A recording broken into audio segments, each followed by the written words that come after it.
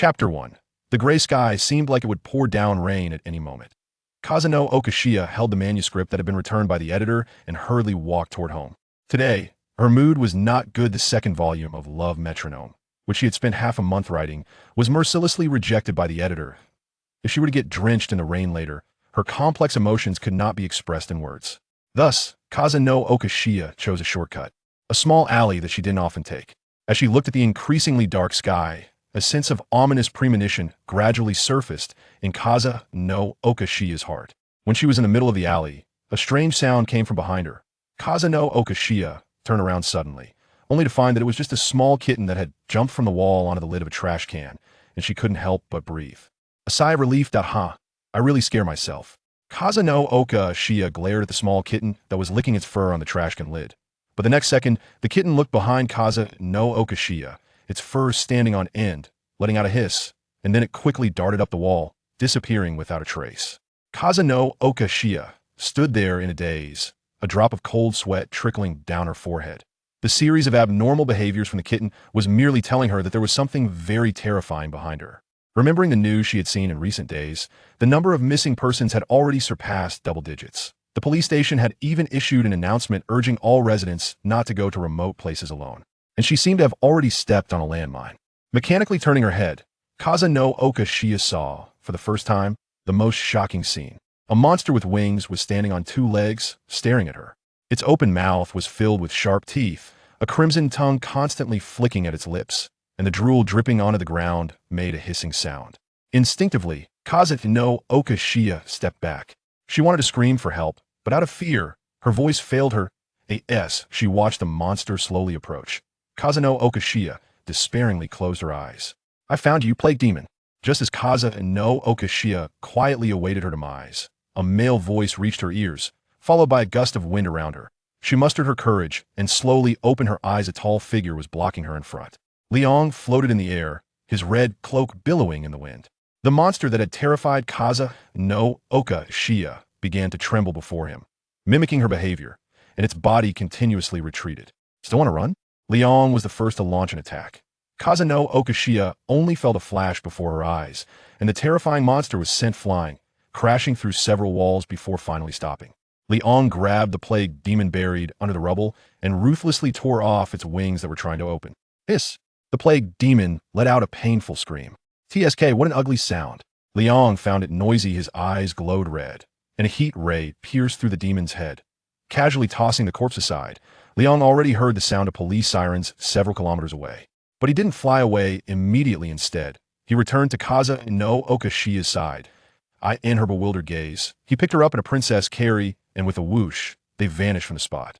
The arriving police officers stood there, dumbfounded, looking at the ruins before them.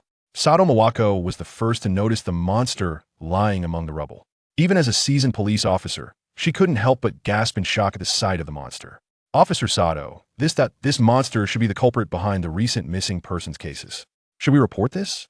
Takagi stood beside Sato Mawako, looking at the monster's grotesque appearance, his voice trembling slightly. Sato Mawako rubbed her forehead and nodded. This matter had exceeded their jurisdiction. It was better to leave it to those above to deal with. While the police were cleaning up the aftermath, Liang had already set Kazano Okashiya down on the ground. They were currently at Kazano Okashiya's home. Once set down, Kazano Okashiya quickly distanced herself from Liang, her ears slightly red. She looked at the tall, handsome man in front of her and asked, "Who are you? What was that monster just now?" Liang did not immediately answer Kazano Okashiya's question. He patted the S on his chest, and then his battle suit quickly transformed into a pendant. "My name is Liang, and you can also call me the Savior." "The Savior?" Kazano Okashiya repeated Liang's words softly. Reflecting on the power he had just displayed, she thought the title was indeed fitting. The monster just now is called Plague Demon, a humanoid artificial monster with very low combat power. If you hit its vital points with a rifle continuously, 2 or 3 magazines should be enough to take it down. A rifle? 2 or 3 magazines. Kazano Okashiya curled her lips. Although she wasn't very knowledgeable about firearms, she knew that a normal human would lose their ability to move after being hit by a bullet, and if hit in a vital area, it would mean a one-way ticket to hell. Yet that monster needed to be hit with 2 or 3 magazines from a rifle to die, and that was called low combat power? Do you realize what you're saying sounds very pretentious? Kaza no Okashia looked at Liang, her tense nerves easing slightly, her sharp tongue subconsciously triggering. Not everyone possesses your kind of strength, muscle man. Liang shrugged. After all, being a transmigrator and a savior came with some privileges wasn't that normal. Seeing that Liang was immune to her sharp tongue, Kaza no Okashia lost the motivation to continue mocking him. She exhaled a breath of frustration and threw herself onto the sofa, weakly saying, "Muscle man, thank you for saving me just now. My name is Kaza no Oka. Kaza no Okashia, 18 years old, 168 centimeters tall, 52 kilograms, a third-year student in Class C at private Tosaki Academy. Appears quiet but has a dark heart. Measurements are B, 89W, 61, H, 88. Listening to Liang recite her information verbatim, Kaza no Okashia's expression first turned dazed, then cold, as she stared at Liang with a look of disdain. "Heh, I think you shouldn't be called Muscle Man. How about we change it to Perverted Savior?" Liang waved his hand. He never valued such superficial titles. Kaza no Okashia tugged at the corners of her mouth. Not expecting the guy in front of her to have such thick skin, she had miscalculated. "The reason I know all about you is that this world entrusted me to find you, the destined one." Liang crossed his arms, looking at Kaza no Okashia, and said, "This world has already been marked by external forces. What you just experienced was merely an appetizer. There will be more evil beings invading. Although I am the savior, as the saying goes, a brave man is no match for many hands. My strength alone is ultimately limited, and I need more partners to help, and you are the one. Chosen by the will of this world."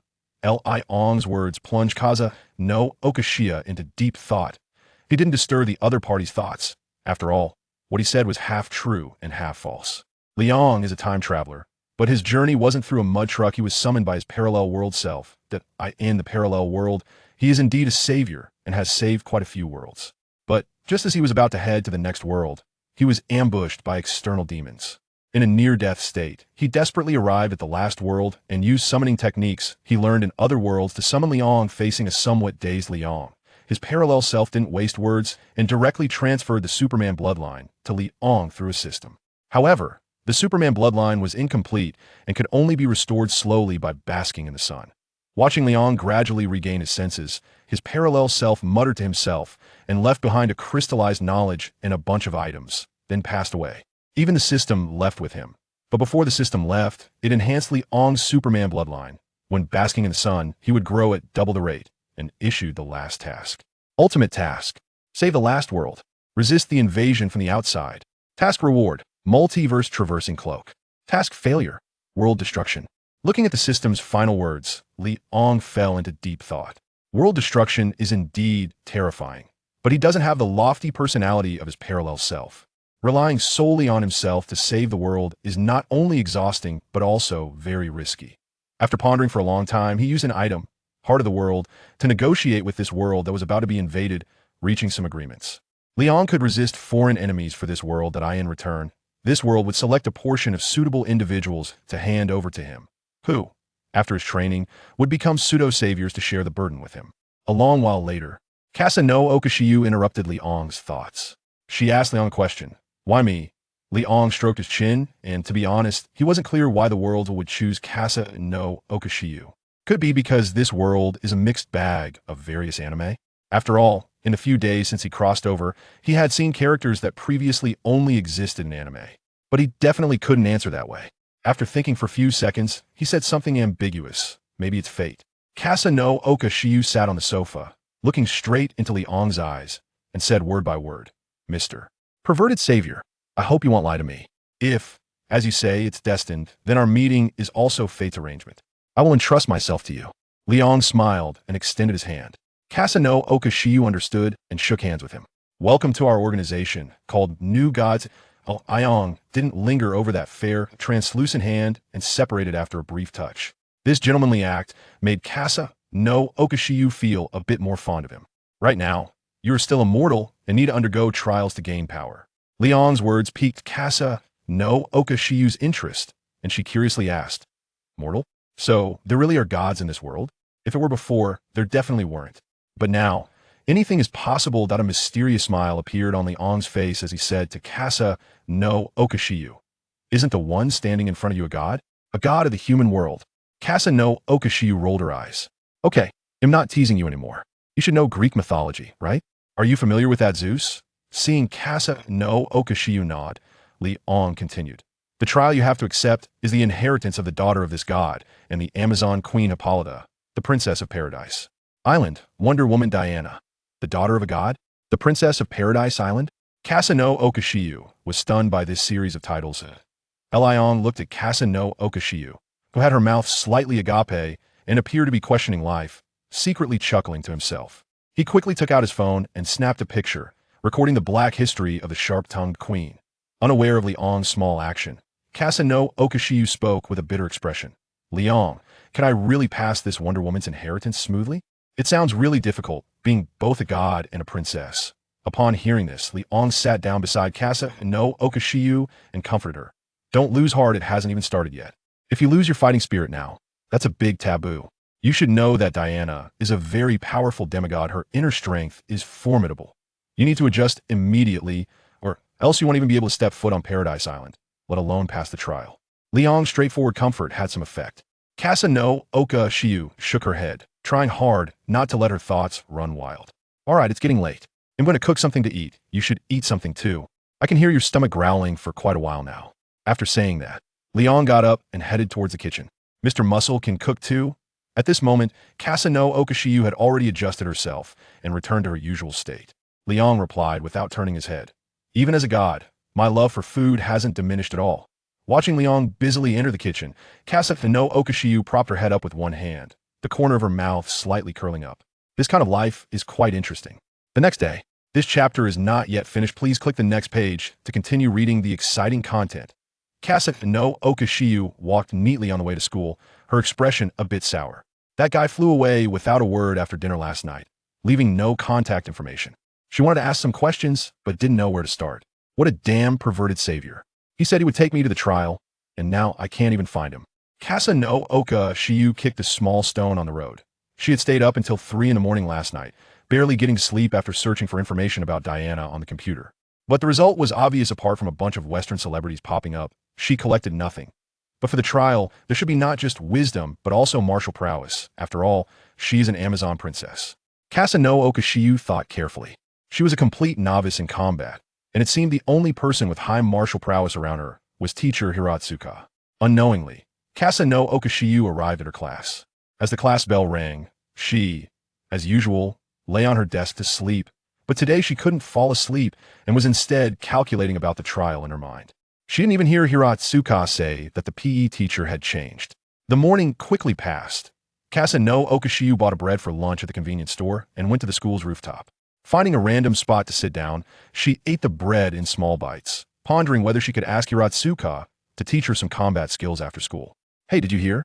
There was a gas leak explosion in District C yesterday. Two female students not far from Casa no Okashiyu chatted about gossip while eating their lunch. That I know. Didn't you forget that I live in Area C? I actually heard that loud noise with my own ears, and there were also some piercing cries mixed in, but it's possible I misheard. The short-haired female classmate took a bite of her food and said with lingering fear, that cry almost kept me awake all night. Every time I closed my eyes, all I could think about was that sound. The long-haired female classmate raised her eyebrows and replied nonchalantly, you already said you might have misheard, so don't dwell on it. Just get a good night's sleep tonight, and what? The short-haired classmate looked at her friend in confusion. She always liked to leave her sentences half-finished. I heard the new PE teacher is super handsome. He crushes all the boys in school just by height, and he's even better looking than celebrities. The long-haired girl was lost in her fantasies as she spoke, a dreamy smile appearing on her face. Kasumi no Okashiyu glanced at the two girls, feeling speechless at their dreamy expressions. However, after hearing their descriptions, she suddenly thought of Leon. This startled Kasumi no Okashiyu, and her cheeks quickly turned red. She hurriedly tidied up the trash and rushed off the rooftop. The afternoon classes were a math class and a physical education class. As usual, Kasumi no Okashiyu fell asleep in math class. This time, she was genuinely taking a nap, considering she had only gone to bed at 3 a.m. last night and was still quite tired. When it was time for physical education class, Kasumi no Okashiyu changed her clothes and went to the playground alone. Upon seeing the new physical education teacher, her beautiful eyes widened in surprise. Leon was wearing a white short-sleeved shirt and black sports pants, with a pendant and a whistle swinging back and forth around his neck. He had a pair of black-framed glasses perched on his nose, and his smile was as refreshing as a spring breeze. Tisk, it's actually the perverted muscle man. Shiyu Kagaya looked at Liang, surrounded by a group of girls, and walked over without thinking. Liang naturally saw Kasumigakaka, Shiyu, walking over. He discreetly avoided the salty pig hand that wanted to touch his chest muscles, then picked up the whistle at his chest and blew it once. The originally scattered group immediately gathered together. Kasumigakaka Shiyu also stopped in her tracks, looking at Liang, who was only 2 or 3 meters away. He was now a teacher, and, as a student, she still had to follow his arrangements. Reluctantly glaring at Liang, Kasumigakaka Shiyu stood in her designated spot in the lineup. Looking at the students in front of him, he felt the long-lost campus atmosphere. Liang pushed up the glasses on his nose and smiled as he said, "Hello, students. I'm a new PE teacher. My name is Liang, and you can call me Teacher Li. For my name, you should have noticed that. That's right. I'm not a neon person. I'm a Yinhuang person. In the days to come, I will be in charge of your PE classes." "Okay, Teacher Li," the students of Class 3C shouted in unison. Of course, with the exception of Kasumigakaka Shiya, Liang first arranged for the students to run 3 laps around the playground to warm up. Then they did sit-ups and planks, executing everything without missing a beat. Among them, Kasumigakaka Shiyu received special attention. Watching Liang pressing on her foot, Kasumigakaka Shiyu had already greeted him hundreds of times in her mind. "Well, Kasumigakaka, your physical fitness is a bit lacking. You need to practice more." Liang's smiling expression seemed like Cupid's arrow of love in the eyes of others. However, in the eyes of Shiyu Kisaragi, it was no different from that of a demon. Nevertheless, Shiyu Kisaragi gritted her teeth and completed the physical training assigned by Liang's sweat soaked her back. And even standing up was somewhat difficult. This scene was witnessed by Shizuka Hiratsuka, who happened to pass by the playground. She had never seen Shiyu Kisaragi take physical education class so seriously. Watching Liang supporting Shiyu Kisaragi, her gaze shifted back and forth between the two, deep in thought. By the time the physical education class ended, Liang threw the small note he received into the trash can, ignoring the seemingly predatory gaze behind him, and calmly said, "Don't look at me like that. I'm doing this for your own good. In a week, I'll take you to participate in the Paradise Island trial. For now, focus on training yourself." Siano Oka Shiyu looked at the man in front of her with a complicated expression. Even though she had just been tormented by him, she felt no hatred or dislike at all. Liang turned around and threw 3 small red bottles towards Shiyukaza no Oka, who hurriedly caught them. "These are blood-activating potions. Drink one after you push yourself to the limit during training. It will replenish your stamina and also enhance your physical limits." Shiyukaza no Oka nodded and put the small red bottles away. Just as Liang was about to say something else, he furrowed his brow and looked northeast. Shiyukaza no Oka noticed the change in Liang's expression and asked, "Is there another monster appearing?" Liang slightly nodded, casually glancing at the stairwell, then said, "I'll go take a look. This is my phone number. Contact me if there's anything." After handing the note with his phone number to Shiyu Kazunoko, Liang touched the pendant on his chest, and the red and blue superhero suit immediately covered his whole body. Under Shiyu Kazunoko's gaze, Liang soared into the sky, disappearing into the horizon. "Be careful, Liang," Shiyu Kazunoko said, placing her hands together and silently praying for him. Meanwhile, in the corner of the stairwell, a girl with golden twin ponytails covered her mouth, her eyes filled with disbelief. Liang Fei soared through the sky and quickly arrived at the scene. He peered through layers of white clouds, observing the events unfolding below. Inside a restaurant, a bald man in a suit was eating rapidly, bypassing the use of his hands and burying his face directly into the plate, only consuming meat while leaving the vegetables untouched. Once he finished the meat on his own plate, he began to snatch meat from the plates of other customers. Anyone who tried to stop him was brutally shoved to the ground, and some were even bitten on the neck, having flesh torn away. Hee, delicious. The taste of meat is so good. The bald man chewed on the chunks of meat in his mouth, blood dripping down his neck and staining his pristine shirt. After clearing his plate, the bald man, still unsatisfied, charged into the kitchen. Ignoring the boiling hot oil, he reached into the fryer and pulled out half-cooked meat, happily devouring it. The kitchen staff were horrified by the scene and scrambled to escape. The patrolling police arrived late, cautiously drawing their batons as they entered the kitchen. They saw the bald man gnawing on raw beef and issued a warning. "Sir, please put down the meat. You are severely disrupting public order. Please cooperate and come with me to the police station." Hearing this, the bald man looked up, his pupils transformed into slits, his teeth sharpened. He glared at the officer, let out a roar, discarded the raw beef, and leapt forward. The sudden attack caught the officer off guard. He swung his baton, trying to fend off the bald man's assault, but it was ineffective. Striking the bald man felt like hitting dead water with no response. With a scream, the bald man tore a large chunk of flesh from the officer's arm, causing the baton to clatter to the ground. The injured officer clutched his bleeding arm and turned to run towards the exit, but the sounds of pursuit behind him fell like death's drumbeats on his heart. Bang! A gunshot rang out. Sato Mawako stood at the restaurant entrance with a gun, her expression serious. "Fool! Don't just stand there, run!" Takagi shouted beside her, noticing the injured officer in a daze. The officer snapped back to reality and sprinted toward the exit. The bullet that struck the bald man did not injure him. The bullet that hit his thigh left only a white mark on his skin, without even breaking it. "Food! The food is getting away!" The bald man let out another roar and lunged closer to the injured officer. "Fire!" Sato, seeing the situation worsen, fired several shots at the bald man. Takagi also drew his sidearm, providing cover for the injured officer.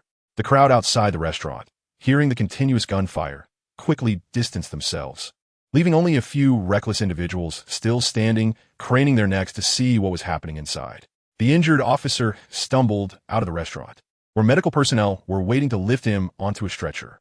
But the chaos was not over yet. Sato and Takagi were thrown out by the bald man. Sato was slightly lucky. She landed on a few people who acted as a buffer, feeling only soreness. Takagi was not so fortunate. He crashed directly into a police car, shattering the windshield, and coughed up a mouthful of blood, clearly suffering internal injuries. The bald man staggered out of the restaurant, now completely unrecognizable as a human. His formerly bald head was now covered in yellowish black hair. His ears shifted to the sides of his head and transformed into triangular shapes, twitching constantly. His hands turned into claws, tearing off his tattered suit, and his shoes had long since vanished, leaving long nails scratching marks on the ground. "What on earth is that thing?" Sato Mawako gritted her teeth as she got back up, reloading her empty gun, and tremblingly aimed at the approaching monster. "Sato, support is on the way. Just hold on for 2 more minutes," came the voice of Megure San from the radio on her belt. With a bitter smile, Sato wished she could hold on for 2 minutes, but after what she had just experienced, it was clear that the monster was immune to the damage from small arms. She truly didn't know how to buy time. "You heard that too? Support is on the way. Now, while the monster's attention is on me, quickly evacuate the surrounding civilians. Move fast." Several officers who had just gotten up silently retracted their batons and quickly took action, driving away the reckless onlookers and confiscating their phones to delete any videos taken. "Meat, food, I want to eat." The monster drooled heavily, its eyes fixed on Sato with a gluttonous gaze. Sato gritted her teeth and squeezed out a few words. "Bastard, don't underestimate humanity." Bang, bang, bang. As the flames erupted from the gun, 3 bullets flew towards the monster in a triangular formation. The monster was no fool. Although the food's attack couldn't breach its defenses, it still felt some pain. It swiftly dodged the bullets, and in the next moment, it was right in front of Sato. Just as she was about to pull the trigger again, the monster swatted her right hand, breaking it and causing the gun to clatter to the floor. Without the threat of a weapon, the monster grasped Sato by the neck, lifting her high and relishing in the sight of its food struggling. Just as Sato felt she was about to suffocate, a red beam descended from the sky. The monster hadn't reacted in time when its right hand fell to the ground. A towering figure gradually descended from the sky. As Sato gasped for air, she gazed at the man who landed before her. A red cape billowed in the wind. A blue bodysuit wrapped around muscular arms, and a large S symbol was emblazoned on his chest. Though his lips curled upward, there was no hint of a smile, only a faint mockery. "A cat beast man, it seems the invasion is happening faster than I thought." Li Ang's murmurs were clearly heard by Sato beside him, whose face revealed a contemplative expression, leaving it unclear whether it was intentional or unintentional. The cat beast man covered his severed arm, staring at the man in front of him, his fur standing on end. In an instant, the roles were reversed from hunter to prey. "I'll give you a chance. Tell me the number of your invaders, and I'll make it quick for you." Leon raised a finger. This was his final mercy. But as soon as he finished speaking, the once arrogant cat beast man scrambled away in a panic. Watching the fleeing cat beast man, Leon's expression turned calm. Sato leaned against the police car, her throat feeling slightly better, and looked at the emotionless man as if she could see a volcano about to erupt. With a whoosh, Li Ang's figure vanished from the spot, and when he reappeared, the cat beast man had a close encounter with his fist, leaving only a few sharp teeth remaining. Looking down at the cat beast man, Liang said, "Who gave you the courage to run away in front of me? Do you think you're faster than light?" The cat beast man lay on the ground in pain, making a whimpering sound. "Honestly, tell me the number of invaders, or the pain you'll experience later will be 100 times worse than now." Liang placed his foot on the thigh of the cat beast man, and then slowly applied pressure, the strong force crushing the cat beastman's leg bone. If you listen closely, you could hear the sound of bones cracking. The cat beast man let out a painful scream. I said, including myself, there are a total of 7 intruders. Among them a jellyfish, a cow, and before I could finish my sentence, the cat beast man froze for a moment, then its pupils widened, and its head exploded like a burst watermelon, red and white splattering everywhere. Liang quickly sensed that something was wrong and moved aside. His gaze lingered on the corpse of the cat beast man for a second. Then he scanned the surroundings, but found no suspicious individuals. Things were getting interesting. Liang murmured softly, preparing to fly into the sky. At that moment, Mawako Sato, who was chasing on a motorcycle, called out to him. "Hello. May I ask who you are? How should we address you? We're these monsters." Liang stopped his ascent into the sky, turned around, and stared directly at Mawako Sato. After a few seconds, he smiled faintly and said, "Does it matter who I am?" Mawako Sato nodded and firmly replied, "It does matter." Hearing this, Liang thought for a second and said to Mawako Sato, "You can call me the god of humanity, or you can call me Superman. I am the savior of this world, the Messiah." "The god of humanity? The Messiah?" Mawako Sato was shocked. "As for those monsters, they are invaders from the outside world. In the future, you will often deal with them. So, Ms. Sato, be sure to equip yourself with better gear. At least next time, it won't be as embarrassing as today." After saying this, Liang soared into the sky without looking back, then made a sonic boom and disappeared into the blue sky. Mawako Sato reached out her hand, wanting to call back this self-proclaimed Superman, but looking at the traces left in the sky from the sonic boom, she reluctantly retracted her hand. Before long, Officer Meguer also arrived at the location where Mawako Sato was. He looked at Sato leaning against her motorcycle and asked, "Where's that man?" Interrupted from her thoughts, Sato raised her head and met Officer Meguer's gaze, her expression serious as she said, "Chief, do you believe in the existence of gods in this world?" Meguer wanted to say that we live in a scientific society where everything is based on materialism.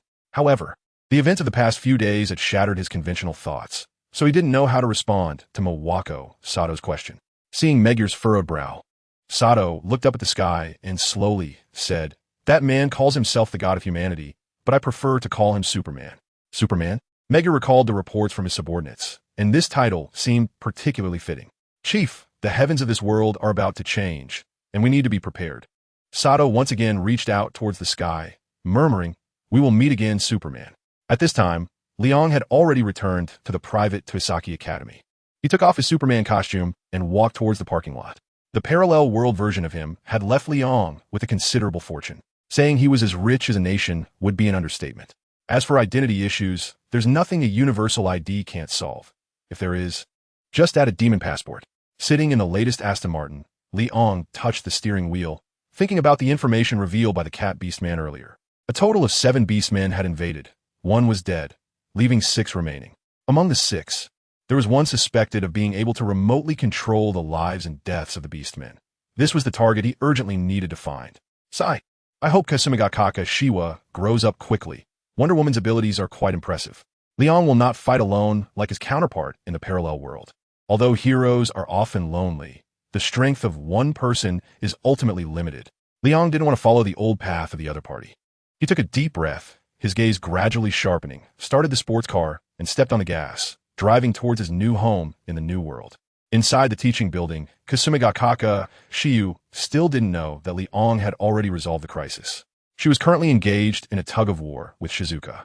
Hiratsuka Shizuka sat on a chair, legs crossed, and had been smoking since Kasumigakaka Shiyu entered. "You wanted to teach you martial arts, so you have to give me a reason. Is it because of the new PE teacher?" I have to say, Hiratsuka Shizuka's intuition was pretty accurate. Kasumigakaka Shiyu shook her head and replied firmly, "I just want to become stronger, that's all." Hiratsuka Shizuka supported her forehead with one hand, not believing what Kasumigakaka Shiyu said at all. "Wanted to become stronger just to learn some martial arts? I practiced when I was younger, and I still remember the hardships." "Kasumigakaka, tell me the truth. Do you know the new PE teacher?" Hiratsuka Shizuka's first impression of a newly hired PE teacher was that he was too handsome and didn't look like a teacher at all. He would be more suited to debut in the entertainment industry. Kasumigakaka, Shiyu frowned and hesitated to shake her head. After all, Hiratsuka Shizuka was at least 10 years older than her and could see through her concealment at a glance. If you don't tell me the truth, I won't agree to your request. Hiratsuka Shizuka shook off the ash from her cigarette, turned her head, and exhaled smoke out the window. Seeing Hiratsuka Shizuka's resolute attitude, Kasumigakaka Shiyu knew she had to reveal something to get the other party to relent. So she spoke up, "The world is becoming gradually more dangerous, and I want to learn some self-defense techniques."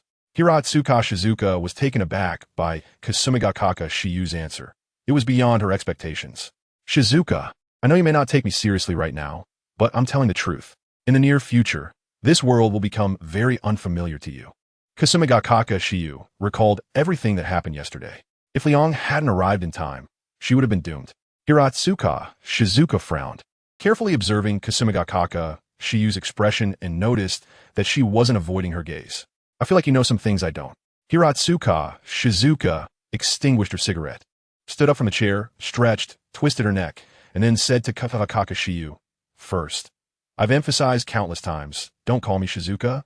You should refer to me as Teacher Hiratsuka. Second, I can agree to teach you martial arts, but I hope you can honestly answer me one question." Kasumigakaka Shiyu seemed to know what she was going to ask and preemptively said, "I know Liang, but I can't tell you more about him without his consent." Hiratsuka Shizuka pursed her lips, disliking the feeling of being the only one oblivious in a world where everyone else was awake. Although currently, there were only two people. Impatiently shaking her hand, Hiratsuka Shizuka walked towards the door. "Let's go. I'm a registered member at a martial arts club. Since it's still early, I'll first see how capable you are." A smile appeared on Kasumigakaka Shiyu's face as she followed Hiratsuka Shizuka out of the school. As they continued on, they encountered countless ambushes and traps. But with Kasumigakaka Shiyu's ability to turn danger into safety, it wasn't always possible to retreat unscathed, and she ended up with several new scars. Liang silently followed beside Shiyu Kazanakan. He observed every action and movement of hers. To be honest, he was somewhat surprised that she could improve her abilities to such an extent in just 1 week. Ding! Shiyu Kazanakan blocked the incoming arrows with a sword she picked up, rushing towards the bushes ahead, engaging in a fierce battle with the Amazon warrior hiding inside.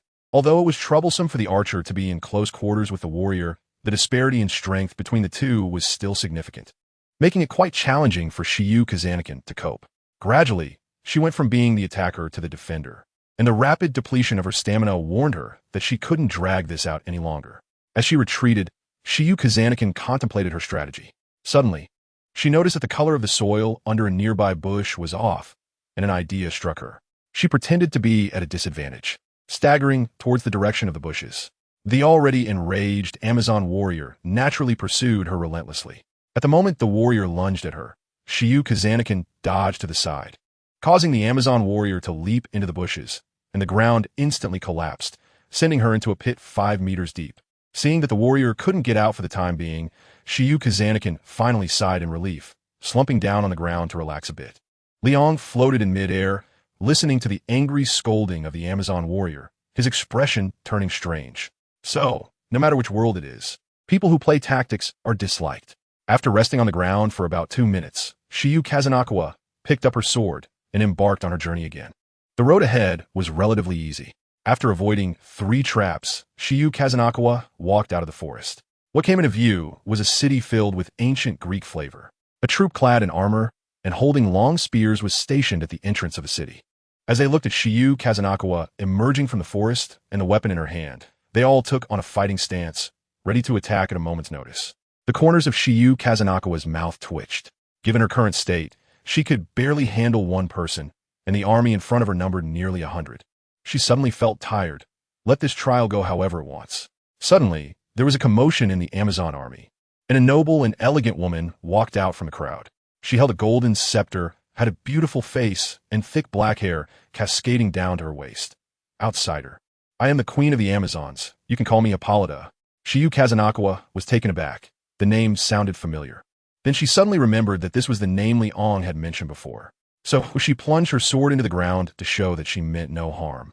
then bowed to Hippolyta and introduced herself. Hippolyta had a faint smile on her face, whether it was an illusion or not.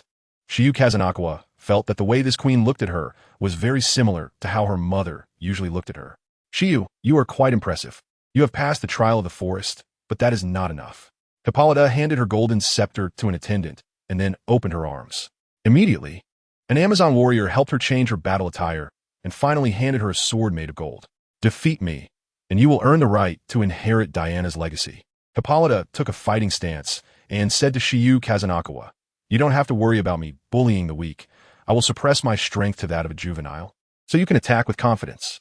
Upon hearing this, Shiyu Kazunakawa was not one to be overly sentimental. She drew her sword, her eyes filled with intense fighting spirit. This period of relentless training was for this moment, wasn't it? She no longer wished to experience the feeling of being on the brink of death again.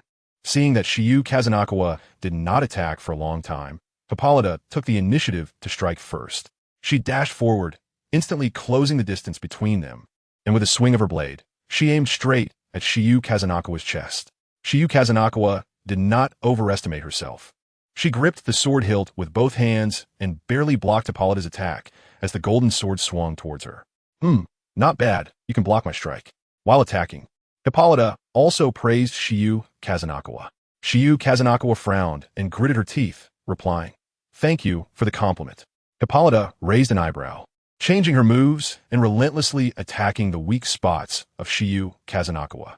In Liang's eyes, although Hippolyta had suppressed her strength to that of a juvenile, her rich experience still overwhelmed Shiyu Kazunakawa.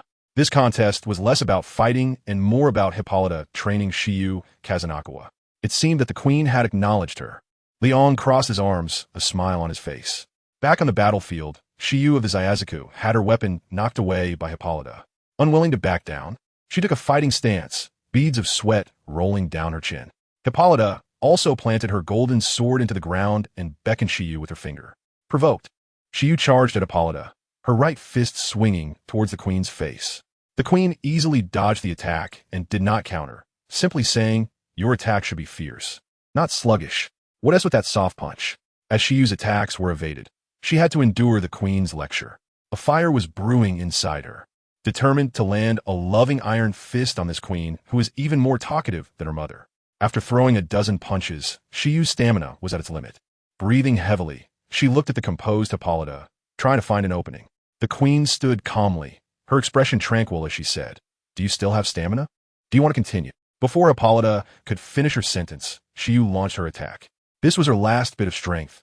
If she did not succeed, she would perish. First, she threw a right punch, and a flicker of disappointment flashed in the queen's eyes.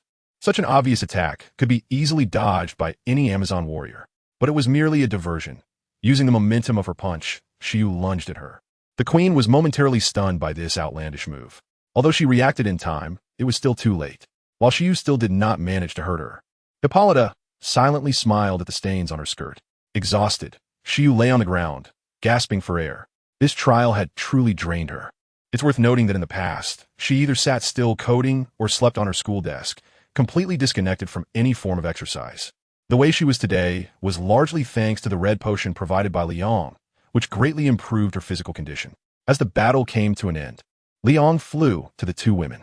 Hippolyta slightly bowed her head towards Liang, showing respect. How is it? Can you still walk?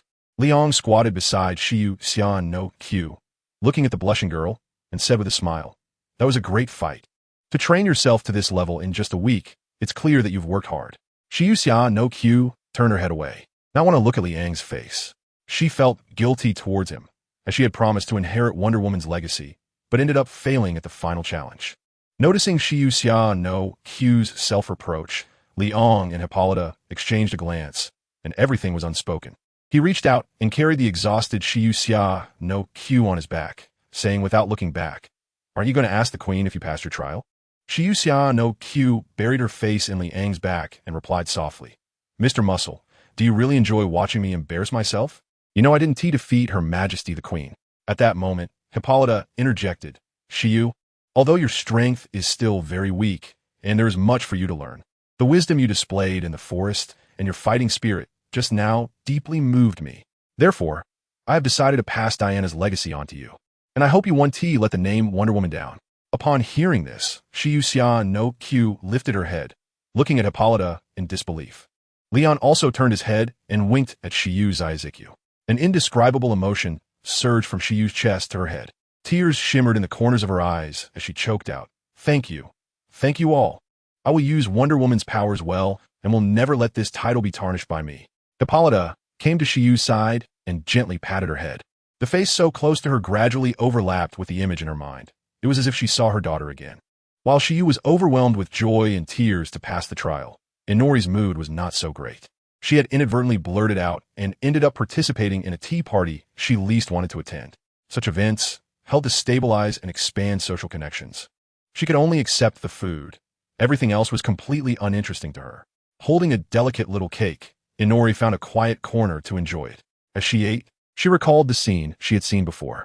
It had been almost a week since then, and Inori had subtly gathered some information about Leon.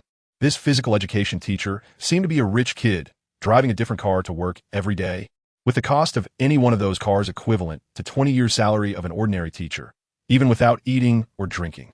He lived in an upscale, wealthy area. But few had seen him go out for leisure. Every day after work, he went straight home, never going to bars or karaoke, participating in no entertainment activities at all. There was also something that concerned Inori. She discovered that the Big Milk Cow went to the combat club with teacher Hizuka every day after school, and she was already showing initial muscle definition. Their relationship must be unusual, Inori speculated. According to comic logic, Shiyu must be training her body. And once her physical fitness reached the standard, she would gain superpowers. Damn it, I want superpowers too. Inori took a big bite of cake, pouting, her tone filled with envy. "This beautiful lady, I am Shava Fred. May I have the honor of inviting you to enjoy the flowers?"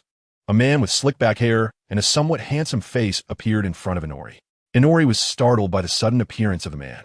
She patted her chest, swallowed the cake that had nearly choked her, and then looked at the man. For some reason, although he was good-looking, based on past experiences, she would usually politely accept an invitation, but the way he looked at her felt like he was looking at food, despite having no ill intentions. "Sorry, I'm a bit tired today and don't really want to move around." Inori politely declined Fred's request. After being rejected, a hint of dissatisfaction flickered in Fred's eyes. And before leaving, he cast a deep glance at Inori. Inori placed her finished cake plate aside, her gaze locked onto Fred's back. That glance he gave her as he left actually filled her with fear. "What, are you interested in someone else?" Sayaka wore an elegant dress and held a champagne glass. Coming to Inori's side, Inori shot her mother an annoyed look and said, "He just came to hit on me, but I rejected him. Then he looked at me before leaving, and that gave me goosebumps. It felt like I was being targeted by a monster." After hearing her daughter's account, Sayaka frowned and put down the champagne she was about to sip. "So you mean this person is dangerous?" Inori nodded and shook her head. She didn't know how to describe it. Sayaka thought for a moment, then walked over to another wealthy woman and casually extracted the information she wanted in just a few sentences. Returning to her daughter, Sayaka saw that Fred had successfully hit on another woman. That woman was also known to her. She was a widow living comfortably off her late husband's estate. But her reputation in the social circle was not very good. Those who understood knew. That guy was said to be the son of some oil tycoon from the West. And he came to Neon to relax. Coincidentally, the person hosting this afternoon tea was his friend, so he was invited. A Westerner? He does look like one. But his fluent Neon language always made Inori feel something was off. "If you feel uncomfortable here, I won't force you. But the event has just started. Sit for another half hour, and I'll have the driver take you home." Sayaka knew her daughter's personality well and didn't press her. Inori nodded, glancing at Fred, who was leading the wealthy woman toward the garden, silently praying that it was just her overthinking. "Madam Shasha, look at this flower. It has faded because of your beauty." Fred picked a flower, and the originally vibrant bloom withered rapidly under Shasha's gaze. Shasha theatrically covered her mouth, her eyes filled with admiration as she looked at Fred. "Oh, dear Fred, your magic trick is enough to outshine those who claim to be magic masters on television. Even if you say it's magic, I would be willing to believe it." Shasha understood men's psychology well, knowing exactly what to say at the right time. Fred smiled, his gaze momentarily lingering on Shasha's neck. Discreetly swallowing, the two strolled casually in the garden. However, Shasha failed to notice that they were gradually drifting away from the crowd. When they reached the deepest part of the garden, Fred stopped walking, and Shasha intuitively turned to the side, a playful smile on her face. Fred licked his lips, loosened his tie, revealing long fangs.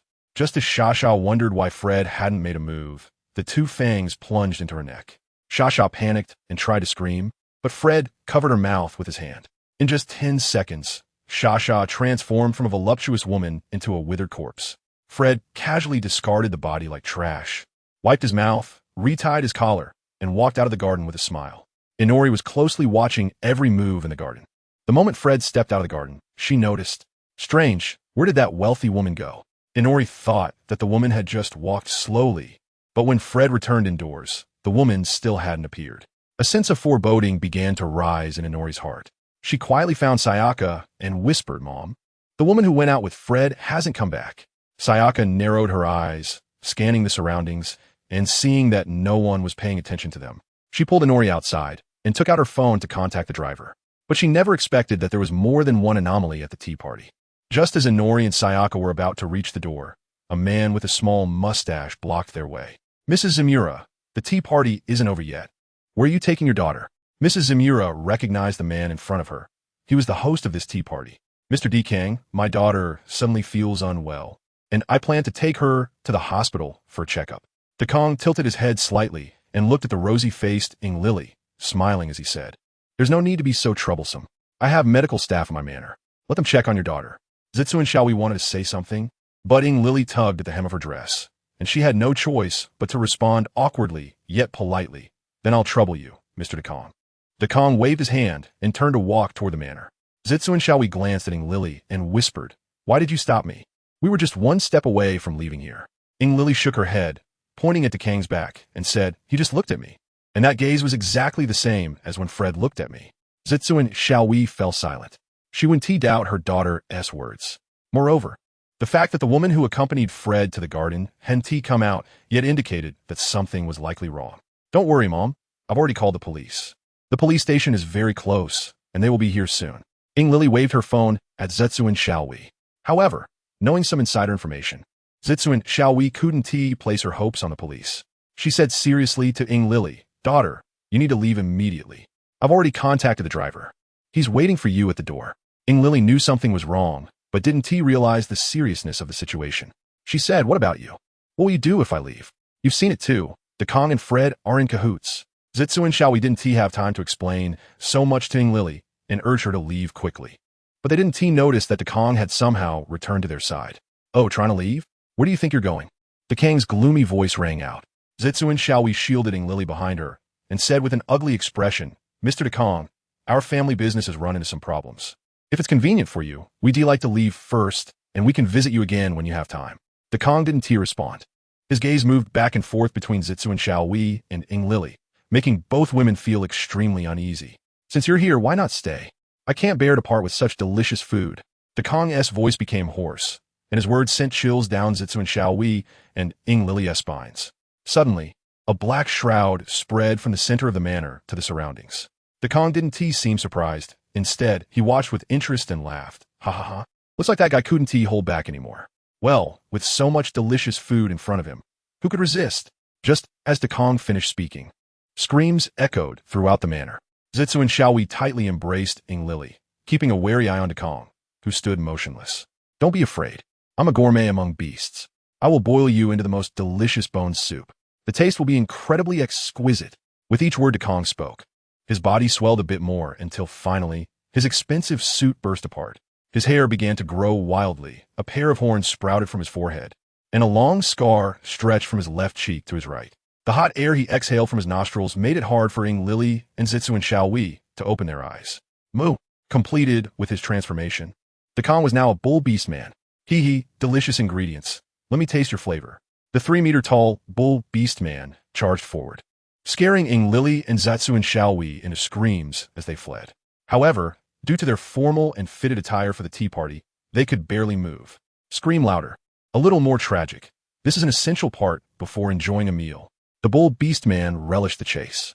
Each charge shook the ground, trampling the surrounding trees and flowers into chaos. Oh no! In a misstep, Zetsu and Xiaohui fell to the ground, and her exposed ankle visibly swelled. "Mom, get up. Please get up." Ing Lily pulled on Zetsu and Xiaohui's hand with all her strength, dragging her across the ground. "Ing Lily, let go. If this continues, we'll both be done for." Zitsuen Xiaowei was already in tears. How could this child not let her rest easy even in a life-and-death situation? The bull beast man felt nothing for the touching scene before it. It readied itself, scraping its feet on the ground, and aimed its massive horns at the mother and daughter, looking ready to charge. Tot tot tot tot tot. Just then, Sato Mawako arrived late, brandishing a rifle and firing at the bull beast man. The attacked bull beast man had to stop its movements, raising its hand to block the bullets aimed at its head. As for why Sato Mawako was able to arrive at such a critical moment, it was thanks to Ing Lily's earlier phone call to the police. Given the recent events, the higher-ups had decided to establish an anti-demon investigation team, of which Sato Mawako was a part. During the call, Ing Lily had detailed Fred's issues and emphasized her feelings when he looked at her, which led to the matter being escalated to the anti-demon investigation team. Upon receiving the order, Sato Mawako immediately set out. She took Leo's advice, carrying a rifle, 2 handguns, several magazines, and a flashbang. These powers were currently exclusive to their anti-demon investigation team. Sato Mawako swiftly grabbed her gear, hopped on a police motorcycle, and sped toward the reported location. Luckily, she was on a motorcycle, allowing her to weave through the congested traffic. Just as the black shroud was about to descend, the latecomer colleagues could only anxiously wait outside the shroud. She touched the shroud. It was solid. She hit it with her gunstock. It was very hard. The area covered by the shroud was pitch black. She turned on the tactical flashlight on her rifle and, following her phone's navigation, moved toward the Manor's location. Just as Ing Lily and Zitsuen Xiaowei were on the brink of disaster, she arrived in time to fend off the bull beast man. Are you both okay? Sato Mawako switched shooting frequencies while approaching Ing Lily and Zitsuen Xiaowei. I'm fine, but my mom twisted her ankle and can't walk. Ing Lily still had tear stains on her face. She truly thought she was going to die just now. Sato Mawako quickly glanced at Zitsuen Xiaowei's ankle, which was indeed swollen and had lost mobility. Put her on my back. Let's find a safe place to hide and think of a way. Listening to Sato Mawako's plan, Ing Lily complied, carefully placing Zitsuen Xiaowei on Sato Mawako's back. Miss, I have a flashbang at my waist. When I say throw, you pull the pin and throw at that monster. Is that a problem? Sato Mawako had emptied 1 magazine and was immediately reloading the second. The bull beast man had intended to charge during this brief pause, but Sato Mawako's marksmanship was not to be underestimated. The bullets almost all aimed for the bull beastman's eyes. Ing Lily nodded. She took the flashbang from Sato Mawako's waist, her fingers hooking the pin, ready to throw it at any moment. Sato Mawako counted the bullets in the magazine and shouted to Zitsuen Xiaowei on her back, Madam, hold on tight and don't let go. Upon hearing this, Sekimura Sayaka hugged tighter. Sato Mawako counted the number of bullets fired, and after the last bullet was spent, she shouted without looking back, now, throw. In a reflexive motion, Inariri pulled the tab and threw it towards the monster. The bull beast was still secretly pleased, thinking the food's attack had stopped, and it was time for it to strike. However, as soon as it opened its eyes, it was met with the blinding flash of a flashbang, causing it to let out a painful howl from the intense light. While the monster covered its eyes, Sato Mawako and the others escaped from the manor. But since they were carrying an injured person, their speed wasn't fast, and they had to find a house halfway through, shatter a window, and hide inside. The people nearby had all gone to a tea party hosted by Deacon, so the officer could rest a bit. Sekimura Sayaka was placed on the sofa by Sato Mawako, who then held her gun and searched the first floor of the house. After listening to Sekimura Sayaka's words, she exhaled a breath of frustration and sat down on a chair. Inariri rummaged through the first floor and finally found a household emergency medical kit in a cabinet.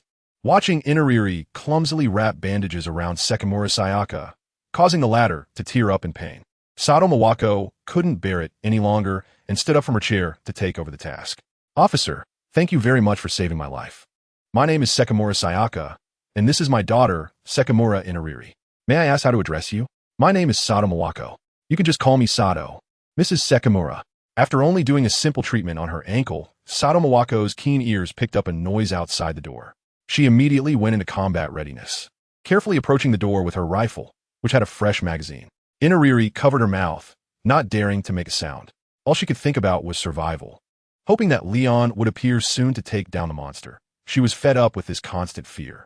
Meanwhile, Leon was still on Paradise Island with Kasumiga Kakashiwa, waiting for her to accept the legacy of Wonder Woman. However, Leon sensed something and turned to look in the direction of the portal, his brow furrowing. What's wrong? Your expression suddenly doesn't look good. Seeing Leon stop and his serious demeanor, Kasumigakaka Shiwa realized something must be happening outside the portal. Leon looked in the direction of the portal for a few seconds, then slowly ascended, lowering his head to say to Shiyu Kisaragi, "You follow Hippolyta to receive Wonder Woman's legacy. I'm going out to take a look." Before his voice even faded in the air, Leon had already dashed out of the portal. On the other side, Mawako Sato approached the door, leaned her ear against it, and listened to the sounds outside. But the next moment, her pupils suddenly constricted. "Do you want to hear my voice?" "Food." The bat monster transformed by Fred used ultrasound to locate the disobedient food, then deliberately made some noise outside to lure them in. Mawako Sato turned her head and shouted hoarsely to Eriri and Sayaka, "Get away," before she could finish her sentence. The bat monster outside let out a piercing laugh, followed by a heart-wrenching scream that sent sound waves rippling toward the house. Standing by the door, Mawako Sato was directly blasted away by the ultrasound. Eriri and Sayaka clung tightly to the armrests of the sofa, but it was futile as they were both sent flying. When the bat monster stopped its assault, the originally magnificent villa was left in tatters. The bull beast man kicked down the cracked wall, its large bull eyes scanning the surroundings. And after spotting what it was looking for, it grinned and walked over. "Hee hee, food. Your current state inspires me to create a culinary masterpiece." Mawako Sato lay on the ground, her whole body aching, especially her chest, with at least 2 broken ribs. She glared at the monster looming over her and struggled to voice her thoughts.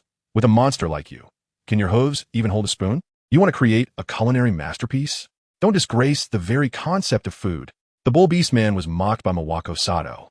Its beastly face turned red with anger, and it grabbed Mawako Sato off the ground, its grip tightening. Watching the expression twist on her face, it laughed heartily. "Are you feeling the pain? You pathetic worm." Suddenly, a gust of wind sounded next to the bull beastman's ear. It felt a sharp pain on its face, and its massive body was pulled further away from the dilapidated villa. Leon held the fading Mawako Sato in his arms. He didn't expect this policewoman to be so efficient, and her luck was bad as well, encountering an intruder.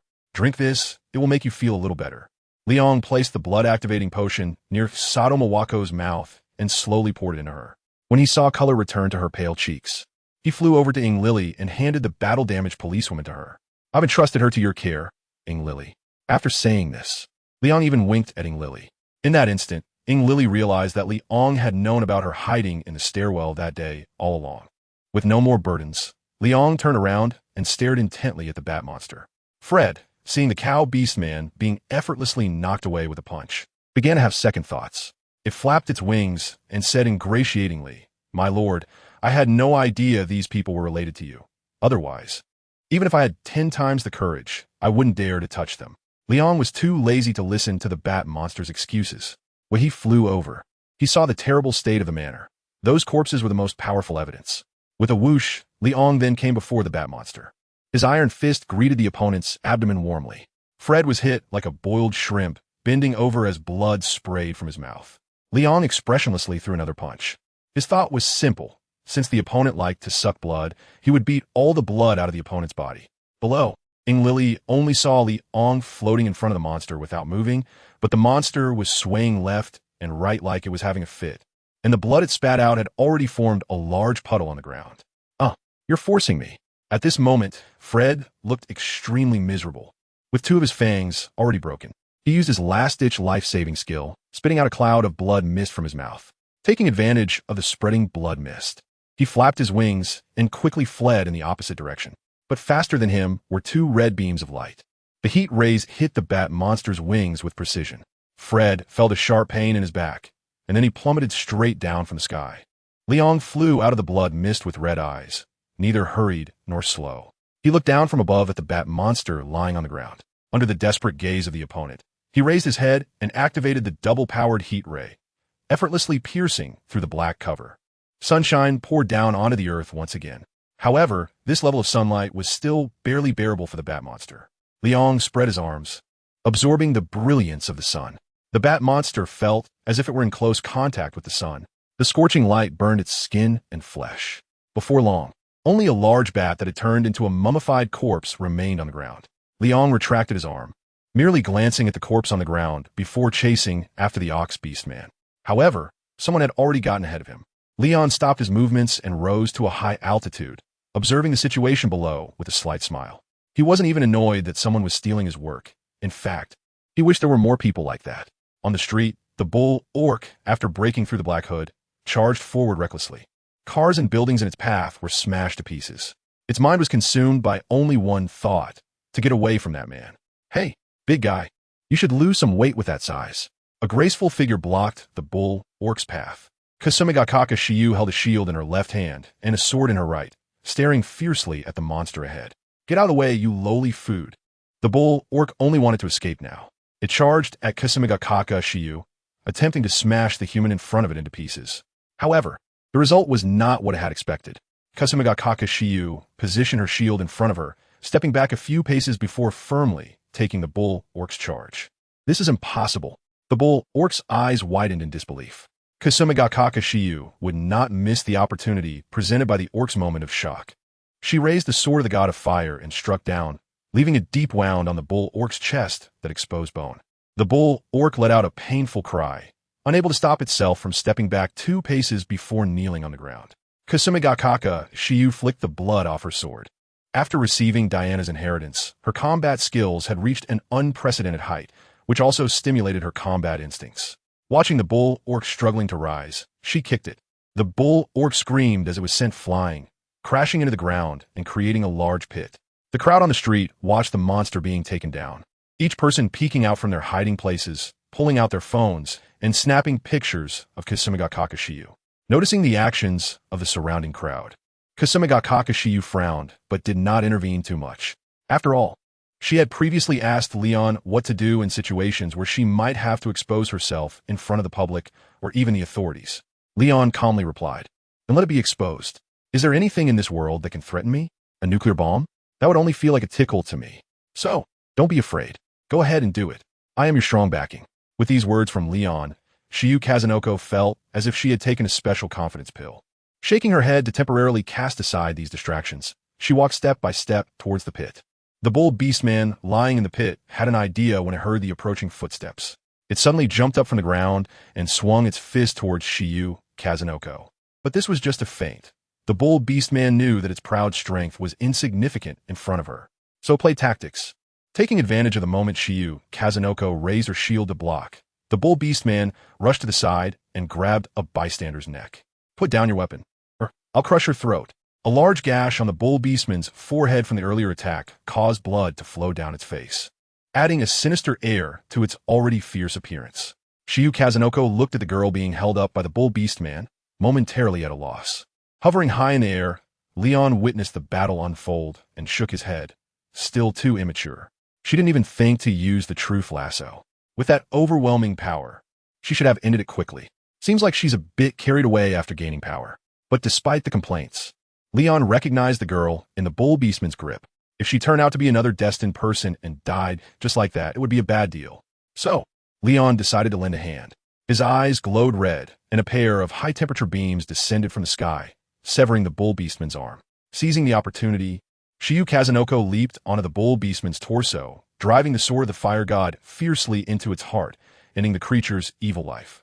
Looking at the bull beastman that was dead beyond death, Shiyu Kazunoko let out a sigh of relief. She had thought her first mission would be a disaster, but fortunately, it wasn't the worst outcome. "Thank you, hero." The girl slumped to the side, covered her neck, and breathed heavily, her white beret falling to the ground.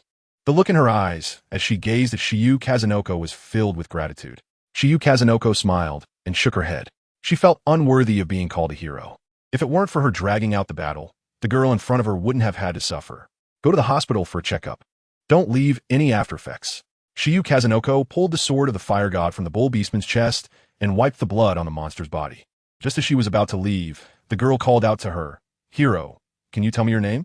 Shiyu Kazunoko paused, turned her head, and said, "Call me Wonder Woman." After saying this, she flew into the sky under the girl's gaze. A moment too late, Miko looked at the woman disappearing into the blue sky and murmured, "This world is becoming increasingly inscrutable." Leon, who had been waiting above the clouds, looked at Shiyu Kazunoko flying over and teased, "Oh, isn't this our newly promoted superhero Wonder Woman?" On her first mission, she already gained a little fan. Not bad. Shiyu Kazunoko shot Leon an annoyed glance. She knew he meant no harm, but it still felt uncomfortable to hear. Approaching Leon, she fidgeted for a moment and quietly said, "Thank you for your help in the battle just now."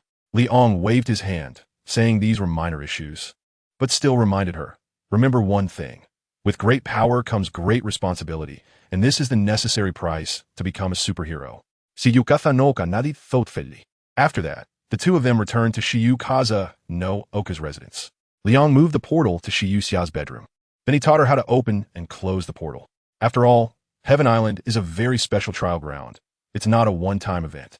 If Shiyusia has any combat issues or wants to train her skills, she can always find Hippolyta. Leon didn't stay long in Shiyusia's home before leaving. He flew above the clouds, enjoying the sunlight, which made him feel very comfortable, and the cells in his body were unusually active. Suddenly, Liang's ears twitched as he heard cries for help coming from several kilometers away. Without any hesitation, he flew towards the direction of the distress call. On a plane filled with passengers, 3 masked robbers were holding guns and controlling the operation of the aircraft. "Shut up, you little brat," one menacing robber shouted, aiming his gun at a little girl. He rudely snatched the doll from her hands, threw it to the ground, and stomped on it with his feet. The girl's mother, with a gun pointed at her by another robber, could only kneel on the floor, crying and pleading for them to spare her daughter, only to receive a merciless slap in return. An air marshal was shot in the abdomen, blood soaking the aisle beneath him. He wanted to help but couldn't even stand up. The leader of the 3 robbers was communicating with the police via satellite phone. Their goal was simple, to exchange all the hostages on the plane for 3 billion yen. "Tony, can you make that little brat shut up? She's bothering me while I'm on the phone." The leader casually threw a water bottle at another robber, his tone extremely harsh. "Okay, boss, I'll make her shut up right now." Although Tony, soaked with water, had grievances, he dared not express them. After all, their boss was notoriously ruthless, whether towards outsiders or his own men. "Haha, Tony, you look like a drowned rat now." The third robber mercilessly mocked Tony. Tony's face, hidden behind the mask, turned beet red. He cursed, "FCUK. Shut your filthy mouth, Matthews. Once this job is done, I'll hit you so hard your mother won't recognize you." Gasping for breath, Tony glared fiercely at the still sobbing little girl, his finger on the trigger, his tongue licking his lips as he whispered, "Say goodbye to this beautiful world." Knock, knock, knock. The sound of knocking on the glass interrupted Tony's actions. He looked up and saw a man in a blue tight suit outside the window, and he was stunned. If you remember correctly, this was at an altitude of 7,000 meters, right? "FCUK, I must be seeing things." Tony rubbed his eyes and realized the man was still there. Moreover, the man even smiled at him, but that smile was colder than the biting wind. Without wasting time with the stunned robbers, Leong accelerated to the plane's door and pulled it open with his bare hands, the tightly sealed door giving way. And a powerful gust of wind instantly swept through the entire aircraft. Leon stepped into the plane and casually closed the door. Looking at the robber boss who was holding a satellite phone and staring at him with his mouth agape, Leon smiled lightly and said, "Surprise. Are you surprised?" The robber boss was also quite capable. After quickly regaining his composure, he hurriedly raised his pistol and squeezed the trigger fiercely. The yellow bullets hit Leon's body, making a little noise but having no effect at all. Leon slowly approached. The robber boss was already sweating profusely under his mask. He had never imagined that while hijacking a plane, he would encounter a superpowered person like those seen in movies. Click, click, click. The robber boss's handgun was out of bullets, and Leon had reached him. "Is it done? Now it's my turn." Leon casually threw a punch at the chin of the robber leader, who didn't have time to cry out in pain before he hung from the ceiling, his head still exposed. The remaining 2 robbers, seeing their leader leave so peacefully, trembled in fear. Matthews was somewhat sensible and directly threw away the gun in his hand, then skillfully put his hands on his head and lay down on the ground. Tony gritted his teeth and aimed his gun at the little girl, threateningly saying, "Don't come any closer, or I'll blow this little brat's head off." Upon hearing this, Leon stood still without moving. He didn't look at the robbers, but instead focused on the little girl. The little girl seemed unaware that she was being pointed at with a gun. She gazed curiously at the big brother in front of her with wide eyes. "Close your eyes, be good." Leon's words were clearly directed at the little girl. However, all the passengers on the plane obediently closed their eyes, including Matthews, who was lying on the ground. Looking at the little girl with her eyes closed, Leon took a deep breath and then exhaled toward Tony. The cold air made the passengers involuntarily shiver, and Tony didn't even have time to react before he was frozen into an ice sculpture. Leon walked straight towards the little girl, gently pointing his finger at the ice sculpture of Tony. The latter fell over, and upon hitting the ground, shattered into pieces of ice. Liang bent down to pick up the doll on the ground, brushing off the shoe prints and dust on it. You can open your eyes now. This is yours. Take good care of it, and don't lose her. Liang's face was beaming with a smile as he placed the doll in the little girl's hands. Big brother. Who are you? The little girl asked, holding her recovered doll, tilting her small head up, her big eyes full of curiosity. Leon gently ruffled the little girl's hair and said, "Call me Superman. When you're in danger, just call my name, and I'll be there to save you." After saying that, Leon turned and walked towards the cabin door. He opened the safety door once more, leaped out, and closed the door behind him. He accelerated and flew to the cockpit, where the two pilots gave him a thumbs up. Leon nodded, changed his flight direction, and disappeared into the blue sky and sea of clouds. When Leon reappeared, he had already returned to his own villa. "Welcome home." Leon has changed back into his usual attire. He took a can of Coke from the fridge and said to the empty living room, "Jarvis, report on the intelligence you've gathered in the past few days." "Okay. According to the global intelligence collected this week, the external invasion is mainly in Neon, and there are basically no demons in other regions, except for a disturbance that occurred in America 2 days ago." Leon sat on a luxurious sofa in the living room, listening to Jarvis's report, and his suspicions were confirmed. The world of the comprehensive manga indeed revolved around anime characters. As long as he dealt with all these familiar anime characters, the will of this world would be weakened to the extreme. At that point, it would be easy for the outside world to destroy this world. After taking a sip of his favorite soft drink, Leon had a bold idea. If he could transform all the familiar anime characters into superheroes, giving them the ability to protect themselves while also fighting back against the outside world, wouldn't that be a win-win situation? Leon thought more and more that this method was reliable. Moreover, relying solely on the worlds will define the destined ones would be so inefficient. He still had many props left, and those that were not very useful to him could be distributed to mass-produce superheroes. It would be better to mistakenly kill 100 than to let one go. If I transform 100 people, there should be at least 10 who are the destined ones, right? Leon threw the empty can into the trash can and said to Jarvis, "You mentioned there was an incident in Amarillica a couple of days ago. What happened?" Jarvis replied, "According to videos uploaded by bystanders, a lizard-like humanoid was rampaging through the streets. I hacked into the area's cameras and found that before the transformation, the lizard person was the wife of a biologist. She was a former officer of the New York Police Department and was shot in the left arm with a shotgun by an armed robber during a mission, leading her to undergo amputation to save her life. The woman's name is Elba, and she was last seen in Queens." After hearing Jarvis's report, Leon inexplicably thought of the plot of a certain movie. Coincidentally, he had a radioactive spider in hand. Should he find a destined person and let the 400 Annies play the role of good neighbors? Leon stroked his chin, pondering who would be the right person to approach. Dingling, the phone suddenly rang. Leon took out his phone and glanced at the caller ID. It was an unknown number. He answered the call, and before he could say anything, a familiar voice came through. "Is this Leon? I'm Irie Shirace. I'm looking for—" "No, I'm looking for Kaza no Oka's number from you." Hearing Irie's voice, Leon raised an eyebrow. "So what do you need me for?" A deep and magnetic voice came from the receiver. Irie bit her lower lip, glanced at her mother resting on the hospital bed, and stood up to walk outside the ward. "You are the superpower user who saved us today, right?" Irie reached the corner of the hospital staircase, looked around to ensure no one was there, and then spoke into the phone. Although it was phrased as a question, her tone was filled with certainty. Leon did not hide it and generously admitted, "Yes, but I prefer the title of Superman. By the way, your mother's injury isn't a problem, right?" Hearing Liang's candid acknowledgement of his identity as a superhuman, Ing Lily was momentarily stunned. This plot isn't right, according to the storyline in the comic. Shouldn't Liang be finding all sorts of excuses to cover it up? Then she would use her trump card, threatening him with, "You wouldn't want your identity exposed, would you? To gain power, right?" While Ing Lily was puzzled, Leon continued, "Here's an additional piece of information. Kasumiga Kakashiyu is also a superhero. She was the one who defeated the Bull Beast Man on the street today, so in the days to come, you'd better watch your words. She can easily beat you up if she wants." "Ing Lily, just destroy me already. Hurry up. I'm tired, but I have an opportunity that can make you a superhero like her. Are you interested in finding out more?" At this moment, Leon was like a seductive devil, luring Ing Lily in. "Do you want to feel the joy of swinging through the city? Want to lift a heavy truck with one hand? Want to press Kasumigakaka Shiyu to the ground and rub her face in it? If you're interested, think it over. Meet me on the school rooftop tomorrow at noon." After saying that, Leon hung up the phone without giving Ing Lily a chance to respond. As Lily listened to the busy tone from her phone, Liang's words echoed in her mind.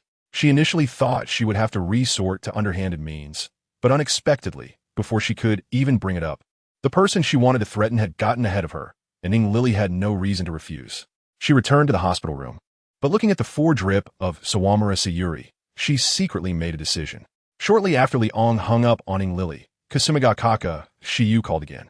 Lian, just now the golden twin-tailed girl asked me for your contact information, and she was quite sure I had it. I couldn't find an excuse to brush her off, so I had to give it to her. She didn't cause you any trouble, did she? At that moment, Kasumigakaka Shiyu was soaking in her bathtub, relieving the day's stress.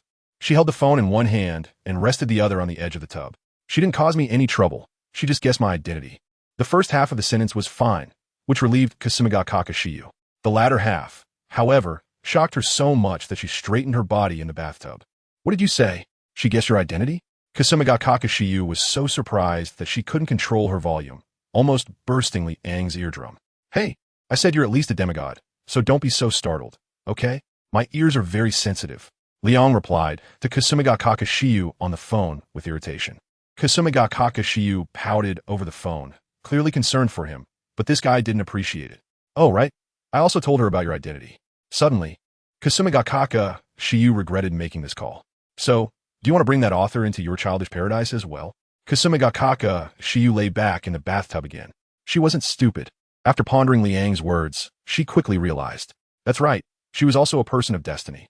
Liang has made up his mind not to care about the designation of the world's will. Who is the destined one is up to him to decide. World will woo-woo. I have no say anymore. Shiyu Kisaragi thought about her appearance compared to Heroines and had a bizarre thought. Liang, you won't just say someone is the destined one based on how pretty they are, right? Liang was stunned by what Kashiwagi Shiyu said. The soda he had just taken a sip of was sprayed out.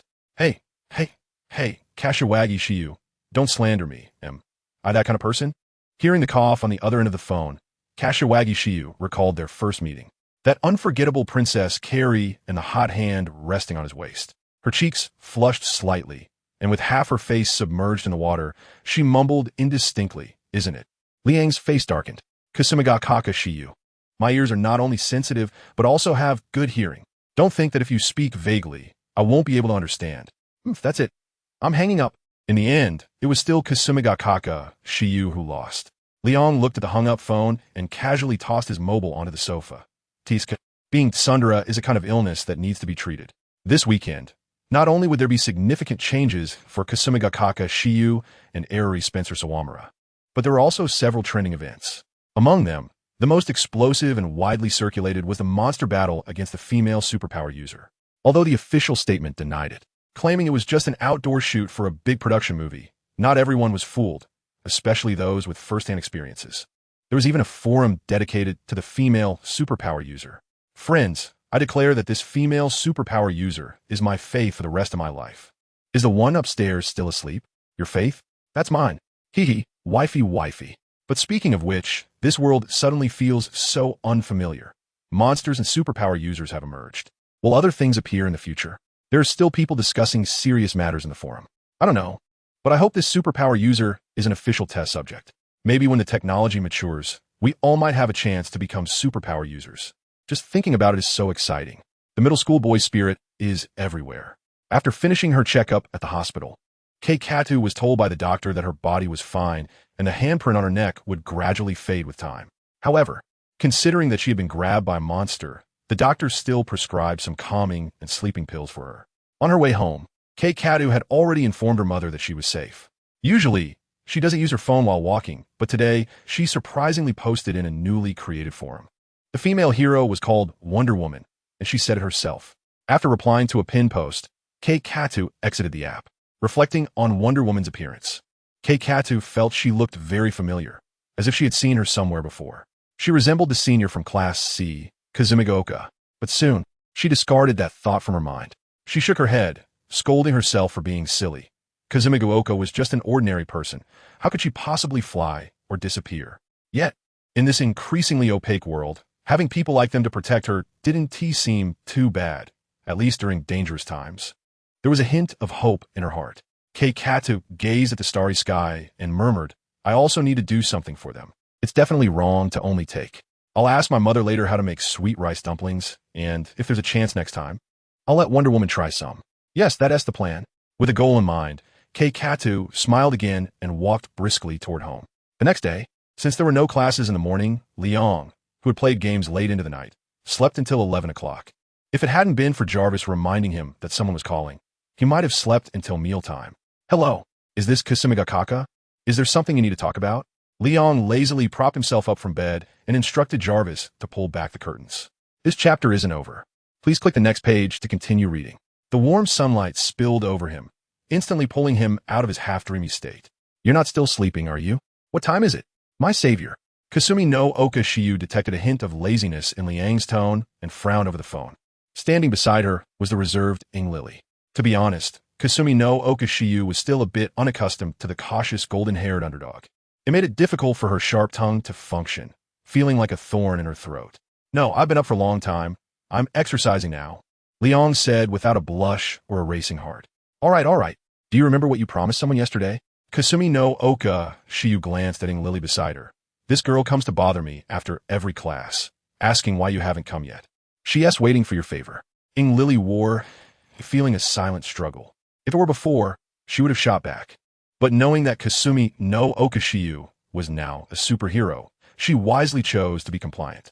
Liang sat on the lounge chair on the balcony, enjoying the sunshine while rubbing his forehead. Of course I remember, but it's not even noon yet. Wait for me a moment. I'll change my clothes and come to school. Kasumigakaka Shiyu. You better hurry, otherwise that little golden retriever will be sad. Lian.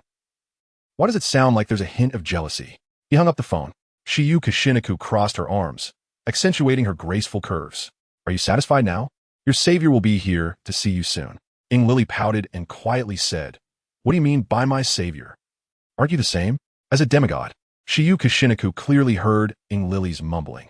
She reached out and pinched Ing Lily's chubby cheek, teasingly saying, So what if he's my savior? As the new intern, shouldn't you follow the cultural traditions of Neon and call me senpai? Ing Lily's face turned red from a pinch. Please, don't pinch my face. Say, senpai. Ing Lily shed tears of humiliation. Hearing what she wanted, Shiyu Kashinaku happily released her grip. Class is about to start, so let's all return to our classrooms. He said he would come at noon, so he definitely won't stand you up. Just relax. Shiyu Kashinaku glanced at her watch. This is the usual disguised state of the Wonder Woman suit. Ing Lily rubbed her slightly sore cheek, her eyes resentfully staring at Shiyu Kashinaku's departing figure. When I gain superpowers too, I will repay today's humiliation tenfold. Ing Lily secretly encouraged herself. 30 years in the east of the river, 30 years in the west. Don't underestimate a poor girl. This kind of AQ spirit slightly calmed the anger in Ing Lily's heart. As time slowly approached noon, Ing Lily rejected several invitations from girls she usually ate with. With empty hands, she headed straight for the school's rooftop. When she pushed open the rooftop door, she saw Liang had been waiting for a long time. Oh, you got here quite fast. Liang turned around and greeted Ing Lily. Ing Lily became a bit shy again and walked over to Liang's side. Does this count as our first official meeting? Should I call you Teacher Li or Superman? Liang waved his hand casually and said, Just call me Liang in private. Ing Lily nodded. The late arrival, Kasumigakaka Shiyu, thoughtfully hung the sign that was being repaired on the rooftop door. She was holding 3 bento boxes, all packed from the school cafeteria. Here, this is for you. A little care from a senior to a junior. Kasumigakaka Shiyu handed one of the bento boxes to Ing Lily. Thank you.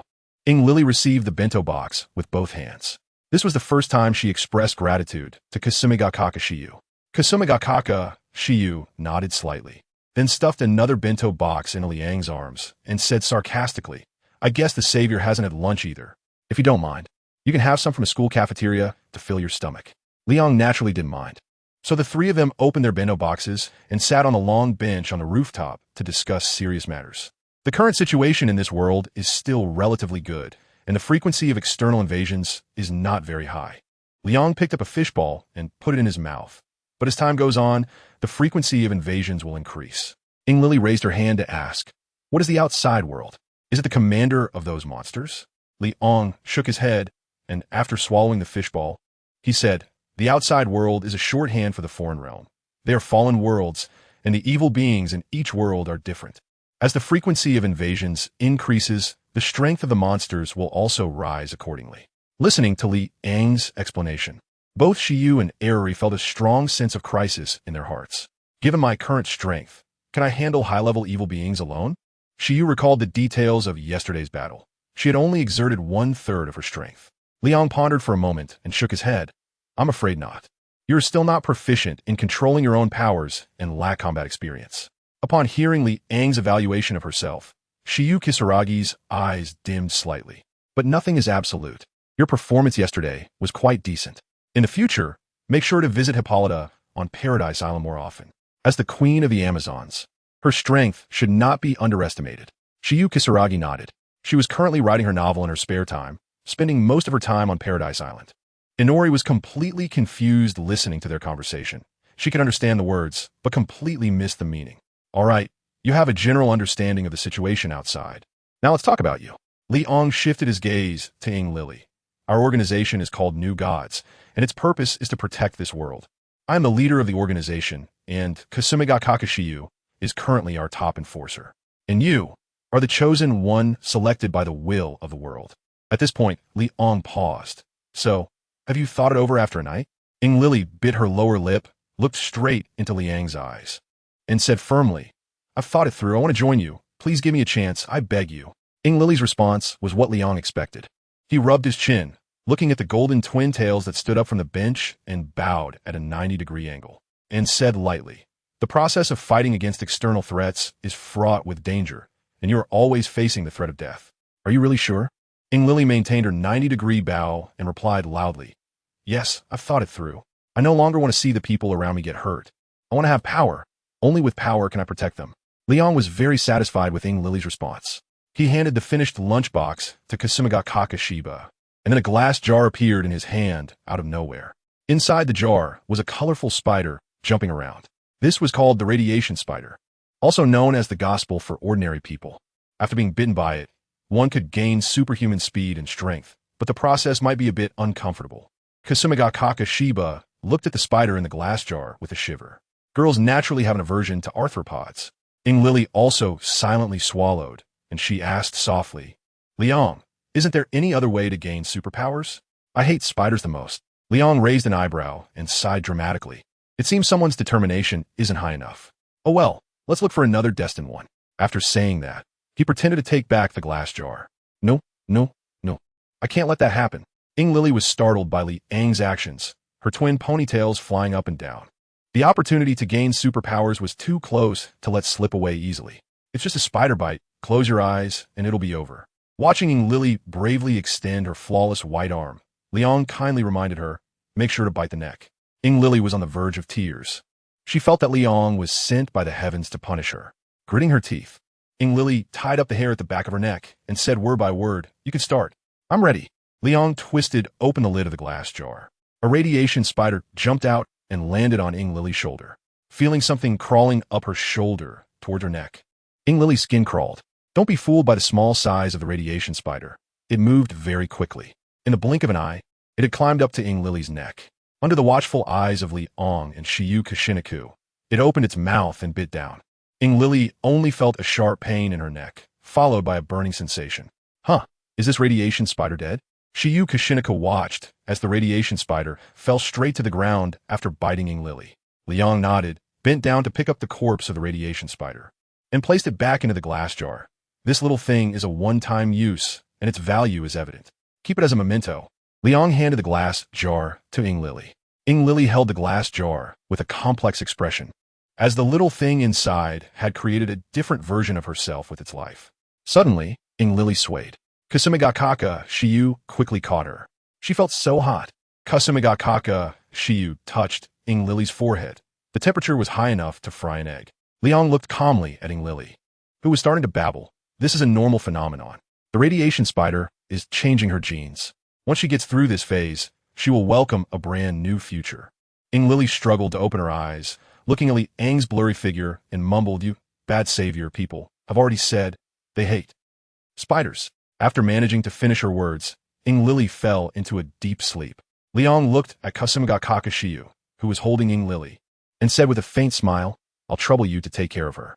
I'll go ask Shizuku for a leave for you. And I'll also say hello to Ing Lily's homeroom teacher. Kasumiga Kakashiyu nodded. She never thought that one day she would spend an entire afternoon on the rooftop holding her arch rival.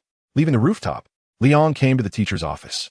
Ping Zhong was sitting quietly at his workstation, smoking a cigarette, gazing deeply out of the window. Teacher Ping Zhong, smoking is harmful to health. It's better to smoke less.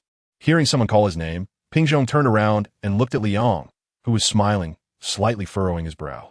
Teacher Li, are you here to see me? Liang nodded and briefly explained the situation of Kasumigakaka Shiyu and Yoshino Riri. Hiratsuka Shizuku did not rush to agree, but instead stared intently at Liang. Teacher Li, as an educator, you only need to ensure the student's academic performance and physical health. Please do not get too involved in other matters. Liang's face darkened. No. How have I participated too much? Don't slander me. Liang shot a glance at Ping Zhongjing with annoyance, casually pulled out a chair, and sat next to him. Ping Zhongjing didn't mind the other person's behavior, since it was just the two of them in the office anyway. You know that recently, Kasumigakaka Shiyu has been learning martial arts from me, right? Ping Zhongjing exhaled a puff of smoke and extinguished the cigarette, but in the ashtray. She said some strange things to me, and I've never seen her so dedicated to something before. Do you know how hard she trains? Even I feel inferior just watching her. Liang was certainly aware of Shizuku Hashikawa's training situation. Otherwise, not to mention the final showdown with Hippolyta, he would have been eliminated in the forest. Shizuku Hiratsuka observed Liang's expression out of the corner of her eye. This guy not only remained unfazed, but also appeared to be casually flipping through her lesson plans. Hey, I'm talking to you. Are you even listening? Shizuku Hiratsuka, who had a short temper, felt her anger rise when she discovered that Liang was zoning out while she was speaking, and immediately threw a punch toward his chest. Liang easily grabbed Ping Zhongjing's approaching hand. He smiled and said, "Why are you suddenly angry? I'm listening to you." Ping Zhongjing tried to pull her hand back, but found that she couldn't break free at all, so she could only grit her teeth and say, "Liang, let go of my hand." Liang shook his head. He was not a saint.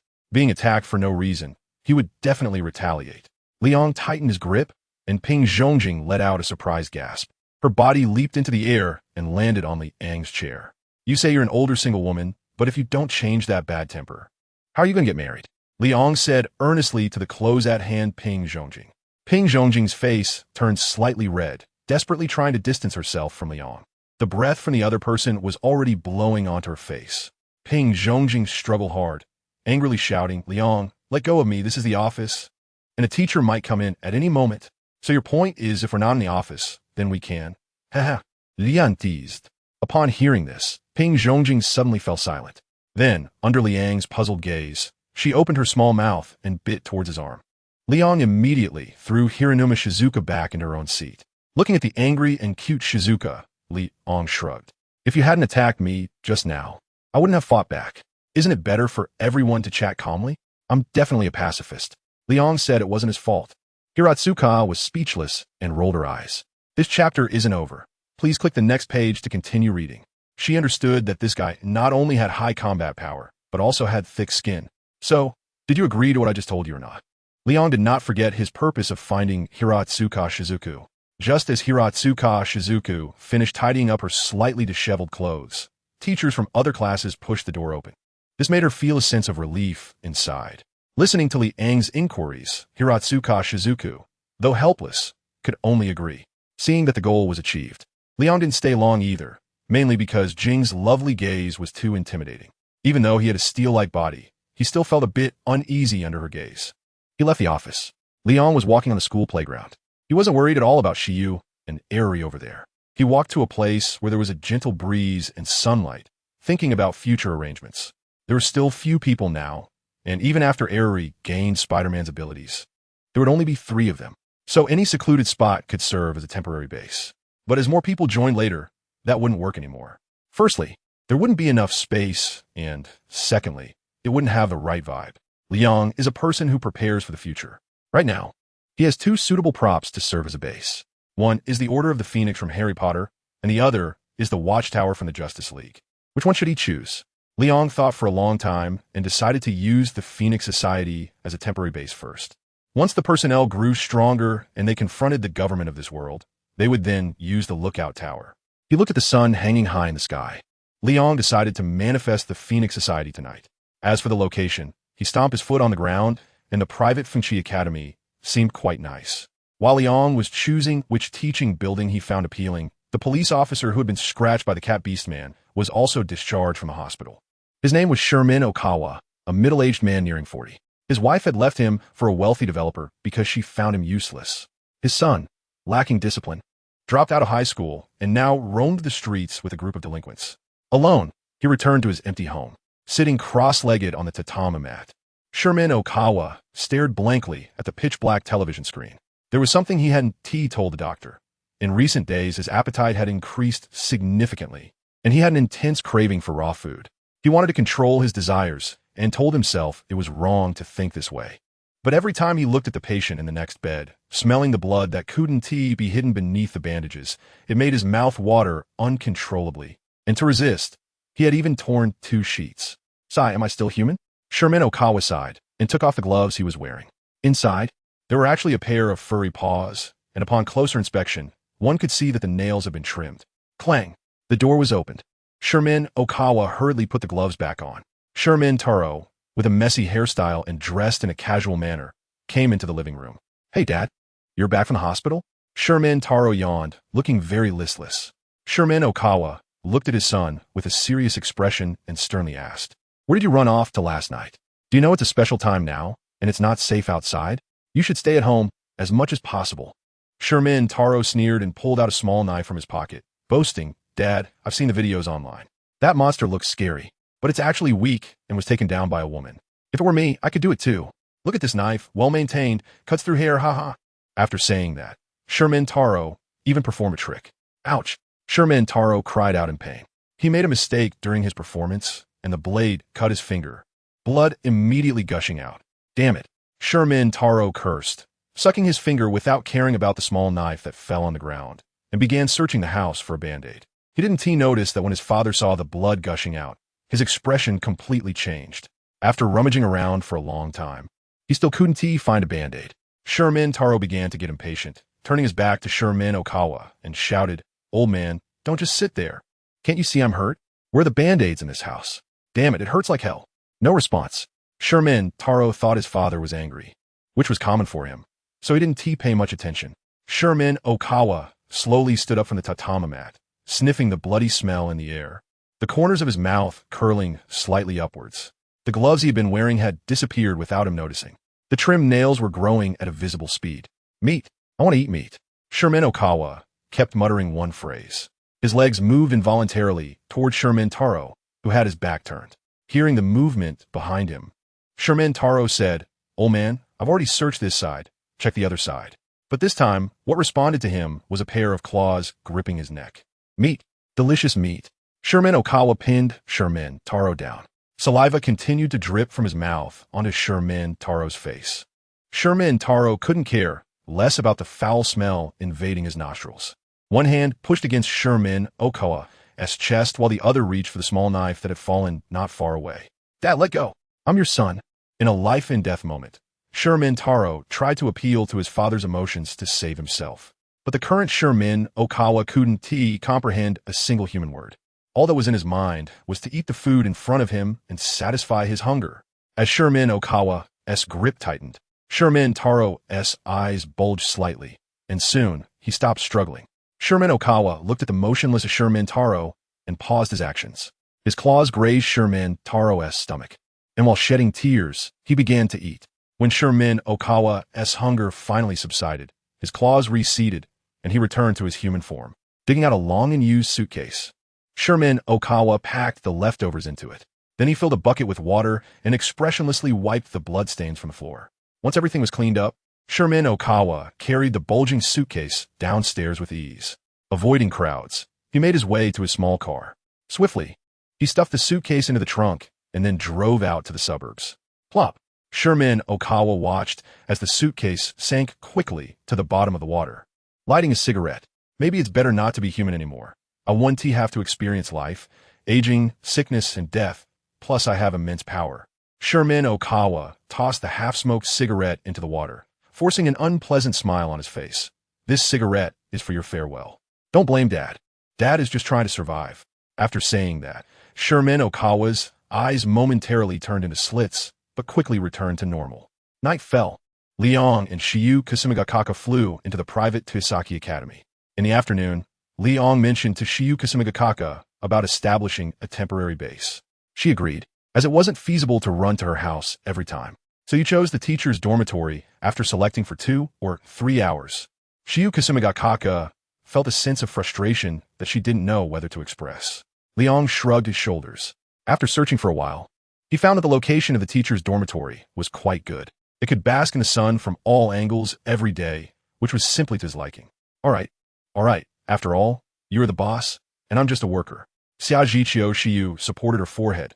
She was gradually getting used to Liang's forward-thinking mindset. Liang snapped his fingers. A ring of energy film enveloped him and Shiyu Kaza no Oka. Then, a golden phoenix formed in the palm of Liang's hand. It affectionately rubbed its head against Liang's finger, and then, under Shiyu Kaza no Oka's gaze, spread its wings and flew toward the wall of the teacher's dormitory. A miraculous scene occurred. The phoenix merged into the wall, transforming into an icon. Then the teacher's dormitory began to split apart. However, the teachers living in the dormitory remained oblivious, continuing with their own activities. A house exuding an ancient scent appeared in the gap. Shiyukaza no Oka's eyes widened in shock. She thought she had seen too many incredible things with Liang, but every time she believed she had reached the limit, Liang would immediately refresh her worldview.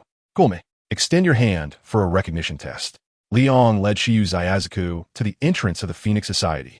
Shiyu Zayazaku obediently placed her right hand on the Phoenix doorknob. In the next moment, the Phoenix doorknob moved. It flexed its neck and wings, then extended its beak and quickly pecked at Shiyu Zayazaku's hand. Even though Shiyu Zayazaku had already received the legacy of Wonder Woman, she still felt a little pain from the peck and even drew blood.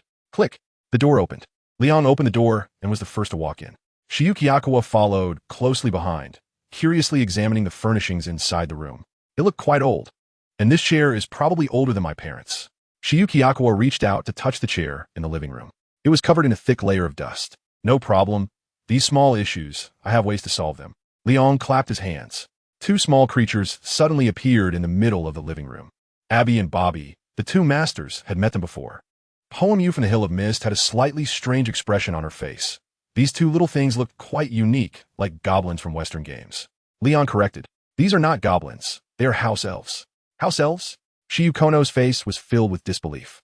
With such appearance, bat-like ears, and a long, flat nose. Which all looks like this. Leon was too lazy to explain so much to the other party. He instructed Abby and Barbie, you 2 clean the entire house. Count the things that can't be used, and then tell me. Got it. After receiving the order, Abby and Barbie appeared particularly excited. They rushed to carry out Leon's command. Kasumi no Oka Poem Feather felt a bit sorry. After all, she had observed that the house was quite large. Should I go help them? Relying only on those 2 little ones, it would take ages to clean. Leon grabbed Shiyu Xia's hand, stopping her actions. If you go, it will only make things worse. Take a closer look. Are they working slowly? Upon hearing this, Shiyu Xia looked at the 2 busy little house elves. She was surprised to find that these 2 little creatures could snap their fingers, and the tools began to move on their own. My goodness, they can do magic. Seeing Shiyu Xia's astonishment, Leon said helplessly, come on, you're a superhero too. The lasso of truth and the starry crown. Which one doesn't have divine power? Is there any difference between divine power and magic? They're both surreal existences. You're flying all over the place, and yet you're surprised that other beings can do magic. Shiyu Xia, who had been lectured by Leon, didn't get angry. Her logical thinking was still stuck in the past, and she was trying hard to change. So she bit her lip and didn't respond. With the joint efforts of Abby and Barbie, the Phoenix Society was revitalized. Leon accepted the damage report handed over by Abby and nodded in satisfaction. You all performed very well. From now on, you will maintain the logistics of the Phoenix Society here, clean up every day, and learn about Eastern cuisine. I'll come by occasionally to check on your work. Yes, master. Abby and Barbie replied in unison. Shiyu Xia couldn't stand Leon's way of exploiting his employees. She went upstairs alone and found that there were quite a few rooms on each floor. She counted roughly. There were a total of 5 floors and 40 rooms. Shiyu Xia also checked a few rooms, and the area inside was about the same size as her living room, more than enough for 1 person to rest. At this moment, Leon also went upstairs. He looked at Shiyu Xia coming out of her room and asked with a smile, are you satisfied, Wonder Woman? Shiyu Xia nodded, thinking that such a place as a temporary base was somewhat overkill. But it seemed there was no electricity. That was a rather troublesome issue. As Shiyu Xia walked along, She had already noticed that the lighting in the house was provided by some kind of candle, although the illumination range was wider than that of ordinary candles. It still didn't change the fact that having electricity would be much more convenient. Don't worry, the Phoenix Society can grow. Liang pushed open the nearest door and pointed to the area by the bedside that was slowly changing, saying it will gradually integrate with this teacher's dormitory. Like circuits and sockets. In no more than 2 days, it will appear in every corner of the building. With this explanation, Kazano Okashiyu found it impossible to criticize. She couldn't help but imagine a future where the whole building was filled with like-minded superheroes. Lian, do you really think we can save the world? After her daydream, Kazano Okashiyu returned to reality. When she left, Lily was still fast asleep. The entire superhero team consisted of just 3 people, 2 of whom were newly empowered novices. If they encountered a high-level evil invasion, and Liang found himself in a dilemma, could she really be of any help? Liang noticed the worry in Kasumigakaka Shiwa's eyes. He didn't say anything, but took her hand and led her to the window. Little master, there's more to this chapter. Please click the next page to continue reading. It gets even more exciting. The 2 looked at the countless lights before them, and Liang said gently, which was rare for him. Although I don't really like neon lights, the world is innocent. It nurtures all kinds of life. How can I let it be destroyed? I'm going to develop superheroes into global figures. I'm the god of this world. Liang's speech not only moved Shiyu from Zyanzaku, but even the secretly following Abby and Barbie were brought to tears. They loudly declared, Master, your wish is our lifelong goal. Anyone who wishes to harm, you must first step over our dead bodies. Liang turned to the side, looking at the 2 crying house elves with a mix of amusement and helplessness. Kasumi no Okashiya blushed as she pulled her small hand away from Liang's large hand.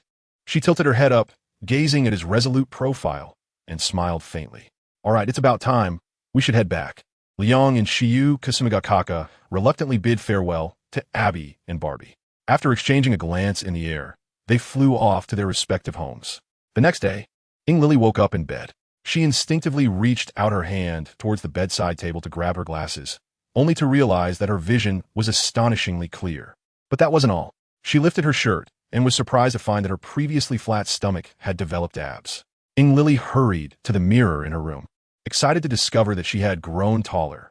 Although it was only about 3 centimeters, she had finally surpassed 160 centimeters. Wow, I'm part of the superhero team now. Lily joyfully bounced in place, but she lost control of her strength and bumped her head against the ceiling. She covered her slightly aching head, tears welling up in her eyes. But this was just the beginning. When Lily tried to open the door, she accidentally tore it off its hinges. When she wanted to drink water, she crushed the cup in her hand. When she attempted to change clothes, she found her clothes stuck to her hands and couldn't pull them off. When Shiyu Kasumigakaka saw Lily at school, the girl had long lost the initial excitement of becoming a superhero and stood at the classroom door with a frown, waiting for her. Oh, you finally made it. When Lily saw Shiyu Kasumigakaka, it felt like she had found a lifeline. She rushed forward, intending to grab her friend's clothes for help, but abruptly stopped. What? Is my clothes dirty? Can't touch it. Shiyu Kasumigakaka fired a deadly 3-question barrage. Lily shook her twin tails and leaned in towards Shiyu Kasumigakaka's ear, saying, I can't control my superpowers. Anything I touch gets stuck to my hands and takes a long time to fall off on its own. Shiyu Kasumigakaka nodded thoughtfully. Then, she stepped back to maintain a safe distance from Lily. Seeing this, Lily almost lost her breath. Didn't you call Yang? Shiyu Kasumigakaka asked. Of course. Lily had called. She called multiple times, but no one answered. That's strange. Liang wouldn't just ignore calls without a reason, unless... Shiyu Kasumigakaka considered a possibility. She told Lily not to worry and to return to the classroom, promising to look for her at lunchtime. With no other options, Lily could only comply with a bitter face. When class began, Shizuka Hiratsuka led a tan girl into the classroom. Wow, she's beautiful. A sporty type. But why does she look so familiar? Huh, isn't she the one from last year's track team? The boys in the class stirred excitedly at the sight of the beauty, while the girls whispered among themselves, discussing topics entirely opposite to the boys' interests. Shiyu Kasumigakaka looked at the girl on the podium and didn't think much of it, simply acknowledging that she was indeed good-looking. Perhaps it was because she had been staring for too long. The tan girl turned her gaze towards Shiyu Kasumigakaka and smiled slightly. Everyone quiet down. Shizuka Hiratsuka tapped the blackboard, asserting her authority as a teacher. Once the classroom quieted down, she wrote the new girl's name on the board. This is our new classmate, my Satome.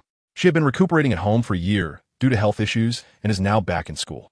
The teacher hopes everyone can coexist harmoniously and help each other. After that, Shizuka Hiratsuka gestured for my Satome to introduce herself. Hello everyone, my name is my Satome. I was the captain of the track team, and I believe many of you know me. Due to a ligament tear and severe depression, I took some time off to recover, and now I hope to work hard with all of you. My Sayatome's voice wasn't particularly pleasant, even slightly hoarse, but felt very friendly. At least after her introduction, most of the class applauded to welcome her. Sayatome-san, your eyesight is fine, right? Ms. Hiratsuka asked. I have 5.0 vision in both eyes. Then you can sit in the 5th row by the window. After arranging the seats, my Satome walked over with her backpack. Shiyuka Sumigakaka just glanced at her before lying back down on her desk. The first class ended. My Satome became the brightest new star in the class. Both boys and girls surrounded her desk, chattering nonstop. She didn't show any signs of impatience and patiently answered various questions. Shiyuka Sumigakaka lay on her desk, unable to take a nap due to the noise.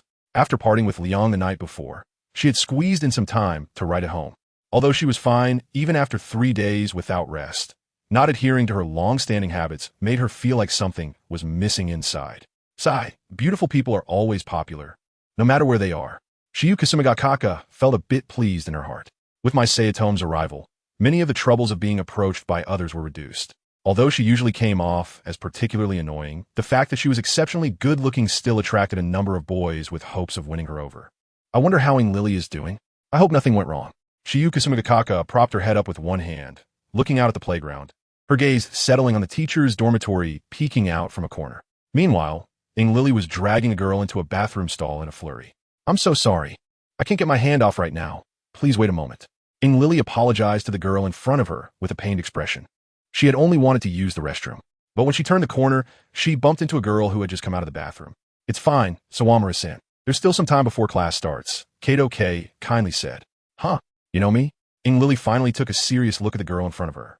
With short black hair, a cute appearance, and a figure that made her envious.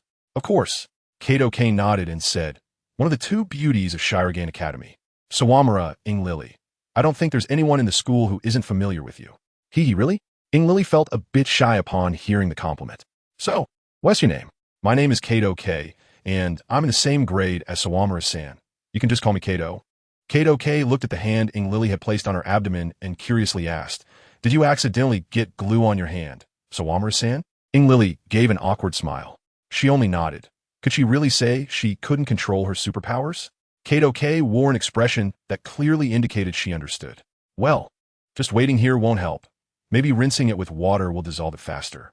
Kato Megumi proposed her own solution. After all, the 2 had been in the bathroom for quite a long time. If they waited any longer, they might hear the class bell ringing. Iri Riri listened carefully to the sounds in the bathroom. There was no one else there besides them. Well then, let's try using water. Iri Riri had actually tried washing with water at home, but it had little effect. However, she didn't want to refuse Megumi's suggestion now, as it would complicate things further. The 2 pushed open the stall door and walked to the sink.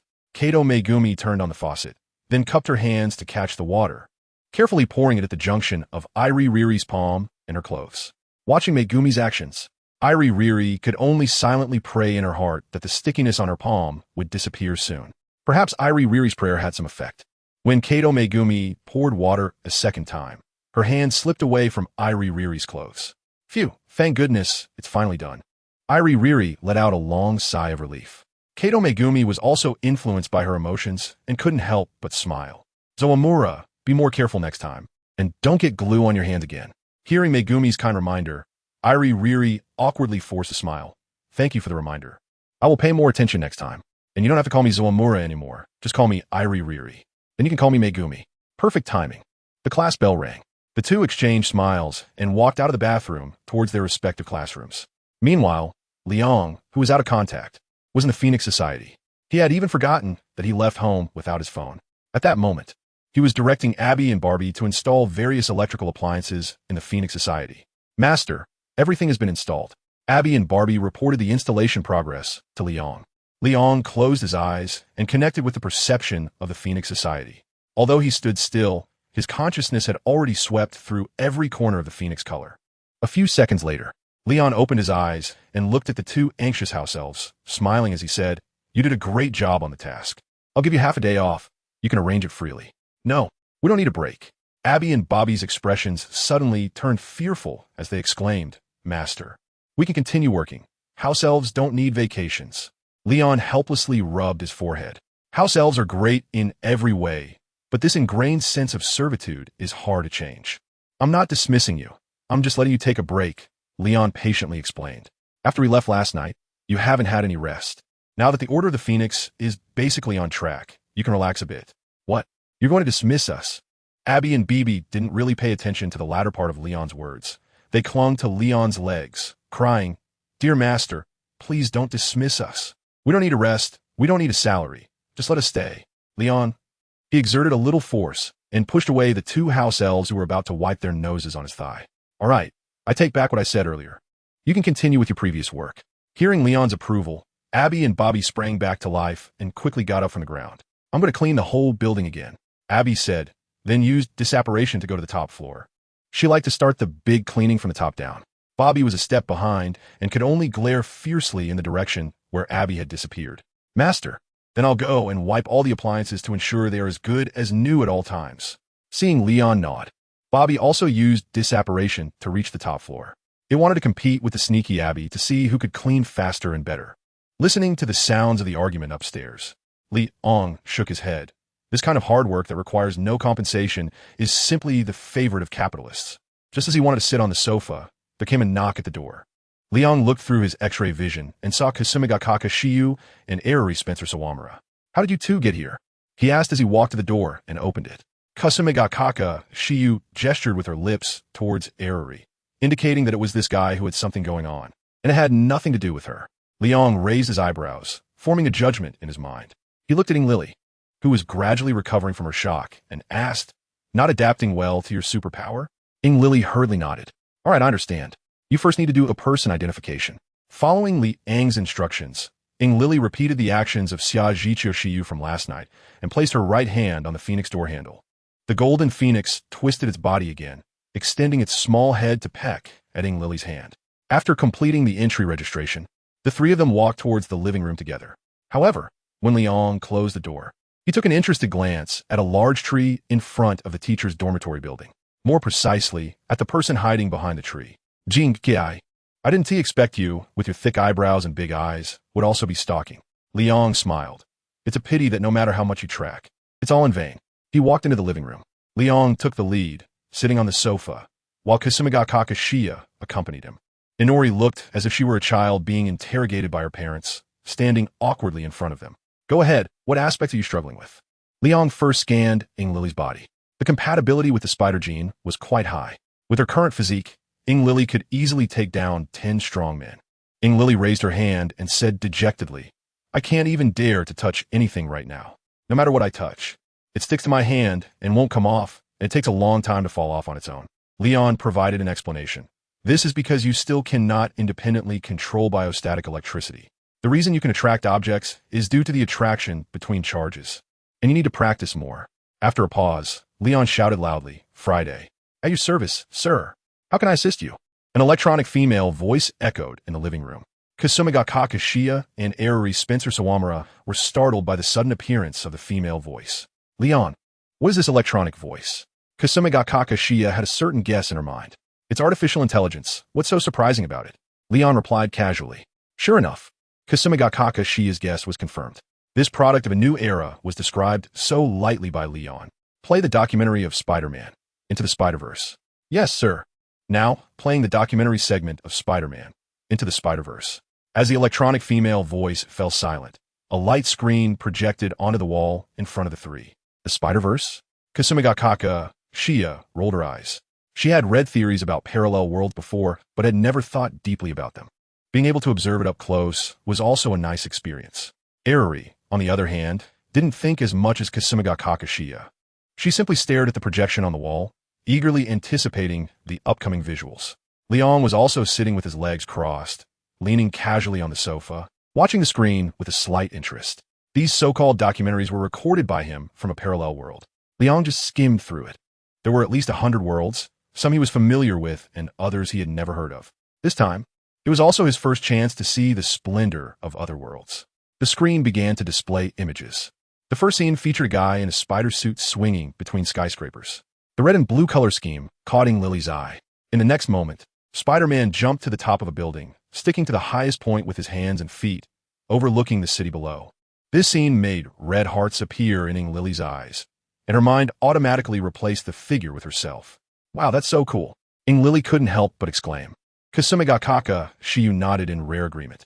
But the next segment made both Kasumi ga Kaka Shiyu and Lily widen their eyes. They saw Liang's figure appear above Spider-Man, his red cape fluttering in the wind behind him. Liang, is it you? Lily kept comparing the seated Liang with the person on the screen.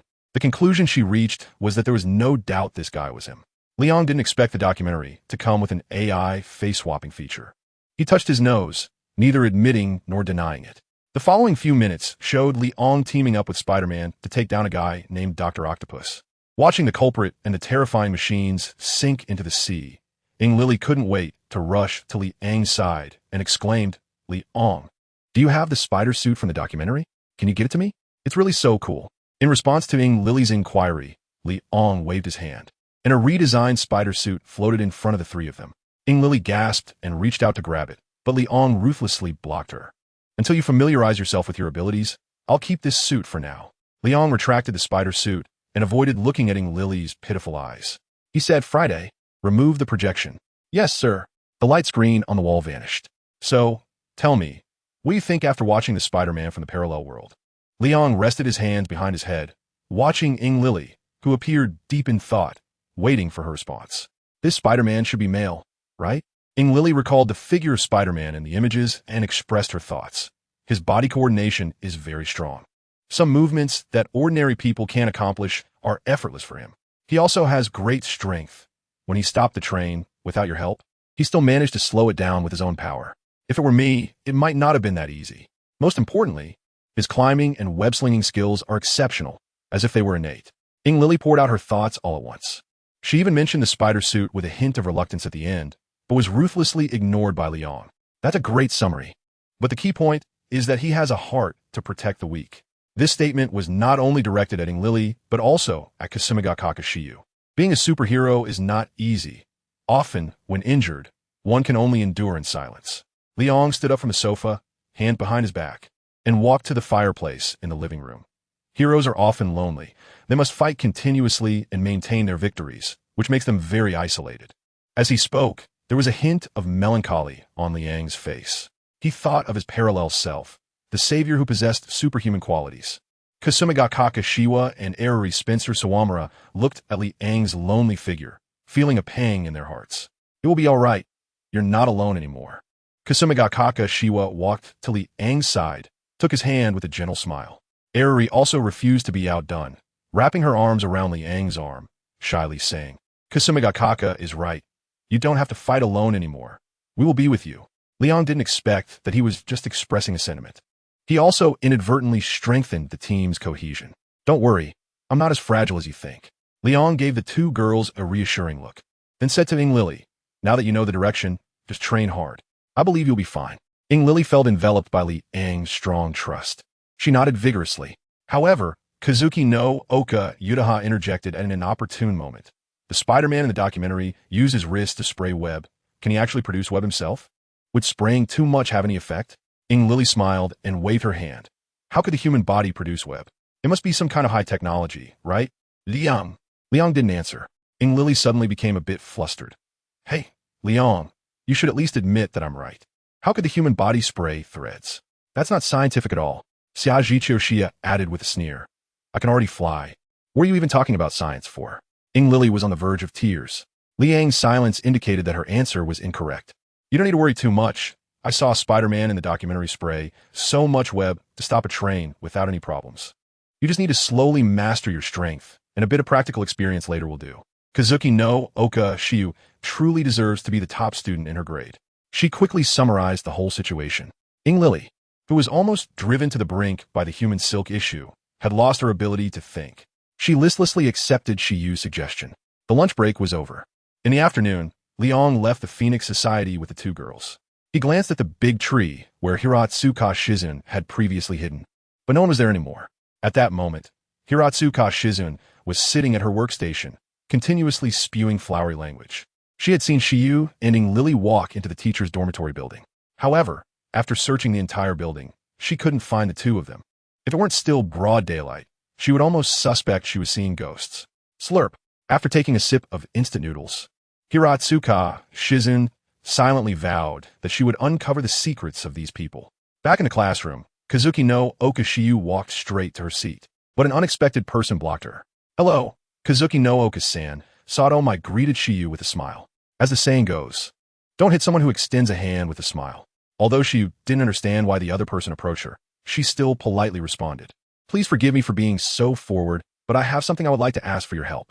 Satomai showed an embarrassed expression. "You know, I've been recuperating at home for a whole year, and I've forgotten many knowledge points. I heard from classmates that you were the top student in our grade, so I'd like to ask if you could help me with some tutoring. Is that okay?" Listening to the other person's request, Shiyu did not immediately agree. She thought for a moment and then said to Satomai, "Satom-san, I need to consider this matter. I've been quite busy lately and may not have extra time." "All right then. Just let me know once you've thought it through." Satomai understood the situation well and did not press further, returning to her own seat. This matter was just a small interlude in the day. She did not take it to heart. While the superheroes were enjoying a peaceful daily life, the police officer Sato Mawako was undergoing martial arts training. The injury she sustained last time was indeed quite serious. If Liang hadn't given her a vial of blood-activating medicine at a critical moment, she might have had to say goodbye to this world. But because of this, the effects of the blood-activating medicine were fully realized. Now, with her excellent fighting skills and extraordinary physique, Sato Mawako could still handle the attacks from 5 karate masters effortlessly, even defeating them one by one. Sweat dripped onto the floor. Sato Mawako exhaled a breath of turbid air. Around her lay men with pained expressions. "Looks like you're recovering well." Megure J.Z. walked over to Sato Mawako with a smile. Handing her a towel, "You could say that surviving a great disaster brings great fortune." The blood analysis report came out. "Your physical condition is now twice that of an average person, and the higher-ups value you a lot." While wiping the sweat off her face with the towel, Sato Mawako replied, "But that's still far from enough. Even though my physical condition far exceeds that of ordinary people, I'm still no match for those monsters. You haven't personally experienced it.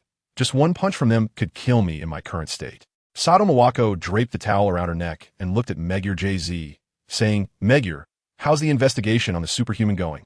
Have you found out their identity?" Megure J.Z. shook his head. He was also quite troubled about this matter. Based on the description provided by Sato Mawako, no similar matches were found in the population database of Neon.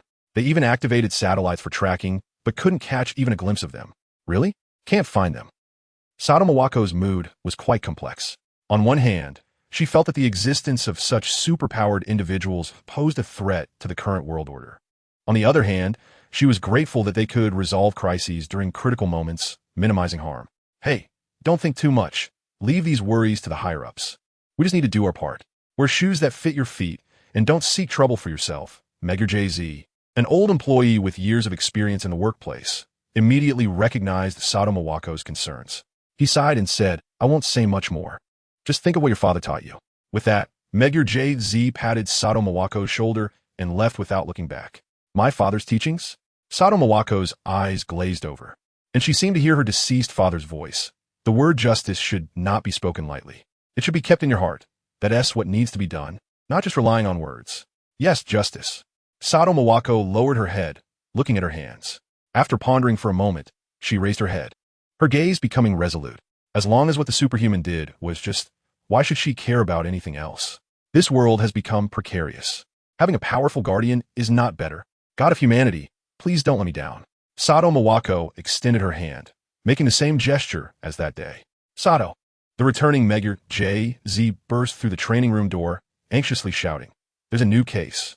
Hearing this, Sato Mawako's expression changed. Driving to the reporting location, Sato Mawako showed her credentials to the outer police and smoothly passed through. The reporter was a group of college students who had come to the countryside for an outing. Among them, a few young people who loved swimming fished a sealed suitcase out of the river. They curiously opened it, and upon discovering a corpse, immediately called the police. The officer in charge of the crime scene was Mitsui, an acquaintance of Megure J.Z. Upon seeing the two, he described the reporting process. "Why was the case handed over to the Anti-Demon Investigation Unit?" Sato Mawako asked. Mitsui's expression was grave as he said, The body doesn't seem to have been dismembered. There are signs of gnawing on it, and we found a tuft of black fur at the very bottom of the suitcase, which looks a bit like the fur from a monster that attacked the restaurant that day. Sato Mawako took the evidence bag Mitsui handed her, looking at the black fur inside. To be honest, she wasn't sure either. Send it to the forensic department for testing immediately. Have them analyze it right away and report back as soon as the results come out. Sato Mawako returned the evidence bag to Mitsui and then approached the suitcase containing the corpse. The head of the corpse was missing.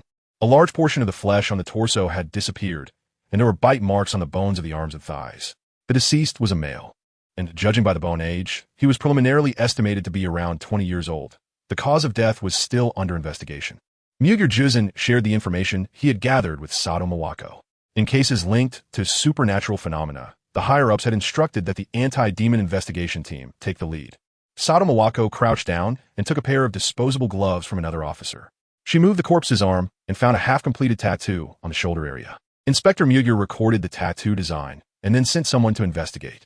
Without Sato Mawako needing to say anything, Muger Juzin instinctively took a photo with his phone and sent it to his subordinates, instructing them to temporarily set aside their work and investigate the origin of the tattoo design. Sato-san, have you found anything? A tall woman in high heels approached from behind them. Yakuji Temple-san, you're here. Sato Mawako stood up and removed her disposable gloves, sharing her findings. We can't confirm yet if it's the work of a monster, but we found some hair, which has already been sent for testing. Also, there is a half tattoo on the body, and I've asked other colleagues to start investigating it. Yakuji Temple Ryoko nodded. She looked at Muger Juzin, who was staring at her, and said calmly, "Nice to meet you. I'm Yakuji Temple Ryoko from the anti-demon investigation team." Yakuji Temple? That surname sounds familiar. Muger Juzin thought he had heard it somewhere, but couldn't recall. Sato Mawako glanced behind Yakuji Temple Ryoko and noticed she had come alone, so she asked, "Where's Kobe? Didn't he come with you?" Yakuji Temple Ryoko rolled her eyes. She had a very poor impression of that young master. Don't you know what his personality is like? He does whatever he wants. How could I get him to come with me? Sato Mawako sighed helplessly. This temporarily formed anti-demon investigation team might seem glamorous to outsiders. Not only did they have support from above, but various privileges were also a green light all the way. However, internal conflicts were quite severe as they were all elites, and no one would yield to anyone. All right, stop looking so miserable. Yakuji Temple Ryoko reached out to smooth Sato's furrowed brow. We just need to identify the deceased and find the real culprit. The two of us will be enough. Sato Mawako thought for a moment, but still felt a bit uneasy. What if the culprit turned out to be a demon? Just the two of them wouldn't be enough. I'll go with you. Muger Juzin pressed down the brim of his hat and volunteered. I haven't seen a live demon yet.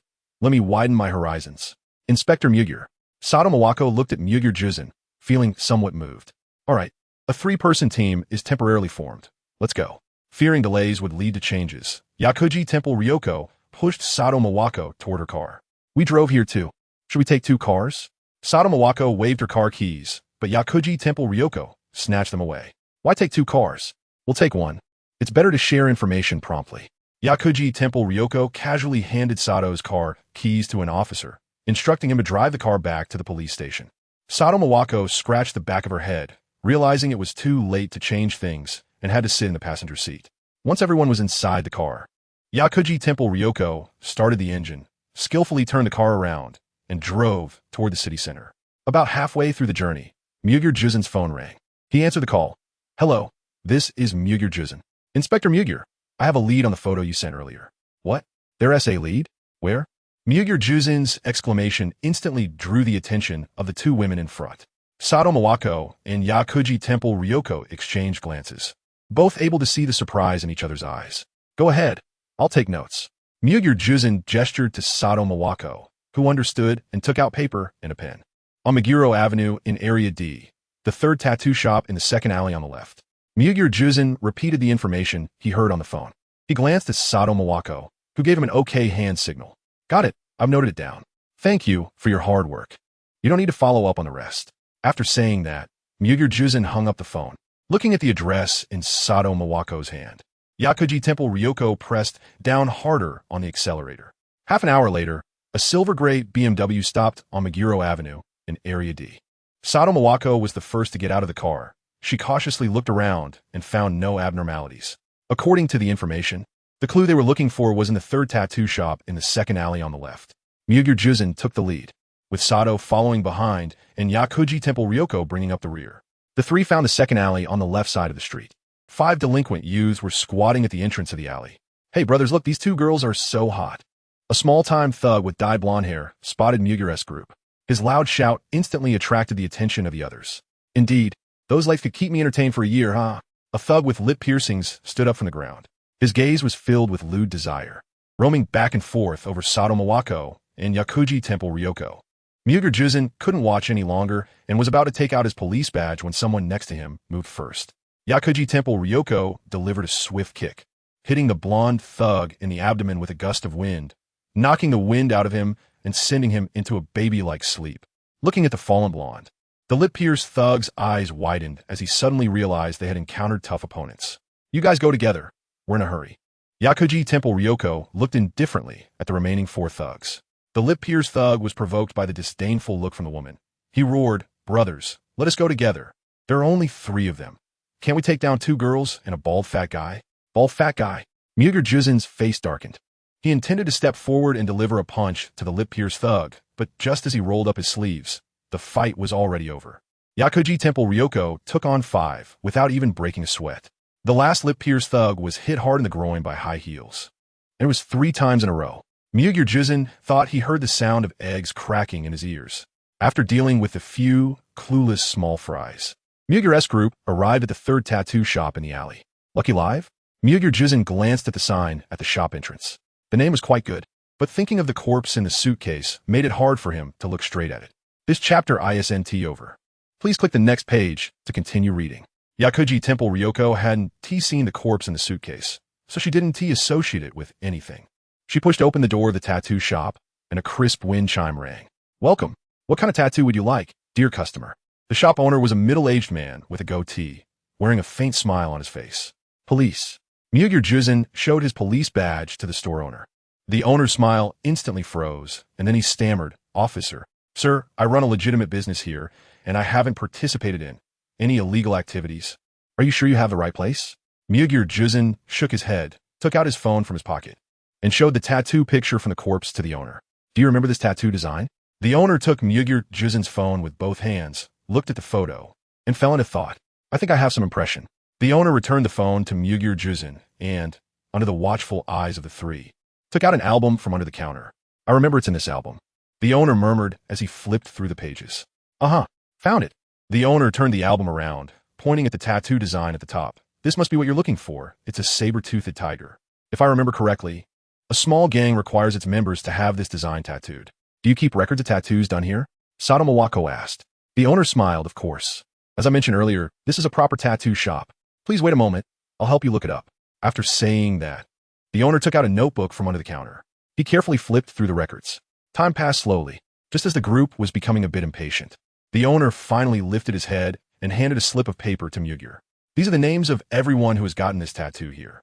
Some of the phone numbers might be fake, as most of them are troublemakers. You can't expect them to be honest." Mugir Juzin looked at the slip of paper in his hand. There weren't many names on it. Only 5. "Thanks, owner. If you remember anything, please call me immediately." Mugir Juzin handed his business card to the owner. "Sure, if I think of anything, I'll definitely contact you." The owner took the card with both hands and watched the 3 leave his shop. On the way back, Yakuji Ryoko furrowed her brows. Recalling the complete design she had seen in the album, it seemed familiar. "What's wrong? Did you make a new discovery?" In response to Sato Mawako's inquiry, Yakuji Ryoko said, "I feel like I've seen that tattoo design somewhere before, but I just can't remember." Sato Mawako patted her shoulder, comforting her. "Don't worry, now we have leads. Take your time to think, and let us know when you remember anything." Yakuji Ryoko nodded perfunctorily, her mind rapidly filtering through recent memories. Until she saw the lip-stud guy still lying by the roadside, a thunderbolt struck her mind. "I remember." Yakuji Ryoko punched her palm. Among that group of troublemakers, there was one with blue hair. He had a saber-toothed tiger tattoo on his arm. Hearing this, Sato Mawako quickly scanned the person lying at her feet. There were 5 before, but now only 3 remained. The one with the whip kick and the blue-haired guy were both gone. Yakuji Ryoko grabbed the lip-stud guy by the collar and slapped him twice across the face to wake him up physically. "Quickly tell me, where do that yellow-haired and blue-haired guys live?" Seeing the lip-stud guy open his eyes, Yakuji Ryoko asked urgently. The lip-stud guy was terrified by the woman in front of him. He trembled and said, "They don't hang out with me. I only know their gang is called Saber Tiger Gang, and they operate in the abandoned buildings at the end of the street."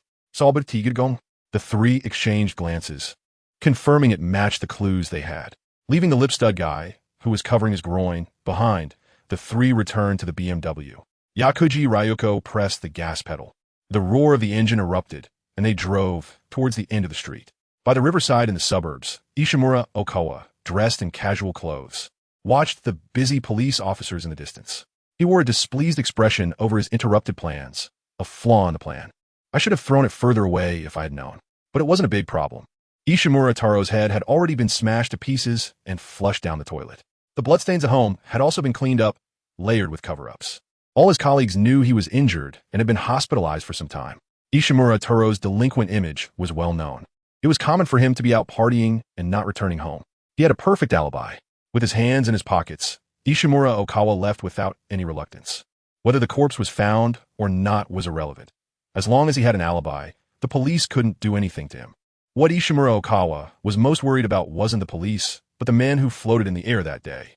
The terrifying power and incredible speed left an indelible impression in Ishimura Okawa's mind. If I can consume his flesh and blood, then I will become the god of this world.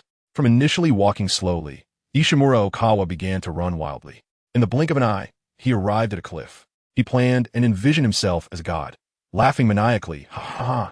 This world will soon welcome its new master. And that person is me, the god of the new world." The eerie and frenzied laughter echoed in the valley, lingering for a long time. Private Toyosaki Academy. Liang turned his head to the distance with a sense of feeling. He did not speak, and his expression was calm.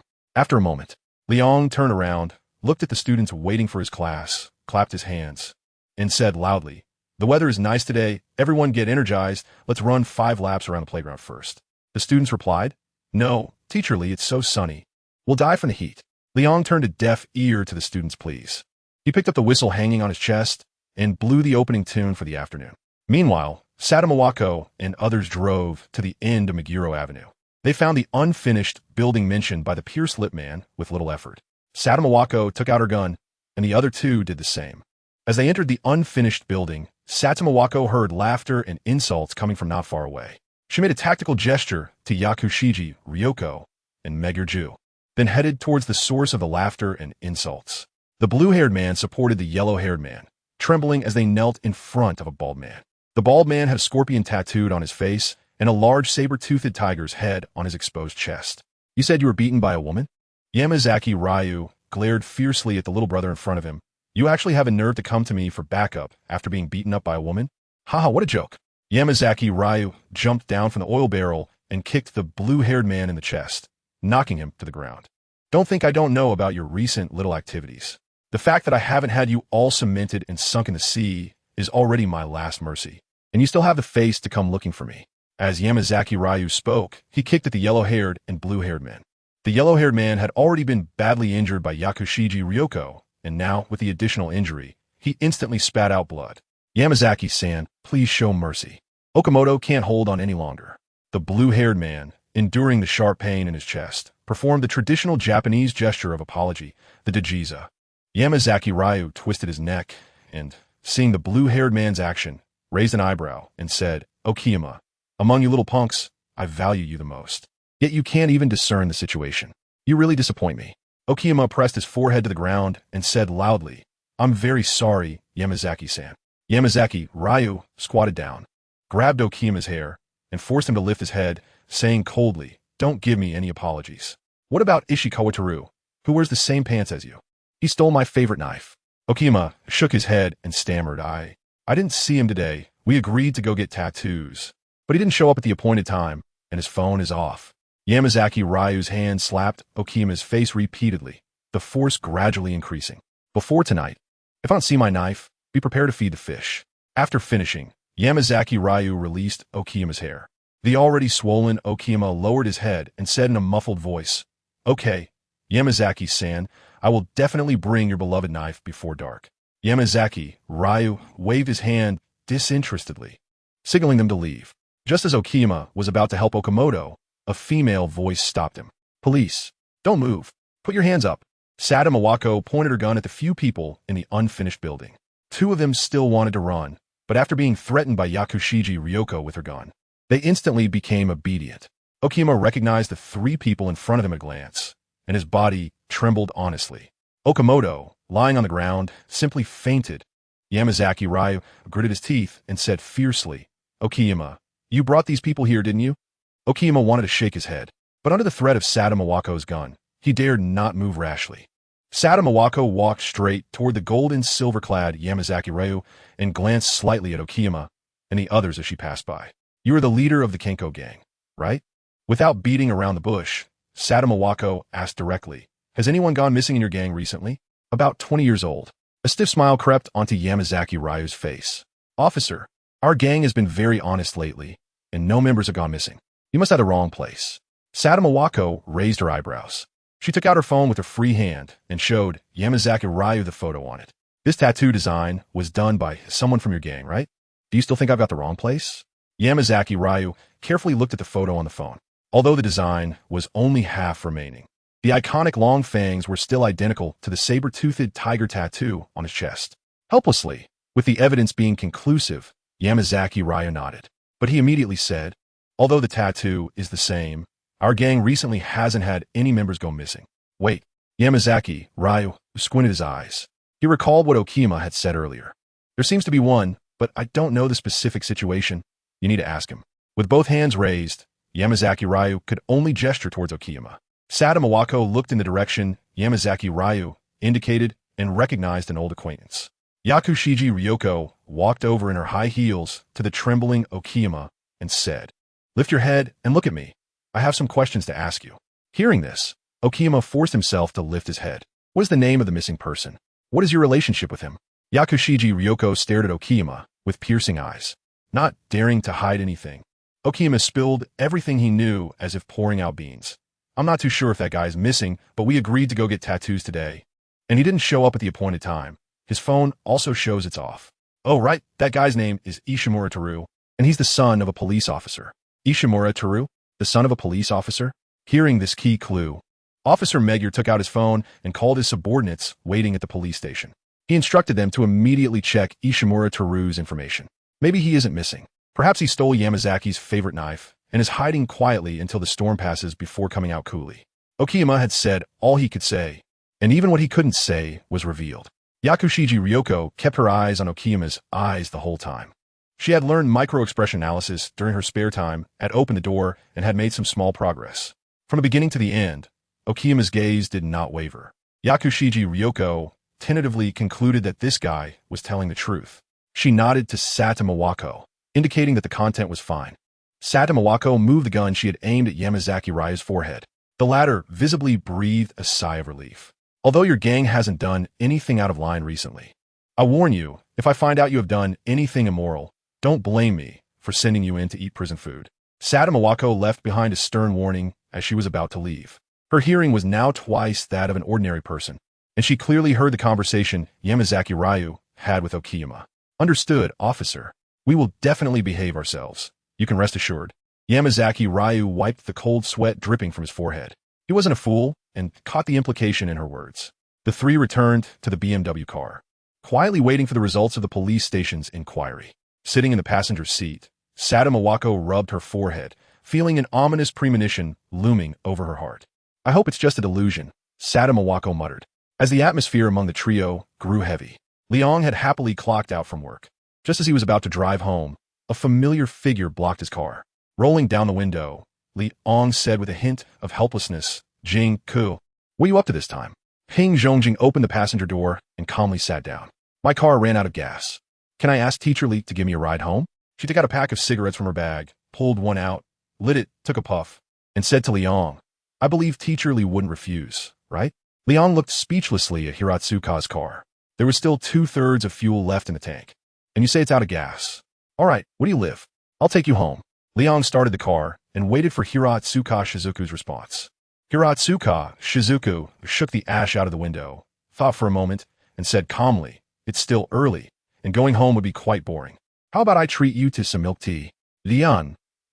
"Hey, don't pull a long face. It's rare for me to invite someone of the opposite sex out to have fun, so give me some face, teacherly. Ping Zhongjing threw away the half-smoked cigarette, pulled out her phone, tapped on it a few times, and then waved it in front of Liang. Let us go here. I heard it's a new place, and the food is pretty good. Liang glanced at the location of his shop. Without replying, he pressed the accelerator and drove out of the school parking lot. Inside the car, Ping Zhongjing watched the scenery retreating outside. Even though she had traveled this road countless times, today felt different. She turned her head to look at Liang, who was focused on driving, and thought, it must be because of this man. Why are you sneaking a glance at me? Didn't you just call me a pervert a few days ago? Liangkan linutisa izuka seizgaja. Haizuka Seiji rolled her eyes and, with her hands on her bag, confidently said, isn't it perverted to forcibly hug a young girl? Young girl? Liang looked at Hiratsuka Shizuka with a strange expression. Could this guy really think of himself as an 18-year-old girl? Hiratsuka Shizuka nutisa li angsgaza. Her lips twitched slightly, and she stubbornly said, what? Am I not pretty? When I go out to buy vegetables, those aunties at the market call me a young girl. Liang was speechless. Let's just say, is there a possibility? At your age, calling someone a little girl in front of those older than you is quite reasonable, right? Don't be fooled by my lack of self-care, always with a cigarette in hand, and my preference for going to izakayas after work. Hina Hiriizumi calmly spoke about her own shortcomings. But I have money. I can support you, Liang. Liang was surprised. After living for more than 20 years, it was the first time he encountered a girl saying she wanted to keep him. He looked at his face in the rearview mirror, a sunny, handsome guy. Well, that's fine. This woman is just after his body. Jinkawai, don't say things that can be misunderstood. Liang gave up the opportunity to live off someone else. Look at my car and the clothes I'm wearing. Do you think I look like someone who lacks money? Himizuka Shizuku pouted. She had just blurted it out in a moment of impulse. But after being firmly rejected by Liang, she unexpectedly felt a faint sense of disappointment in her heart. The atmosphere in the car suddenly became a bit awkward. Just as both of them didn't know what to say, the milk tea shop came to the rescue in time. They found a place to park the car. Liang and He Pingzhong walked side by side on the road. The combination of a handsome man and a beautiful woman attracted the attention of many people on the street. The outfit you are wearing now looks great. Don't just wear the lab coat all the time. Liang glanced at Ping Zhongjing's outfit. The lab coat is so convenient. It's dirt-resistant and wear-resistant. And the pockets are quite large, capable of holding many things. Ping Zhongjing said dismissively, subconsciously wanting to smoke. However, just as her hand touched the cigarette box, she inadvertently looked at Liang and then resisted the urge to smoke. The two chatted casually like this. Soon, they arrived at the entrance of a popular milk tea shop. Ping Zhongjing's eyes widened in shock as she looked at the bustling scene inside the shop.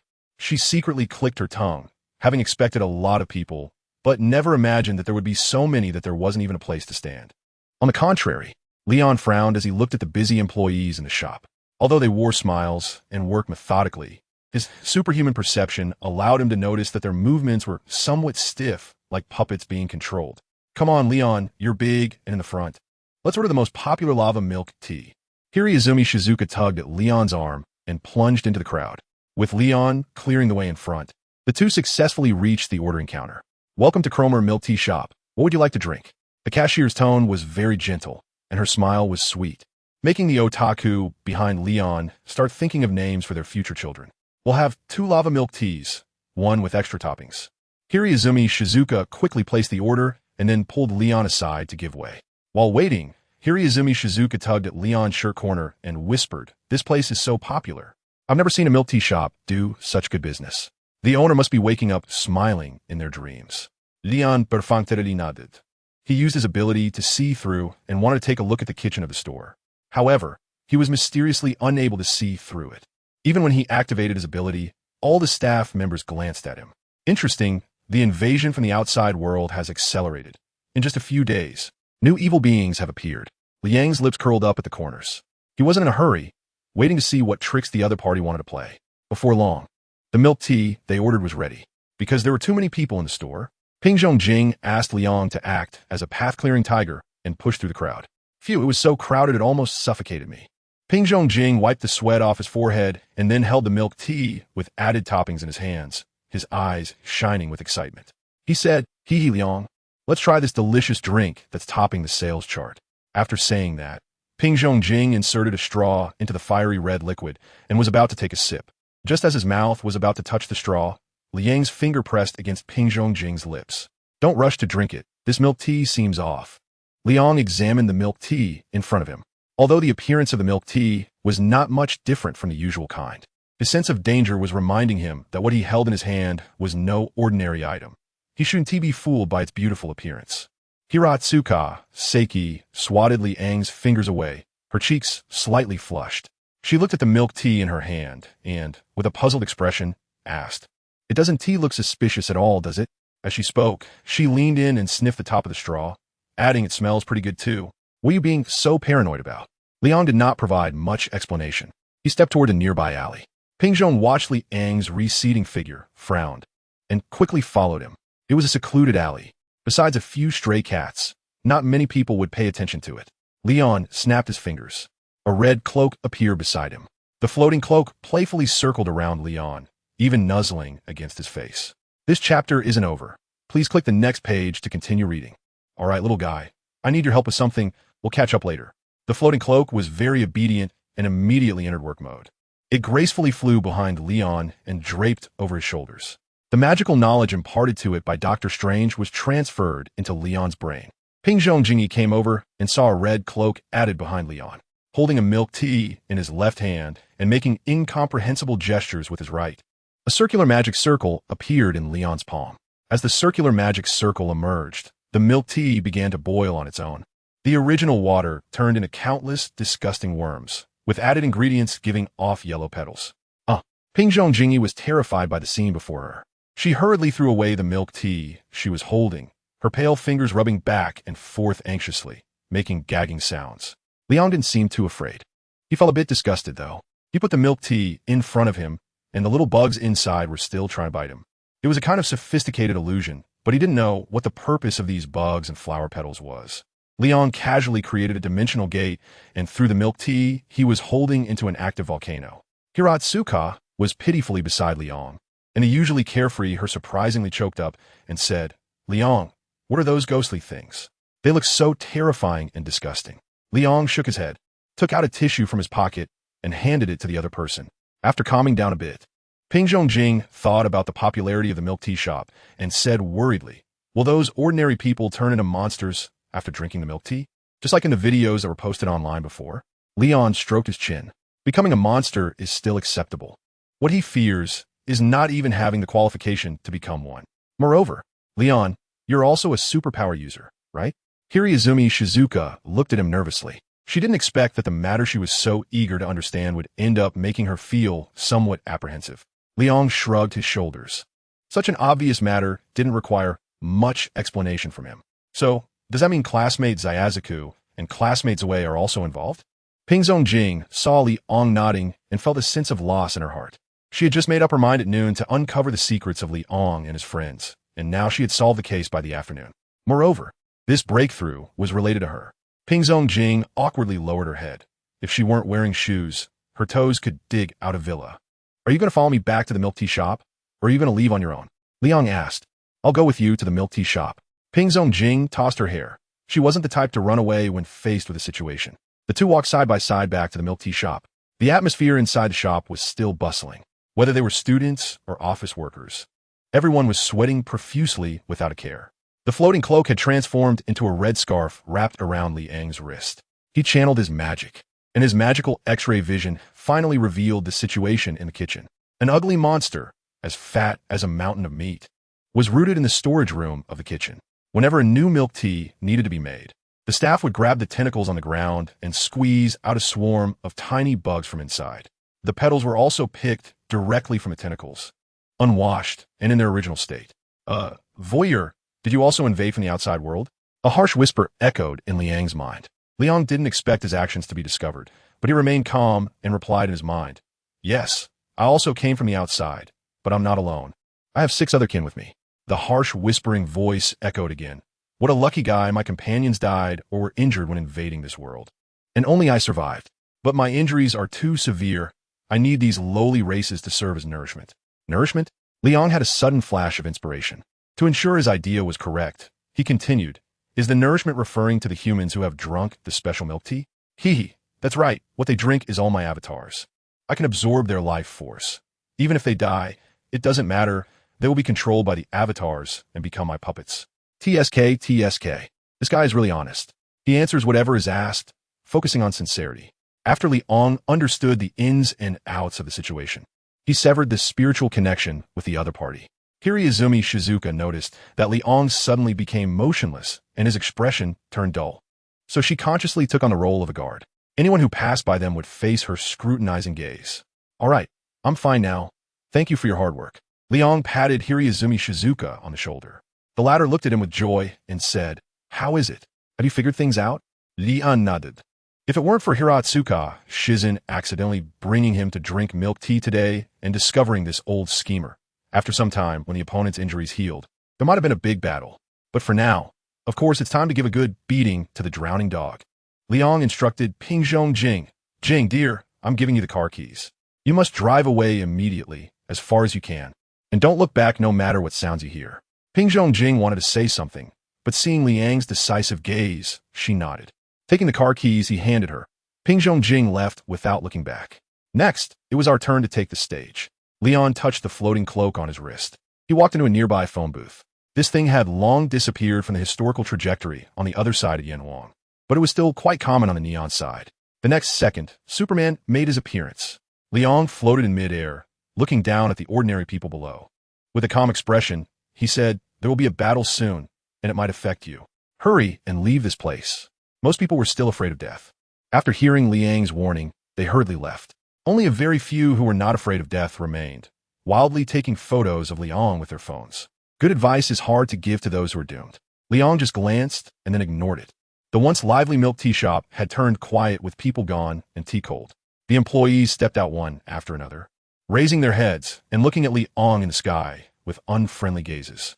Suddenly, the girl who had taken the order for Hiratsuka Shizen had her head explode, something writhing in her severed neck. This seemed like a signal. The heads of the other employees also exploded, crimson tentacles shooting out, waving in the air with a strong stench. If you don't go and make a guest appearance in a biohazard theater, it would be a waste of talent. Liang complained and his figure flickered. When he reappeared, his fist was already striking one of the split monsters. The powerful force sent the creature flying 20 to 30 meters away, leaving it sprawled on the ground and unable to get up for a while. The remaining split monsters were not deterred by Liang's displayed strength. After all, they were just puppets. Since their master commanded them to attack, they had to comply. One split monster attempted to sneak attack from behind. The hovering cloak detached from Liang's body and wrapped around the creature's body. Liang turned around, his eyes emitting a red light, and a heat ray took down the opponent. In just 2 seconds, only 3 out of 5 split monsters remained. The harsh whisper echoed in Leon's mind again. "Damn it, you tricked me. You're not an invader from the outside. You are the guardian of this world." Bingo. Correct answer. But unfortunately, there's no reward. Liang conjured a magical whip in his hand, threw it forward, and ensnared 3 splitting monsters. Then, using all his strength, he forcefully cut the monsters in half. Hidden in the storage room, Meat Mountain sensed that its puppets had been killed. It let out a deafening roar and began to absorb the life force of its clones. A few young people peeking out from behind cover, continuing to take photos, suddenly changed their expressions. Their phones fell to the ground, writhing in pain like maggots. Not just them. Anyone who had ever consumed the special milk tea from the tea shop showed the same reaction. Liang stood in the middle of the street, his expression unreadable. A young man, his face twisted in pain, shouted at Liang, "Damn it, aren't you a superpower user? Hurry up and save us. Isn't this your responsibility?" Upon hearing this, Liang's mouth curved slightly. "Little master, there's more behind this chapter. Please click the next page to continue reading. It gets even more exciting." Responsibilities? How ridiculous. His goal has always been to protect this world from external destruction, and nothing else was considered. If it were a somewhat familiar anime character, it would be fine, but a passerby who spoke flowery words, he chose to ignore. Moreover, the location was still in neon. Liang had one more reason not to take action. Boom! The milk tea shop collapsed with a loud crash. A huge figure loomed in the dust, barely visible. The late arriving police officers stared in shock at the colossal creature before them. They looked at the guns in their hands, lost in thought. One young officer even wanted to go rescue the young people lying on the ground. But what responded to him was a disgusting tentacle. Fortunately, the young officer was quick on his feet and narrowly dodged the attack. They couldn't save them. Striking at the connection between the tentacle and the neck could achieve a one-hit kill. Liang's voice was not loud, but all the police present heard him. Your Excellency, why have these people become like this? On our way here, many people were already lying on the street. An old police officer with the highest rank was pushed forward to be the interrogator. Liang quickly replied, Don't worry about why they're like this. They are beyond saving anyway. The urgent task now is to deal with the big guy in front of us, got it? The old police officer was taken aback. Beyond saving? On the way here, he roughly counted, there were at least 100 people. Were they all doomed? His shirt was soaked with cold sweat. He knew this incident was too serious, so he turned to the officers and shouted, Didn't you hear what the superhero said? Draw your guns and aim at that big monster. Then he pointed at 3 younger officers and said, Go check on the civilians lying on the ground. Save them if you can, and if you can't, you heard the method of elimination just now. The 3 officers looked at each other, under their superior's angry glare. They ultimately went to carry out the task. Liang floated in midair, his gaze fixed on the colossal object. Suddenly, a blob of green slime shot out from the dust. Liang just tilted his head slightly to dodge the attack. The green slime splashed against the wall behind him, hissing as it quickly dissolved a large hole. You're impressive, but still far from enough. As the dust settled, the massive creature revealed its true form. It resembled a huge mass of fat, yet one could still discern plant-like features on its surface. Its eyes were asymmetrical, one positioned above and the other below. Its mouth was cylindrical, filled with dark, sharp teeth, and occasionally, insects scurried past. Countless tentacles waved around it, each emitting a yellow mist. My name is Morikomo, the vanguard of General Sigra of the Third Realm. Morikomo looked at Leon with its slanted eye and slowly said, Your strength is commendable. Although you deceived me, as long as you abandon the light for the dark, I am willing to accept you as a member of our Third Realm. Leon smirked. No wonder the villains in movies die from talking too much. Do they have to give an acceptance speech before fighting? Without waiting for a response, Leon dashed in front of Morikomo. His fists, as large as clay pots, rained down on the opponent. Morikomo let out a cry of pain, lamenting, You've really angered me. I will turn you into my nourishment. Leon seemed to have not heard. He only increased the strength of his fist again. Morikomo controlled its tentacles to advance, trying to wrap around Leon's body. But Leon was already on guard. The heat ray was not to be trifled with. The red beam flashed across the sky above the city. Severed tentacles fell to the ground, some still twitching. The police watched the battle scene before them, comparable to special effects, and did not even have the courage to raise their weapons. My God, can this really be dealt with by human power? The old police officer's hat was blown away by the shockwave from the battle. He trembled as he raised the gun in his hand, aimed at Morikomo's eyes, and pulled the trigger hard. The bullet's accuracy was a bit off. It was aimed at the eyes, but ended up hitting the mouth. The damage was minimal, but the insult was severe. Morikomo was about to explode with anger. It did not expect that something it considered to be low-level nutrients would dare to attack it. Morikomo spewed out a cloud of black mist from its mouth. Leon could clearly hear the sound of wings flapping coming from the black mist. As he watched the mist draw closer, the old police officer instinctively gave the command, Everyone, aim at the black mist. When it's 20 meters away, fire. With the order given, the officers with guns all aimed at the black mist. Their hands trembled slightly, palms sweaty. 3, 2, 1. Fire. Bang. The old officer fired the first shot. The subsequent gunfire erupted like firecrackers during the new year. However, despite the loud noise, the effect was not very good. The losses to the black mist were almost negligible. As the black mist fully approached, the officers realized that it was not mist at all, but small black insects that could fly. The small black insects were tiny and very agile. They had sharp teeth and were not picky eaters, even gnawing on the police car's tires. In no time, the officers suffered heavy casualties. Nutrients must have the awareness of being nutrients. Morikomo let out an unpleasant laugh. Liang felt overwhelmed, and he took a deep breath before unleashing a fierce cold storm. The cold storm swept through the area where Morikomo was located. Many of the tentacles were frozen into shiny ice crystals, and a large number of the little black bugs fell to the ground. Morikomo shivered. It desperately tried to wriggle its body, but to no avail. Liang pressed the attack, with Heat Ray and Basat's Thunder all aimed at Morikomo.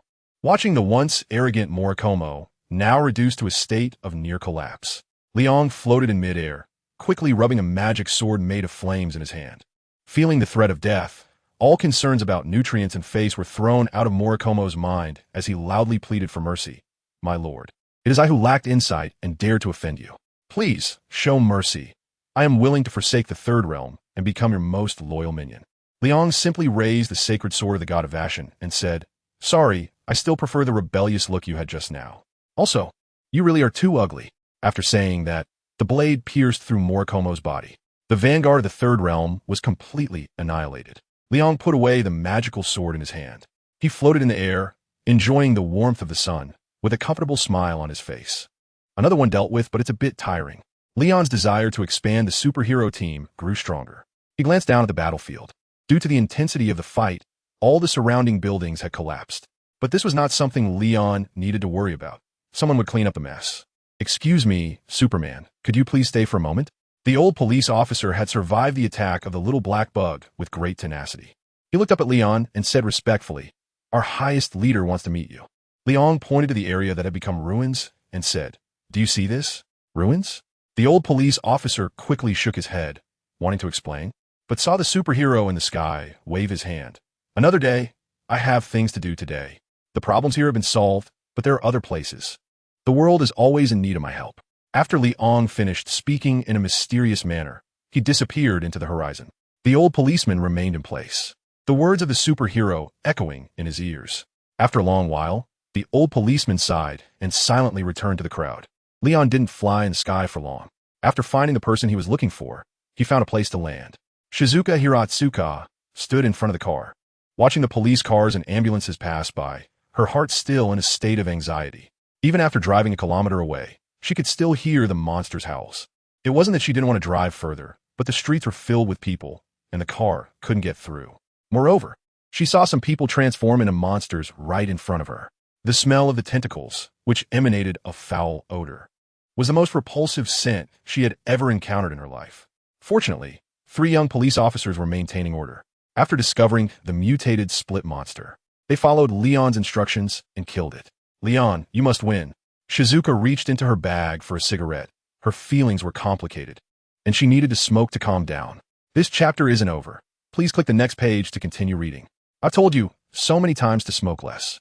It's bad for your health. The freshly lit cigarette was extinguished. Shizuka was not only not angry, but also pleasantly surprised to see the newcomer. Ah, Leon, did you defeat the monster? Shizuka exclaimed, circling around Leon. Are you hurt? I saw that monster was quite strong. It could not only turn people into disgusting tentacle monsters, but even a single shout could spread for several kilometers. Leon was not knocked out by Morikomo, but almost got dizzy from Jing Hiratsuka's spinning. He stopped the cute Jing, who wanted to keep spinning, and helplessly said, am I really that weak in your heart? Monsters of that level are not even worthy of my attention. Yes, yes, yes, our teacher Li is the strongest, Jing Hiratsuka replied dismissively, leaving Liang speechless. In her opinion, Liang was indeed a superpower user, but not as powerful as the female superpower user in the video. That female superpower user could fly and had immense strength.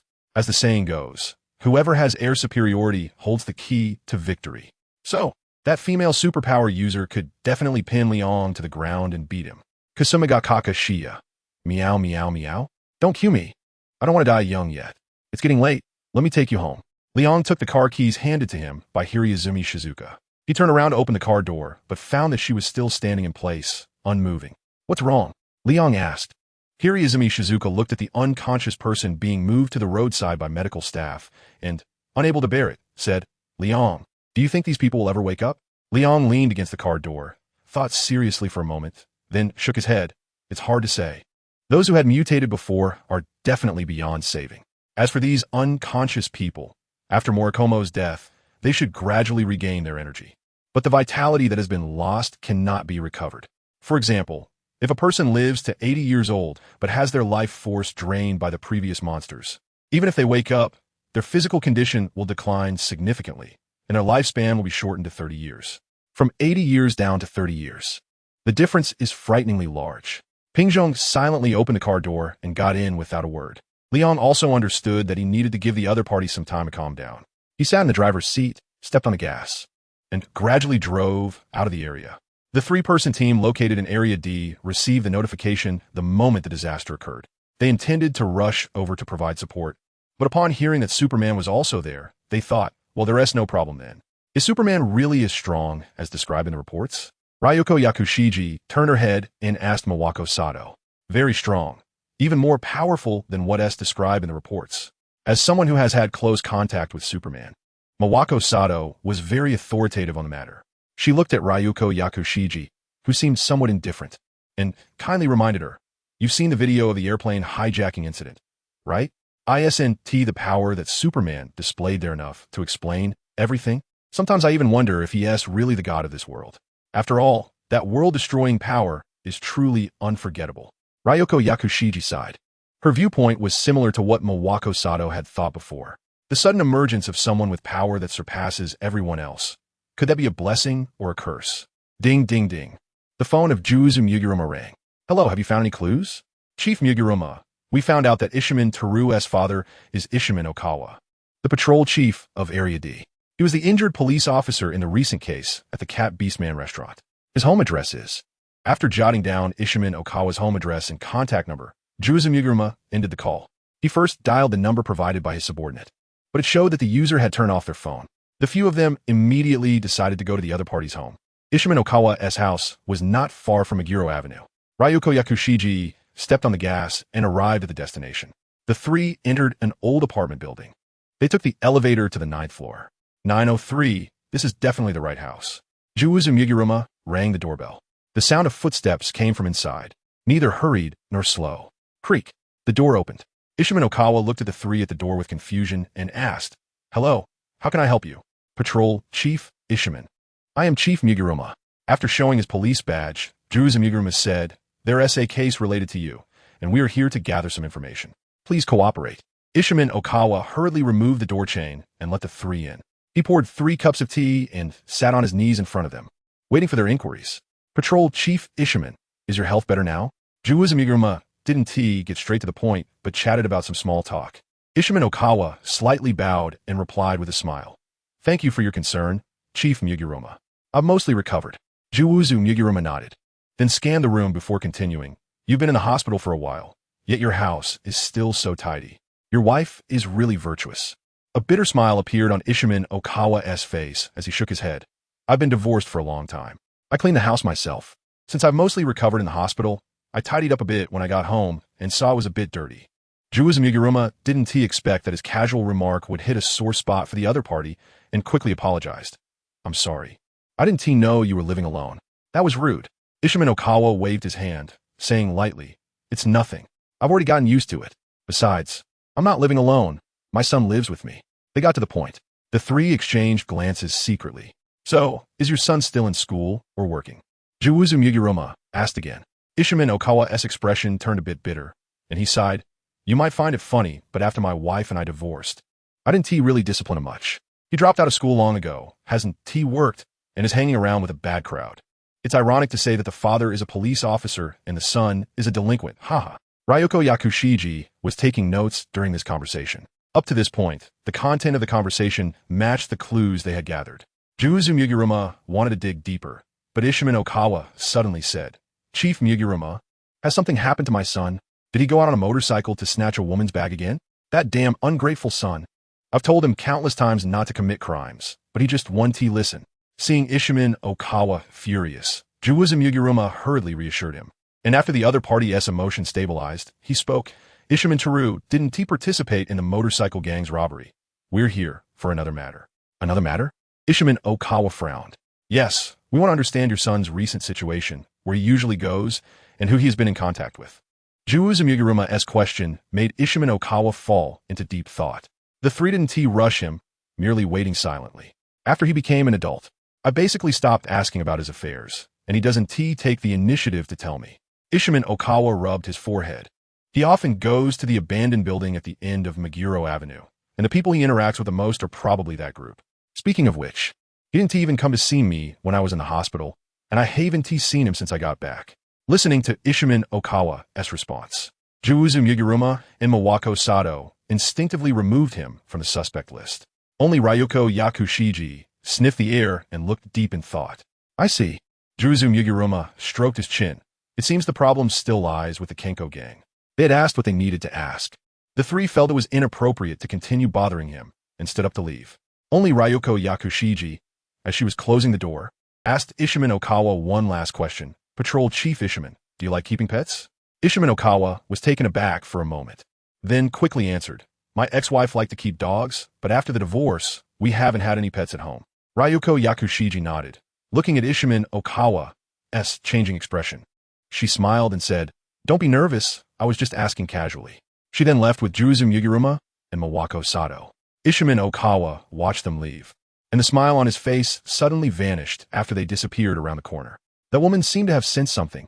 It feels a bit bad. This chapter is not yet finished. Please click the next page to continue reading the exciting content. Ishimin Okawa closed the door and reflected on his answers, unable to figure out where he had slipped.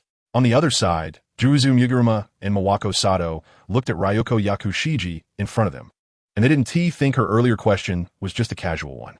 "Did you discover some clues?"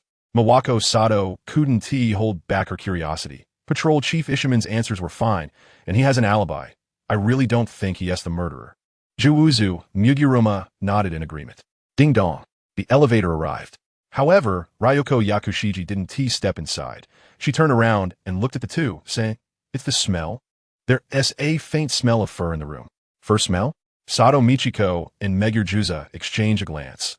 They really hadn't detected the smell. I had helped a friend take care of a pet for a while, so I'm quite sensitive to the odors that pets emit. Yakushiji Ryuko recalled that unbearable past and said with lingering fear, at Ishimin Okawa's home, despite spraying a lot of air freshener, it backfired and highlighted the smell of the animal. So that's how it is. Sato Michiko and Megure Juza suddenly realized. Then let's go back now, restrain him, and pry open his mouth. Megure Juza lowered his hat and was about to head back. Sato Michiko stopped him and shook her head. Yakushiji Ryuko said she smelled an animal scent, and combined with the tuft of black fur found in the suitcase, Ishimin Okawa's true identity might be that of a monster. Just the four of us can't handle him. Yakushiji Ryuko agreed with Sato Michiko's view. We can first send someone to monitor him, and when the time is right, then... Yakushiji Ryuko's words were interrupted by a voice from the side. So was the smell that exposed me. This is something I didn't consider thoroughly. After closing the door, Ishimin Okawa felt inexplicably anxious. Eventually, he opened the door and followed the group, just in time to hear Yakushiji Ryuko's analysis. "When did you arrive?" Sato Michiko was startled to see Ishimin Okawa suddenly appear. She hadn't heard a single sound of his approach. Licking his claws, Ishimin Okawa's eyes turned into slits, and he said with a sinister smile, "Since you discover my secret, then please go to hell." After saying this, Ishimin Okawa pushed off the ground and charged at Megure Juza. Just as Megure Juza was drawing his gun, Ishimin Okawa was already upon him. In a critical moment, Sato Michiko knocked Megure Juza aside with her shoulder, crossing her arms to absorb Ishimin Okawa's attack. Yakushiji Ryuko, unwilling to back down, executed a whip kick towards the stopped Ishimin Okawa. Tilting his head slightly, he easily dodged the attack, which to him seemed as slow as a snail. He grabbed Yakushiji Ryuko's calf, exerted a bit of force, and tossed her away. Seeing Yakushiji Ryuko about to fall off the stairs, Megure Juza hurriedly scrambled up, leaping to barely catch her arm. "Don't let go, Yakushiji." The veins on Megure Juza's hands bulged as he gradually pulled Yakushiji Ryuko back up. Sato Michiko shook her slightly numb hands, taking a fighting stance, her expression serious as she watched Ishimin Okawa. "Oh, you can actually block my attack?" Ishimin Okawa looked at Sato Michiko as if he had discovered a new continent. "Your flesh must be delicious. Eating you will bring me closer to becoming a god." Sato Michiko spat and disdainfully said, "You think someone like you can become a god? You're daydreaming." Ishimin Okawa, after hearing Sato Michiko's words, was not angry. Who would care about the words of a dying person?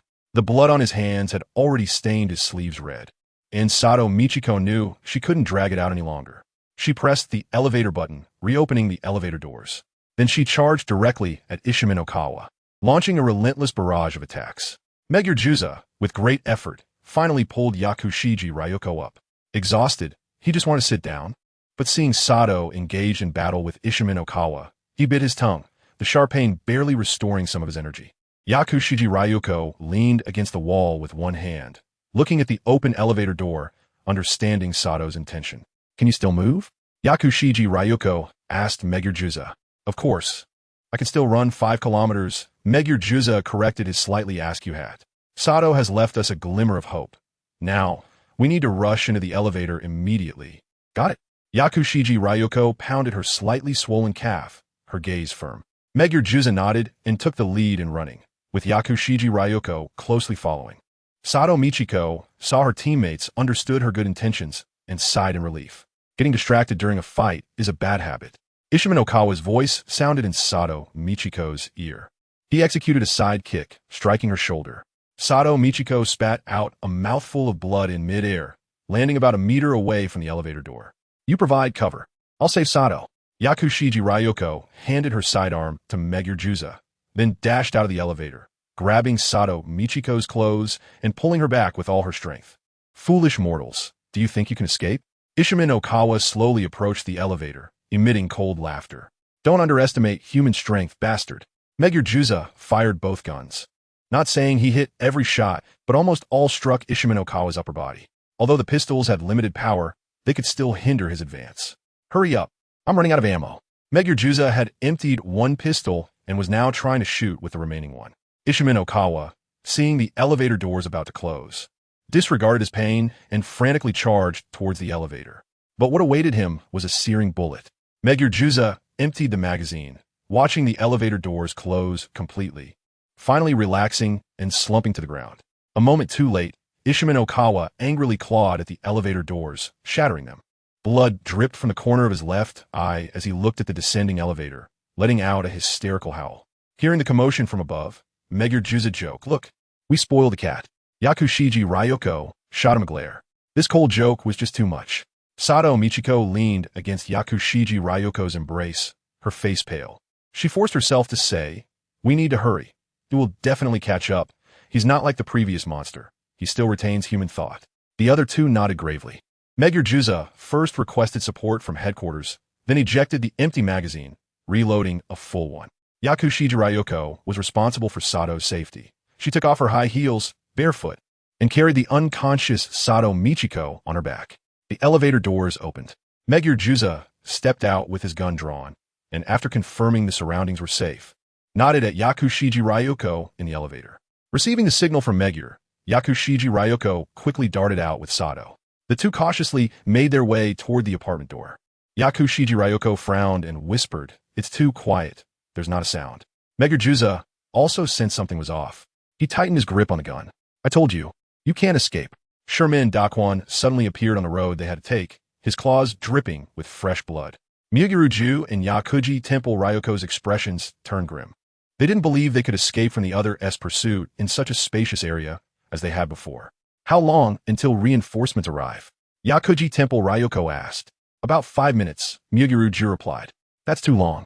By the time reinforcements arrive, it'll just be time to cover us with a white cloth."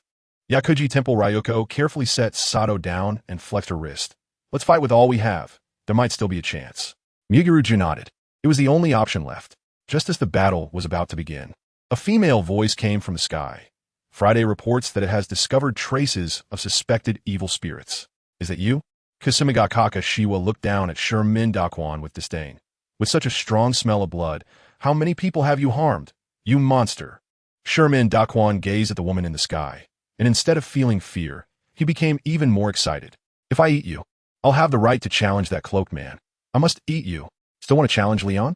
Kasumigakaka Shiwa's expression turned strange. This evil spirit must have bumped its head during the invasion. "Forget it. I can't be bothered to talk to you." Kasumigakaka Shiwa raised an eyebrow at a corner below and shouted with a suppressed laugh. "Pajama baby, it's your turn to shine." Hiding in the dark, Ariiri muttered, "What the hell is Pajama baby?" Ariiri was furious at the nickname Kasumigakaka Shiwa had given her. She glanced at her outfit and sighed helplessly. After all, it was the only outfit she had in the Phoenix Society. While Sherman Dakwon was still confused about what the woman above was saying, a thread shot out from not far away, binding him tightly. Ariiri, wearing her homemade mask, swayed the thread and landed in front of Yakuji Temple Ryoko and Mugiruju. "Hi, your friendly neighborhood Spider-Man is here." Ariiri greeted the two, who were dumbfounded. Yakuji Temple Ryoko assessed Ariiri's height and figure, muttering, "Isn't this just a little girl?" Ariiri's mouth twitched. Seeing her spotlight being stolen, Sherman Dakwon was displeased. He cut through the thread with his claws and charged straight at Ariiri without hesitation. Ariiri quickly reacted. It was as if she had eyes on the back of her head. She jumped high and shot out a thread from her wrist. tossing Yakuji Temple Ryuko and Mugiruju into a nearby flower bed. Sherman Dakwan's attack missed. He turned around to see Eri striking a pose after landing and shouted, "I like your meat too. I'm going to eat you all." Eri stood up, looking at the strange-looking Sherman Dakwan, and mockingly said, "I suggest you go for some cosmetic surgery first." A man regains confidence starting from his looks. Just as Yakuji Temple Ryuko climbed out from the flower bed, hearing Eri's banter, she confirmed, "This is just a little girl. Even if the king of heaven came, she would still be one." Sherman Dakwan was enraged by Eri's words. He laughed in anger. "Sharp-tongued little girl, watch me tear you to pieces." Sherman Dakwan pushed off the ground, cracking the bricks beneath him, turning into a barely visible afterimage and appearing in front of Eri. Eri was stunned by the sudden burst of speed. Luckily, her quick reflexes helped her move back half a step, narrowly dodging the attack. Kasumigakaka Shiwa, watching from above, couldn't stand by any longer. After rigorous training under Hippolyta, her combat experience and fighting skills had rapidly improved. To her, Eri's fighting looked like a child playing house. Full of flaws, she took off her starry crown and aimed it at Sherman Dakwan, throwing it fiercely. Eri noticed Kasumigakaka Shiwa's action and deliberately slowed down, creating an opening. "Ha, got you." Sherman Dakwan saw Eri so close and raised his claws to grab her. But instead of dodging, Eri put her hands on her hips with a smug expression as if to say he had fallen into her trap. Sherman Dakwan quickly realized, but it was too late. The starry crown had already flown behind him, the powerful impact striking his waist. Eri even heard the sound of bones breaking. Watching Sherman Dakwan lying on the ground, struggling to get up, Eri wrapped him up in a web, leaving only his head exposed. Picking up the starry crown from the ground, Eri handed it to Kasumigakaka Shiwa, who was descending from the sky. "Thanks, I did pretty well just now, didn't I?" Glancing at Eri, who was acting like a puppy seeking praise. Kasumigakaka Shiwa put the starry crown back on her head and replied perfunctorily, So, a bit better than a child playing house." Eri's smile froze. She had forgotten that the woman in front of her had a sharp tongue. Even becoming Wonder Woman hadn't changed that at all. How should she deal with this? Kasumigakaka Shiwa kicked the cocooned Sherman Dakwan. Eri suggested, "How about we hand him over to the police?" Kasumigakaka Shiwa thought for a moment, then drew the sword of Hephaestus from her waist. She said, "Humans are a greedy race. I can't trust them to handle him alive." After saying this, Kasumigakaka Shiwa swung her sword and ended Sherman Dakwan's life. As his pupils gradually dimmed, the world domination Sherman Dakwan dreamed of also vanished into thin air. Eri watched Kasumigakaka Shiwa sheathing the sword of Hephaestus and quietly said, "Big cow, don't you think your personality has changed a lot?" Kasumigakaka Shiwa understood what Eri meant and replied, "This world is facing life and death. If our indecisiveness leads Leon into a dead end, do you think there's any hope for this world?" Eri fell silent. "If you don't have this determination, I suggest you think carefully about becoming a superhero." Without waiting for Eri's response, Kasumigakaka Shiwa flew into the sky, disappearing into the clouds. Eri watched Kasumigakaka Shiwa's retreating figure, speechless. Yakuji Temple Ryuko limped over to Sherman Dakwan's corpse. Looking at his unblinking eyes, much of her pent-up frustration dissipated. She glanced at Eri, who was about to leave, and said, "What's wrong? Did you have a fight with your companion?" Eri paused and replied irritably, "None of your business, old lady." "Old lady?" Yakuji Temple Ryuko's mouth twitched, her fists clenched behind her back, hard enough to crush walnuts. "I just heard some of your conversation with your companion, and, to be honest, I think she's right." Yakuji Temple Ryuko shrugged. She had never had a good opinion of those above her, and had even personally arrested some powerful people to make them face the consequences.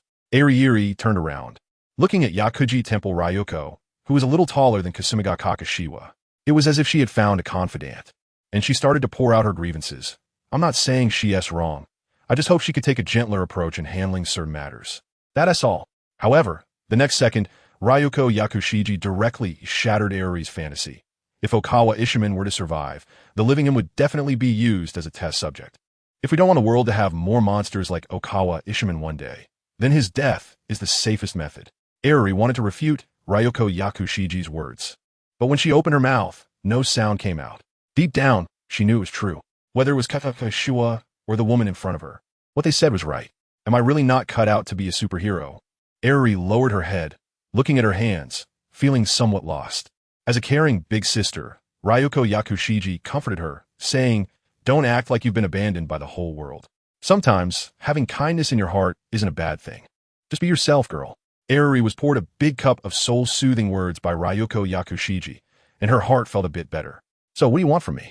After all, coming from a bureaucratic family, having been influenced since childhood, Eruri could see through Ryuko Yakushiji's ulterior motives. Ryuko Yakushiji raised an eyebrow, admitting that she had underestimated the girl in front of her. "I want to know about your superhumans." When it came to serious matters, Ryuko Yakushiji's attitude became earnest. Eruri shook her head. She wasn't that naive. Just because she had a cup of chicken soup, it didn't mean she'd spill everything. "All I can tell you is that our organization is called New Gods, established to protect this world." New Gods? Are all organization members codenamed after gods? Or do they all possess godlike powers? Ryuko Yakushiji furrowed her brow. Just one organization name didn't yield much information. "Can't you reveal a bit more?" Ryuko Yakushiji wanted to press for more, fearing that the next superhumans they encountered wouldn't be as easy to talk to as the golden twin-tailed girl in front of her. Eruri pouted. It wasn't that she didn't want to say more, it was that she didn't know much of the inside story herself. "By the way, we don't call ourselves superhumans. We refer to ourselves as superheroes." Eruri corrected Ryuko Yakushiji's terminology. "The one who flew away just now is called Wonder Woman. And as for me, I already told you." "Superheroes?" Ryuko Yakushiji repeated a few times. It did sound better than superhumans. But that couldn't be considered intelligence. Ryuko Yakushiji was almost going crazy. "Is that all? Is there anything else?" Eruri thought for a moment and decided to give those above a warning. "Our mission is to protect the world. Other matters are not within our scope of consideration. Don't let those with ulterior motives cause trouble. I don't really care, but for others, it's hard to say." Eruri shrugged, not giving Ryuko Yakushiji another chance to ask questions, and left swinging on a web. Muguruma Juza watched Eruri disappear. He supported the already awakened Mawako Sato and approached Ryuko Yakushiji. "Did you get anything out of her?" Ryuko Yakushiji nodded slightly. Although the other party didn't reveal much, it wasn't as bleak as before. Beep, beep. A large number of police cars arrived at the entrance of the old apartment building. Dozens of heavily armed SWAT members got out of the vehicles. "Look, support has arrived." Ryuko Yakushiji sat on the steps, and after her tense nerves relaxed, the soreness in her body followed. Muguruma Juza also sat down on the steps, imitating her. His hand holding the gun still trembled a bit as he said, "Today's shooting was exceptional. In the past, hitting 4 out of 10 shots would have been a cause for celebration." Mawako Sato leaned weakly against a nearby pillar, utterly exhausted, lacking the strength to speak. The 3-person team completed their first mission in such a stumbling manner. Although the process was not ideal, the result was quite satisfactory. On the other side, Leon also sent Hiraizumi Shizuka back home. The other party lived in a standalone villa, which couldn't compare to Li Ang's residence in scale, but among the teacher community, it was already at the top of the pyramid. No wonder she could speak so arrogantly and mention things like being a kept woman. "Rest early and have sweet dreams tonight." Liang leaned slightly forward, speaking to Ping Zhongjing through the car window. Ping Zhongjing, holding her bag with both hands, nodded and said, "You too, after such a big battle, you must be tired. Go back and rest early. I'll take you to my favorite izakaya next time." Liang gave an okay gesture and then drove away. On the way home, Liang thought about what Morikomo had once said. The Third World Vanguard Army, while not particularly strong, was also not weak, and the key was that they knew how to play tactics. Fortunately, this unfortunate guy ran into him. If it were Kaori Shikibu or Airi Shiro, it wouldn't be so easy to handle. Why is it that for others, crossing over is just a light comedy of daily life, but for me, it's a painstaking effort to save the world? Lian sighed deeply.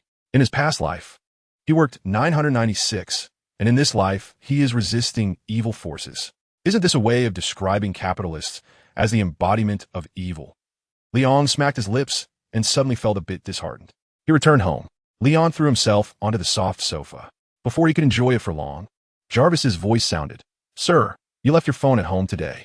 There are a total of 28 missed calls, all from Miss Nakamura." Leon waved his hand, indicating that he understood. Jarvis's voice did not stop. "Friday sent me a message. It found traces of suspected evil entities and has informed Miss Kisaragi and Miss Sawamura." Upon hearing this news, Leon turned over and sat up from the sofa. "Talk about this news and pull up the surveillance footage from that area. I want to see the details." "Understood, sir." 2 light screens appeared simultaneously. A small tablet-sized light screen appeared in Leon's hand. while a larger light screen was projected onto the wall. Liang first checked the light screen in his hand. There was only a short video on it, and because it was filmed from a distance, the image was not very clear. However, these issues were completely minor for Liang. He immediately recognized that the person fighting the monster in the video was Miwako Sato. Why did this thing look so much like that cat beast man from before? Liang raised an eyebrow, clearly remembering how that guy's head was blown to pieces. Jarvis interjected, "Sir, according to the surveillance footage I hacked into, this cat-like beastman is the police officer who was previously scratched by a cat beastman." The one who was scratched? Racial infection? Liang leaned back on the sofa, and he roughly understood what was going on. The content of the video continued. Sato Miwako was injured by the monster and lost her fighting ability, then was rescued by her companions. The monster missed the chance to catch its prey, enraged, and jumped directly down from the high building. The video ended here. Liang removed the small light screen from his hand and noticed that Sato Miyako's physical condition was extraordinary. It must be the effect of the revitalizing medicine he had given her when he saw her about to lose consciousness. Little Master, there's more in this chapter. Please click the next page to continue reading. It gets even more exciting. Play the surveillance footage from that area. I want to see the follow-up results. Following Liang's command, the light screen projected onto the wall began to play the footage. Jarvis specifically selected content recorded by a machine positioned in optimal surveillance location. Liang directly skipped the previous trash talk segment. He just took a couple more glances at the woman with short brown hair in the video. If you remember correctly, she was also the main character from an anime. The surveillance footage then jumped directly to Kasa no Oka Shiyu and Eruri, Spencer Sawamura's appearance. Looking at Eruri's outfit, Liang couldn't help but laugh out loud. He even kindly asked Jarvis to take a screenshot and send it to the group they had created with the three of them. That's right, Liang and the others had formed a group. However, this idea wasn't his, it was Eruri's. Little did she expect that the first communication in the group would be a photo of her embarrassing moment. In a good mood, Liang continued to watch the subsequent content. He patiently watched the battle between Eruri and Cat Beastman 2.0. Except for a moment when Eruri surprised him with a sudden move, the rest was rather ordinary. However, considering that Eruri had just gained her powers, Liang was still quite satisfied with her performance. In the final scene, Kasa no Oka Shiyu ended Cat Beastman 2.0's life with a single sword strike. Kasa no Oka has grown faster than I expected. Liang waved his hand and retracted the light screen projected on the wall. He stood up and walked to the refrigerator, took out a can of cola, and gazed at the setting sun outside, lost in thought. If conditions allowed, he wouldn't want to involve the paper doll, wise he liked in the dark world. One can only say that fate plays tricks on people. Liang took a sip of cola and gazed at the sinking sun, no longer speaking. The next day, Pingjong Jing walked into the classroom. She looked at Kasumigakaka Shiyu, who was sprawled on her desk, and thought to herself, this really doesn't look like a superhero at all. It seemed as if the back of Kasumigakaka Shiyu's head had eyes. She turned her head and coincidentally met Pingjong Jing's peculiar gaze. Unexpectedly, the other party's perception was so sharp. Pingjong Jing immediately shifted her gaze, tapping the blackboard to remind her classmates to pay attention. Calmly watching Pingjong Jing speaking eloquently at the podium, Kasumigakaka Shiyu propped her head up with one hand, a slight smile on her lips. It seems Jing is aware of the secret too. As for how she knew, Kasumigakaka Shiyu could guess it with her knee.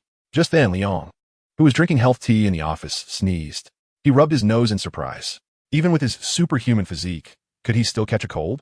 The morning classes quickly ended. The superhero team had arranged to dine at the Phoenix Society. However, they unexpectedly encountered someone along the way. Teacher Pingjong, what a coincidence. We can meet you here. Kasumigakaka Shiyu crossed her arms, looking at Pingjong Jing, who was blocking their way. Pingjong Jing was not to be outdone. She recognized Kasumigakaka Shiyu's teasing and replied, "What? You superheroes can't add another pair of chopsticks for a meal?"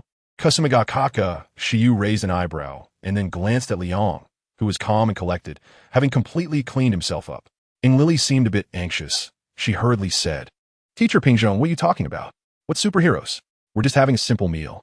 Pingjong Jing did not respond, her gaze fixed on the only male present. Kasumigakaka Shiyu and Lily also shifted their attention over. Liang realized he couldn't escape, so he shrugged and said, "Let's go. It's just having Abby and Barbie cook for one person. It'll be done quickly."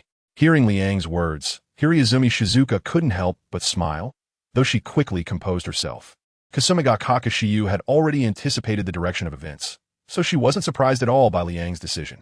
Only Lily looked confused, wondering why it felt like so much was happening that she didn't know about. The The four of them made their way to the front of the teacher's dormitory. Liang looked at the phoenix pattern on the wall that only they could see and reached out to touch it. This time, trapped between Kasumigakaka Shiyu and Heroines. The confusion magic did not take effect, and Hiratsuka Shizuku witnessed a scene that overturned her worldview. This building, how is it constructed inside the teacher's dormitory? Do the people inside not react? Hiratsuka Shizuku gasped in shock and couldn't help but say, "This is unscientific. It's simply a miracle." Kasumigakaka Shiyu patted Hiratsuka Shizuku on the shoulder, looked at her as she turned her head, and smiled. "Shizuku, dear, science is just the foundation here. There will be more things to amaze you in the future." After saying that, Kasumigakaka Shiyu exchanged a glance with Heroines. Heroines understood and grabbed Hiratsuka Shizuku's other arm, and together with Kasumigakaka Shiyu, they lifted Hiratsuka Shizuku into the Phoenix Society. "Master, the meal is ready. And there's your favorite braised pork." When Abby heard the noise at the door, she dropped the vacuum cleaner in her hand and instantly appeared in front of Liang. Liang nodded, then pointed to the larger mouth of Hiratsuka Shizuku behind him and instructed, "Add an extra set of chopsticks and bowls. We have guests today."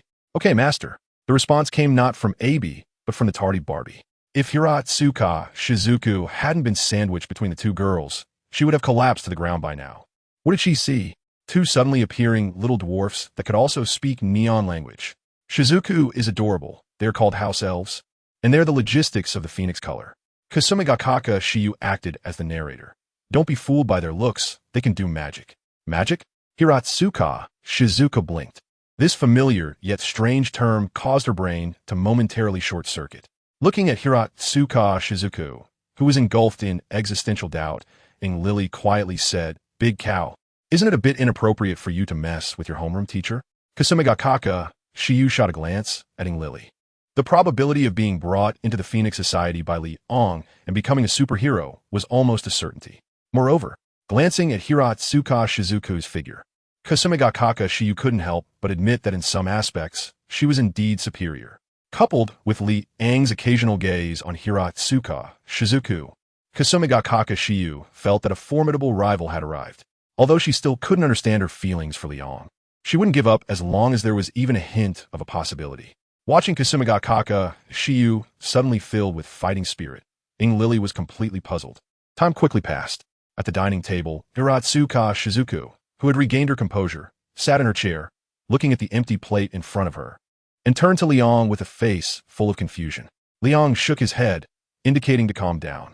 He clapped his hands, and upon receiving the signal, Abby snapped her fingers.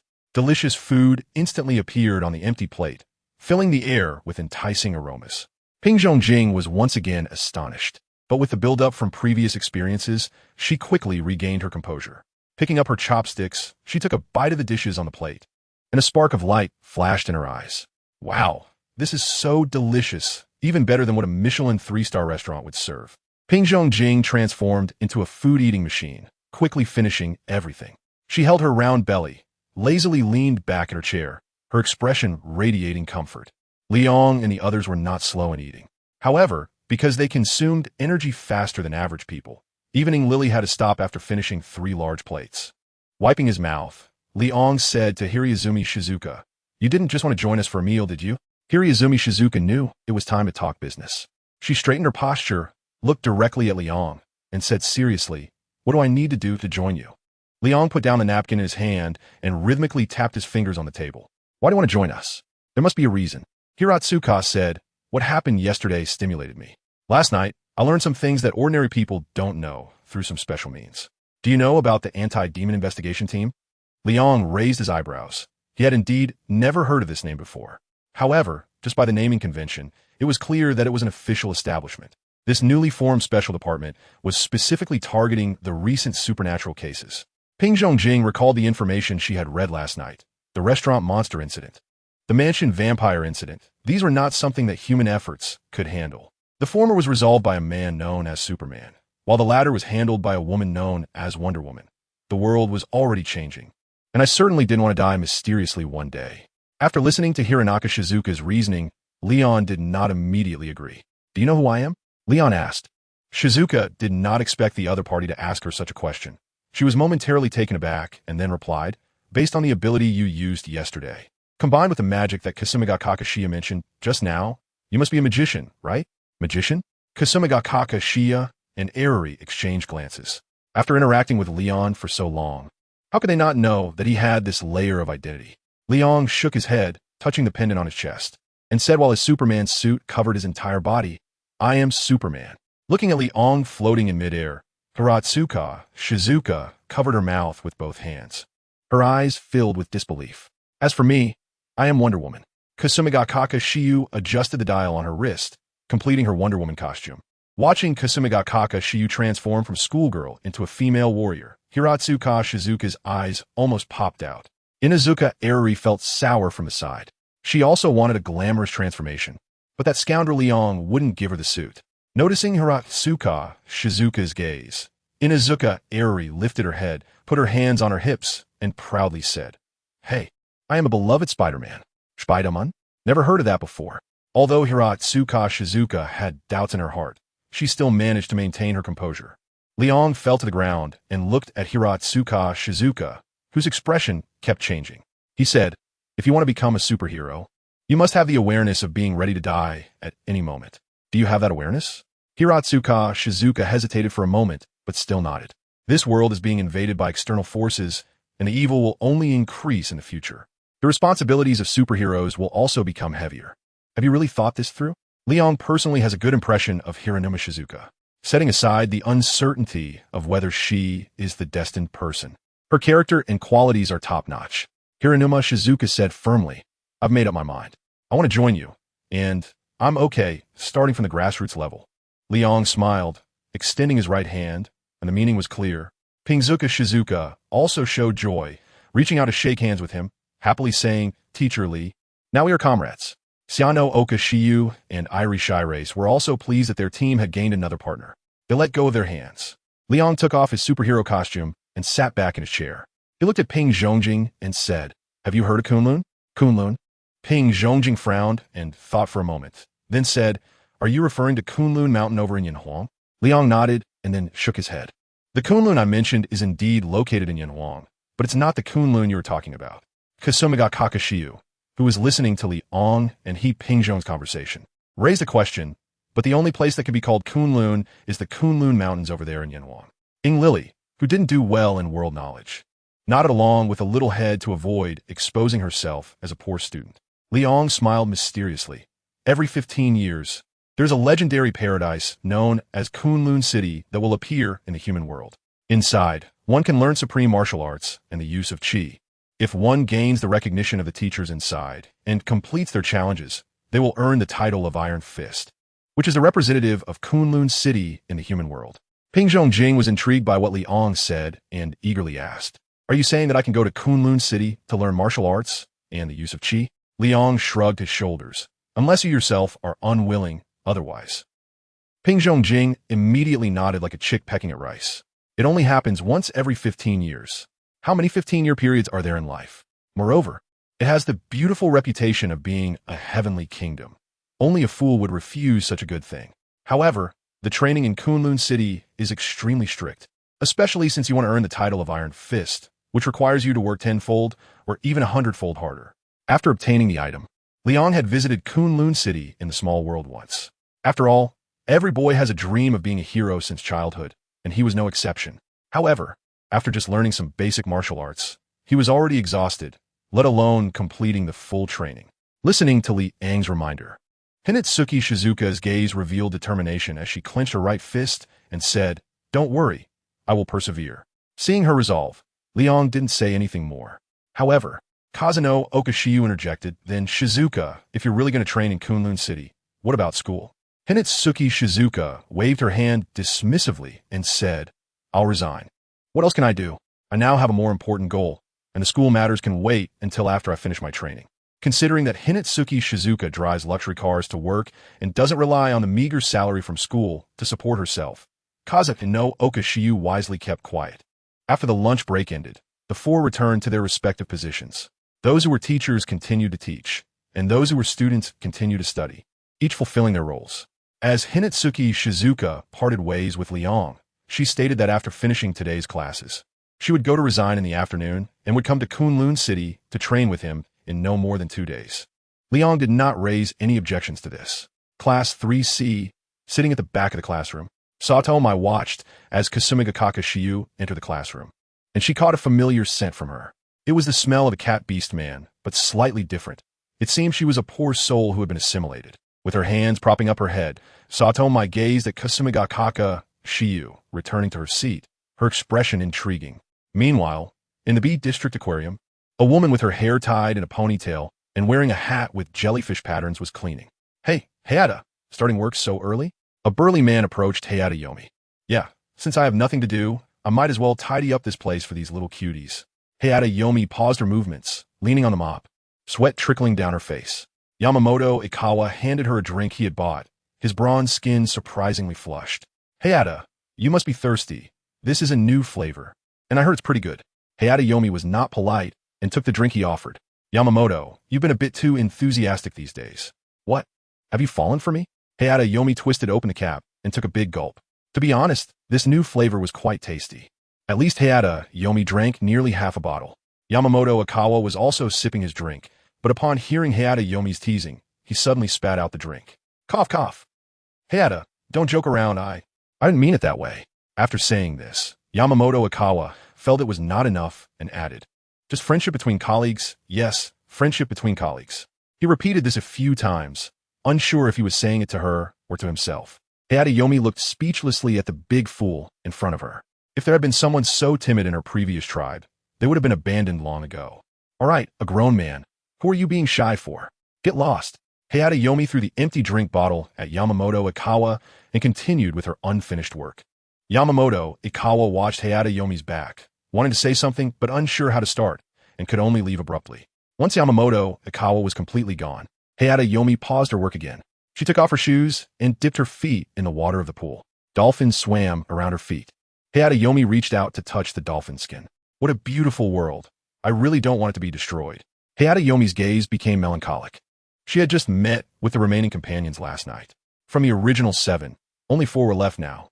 The leopard beast man suggested hiding for now. The newly appeared world guardians were strong, and they were no match, so they should wait for the arrival of the main forces before sounding the horn for attack. The other 2 beastmen agreed with the leopard beastman's suggestion.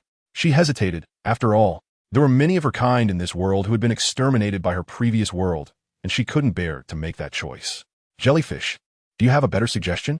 Seeing that Hayata Yomi was slow to raise her hand to vote, the leopard beastman's expression became somewhat displeased. "No, I was just lost in thought. I agree with your suggestion." Hayata Yomi noticed the fierceness in the leopard beastman's eyes. Her strength was no match for the other party, and with 2 accomplices, she had no choice but to reluctantly raise her hand. "Sigh, I wonder how things will turn out later. It's really frustrating." Hayata Yomi Sigit pulled her feet out of the pool, put her shoes and socks back on, and continued to work diligently. After leaving the Ocean Theater, Yamamoto Ikawa regretted it immensely. Rarely did he have such a good opportunity to be alone, and how could he have missed it? Ever since Yomi came back from her sick leave, she has become even more charming.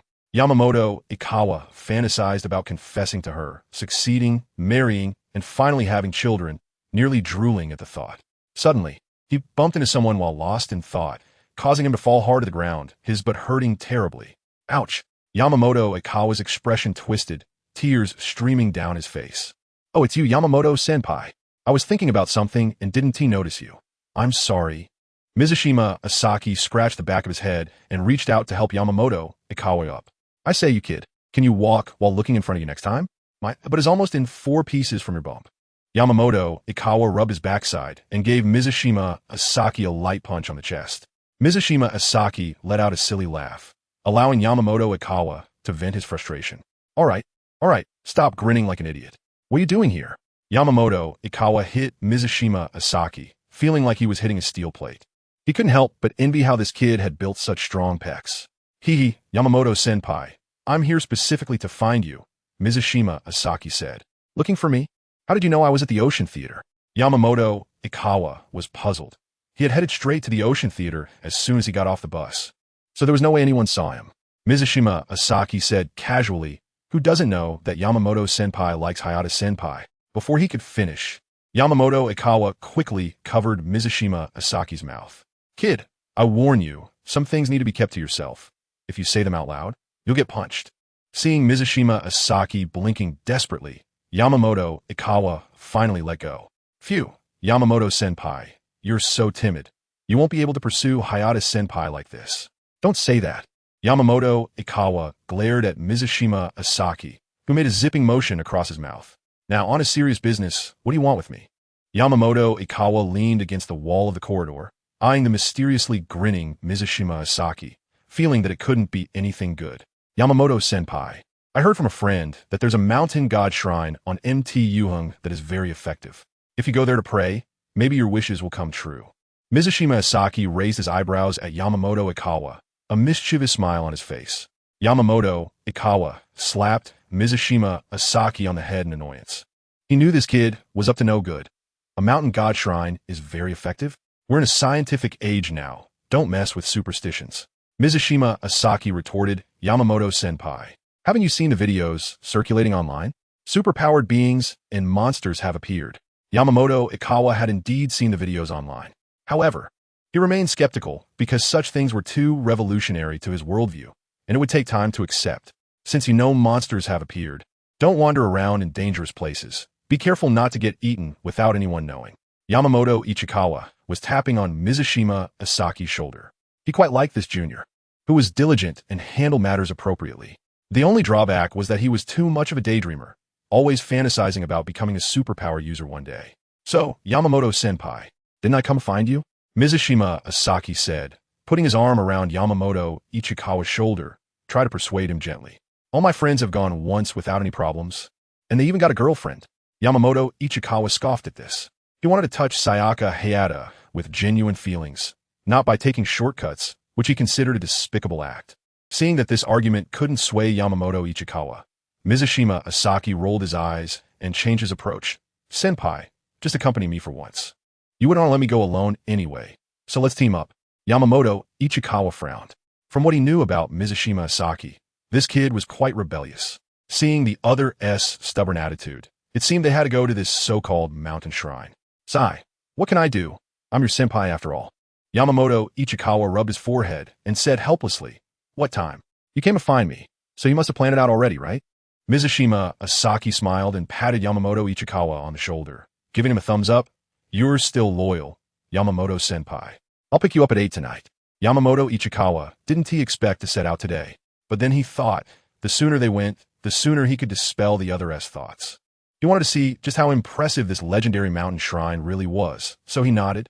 Seeing that Yamamoto Ichikawa agreed, Mizushima Asaki put his arm around his shoulder, and the two chatted about tonight's plans as they walked. The sun was setting. Private Toyazaki Academy. Leon didn't go home. Instead, he came to the Phoenix Society. As soon as he entered, Kasumigakaka Shiyu and Ing Lily pushed the door open and walked in. Huh? What brings you here? Leon asked. Kasumigakaka Shiyu crossed her arms and explained, I have moved my writing location to the Phoenix Society. They will provide me with some valuable advice on Friday. Ing Lily, on the other hand, was staring at Liang, seeming hesitant to speak. Liang raised an eyebrow. He really didn't expect that there would be writing talent on Friday. But considering the other party's identity as an artificial intelligence, he understood. Not only could it collect all kinds of novel samples from the internet, but could also analyze and optimize storylines, which could indeed provide Shiyu Kaza no Oka with different ideas. As for Eriri, Leon could guess what the other person wanted to say. He came to the living room, sat on the sofa, and snapped his fingers, causing the red and blue spider suit to appear. Ing Lily looked at the spider suit with excitement, her eyes revealing an immense desire. Does she think she can control her abilities well now? Leon smiled at Ing Lily. Ing Lily's twin ponytails danced up and down as she confidently said, That's right. I have full control over my abilities now. After saying that, Ing Lily picked up a book beside her, and this time it didn't stick to her hand. Then, she shot spider silk from her wrist, wrapping it around a cup not far away. With a tug, the cup swiftly flew into Ing Lily's hand. Leon gently clapped his hands, expressing his satisfaction with Ing Lily's demonstration. I made some modifications to the spider suit, and I hope you don't mind. Leon extended his palm and swiped it across the spider suit. The original red and blue color scheme transformed into a black and white mix, and a hood was added to the collar. Wow, I like this even more. Ing Lily hurriedly rushed forward, cradling the spider suit in her arms and stroking it back and forth as if it were a priceless treasure. Leon looked at the happily smiling Ing Lily, and the corners of his mouth also curled up slightly. Seeing that Lily had gained Li Ang's approval, Kasumiga Kakashiyu went off to tend to her own matters. From the fact that she was humming a tune while going upstairs, it was evident that she was in a pretty good mood as well. Liang took the drink that Barbie handed him, without paying attention to Lily, who was hurriedly going to change clothes. He glanced at the flickering flames in the fireplace and sighed. It's barely starting to take shape. I hope it will get better and better in the future. It will, sir. I have 100% confidence in you. The voice of Friday echoed in the living room. Liang took a sip of his drink, remaining silent, with only the sound of burning wood crackling in the background. Time passed into the evening. The starry sky tonight was exceptionally brilliant. Even the dimly lit paths in some remote areas were still clear. Shomo Chienshu drove his second-hand car to the foot of Yamamoto Ichikawa's apartment building. He had already called the other party on the way. Sure enough, within 2 minutes, Yamamoto Ichikawa, dressed in casual clothes and carrying a backpack, knocked on the car window. Opening the car door, Shomo Chienshu exaggeratedly said, "Senpai, we're just going to check out the mountain shrine, not going to war. Why are you bringing so much stuff?" Yamamoto Ichikawa proudly replied, "Hey, you little brat don't understand. I checked it out when I got back. The mountain shrine on Yuheng Mountain is at the top.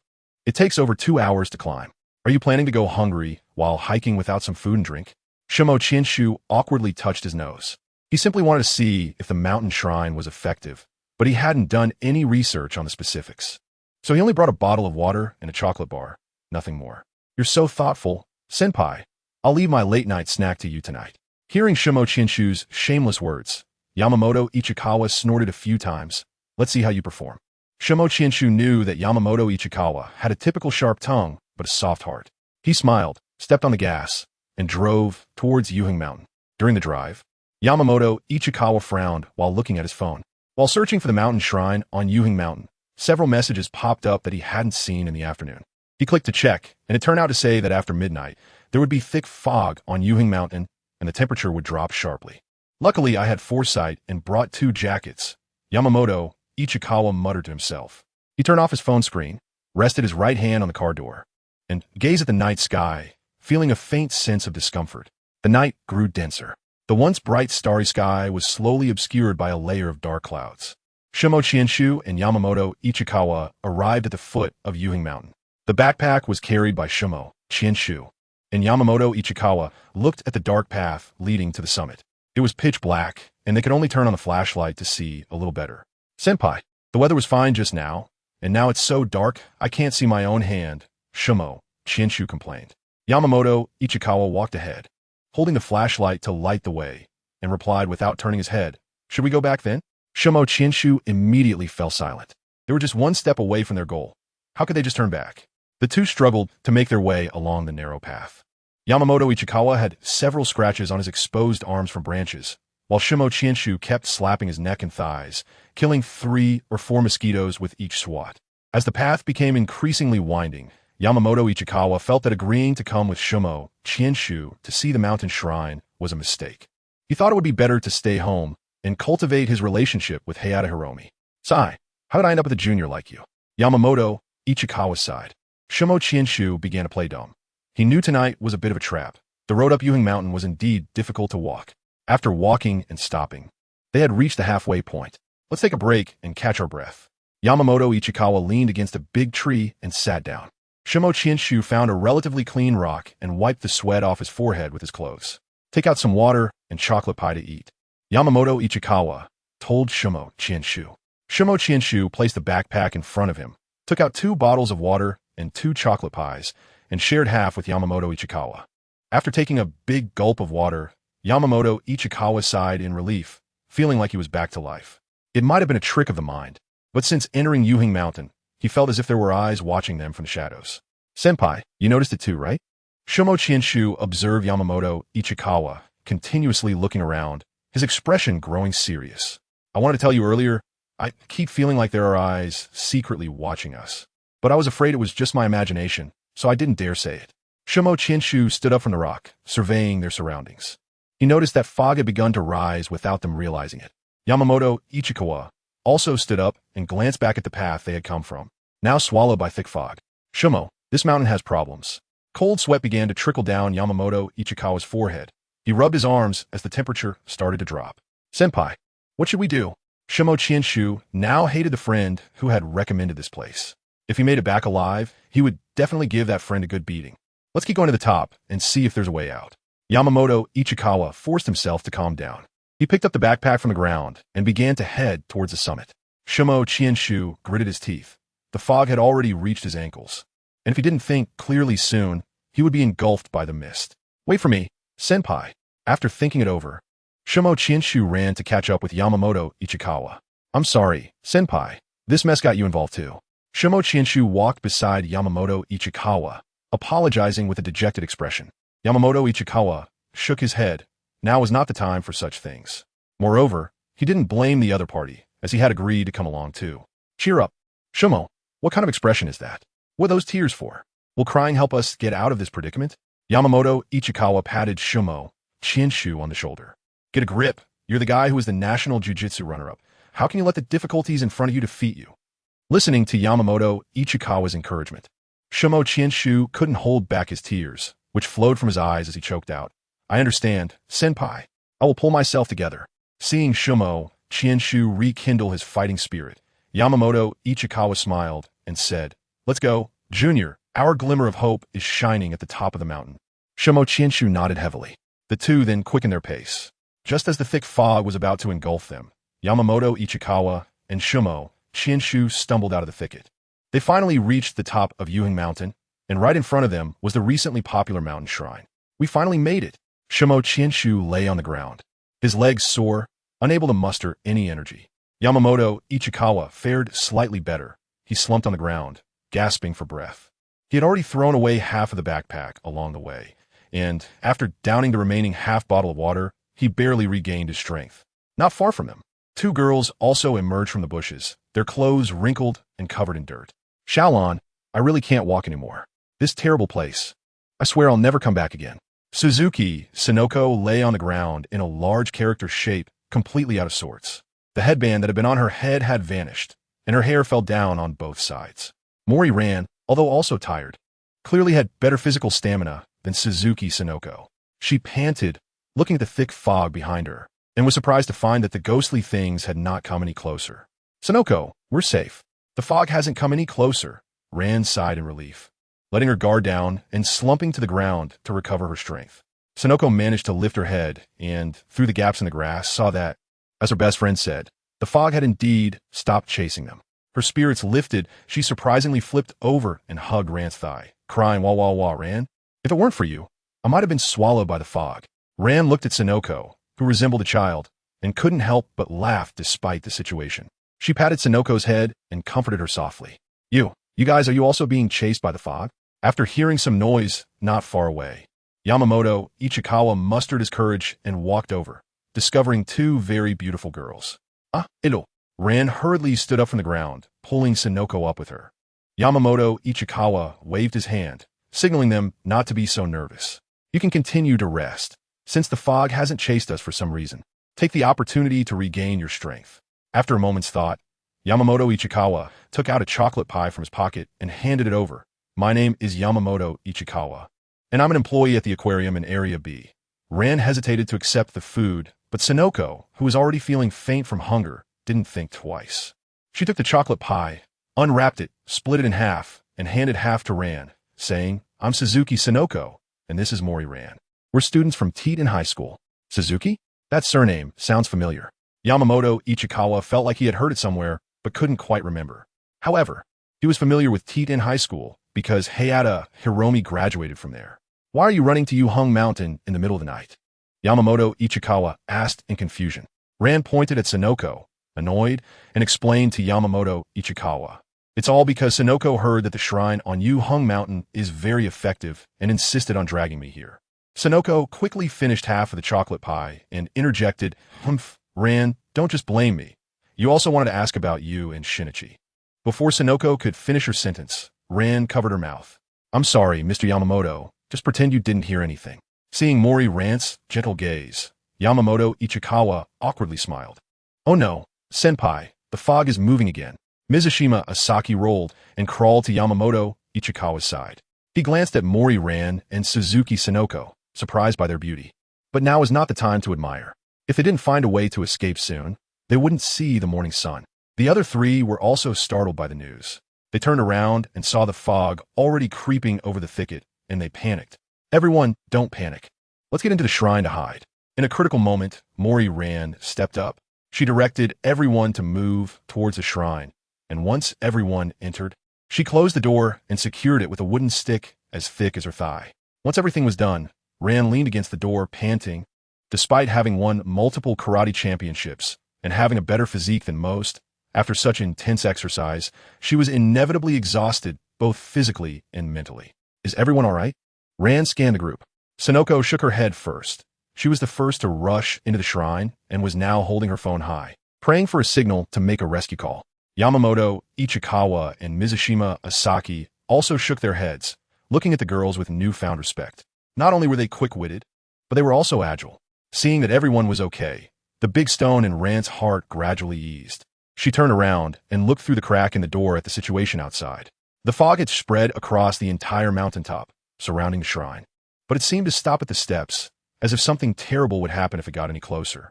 Strange, these ghostly things seemed to be afraid of something. Ran murmured quietly. She turned around again, wanting to go to where Sonoko was, but was attracted by a stone statue in the shrine. It was a dilapidated, two-faced monster. Why is there a monster enshrined in the shrine? Ran was puzzled. Yamamoto Ichikawa shared the same question. Before coming here, he had researched a lot of information and was certain that the shrine on Yu Hung Mountain did not enshrine demons. This place is a bit strange. Everyone be careful. Yamamoto Ichikawa warned. Just then, Suzuki Sonoko let out a scream.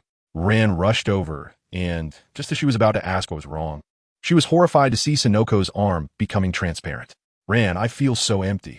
Tears streamed down Sonoko's face as the area of transparency on her body gradually expanded. Ran caught Sonoko, who had lost her leg support, and her own tears couldn't stop flowing. She wanted to say something, but it was stuck in her throat, and she could only cry softly. In the end, Suzuki Sonoko disappeared in Mori Ran's embrace, leaving only a phone that fell to the ground. Ran maintained her embrace, her gaze becoming somewhat hollow. Yamamoto Ichikawa and Mizushima Asaki were terrified by the scene before them. The former wanted to comfort Ran, but Asaki's scream made him stop in his tracks. Asaki's body was also gradually becoming transparent. Senpai, I think I'm going to disappear too. A bitter smile appeared on Asaki's face. If he could choose again, he would never come to the shrine. Yamamoto Ichikawa swallowed hard, wanted to say something, but he couldn't make a sound like Ran earlier. Senpai, you have to survive. Mizushima Asaki said his last words before disappearing right in front of Yamamoto Ichikawa. Yamamoto Ichikawa sat on the ground in despair. He recalled the days he worked with Asaki. This cheerful junior had brought a lot of positive energy into his life. You brat, just leaving your senpai behind like this, how rude. Yamamoto Ichikawa looked up at the beam above and suddenly became very quiet. Ran, I think I know the pattern. Yamamoto Ichikawa suddenly spoke up, waking the sorrowful Mori Ran.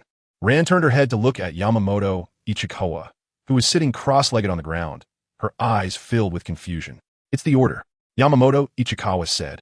It's the order in which we entered. Ran frowned and thought for a moment. Sonoko was the first to enter the shrine, and Mizushima Asaki was the second. She suddenly understood. Then the third is... That's right, it's me. Yamamoto Ichikawa forced a grim smile on his face. He raised his right hand towards Maori Ran, which had already become transparent. Maori-san, anyone who enters the mountain god temple will disappear. Yamamoto Ichikawa expressed his speculation, but I heard from Mizushima that his friend also entered the mountain god temple, and he is still alive and well. So, below Yamamoto Ichikawa's neck had completely turned transparent. I think that after we disappear, it doesn't necessarily mean we are dead. We might have been transported to someplace. Before he could finish his sentence, Yamamoto Ichikawa vanished before Maori Ran's eyes. In the vast mountain god temple, only Maori Ran remained. Does disappearing not mean death? Maori Ran stood face to face with the statue, clenched her fists, and shouted loudly, "You ugly monster, give Yoko back to me." Her powerful voice echoed in the mountain god temple. Maori Ran exhaled a breath of frustration, looking at her transparent hands, silently praying that Mr. Yamamoto's speculation was correct. Before completely disappearing, she turned her head and took a deep look in the direction of home. The Muri Detective Agency. The already drunken Muri Kagoro opened his eyes. His heart had just convulsed painfully, almost making him cry out. He should drink less in the future. Otherwise, he might die suddenly one day without knowing it. Muri Kagoro yawned, turned over, and continued to sleep. The thick fog on Mount Yuhung gradually dissipated as Maori ran and the others disappeared, returning to its previous state. Only an old surveillance camera at the bottom of the mountain recorded this bizarre phenomenon. This chapter is not over. Please click the next page to continue reading. Darkness. Endless darkness. There were also unpleasant, strange whispers in her ears. Maori ran frowned and slowly woke up. She found herself lying on a patch of green grass, the fragrant air making her take a few deep breaths involuntarily. She had come to a strange place. But Mr. Yamamoto's speculation was correct. Disappearing did not mean death. Maori moved her arms and legs. Apart from feeling a bit tired, she had no other abnormalities. She gazed into the distance and was pleasantly surprised to discover a small village at the foot of the mountain. She wondered if Yoko was here. Following a small path made by human footprints, Maori headed towards the village. After walking for about half an hour, Maori arrived at the village entrance. Her peculiar outfit quickly attracted the attention of the villagers. Is this a noble lady? She doesn't look like one, but her skin does appear delicate. And Andy looked at Maori as she slowly walked into the village, her eyes filled with envy. Maori heard what the Annie said and offered her an awkward yet polite smile. This doesn't look like a modern village?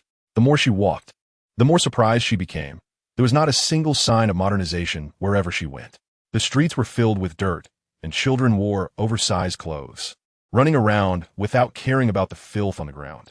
The scene looked a bit like the Warring States period depicted in books, Maori murmured. She wandered down the road, her beautiful appearance attracting the attention of some wandering samurai on the street. Their gazes were filled with desire, and they wore wicked smiles on their faces. Oh my, which family's young lady is out for a stroll?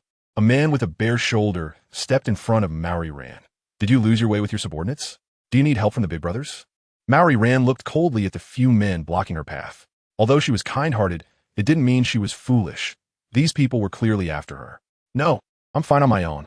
She coldly rejected the man's proposal and intended to change direction. However, the wandering samurai quickly surrounded Maori. Miss, we said we would help, and we definitely will. As for the reward, the bare-shouldered man slowly approached Maori, noticing her wary demeanor. He said maliciously, you can accompany us for a drink and then have some fun. That will be your reward. How about it? Quite a deal, right? In response, Maori delivered a side kick. The kick came unexpectedly, and those around her did not anticipate that the woman before them would attack. The bare-shouldered man was kicked in the chest by Maori, and the tremendous force sent him flying, crashing to the ground and groaning. Maori assumed a karate stance, her sharp gaze observing the movements of the wandering samurai. The remaining 4 wandering samurai, seeing their leader being ambushed, drew their blades. You little brat. You refused to drink the wine offered and are asking for punishment.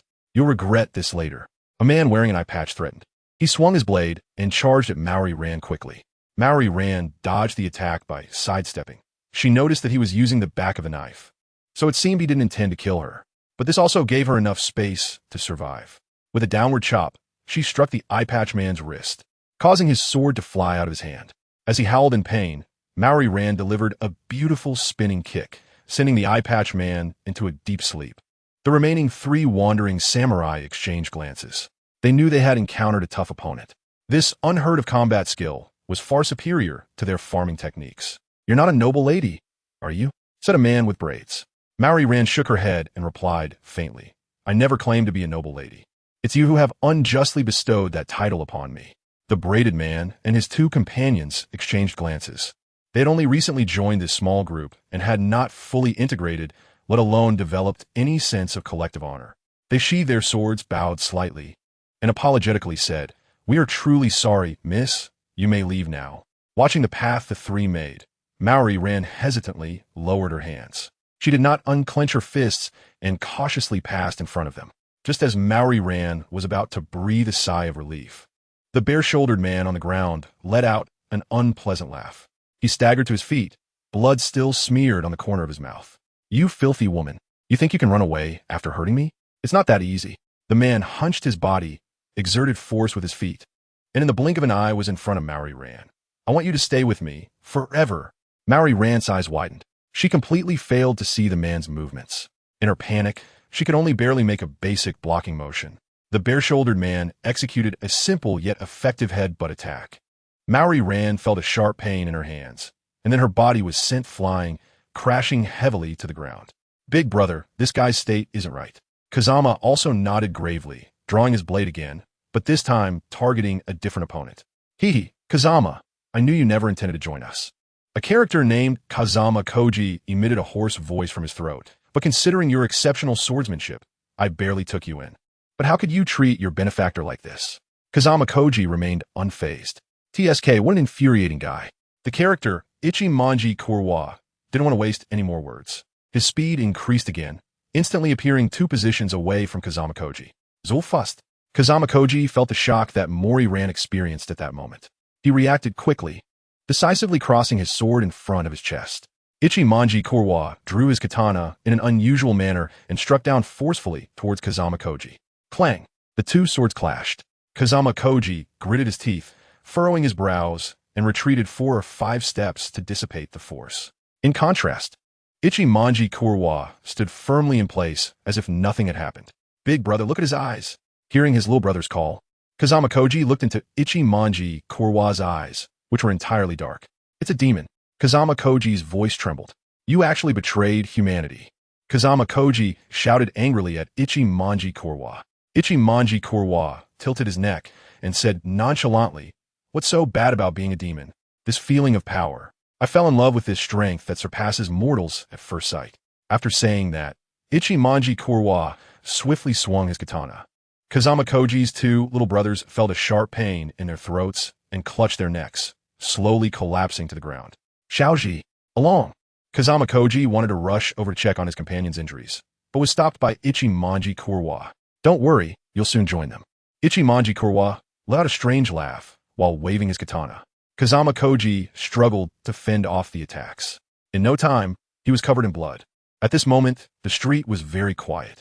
Only the sound of the wind and Kazama Koji's heavy breathing could be heard. Other passers-by immediately hid inside their homes upon hearing the words demon, praying to escape a calamity today. I'm done playing with you. I still want to enjoy that little lady.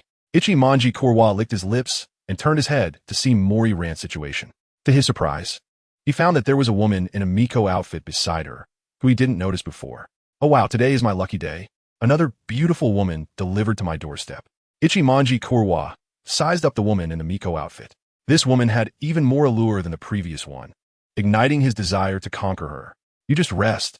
I'll take care of this demon. Kikyo helped Mori Ran to a corner of the wall and brought a bamboo tube to her lips. Drink some water. I've added herbs to it, which will help your injury. Mori Ran opened her mouth and sipped a few mouthfuls of water from the bamboo tube. Watching Kikyo get up, Mori Ran reminded her, Sister, that guy's a bit powerful. You need to be careful. Kikyo smiled at Mori Ran, took down the bow and arrows from her back, and walked towards the battlefield. Kazama Koji leaned on his katana, looking at the slowly approaching Miko, weakly saying, Miko-sama, Ichimonji Kurwa has planted demon seeds, and his speed is very fast. You need to. Shut up. Before Kazama Koji could finish his words, Ichimonji Kurwa severed his head with a single strike. Kikyo frowned slightly at this scene.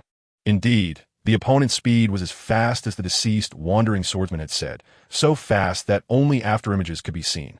But was that a problem? Kikyo took an arrow from the quiver at her waist, knocked it onto the bow, and aimed at Ichimonji Kurwa, who was looking over.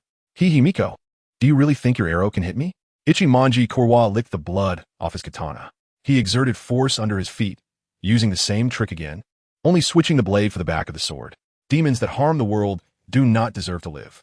Kikyo drew the bowstring tight. Her lips slightly parted. Arrow of demon break and go. The arrow filled with spiritual power shot straight towards the charging Ichimonji Kurwa. Ichimonji Kurwa's face changed dramatically. He felt the threat of death from the arrow. But no matter how he changed direction, he couldn't escape the arrow's pursuit. In the end, the arrow imbued with spiritual power pierced through Ichimonji Kurwa's chest. He didn't even let out a scream before turning into a pile of ashes, scattering in the wind between heaven and earth. Mori Ran gaped, watching Kikyo's stunning performance, and couldn't help but say, so amazing. After confirming that Ichimonji Kurwa was truly dead, Kikyo put away her bow and arrows and returned to Mori Ran's side. Miss, you should bring more bodyguards when going out. You won't always be this lucky. Kikyo's words made Mori Ran scratch her head, her expression slightly awkward as she said, Miko-sama, do you believe me when I say I'm not from this world? Kikyo raised an eyebrow. Mori Ran's answer exceeded her understanding. But after carefully looking at Mori Ran's attire, Kikyo nodded. You are from another world? Why did you come to this world? Mori Ran didn't expect Kikyo to believe her words. She said excitedly, it's because of the mountain god temple, that monster with two faces. Cough cough. In her excitement, she aggravated her injury. Seeing Mori Ran's pale face, Kikyo helped her up gently. Your condition isn't good right now. Let's continue our previous conversation after you recover. Mori Ran nodded while coughing. My temporary residence isn't far from here. Let's go there first. Kikyo supported Mori Ran's arm as they gradually walked away, disappearing at the end of the village. In the present world, Kogoro Mori walked back and forth in his office. The horse racing match playing on the TV didn't pique his interest either. Xiaolon had been missing for 10 hours, and he couldn't reach her no matter what. Damn it, where could Xiaolon have gone? Kogoro Mori took a cigarette from the pack. Under the drifting smoke, his worried face was revealed. This had never happened before. She would always leave a note wherever she went. Kogoro Mori extinguished the cigarette he had only taken 2 puffs from, put on his coat, and was about to go out to search again. Just as he reached the door, there was a knock. He opened the door. Haoi Eri stood at the entrance with a displeased expression, pushed Kogoro Mori aside, and walked straight in. Kogoro Mori scratched his messy hair, sighed, and closed the door. Where's Xiaolon? Haoi Eri sat on the sofa, legs crossed, with a bad tone. Kogoro Mori shook his head. He had already gone out to look for her, and had even been to the school, but he just couldn't find her. Haoi Eri slammed her hand on the coffee table, angrily saying, Is this how you act as a father? You don't even know your daughter's whereabouts? Don't you know that the world is very unsafe lately? Kogoro Mori and Eri Kisaki were sitting face to face. The other's angry scolding left him speechless. This time, he was indeed at fault. Watching Kogoro Mori, who was too scared to retort, Eri Kisaki lost interest. She rubbed her forehead and asked, Have you called Sonoko? Kogoro Mori nodded, and then revealed something that made Eri frown. Sonoko was also missing, and they couldn't get in touch with her. According to the last location, she was at Mount Gyoki-ai. Eri sighed. She could roughly guess the whole sequence of events. After all, there had been many hot topics online about Mount Gyoki-ai recently, and quite a few of her clients had mentioned it. Most likely, Sonoko had taken Ran to the shrine on Mount Gyoki-ai to make wishes. But why had they gone missing? Eri took the water Kogoro handed her, took a sip, and placed it on the table. The disappearance of her daughter made it hard for her to concentrate. Have you contacted Shinichi? Eri suddenly asked. Although Kogoro usually didn't like that show-off kid. When it came to his daughter, he had already gone to Shinichi's house. But after knocking for a long time, no one responded. Another hope was shattered. Eri thought for a moment and felt they couldn't just sit and wait. She stood up and said to Kogoro, Let's go to Mount Gyoki-ai and see if there are any clues. Kogoro immediately agreed.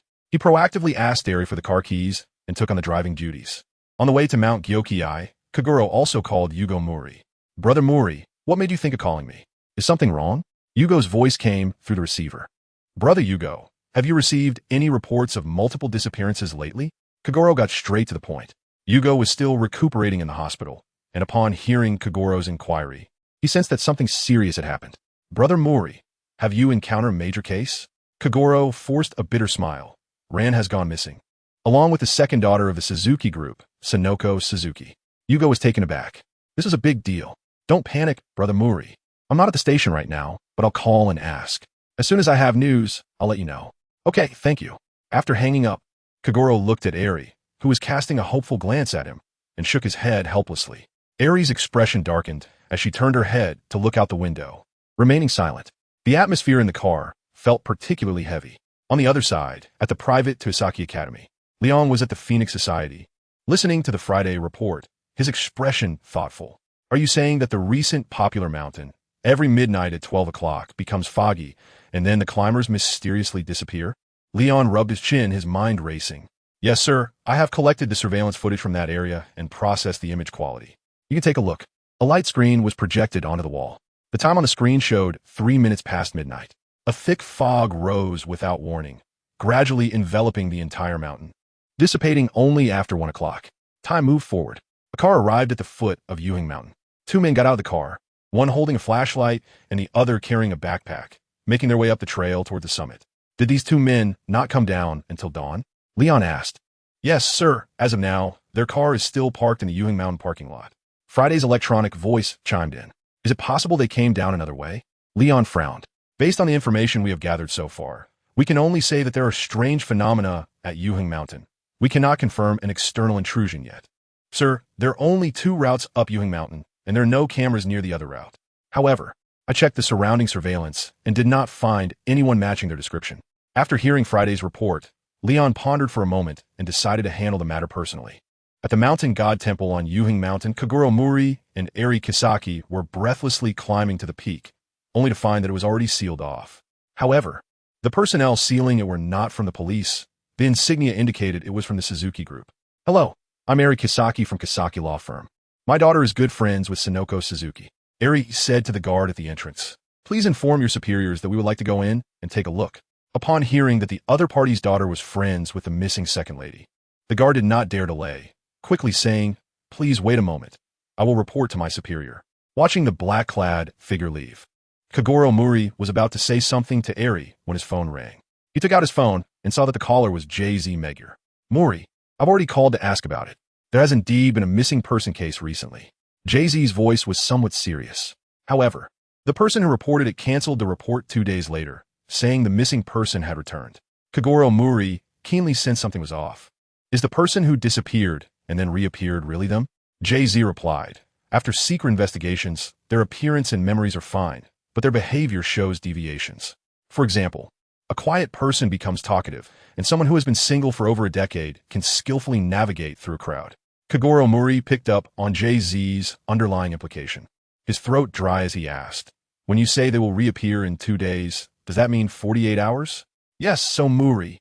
The current situation is very unfavorable for us. The anti-demon investigation team has already headed in your direction. You need to cooperate actively to rescue Ran. J.Z. reminded him sternly, Don't be foolish. If you encounter a demon, firearms will have little effect. The wise choice is to escape. After hanging up, Kaguro Mori relayed J.Z.'s words to Eri. The latter was anxiously sweating in her palms, murmuring, 48 hours, 12 hours have already passed. Well, Ran. Don't think like that. Ran will be fine. Kaguro Mori wrapped his arm around Eri's shoulder, forcefully interrupting her negative thoughts. It was at this moment that the black-clad figure returned, accompanied by an elegant woman with a ponytail. Hello, I'm Ayako Suzuki, Sonoko's sister. You can come in now. Ayako wore a weary smile, clearly affected by her sister's disappearance. After thanking her, Kaguro Mori and Eri followed her past the barricade. We haven't gathered many clues. Just a discarded backpack, Sonoko's hairband, and her phone. Ayako led Kaguro Mori and Eri into the mountain god temple. Kaguro instinctively exchanged a glance with the statue in the temple. Eri casually glanced at the temple's arrangement before eagerly asking, Did you find any important clues on Sonoko's phone? Ayako's expression turned somewhat fearful, and she took several deep breaths to calm herself. When Sonoko's phone was found, it was already out of battery. After charging, there were a few video recordings from midnight. Ayako handed a notebook to Eri, reminding her, Before you watch, you should prepare yourself mentally. The content of the videos may not be what you expect. Eri, desperate to save her daughter, did not take Ayako's words seriously.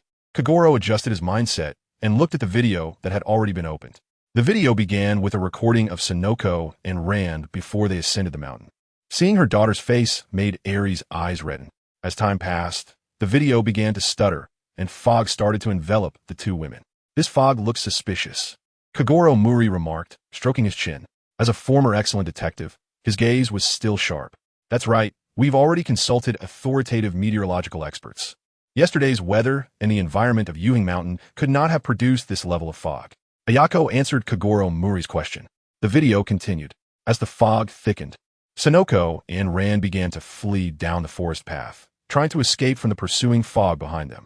After a tug-of-war lasting over 10 minutes, Sonoko and Rand successfully escaped the fog and reached the summit, encountering two men in the same predicament as them. I believe your group has investigated the information on these two men. Kaguro Mori directed his gaze toward Ayako. That's right. They are employees from the aquarium in Area B and are also among the missing persons. Ayako's response was within Kaguro Mori's expectations. Since both Ran and Sonoko had gone missing, the two men in the video must also be involved. Only 3 minutes of the video remained. To avoid the fog, the group ran into the mountain god temple. Sonoko's face appeared in the center of the video, drenched in sweat, her lips pale, and her expression terrified as she said, This mountain has a problem. I want to call for help, but there's no signal. Ran was blocking the door, the fog completely surrounding the mountain god temple, rendering everything white and invisible. Immediately, the garden let out a scream. The phone fell to the ground, but fortunately, the camera was not facing down, so it continued to record. Lon held the now transparent garden, and after exchanging just a few words, the garden disappeared in Maoli Land's embrace. At the end of the video, the few people who rushed into the mountain shrine were not spared and gradually became transparent, disappearing eerily. After watching all the videos, Fei Yingli fell to daze. If it weren't for Suzuki Ayako timely supporting her, she might have fallen to the ground. Maoli Kagoro's expression was grim. Although he had mentally prepared himself from the beginning, the absurdity of the situation far exceeded his imagination. You two must have heard about the recent supernatural phenomena, right? Suzuki Ayako supported Fei Yingli and handed the notebook to a servant. Maoli Kagoro nodded, recalling the information exchanged with Megure JZ, and spoke. Similar incidents have occurred before. After 48 hours, the missing people will reappear. However, Maoli Kagoro stared into Suzuki Ayako's eyes and sighed. The reappearing individuals may no longer be themselves. They could be embodiments of demons. Suzuki Ayako's body trembled. She closed her eyes and tightened her grip on Fei Yingli's hand. She knew that it had been 12 hours since her sister went missing, and the situation was extremely urgent, even if her sister returned to her side later. It might not be her sister at all, but a monster wearing her sister's skin. Maoli Kagoro opened his mouth, wanting to say something comforting, but the words caught in his throat. No matter how beautifully spoken, words now felt powerless. Miss, these individuals claim to belong to the anti-demon investigation team, and their credentials are valid. Just as the mountain shrine fell into a dead silence, a man in black led two men inside. Hello, my name is Kobe Daisuke, and this is Uchiyumi Toshio. We belong to the anti-demon investigation team. A tall man with slick back hair and wearing a black trench coat showed his credentials to Suzuki Ayako. Suzuki Ayako frowned and glanced at the credentials. She had heard about this newly established department. Based on recent intelligence, we suspect that the case of the missing persons may be linked to demons, and we are here to investigate. Uchiyumi Toshio, dressed in a black suit, scanned the environment of the mountain shrine, finding nothing suspicious. Maoli Kagoro extended his hand to Kobe Daisuke, who smiled and shook hands with him, saying long time no see. Detective Maoli. The two were acquainted, though the circumstances of their previous encounter had been somewhat unpleasant. It was roughly that Maoli Kagoro's case was taken over by Kobe Daisuke, resulting in a significant loss of compensation for him. Putting past grievances aside, my daughter is also among the missing persons, so I entrust this matter to you, Kobe-kun. Kobe Daisuke nodded and then turned his gaze to Suzuki Ayako, saying, do you have any known clues? Please share them. Suzuki Ayako replayed the video of the garden. Uchiyumi Toshio was the first to raise a question. The statue in a mountain shrine flashed its eyes just before Mr. Maoli's daughter disappeared. He held the notebook close to his chest, using his finger to control the progress bar, pausing the frame at the moment when Lon shouted angrily at the statue. Everyone formed a circle, carefully watching the scene Uchiyumi Toshio was displaying. At the moment when Maoli Lon shouted ugly monster, the statue's eyes indeed flashed red. Instantly, everyone in Mountain Shrine felt a chill run down their spines. They stiffly turned their necks, all looking toward the nearby monster statue. How about we go outside to discuss? Suzuki Ayako rubbed her arms, feeling an ominous chill nearby. Fei Yingli nodded in agreement. Kobe Daisuke and Uchiyumi Toshio exchanged glances, thought for a moment, and agreed with Suzuki Ayako's suggestion. The group stepped out of the mountain shrine, standing under the sun and feeling the warmth of the sunlight, dispelling some of the fear in their hearts. It seemed that it wasn't Yuheng Mountain that had issues, but this mountain shrine that was causing trouble. Kobe Daisuke stroked his chin, then pulled out his phone to request orders to seal off Yuheng Mountain. Miss Ayako, please withdraw your people. The higher-ups will take over. Upon hearing Kobe Daisuke's words, Suzuki Ayako nodded slightly. She instructed her bodyguards nearby, and they immediately followed his instructions to clear out the group's personnel. I suggest you also leave with the Suzuki group. This matter is beyond what ordinary people can handle. Kobe Daisuke looked at Maoli Kagoro and Fei Yingli. Maoli Kagoro had yet to express his stance, but Fei Yingli shook her head first. I won't leave. I want to see my biological daughter before I can feel at ease. She emphasized the word biological. Maoli Kagoro also stated that as a former police officer, he might be able to help, so he wouldn't leave either. Don't look at me. I also want to see my biological sister, and I have bodyguard for protection, so you don't need to worry about my safety. After saying this, Suzuki Ayako's bodyguard understandingly lifted his shirt at the waist, revealing a black handgun. Kobe Daisuke rubbed his temples. He truly didn't want too many people to stay in a mountain shrine. as it would not only complicate future work, but also make it difficult to handle emergencies. Uchiyumi-kun, please take good care of Mr. Maoli and Ms. Fei. After pondering for a moment, Kobe Daisuke patted Uchiyumi Toshio's shoulder, and the latter patted his chest, saying, "No problem, leave it to me." With all instructions given, Kobe Daisuke intended to return to the mountain shrine to search for any overlooked clues. "Kobe-kun, let me go in with you for some backup," Maoli Kagoro volunteered. Kobe Daisuke glanced at him without saying anything and walked toward the mountain shrine. Seeing that Kobe Daisuke did not refuse, Maoli Kagoro loosened his tie and closely followed behind him. Returning to the mountain shrine, Kobe Daisuke felt an odd sense of admiration as he looked at the 3-meter-tall monster statue. He couldn't shake the feeling that the left side of the statue's face seemed to have shifted angle. "Be careful, Mr. Maoli. Something feels off." Listening to Kobe Daisuke's reminder, Maoli Kagoro heightened his vigilance, making his steps more cautious.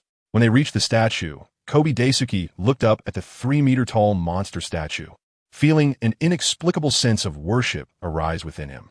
A strange voice faintly echoed in his ear. "Do you want to forget all your troubles? Do you want to reach the peak of life? Do you want to achieve immortality? Worship me, and I will fulfill your wishes." Kobe Daisuke immediately drew his handgun, aimed at the statue's head, and sneered, pretending to be a god. "Are you an immortal? You ugly demon." Just as Kobe Daisuke was about to pull the trigger, Maoli Kagoro shouted in horror, "Kobe-kun, don't pull the trigger, it's me, Maoli Kagoro. Wake up." Kobe Daisuke halted his action of pulling the trigger, blinking in confusion, his head feeling somewhat dizzy. "Mr. Maoli? How could I aim a gun at you?" Kobe Daisuke shook his head and put down the gun in his hand. He clearly remembered watching the statue, so how did he suddenly aim his gun at Kagoro Mori? Seeing that the crisis had been temporarily averted, Kagoro Mori let out a long sigh, wiped the sweat from his forehead, and noticed that his back was completely soaked. "You were just talking to the statue, and no matter how I called you, you didn't respond. Why try to come closer to see what was wrong? You suddenly turned around and aimed your gun at me." Almost Kagoro Mori recounted the incident, still feeling a lingering fear. Kobe Daisuke furrowed his brow, his expression becoming particularly serious. He spoke, "We should get out of here. This place isn't safe. Everyone, leave Yuhing Mountain."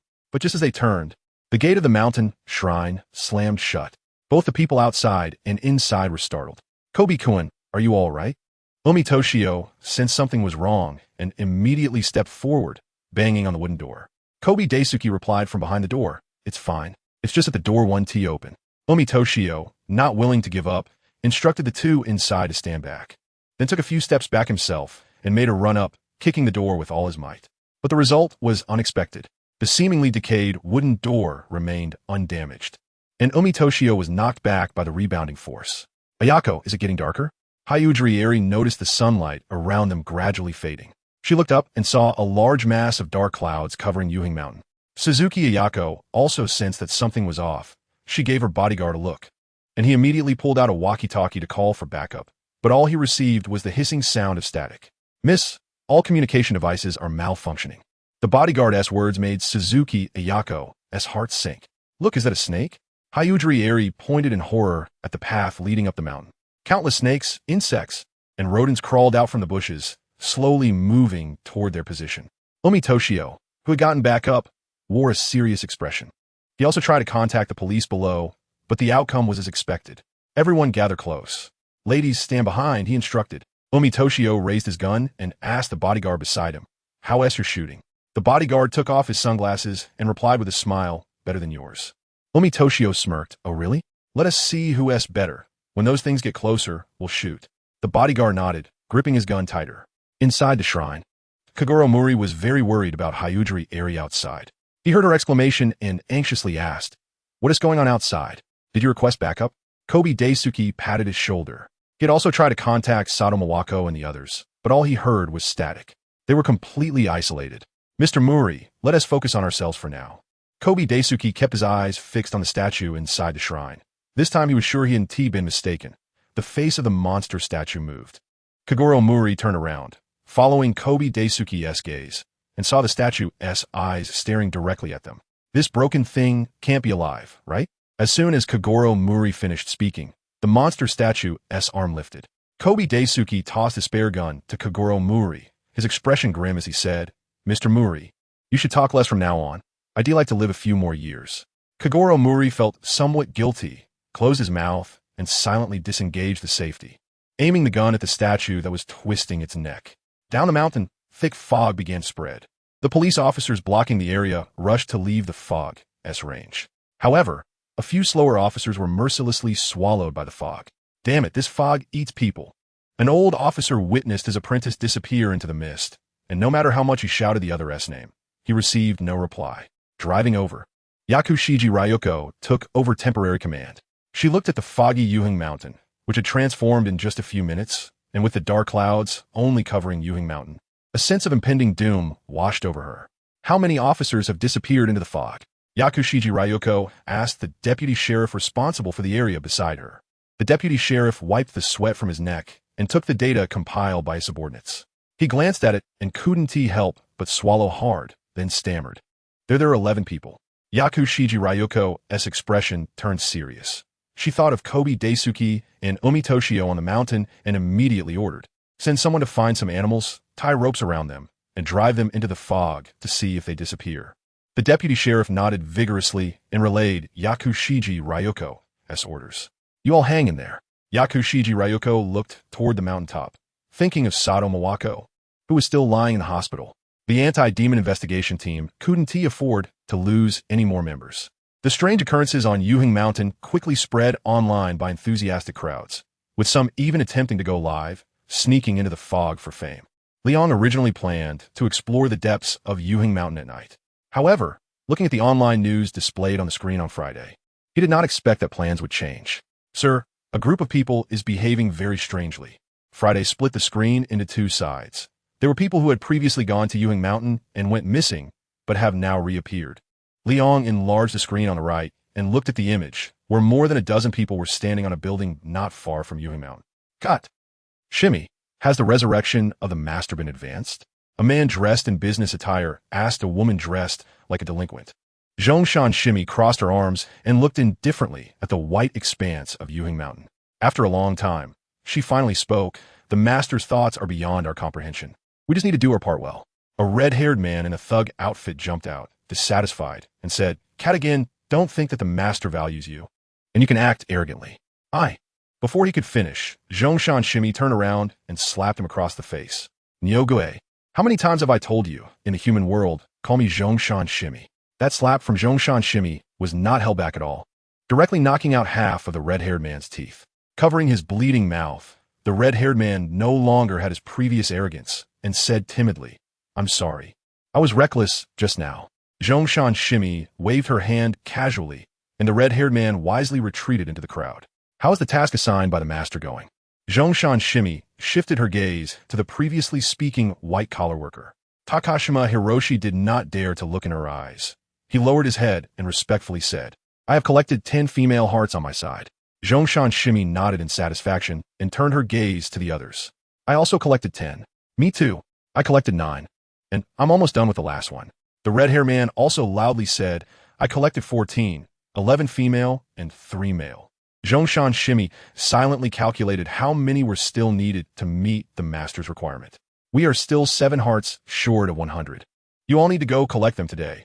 I fear delays may lead to changes," Zhongshan Shimmy said. "Shimmy, the commotion we've caused has already attracted the attention of the police. If this continues." Takashima Hiroshi did not finish his sentence, but the meaning was clear. Zhongshan Shimmy extended her finger to lift his chin, her eyes with colored contacts staring at Takashima Hiroshi.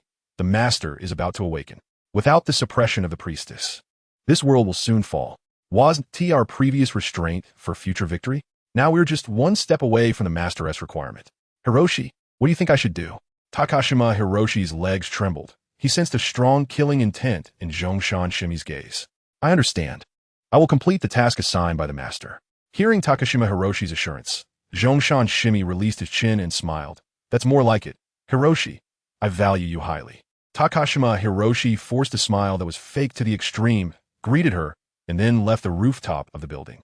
Once everyone had left, Zhongshan Shimmy sat at the edge of the rooftop, watching the increasingly dense fog over Yuhing Mountain, her expression gradually becoming frenzied. The surveillance ended here, and Liang lost interest in watching further.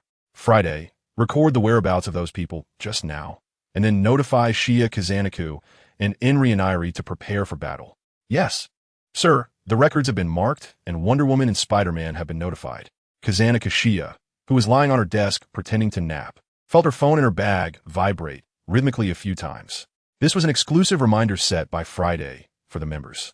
Glancing quickly at the teacher to ensure he wasn't watching, Kazana Kashiya took out her phone from her bag and raised her hand, saying, "Teacher, I'm not feeling well and would like to go to the health room to rest."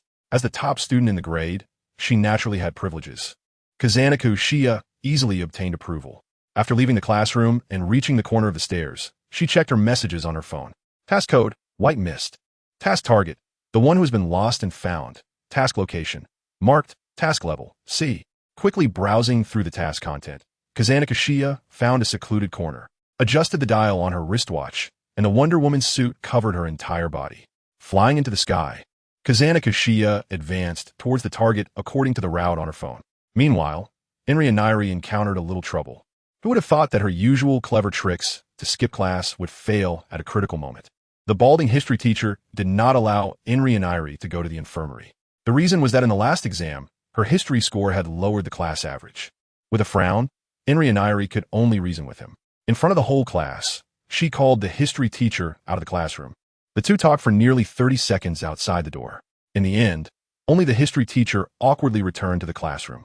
Meanwhile, the low-profile but accomplished Inri and Nairi went to the school rooftop, where she had already read the task content on the way. Spider-Man's name will explode all over the internet after this mission. Inri and Nairi jumped onto the railing, patted the Q-version spider pin on her chest, and her black and white spider suit enveloped her. Putting on her hood, Inri and Nairi jumped off the building without hesitation, shooting out webs in midair, swinging towards her destination.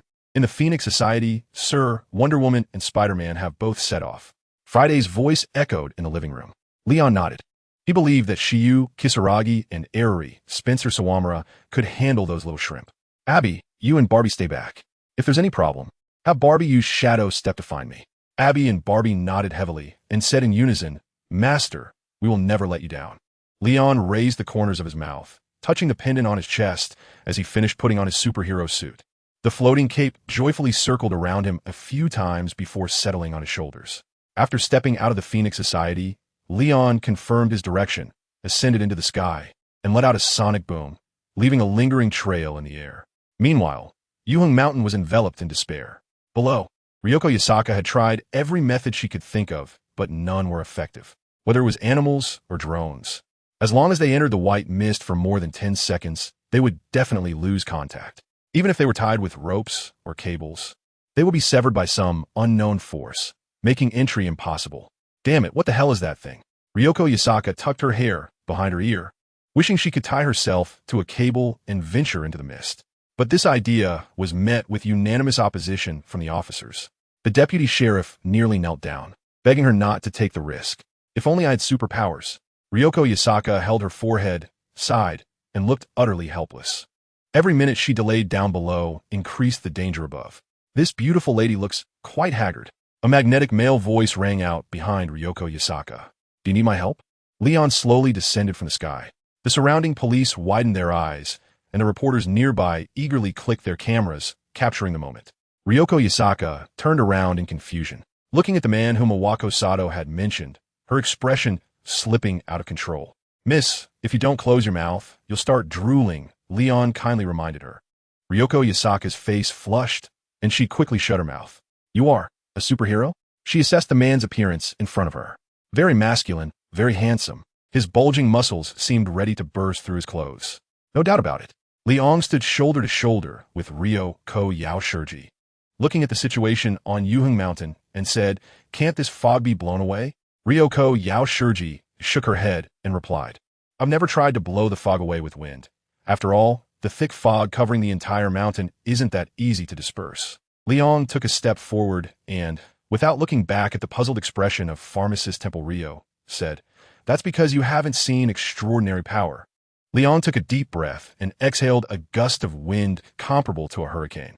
The thick fog on Yuheng Mountain began to dissipate, although slowly. The path up the mountain was now visible. Yao Shirshir Ryozi stood dazed in place, letting the strong wind mess up her hair. She started to understand why Sato Mawako valued the man in front of her. As he had said, this was no longer human strength. but a power akin to that of a god. As Liang continued to exert his energy, the fog on Yuheng Mountain gradually cleared, revealing its true appearance. This is... Yao Shishir Ryozi stared at the bones in the grass, and based on her experience, she immediately recognized them as human bones. If your people want to enter, remember to equip heavy weapons. There are other things in this mountain. Liang stopped blowing air, floating in midair, and looking down at Yakushiji Ryoko. Aren't you coming with us? Yakushiji Ryoko asked. Having such a strong partner by her side made her feel incredibly secure, but seeing the other party's actions, it seemed they were preparing to leave. Liang turned his head to look at the top of Yuheng Mountain and said with a light laugh, "There's a troublesome guy I need to deal with, and the group at the top of the mountain is about to give up." Ryoko Yao Shirji looked at the man who was flying away and shouted, "My name is Ryoko Yao Shirji, Superman." Liang waved his hand to indicate that he heard. The silhouette of Superman gradually faded away. Ryoko Yakuji settled her excited heart and then instructed her subordinates. "Has the SWAT team arrived? Allow them to carry heavy firepower. And also give me a bulletproof vest." The deputy sheriff wanted to advise Ryoko Yakuji against taking risks, but seeing her determined gaze, he had no choice but to pass on the orders. Upon flying to the top of Yuheng Mountain, Liang immediately spotted an old acquaintance. That hairstyle, that outfit, no doubt it was the queen consort, exuding an impressive aura. Liang fell to the ground, and the surrounding mice, insects, snakes, and ants found a new target, splitting into two groups to attack the isolated one. But they didn't know that excellent hunters often appear in the form of prey. This scene would scare someone with a phobia of clusters to death on the spot. Liang's eyes glowed red, and with each step he took forward, a new safe zone appeared. Look, that person is a superpower user. Fei Yingli was the first to notice the commotion caused by Liang. The others followed the direction she pointed and saw a scene akin to a divine image, deeply etched in their minds. There's always a way out, Philip. We are alive. Yushima Toshio looked utterly disheveled. His handgun had long run out of bullets. His coat was set on fire with a lighter. His white shirt was grimy, and there were many small bite marks on his face and arms. The bodyguard named Philip was half crouched on the ground, now breathless. There were two small holes on his ankle, bitten by a venomous snake. "Sigh, good brother, may you rest in peace." Yushima Toshio closed Philip's eyes and sighed deeply. When Liang approached the group, all the small creatures around them had died completely. "You must be Superman, right? My name is Yushima Toshio, and I am a member of the anti-demon investigation team." Yushima Toshio struggled to straighten up and extended his hand towards Liang. Liang smiled and shook hand with the other person. Inside, there were two more people. One was my colleague, and the other was Ms. Fei's ex-husband. Nishikai Toshio tactfully tapped his hand and then let go, and he introduced the current situation. There had just been gunfire inside, but it had stopped now. Liang nodded. He used his clairvoyance to see the current situation inside the mountain god temple, but he was blocked by a mysterious energy. "You all step back a little. Don't get hurt by mistake." Hearing Superman's words, Mei Ingli and Suzuki Ayako supported each other and retreated nearly 10 meters along with Uchiyumi Toshio. Liang clenched his fist. Since soft tactics wouldn't work, he decided to go hard. He accelerated and slammed his fist into the wooden door, making contact at a negative distance. Splinters of wood flew past Liang's face. What caught his eye was Mori Kaguro lying on the ground. The opponent's lower leg was twisted at an unimaginable angle. His chest caved in, and he was continuously spitting blood. The floating cloak sent him out. The red cloak detached from Liang's back, wrapped around Mori Kaguro on the ground, and quickly flew to where Hyudri and the others were. Seeing Mori Kaguro being spat out by the cloak, Ominami Toshio hurriedly provided emergency treatment. Liang's gaze was fixed on that monster statue from start to finish. Is it really satisfying to bully an ordinary person? Liang slowly walked toward the stone statue. Sensing the threat, the monster statue threw away the unconscious Daizu Kobe it was holding. The floating cloak blocked in front of Liang and easily caught the fainted Daizu Kobe. Liang glanced at the other party. Although his left forearm was torn off, he was still alive. "Get rid of him. Don't let him disturb my entertainment time." The floating cloak obediently acted as a mover, swiftly flying out of the mountain god temple, and like a threw Shinpu Daisuki in front of Utsumi Toshio. "Thanks, cloak." Utsumi Toshio merely expressed his gratitude instinctively, but the floating cloak slightly moved its collar. "Can understand what we're saying." Suzuki Ayako widened her eyes. Watching the red cloak fly away, her worldview shattered today. What's so strange about this? There are already superpowers. Isn't it reasonable to have a cloak that can understand human speech? Utsumi Toshio took off his shirt, tore it into strips, and used it as a makeshift tourniquet, tightly binding it around Shinpu Daisuke's left upper arm. Liang didn't wait for the floating cloak to return and launched an attack directly. With a plain and unpretentious punch, he struck the head of the monster statue. The imagined shattering of stone didn't occur. Instead, there were just a few more cracks. Oh, it's quite resilient, huh? Liang extended his left hand and easily caught the punch thrown by the monster statue. Then, with a suplex, he slammed the opponent into the floor. As the saying goes, take advantage of his illness to take his life. Liang pressed his advantage, grabbing the thigh of the monster statue and squeezing hard until it shattered. The monster statue struggled to rise from the ground, but Liang wouldn't give it a chance. He slapped the monster statue's head and rained down punch after punch. The floating cloak hovered nearby, acting as a cheerleader. 1 minute later, Liang stopped his actions and looked at the headless statue in front of him. He patted the dirt off his hands and jumped out of the pit, just as the floating cloak was about to return to Liang's shoulder. It sensed the statue's arm moving and immediately poked Liang in the side. Liang turned around, and the monster statue was slowly crawling out of the pit. Its head and thigh were actually healing little by little. What a troublesome fellow. Liang mumbled a phrase and charged forward again. Just as he began his second round of passionate beating, Shiyu Kazuno found her target. The red-haired man was named Ichiro Kaiohira, a good-for-nothing thug. However, with his somewhat handsome looks, he was quite popular among middle-aged women. Damn cat again, hitting me in front of so many monsters. I'll remember this grudge. Ichiro Kaiohira squatted by the curb, smoking a cigarette and scouting for targets. In the next second, his expression changed, and he agilely rolled to the side. A whip mark appeared where he had just been. Given your reaction, you're not human, are you? Shiyu Kazuno flew above Ichiro Kaiohira, holding a true word lasso in her hand. The surrounding pedestrians were still unclear about the situation, thinking it was a movie scene, and took out their phones to snap photos of Shiyu Kazuno in the air. Such a beautiful actress was hard to come by. Only a few people recognized Shiyu Kazuno's identity. Seeing her attack the red-haired man, they realized the situation was not right and began to flee quickly. Woman, how did you recognize me? Ichiro Kaiohira stood up from the ground, tidying his messy hair. I don't remember showing any flaws. Everyone who has seen my true form is already dead.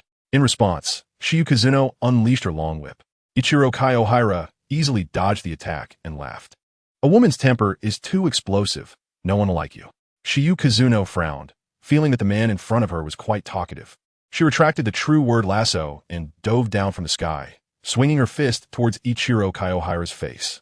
Ichiro Kaiohira didn't dare to be careless, dodging left and right to avoid the rain-like attacks. But only defending without counterattacking would eventually lead to mistakes. In the end, Shiyu Kazuno's fist kindly greeted Ichiro Kaiohira's cheek. He let out a scream and flew into a wedding dress shop. Shiyu Kazuno carefully walked towards the shop, stepping on the broken glass. Suddenly, a hissing green liquid shot out from the wedding dress shop. She tilted her head. Such a childish sneak attack was nothing to her. Ichiro Kaiohira was holding a plump man, grinning inside the wedding dress shop, with a trace of green still on his lips. Haha, you're the strongest human I've ever seen. Amidst the screams of the onlookers, Ichiro Kaiohira pulled out the plump man's heart and took big bites. Shiyu Kazuno was enraged by his actions. She drew the sword of the fire god from her waist, exerted force with her feet, and charged straight at Ichiro Kaiohira. That was just warm-up. Now it was time to get serious. Ichiro Kaiohira casually tossed aside the corpse in his hands, and 2 pincers burst out from his back, grinning, "Be my woman. You have that qualification." Shiyu Kazuno scoffed, dreaming during the day, wishful thinking. The sword of the fire god collided with Ichiro Kaiohira's pincers, surprisingly creating sparks. Shiyu Kazuno furrowed her brows. She had heard from Hippolyta that the sword of the fire god was a sword forged by the fire god Hephaestus that could cut at the subatomic level. Yet, such a weapon crafted by the gods failed to break through Ichiro Kaiohira's defenses. Surprised, aren't you? This is the power granted to me by the adults. Ichiro Kaiohira grinned widely, with 2 more pincers bursting out from his back. Shiyu Kazuno sensed danger and quickly pulled back. Are you scared? I still have cards I haven't revealed. Ichiro Kaiohira vented the humiliation he suffered from Nakayama Shimi onto Shiyu Kazuno. Their battlefield had shifted from the wedding dress shop to the street, just with the positions of offense and defense exchanged. Ichiro Kaiohira laughed maniacally while waving his pincers. Shiyu Kazuno held her divine power shield, waiting for him to show a flaw. However, while she was searching for an opportunity, someone hiding in the shadows struck. A woman in a kimono extended a long tail and tightly wrapped it around Shiyu Kazuno's legs. Not good. Shiyu Kazuno's movements halted. Ichiro Kaiohira seized the opportunity and swiftly thrust his pincers forward. At the critical moment, Shiyu Kazuno abandoned her divine power shield and pressed the protective silver bracelet on her wrist against her heart. Ding! The fatal attack missed. Shiyu Kazuno crossed her hands, and under Ichiro Kaiohira's anxious gaze, she struck her wrist's silver bracelet, releasing her protective divine power. Ichiro Kaiohira was blown away by the strong shockwave, crashing heavily to the ground, creating a deep pit. The woman in the kimono swayed over to the pit and used her tail to fish Ichiro Kaiohira out. Cough cough. Sasaki, this woman is not easy to deal with. Ichiro Kaiohira wiped the blood from the corner of his mouth, speaking to the woman beside him. Mizuki Sasaki flicked her forked tongue like a snake, looking at Shiyu Kazuno in the sky with disgust. I hate women who are more beautiful than me the most. A strange light flashed in Mizuki Sasaki's eyes. Shiyu Kazuno was caught off guard and fell for the trap. She felt her body grow weak, her head spinning, and her strength rapidly diminishing. Haha, it's you, Sasaki. You're truly my good partner. Ichiro Kaiohira watched Shiyu Kazuno struggling in the sky and felt elated. Mizuki Sasaki shed her kimono. Except for her head appearing human, her body was that of a large snake. Her tail was growing from 1 meter to 100 meters, and it was still lengthening. Shiyu Kazuno gritted her teeth. She didn't want to fall here. I am Wonder Woman, the princess of the Amazons. Shiyu Kazuno roared. The sword of the fire god, embedded below, resonated and flew back into Shiyu Kazuno's hands. Gripping the sharp blade, Shiyu Kazuno descended from the sky and in the blink of an eye, appeared before Mizuki Sasaki. Take this sword, you evil spirit. The sword of the fire god stabbed straight towards Mizuki Sasaki's head. But just 2 or 3 centimeters away from her eyes, countless strands of hair wrapped around the sword. Wow, this is the ability granted to you by the adults. I haven't seen you use it before. Ichiro Kaiohira felt a bit envious. He was merely enhanced in body by the adults, but Mizuki Sasaki gained an additional skill. Why was there such a huge gap among monsters? Woman, your fate is to be swallowed by me. Mizuki Sasaki stared into Shiyu Kazuno's eyes. Is that so? I don't believe it. Shiyu Kazuno certainly wouldn't treat the evil spirit kindly. She exerted force with both hands, pulling the sword of the fire god free, cutting off a strand of hair in the process. The black hair fell to the ground, not scattering with the wind, but writhing and returning to Mizuki Sasaki's head along her body. Mizuki Sasaki reached out, grabbing Shiyu Kazuno by the neck, her forked tongue sliding across the latter's face as she praised, delicious, the body of a young person. No matter how many times I eat, I won't get tired of it. Sajichio Shiyu was struggling to free herself from Sasaki Miki's grip on her arm. Stop struggling, you can't escape my palm, Sasaki Miki said, opening her mouth wide to reveal sharp fangs, intending to drain Sajichio Shiyu's blood. Sajichio Shiyu calmed down and recalled a wise saying. Then boldly stated, do you know how to deal with a snake? Strike it at 7 inches.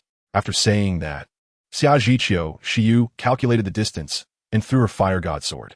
Damn it, Sasaki Miki exclaimed in shock, shouting, Nyogue, stop just watching and intercept that sword. Without needing Sasaki Miki's reminder, Chinping Ichiro had already rushed towards the fire god sword. But it was too late. The fire god sword pierced through Sasaki Miki's heart like a hot knife through butter. Ah! She screamed. Sasaki Miki released her grip on Sajichio Shiyu, her entire demon form wilting. She tried to speak, but coughed out blood, glaring at Sajichio Shiyu with hatred. Given your condition, you'd better not eat anything. It's bad for your health, Sajichio Shiyu said with her arms crossed and a smile. However, I have something good here that can cure all ailments. The guardian silver bracelets crashed together, unleashing a burst of divine power. A strong shockwave sent Sasaki Miki flying down the street. After rolling a few times on the ground, Sasaki Miki's tail was now only a few meters long, lying unconscious on the ground. Chinping Ichiro, witnessing Sasaki Miki's miserable state, dropped the pretense, tore off his human skin disguise, and revealed his true form. Sajichio Shiyu looked at the demon with an octopus body and a cow's head, lightly waving her hand as the fire god sword flew back, its tip still dripping with blood. Woman, let us call it quits here. You walk your sunny path, and I'll take my narrow bridge. Let us not interfere with each other, okay? Chinping Ichiro, also known as Nyogue, was somewhat softening under Sajichio Shiyu's murderous aura. Sajichio Shiyu scoffed, you can't just come and go as you please. It doesn't work that way. Realizing there was no room for negotiation, Nyogue wasted no time and charged at Sajichio Shiyu with his pincers waving. Xiaojiqiu Shiyu nimbly jumped into the air, dodging Niu Gui's attack, while her fire god sword targeted the softer parts of his body. Niu Gui, howling in pain from the stabs, began to move towards areas with more people. Having been in human society for quite a while, he somewhat understood the reports about superpowered individuals. These beings, similar to shrine maidens, couldn't bear to see mortals get hurt or die. He just needed to run toward the crowd, and they would be hesitant, increasing his chances of survival. Xiaojiqiu Shiyu saw through Niu Gui's intentions. She pulled out the truth lasso and aimed at his head, the golden rope flying out. Niu Gui, focused on fleeing, didn't notice Xiaojiqiu Shiyu switching weapons until the rope wrapped around his neck. What the hell is this? Niu Gui exclaimed in shock. I am a servant of the two-faced Buddha. We need to collect 100 human hearts. Niu Gui's mouth ran like a machine gun, revealing their purpose for coming to the human world. Xiaojiqiu Shiyu yanked the truth lasso hard, and Niu Gui felt what it was like to fly for the first time in his demon life. 100 human hearts? Xiaojiqiu Shiyu's eyes narrowed into slits. Yes, we've already collected 93, just 7 more to complete the task given to us by our master, Niu Gui replied honestly. Damn it, this rope is a problem. Niu Gui wanted to cover his mouth, but without hands, it was difficult to do so. Xiaojiqiu Shiyu then asked, Your master is called the Two-Faced Buddha? Niu Gui, with a mournful face, replied, Yes, he is the strongest demon in the demon world. Both I and Renu serve him, and the most powerful among us is the cat. Before Niu Gui could finish, a snake tail pierced through his heart. Xiaojiqiu Shiyu quickly turned her head to look. It was Sasaki Miki, who had awakened, realizing that Niu Gui was spilling information to the enemy, had exhausted her last bit of life force to kill him. Throwing the lifeless Niu Gui to the ground, Xiaojiqiu Shiyu flew in front of Renu Hihi, human. You will not get any information from me. The great two-faced Buddha will surely take revenge for me. With that, Sasaki Miki breathed her last. Xiaojiqiu Shiyu looked at her corpse with a serious expression. As for the two-faced Buddha, referred to as the greatest demon by Sasaki Miki and Shinping Yichiro, she couldn't remain calm. Phew, with Leon around, it should be fine. Sighing, Xiaojiqiu Shiyu realized she couldn't handle things on her own yet. When encountering matters beyond her capabilities, she could only hope for Leon. This chapter isn't over yet. Please click the next page to continue reading the exciting content. I wonder how Lily is doing. Just as Xiaojiqiu Shiyu put the truth lasso back at her waist, contemplating whether to check on the situation of the golden-haired loser, she heard a shout. Wonder Woman, help. Lily was swinging between buildings on spider silk, evading the monsters chasing her from behind. At first, everything was fine. After dealing with some minor demons, Lily was feeling proud, when suddenly a creature covered in eyes appeared, startling her. The power of the 100 eyes was no comparison to the previous weak monsters. Although Lily's spider silk attacks were effective, they had minimal impact. Xiaojiqiu Shiyu rolled her eyes, not surprised by the scene before her. Drawing the fire god sword again, she flew into the air and blocked the path of the 100 eyes, coldly stating, no passage ahead. The 100 eyes tilted its head, looking at the corpses of Niu Gui and Renu below, and understood. You managed to kill Niu Gui and Renu. It seems your strength is considerable. The 100 eyes was 5 times the size of Xiaojiqiu Shiyu, with 7 or 8 tentacles beneath it and a large head full of spinning eyeballs. You're next. While Xiaojiqiu Shiyu was making her threat, she took action. Holding the fire god sword, she quickly charged at the 100 eyes, but halfway, its tentacles intercepted her. Hee. There's an old saying. Who will kill the deer is still uncertain. The 100 eyes tentacles swiftly reached out, wrapping around Xiaojiqiu Shiyu's calves, then threw her hard into an office building. Naturally, Lily wouldn't just watch. She quickly used her spider silk to stick to Xiaojiqiu Shiyu's waist, preventing her from flying too far away. Clutching her head, Xiaojiqiu Shiyu stood up from a pile of documents. She looked at Lily, who had followed her into the office building, and gratefully said, Thank you. Oh, I'm glad you're thanking me, but the situation is not optimistic. That tentacle monster is really tough to deal with. It has seen through all our moves. Lily stood with one hand on her hip, scratching her head, feeling a frustrating sense of powerlessness. Kasumigakaka Shibuya picked up the fire god sword from the ground and said, Just poke its eyes out, and it won't be able to see our movements. Lily pouted under her mask. It sounded easy, but the opponent had 100 eyes. Poking them all out would be no small feat. Is there no other way? Lily looked at Kasumigakaka Shibuya, still feeling a bit in awe of the big milk cow when it came to strategizing. Kasumigakaka Shibuya shook her head. Although the method was a bit clumsy, it was also the most effective.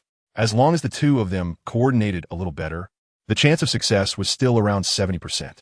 While they were talking, four tentacles stretched in from the gap, accompanied by the unpleasant voice of 100 Eyes. Are you researching how to deal with me? Ha ha ha, it's useless. You will ultimately become stepping stones on the path to success for the adult. Kasumigakaka Shibuya couldn't be bothered to waste words with the opponent and directly swung the Fire God Sword. Ing Lily, not to be outdone, shot out her spider silk, which stuck to a broken rebar. After swinging it several times with great force, she suddenly threw it out. The rebar pierced through the tentacle of 100 Eyes at lightning speed, and the blood that spurted out was actually blue. Kasumigakaka Shibuya quickly followed up, cutting off one of the tentacles with the Fire God Sword. A strange thing happened. The rebar decomposed at a visible speed, becoming part of the tentacle. The wound it pierced stopped bleeding and healed rapidly. The tentacle that Kasumigakaka Shibuya cut off performed a demonstration of splitting in two right in front of her. Ha ha! I told you, no matter what you do, it's all in vain. The massive form of 100 Eyes appeared before the two girls. Its remaining tentacles were grabbing, screaming humans. Their eye sockets hollow and bleeding profusely. Damn you, you evil creature, put those humans down. Ing Lily shouted angrily. As you wish. 100 Eyes grinned, and all the tentacles released simultaneously, causing four humans to scream as they fell from high up. Ing Lily dodged the tentacles in her way and leaped down from the gap. Kasumigakaka Shibuya protected her, cutting off all the tentacles that tried to interfere with Ing Lily's rescue. Ing Lily first hugged two women, wrapping them in spider silk like cocoons and hanging them on the wall.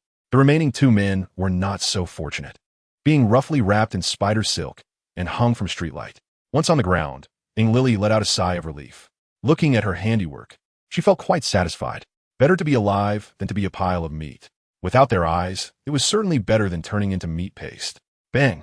The sound of something heavy hitting the ground rang in Ing Lily's ears. Kasumigakaka Shibuya climbed out of the pit, looking a bit disheveled, her delicate face covered in dust. Gazing at the sea of tentacles in the sky, Ing Lily's expression became dazed as she said, How many did you cut? Isn't it to cover for you? Otherwise, how would you save those four unlucky ones? Kasumigakaka Shibuya tightened her grip on the Fire God Sword and said seriously, Let's not talk about that. We should proceed according to the previous plan and poke out all its eyes. Ing Lily looked at the tentacles above her, silently swallowing her saliva. Can we change the plan? With so many tentacles, I love drawing, but I don't want to become a drawing myself. Ing Lily's expression under her mask was bitter. Kasumigakaka Shibuya also realized that her plan was a bit absurd, but she couldn't think of a better idea in a short time. Wonder Woman, Spider-Man, I am Friday. An electronic female voice came from a mobile phone store in front of the two girls. This monster is not invincible. Every time it sees through your movements, there's a 0.5-second pause, during which it should not be able to activate its abilities. Friday's information was like a timely rain, extinguishing the irritation in Kasumigakaka Shibuya and Ing Lily's hearts. I really love you, Friday. At that moment, Ing Lily wished she could return to the Phoenix Society immediately and say all the compliments she had learned throughout her life to Friday. Thank you so much for your help, Friday. Kasumigakaka Shibuya appeared calmer. No need to be polite. May your martial arts flourish. After saying this, Friday disconnected from the mobile phone store. Kasumigakaka Shibuya and Ing Lily exchanged glances, both seeing the determination in each other's eyes. I'll distract it. You take the opportunity to poke its eyes out. Ing Lily voluntarily took on the task of drawing the enemy's attention. Kasumigakaka Shibuya nodded and smiled, saying, Don't get caught. Junior. Ing Lily made a sound of annoyance, spraying spider silk from her wrist and headed toward 100 Eyes. Kasumigakaka Shibuya's expression was serious, holding the sword in her right hand and the shield in her left, waiting for the best opportunity. On Yuheng Mountain, Leon is currently beating up the monster statue, unaware that Saki Shiraishi and Airi Spencer Sawamura are in trouble. But even if he knew, he wouldn't go to help. True heroes are forged through experience. Right now, he is floating at the edge of a big pit, watching the monster statue slowly regain its form, thinking to himself, the recovery time is getting slower. There must be some power sustaining it. With a snap of his fingers, the floating cloak detached from Leon's shoulders. Let us pack this thing up and have some fun in space. The obedient floating cloak wrapped the monster statue up completely, not even leaving any dust behind. Liang Fei emerged from the mountain god temple, and a few people outside were staring at him in unison. Superman, have you dealt with the evil spirit inside? Nakai Toshio asked. This chapter is not over yet. Please click the next page to continue reading the exciting content. Liang shook his head, pointed at the floating cloak behind him, and said, "It'll be quick. I'll take it to space for a trip, and there shouldn't be any problems." Umanaka, Toshio, Suzuki Ayako. Hi, Mairi. Am I hearing things? Even if you're a superpower user, don't be so ridiculous. Saying space is just like going on a vacation. Hee, I seem to have misheard. Where did you say you were going? Umanaka, Toshio asked again, unwilling to give up. Liang shrugged, going to space. Isn't a big deal? Nakanai Toshio's mouth twitched. He realized that this Superman was being pretentious. Liang glanced at the three people who had fallen silent, raised an eyebrow, and took off in midair while holding his floating cloak. Watching the increasingly distant figure, Umi Natsuo said enviously how great it would be to fly freely. I also want to soar in the blue sky without any tools. Standing next to him, Suzuki Ayako nodded in agreement. Fei Yingli, however, was thinking about other matters. It had been 13 hours since Xiao Lan went missing, and the remaining time was getting shorter. She hoped that Superman could quickly deal with the evil behind the scenes and bring Xiao Lan back to her side. Kobe Daisuke was awakened by the discussion between Umi Natsuo and Suzuki Ayako. He struggled to open his eyes. The dark clouds had dissipated, and warm sunlight filled the earth. How did I end up here? Although his voice was weak, Umi Natsuo, as a police officer, still heard him. He turned around and saw that Kobe Daisuke had woken up on the ground, and the anxiety in his chest finally returned to his heart. It was Superman who saved you, Umi Natsuo said, sitting cross-legged next to Kobe Daisuke, answering his confusion. Ah, so it was Superman who saved me. Kobe Daisuke's face was pale, and the waves of pain coming from his left hand made him realize that he had become disabled. Seeing his friend's despondent expression, Umi Natsuo felt bad as well and forced a smile, saying, "Don't be discouraged. With today's advanced technology, losing an arm is nothing. It can be easily solved." Kobe Daisuke forced a bitter smile. He was the heir of a super-rich family and had always liked to use his wealth and the latest technology to solve various cases. Therefore, whether in the open or behind the scenes, he had some knowledge of new technologies. There must be prosthetic limbs available, but returning to a normal arm was almost impossible. "Don't look so down." Fei Yingli pointed at the still unconscious Muri Kagoro and said, "My ex-husband was in a similar situation. His right calf was twisted like a corkscrew. Even if he recovers, there will be sequelae. But think about it. Since superheroes who can fly have appeared, it's reasonable to have superheroes who can heal as well. Even if there aren't any now, who can say what the future holds?" Kobe Daisuke, enlightened by Fei Yingli's words, realized that she had a point. "I feel ashamed for getting stuck in a corner and making you all laugh," he said, his face rarely showing an embarrassed expression. Fei Yingli waved her hand, saying that it was just a few words spoken out of kindness. She didn't want to see a promising young man lose his fighting spirit. Umi Natsuo was glad that his friend had come to understand. He wanted to pat Kobe Daisuke on the chest, but considering his condition, he awkwardly put his hand down. "By the way, where's Superman?"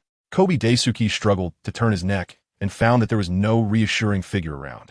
"Oh, he flew into space," Umi Natsuo said dismissively. Kobe Daisuke. With wide eyes, Kobe Daisuke had the same thought as the previous three. Was he hearing things? "Natsuo, did you mean he went to the sky?" Kobe Daisuke tried to correct his wording. Umi Natsuo shook his head, a sly smile flashing across his face. After the shock he had just received, how could his friend and colleague Kobe Daisuke not experience it as well? So, Umi Natsuo firmly said, "I didn't say it wrong. He really flew into space. If you don't believe me, you can ask Miss Fei and Miss Suzuki." Fei Yingli and Suzuki Ayako were called upon and nodded in agreement. Kobe Daisuke, already suffering from excessive blood loss, fainted again upon hearing such explosive news. Umi Natsuo, seeing that Kobe Daisuke had fallen into unconsciousness again, scratched the back of his head helplessly, wondering if he had gone a bit too far. Flying away from Earth, Liang floated in space. Looking at the blue home planet that he had only seen in pictures and videos, a smile unconsciously spreading across his face. Beside him, there was an artificial satellite adorned with a familiar red flag. The floating cloak, following Liang's instructions, spat out the monster statue. The monster statue, which had mostly recovered, spun around in space a few times before barely stabilizing its form, staring blankly at Liang, not understanding where it was. Opening its mouth, the monster statue spoke its first words after such a long time. "Human, where have you brought me?" But in the vacuum environment, sound could not be transmitted. Liang only saw the mouth of the monster statue moving up and down, but he couldn't hear anything. He flew in front of the monster statue, gave it a big slap on the face, and cursed. You didn't say anything just now, and now you do? Did your vocal cords drop at home? The monster statue was stunned by Liang's slap. Just a moment ago, it had no spiritual awareness, but now it was different. The perception of the dual-faced Buddha had descended. Human, do not bully the monsters too much. The dual-faced Buddha's expression was fierce as it swung its arms to strike at Liang. Liang crossed his arms and allowed the attacks from the dual-faced Buddha to hit him. Then, to the surprise of the opponent, he delivered a big slap. So, it's not just about being human. Even being a monster requires culture, as knowledge is the ladder to progress. Shaking his hands, Liang sighed. The dual-faced Buddha felt its pride wounded by 2 slaps. Thinking about how it, the first great demon of the demon world, was actually slapped twice by a human. It wondered what kind of authority it would have if this got out. But soon after, the dual-faced Buddha discovered something terrifying. Its stone statue body was rapidly freezing, and without realizing it, its feet had already become immobile. Damn it, where's this place? The demon power is actually ineffective. The dual-faced Buddha cursed inwardly.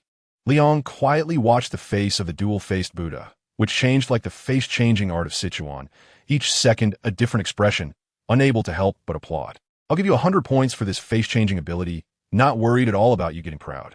After saying this, Liang charged forward again, swinging his fists left and right, hitting the dual-faced Buddha's face fiercely. The dual-faced Buddha could only barely resist. In this strange environment, its demon power couldn't be unleashed, and its movements were slow, completely playing the role of a punching bag.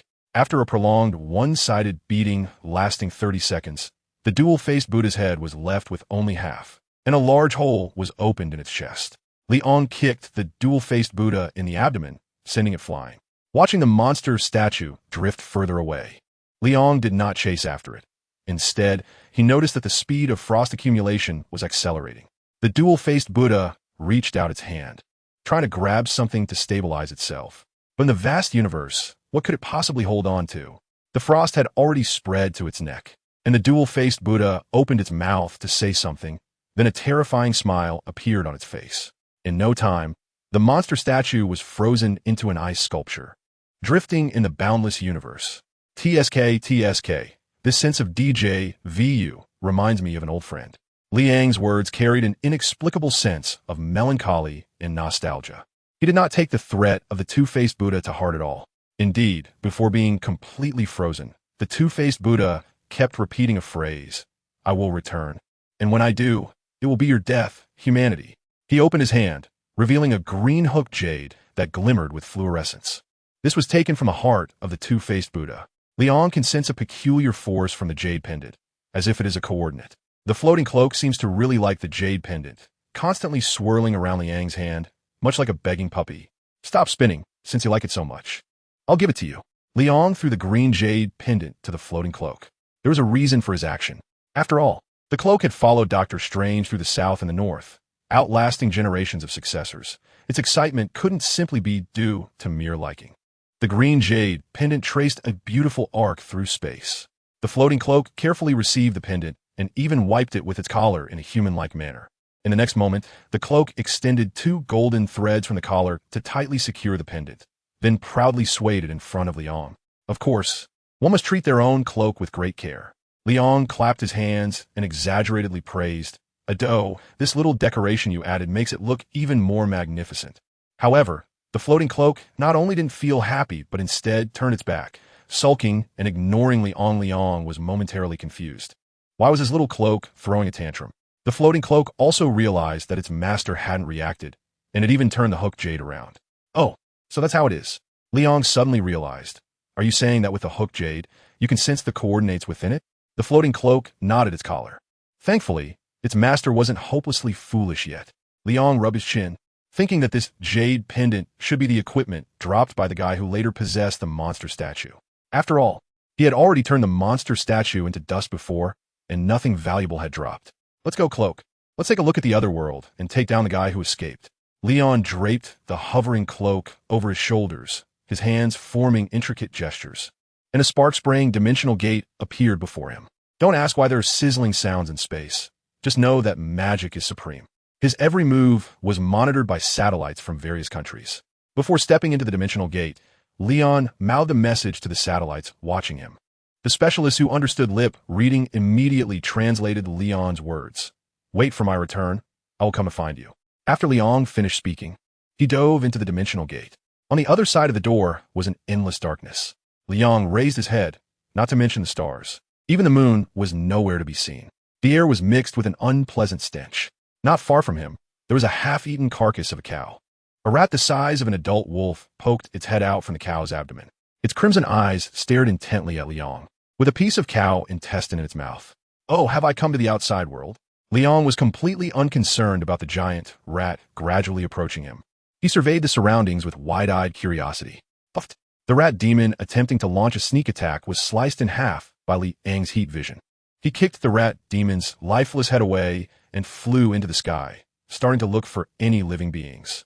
The mountains and fields were littered with corpses, some animal, some human, and Leon even spotted a few monsters. This place should not be the outside world, that cursed place, yet there were no humans present. After flying for a while, Leon noticed a flicker of fire below and descended towards the illuminated spot. It was the Ginkgo city. Xiaolan was bandaging the wounds of the injured Ginkgo. The small shrine was filled with casualties, and Yuenzi was sweating profusely as she navigated through the crowd. Mr. Yamamoto, I need a change to clean water, Yuenzi shouted toward the courtyard outside. Got it. I'll bring the water right away, Yamamoto Ichikawa replied. Xiaolan looked at the slightly pale Ginkgo and said sympathetically, Miss Ginkgo, there are just too many yokai. It's impossible for you to handle it all by yourself. Ginkgo moved her right hand slightly. It stung a bit, but she could barely pull the bowstring. Xiaolan, if I back down, the people in the city will be eaten by yokai. Ginkgo stood up from the ground, smiling lightly, and said, Don't worry about me. I know my limits. I will ensure that you and your companions return safely to your world. Xiaolan hurriedly waved her hand, frowning as she said, Miss Ginkgo, that's not what I mean. You already helped me a lot by finding Yuenzi before, and now I want to contribute as well. Xiaolan demonstrated a few empty-handed karate stances, indicating that she wasn't without combat ability. Ha ha, Xiaolan, I appreciate your good intentions, but I don't want to involve you, Ginkgo said, putting her arm around Xiaolan's shoulders. Her expression serious. This is a battle for our world. The best reward you can give me is to return safely to your own world. Do you understand? Xiaolan opened her mouth, wanting to say something, but held back and nodded helplessly. Seeing Xiaolan's spirit dampened, Ginkgo changed the subject. After we repel the yokai army this time, if there's a chance, I'd like to visit your world and see the strange birds that can carry hundreds of people into the sky. Before Xiaolan could respond, Yuenzi, who had been listening to their conversation, shouted, No problem, Ginkgo sis. When the time comes, I'll help you build an airplane so you can fly to your heart's content. Ginkgo and Xiaolan both laughed at Yuenzi's words. The beautiful and melodious laughter brought a touch of vitality to the gloomy shrine. Yamamoto Ichikawa carried a large bucket of water, first pouring out the bloodied water with Yuenzi, then refilling it with clean water and using a cloth to wipe the wounds of the injured. Mr. Yamamoto, are you still thinking about Mr. Mizumo? Yuenzi noticed that Yamamoto Ichikawa occasionally seemed lost in thought, realizing he had something on his mind. Yamamoto Ichikawa sighed. Yeah, after all, that guy died because he saved me. I feel guilty. Clenching his hand around the cloth into a fist, tears slipped down Yamamoto Ichikawa's face. I should have been more persistent and taken the left path. Then I wouldn't have encountered the yokai, and Mizumo wouldn't have been killed. His voice choked as he continued. As a senior, I actually had no opinion on such an important matter, causing my junior to lose his life. It's really unacceptable. Yuenzi looked at Yamamoto Ichikawa, whose face was covered in tears, unsure of what to say. He wasn't wrong. If Yamamoto Ichikawa had insisted on taking the left path back then, he would have encountered her, and soon after, Xiaolan and Ginkgo, and nothing would have happened. But unfortunately, there are no ifs in life. Mr. Yamamoto, maybe this is fate's arrangement. Mr. Mizumo died to protect you, and now you are being so self-destructive. How can you face his spirit in the afterlife? Yuenzi's words struck Yamamoto Ichikawa like a wake-up call, bringing him back from his self-pity. He turned his head, staring blankly at his reflection in the water. Seeing his haggard face and disheveled hair, nothing like the well-groomed person he used to be. Mizumo would probably dislike this kind of senior. Yamamoto Ichikawa forced a bitter smile. He wiped the tears from the corners of his eyes, and his previously dull pupils regained their light. Yamamoto Ichikawa solemnly bowed to Yuenzi, saying, Thank you very much for your guidance. Without your words, I really wouldn't know what to do. Yuenzi was startled by Yamamoto Ichikawa's deep bow. Waving her hand and saying awkwardly, It's nothing, don't make it so formal. We are all in the same boat now. Yamamoto Ichikawa straightened up and said seriously, yeah, we are in the same boat. We must leave this damn place. Just as he finished speaking, a figure fell from the sky. The loud noise made everyone think that the yokai were attacking again, and they rushed out of the shrine. Leon struck a superhero's signature pose, looking at the astonished crowd with a smile, and said, everyone is here, saving me quite a bit of time. Kikyo, with a grim expression, stepped forward from the back of the crowd. Her instincts were warning her that the man in front of her was a super dangerous individual. Are you one of the 4 great demon kings? Kikyo asked. Her hand rested on the bowstring, ready to shoot a magic arrow at the slightest abnormal movement from him. Yuki's expression was the most peculiar among everyone present. Instead of being afraid, her cheeks flushed with excitement as she hugged Lan's arm and pointed at Leon, saying, Lan, we're saved. This is Superman. Superman? Lan suddenly recalled a report she had seen online. A superpowered individual in a red cape had saved hundreds of passengers being held hostage by robbers from thousands of meters in the air. Is this the Superman who is famous alongside Wonder Woman? Lan carefully observed Leon's physique. The bulging muscles and handsome features. Who would have thought that the legendary Superman would be quite good-looking? Kikyo also heard what Suzuki Yuki said. Although she didn't know what Superman meant, she deduced that he came from Lan and the other's world and should not be one of the dual-faced Buddha subordinates. Believing in her guess, Kikyo was the first to lower her weapon. You are a visitor from another world, aren't you?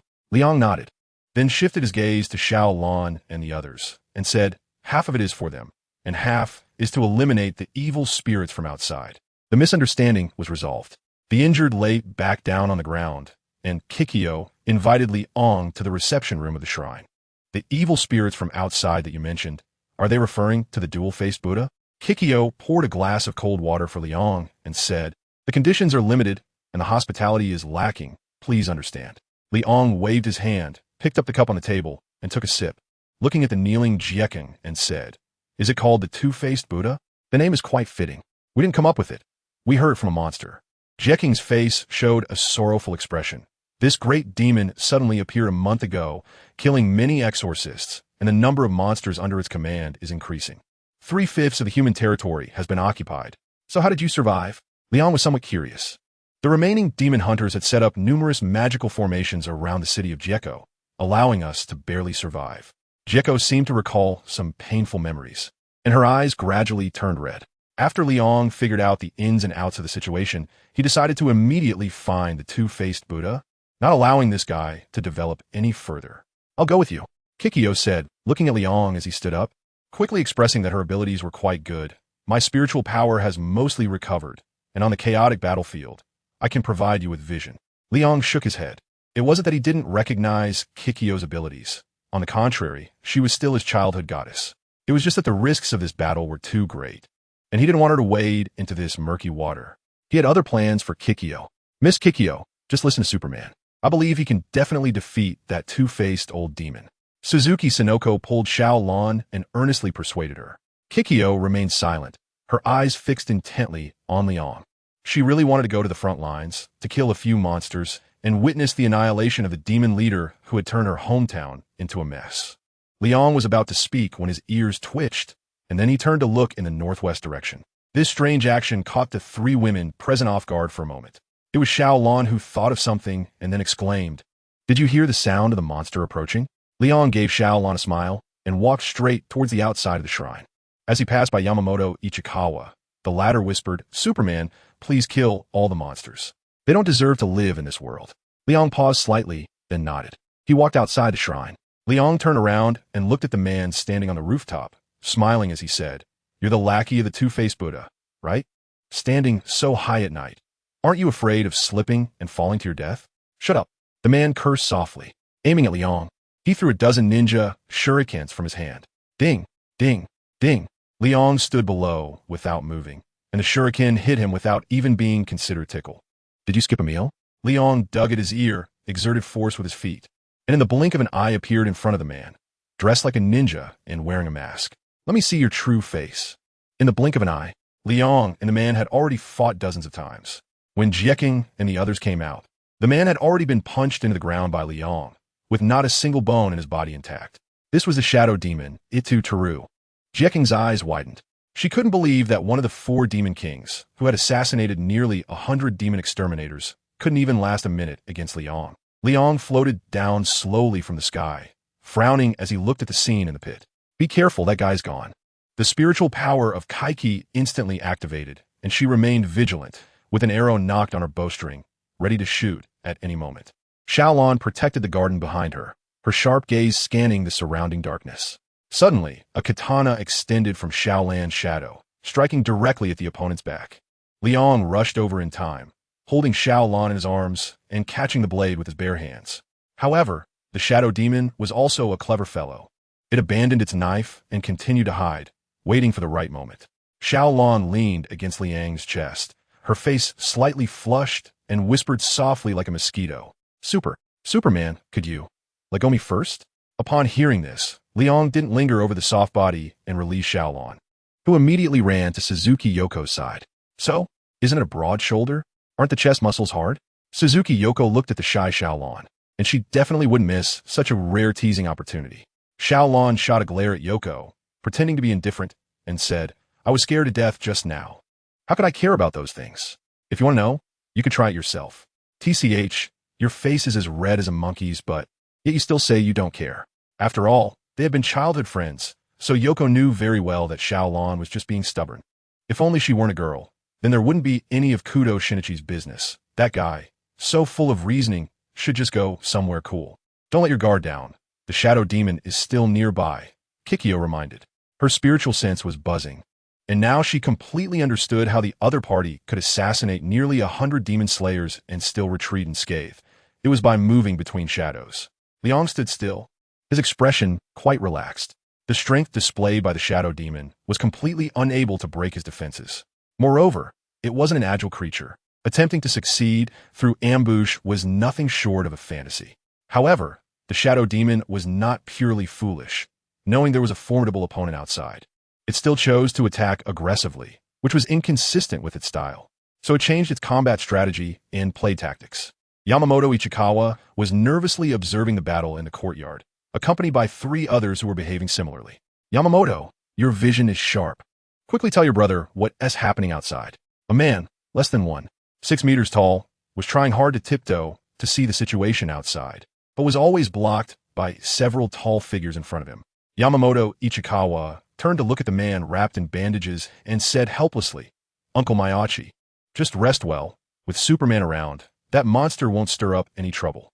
A foolish smile appeared on Mayachi Akira's face as he cheerfully said, after hearing how powerful that cloaked man is, I just wanted to experience his strength for myself, to see if he is as formidable as the Shrine Maiden. The others nodded in agreement. They shared the same mindset while watching the battle. Otherwise, they would have long been back on the ground, lying down due to their aching bodies. Just as Yamamoto Ichikawa was about to say something, Mayachi Akira's expression suddenly changed. He pushed Yamamoto Ichikawa away and was pierced in the abdomen by a sword that emerged from the shadows. Uncle Mayachi, Yamamoto Ichikawa shouted loudly. Kid, don't come over. Mayachi Akira covered his wounded abdomen, blood flowing from his fingers and dripping onto the ground. The cries from inside the shrine drew the attention of those outside. Kikyo rushed forward, looking at the half-kneeling Mayachi Akira with a worried expression, and asked, Are you okay, Uncle Mayachi? Mayachi Akira shook his head. Don't worry. I won't die yet. Upon hearing the response, Kikyo's furrowed brows relaxed slightly.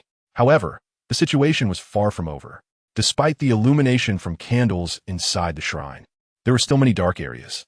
The shadow demon moved freely through the shadows, occasionally stabbing with its hidden blade. Those lucky enough did not hit vital points, while those unlucky died on the spot. Xiaolan looked at the tragic scene inside the shrine. Her gaze turned to Liang, her eyes filled with pleading. Liang couldn't help but admire the intelligence of the shadow demon. This monster knew how to bully the weak and fear the strong, taking advantage of its ability to move stealthily in the shadows to recklessly reap the lives of ordinary people. Can a cloak force it out of the shadows? Leon's words left Xiaolan and Yuanzi beside him somewhat puzzled. Suzuki Yuanzi even took a special glance at the cloak behind him, although it was edged in gold. It looked like an ordinary cloak at first glance. The floating cloak detached from Leon's back and humanely tapped its collar. Wow, it's actually alive, Suzuki Yuanzi exclaimed. Xiaolan also covered her mouth, looking incredulously at the floating cloak that flew into the shrine. Once inside, the cloak had only one target, Itaru, lurking in the shadows. Kikyo only glanced at the cloak briefly before assisting Mio Akira to move into the candlelight. Such intelligent and magical items, though rare, had appeared to her a few times during her previous demon-slaying journeys. Yamamoto Ichikawa also helped transfer the injured, not wanting a repeat of the tragedy with Mizumo Asaki. The floating cloak hovered in the air, surveying the dark corners of the room. Then it extended 2 golden threads from its collar, wrapped in red, strange energy, and swiftly dove into the shadows. Itaru, who was lurking in the shadows, sensed something entering his domain. Frowning, he turned around and happened to see the floating cloak attempting to ambush him. For a moment, they stared at each other in silence. The floating cloak shook its golden threads as a greeting. Without saying a word, Itaru raised his knife and swung it at the floating cloak. The golden threads, however, would not just sit back and wait. They began to play a game of cat and mouse with the shadowy figure in the shadow space. Xiaolan watched the floating cloak hovering in the air, feeling a bit uneasy. She suppressed her shyness and said to Leon, "Aren't you going to help? Can a cloak alone capture the enemy?" Leon replied confidently, "Don't underestimate the floating cloak. It has been trained by the Sorcerer Supreme through the ages. This shadow magic is a piece of cake for it." Xiaolan no that's skeptical. But since the other party said so, she had to patiently wait for the outcome. Time passed second by second. Suddenly, the shadow zone emitted intense fluctuations, and a figure sprang out from within. The shadow demon was panting heavily, driven nearly mad by the 2 golden threads. Prepared, Kikyo ordered someone to throw a torch into the shrine the moment the shadow demon appeared. A sea of fire engulfed the surroundings, leaving no shadows for the opponent and cutting off Taro's escape route. The floating cloak returned to Leon's back, and Sonoko wanted to reach out to touch it, but was stopped by Xiaolon. "What other tricks do you have?" Leon approached the shadow demon step by step. "Human, I admit you are strong, but you cannot defeat the dual-faced lord." The shadow demon's voice was even more hoarse than before as it removed its mask, revealing a grotesque, large mouth inside. The mouth was made up of a large jaw and 2 pairs of smaller jaws, with sharp fangs glimmering with a blue glow. Leon did not feel uncomfortable with this scene. Unlike his former self, he was a fan of Clut, and the creepy costumes were nothing compared to that. The shadow demon spat out a ball of black mist, which instantly enveloped the entire shrine. Kikyo wanted to go in to help, but was stopped by Sonoko. "Trust him, he's a superhero." Sonoko had absolute faith in Leon. In the black mist, seeing that Leon did not flee, the shadow demon sneered, "You are so arrogant. What a wrong choice." Leon seemed not to hear the other person's words, still standing without moving. "Oh right, I forgot you can't hear or see anything now." The shadow demon imitated Liang's previous movements, slowly closing in with a sharp katana in hand. Looking at Liang, who was within arm's reach, the murderous intent in the shadow demon's eyes was almost palpable. The shadow demon swung the blade down towards Liang's head. The imagined decapitation did not occur. Liang grabbed the shadow demon's wrist and chuckled. "You can seal my 5 senses, but you have overlooked something else." The floating cloak waved its hem towards the shadow demon and then wrapped around his body. Liang's eyes glowed with a red light, and under the terrified expression of Itaru, he struck true. The black mist dissipated. Liang stood in the center of the shrine, the headless corpse of the shadow demon lying at his feet. The flickering flames beside him accentuated his towering figure. Wow, this is a true hero. In Sonoko's eyes, love was faintly visible. Xiaolan did not refute her words, and Kikyo even added, "Even a true deity would be no match for this, right?"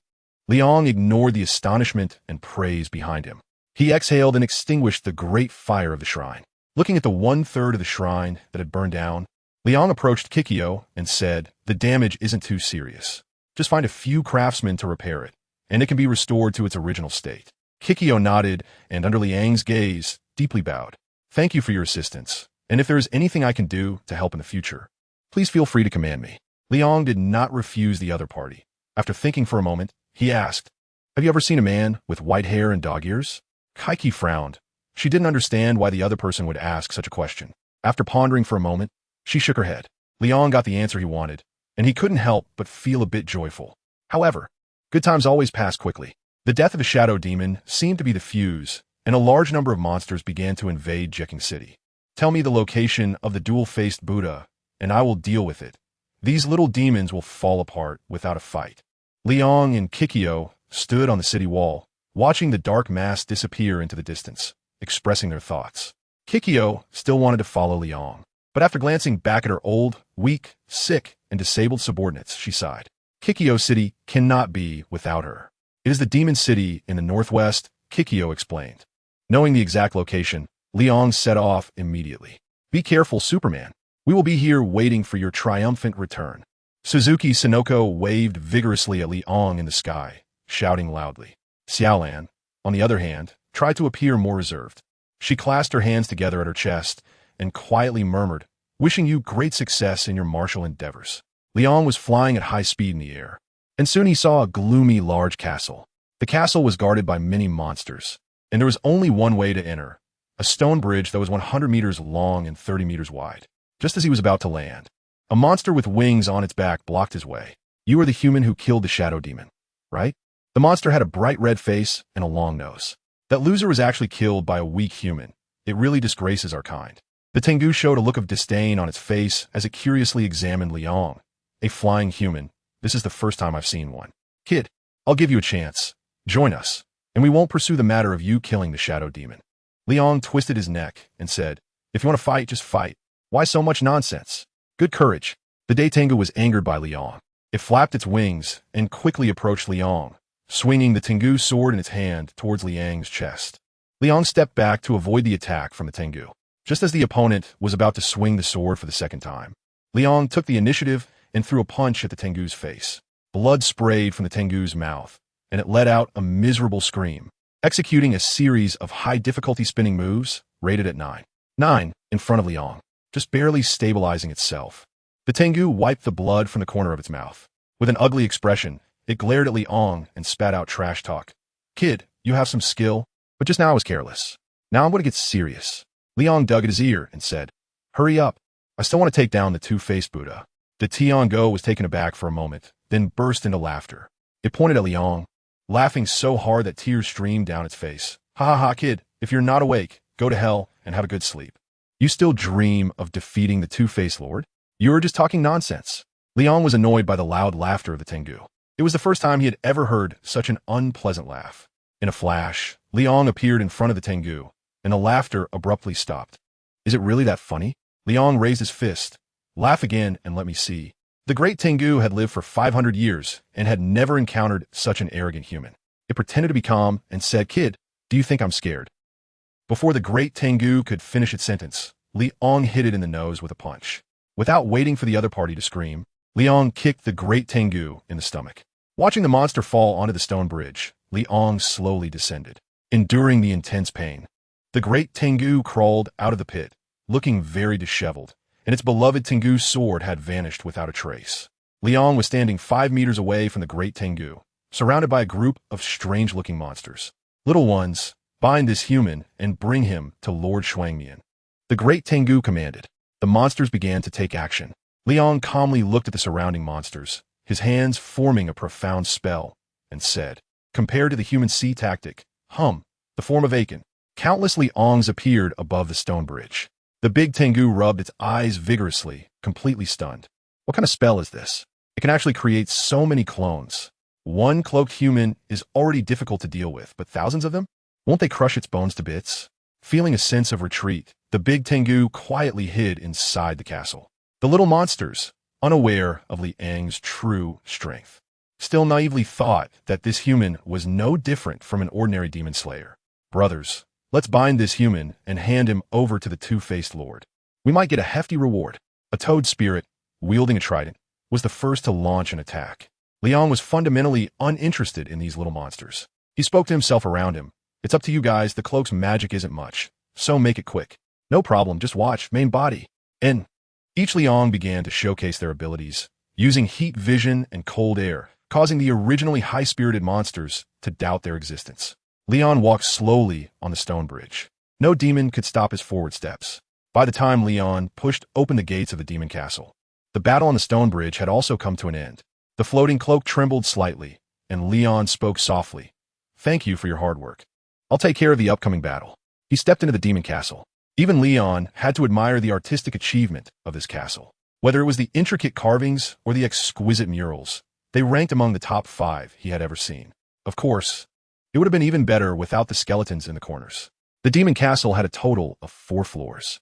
Liang easily passed through the first 2 levels. As he stepped onto the stairs of the 3rd level, the scene before him changed. The dark room transformed into a long corridor filled with books. He casually pulled a book from the shelf, opened it, and flipped through a few pages, only to find it was not a book of unreadable characters. Huh, an interesting place. Liang put the book back on the shelf. He strolled through the sea of books, feeling no sense of urgency or crisis. The candlelight was an eerie purple, the deep red curtains were damp, and there was a strong smell of blood.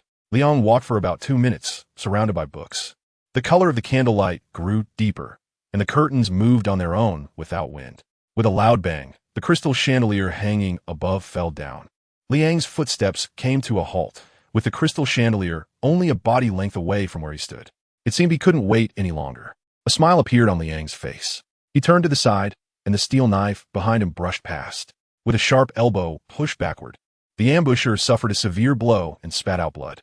Liang turned around and looked at the werewolf, who was 2 heads taller than him. Raising an eyebrow, a werewolf in the library? What a strange combination.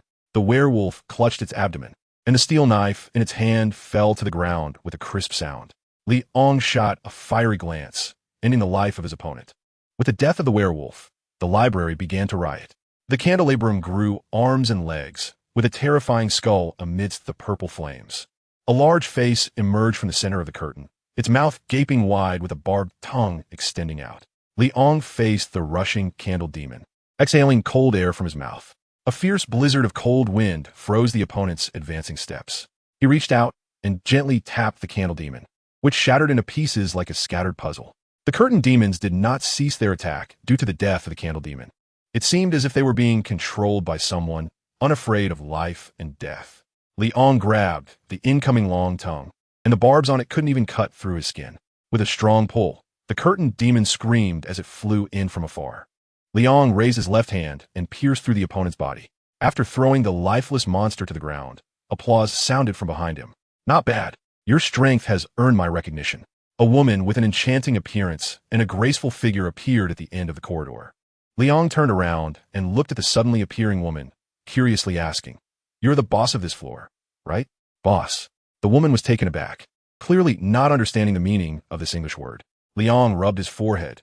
"Talking to you ancient people is really exhausting." "Ancient people?"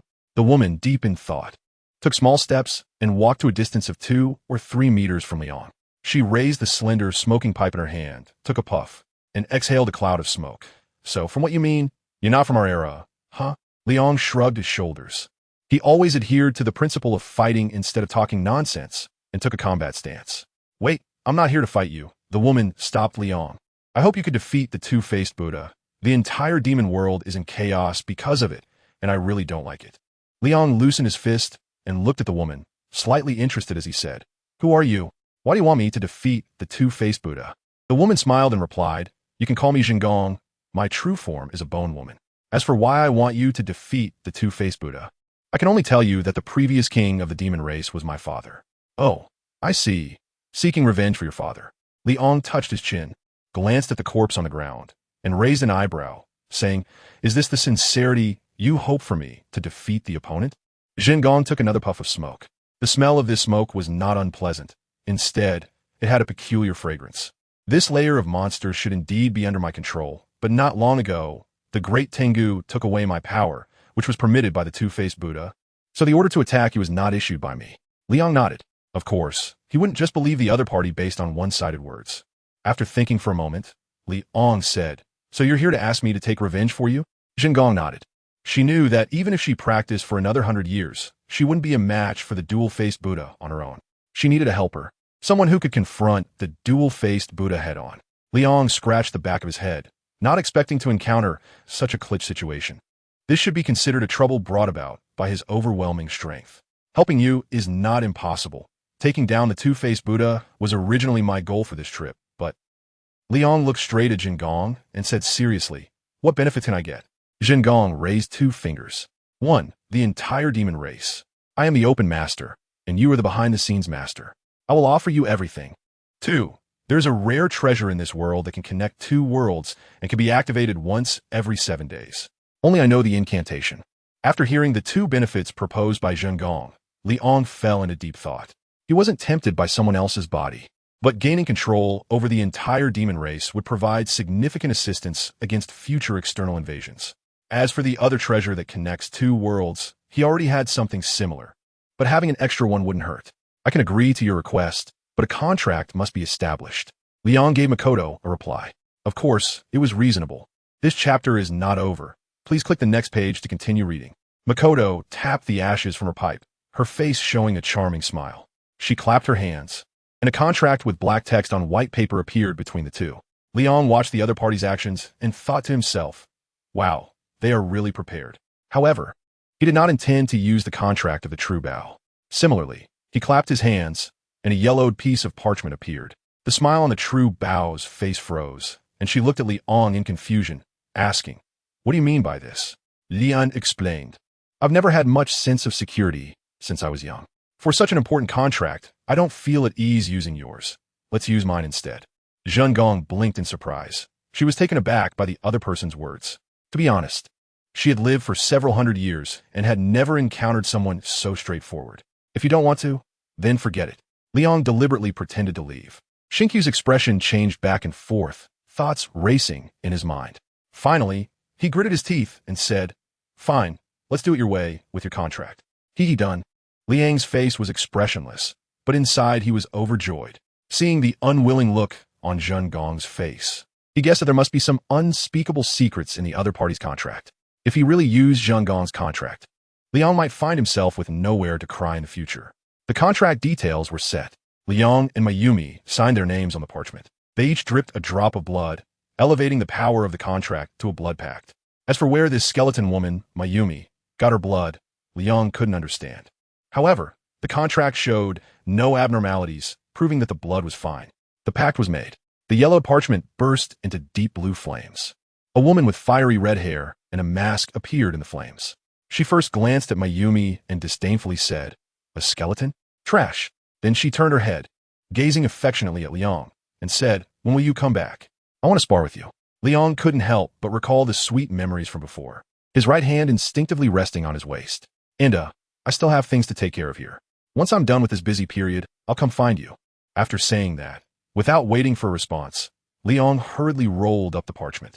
Zheng Gong stared blankly at Liang's actions, stuttering as he said, that woman just now, who is she? Her power is terrifying. Just one glance made me feel like I was suffocating. After Liang neatly stored the parchment, he thought for a moment and simply told Zheng Gong, her world is more brutal than yours. Darkness is everywhere, and only with powerful strength can one survive. Upon hearing this, Zheng Gong mechanically took a puff of her cigarette and then exhaled, her mind filled with that gaze from earlier. Since the contract was signed, Liang was also ready to fulfill it. He bypassed Zheng Gong and walked towards the door at the end of the corridor. You need to be careful. The dual-faced Buddha has a hidden skill. I've never seen it use it, but once when it was having an intimate moment with the snow woman, it let it slip, Zheng Gong warned Liang. Liang waved his hand without looking back, signaling that he understood. Watching the door open and close, Zheng Gong's expression fluctuated in the smoke. She didn't know if her move was the right one, but the future of the demon race left her no time for hesitation. She had to cut through the chaos decisively. Liang walked up the stairs to the 4th floor, encountering no obstacles along the way. When he arrived in front of a large door and pushed open the heavy door, he finally saw the true form of the dual-faced Buddha in the luxurious palace. The dual-faced Buddha sat high on the throne, flanked by 2 women fanning him. Below him, on the left, knelt a great Tengu, while on the right stood 2 rows of fully armed monsters. You are the one who destroyed my avatar, aren't you? The dual-faced Buddha opened his mouth, and the human woman beside him thoughtfully peeled a grape and tremulously offered it to his mouth. Liang nodded and immediately began with a full dose of sarcasm. You were also quick to run back then. Otherwise, you could have roamed freely in the starry sea. The right face of the dual-faced Buddha glared angrily and said loudly, Humph, you arrogant human, you merely defeated one of my avatars. What is there to be so boastful about? Liang was too lazy to waste words with the dying monster. He flashed in front of the dual-faced Buddha and swung his right hand towards its face. However, the dual-faced Buddha remained completely unfazed. It reached out, grabbed the neck of the woman beside it, and applied a slight pressure, causing the woman to emit a sound of pain. Liang's fist stopped, and the force of the punch severed a strand of hair from the two-faced Buddha.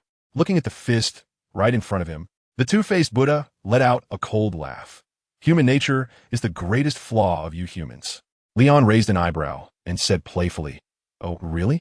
The two-faced Buddha sensed something was wrong and was about to strangle the woman in his grasp when Leon's heat ray had already erupted. Overwhelmed by intense pain, the two-faced Buddha had no choice but to loosen his grip. Leon seized the opportunity and brought the two women to the entrance. "Go to the third floor and look for a woman named Makoto. She will help you," Leon said. Thank you, sir. Thank you, sir," the two women, who had just escaped a terrifying ordeal, cried as they supported each other and headed towards the third floor. With the threat of hostages gone, Leon felt he could finally relax. Sigh, how I wish I could be a carefree person too. Leon looked at the frantic two-faced Buddha, stepped forward, and charged at him. His hard fist struck the two-faced Buddha's face, sending the latter flying, crashing into the wall and leaving countless cracks. Seeing that things are going badly, the great Tengu hurriedly shouted, "Why are you all stunned? Let's go together." Leon turned around and looked at the dozen or so monsters rushing towards him, smiling calmly. "Since you seek death, then I will grant it to you." Liang's figure moved like a blue lightning bolt, weaving through a group of monsters. Not to mention fighting, the opponents couldn't even see him clearly. The Tiango slowly retreated, showing signs of wanting to sneak away. As long as there are green mountains, one need not worry about firewood. As long as it preserves its life and works hard to cultivate, there will come a day when it can defeat the man in the cloak. But would Liang let the Tiango escape easily? The answer is no. Just as the Tiango was about to reach the door, Liang patted its back and asked with concern, "Do you need my help?" The Tiango froze, cold sweat pouring down its forehead like a dam bursting. It slowly turned its head, forcing an awkward smile on its crimson face. "No, I don't need it. I can leave by myself." Liang shook his head. As a model youth, how could he let the opportunity to do good deeds slip away? Grabbing the head of the great Tengu, amidst the other party's pleas for mercy, Liang's eyes turned red as he used a heat ray to give the great Tengu a well-done spa treatment. Casually tossing aside the fragrant great Tengu, Liang stepped towards the dual-faced Buddha. The remaining minions looked at each other, all frightened by the great Tengu's tragic state. They did not attack Liang again and even consciously made way for him. This chapter is not yet complete. Please click the next page to continue reading the exciting content. The dual-faced Buddha finally managed to free itself from the wall, but before it could steady itself, Liang's whip kick came flying in. However, the outcome was unexpected for Liang. The dual-faced Buddha blocked it, its left face radiating kindness as it looked at Liang and said, "Benefactor, the sea of suffering is boundless. Turning back is the shore. Join the demon clan and unleash your light and warmth." In response, Liang launched an even stronger attack. The battle between the man and the demon became fierce. The originally luxurious palace had turned into a scene of devastation. Liang landed another punch on the chest of the dual-faced Buddha, watching as the opponent smashed into the floor. He thought to himself, "After this is over, I must get more sunlight. I need to strengthen my power even more." The dual-faced Buddha pushed aside the rubble on his body, lifted his head, and looked up at Liang, laughing as he said, "Not bad. That felt really good. You are the strongest human I've ever seen." Liang did not respond, staring into the eyes of the two-faced Buddha, filled with killing intent. The two-faced Buddha jumped out of the pit, stretched its neck, and then quickly chanted obscure incantations.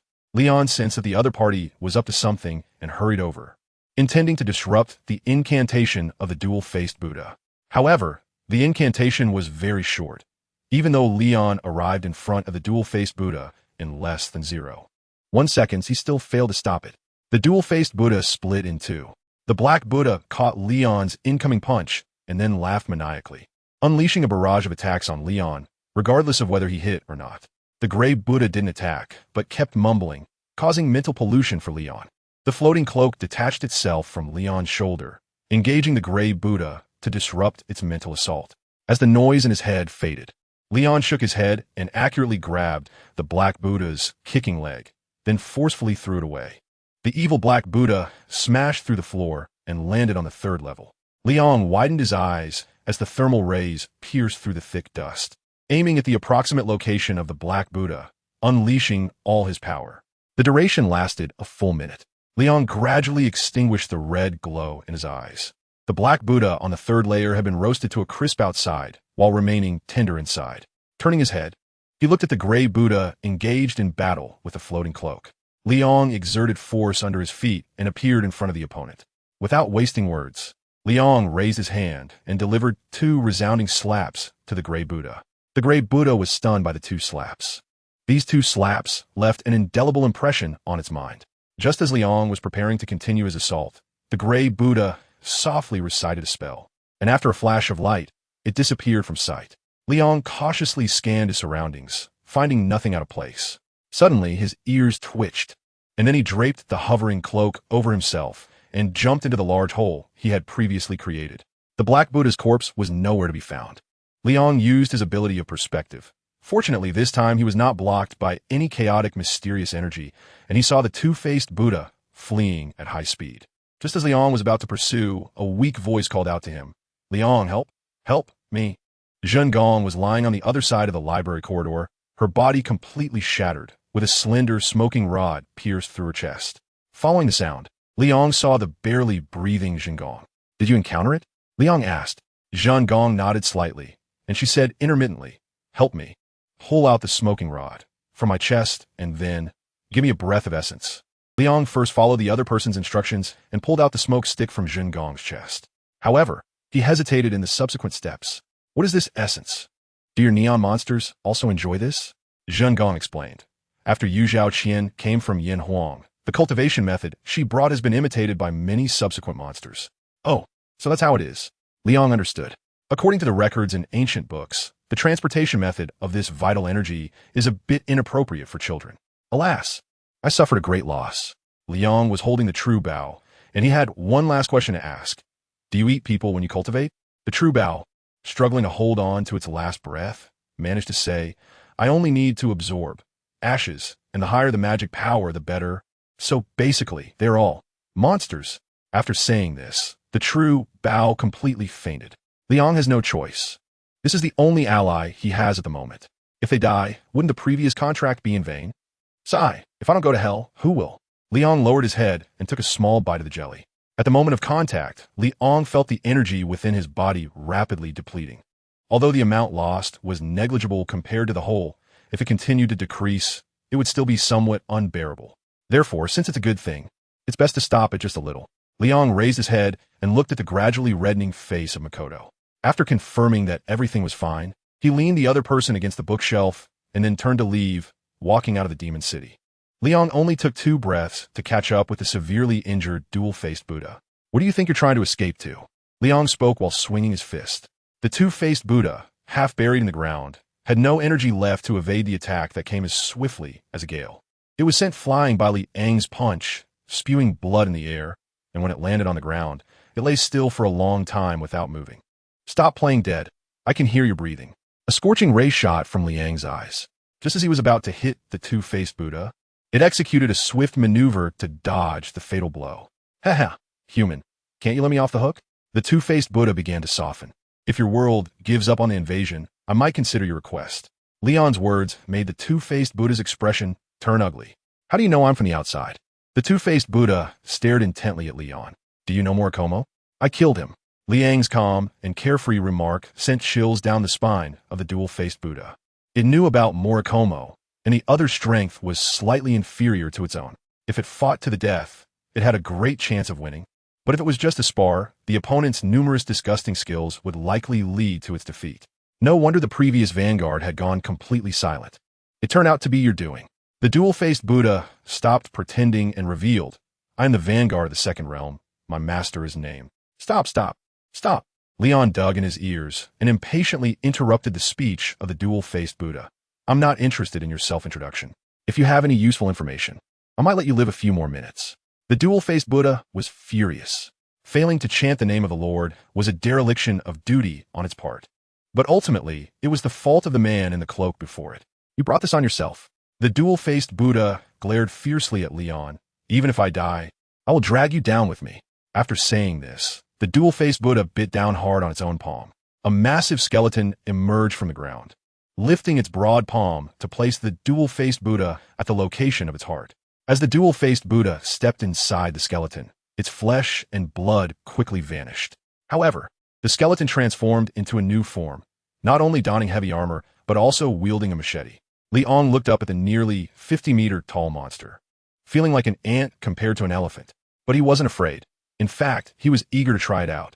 He muttered to himself, "This is a heaven-sent opportunity. I wanted to test that thing for a long time."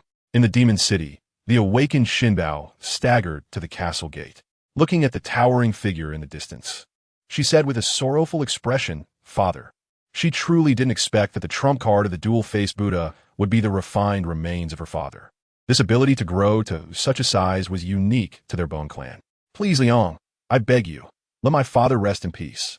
Shinbao clasped her hands together, silently praying for Liang. Meanwhile, Liang was flying at eye level with the giant bone monster. He looked at the empty eye sockets of the creature and disdainfully said, "Dual-faced Buddha, do you really think hiding in a huge shell will spare you from death?"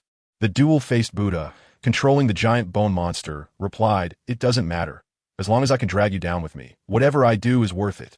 Liang skillfully dodged the giant bone demon's swinging blade, and something appeared in his previously empty hand.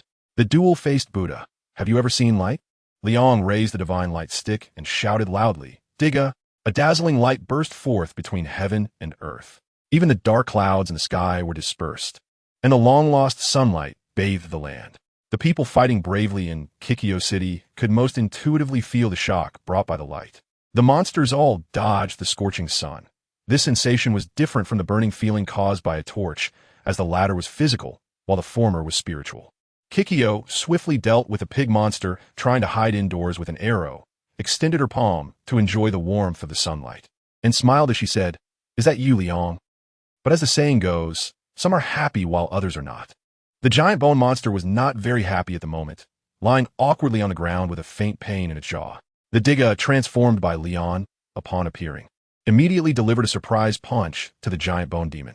The giant bone demon got up from the ground, looked at the giant in front of him, and asked in confusion, "Why can you also grow large? Do you also possess the secret techniques of the Bone Clan?" Liang did not speak. His response was a flash from the Digga crystal on his forehead, switching to the Daigou happy mode. Although it couldn't stack with Superman's power, the 70,000-ton grip still allowed Liang to experience Daigou's joy. "Damn it, don't bully the monsters too much." The giant bone demon swung the machete in its hand, aiming to slash at Liang's chest. Liang did not dodge or evade. He directly caught the blade with empty hands, firmly holding the giant bone demon. The demon desperately tried to pull out the cleaver, but its strength couldn't compare to that of Digga in his berserk form. Liang kicked to the side, striking the giant bone demon in the waist. The latter let out a scream, released the handle of the knife, and once again had a close encounter with Mother Earth.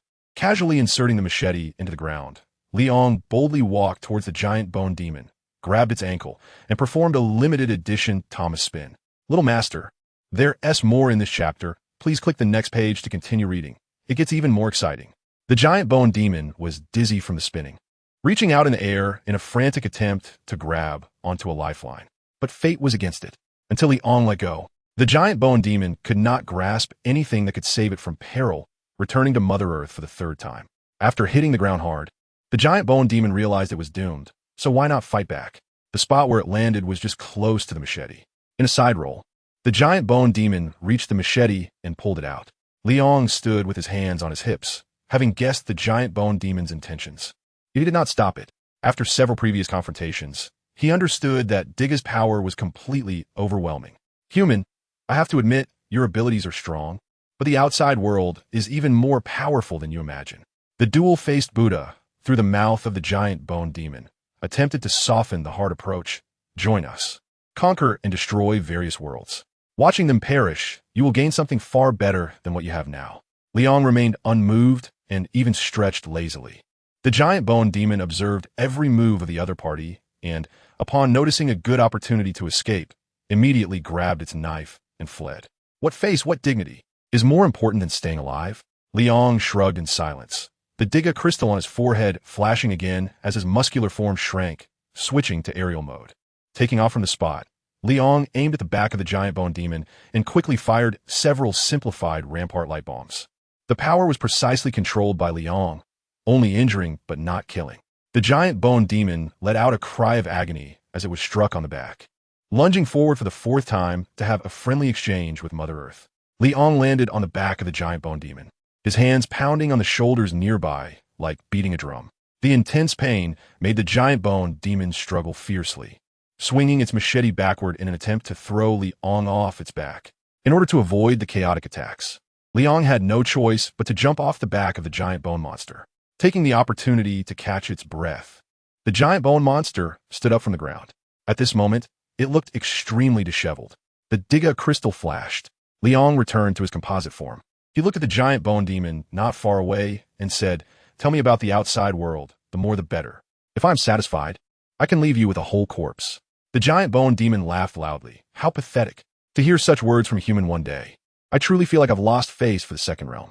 After saying this, the giant bone demon gripped his cleaver with both hands, aiming it at Liang.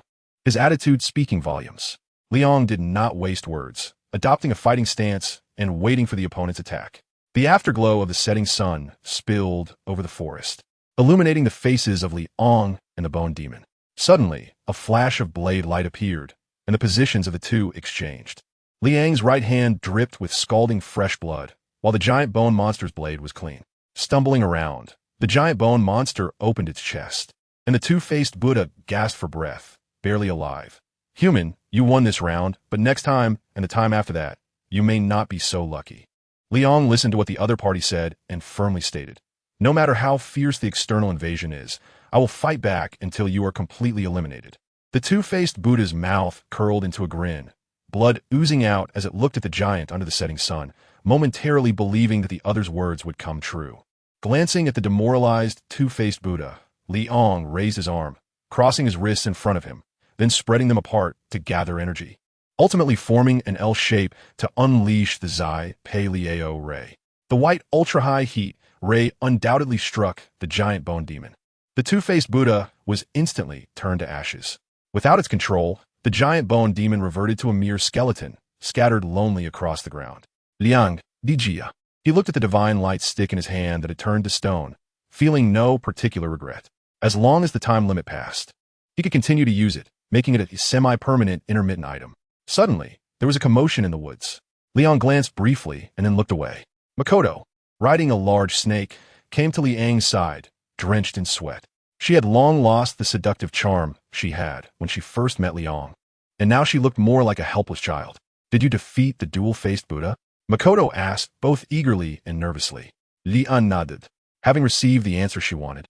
Makoto felt a weight lifted off her shoulders as she leaned against the great serpent, tears streaming down her face. It was truly wonderful. The demon clan could return to how it used to be. As a former princess of the demon realm, Makoto constantly pondered how to reclaim what belonged to her from the dual-faced Buddha. However, due to the vast difference in strength, she could only experience such thoughts in her dreams. But now, things are different. Liang's arrival fulfilled her wish during this time. Watching the trembling and excited Mayumi, Liang said something that broke the atmosphere. "Now that we have completed the terms of the contract, we should fulfill the agreement, right?" Mayumi bit her lower lip, staring intently at the man before her. On her way here, she had witnessed his battle with the dual-faced Buddha. That earth-shattering energy still made her scalp tingle. "Of course, my king, from now on, you are the supreme ruler of the demon realm." Mayumi knelt on one knee and sincerely pledged before Liang. The large serpent that had carried Mayumi also wisely coiled up and lowered its head in front of Liang. A gentle breeze tousled Liang's hair as he paused for a moment before speaking. "I will give you 3 days to count the number of demons. Anyone who sided with the dual-faced Buddha will be executed." Mayumi nodded as their thoughts aligned. In the future, when choosing the demons for sustenance, they should try to select those who commit crimes and avoid harming ordinary civilians. Liang's request made Makoto furrow her brows. She couldn't guarantee that she could fully restrain her subordinates, the Yukai. Noticing Makoto's concerns, Liang added, "If there are those who cannot keep their mouths shut, let the human exorcists handle it, and you can assist from the side." With the conversation reaching this point, Makoto could only nod in agreement. "I'm going to Kikyo City now. You come over with the treasure later." After saying this, Liang's figure shot up into the sky, watching Liang disappear into the heavens. Makoto sighed. "Snake Princess, do you think my decision this time is right or wrong?" The giant snake transformed into a graceful woman, standing behind Makoto, and replied coldly, "Without a king, Your Highness, you are still just a name without substance." Makoto turned around and jokingly scolded the snake princess. "You change your tune quickly, now calling him the king." The Snake Princess's expression was indifferent as she replied, with neither humility nor arrogance. What else? That terrifying energy could destroy the demon realm 2 or 3 times over. Hearing this, Makoto's gaze shifted to the distant bones, which were already covered in cracks. Sigh. Snake Princess, let's first rebury Father's remains, and then return to the demon castle to retrieve the treasure. Naturally, the Snake Princess would not defy Makoto's orders. She transformed back into her original form, carrying Makoto, and moved towards the bones. Leon did not return to Orange Blossom City immediately. He flew above the clouds, absorbing the sunlight. It's strange to say, but the energy of the sun in this world is somewhat stronger than that of the sun in Leon's original world. He sensed this during the fierce battle with the dual-faced Buddha. Initially thinking it was an illusion, it now appears to be true. In this case, during his free time, he can come here to bask in the sun more often. Leon squinted his eyes. The comfort of the sunlight shining on him gave him a feeling of warmth, as if he were back in his mother's embrace. He basked in the sun for about 10 minutes. Leon moved his limbs a bit. His previously tired body regained its vitality once again.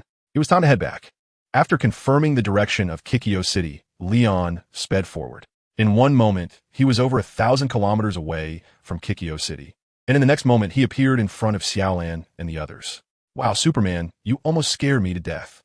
Suzuki Sonoko was carrying an injured person with Xiaolan. The sudden appearance of Leon made her think that a monster had appeared again, and her little face turned pale. Leon had an apologetic smile on his face. To make up for the wounded hearts of others, he packed all the injured from the city. Xiaolan and the others only felt something flash by quickly, and then all the injured were lying in the temporarily built grass shed. Wow, no matter how many times they experienced it, it was still shocking. Suzuki Yoko held on to Xiaolan's arm, her heart racing, and her eyes could only accommodate Leon, leaving no room for anyone else. Xiaolan sensed her best friend's excitement.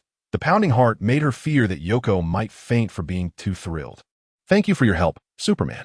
Kikyo walked up to Leon, the sweat on her face mixed with splattered blood, making her lose her usual elegance. Leon waved his hand, saying it was just a small matter, a simple task. I have already taken care of the dual-faced Buddha, and your world will gradually return to its original state. Leon revealed some good news. He looked at the few people celebrating in place and shifted the topic. However, I cannot guarantee that there won't be any further invasions from the outside. After all, they already know the coordinates of this world. A bucket of cold water extinguished everyone's excitement. Kikyo smiled bitterly and said, even so, we are still very grateful for your help. Even if there are future invasions from the outside, we will never compromise and will fight to the death. Xiaolan and Suzuki Sonoko also expressed their attitudes. Yamamoto Ichikawa stroked his chin and made a suggestion.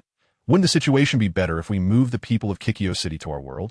Leon glanced at Yamamoto Ichikawa and silently gave him a thumbs up at his heart. Think about it, Uncle Gong Air and the others have quite strong combat power. And there are also exorcists who can use magic. Once they come to our side, wouldn't they be supported by the higher-ups? This little chapter isn't over yet. Please click the next page to continue reading the exciting content. The more Yamamoto Ichikawa spoke, the more he felt that this plan was feasible. Suzuki Sonoko chimed in, saying, my family is very wealthy, and our international status is also not low. If Miss Kikyo and the others really want to come to our world, I will wholeheartedly support them. Kikyo was not swayed by the back and forth between Yamamoto Ichikawa and Suzuki Sonoko. She had a lot to consider and couldn't make an impulsive decision based solely on a momentary whim. Leon did not participate in their discussion. However, he could see that Kaiki was somewhat moved. After all, this world had already been severely damaged by the two-faced Buddha, even though he had already dealt with the opponent. It would still take at least 10 years to restore things to their original state. As night fell, Leon sat by the campfire, holding a fragrant rabbit leg. This rabbit leg was roasted by Kikyo, and the cooking and flavor were simply impeccable. Superman, how much longer until we can go back? Xiaolan sat down beside Leon, holding a cup of hot tea. In terms of going back, they could have returned long ago, but Leon was waiting for Makoto to deliver the extraordinary treasure. It won't be long. We can return to our original world by tomorrow morning. Leon reassured Xiaolan as he estimated the time of Makoto's arrival. Hearing that they could go back tomorrow, Xiaolan relaxed her tense nerves. Ever since she arrived in this world, she had been in a state of heightened alertness. Kikyo also came and sat beside Leon, looking a bit confused. Superman, do you think I should agree to the suggestion that Yamamoto-kun proposed earlier? I asked Uncle Gyuji and other demon exterminators, and 80% of them have no objections to going to another world, and some even look forward to it. Kikyo rested her chin on one hand, gazing at the flickering flames, and softly said, but there are still 20% who are reluctant to leave their homeland and want to rebuild their homes. I'm not sure what to do. Liang tore off a piece of rabbit meat and offered it to Jieging, who shyly opened her mouth and ate the food Liang provided. Don't rush. Understand your own heart, and you will always find a way that satisfies both sides. Liang took a bite of rabbit meat, savoring it deliciously. He had originally been thinking about how to persuade Kikyo to follow him, but with Yamamoto Ichikawa's unexpected help, he saved himself a lot of effort. As for the concerns Kikyo had, they would naturally be perfectly resolved once Mayumi arrived. Suddenly, Liang felt a weight on his left shoulder. He turned to see that Xiaolan had fallen asleep. He took the teacup from her hand and gave a nod to the hovering cloak, which understood and covered Xiaolan with it. Haha, I didn't expect your Excellency Superman to be someone who knows how to care for girls, Kikyo said with a smile. After Liang had shared some motivational words with her, her mood had improved and was no longer as gloomy as before. It depends on the person, though. If it were a beauty like you, I would definitely be my most gentlemanly. Liang is all about sincerity and dislikes beating around the bush. Jieging didn't expect the other person to be so straightforward and instinctively froze for a moment. Everyone enjoys beautiful things, and I am no exception. After quickly finishing the rabbit legs, Liang looked at Jieging and said, Can you roast another rabbit? I'm still hungry. Jieging gazed at the man in front of her, the corners of her mouth slightly curling up, and replied cheerfully, Of course, just wait a moment. I'll roast one for you right away. Suzuki Yoko stood under a nearby grass shed, watching the little orchid leaning against Liang's shoulder, feeling both sour and comforted in her heart. Are you going over? Yamamoto Ichikawa appeared beside Suzuki Yoko and remarked, Outstanding men are always popular with women. If you don't put in the effort, you won't have a chance. Suzuki Yoko's thoughts were exposed, and she angrily retorted, Mind your own business, you nearly 30-year-old single dog. Yamamoto Ichikawa was hit hard. He clutched his chest and trembled as he said, Killing and also attacking the heart, that's too much. Suzuki Yoko shot him a glare and turned to walk into the grass shed. Seeing the teasing target leave, Yamamoto Ichikawa returned to a serious demeanor. He looked at Liang's back and muttered to himself, Shumo, I survived. In the days to come, I will work hard to live on your behalf too. Under the starry sky, a floating cloak wrapped around a whole roasted rabbit, feeding its master. Liang is currently under quite a bit of pressure on both shoulders. On the right side, he is leaning against Jieging, and on the left side, he is leaning against Xiaolan. With hunger in his stomach, he can only squeeze the floating cloak. A gentle breeze blows by. A appeared opposite Liang Makoto, looked at the orange-haired Kikyo and Xiaolan leaning on Liang's shoulder, feeling a bit jealous in her heart. After all, he was her king, but she had never done something as intimate as resting her head on his shoulder. Did you bring the stuff? Liang asked. Makoto pouted and nodded with a resentful look in her eyes. Liang naturally noticed the change in the other person's emotions. But what did that have to do with him? He was also in a passive position. Zhen Gong took out a bead from her pocket, which emitted a ghostly blue light from within. This is called the blue dust bead, and its function is as I mentioned to you before. Zhen Gong waved her hand, using the wind to pull Xiaolan and Jieging down to the ground. She sat in the position where Xiaolan was before, handed the blue dust bead to Liang, and said, I will read you the incantation to activate the bead, so make sure to remember it carefully. Liang listened carefully to the incantation recited by Makoto. It was somewhat awkward, but within the realm of comprehension. Do you need me to recite it again? Makoto was worried that Liang might not have remembered it, as the incantation was quite long. Liang shook his head. His superbrain was no joke. He remembered everything clearly after just one listen. Under Zhen Gong's skeptical gaze, Liang repeated the incantation, pronouncing it even more accurately than she did. You seem more like a monster than I do. Zhen Gong's expression was somewhat melancholy. She felt a bit crushed by Liang's performance. It's worth noting that when she memorized the incantation, she had spent a whole day cramming, and her pronunciation wasn't very standard either. Liang shrugged.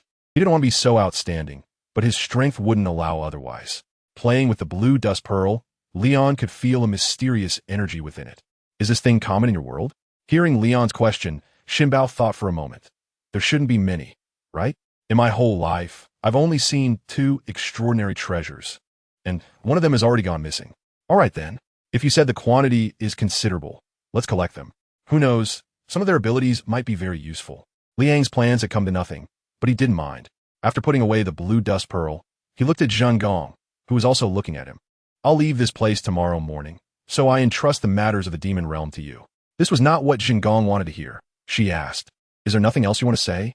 Liang wrapped his arm around Zheng Gong's shoulder and, under her astonished expression, once again tasted the flavor of jelly. There were no words for the moment, but actions could still be taken. Looking at the shy person in his arms, Liang teased, you seem a bit flustered. Zheng Gong blushed and broke free from Liang's embrace. She stammered, I will. Return to the demon realm now and take care of what you instructed. Liang nodded and handed the other party something. Your strength can only be considered average. This devil fruit can help you enhance your abilities. Taking the fruit that Liang handed over, Zheng Gong looked at the spiral pattern on it and felt somewhat confused, no matter how you look at it. This thing just seems like a strangely shaped fruit. Can it really help me enhance my strength?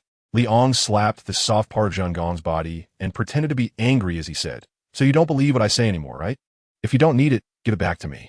Zheng Gong covered her, but with one hand, and hugged the devil fruit tightly with the other. I believe you. I'll eat it when I get back. Liang was very satisfied with Zheng Gong's response and reminded her, this thing has a side effect, which is that you'll be rejected by the sea and become a land duck. Upon hearing this, Zheng Gong nonchalantly replied, the sea is far away from Demon City, so this side effect is equivalent to nothing. Liang opened his mouth, wanting to tell the other party that the devil fruit was hard to eat and that it was best to be mentally prepared. However, seeing Mayumi studying the devil fruit back and forth, he held back and didn't tell her this wonderful truth. Watching Mayumi leave, Liang added some firewood to the campfire. Suzuki Sonoko walked out from the grass shed. She had witnessed all the conversations between Mayumi and Liang. That was a monster, right?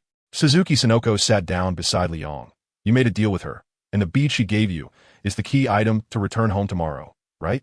Liang neither refuted nor agreed.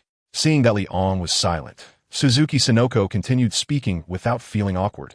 In the end, you gave the other party a uniquely shaped fruit and said it could enhance their strength. Can that really make someone a superpower user? Goodness. The grass hut is at least 10 meters away from the fire where Liang is, and even at such a distance, he can hear clearly. He couldn't help but admire Suzuki Sonoko's hearing. Stop beating around the bush. What do you want to express? Liang turned his head and looked at Suzuki Sonoko. If you have the means to create superpowered individuals, I hope I can become one as well, Suzuki Sonoko said decisively.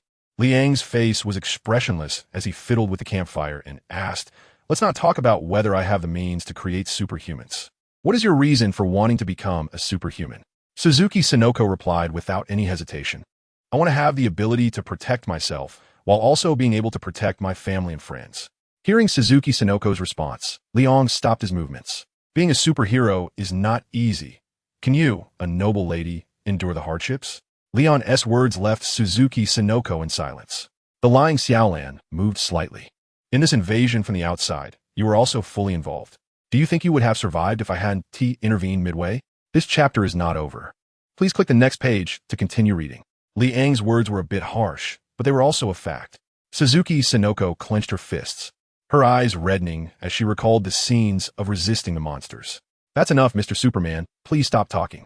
Xiaolan lifted the floating cloak that was covering her, making enough noise to wake the sleeping Kikyo. She hurried over to Liang, embraced Sonoko, and forced a smile as she said, Sonoko just had a moment of impulse. Please don't take it to heart. Just forget what was said earlier. Liang hadn't expressed his opinion yet when Yuanzi retorted, I'm not just acting on a whim. I'm fed up with living in fear. I don't want to spend my life under your protection, Xiaolan. Xiaolan was taken aback by Yuanzi's sudden outburst, and the latter also realized her attitude was a bit off, so she apologized. I'm sorry, Xiaolan. I didn't control my emotions well. Xiaolan shook her head, said nothing, and simply stroked Yuanzi's hair. Kikyo rubbed her eyes, yawned, and staggered over to sit by the campfire, still unclear about the situation. What happened? Why did the atmosphere suddenly become so tense? Liang acted as the narrator, explaining the events to Yuko. After understanding the situation, Yuko's expression became serious as she said to the garden, heroes often bear pressures unimaginable to ordinary people. If you truly want to become a hero, you must endure the test of pressure. Suzuki Yoko bit her lip, wanting to say that she could withstand the test of pressure. But when she thought of the horrific scenes of people being killed by monsters, she felt a lump in her throat and couldn't speak. Mr. Superman, do you really have the means to turn ordinary people into superpowered beings? Xiaolan released Yoko and looked at Liang with determination in her eyes. Liang roughly guessed why Xiaolan would ask such a question. Becoming a superhero means having to be at odds with the outside world, constantly facing life and death crises. Have you thought it through? Xiaolan nodded. She felt that what Yunzi said just now was not wrong. She was tired of living in fear, and her once proud karate was completely ineffective against evil, which greatly diminished her confidence. Kikyo wanted to say something, but after seeing Xiaolan's determined gaze, she chose to respect her decision. All right, since you have this resolve, when you return to the original world, come find me at Fujisaki Private Academy. Liang looked at the time. It was getting late. He said to the girls, you all should rest. After dawn, we will set off. Suzuki Sinoko wanted to protest, but was forcibly dragged away by Ran. Kikyo also wanted to follow the two girls, but was called to stop by Liang. I have something in my hand. Take a look. Hearing this, Kikyo paused and curiously looked at the item Liang took out. It was the blue dust pearl. Kikyo's eyes widened as she instantly recognized what Liang was holding. How did this treasure end up in your hands? Kikyo asked in confusion. Can I touch it? Liang threw the bead to Kikyo, who caught it with one hand.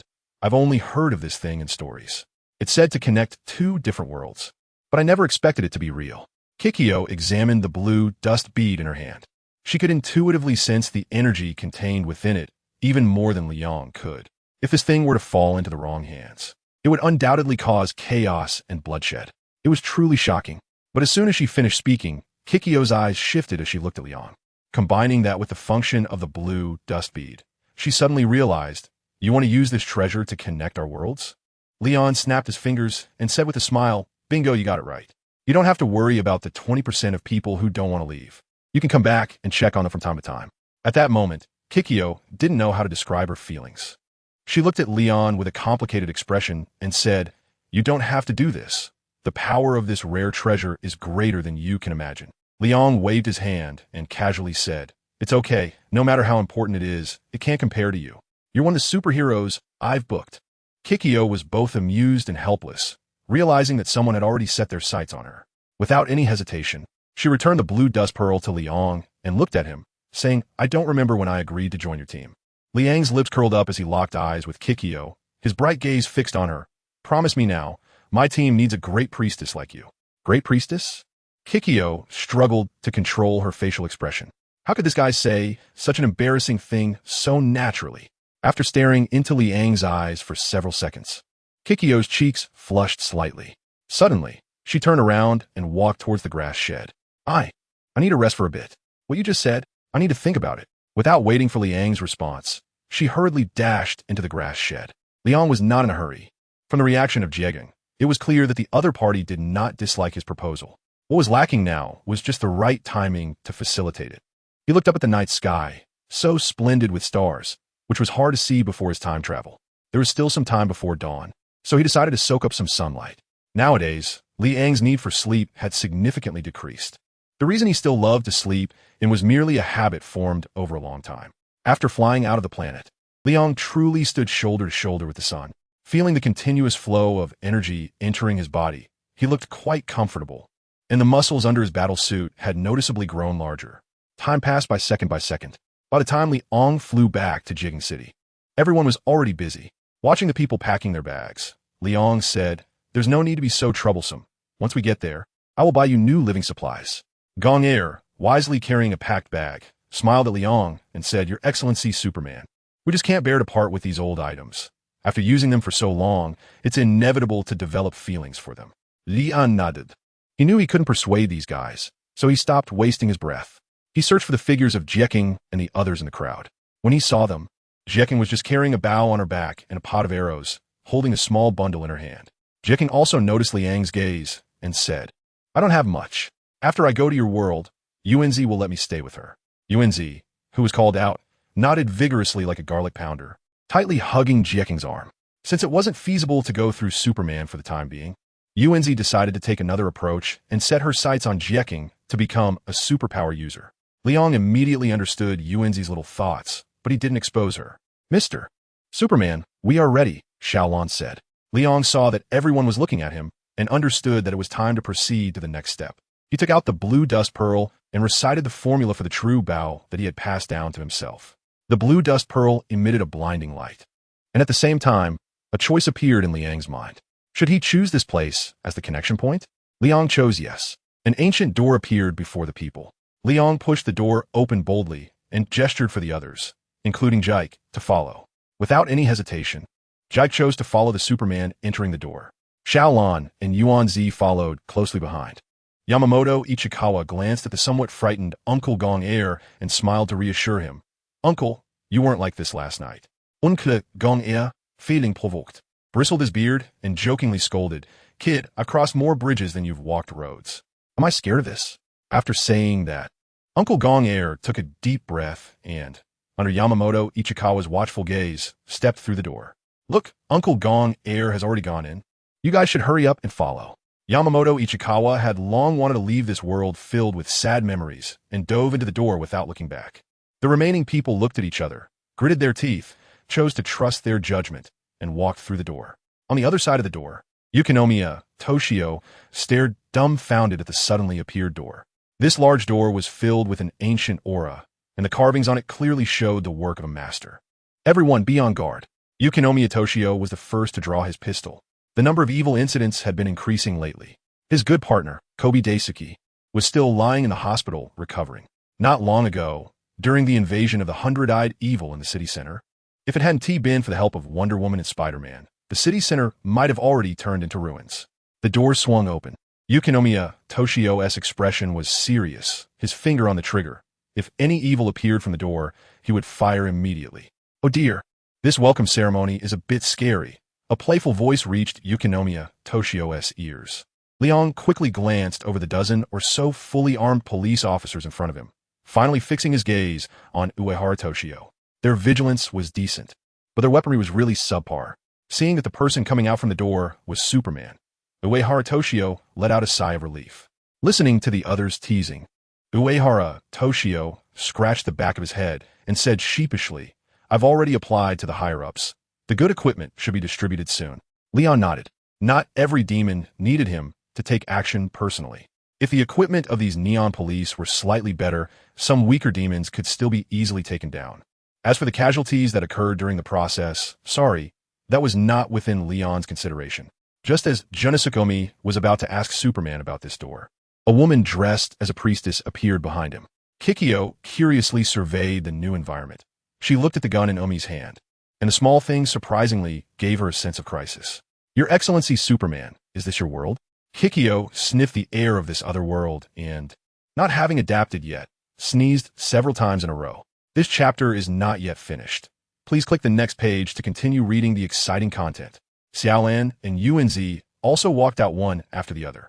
Omi immediately recognized the identities of the two women and said happily, Miss Xiaolan, Miss Yuanzi, I'm so glad you're alive. Xiaolan politely greeted Omi. Yuanzi quickly walked to his side and said at a rapid pace, Officer, please notify the Suzuki group. I want to reassure my family and then take my master to familiarize with this new world. Master? Leon glanced at Kaiki. Kaiki shook her head at him. She hadn't agreed to take Enzi as a disciple. Uehara Toshio had agreed to Suzuki Enzi's request, and he watched the people continuously coming out of the door. Their clothing was clearly from ancient times. Uehara Toshio! Leon suddenly shouted loudly. Uehara Toshio reflexively saluted and responded loudly, yes. These people had come from another world seeking refuge, and their daily lives would be entrusted to you. Leon became a hands-off manager. Naturally, Nakai Toshio would not refuse the arrangement made by the superiors. He roughly counted, and there were about 200 people. This number should still be manageable by the higher-ups. Seeing that things were mostly taken care of, Leon was also preparing to leave. As he was about to depart, he whispered a few words to Kaiki. If you've thought it over regarding what I told you before, come find me with Xiaolan. Kaiki's face turned slightly red. Leon was too close to her, and the hot breath from the other person made her neck itch. All right, I got it, talkative man. Kai-Ka pushed Leon away and glared at him to cover up her inner shyness. After giving Kai-Ka a few instructions, Leon turned to Xiaolan and said, if you've really made up your mind, come find me at the private Fengshi Academy. Xiaolan note that everything was arranged. Under the gaze of the crowd, Leon soared into the sky. In the blink of an eye, he returned to his villa. Just as he landed, Jarvis's voice echoed, Sir, welcome home. You've been uncontactable for 2 days. Leon frowned. He clearly remembered that he had only been away for less than a day. Could it be that the flow of time between the two realms was different? Leon wondered. After thinking for a moment, He decided to put this matter aside for now and verify it later when he had time. Jarvis, please report on the important events that happened during the 2 days I was away. Leong took a can of happy water from the freezer, opened it, and took a big sip. Good sir, in the past 2 days, there have been 2 incidents of demon invasions. One was dealt with by Miss Kazunooka, who slayed an epidemic demon that had kidnapped a girl with a single sword strike. The second was handled by Miss Sawamura, who dealt with a creature resembling the mountain milk from Japanese folklore, which lived by feeding on the scent released by humans while they slept. Miss Sawamura threw it into the incinerator, reducing it to ashes. Leon is very pleased with the progress of Kasumigakaka Shiyu and Airi Spencer Sawamura. Once they grow a bit more, they will be able to take on the heavy responsibilities, and he can start enjoying his retirement life early. Sir, during the days you were away, Miss Hiratsuka called you a total of 130 times and visited you 12 times. Upon hearing this, Leon almost spit out the cola he just sipped. Cough, cough. He almost forgot about her. Leon wiped the water stains off the corner of his mouth, took out his phone from his pocket, and dialed Hiratsuka Shizen. Beep, beep. The phone rang only twice before it was answered. Oh, isn't this our great Mr. Superman? Finally remembered me and gave me a call. Leon hadn't even had a chance to speak before he was mocked. I was out taking care of serious business, and there was no signal over there, Leon explained. Ping Zhongjing wasn't the type to be unreasonable. She understood that Leon had important responsibilities. After venting a little of her dissatisfaction, she decided to let it go. I've already resigned. When will you have time to take me to Kunlun City for further studies? Ping Zhongjing had been dreaming about going to Kunlun City for the past few days and was completely obsessed with the idea. Leon replied, let's meet tomorrow at the usual place. After receiving the answer he wanted, Hiratsuka Seishin happily hung up the phone. Throwing his phone aside, Leon was just about to take a shower when Jarvis mentioned something that piqued his interest. Sir, the woman who commanded the monsters has temporarily disappeared. The last sighting was at the Shimatsuki Pier yesterday. Leon was a bit curious. Has she not made a move? Yes, sir. After her companions were dealt with by Miss Kazunooka and Miss Sawamura, she escaped with something. Leon stroked his chin, realizing that this guy was a tough character who could use his companions' lives as bait. Jarvis, from now on, keep a close watch on Daiwa Dock around the clock, and report to me immediately once you find her whereabouts. Leon is not a soft-hearted person. As long as there is the slightest threat, it must be nipped in the bud. Yes, sir, Jarvis replied. Then the living room returned to silence once again. Leon threw the empty can in his hand into the trash can and turned to walk towards the washroom. The next day, Leon drove his Aston Martin to the private Fengshi Academy, stylishly arriving under the envious gazes of passers-by. In the parking lot, Hiraizumi Shizuku had been waiting for a long time. Seeing her dark circles, Leon laughed and said, You didn't stay up all night just to wait for me in the parking lot, did you? Hiraizumi Shizuku rolled her eyes in annoyance. She had indeed been too excited to sleep the whole night and had arrived at school around 6 in the morning. After waiting in the Phoenix Society and growing anxious that Leong might stand her up again, she decided to come to the parking lot to wait for him. Enough talking. Take me to Kunlun City quickly. Hiraizumi Shizuku grabbed Liang's hand and headed towards the Phoenix Society. Many students witnessed this scene along the way. Wow, look. Teacher Hiraizumi is holding Teacher Li's hand. I thought something was off between Teacher Hiraizumi and Teacher Li. I heard they. Heard what? Hurry up and say it. Don't keep us in suspense. A group of girls chatted excitedly about the gossip surrounding Hiraizumi Shizuku and Leong, their faces flushed. Lian, with his super hearing, couldn't help but admire the imagination of these girls. Office romances, secrets that mustn't be spoken in the office.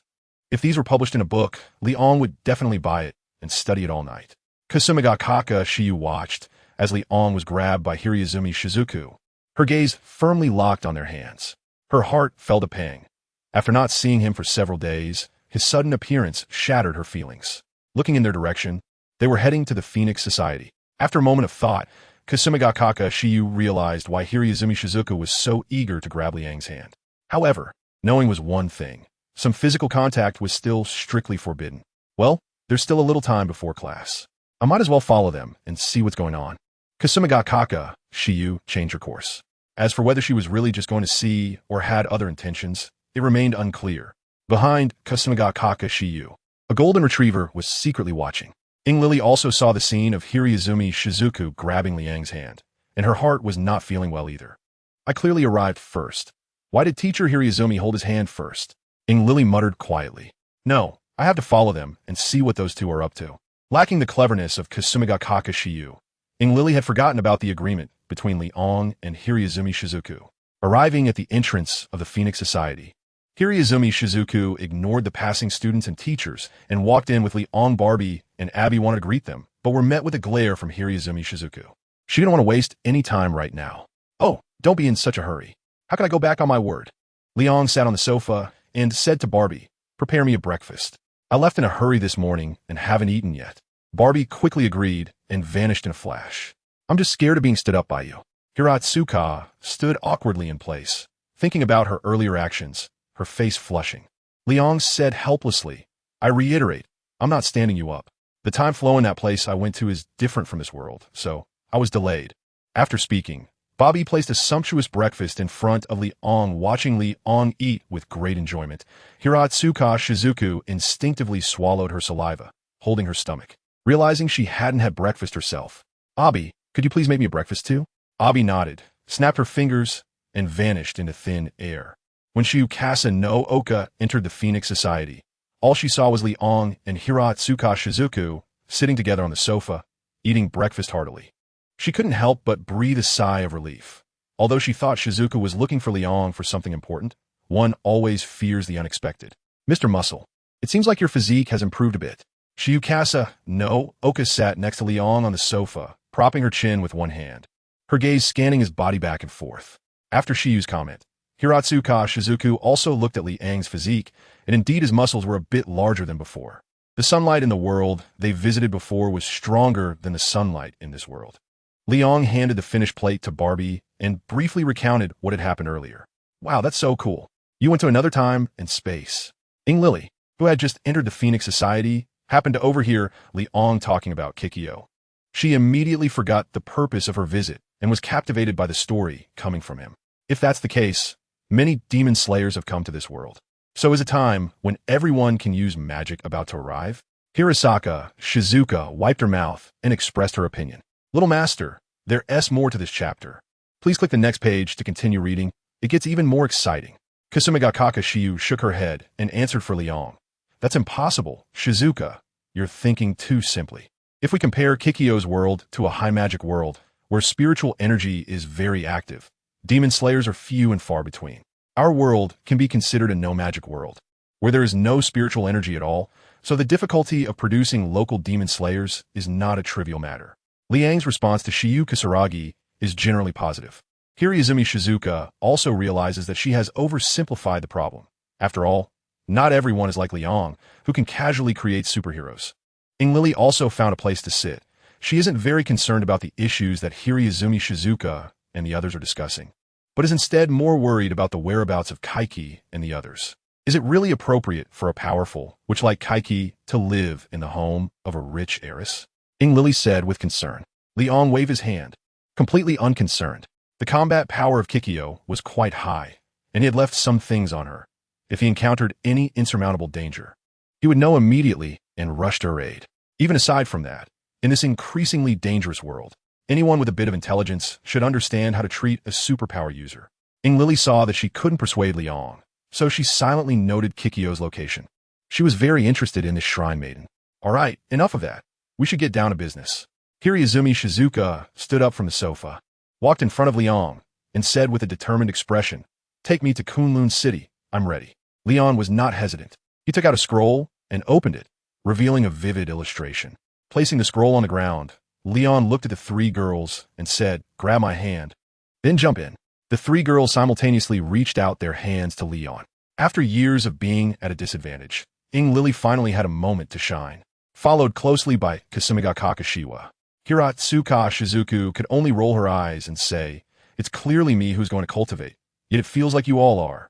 Liang saw that everyone was ready and jumped into the scroll. The strong wind made Pingjong Jing unable to open her eyes. But Kasumigakaka Shiyu had already put on her Wonder Woman costume, shielding the others from most of the pressure. Ing Lily also donned her Spider-Man suit. She looked at the few people rapidly descending and shouted to Liang, "We're at an altitude of tens of thousands of meters. Take us flying, Liang, or something bad will happen." Liang shook his head. "Don't be afraid. This is an essential step to enter Kunlun City." Upon hearing this, Ing Lily's face turned pale under her mask. If she had known it would be so thrilling, she wouldn't have joined in the excitement. They had been falling through the air for nearly a minute. Ping Zhongjing could barely open her eyes now. She looked down and saw a vast expanse of forest appearing below, excitedly saying, "Liang, I see a huge forest, and it seems endless." Having been there once or twice before, Liang was naturally familiar with every step and told the girls, "Hold on tight, we're about to land." Shortly after Liang finished speaking, the four of them landed in front of a forest. Ping Zhongjing rubbed her hands together. The temperature was a bit low, and she was still wearing summer clothes. Speaking with white mist coming from her mouth, she asked, "Liang, have we arrived at Kunlun City?" "Not yet. We have to pass through this forest and cross the snow mountain to see Kunlun City." Liang took out a winter coat and handed it to the nearly frozen Jing Shuhi. "Lian, what would happen if we used our abilities in the air just now?" Kasumiga Kakashiya asked curiously. "We would deviate from this entrance and then land unprotected, directly turning into meat paste." Liang had previously tried once and was directly transported to a desert. Lily surveyed the surroundings. All she could see were trees. However, her spider senses were reminding her that everything was not as simple as it seemed. "Teacher Hiratsuka, you'd better stay a little closer to us. This forest is not as peaceful as it appears." Lily's words heightened the vigilance of Hiratsuka and Kasumiga Kakashiyu. Liang crossed his arms and looked at Lily with a sense of satisfaction, as if his daughter had grown up. He originally thought that the first person to notice something unusual in the woods would be Poemu from the Kasumi Hill. But this girl was still pondering the gravitational acceleration and air resistance of a falling body. Whoosh, whoosh, whoosh. Several darts flew in from a distance. Hiraizumi Shizuka couldn't find Liang, but she hadn't neglected her physical training. She nimbly dodged the surprise attack, and then looked at the few more people on the branches. The leader was a woman wearing a straw hat and a veil covering her face. Her gaze first fixed on Liang, then shifted to Hiraizumi Shizuka and the others. "This is the territory of Kunlun City. Everyone, stop here," the woman said. Thanks to the built-in language conversion of the small world, everyone could understand what was being said. Poemu placed her hand on the sword of the fire god and tried to appear friendly. "Madam, our companion needs to go to Kunlun City for training. Could you please make an exception?" The woman shook her head, rejecting Poemu's request. Seeing that a soft approach wouldn't work, they had to resort to a hard one. Lily and Poemu exchanged glances and stepped forward, shielding Hiraizumi Shizuka behind them. However, Hiraizumi Shizuka patted Poemu on the shoulder and smiled, saying, "Don't underestimate me. Even though I can't compare to you, this is also a test for me. How can I hide behind you?" Hiraizumi Shizuka took off her recently put-on cold-weather gear, as it was too bulky and would hinder her movements. After moving around a bit, she cupped her fists in front of the woman on the branch, a gesture she had recently learned from her studies on Yanwang knowledge. Since negotiation failed, they would have to let their strength do the talking. The woman looked down at Hiraizumi Shizuka, who was striking a pose, and calmly jumped down from the branch, also performing a fist salute. "Kunlun City, Fenglingwan. You can call me Hiraizumi Shizuka." As soon as she finished speaking, Hiraizumi Shizuka took the initiative. Her speed was like that of a cheetah, reaching Fenglingwan in just 2 breaths. Swinging her fist, Hiraizumi Shizuka didn't hold back, aiming for the opponent's chest. Fenglingwan did not draw the sword at her waist. She calmly watched the incoming punch, stepping back just a little to easily evade the attack. Although in combat, one usually only needs to exert 70% of their strength and reserve 30% for unexpected changes, it also depends on the situation. Fenglingwan lightly slapped Hiraizumi Shizuka's shoulder, using only 30% of her strength. Hiraizumi Shizuka staggered back a few steps, the pain in her left shoulder making her frown. Fenglingwan did not pursue the attack. There was no need to, as the gap in their strength was still quite apparent. Rubbing her left shoulder, once the pain subsided a bit, Hiraizumi Shizuka charged again. This time she was smarter, putting in all her strength without hesitation, determined to strike the opponent. Seeing their leader toying with the intruder, the remaining masked individuals leaned against the branches and started chatting. "Come on, do you think the boss can take down the intruder with a few more moves?" I think just one more move will do." "One move? That's too much. At most half a move." A man holding a sword spoke up with a different opinion. "The boss is being a bit careless. The outcome of this match is uncertain." "Hey, Wang Wu, how can you boost others' confidence while diminishing your own?" said a man with a scar over his eye, sounding annoyed. Wang Wu ignored him. He was usually taciturn, and this time managing to say more than 5 words was already a rarity. "TSK, really a quiet one," the scar man scoffed, completely speechless at his companion's personality. The competition below had entered a heated phase. Hiraizumi Shizuka was already drenched in sweat, while Feng Lingwan hadn't even breathed heavily. Haha, you're quite impressive, woman. Not one to lose face, Hiraizumi Shizuka still maintained her pride. Feng Lingwan tilted her head. This seemingly aloof woman had moments of unexpectedly cute actions. You're not bad yourself. Among ordinary people, your strength ranks in the middle. Upon receiving the compliment, Hiraizumi Shizuka didn't feel happy. Instead, a glint flashed in her eyes. Suddenly, Hiraizumi Shizuka moved. She lunged forward and hugged Feng Lingwan, who was less than 2 body lengths away. This sudden situation made Feng Lingwan instinctively draw her sword from her waist. Fortunately, Liang appeared just in time. He grabbed Feng Lingwan's wrist, the sword only a centimeter away from Hiraizumi Shizuka's heart. Oh dear, the verbal therapy tactic seems quite successful. Hiraizumi Shizuka's face showed no panic from almost meeting Yama. She released her tight grip on Feng Lingwan and slumped to the ground, breathing heavily. Feng Lingwan narrowed her eyes. She had to admit that the other party's words had made her let her guard down. If Hiraizumi Shizuka had a weapon, this entanglement would have resulted in her being seriously injured, even if she managed to take down her opponent. Additionally, how much longer are you going to hold on? Feng Lingwan looked at Liang, recalling how he had caught her in a similar manner when he first came to Kunlun City, while other elders treated him with utmost respect. As this small world depended on Liang for survival, she alone had an inexplicable emotion towards him, always maintaining a poor attitude whenever they met. Liang released Feng Lingwan's hand. He found this girl quite troublesome.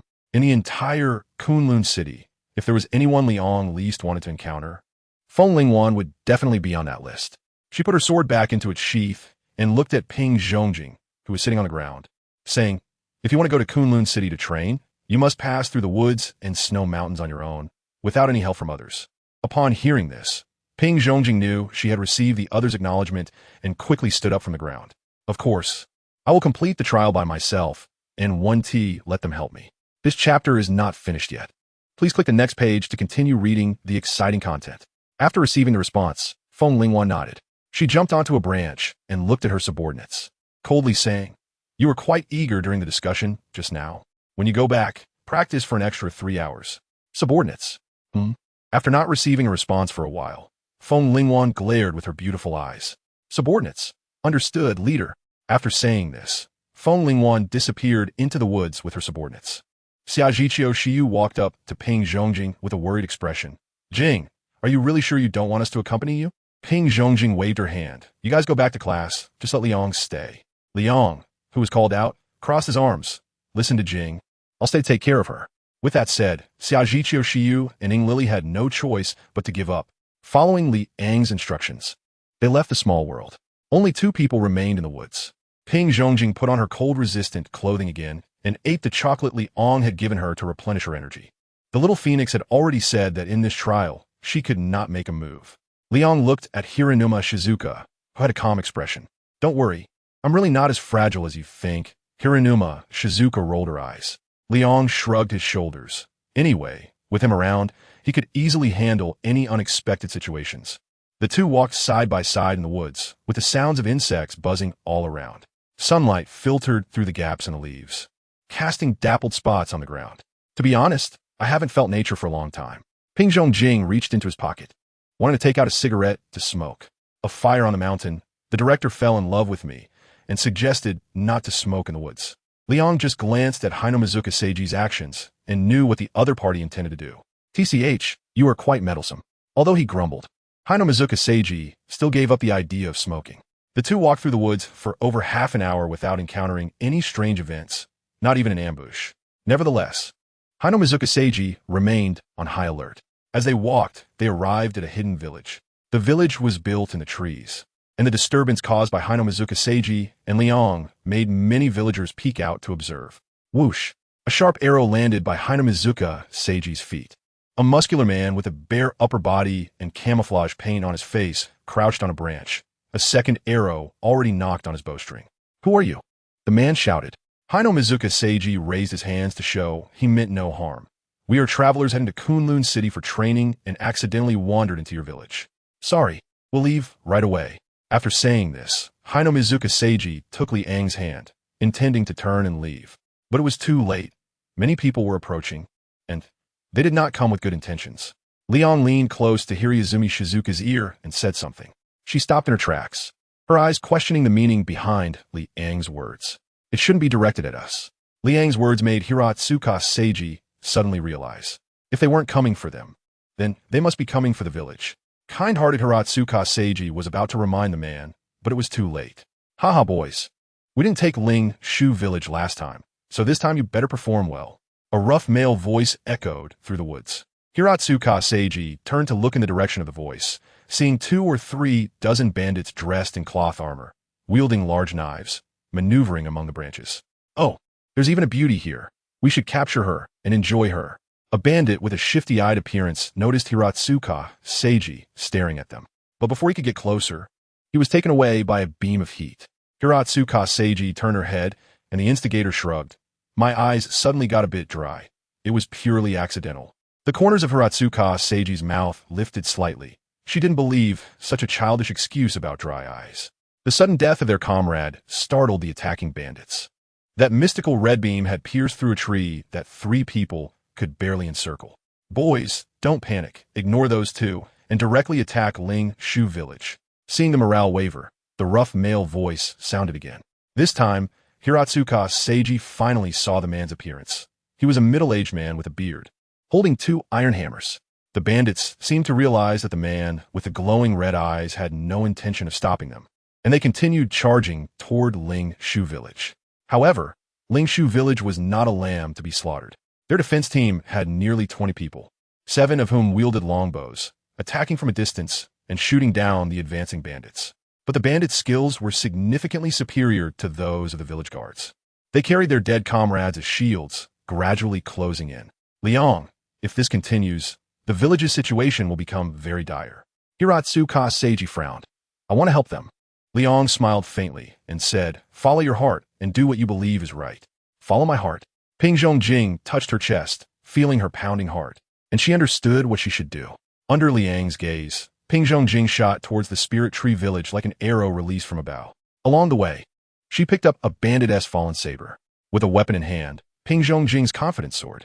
The bandit leader naturally noticed the woman charging into the battlefield. He first glanced at Liang, the man with a smile, who was his main concern. Seeing that Liang did not take any action, the bandit leader breathed a sigh of relief. As long as that man didn't join the fight, he had nothing to worry about. As for Ping Zhongjing, the bandit leader's eyes shifted, and he quietly instructed his subordinates, just focus on the Spirit Tree village. If that woman gets in the way, injure her and leave her aside. Don't endanger her life. His subordinates were smart. They understood that their boss didn't want to offend the man with the fiery gaze, and immediately passed the order down. Ping Zhongjing was still unaware that Liang had unknowingly placed a protective shield around her. She raised the saber, with the back of the blade facing the enemy, and struck hard at the bandit's neck. The bandit had thought a woman would be no match for them, but it wasn't until the back of the blade made intimate contact with his neck that he realized how ridiculous his previous thoughts were. Ping Zhongjing's surprise attack relieved some pressure on the Spirit Tree village. The man who had just shot arrows at Ping Zhongjing looked at her with a complex expression. After knocking out 2 more bandits, Ping Zhongjing found herself surrounded by 3 men. They had received their boss's instructions and did not rush at her all at once. Instead, they tightly surrounded her. Sweat dripped down her forehead as Ping Zhongjing contemplated a strategy. Out of the corner of her eye, she glanced at Liang, who was leisurely leaning against a tree trunk, sipping milk tea. Damn it, who knew where that milk tea came from? Ping Zhongjing was almost amused to the point of anger by Liang's behavior. But she also knew that as long as she wasn't in mortal danger, Liang wouldn't intervene. So she wanted to break the deadlock. She could only rely on herself. The bandits surrounding Ping Zhongjing were also quite nervous. They were wary of the man not far away, and it was obvious that the beautiful woman in front of them had a connection to him. If they accidentally harmed her, they might end up like the previous unlucky guy with a big hole in their chest. Miss, let's make a deal. Just stand there and don't move, and we 1T hurt you, said a bandit with a handlebar mustache, revealing a mouthful of yellow teeth, forcing a smile in an attempt to negotiate with Ping Zhongjing. Yes, miss, don't be a hero. You have no ties to the Spirit Tree village, so why put yourself in danger? The bandit with a missing ear strongly agreed with his partner's suggestion. The last bandit didn't speak, but the look in his eyes conveyed the same sentiment as the other 2. Ping Zhongjing raised her eyebrows. She sensed that the bandits were afraid of something, and that something was related to her. The only connection she could think of was the man still drinking milk tea. Oh, you're afraid of hurting me and then getting dealt with by Li Ong. Suddenly realizing this, Ping Zhongjing had a little idea. How about you listen to my suggestion? She said, let me give you a blow with the back of my blade on your neck, and you just obediently fall asleep. That way, nothing will happen. The bandits exchanged glances. The woman in front of them seemed to be making a reasonable point, but there was something vaguely off about it. Time ticked by. The Spirit Tree Village's guard team had already suffered significant casualties, and Ping Zhongjing couldn't wait any longer. She asked, have you made up your minds? If not, I'll break through forcefully. This statement startled the three bandits, as if they would suddenly have a big hole in their chest the next second.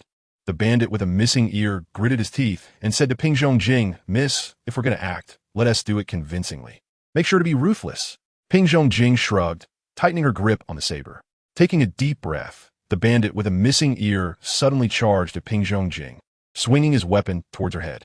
The process seemed fierce, but in Ping Zhongjing's eyes, the bandit's attack had numerous flaws. She also fulfilled her promise, and the back of her blade landed on the neck of the bandit with a missing ear, sending him into a deep sleep. Seeing their good brother fall asleep, the remaining two bandits could no longer sit still. The handlebar mustache rushed forward first, raising his saber and shouting as he charged. Ping Zhongjing skillfully dodged his attack and struck the back of the handlebar mustache's back. Although this was somewhat different from what she had expected, the effect was still good. The handlebar mustache fell to the ground, his face twitching, unable to get up for a while. The bandit, who was always a step behind, finally saw his chance and rushed in with a saber. Seeing the other party so proactive, Ping Zhongjing naturally met his demand, though the process was not very pleasant. The saber struck the bandit's face, knocking out 3 teeth, and he spun in the air before crashing heavily to the ground, fainting from the pain. This chapter is not over. Please click the next page to continue reading. With the siege broken, Ping Zhongjing charged towards the center of the battlefield again. At this point, the Spirit Tree Village had descended into chaos. There were only 4 guards left, all of whom were injured. The bandits kicked open the doors of the villagers' homes, ransacking the supplies inside. When they encountered a woman with any semblance of beauty, they would drag her by the hair to a corner, intending to commit heinous acts. Witnessing these atrocities, Ping Zhongjing quickened her pace, arriving at a corner, raising her saber high, and striking down with full force at a bandit who was pulling down his pants. The bandit let out a scream, clutching his head, blood seeping through his fingers. He turned to see who dared to sneak attack him, only to be met with the glint of a blade. After dealing with the bandit, Ping Zhongjing took off her cold weather gear and draped it over the crying woman. Looking at the sobbing woman, Ping Zhongjing's emotions reached a boiling point. She didn't even notice that a surge of energy was forming within her, quietly circulating. Leaning against a tree trunk and sipping red bean milk tea, Liang looked in the direction of Ping Zhongjing and said casually, so quickly generating energy, have you been chosen? Liang was suddenly looking forward to the contest for the Iron Fist. One was a diligent person who had trained for over a decade, and the other was a person favored by heaven, destined for greatness, who would ultimately claim the title of Iron Fist. TSK. There would surely be more interesting events to come, Liang sighed. He then shifted his gaze to the bandit leader, who had begun to take action. The opponent's goal was not just simple robbery and looting, but had a deeper purpose. The bandit leader swaggered into the Spirit Tree Village with a tiger head hammer in hand. He didn't care at all whether his underlings were killing or committing arson, or indulging in rape and plunder. His sole aim from the very beginning was the village's treasured artifact. Clang! The sound of blade meeting hammer. Ping Zhongjing emerged from the shadows, her eyes blazing with anger. Little girl, if it weren't for that man's face, I would crush you into a meat pie. The bandit leader exerted a bit of strength, pushing Ping Zhongjing away. After taking a few steps back to steady herself, Ping Zhongjing looked at the bandit leader and said, no matter what your purpose is in attacking this village, taking lives is wrong. The bandit leader was uninterested in discussing the meaning of survival with Ping Zhongjing. He impatiently said, get lost. Don't think just because that man is backing you up that I'm afraid of you. Holding her knife with both hands, Ping Zhongjing coldly replied, I don't need anyone backing me up. I only know that you, a villain, will remain here forever today. Ha, bold words. The bandit leader laughed loudly. Since you seek death, I shall fulfill your wish. The tiger head hammer gradually enlarged in Ping Zhongjing's pupils, but there was no trace of panic on her face. Dust flew as the hammer struck the ground. Ping Zhongjing's figure appeared behind the bandit leader, and she swung her large knife unreservedly at his back. Clang! The The blade and hammer collided once more. The bandit leader blocked Ping Zhongjing's attack with one hand, then turned around and swung his tiger head hammer with the force of the movement. Hearing the sound of the air being cut, Ping Zhongjing knew she couldn't take it head-on. She kept dodging backward to avoid the bandit leader's attacks, but merely defending wouldn't work. Ping Zhongjing calmly thought about her next strategy. During the fight with the bandit leader, she sensed a new energy within her body. This energy flowed through her meridians, repairing her injuries while slowly restoring her stamina. This miraculous energy felt like a surge of qi. Ping Zhongjing was pushed back again by the bandit leader's hammer, but compared to the last time, this time she only retreated 2 steps, showing significant improvement. The bandit leader also noticed something unusual about Ping Zhongjing. The little girl's combat experience was rising rapidly, and even he had to pay 20% more attention. Are you two here for the village's treasure as well? The bandit leader speculated, looking at Ping Zhongjing with a more hostile gaze. Although he didn't know what treasure the other party was referring to, it didn't stop Ping Zhongjing from throwing back some trash talk. So what? Can you defeat us? The bandit leader was flushed with anger from Ping Zhongjing's taunts, and he shouted loudly, if I can't defeat that man, can I not defeat you? Sassy little girl, come here.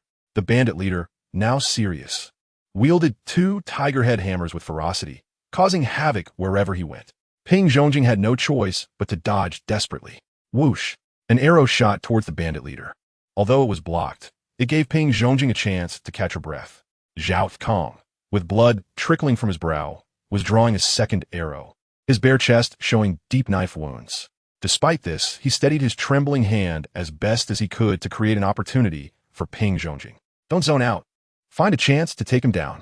Hearing Zhao Kang shout, Ping Zhongjing shook her head.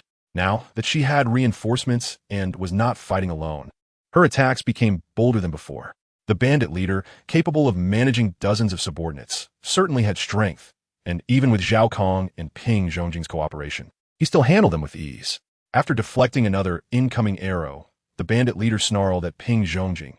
Little girl, give it up. Wouldn't it be better to live? Ping Zhongjing coldly stared at him, her large knife crossed over her chest, clearly showing her stance. Stubborn. The bandit leader snorted coldly, and the tiger head hammer in his hand began to emit a faint glow. Seeing this, Zhao Kong broke into a cold sweat and shouted to Ping Zhongjing, quick, get away. He mastered the external release of qi. Ping Zhongjing wasn't foolish. Seeing the bandit leader preparing a big move, she had already sensed the danger and quickly dodged. Fortunately, she evaded just in time. Otherwise, she would have been hit by the phantom tiger summoned by the bandit leader. Flying stones grazed Ping Zhongjing's face, and her situation was becoming dire. Zhao Kong's arrows were no longer of any help, and he himself had fallen unconscious due to his severe injuries. Watching the slowly approaching bandit leader, Ping Zhongjing clenched her teeth, knowing she could only fight to the death. Just when the situation was extremely critical, Liang appeared in front of Hiratsuka Shizuku. Not bad. Let's take a break for now, Liang said without looking back. Looking at the red cloak fluttering in the wind, Hiratsuka Shizuku sat slumped on the ground, rubbing her sore arms. The leader of the bandits no longer had his previous arrogant demeanor. He warily stared at the man floating in the air. As her practice tool, you're still barely qualified.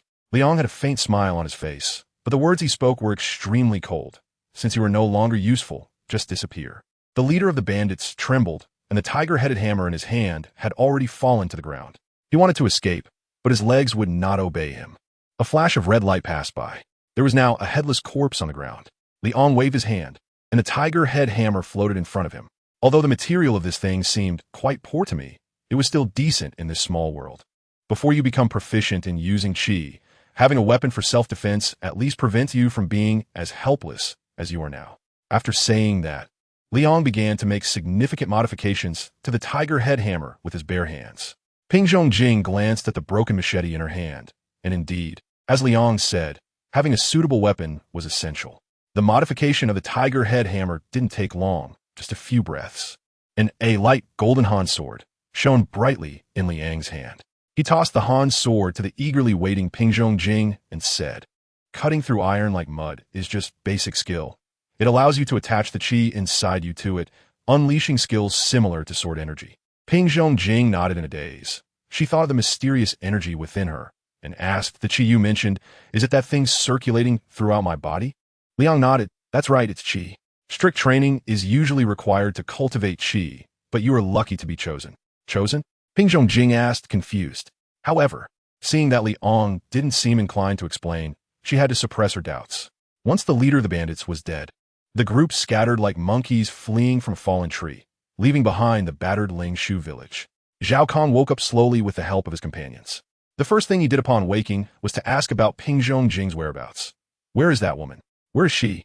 His companions signaled for Zhao Kong to remain calm and pointed outside the room. She is out there, with that powerful man. Hearing that she hadn't left, Zhao Kong breathed a sigh of relief. He struggled to get out of bed, ignoring his companions' warnings, and pushed open the door. Ping Zhongjing was sitting on a small stool, eating steaming porridge with bits of meat in it. How does it taste, Sister Jing?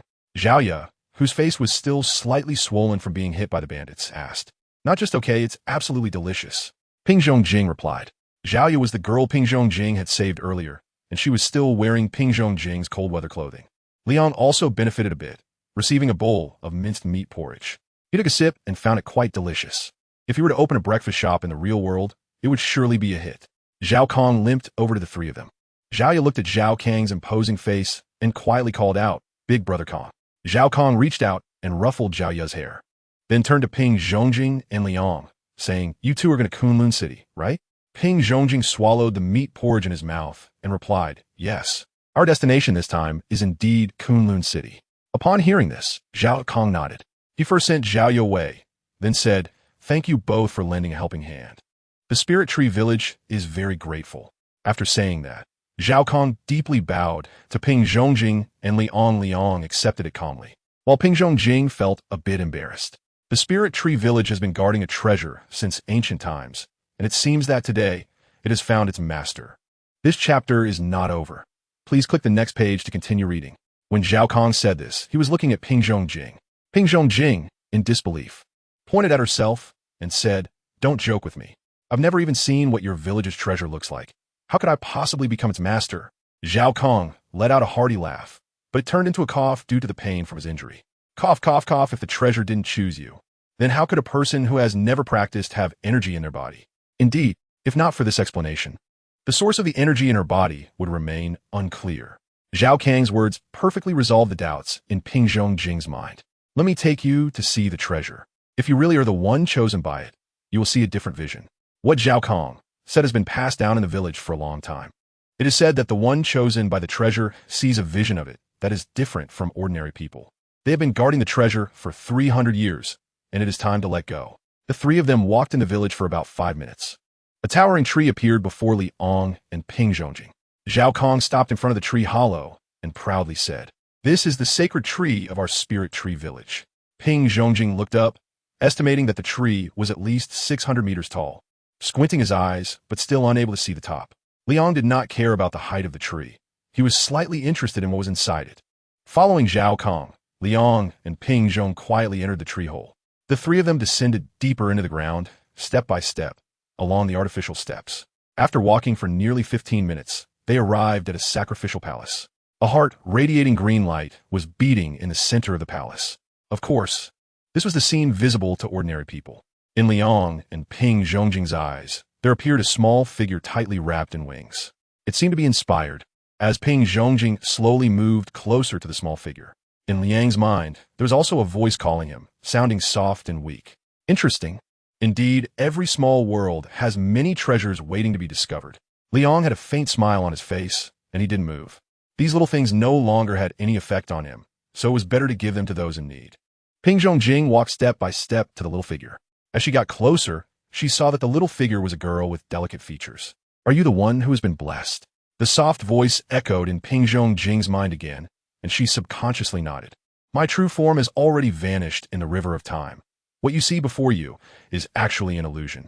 An illusion? Ping Zhongjing reached out her hand to touch the little figure's wings, but her fingers passed through. Since you can receive blessings, you must be a kind-hearted person who dares to take responsibility. I have left you a small gift. Please accept it. The soft voice disappeared from her mind, and Ping Zhongjing still didn't understand what the gift was. Suddenly, the little figure opened her eyes, flapped her wings, and dove into the space between Ping Zhongjing's eyebrows. Seeing her furrowed brow and closed eyes, Zhao Kong thought something was wrong and hurried to rush over, but he was stopped by Li Ong. Don't worry. She's undergoing a transformation, Liang said with a smile. Zhao Kong exhaled a breath of anxiety, and the cloth wrapped around his chest had already soaked with blood, indicating he was quite frightened. By the time Ping Zhongjing opened her eyes again, it was already night. During her unconsciousness, Liang had found time to attend a class and also informed Xia no Qiu Shiyu and Ying Li about her situation. Propping herself up, Ping Zhongjing shook her somewhat dazed head. Creak. The door was pushed open. Zhao Ye looked at the awakened Ping Zhongjing and appeared very happy. Sister Jing, you finally woke up. She placed a bowl of noodles in front of Ping Zhongjing and said, You've been sleeping for almost 10 hours. I was so scared when Brotherly carried you back. While eating the noodles, Ping Zhongjing collected information from Zhao Ye. That guy Liang, after throwing himself to Zhao Ye for care, just ignored everything. Truly despicable. Moreover, ever since she woke up, she had been trying to see if she had gained superpowers. Not to mention being able to go to heaven or earth. Even being invulnerable was out of the question. Sigh, when giving gifts, she didn't even think to label them. Now she doesn't even know what was given. Ping Zhongjing lightly complained. I'm so thirsty. Can you pour me some water? Suddenly, a faint voice entered Ping Zhongjing's ears. Zhao Ye, are you thirsty? Ping Zhongjing looked at Zhao Ye and asked. I just drank water. How could I be thirsty? Zhao Ye was confused by Ping Zhongjing's sudden question. Are you thirsty? Then I'll go get you some water. After saying that, Zhao Ye was about to run outside, but thankfully, Ping Zhongjing stopped her in time. I'm not thirsty, Zhao Ye, you stop. Zhao Ye stood still, scratching her head, a bit puzzled about Ping Zhongjing's meaning. One moment thirsty, the next not thirsty. Could it be? Zhao Ye's eyes widened. She guessed. Sister Jing must have fallen when she was looking up at the holy tree, didn't pay attention and bumped her head. Now she's having an episode. Ping Zhongjing naturally noticed Zhao Ye's little expression and gave her a playful tap. Looking at Zhao Ye's tearful eyes, Ping Zhongjing said irritably, I'm not being silly. I really heard someone saying they were thirsty. Zhao Ye pouted, but there are only the two of us in the room. You didn't say it, I didn't say it. Who else could it be? Ping Zhongjing blew a puff of air at her bangs. Could it be that she really misheard? I'm really so thirsty. Zhao Ye hasn't watered me for 5 days. The faint voice sounded again, and this time Ping Zhongjing dared to swear she really didn't mishear. Moreover, she caught the key information, which was the word water. Glancing around the room's arrangement, Ping Zhongjing's gaze landed on the flower pot on the windowsill. Following Ping Zhongjing's gaze, Zhao Ye seemed to remember something and exclaimed, Oh no, I haven't watered Zhao Yu for many days. She then picked up the cup and poured the remaining water into the flower pot. Gurgle, gurgle, finally got to drink water, I'm alive again. Ping Zhongjing got out of bed with a strange expression, walked to the flower pot, looked at the plant at Hasta, and after some thought, asked, Was that you talking just now? Hasta, yeah, you can actually understand what I say, how amazing. But I also have to thank you, without your reminder. That clumsy Zhao Ye would definitely have let me die of thirst. Ping Zhongjing tilted her head, glanced at Zhao Ye, who was trying to sneak out the door, and nodded in agreement. She took a chair and sat on the windowsill, saying to the Hasta, Besides me, have you encountered anyone else who can understand you? Hasta, no. You're the first. Ping Zhongjing understood. This was probably the gift she received. But this gift, aside from being able to talk to plants, does it have any other effects? Lost in thought, Ping Zhongjing stood up from the chair and walked out the door. Outside, Zhao Ye was pulling Liang, and they were staring at Ping Zhongjing. Hee, Sister Jing, I'm just concerned about you. Zhao Ye said while hiding behind Liang. Ping Zhongjing crossed her arms, glaring at Liang with an unhappy expression. What? Do you think I'm having an episode too? Liang raised an eyebrow and said, You might not believe it, but I came to ask how you're adapting to your new abilities, and this little girl told me that you were sick and insisted I come see you. He dragged Zhao Ye out from behind, and although she wanted to resist, she couldn't match Liang's strength and could only awkwardly smile at Ping Zhongjing. Ping Zhongjing rolled her eyes at the two of them. To be honest, at first, she also thought she was sick and wondered if there was a problem with the part where she accepted the gift. It wasn't until she sorted things out and realized it wasn't her fault that she felt relieved. But she had to admit that having someone care about her felt quite nice. Ping Zhongjing reached out her hand and, seeing Zhao Ye's frightened expression, rubbed the top of her head. No wonder Zhao Kong liked to mess with her hair. This soft hair felt similar to petting a cat. Instead of the expected slap or flick, Zhao Ye blushed and lowered her head, feeling embarrassed as she knew she had caused a mix-up. The new ability is quite interesting. Do you want to experience it? Ping Zhongjing's hand left Zhao Ye's head, and her bright eyes were fixed on Liang. Liang naturally wouldn't refuse the other's invitation and readily agreed. Zhao Ye, caught between the two, felt her somewhat hungry stomach fill up at that moment. Ping Zhongjing and Liang walked through the woods under the moonlight. Zhao Ye wisely did not follow. She pointed at a nearby tree and said, "This tree is telling me that today is the only day in this period when we can see the moon." Before Liang could respond, she switched to another tree and said, "This tree has been alive for 70 years. The person who planted it has already passed away." Liang did not speak. He quietly watched Ping Zhongjing walking through the woods. She was like a child who had just received a new toy, exceptionally excited. "You know, I can not only communicate with trees, but also with flowers and plants." Ping Zhongjing smiled and pointed at a flower at Liang's feet. "It's scolding you." He stepped on it and hurt it. Liang lowered his head, looking at the wildflowers under his feet, and stepped down harder. "Ha ha, what a stingy man." Ping Zhongjing walked up to Liang's side.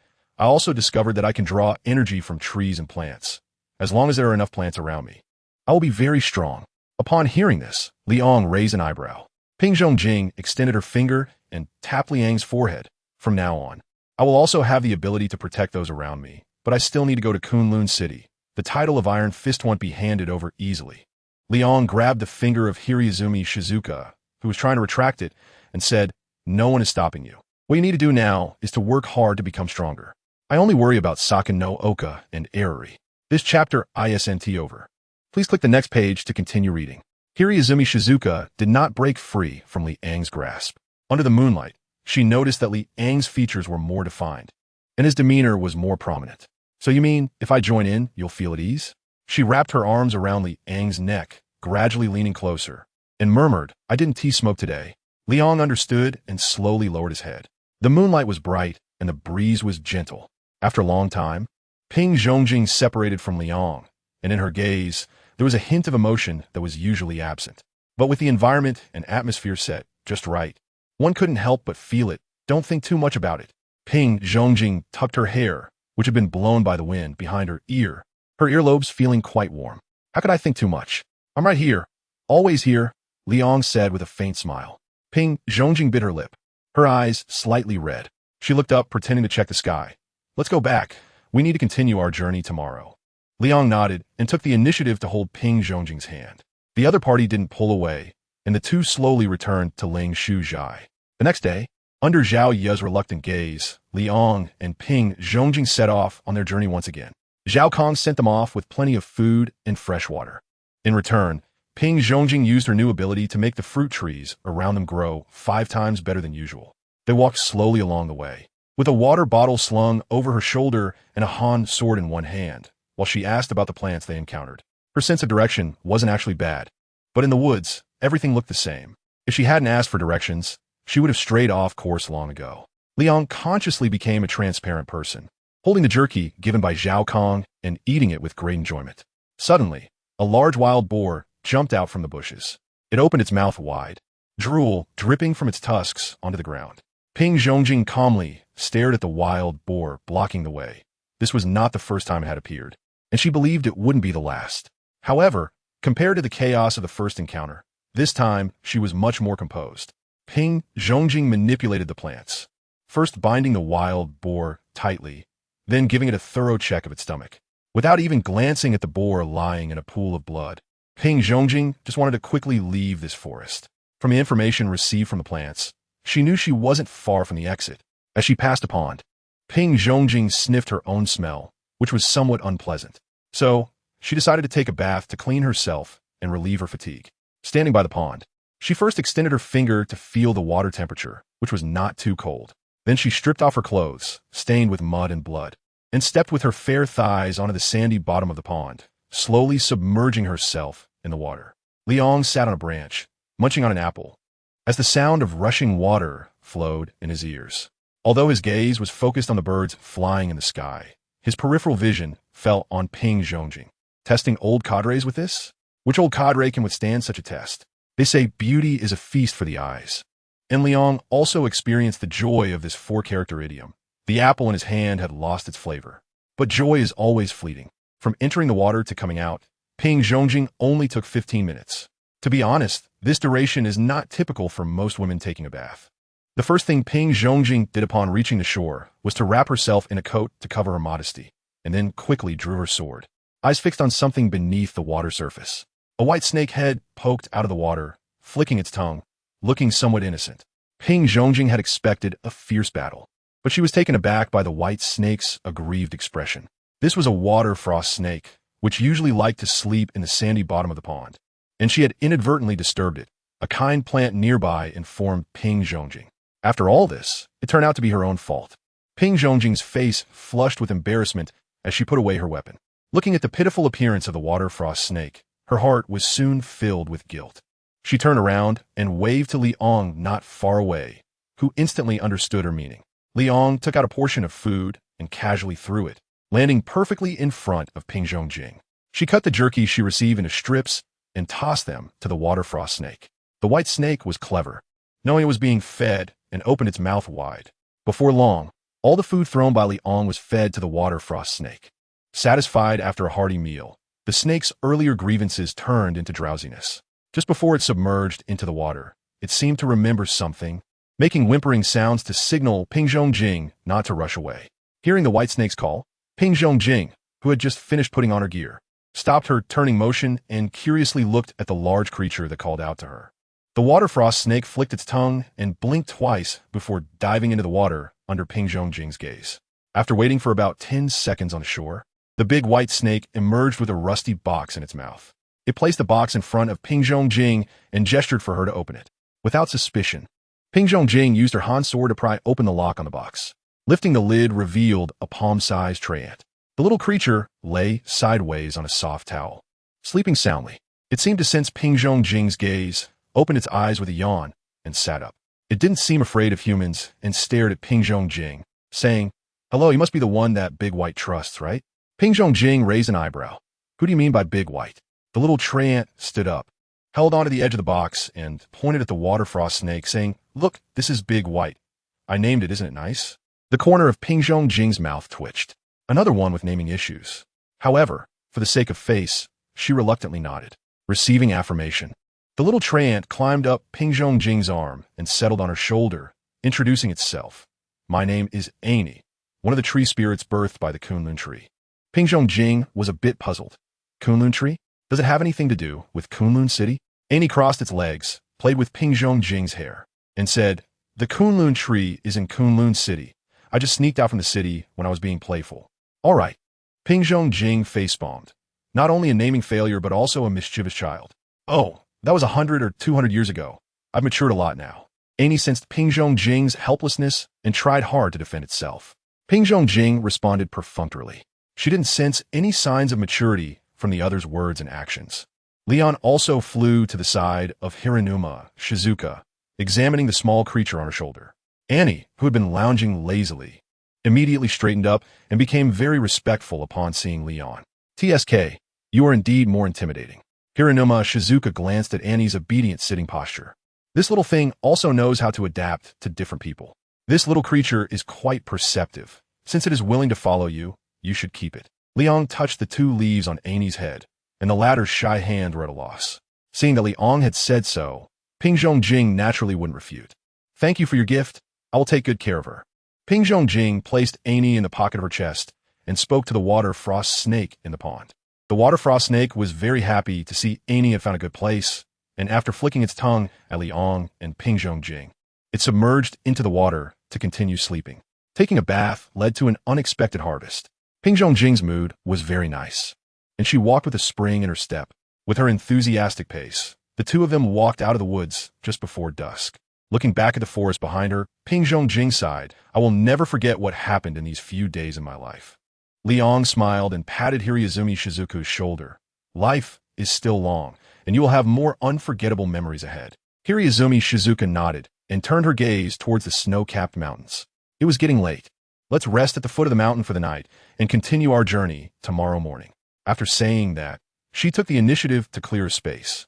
Liang took out a capsule and threw it onto the empty space cleared by Hiratsuka Shizuku. When the capsule hit the ground, it made a soft popping sound, and an ordinary-looking hotel appeared in its place. "Liang, sometimes I really can't see through you. How many more of these strange things do you have?" Although Hiratsuka Shizuku had become numb to the abilities displayed by Liang, she still couldn't help but voice her thoughts. Liang opened the hotel door and shrugged. "I'm like a treasure. What you see now is just the surface." Ping Zhongjing shot Liang a glance and said, "You're fat, and you're even out of breath." Although these were facts, hearing them from the person involved felt somewhat like a display of arrogance. They walked into the hotel. Ping Zhongjing was deceived by the ordinary decor outside. The interior was truly luxurious. The crystal chandelier above made her eyes hurt. Annie crawled out of Ping Zhongjing's pocket, surveying the surroundings, and was also so astonished that she couldn't speak. For those who have been tested, those who don't know would think you're on a picnic. Annie climbed onto Ping Zhongjing's shoulder, and her complaint was heard by the latter. Ping Zhongjing didn't retort, just smiled faintly. There's nothing you can do. Having a boss like this is just so willful. Liang took out some food and placed it on the table, pointing upstairs and saying, "The second floor is where you'll be staying. There are many rooms. Feel free to choose one." Ping Zhongjing made an okay gesture, but didn't rush to the second floor. Instead, she found a chair, sat down, and began to fill her belly. AI and I picked out a can of orange-flavored soda from the pile of food. She didn't know how to open it, so she poked a small hole in the top. The soda flowed out of the can, splashing on AI and I, and she let out a delighted sound. Burp. Xiaojing, I like this. The soda didn't flow wildly, but rather surrounded AI and I, being absorbed in small drops by her. This chapter isn't over. Please click the next page to continue reading. AI and I quickly finished a can of soda. Unsatisfied, she opened another one, this time with a white peach flavor. At first, Ping Zhongjing was worried about what AI and I should eat, but now it seemed she had been overthinking. She picked up a chopstick full of noodles and slurped it into her mouth, the wonderful taste blossoming on her tongue. Ping Zhongjing didn't expect to find such delicious noodles in this little world, and her movements unconsciously quickened. Liang held a Coke in his left hand and a hamburger in his right, watching Hiratsuka Shizuku devour her food. He couldn't help but remind her, slow down. There's plenty of food. You're making it seem like I'm abusing you. Hearing this, Hiratsuka Shizuku slowed down her eating. However, the noodles in her bowl continued to diminish at a visible rate. While the hotel was filled with a joyful atmosphere, a blizzard was raging on the snowy mountain. A slender figure appeared in the storm. She drifted like a wisp, wandering on the snow-capped mountain, and any animal that encountered her was frozen into an ice sculpture. In a daze, she arrived at a cliff, her crimson eyes gazing at the capsule hotel at the foot of the mountain. Her cherry-like mouth opened, revealing her fangs, and she let out a chilling scream from her throat. Liang noticed the unknown figure but did not make sound. After all, this was Hiroizumi Shizuka's test, and leaving some surprises for her was only reasonable. After eating and drinking enough, Hiroizumi Shizuka stretched lazily, her beautiful figure fully exposed in front of Liang. He silently gave a thumbs up in his heart for such a benefit. I'm going to rest first. I've walked all day, and my feet are sore. Hiroizumi Shizuka stood up from her chair, grabbing Annie, who still wanted to poke at things. As she passed by Liang, she softly said, "It's getting late. You should rest early too." After saying that, Hiroizumi Shizuka stepped onto the stairs to the second floor. Once her figure disappeared around the corner, Liang stood up, walked to the door, and disarmed the hotel's alarm system. Playing with the red thread in his hand, Liang's gaze pierced through the wall. Watching the unknown figure coming down from the snow-capped mountain, his expression playful. Turning off the lights on the first floor, Liang went up to the second floor. The room chosen by Hiroizumi Shizuka was at the end of the corridor. After thinking for a moment, Liang chose a room in the opposite direction. Once Liang entered the room, the capsule hotel fell silent. Hiroizumi Shizuka, lying on the bed, had already entered a dream. Annie was lying on the other side of the pillow, her small hands flailing in the air, drool spilling from the corner of her mouth. The unknown figure slowly approached the capsule hotel. With each step she took, the blizzard intensified. The area around the capsule hotel, which was originally bare rocks, was now covered in thick snow. The unknown figure hesitated at the entrance of the hotel, unsure whether to go in. Someone living on the second floor made her a bit fearful.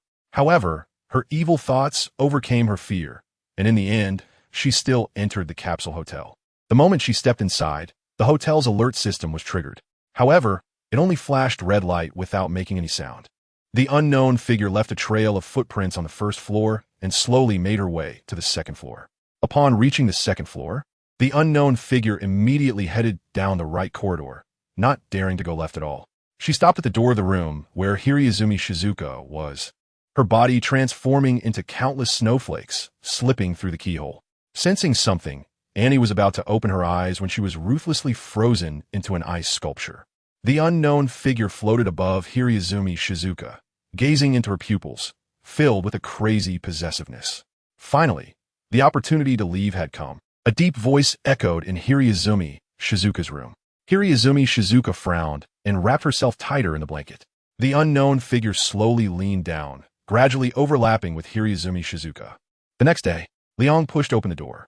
The footprints in the corridor had faded with the passage of time. He didn't wake up Hiratsuka Shizuka, but went straight to the first floor to turn off the alarm system that had been flashing all night. Looking at the time, it was already 8 o'clock in the morning. Liang had just sat down when Ping Zhongjing came down from the second floor. Her expression was somewhat indifferent, and there was a hint of fear in her gaze as she looked at Liang. Annie did not stay in the other person's pocket like yesterday, but walked alone on the railing, her eyes filled with confusion as she looked at Ping Zhongjing. "Are we ready to set off?" Liang asked. Ping Zhongjing did not speak, just nodded. "All right, then let's have breakfast first." Liang took out the leftover food from last night again. Hiraizumi Shizuka found a seat as far away from Liang as possible, casually picked up a piece of bread, tore open the packaging, and started eating it in small bites. Annie climbed up Liang's pant leg to his shoulder and quietly said, "Shizuka's state seems a bit off. She hasn't said a word since getting up this morning." Liang nodded. He had long noticed that Hinamura Seiki was acting strangely, but this was something she had to go through. If he intervened, things would become much simpler. But Hinamura Seiki would also lose her qualification to compete for the Iron Fist. This matter didn't concern them. She would handle it on her own. Liang picked up a bun and took a bite. Annie, hearing the big shot say this, felt no need to rush. She jumped off the other person's shoulder, picked a can of soda that she hadn't drunk last night, and continued the joy from the previous night. Breakfast lasted about 10 minutes. Liang saw that Ping Zhongjing and Annie had finished eating, so he removed the capsule hotel. The surroundings were completely different from yesterday. The howling wind and swirling snow made the leaves above Annie's head stand on end. She quickly hid in Liang's arms, trembling. Who doesn't know that tree spirits are afraid of the cold? Last night, during her sleep, there was a moment when she almost froze to death. All because Xiaojing didn't cover her properly with a blanket. Compared to Annie's disgust, Ping Zhongjing reached out her hand to catch the falling snowflakes. Her expression neither sad nor happy. "Let's go. Hopefully, we can cross this snow mountain today." With a command from Liang, he took the first step forward. Hiratsuka Shizen silently followed behind Liang, maintaining a distance of 2 body lengths. As they continued on their way, they encountered no obstacles. Only Annie kept complaining about the cold, curling up near Liang's heart to feel a bit warmer. "Let's take a short break. I need to take care of something," Hiratsuka Shizen suddenly said while they were halfway up the mountain. Liang stopped in his tracks, turned around, and looked at the expressionless Ping Zhongjing. He did not refuse the other party's request. As he watched Ping Zhongjing disappear behind a large rock, Annie shivered and poked her head out from Liang's embrace. "Xiao Jing is lying to you." She went in another direction. Liang patted Annie's little head, and he didn't say anything, just continued to move towards the top of the mountain. "Aren't you going to look for Xiaojing? She should be under the control of some kind of fairy." Annie endured the cold, looked up, and asked Liang, "You have to believe in her. If she can't overcome this little difficulty, she won't be qualified to participate in the Iron Fist selection when she goes to Kunlun City." Liang patiently explained to Annie. He had confidence in Hinatsuka Shizuka. A mere snow demon would not be able to defeat her. Annie, somewhat understanding, fiddled with the leaves atop her head. The increasingly strong wind and snow forced her to return to Liang's heart to rest. The detached Hinatsuka Shizuka moved between the cliffs of the snowy mountains. Her expression was strange. The left side of her face was indifferent, while the right side was furious. Where do you plan to control my body to go?" The genuine Hinatsuka Shizuka asked. "To my deceased husband," the snow demon replied calmly, no longer pretending. She had only one goal: to use a human body to return to life and then die again, thus escaping the clutches of death. Hinatsuka Shizuka certainly did not want to die young, and she struggled hard for control of her body. "Don't waste your effort. You are just a low-level warrior who has only just learned to get angry. Not my opponent," the snow demon said, controlling Hinatsuka Shizuka's body to perform various difficult maneuvers on the cliff. Hinatsuka Shizuka would not easily give up just because the other party said it was impossible. Through her relentless effort, she gradually regained some control of her right side. She raised her hand and slapped her left cheek. The snow demon stopped, frowning at the pain in her left cheek. It had been a long time since she had felt pain. Death was not the most painful. Rather, it was longing. The snow demon stood on the cliff, sighed. "I have been separated from my husband for hundreds of years. Please let us be together." Hinatsuka Shizuka spat, laughing at the other party's audacity. "Let me fulfill you? Who will fulfill me?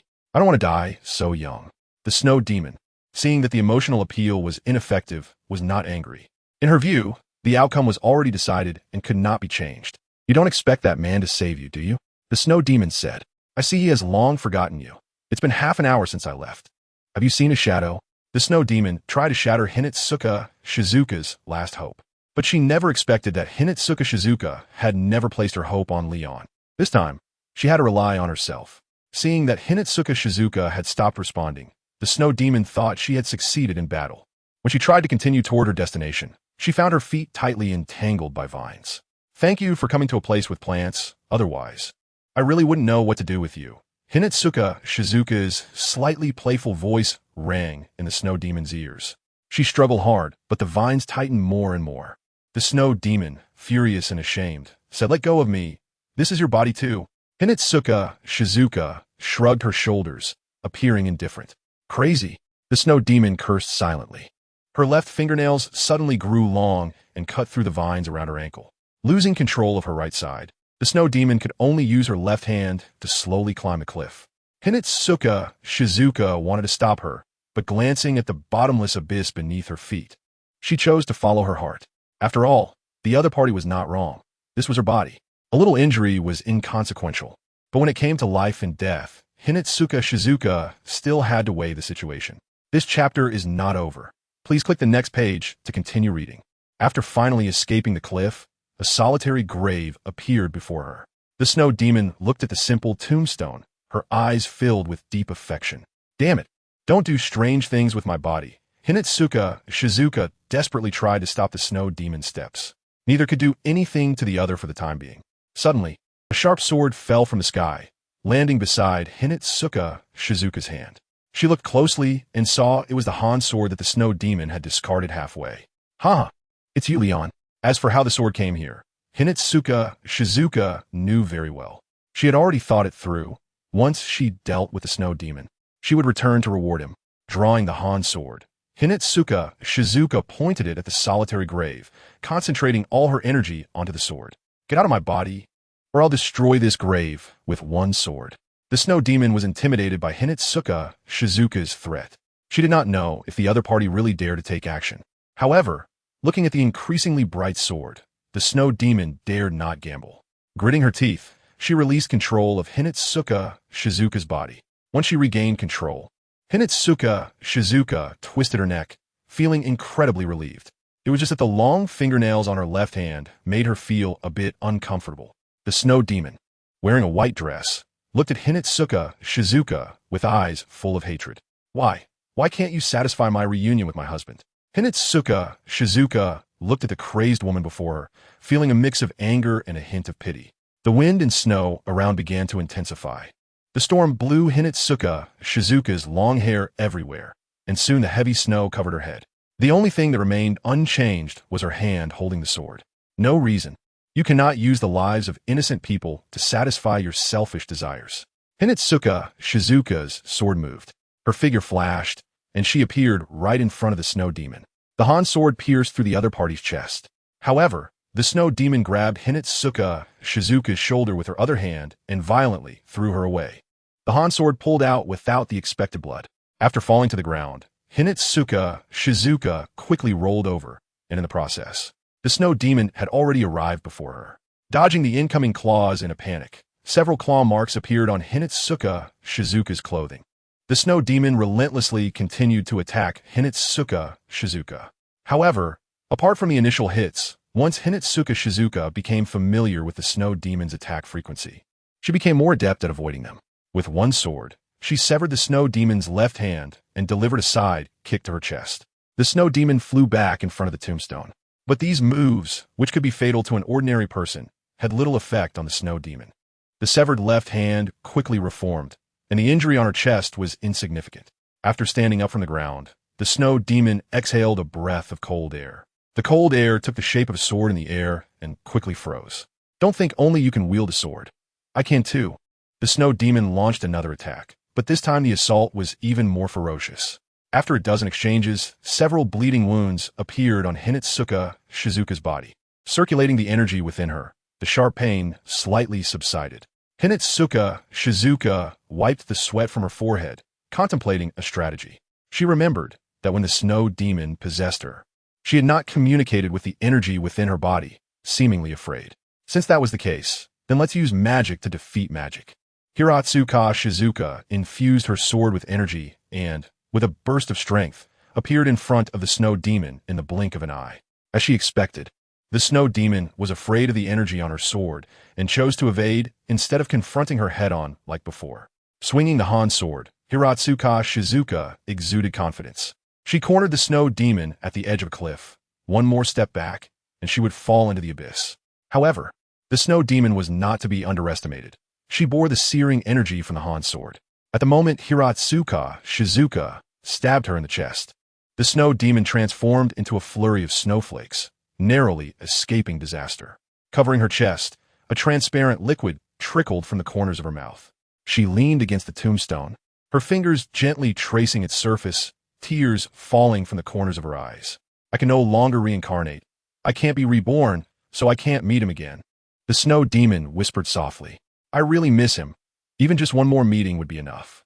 Listening to the snow demon's murmurs, Hiratsuka Shizuka's expression was complicated. She sheathed her Han sword, walked up to the snow demon, looked at the pitiful being, and said, if you can't reincarnate, then so be it. You've endured for hundreds of years. Perhaps if you hold on a little longer, you might see your husband in his next life.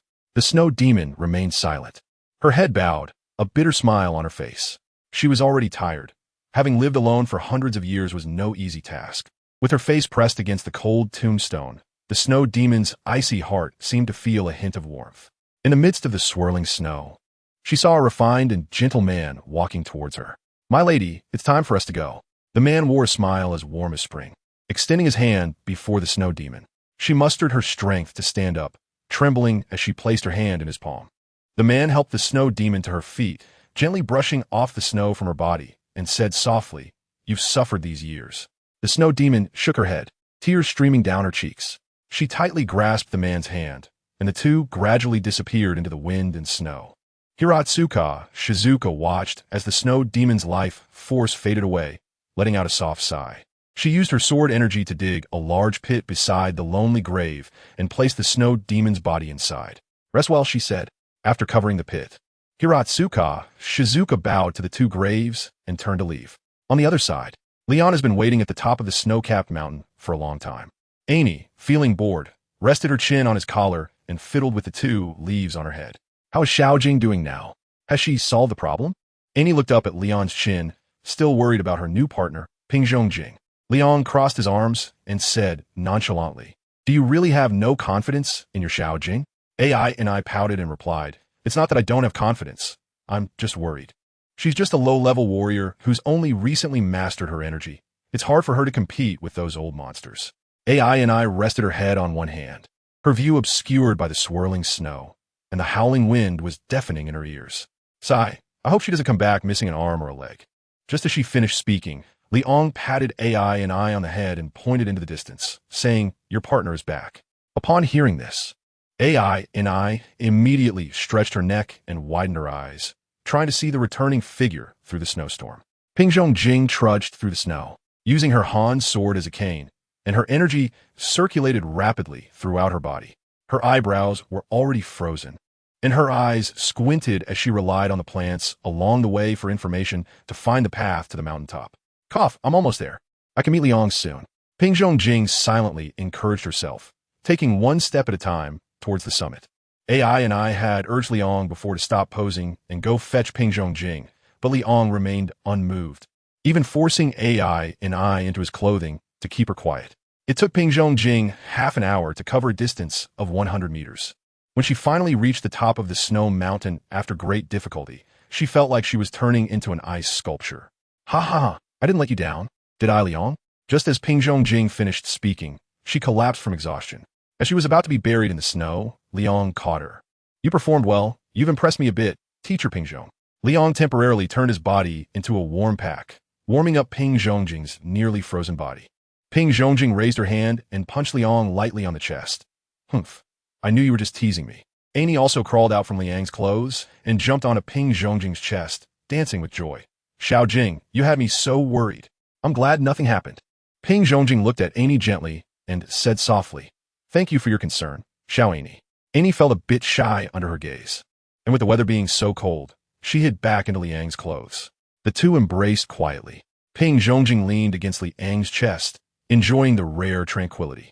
As the wind and snow gradually subsided, Ping Zhongjing moved her fingers a bit, feeling almost recovered, and then she no longer lingered in Liang's arms. Let's go. After crossing this snow-capped mountain, we'll reach Kunlun City. Ping Zhongjing first changed into a new cold-resistant outfit, then tied her hair into a ponytail. Holding a Han sword in her hand, her whole demeanor radiating determination. Liang nodded and followed Ping Zhongjing as they set off towards Kunlun City. As the sun was about to set, they arrived in front of a grand and imposing city-state. Two gatekeepers stopped them. Although both warriors recognized Liang, they still followed the rules. Lord Li, who is this beside you? One of the warriors cupped his fist towards Liang and then turned his gaze to Ping Zhongjing. He could sense the flow of energy around her. She is here to compete for the Iron Fist, Liang said, surprising everyone. The other warrior muttered softly. No wonder the little phoenix returned with such a dark face. The warrior who had spoken to Liang kicked his indiscreet colleague, noticing that Ping Zhongjing's expression had turned strange. Lord Li, you may enter. Master Lei is still at the training ground. The two warriors respectfully opened the city gate and watched as Liang and Ping Zhongjing walked away. I told you. How can you not control your mouth? The older warrior scolded, slapping the younger warrior on the head. The younger warrior covered his head, knowing he had misspoken, and quietly accepted the reprimand. Once they had walked a distance away from the gate, Ping Zhongjing couldn't help but ask, is the little phoenix they mentioned the girl I sparred with in the woods? That's right, it's her, Liang confirmed. Liang didn't think about denying it either. There would definitely be another battle between the two, so knowing in advance wasn't a bad thing. This little chapter isn't finished yet. Please click the next page to continue reading the exciting content. Hearing the answer that was exactly as expected, Ping Zhongjing seemed to ponder. Kunlun City is quite large, with buildings full of Eastern charm lining both sides of the streets. The pedestrians on the street greeted Liang warmly, and Ping Zhongjing also benefited from it. As they passed by a restaurant, the aroma wafting from inside made Ping Zhongjing's stomach start to growl. Embarrassed, she touched her belly and tugged at Liang's sleeve, whispering, Liang, I'm hungry. Can we eat first? Such a small request, of course. Liang wouldn't refuse. The two of them walked into a restaurant named Juxialu and casually found an empty table to sit down. Oh, I'm really sorry, dear customers. I've been so busy that I didn't have time to attend to you. The waiter hurriedly came to their table, wiping it down slightly with a towel in his hand. Dear customers, what would you like to eat? I'm not bragging, but in this Kunlun City, our Juxialu is quite famous. The waiter's words piqued Ping Zhongjing's interest. She had never been to an authentic Eastern restaurant. Do you have any special dishes here? Ping Zhongjing asked. Of course. It's mapo tofu. The waiter replied proudly. Our boss's specialty is mapo tofu, which is famous for miles around. After hearing this, Ping Zhongjing was tempted and ordered a portion of mapo tofu, leaving the rest of the dishes to Liang. While waiting for the food, Ping Zhongjing observed the pedestrians on the street. Most of them were ordinary people, with only a few being martial artists. The energy within them was something she couldn't compare to at the moment. Liang, do you think with my current strength, I can really earn the title of Iron Fist? Ping Zhongjing began to self-doubt. In such a vast Kunlun city, any random martial artist could easily overpower her. Liang tasted the tea and said slowly, So, I found you a master who can unleash your potential. Nevertheless, Shizuka Hiratsuka still felt a bit uneasy. Time passed second by second. The dishes ordered by Liang and the others finally arrived at the table, looking at the delicious food that was full of color, aroma, and flavor. Jing Hiratsuka temporarily pushed her worries aside and decided to eat first. How about it? Do my dishes suit your taste? A woman with red hair and a headscarf appeared next to Liang. Liang glanced at the other person and said, It's okay. The taste of this mapo tofu is indeed quite good. Chun Bangling, sitting beside Liang with a big smile, casually picked up a pair of chopsticks and put a piece of tofu in her mouth. The sauce is a bit too thick, needs improvement next time. After chewing a couple of times, Chun Bangling frowned, noticing the issue with the dish. Ping Zhongjing bit the end of her chopsticks, curiously looking at the woman in front of her. Chun Bangling noticed Ping Zhongjing's gaze and graciously introduced herself. Hello, I'm Chun Bangling, the owner and chef of Juxialu. Ping Zhongjing quickly put down her chopsticks, took Chun Bangling's outstretched hand, and said, Hello, my name is Ping Zhongjing. After the two introduced themselves, they naturally began to chat. Liang didn't pay attention to what the two beautiful women were discussing. His eyes were only on the delicious food. Just as he picked up a piece of braised pork and was about to put it in his mouth, An unexpected guest entered from outside, dressed in training clothes. Thunder walked into the Juxiao building, scanned the area briefly, and found the person he was looking for. He walked straight to Li Ang's table, paused just as he was about to approach Liang, leaned slightly forward, and respectfully said, "Sir, I didn't expect your sudden visit. What brings you here?" Liang pointed to the remaining empty seat, and Thunder understood and sat down. "This time I came to Kunlun City to ask you to help me train someone." Liang took a sip of tea and looked at Hiratsuka Shizuku. "It's her. I hope you can train her as soon as possible." Thunder looked in the direction Liang was pointing. Just one glance, and he understood. He wondered what level the master wanted to train this woman to. Liang said, "I can participate in the competition for the Iron Fist." Lei Gong immediately showed a troubled expression. This woman clearly looked like a novice who had just gained some skills. To participate in the Iron Fist competition 3 months later would not be an easy task. Liang also noticed Lei Gong's difficulties. He placed a piece of meat in the other person's bowl and smiled, saying, "She is not an ordinary warrior. She gained the recognition of the Kunlun tree in the woods." Upon hearing this, Lei Gong's expression changed. If she had gained the recognition of the Kunlun tree, then he could indeed arrange something in 3 months' time. Ping Zhongjing had already stopped chatting with Chen Bangling. She was very nervous now, clutching the hem of her clothes. Whether she could participate in the Iron Fist competition depended on whether this bald master in front of her agreed to train her. After pondering for a moment, Lei Gong cupped his fist to Liang and said loudly, "Sir, I guarantee that in 3 months, this young lady will have the strength to fight against Shou Lao." Seeing that the bald master agreed, Ping Zhongjing let out a sigh of relief. Liang looked as expected, still enjoying the delicious food on the table. Lei Gong filled Liang's cup with tea and asked, "My lord, aside from this matter, do you have any other instructions?" This question reminded Liang that he indeed had other things to address.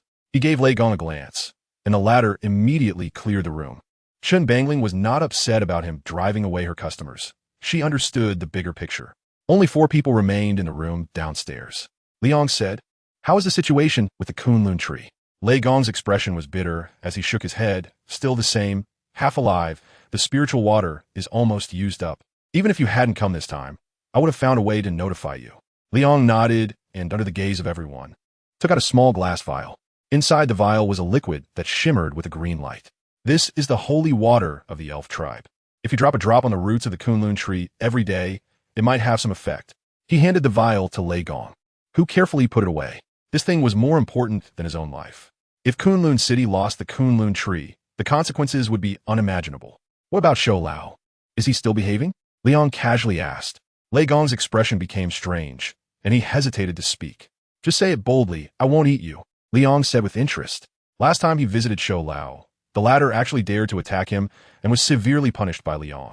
"To explain it in your words, Shou Lao is a bit giving up." Lei Gong rubbed his shiny bald head, looking somewhat embarrassed. "Last time you scared him. Now he either eats and sleeps or sleeps and eats. When a wandering warrior disturbed his sleep, he just symbolically breathed fire and ignored the other person." Upon hearing this, Liang stroked his chin. He clearly had been very measured last time. At most, he had scraped off all of Shou Lao's scales and cut off 2 horns as decorations. "All right, I understand. I'll go talk to him later." Liang wiped his mouth with a tissue. There is nothing that cannot be solved with a verbal spar. If there is, then it's verbal spar plus a punch. The 3 of them walked out of the building under the chrysanthemum. Hiraizumi Shizuka consciously stood beside Thunder God. She looked at Liang and said with a determined expression, "Next time you come to see me, I will definitely surprise you." Liang smiled and said, "Then I am really looking forward to our next meeting." Thunderbolt once again cupped his fists towards Liang and then led Ping Zhongjing towards the training ground. Liang stood at the entrance of the stairs, watching Jing Pingzhong's figure disappear around the corner. "Are you leaving again?" Chen Bangling walked up to Liang, holding a gigantic takeout box. "Not in a hurry. I want to go check on that stupid dragon." Liang withdrew his gaze and looked at the oversized lunchbox in Chen Bangling's hands. Raising an eyebrow, "Is this for me?" Chen Bangling rolled her eyes at Liang and shoved the oversized lunchbox into his arms. "You know the answer. It's just the 2 of us at the door. If I don't give it to you, who am I going to give it to?" Liang smiled and accepted the other person's feelings. Of course, he didn't take it for nothing. He handed over the recipes that Jarvis had collected in the present world to Chen Bangling. Looking at the rectangular object in his hand, Chen Bangling didn't understand Liang's intentions. Liang patiently taught Chen Bangling how to use the tablet and also gave her solar charger. "Huh, this thing is really useful." Chen Bangling has a strong learning ability, Otherwise, she wouldn't be able to create so many delicious dishes. Looking at the various types of recipes on the tablet, Chun Bangling said it would be a lie not to feel moved. The last time she met Liang, she only mentioned it casually, but she didn't expect him to remember it. Holding the tablet close to her chest, Chun Bangling looked up at Liang. Her pretty face quickly flushed, and she wanted to do something to reward him, but in front of so many people. Her modesty as a girl held her back from taking the next step. Liang was not in a hurry. There was plenty of time ahead. His feet lifted off the ground. Floating in midair, he said to Chun Bangling, "I'm leaving now. I'll come back next time for your cooking." After saying that, Liang disappeared before Chun Bangling's eyes. Watching Liang fly away, Chun Bangling felt both gratified and lost. She turned and walked down the stairs towards the chrysanthemum, only to find that all her staff were gossiping about her. Suddenly, the corners of Chun Bangling's eyes twitched, and she shouted, "Are you all so idle? Don't you need to wipe the tables? Don't you need to wash the dishes? Did I pay you too much?" Seeing the boss lady explode in anger, the staff scattered in a hurry. Once Chun Bangling saw that order was restored in the shop, she happily returned to her room with the tablet that Liang had given her. Liang had already reached the entrance of Shou Lao Cave. Listening to the loud snoring coming from inside the cave, his expression darkened. He stood at the cave entrance and shouted loudly, "If you keep sleeping, I'll pull out your dragon tendons." The old Shou, who was having a sweet dream, was startled awake by Liang's shout. It seemed he heard that terrifying person's voice, but after looking around and finding nothing unusual, he planned to continue his nap. "I said, if you keep sleeping, I'll pull out your dragon tendons." Liang's figure was reflected in the old man's pupils. The giant dragon's eyes widened, and its body trembled uncontrollably.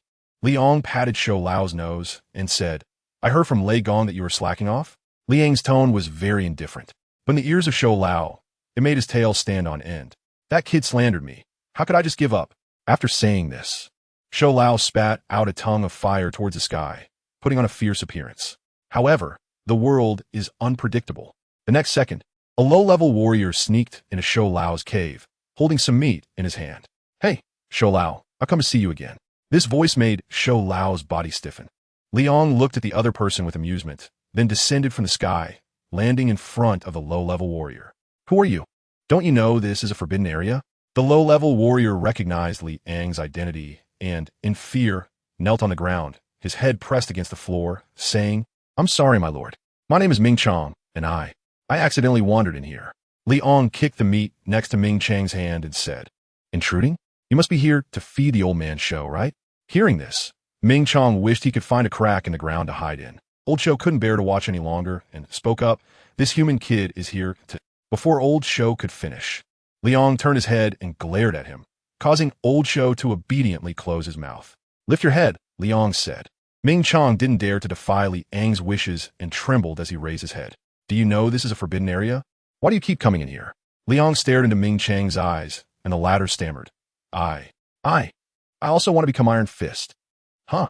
An unexpected answer. Liang raised an eyebrow and said, "If you want to become Iron Fist, why not participate in the Iron Fist competition after March? What's the point of being here?" Ming Chang scratched his head, feeling a bit embarrassed as he replied, "My talent is average, not as good as Senior Sister Feng's genius. The energy circulation here is faster than in other places, so I thought I'd take a shortcut." Liang smacked his lips. This was in order to take a shortcut, even risking his life. If it weren't for the fact that he had previously beaten up Shou Lao, leaving a psychological shadow, this little guy in front of him would have turned into feces long ago. Looking at Ming Chang, who had lowered his head again, Liang thought for a moment and said, "Go find Lei Gong to receive your punishment." Ming Chang nodded dejectedly and was about to turn to leave when Liang added, "After the punishment, work hard on your cultivation. Taking shortcuts is only temporary. Only by being down to earth can you become stronger and have a chance to obtain what you want." Ming Chang stopped in his tracks, trembling. He raised his hand to wipe away the tears at the corners of his eyes, nodded without looking back, and quickly dashed out of the cave. Being a life mentor felt pretty good, Liang reflected. He returned to Shou Lao's side, a smirk on his face. "Now it's time to talk about our business." Shou Lao, sitting in the magma, said in a deep voice, "I'm really not slacking off. I'm waiting for the scales on my body to grow properly." When it came to the scales, there was a hint of grievance in Shou Lao's tone. Liang gave Shou Lao a glare. If a delicate and beautiful woman spoke to Liang in a pitiful voice, he might soften. But when it was replaced by a rough and ugly dragon, it was a bit disgusting. Liang circled around Shou Lao, noticing that the scales on his body had grown quite a bit. It made his hands a little itchy. Shou Lao seemed to sense Li Ang's little thoughts and immediately submerge himself in the magma, not giving Li Ang the chance to act. Looking at the remaining dragon head of Shou Lao, Li Ang shook his head. He was just feeling a bit itchy, not really wanting to pluck. Well, maybe he would pluck a little more. All right, I won't take your scales. There are still plenty left from the last time. Li Ang's words left Shou Lao in doubt. He hesitated and exposed his body to the magma, closely watching every move of Li Ang. Li Ang took out the scale he had plucked last time, holding it up in front of Shou Lao and shaking it. You should be quite clear about the effects of this thing. Shou Lao nodded slightly at the dragon head. It contains my aura and some residual abilities, but it won't be of much use to you. Li Ang certainly knew that the scales had little effect on him. What he wanted to ask was what impact it would have on ordinary people. Shou Lao thought seriously for a moment and said uncertainly, if an ordinary person carries a dragon scale for a long time, it might improve their physical constitution a bit, but if they have more, they might gain some of my abilities or become a half-dragon.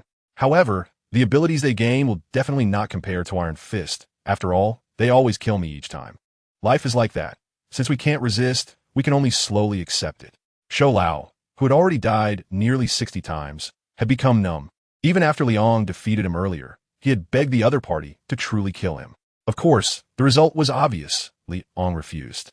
Playing with the dragon scale in his hand, Li Ang pondered whether to hand this thing over to the anti-demon investigation team to promote it further. After all, they could be considered comrades in the same trench. Helping to enhance their strength could also allow them to shine better in future battles. Once this thought took root, it grew uncontrollably in Li Ang's mind. After putting away the dragon scale, Li Ang warned Shou Lao again not to slack off, otherwise he wouldn't have any good fruits to eat. Shou Lao wanted to argue a bit more, but seeing the threatening look in Li Ang's eyes, he had to give up. After leaving Shou Lao's cave, Li Ang did not linger long in the small world. As soon as he exited the scroll, he ran into Ying Lily, who was eating ice cream, with cream still not licked clean from the corner of her mouth. Oh, you're finally out? Did you take care of Teacher Pingzhong's matter? Ying Lily asked. Li Ang nodded, glanced around, and said, Are you the only one here? What about Poemu from Zyazuko? Ying Lily licked her ice cream and replied. She said she was going to the editorial department today, so she didn't come. Upon hearing this, Li Ang sat down on the sofa and took the drink that Barbie handed him. It's already this late. Aren't you going home? Li Ang glanced at the clock on the wall. It was already 7 in the evening. Ying Lily said nonchalantly, Mom isn't home, so I'm staying here to finish my work today. All right. Did anything strange happen while I was gone? Li Ang asked. Ying Lily thought for a moment and then shook her head. Since everything was calm, Li Ang was happy to relax. He instructed Abby to tidy up a room upstairs. He wouldn't be going home tonight.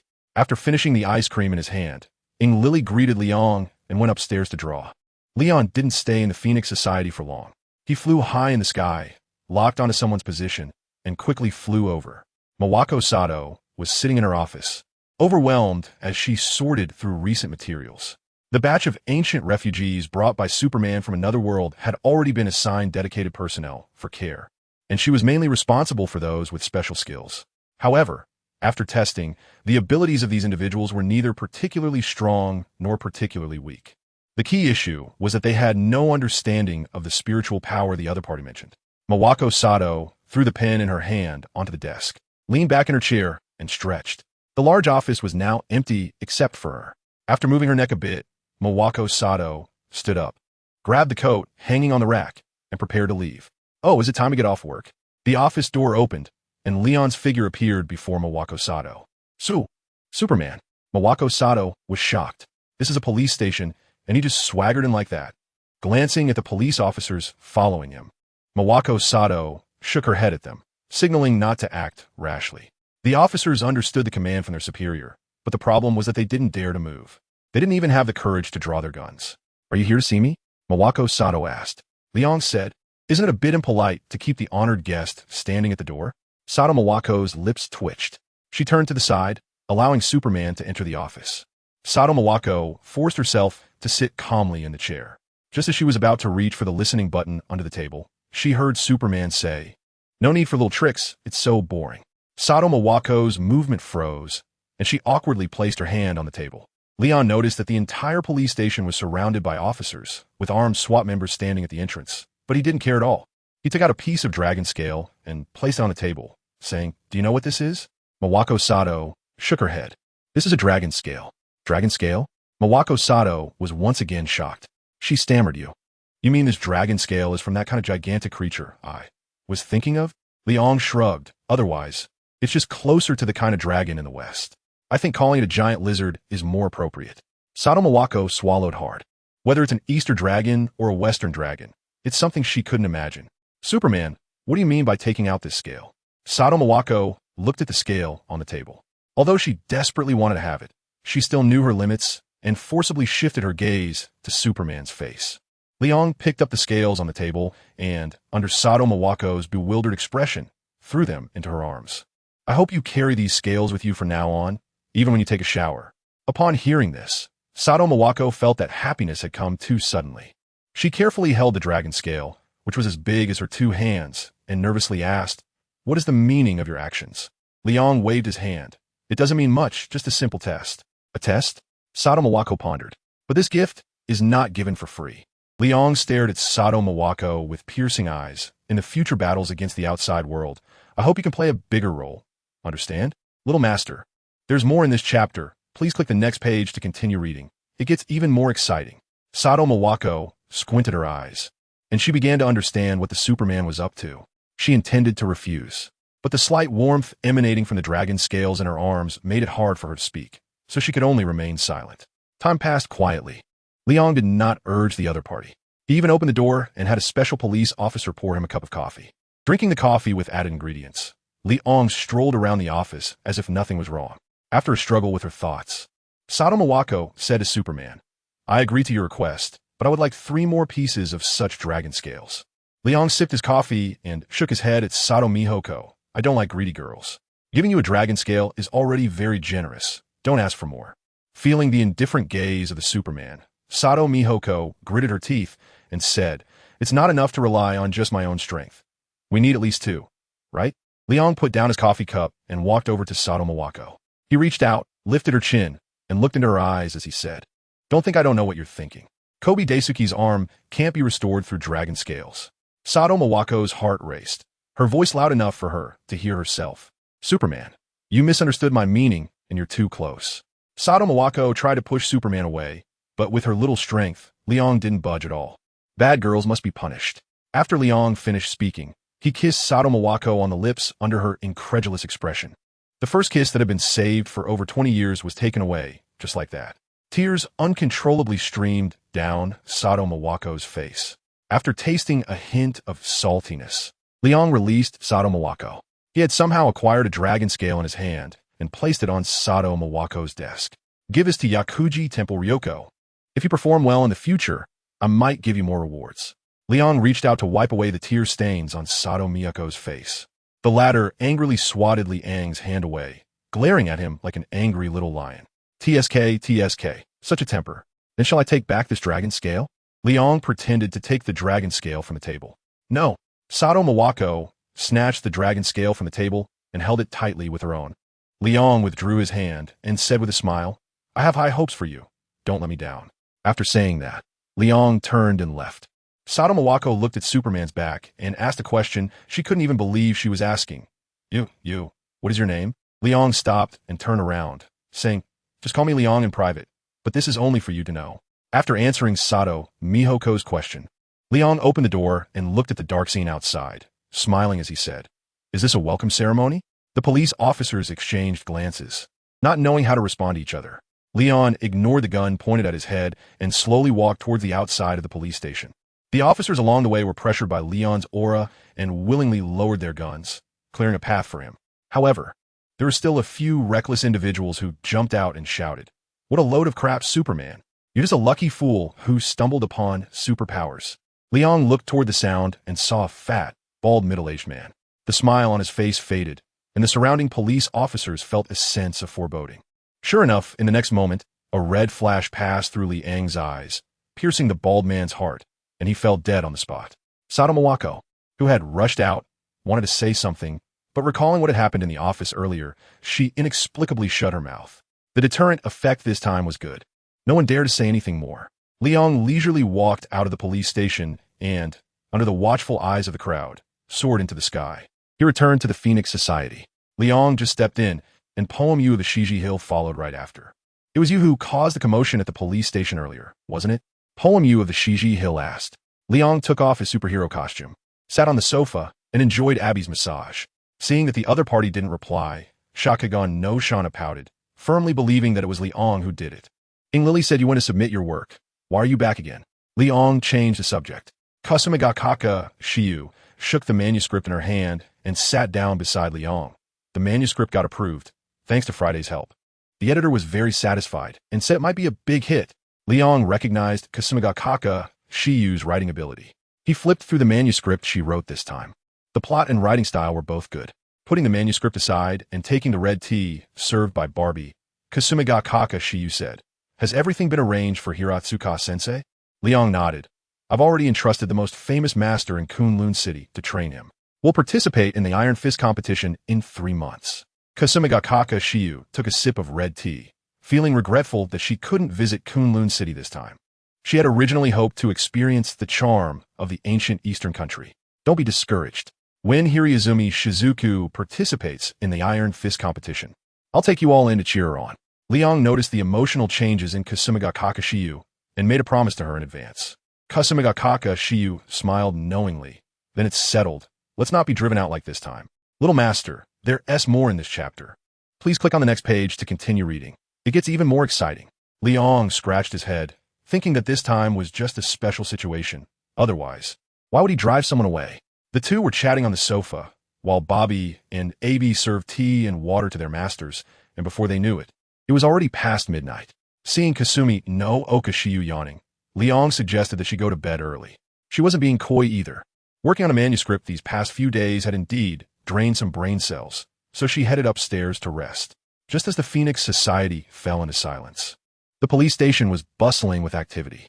Yakuji Temple Ryoko crossed her arms and stared at the dragon scale on the table, skeptically saying, "Is this really a dragon scale? It doesn't look like one." Next to her, Uminami Toshio nodded in agreement. To him, it was more of a piece of art than a scale. Sato Mawako had already hung the dragon scale around her neck. Before it recognized its owner, it was about the size of 2 palms. But after it was dripped with blood, it shrank to the size of a fingernail. Sato Mawako didn't feel any enhancement from this little thing for the time being. "This was given to me by Superman, so if you don't want it, just give it back to me."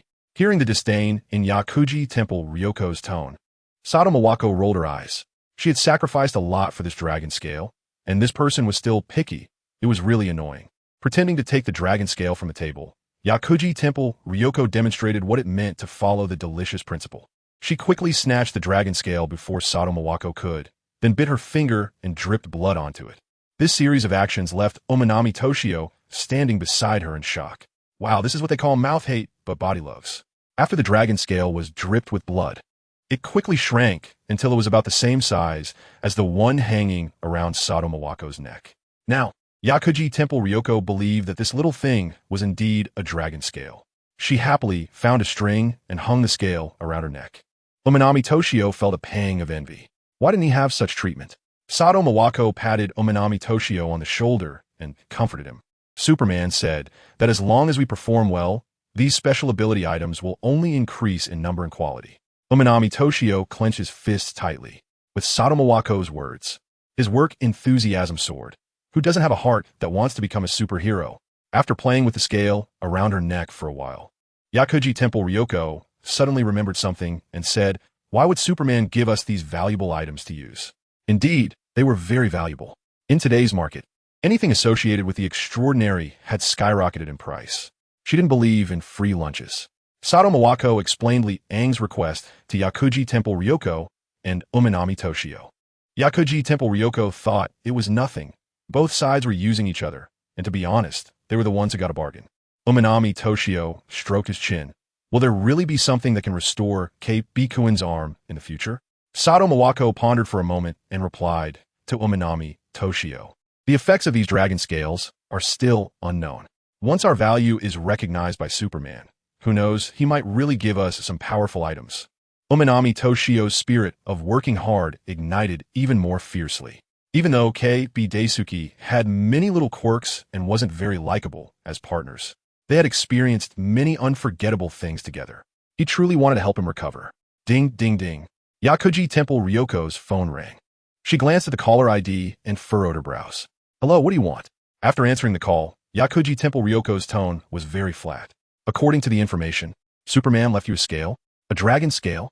The man on the other end had a hoarse voice and spoke with a hint of excitement. That's right, but I've already dripped blood to recognize it as mine. Even if you take it for research, it will be of no use.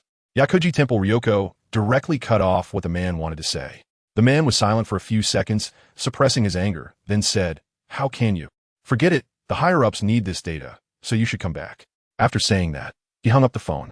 Soon, Sato Miwako's phone rang as well, and she heard something similar to what Yakuji Temple Ryoko had. It seemed that a storm was coming. Yakuji Temple Ryoko sighed. Although she had anticipated it, she didn't expect it to come so quickly. Fortunately, she had already claimed the dragon scale as her own. Otherwise, she would definitely be asked to hand it over. And then she wouldn't even know where to cry. Sato Miwako also felt extremely fortunate. She was gradually sensing a warm current flowing within her, and the scale around her neck was faintly heating up. I need to go out for a while. Contact me by phone if anything comes up. Although Yakuji Temple Ryoko was very unwilling, she still drove through the night to the villa where her family lived. Not long after Yakuji Temple Ryoko left, Sato Miwako was also taken away by the higher-ups. The dragon scale hanging around her neck was forcibly removed and placed in a sealed glass box, escorted by a special vehicle. Meanwhile, she sat in a luxury business car, guarded by 2 police officers. Looking out the window, Sato Miwako felt very calm inside. Approaching midnight, a top-notch luxury residential area that money can't buy, Yakuji Temple Ryoko drove to a luxurious manor. This chapter isn't over. Please click the next page to continue reading. This was the largest building in the area. After recognizing the license plate number, the iron gate opened automatically. Yakuji Temple Ryoko stepped on the gas and drove in. At the entrance of the mansion, Yakuji Temple Ryoko turned off the engine. An elderly man in a butler's outfit opened the door for her. Welcome home, Miss Ryoko. The old man had a faint smile on his face and a gentle gaze. Yakuji Temple Ryoko also respected the old man. He was one of the few people she genuinely respected in this manner. Uncle Hinata, where's my dad? Yakuji Temple Ryoko asked. The master is in the reception room on the first floor, waiting for you. Mississippi Young Master is also here, Hinata Mitsu replied. Yakuji Temple Ryoko felt okay about the first half of the sentence, but when she heard the second half, her entire face fell. If there was anyone in the family she least wanted to see, it would definitely be her cousin. Miss, the thing around your neck is. Hinata Mitsu suddenly caught sight of the dragon scale around Yakuji Temple Ryoko's neck and was instantly captivated. Yakuji Temple Ryoko didn't hide it, showing the dragon scale to Hinata Mitsu and saying, That's right, this is a dragon scale. My dad and that annoying guy call me back for this reason. Hinata is also fond of collecting odd and unusual items. Among his collection, he has something resembling dragon scales. At that time, he was coaxed by the other party, and in a moment of excitement, he spent a fortune to buy it. However, when compared to the genuine article around Ryoko Yakushiji's neck, he wished he could rush back home immediately and smash the fake to smithereens. After carefully examining it again, Hinata suppressed the urge to keep looking and urged Ryoko to hurry inside, lest the old man wait too long. Ryoko, however, didn't mind. She returned the dragon scale to her clothing and walked toward the reception room. She pushed open the door with force and, in her high heels, sat down on the leather sofa under the gaze of 2 pairs of eyes. After Ryoko took her seat, the white-haired man cordially said, Long time no see, cousin. You become more beautiful. Ryoko had heard such flattery so often that her ears were almost calloused. She merely nodded slightly in response. Hidemitsu Yakushiji was quite troubled by his daughter's rudeness.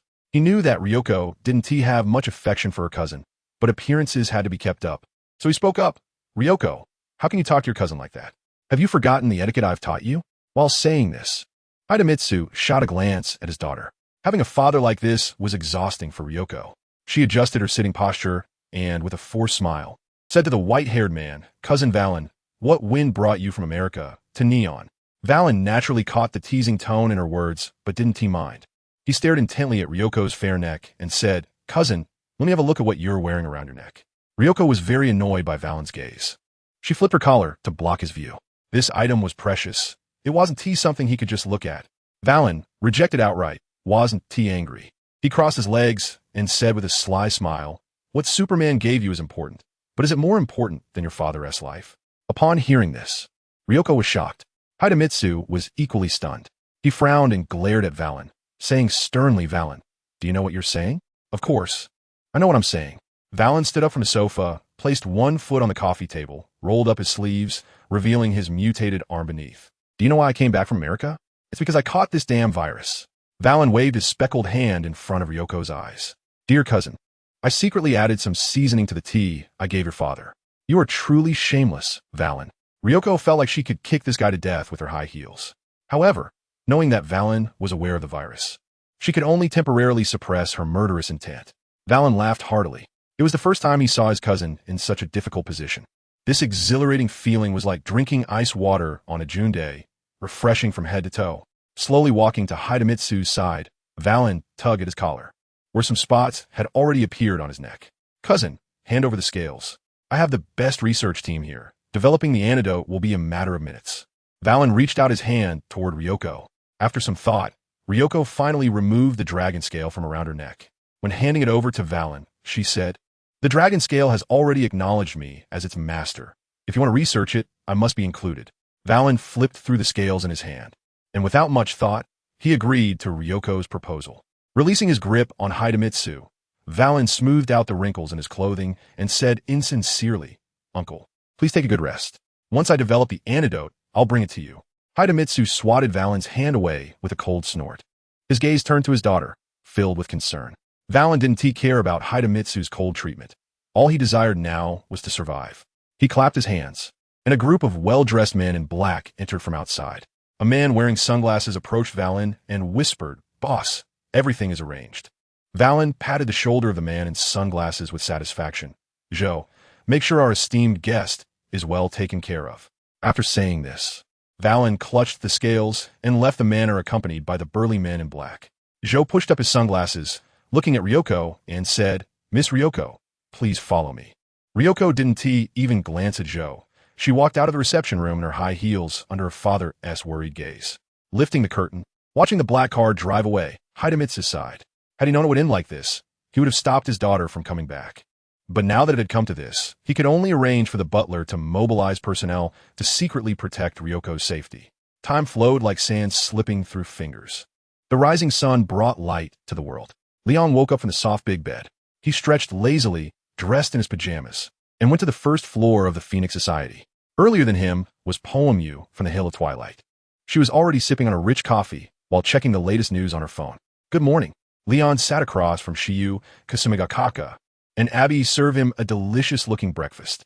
While eating, Leon said, Instead of looking at messages on your phone, you might as well let Friday cast it for you. It's much more convenient. Shiyu Kasumigakaka swallowed her coffee and replied without looking up, I've gotten used to it, and this is pretty good too. Leon shrugged and called out to Friday, asking for the latest news updates. As he looked at the carefully curated information from Friday, Lily yawned and slowly came down from upstairs. Wow, you all are up quite early, she said, plopping down next to Kasumi Shiyu.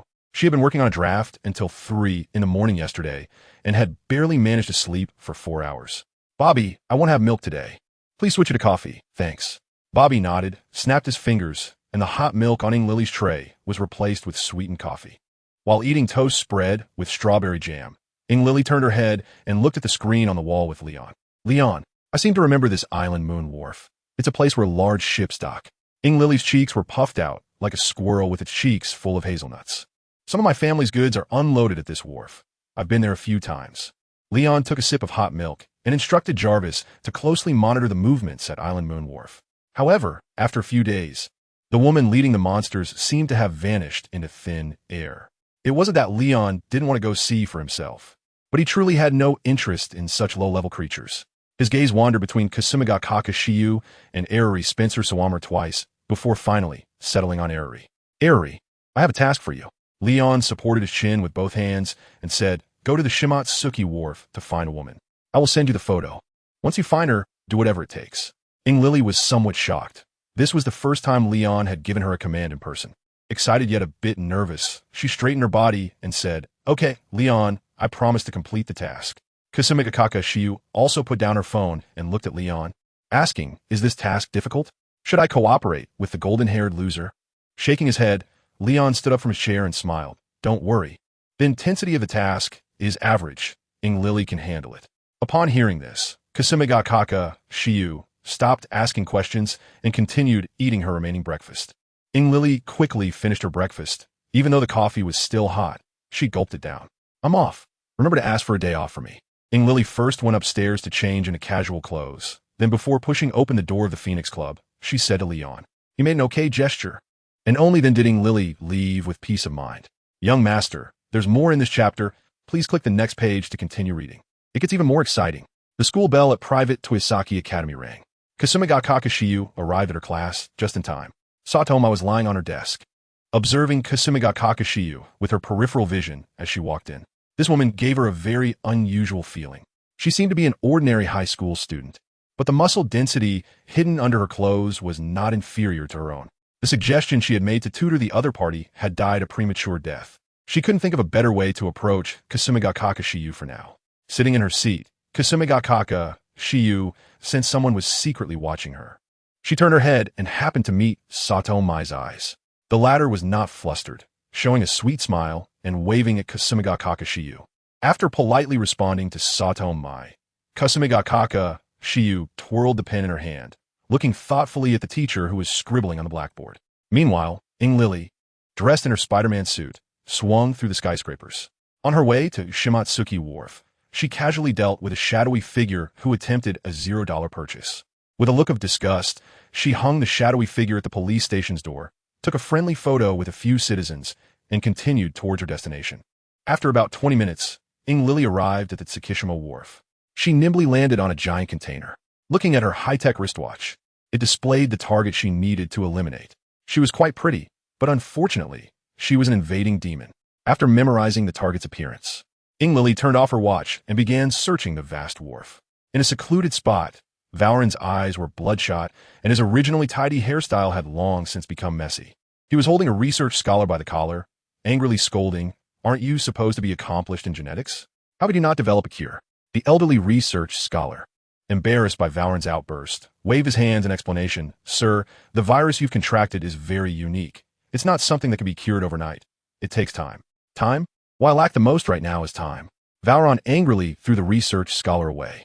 He looked at the high-ranking members who had come from America and kicked over a precision research instrument, loudly declaring, "Is there no one who can give me a satisfactory answer?" The crowd remained silent. Suddenly, a light laugh broke the silence. Yakuji Ryoko covered her mouth. Looking disdainfully at the frantic Valorant, Valorant loosened his tie and quickly walked to Yakuji Ryoko's side, his expression grim as he said, "Cousin, what's so funny? Tell your cousin." Yakuji Ryoko crossed her arms and coldly looked at Valorant. "I see a dying man in a fit of impotent rage." "Ha ha!" Valorant laughed to the sky. He grabbed Yakuji Ryoko's arm and pinned her against the wall, speaking word by word. "If I die, your father won't survive either." Yakuji Ryoko lifted her long leg and kicked Valorant in the chest. Ignoring his fiery gaze, she calmly patted the area he had grabbed, softly saying, "You don't need to worry about that. I have my own ways." Valorant rubbed his chest, squinting his eyes, his gaze lingering on Yakuji Ryoko for a long time. "Boss." Several of the brothers outside have mysteriously disappeared. Just as the atmosphere became unusually tense, Zhou entered from outside and whispered a few words in Valorant's ear. Valorant frowned. His first reaction was that the police had discovered them, but he quickly dismissed that thought. After all, it was impossible for the police to quietly capture a gang leader of his level. "Did you find anything?" Valorant asked. Zhou shook his head, which was also what made him feel strange. The brothers outside weren't many, but there were 5 or 6 of them, all of whom had mysteriously disappeared without a sound, leaving no trace behind. Valorant scratched his neck. The green spots had already spread to the top of his head. As his emotions fluctuated, the speed of the green spot spread was visible to the naked eye. "Gather the remaining people. We're going back to America." After some deep thought, Valorant made his decision. To untie the bell, one must be the one who tied it. Since it was infected by that big lizard, they would deal with it at the source. Zhou also agreed with Valorant's decision. The world had not been safe lately. If it weren't for the boss's carelessness, he wouldn't be flying around everywhere. Just as Zhou was about to carry out Valorant's order, a scream echoed from outside the container. Yakuji Ryoko instantly became alert, pulling out her handgun from her waist. Valorant and Zhou also drew their weapons. The other researchers huddled together. The scream did not last long. Had it not been for the blood seeping through the container seams, everyone would have thought they were hearing things. Looking at the amount of blood on the ground, Yakuji Ryoko tightened her grip on the gun. She judged that Valorant's men outside were all dead. "Hey, throw me the scales." Yakuji Ryoko shouted at a researcher. Inside a glass case next to the researcher were some fixed dragon scales. The researcher did not immediately follow Yakuji Ryoko's instructions. He first glanced at his superior, and seeing no objection, he opened the glass case, took out the dragon scales, and threw them to Yakuji Ryoko. Young master, there's more in this chapter. Please click the next page to continue reading. It gets even more exciting. Stop dawdling, it's wasting time. Due to the lack of a rope, Ryoko Yaoishi had no choice but to put the dragon scales in her pocket. Varong witnessed the entire process but did not speak up to stop it. A night of experiments proved that the dragon scales were completely useless after being separated from Ryoko Yaoishi, at best a decorative collectible. The current situation was quite dire. More strength meant more chances of survival, and even a fool knew what to choose. A knocking sound came from the tightly closed container. Ryoko Yaoishi perked up her ears to listen carefully. It was the sound of fingers tapping. "Stop hiding, come out, I'm so hungry." A woman's voice called from outside the container. Varong mockingly shouted back, "Let us out, and it's just sending us to our deaths. If you have the guts, come in." Ryoko Yaoishi shot Varong a glare. This foolish guy. What if the other party was trying to deceive them? He was actively exposing himself. At that moment, Varong's condition was quite strange. Half of his face had already transformed into that of a lizard. His pupils turned into slits, and he kept sticking out his tongue to lick his lips. After hearing Varong's response, the woman's voice outside fell silent. Zhou wanted to approach the container door to see if the other party had left. However, Ryoko Yaoishi stopped him.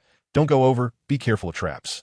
It wasn't that Ryoko Yaoishi was soft-hearted and couldn't bear to see anyone die. It was because there were only 3 people with combat capability. If Zhou got killed, Ryoko Yaoishi would truly have to fight to the death. After a brief silence, a pale arm pierced through the container. Zhou instinctively fired his gun, but the bullets were utterly ineffective, failing to penetrate the woman's skin. She tore open the container door as easily as ripping paper. A slender, attractive woman appeared before them. Ryoko Yaoishi's heart raced with alarm. The woman in front of her gave her the feeling of being targeted by a fierce beast, and her back quickly became drenched in sweat. Zhou stood shoulder to shoulder with Varong.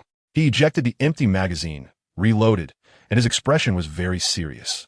"Boss, this woman is not ordinary. We need to be careful." But at that moment, Varong couldn't hear a single word. Upon seeing the mysterious woman, he frantically pulled the trigger. Bullets rained down on the woman's face, yet still failed to penetrate her skin.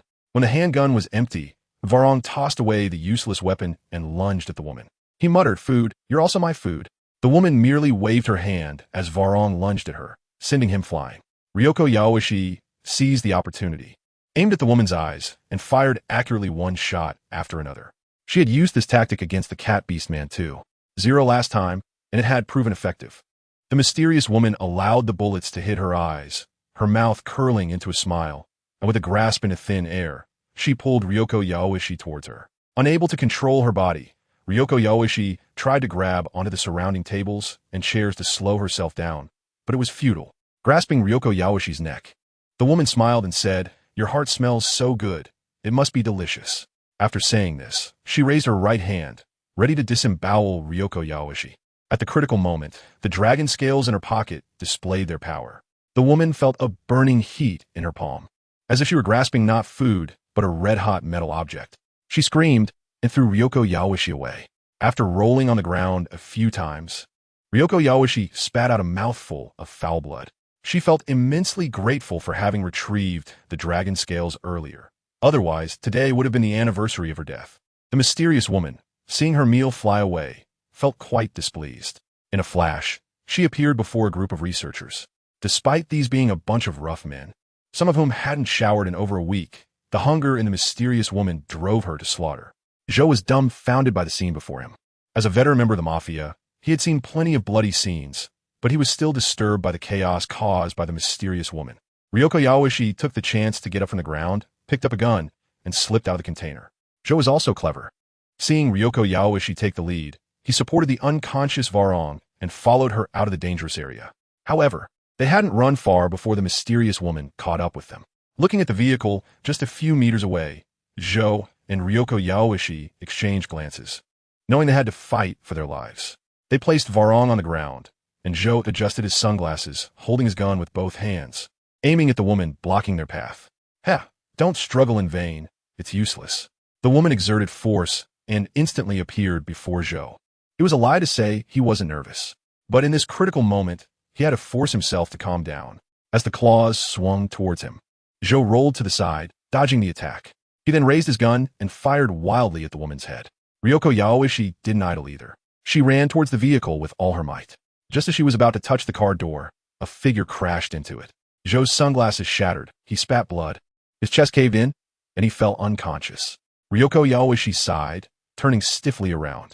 The woman was licking the blood off her claws, stepping towards her one step at a time. Oh dear, you're late. Don't mind me. This chapter isn't over. Please click the next page to continue reading. A white spider silk wrapped around the woman's leg, and Ryoko Yaoishi looked in the direction of the sound, happily calling out, "It's you, Spider Sister." "It's not Spider Sister. It's Spider-Man," Inari said, pulling the spider silk while expressing her dissatisfaction. This big-breasted woman, just like Poem Yu from the Kasha Hill, was so annoying, always giving her ugly nicknames. Inari was unhappy, and the consequences were serious. The mysterious woman was spun around by Inari and then thrown away with great force.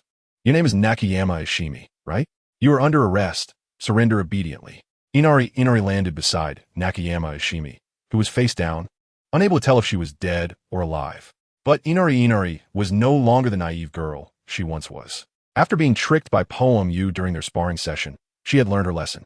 The other party had even called it all's fair in war. To prevent the other party from playing dead, Inari wrapped Nakayama Ishimi in spider silk like a giant rice dumpling. Haha, mission accomplished. Inari clapped her hands, quite satisfied with her masterpiece. Next, she just needed to take care of this woman, and the mission would be complete. Unfortunately, plans couldn't keep up with changes. Nakayama Ishimi suddenly opened her eyes, and two large, pointed ears sprouted from her head. "Damn little spider, I will tear you to pieces, meow." Inari was startled by the sudden transformation. She and T expected her to be able to transform as well. Nakayama Ishimi used her claws to cut through the spider silk that wrapped around her body. She found the sticky sensation on her skin quite disgusting, licked her tongue, and her expression grew even more disdainful. "Meow, little spider, you've made Cat Master very angry." Behind Nakayama Ishimi, two black cat tails swayed. Her eyes emitted a strange black light, and the people who had previously died actually stood up unsteadily. Lily furrowed her brows and quickly shot out spider silk towards Nakayama Ishimi, attempting to use the same trick again. But Nakayama Ishimi was not foolish. How could she be defeated by the same move twice? She increased the distance between herself and Lily and moved to the hiding place of Kyusuke Ryoko, easily capturing her. Instead of directly grabbing her with her hands like before, she placed her claws on Kyusuke Ryoko's head, ready to strike at any moment. Lily found herself in a dilemma. The walking corpses were getting closer, and she could already smell the strong scent of blood. Wasn't this a zombie? Lily scratched her head. She continuously shot spider silk from her wrist, wrapping it around the legs of these zombie-like corpses. Suddenly, Lily was startled. She immediately swung away with the spider silk. A yellow bullet shot where she had just been. Goodness, there are people shooting black guns. Lily glared angrily, her eyes wide. She began searching for the LYB, hiding in the shadows. Heaven rewards the diligent. Lily found the person who had shot at her on a dirt slope. However, there was something wrong with this person. His chest had been ripped open, and his heart was missing. Looking at this corpse that Nakayama Ishimi had toyed with, Lily sighed, bound the person's hands and feet, and threw him into the sea. The living corpses on the field were dealt with by Lily, leaving only Nakayama Ishimi, who was holding Kyusuke Ryoko. "Not bad, little spider, you do have some skills." Nakayama Ishimi licked her lips, her gaze towards Lily filled with appetite. "I suddenly don't want to kill you anymore. If I keep you by my side, I can have delicious spider meat every day, right?" Lily spat and shouted, "Are you dreaming? You want to raise me? Your brain must be fried." Nakayama Ishimi laughed heartily. "The dual-faced Buddha is dead. The 100 hearts it wanted have been eaten by me. Now I am a true, great demon." After saying that, to show her might, she waved her hand, and 3 claw marks flew towards the distant container. The claw marks collided with the container. It was like a hot knife cutting through butter, smoothly passing through, even sending forth residual force, creating a 10-meter-high wave in the sea. Lily was left dumbfounded. This is what Liang called average strength? He must have some misunderstanding of the word average. Stiffly turning her head, Lily chuckled and said to Nakayama Ishimi, "How about you pretend I never came?"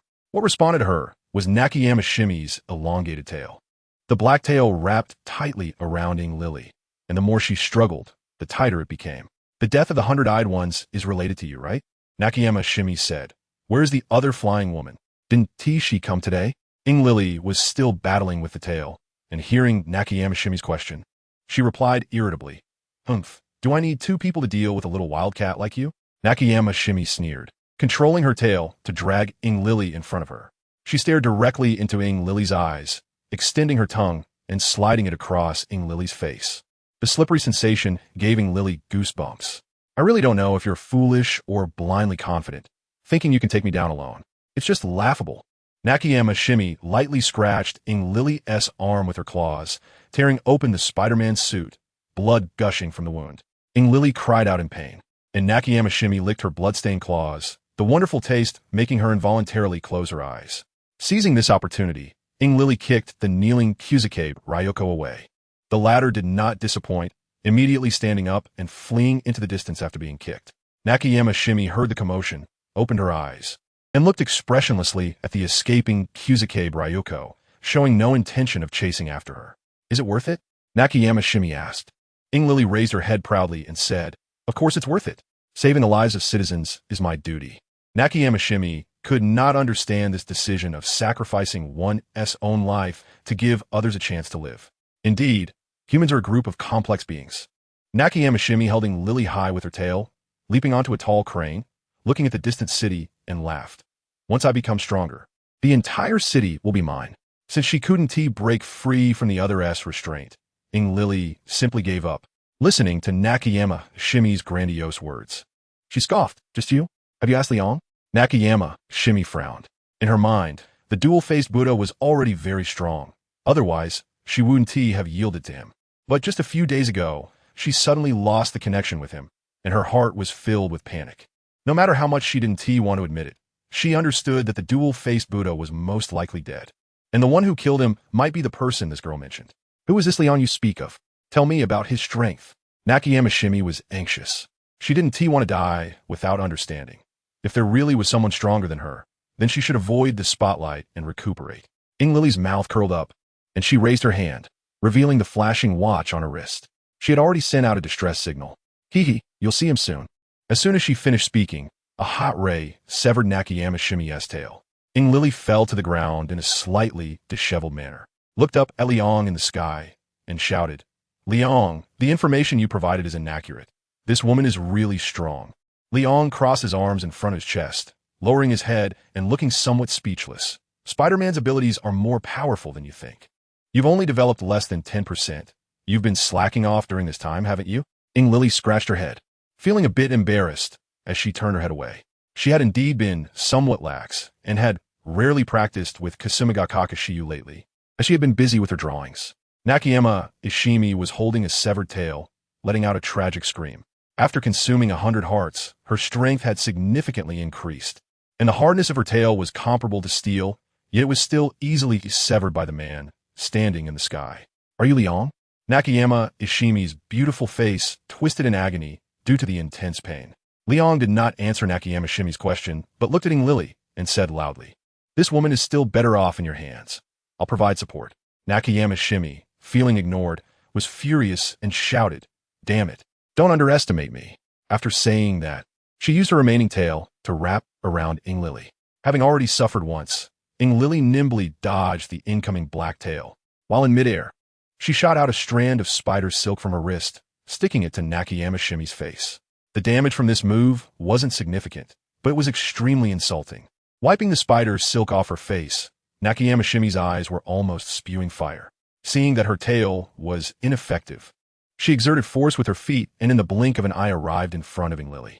Little spider, if I catch you, I will have leverage to negotiate with that man. Nakayama Shimi's plan was simple.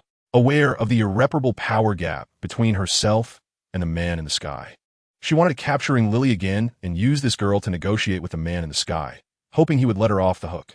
Lily picked up a steel pipe from the ground to block the incoming claws.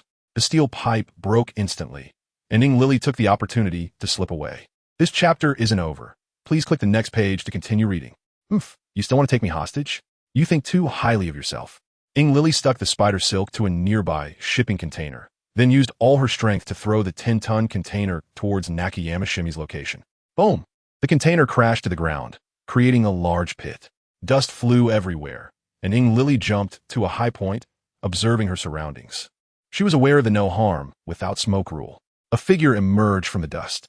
Nakayama Shimi was unscathed. She looked up at Ing Lily, and her back began to glow. The black tail that had been severed by Li Ong grew back again, and its fur became even shinier. The tip sprouted a long syringe filled with bubbling purple liquid. Ing Lily noticed Nakayama Shimi's change, and, just in case, tapped a few times on her Spider-Man suit, which had new features added by Li Ong. The black and white spider suit instantly changed color, becoming blue and black, and upon closer inspection, one could see electric currents flowing across the suit. Just as Ing Lily was changing her gear, Nakayama Shimi jumped from the ground to stand in front of her, claws swinging toward her face. Ing Lily quickly rolled backward and shot out spider silk with electric arcs from her wrist. The arcs were added to the silk as it passed through the suit. Nakayama Shimi thought it was the same harmless silk as before, standing still without dodging. But this time, the outcome surprised her. The electric arc silk stuck to Nakayama Shimi's abdomen, and a strong current surged through her, making her tremble. Ing Lily seized the opportunity, using her agile movements to continuously shoot electric arc silk at Nakayama Shimi. Wave after wave of paralysis left Nakayama Shimi in agony. She desperately wanted to catch the little spider bouncing around in front of her, but both her tail and claws felt numb, rendering her powerless. In the end, Nakayama Shimi could only resort to a clumsy method. She fell from a height, temporarily escaping Ing Lily's line of sight. Just as Ing Lily was about to pursue, she was met with a long syringe. Nakayama Shimi clung to the shipping container, enduring the electric currents on her body, injecting the purple liquid from the syringe into Ing Lily's body. Fortunately, Ing Lily reacted quickly. Sensing she had been hit, she gritted her teeth against the discomfort, grabbed Nakayama Shimi's tail, and pulled the syringe down. However, despite that, a portion of the purple liquid was still injected into her body. Liang, standing in the sky, shook his head. He had already decided that after this battle, he would send Ing Lily to Paradise Island for Hippolyta to train rigorously. Feeling dizzy, Ing Lily collapsed on the shipping container, now completely drained of energy and unable to muster any spirit. Nakayama Shimi climbed up the container using both hands and feet, coming to face Ing Lily with a triumphant smile. "Little spider, how does it feel to be poisoned?" Nakayama Shimi squatted down, reaching out to touch Ing Lily's face, only to be stopped by a heat ray. Liang fell from the sky, silently watching Zhongshan Shimi, who was covering her broken hand. "Please give me a way out. From now on, I swear I won't step into your territory again." Zhongshan Shimi knelt on the container, bowing her head repeatedly. At this moment, she had already abandoned her self-esteem. Surviving was the most crucial thing. Liang said indifferently, "The whole world is under my control. Where can you escape to?" Upon hearing this, Zhongshan Shimi's face went pale. She stopped her kowtowing and slowly stood up from the container, controlling her tail behind her and fiercely stabbing it towards Liang.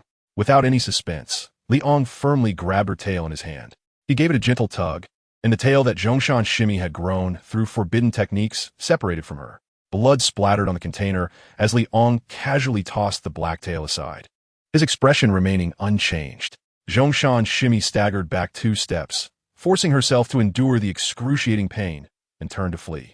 However, her speed was no match for the speed of light. Zhongshan Shimi's upper body had already shot out of the container's range.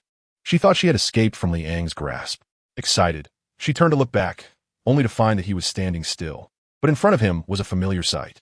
Zhongshan Shimi's eyes scrutinized closely and finally recognized that familiar sight.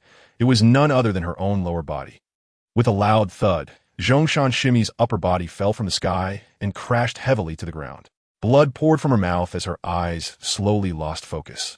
Liang did not go to confirm whether Zhongshan Shimi was dead or alive.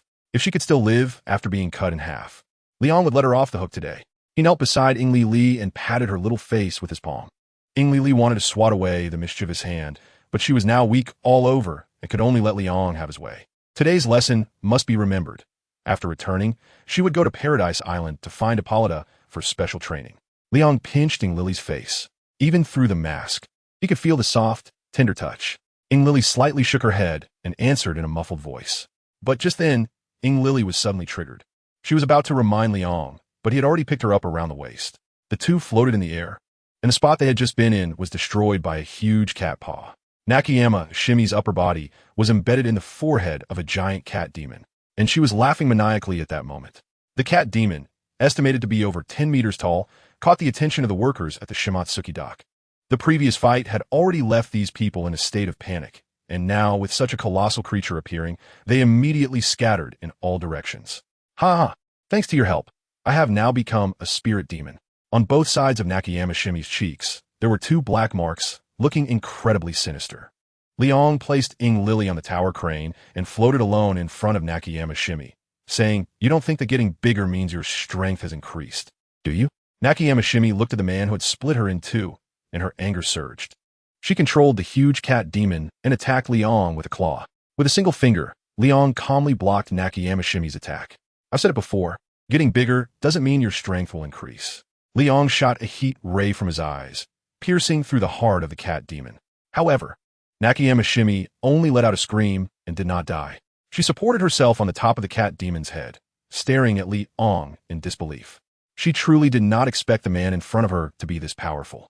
Even the dual-faced Buddha would not appear so relaxed when facing a demon spirit. Looking up at the sun, which was nearing noon, Liang did not want to waste his lunchtime because of a minor enemy. He grabbed Nakayama Shimi's claw, which was trying to retract, and no matter how much she struggled, it was futile. Aiming towards the sea, he directly threw the large black cat away. Just arriving in a car, Uehara Toshio witnessed this scene, almost dropping his jaw in shock. His companion, Yakuji Temple Ryoiko, was not much better off, her eyes wide open. I said, "Yakuji Temple, there's Superman. We can put our hearts back in our stomachs now." Uehara Toshio put down the rifle in his hand. Now a loyal fan of Superman, Yakuji Temple Ryoiko was also quite speechless. She had left when Spider-Man was in a tough battle with Nakayama Shimi. But now that they were with Superman, it felt like a completely different set. "Let's have the officers help evacuate the crowd. We should go take a look," Yakuji Temple Ryoiko said to Uehara Toshio. Uehara Toshio nodded, casually grabbing a strong man to relay Yakuji Temple Ryoiko's orders. The 2 of them, holding rifles, cautiously walked towards the direction of the sea. The cat demon that fell into the sea was quite uncomfortable. Nakayama Shimi could not swim and could only flounder in the water. Liang hovered above, amusedly watching Zhongshan Shimi, who was trying to reach the shore. "Do you need my help?" Liang asked friendly. Zhongshan Shimi shook her head like a wave drum, rejecting Liang's kindness. Who knows if the other party's help would lead to her being humanely destroyed. She would rely on her own abilities to reach the shore. Liang, unbothered by the rejection, thought that since direct help was not needed, he would lend a hand in another way. A heat ray burst from his eyes, hitting the sea area where Zhongshan Shimi was located. The originally cold seawater began to boil, and Zhongshan Shimi screamed, "Quick, close your eyes, don't heat it up anymore." Liang turned a deaf ear, continuously directing the heat rays at the seawater. The scalding seawater left Zhongshan Shimi flustered, as her head went underwater several times, swallowing mouthfuls of seawater. As she drew closer to the shore, a meaty aroma wafted through the air. The cat demon's skin was scorched, blood dripping profusely, and Zhongshan Shimi's face was also lacerated. She glared at Liang above, and the power of her hatred surprisingly caused wings to sprout from the cat demon's back. The enormous wings stirred up a strong wind, allowing the cat demon to break free from the water. Liang didn't expect that such a stimulus would bring out Zhongshan Shimi's potential. But it didn't matter, it was just an extra pair of wings. The huge cat demon flew above Liang, and their perspective shifted. Zhongshan Shimi glared down at Liang from a high vantage point, her mouth uttering venomous words. "Damn human. I will skin you alive and leave your flesh to be sunbaked under the scorching sun." Liang scratched his ear, disliking the upward angle of the view. In an instant, his figure flashed and appeared in front of Zhongshan Shimi, with his right hand clenched into a fist. He made intimate contact with the opponent's large face. The cat demon's body rapidly fell, crashing into the ground and plowing a deep trench several meters long. Anyone can talk trash, but what matters is strength. Liang flew back from the sea to the dock, holding Zhongshan Shimi from the tunnel in his hand. "The way you just described dying is quite good. You can give it a try." Liang's hand roamed over the cat demon's body, feeling the threat of death. Zhongshan Shimi opened her remaining eye, revealing a pleading expression. However, Liang's heart would not soften for a mere evil creature.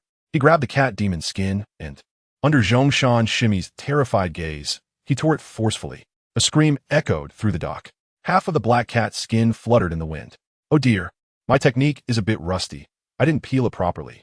Liang had a faint smile on his face, but to Zhongshan Shimi, that smile was as terrifying as a devil in hell. Liang didn't care about his image in Nakayama Shimi's eyes. He quickened his movements and peeled off the remaining half of the cat's skin. Nakayama Shimi was already in so much pain that she couldn't breathe. The flesh, exposed to the air, made her suffer every second. Blood had pooled on the ground, forming a small puddle. Pharmacist Temple Ryoko and Uchiyumi Toshio, who had replanned their route, peeked out from behind a container and watched the entire process of Master Li's technique. Young Master, there's more in this chapter. Please click the next page to continue reading. It gets even more exciting. Uchiyumi Toshio didn't find the other party cruel. In fact, he thought the skinning was a bit too fast, not allowing the evil spirit to fully experience the pain. Pharmacist Temple Ryoko stroked her chin. While watching the superhero's technique demonstration, the dragon scales in her pocket began to heat up. She speculated that to unleash the true effect of the dragon scales, the blood and flesh of the evil spirit would be needed. After the superhero dealt with the cat demon, she planned to collect some blood to see if it was as she imagined. Liang threw the barely alive Zhongshan Shimi onto the ground. The opponent's body twitched in pain as it touched the sandy earth. I beg you, spare my life. I'll give you the demon core, just let me live. Zhongshan Shimi leaned on the cat demon's forehead, gasping for breath with every word he spoke. The red light in Liang's eyes stopped. He was very interested in the demon Dan that Zhongshan Shimi mentioned. What is a demon Dan? Liang asked, seeing that the other party was a bit intrigued. Zhongshan Shimi hurriedly said, the demon Dan is unique to demon spirits. The higher the cultivation years of the demon spirit, the better the quality of the demon Dan. So how many years have you cultivated? I've been cultivating for 120 years now, and the quality of the demon Dan can be said to be moderately good. Zhongshan Shimi told a small eye here. A demon Dan from 120 years of cultivation could only be considered slightly above low grade. Claiming it to be moderately good was an exaggeration. Liang stretched out his hand, signaling the other party to hand over the demon core. Zhongshan Shimi hesitated. She didn't know if giving up the demon core would allow her to save her life. However, seeing Liang, who was growing impatient, she feared he might glare at her to death, so she chose to follow her heart. She opened her mouth wide, her throat moved, and a bead the size of a marble was spat into Liang's hand. Liang raised his eyebrows, not expecting the demon core to make its appearance in such a way. He picked it up with a hint of disdain and examined it closely. In the middle of the bead was a very small cat, which resembled the beauty of Zhongshan's stone to some extent. How is this demon core used? Liang could sense a faint energy from the monster's core. However, this energy was not even comparable to a single dragon scale from the Longevity Elder. He couldn't believe that the inner core of a monster that had cultivated for 120 years would be so useless. In response to Liang's inquiry, Nakayama Shimi did not answer immediately. She looked at him and smiled, saying, My lord, you must promise not to kill me first, and then I will tell you how to use the monster's core. Liang did not nod or shake his head, but the intense rays in his eyes gradually converged. Stop! Stop! Stop! Zhongshan Shimi was intimidated. After experiencing a period of life in the mortal world and enjoying the benefits brought by the new world, Zhongshan Shimi did not want to die easily. She would firmly grasp any glimmer of hope. The demon core is the key to the cultivation of every demon spirit. Losing it is equivalent to losing all magical power. Zhongshan Shimi pointed at herself and said, For example, I right now could be easily taken down by an ordinary person. As for the usage method, if a shrine maiden obtains it, she can purify the impurities in the demon core and transform it into pure spiritual power for her own use. Exorcists, on the other hand, would refine the demon core into some kind of weapon or tool to enhance their combat power. After listening to Zhongshan Shimi's explanation, a question arose in Liang's mind. So what happens to ordinary people if they obtain a demon core? Liang voiced his confusion. Zhongshan Shimi looked at Liang strangely and said matter-of-factly, Of course, they would turn into monsters. However, after becoming a monster, some people with strong self-control would become half-demons, while those with weak self-control would become puppets of the demon core. So that's how it is. The question in his heart was resolved. Liang raised the demon pill in front of his eyes again, and some thoughts emerged in his mind. Zhongshan Shi was anxiously waiting for her fate. She hoped desperately that the man in front of her would spare her life. She would escape far away to the other side of the ocean to find those who caused trouble, both white-skinned and black-skinned. Liang put away the demon core and looked at Nakayama Shimi, who was bowing her head in front of him. A red light gathered in his eyes, and this time it did not dissipate like before, but directly pierced through her head. Nakayama Shimi's eyes widened as she collapsed weakly onto the demon cat's head. blood streaming down her face. With her death, the giant cat demon also fell silent, its body gradually turning to ashes and scattering with the wind. Liang Fei flew up to the tower crane, holding the recovering Lily in his arms, disappearing into the blue sky and white clouds. Pharmacist Temple Ryoko and Weichi Toshio exchanged glances, confirming that the crisis was over, and then walked out from behind the container. The former took out a small plastic bag from his pocket to collect some blood from the ground. The latter squatted down at the spot where the cat demon had turned to ashes, dipping his finger into the residue on the ground, looking thoughtful. Liang, holding Ying Lily, soon returned to the private Toyosaki Academy. As soon as he stepped into the Phoenix Club, the school bell for lunch break rang. He placed Ying Lily on the sofa and removed his superhero costume. He poked Ying Lily's arm, and she could barely stretch out her hand to hit him. But her strength was weak. As usual, Kasumiga Kakashiwa arrived at the Phoenix Club and saw Liang teasing Ying Lily as soon as she entered. Curiously, she approached Ying Lily and, imitating Liang, poked her cheek with her finger. Ying Lily, in a fit of frustration, tried to bite Shiwa's finger, but the latter quickly dodged. Is she poisoned? Kasumiga Kakashiwa asked. Liang nodded. I was hit by an evil spell. Xiajichio Shiyu looked amusingly at the turned head of Ying Lily and reached out to pat her head a few times. Oh dear, if that's the case. Doesn't that mean the golden-haired loser has failed her mission? After patting Ying Lily's head, Xiajichio Shiyu moved to a different position and started to rub her face vigorously. Damn big cow, just wait until I recover my strength and see how I deal with you. Ying Lily's small face was being squished into various shapes by Xiajichio Shiyu. She thought to herself that even if she lost, she wouldn't lose her spirit. So she stubbornly made a fierce remark, which only earned her even worse treatment from Xiajichio Shiyu. While bullying the weak and helpless Ying Lily, Xiajichio Shiyu asked Liang, so how long will it take for her to get better? I can go to Paradise Island. Hippolyta should be able to develop an antidote there. Facing Xiajichio Shiyu's inquiry, Liang waved his hand and replied, no need to go through all that trouble. I've already checked on her. In about 3 more hours, the toxicity will disappear. With Liang's words, Xiajichio Shiyu no longer worried about Ying Lily's condition. Although she was having fun bullying her, she still cared when it came to matters of life and death. Ying Lily also breathed a sigh of relief. She just needed to wait 3 more hours, and she would be back to normal, ready to return all the suffering she had endured. However, Ying Lily forgot to hide her vengeful gaze, which was keenly observed by Xiajichio Shiyu, causing her grip to tighten even more. Ignoring the 2 girls who were in a love-hate relationship, Liang began to enjoy his delicious lunch. He liked the cuisine from the Yanhuang region, and the Phoenix Society's lunch and dinner were almost all cooked according to that style. Abi and Bobby had been trained by Liang to become masters of Yanhuang cuisine, and the taste of their dishes improved day by day. Smelling the enticing aroma, Xiajichio Shiyu temporarily letting Lily off the hook. She looked at the salivating Ying Lily and seductively said, are you really craving some food? Promise me one thing, and I'll carry you over. Ying Lily wanted to refuse firmly to show her strong will, but the growling of her stomach made her lower her proud head. TSK, Fine. I'll agree to one thing, Ying Lily said softly. Xiajichio Shiyu shook the phone in her hand, which was displaying that it was recording. She was unaware of Ying Lily's little scheme, trying to play tricks with soft whispers and the passage of time. But she forgot that we were in the age of technology. Knowing that her little plan had been seen through, Ying Lily pouted and simply chose to remain silent. Xiajichio Shiyu kept her word and carried Ying Lily to the dining table. At this point, Liang had already finished 3 bowls of white rice, and the dishes on the table had been replenished. Xiajichio Shiyu picked up a piece of beef and put it in her mouth, then said to Liang, 3 pretty girls came to school to look for you this morning, but you weren't here, so they left for now, saying they would come back in the afternoon. Liang paused while eating. 3 pretty girls? The images of 3 girls immediately appeared in his mind. Oh, that must be Kikyo and the others. Liang swallowed the food in his mouth and took a sip of the fragrant bone broth. As soon as the name Jigging was mentioned, Ying Lily became a bit excited. She was very interested in this legendary witch. She had previously mentioned visiting her, but as the deadline approached, she had to postpone the plan. Now it seemed she could meet her in advance. Kasumiga Kakashiwa also showed a similar expression. After all, she was from another world, and saying she didn't want to meet would definitely be a lie. The chapter is not over yet.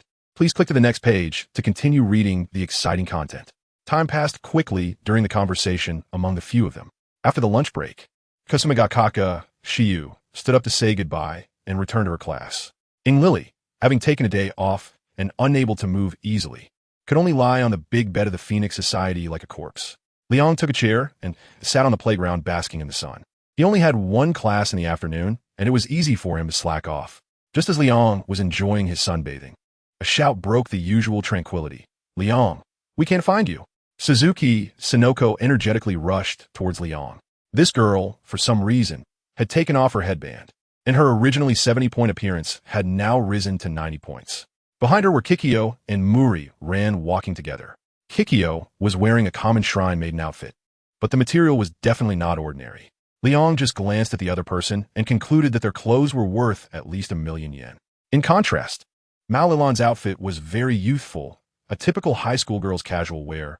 The quality couldn't be said to be good, but it wasn't bad either. Suzuki Sonoko ran up to Liang and, seeing that he didn't pay attention to her, waved her hand in front of his eyes. When there was still no response, she tried to take off the sunglasses on his nose. But just as her hand was about to touch the sunglasses, Liang stopped her.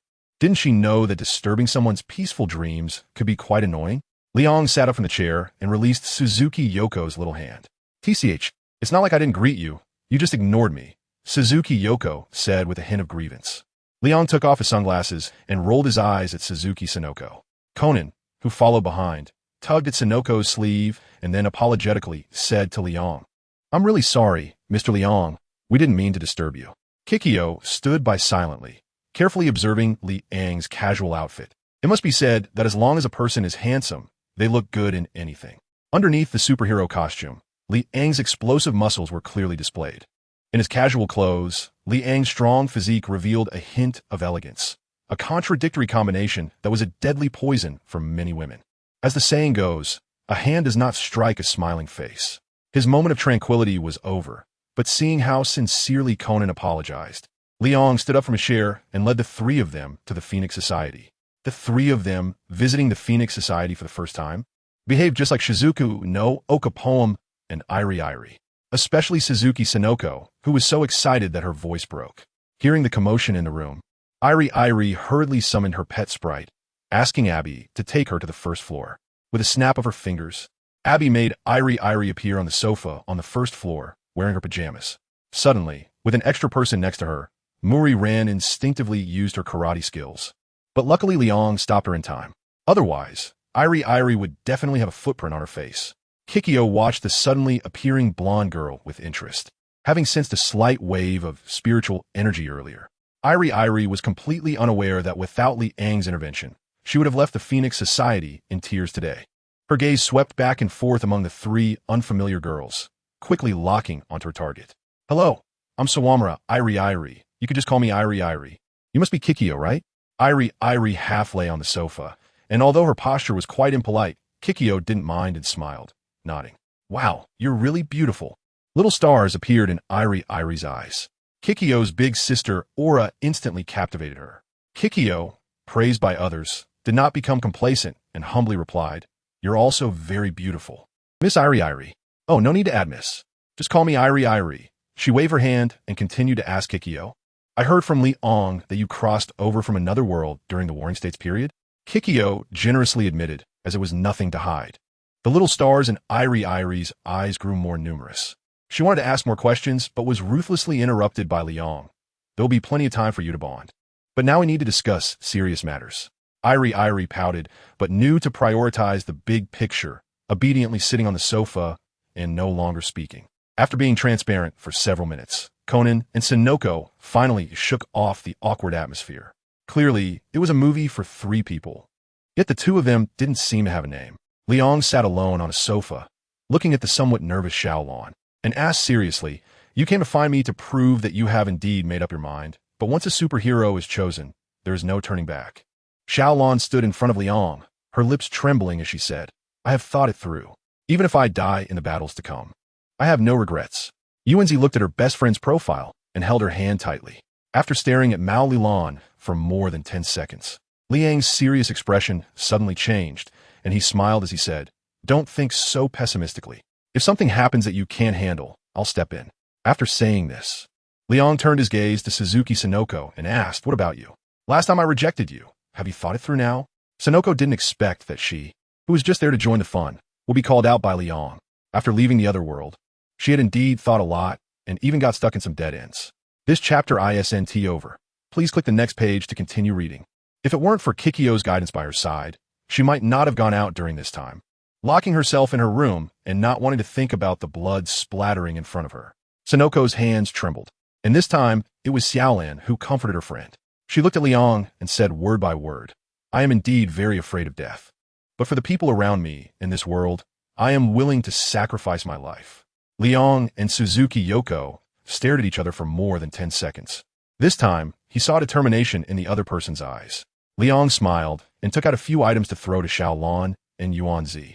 After receiving the things thrown by Liang, the two girls kept examining the objects in their hands, looking quite puzzled.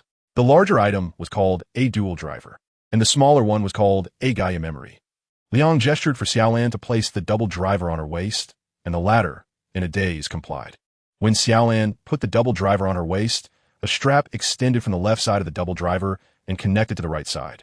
At the same time, a similar double driver appeared on Yuanzi's waist. "Hey, I have one here too," Yuanzi said in surprise. She tried to activate the double driver, but it had no response when opened. It should be inserted into the slot to work. Kikyo took the Gaia memory from Yuanzi's hand and pressed the button on it. Cyclone, an electronic voice emitted from the Gaia memory. Under Yuanzi's bewildered expression, Kikyo inserted the hurricane memory into the double driver on her waist. A stream of data flashed by. The hurricane memory inserted in Yuanzi's belt appeared on Xiaolan's belt, just as Yuanzi was about to ask how it got over there. She rolled her eyes and fainted before she could speak. Fortunately, Kikyo was right next to Yuanzi and caught her in time. Xiaolan looked at the hurricane memory on her belt with some confusion, unsure of what to do next. Press the ace memory in your hand, then insert it into the slot and push the double driver. Liang pointed out the next steps to Xiaolan. After understanding the general process, Xiaolan looked at the purple strip in her hand and pressed the button on it. Joker. The same electronic sound came from the Gaia memory. Xiaolan inserted the ace memory into the left slot of the double driver, then pressed it simultaneously and pushed the double driver apart. Cyclone. Joker.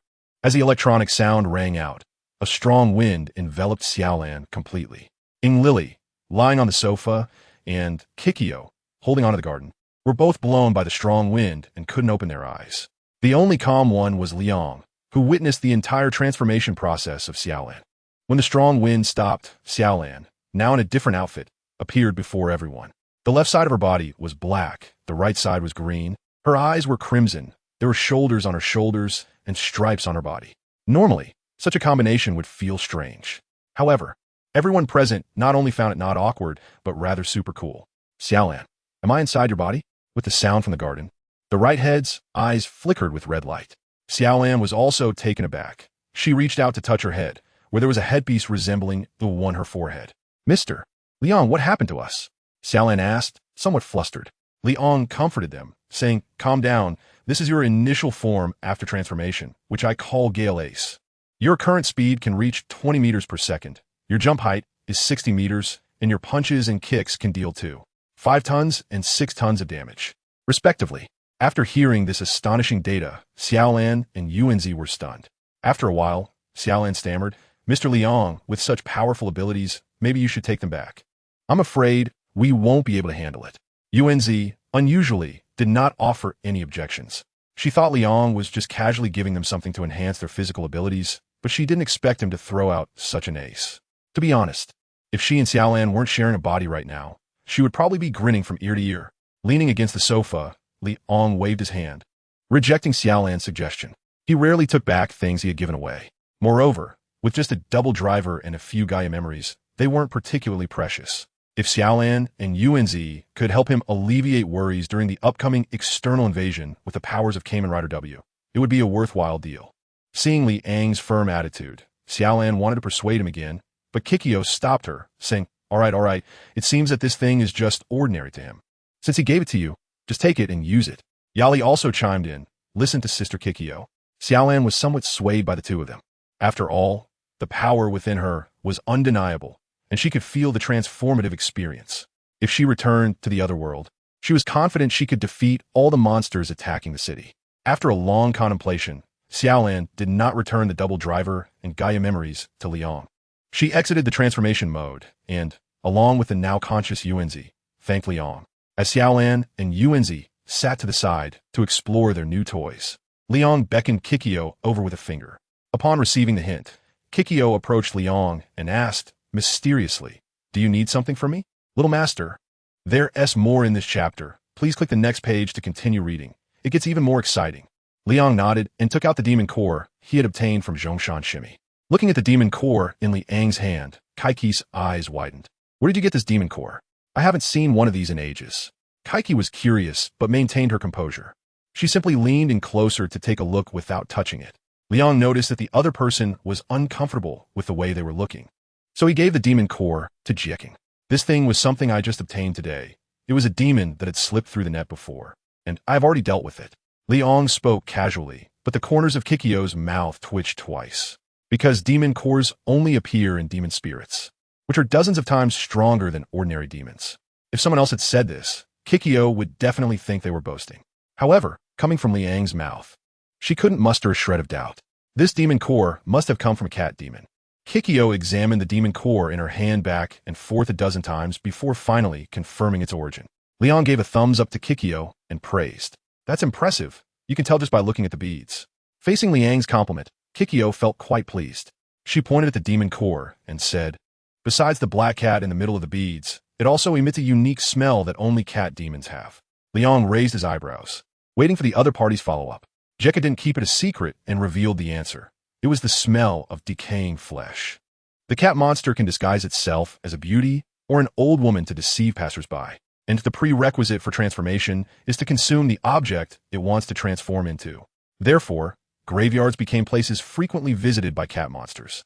Listening to Jekka's explanation, Liang felt that his useless knowledge had increased again. Playing with the monster core? Jekka said to Liang, "You can't be showing me the monster core just to show off, can you?" Liang shrugged. "I've heard that you priestesses can purify the filth in demon cores, so I wanted to ask for your help."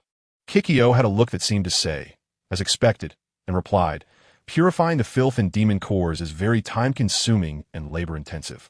If I agree to help you, what's in it for me?"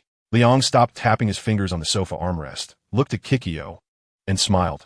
"Do you want the same transformation device as Xiaolan and the others?" Kikyo shook her head. Although she was envious of the enhancement brought by the transformation, it didn't align with her combat philosophy. "Then tell me, what kind of benefits do you want?" Liang threw the question back to the person asking. Anyway, his stock was still relatively abundant. Even if it was the moon in the sky, he could find a way to get it for Kaiki. Kaiki propped her chin up with one hand, contemplating what she could gain from Liang. He had previously invited her to be part of a superhero team, but she had hesitated at the time. Over the past few days, Kaiki had given it serious thought and felt a bit tempted. The outsiders, who invade various worlds, were an unforgivable evil that must be eradicated. However, Kaiki was well aware of her own strengths and weaknesses. The urgent matter was to enhance her own abilities. After deciding on what reward she needed, Kaiki said to Liang, "I want to improve my spiritual power and combat skills. Can you help me?" Liang's lips curled up. He had anticipated the thoughts of Jieking. The request, made by the other party, was exactly what he had imagined. "Of course I can help you. Once you thoroughly purify the filth in the demon core, I will take you to another world to enhance your abilities." Liang's words stirred up feelings in Kikyo, and she reached out her hand, looking directly into his eyes as she said, "A promise is a promise?" Kikyo's childish side left Liang both amused and helpless. He reluctantly high-fived her as a vow and replied indulgently, "A promise is a promise." With Liang's assurance, Kikyo placed the demon core into her Miko outfit and softly said, "It will probably take about a month to purify the impurities. You shouldn't be in a hurry to use it, right?" Liang is indeed not in a hurry. He told Jike not to rush, as long as he can give him a purified demon core in a month. He also confirmed what Zhongshan Shimi had said. Hearing that Liang wanted to give the demon core to ordinary people, Jike frowned slightly and said, "What that cat told you should be fine. But I suggest that when you select candidates, try to lean towards those with a strong will." Liang nodded. Even if Kikyo didn't say anything, he had plans in this regard. Xiaolan and Yuan Zi were playing with the Gaia memory on the other side, and Inglili also came over to join the fun. The electronic sounds of Cyclone and Joker echoed back and forth in the Phoenix Society. Liang scratched the back of his head, looking speechlessly at the three guys who seemed like kindergarten children. Suddenly, the door of the Phoenix Society was pushed open. Kasumigakaka Shiyu walked in with her backpack. Unknowingly, it was already time for school to be over. She heard strange electronic sounds coming from the living room and curiously walked over. Kasumigakaka Shiyu first saw Liang and Kirigaya, greeted the two, and her gaze lingered slightly on Kirigaya, who was dressed as a shrine maiden. Then she followed the gaze of the two and immediately felt a headache. She found the source of the strange electronic sounds. What were they doing? Kasumigakaka Shiyu stood beside Liang and asked. Liang briefly recounted the events of the afternoon to the other person. After listening, Shiyu Kazunoko was surprised that she had missed so many interesting things. So this is the Kikyo you've been thinking about? Shiyu Kazunoko smiled and reached out her hand towards Kikyo. Hello, my name is Shiyu Kazunoko, and my identity outside is Wonder Woman. Kikyo smiled back and responded, You can call me Kikyo, a shrine maiden from another world. The two women shook hands amicably. Later, when Yoko noticed a new face in the crowd, she forcibly ran over to show Shiyu Kazunoko the transformation effect. Watching the cool Kamen Rider W, Shiyu Kazunoko expressed high praise. After transforming back, Yoko casually approached Shiyu Kazunoko, patting her shoulder and exclaiming that she had good taste. Shiyu Kazunoko subtly took a small step back, avoiding Yoko's hand that was about to come down again. Ran noticed Shiyu Kazunoko's small movement and awkwardly stepped forward to pull Yoko away, her face turning as red as a ripe apple. Seeing that it was getting late, Liang suggested that everyone have dinner before leaving. Of course, Ingli Li and Shiyu Kazunoko had no objections, but Ran looked a bit troubled. Biting her lip, she quietly said to Liang, Mr. Liang, I can't stay here for dinner. I have to go home to make dinner for my dad. Liang frowned and was about to speak when Yuanzi spoke up for him. Oh, Xiaolan, let's just stay and have a meal. I'll handle Mr. Mori. After saying that, Yuanzi took out her phone and ordered a luxurious meal, with the destination being the Mori Detective Agency. After hanging up, Yuanzi linked her arm with Xiaolan's and smiled. See? The problem is perfectly solved. Xiaolan was both amused and helpless at her friend's actions, but now that it had come to this, she could only stay. Then I'll trouble you, Mr. Leon, Xiaolan said, bowing slightly to express her gratitude. Leon waved his hand, saying it was just a dinner, a small effort. Because there were more guests today, Abby and Barbie did their best to make the dinner particularly rich. However, the delicious food was secondary. What interested Xiaolan and Yuanzi more were the house elves that appeared out of nowhere. While feeding herself, Yuanzi's gaze kept sizing up Abby, who was standing nearby. Unable to stand it any longer, Xiaolan nudged Yuanzi's thigh under the table, reminding her to tone it down. With the hint from her good friend, Yuanzi reluctantly withdrew her gaze and sighed, saying, Such a magical creature, something I could only see in movies before, and now it's right in front of me. It's truly magical realism. Upon hearing Yuanzi's murmurs, Xiaolan instinctively nodded in agreement. Dinner concluded. Yuanzi sincerely invited Inglili and Kasumigakaka Shiyu to her home. As for Leon, she wanted to invite him too, but when he merely gave her a look, Yuanzi obediently kept quiet. After thinking it over, Inglili and Kasumigakaka Shiyu declined Yuanzi's kind offer, stating that it was getting late and they could meet another day. Yuanzi didn't push the matter. There would be plenty of days ahead. However, since they couldn't visit, she could still drive them home. She had come here today, with the butler driving, and the car was parked outside the private Toisaki Academy. It was already 7 in the evening, and she suggested taking Kasumigakaka Shiyu and Inglili home. This time, the two women did not refuse and got into Yuanzi's extended Lincoln. As she watched them leave, Leon took advantage of the night and flew back to the villa. After listening to Jarvis's report, he comfortably took a bath and lay down on the soft bed. Just as Leon was about to fall asleep, something strange happened out at sea. A cargo ship departing from America was suddenly enveloped in a fog that rose without warning. Captain Eric stood on the deck, frowning deeply as he sternly asked the first mate beside him, still unable to contact the outside world. The first mate's forehead was already covered in sweat as he quickly replied, Yes, Captain. The communicator has tried every method, but there is still no response. Eric took off his hat, his graying hair blowing in the sea breeze. He stared at the fog over the sea, feeling an ominous premonition. Prepare everyone for an attack. We might be in big trouble. Eric put his hat back on, and his words startled the first mate. After all, he had been with Eric for 7 years, and he rarely spoke so seriously. In his memory, such conversations had only happened once before. That time, they encountered pirates, and although they escaped unscathed, it had scared him quite a bit. Hopefully they could get through this one safely too. The first mate sighed and relayed Eric's orders down the line. The cargo ship continued on its original course. Eric returned to the captain's cabin and took out 2 pistols from the safe, an M1911 and a Colt Python revolver. Strapping the dual guns to his waist, Eric walked out of the captain's cabin with a heavy expression. He hadn't used these 2 old companions in a long time. Hopefully, they wouldn't be needed today. Rushing to the pilot house, before Eric could speak, the first mate Looking terrified, said Captain, There's a strange ship appearing in our line of sight. At this, Eric took the binoculars handed to him by a crew member and looked in the direction the first mate indicated. An old-fashioned sailing ship came into view. The sails were tattered, and the railings were decayed beyond recognition. It was incredible that such a ship, fit for a museum, appeared so brazenly on the dangerous sea. As Eric raised the binoculars higher and saw the flag hanging on the sailing ship, he involuntarily said, "It's a pirate ship." Hearing the captain's instinctive murmur, the first mate's eyes widened. What era was it now?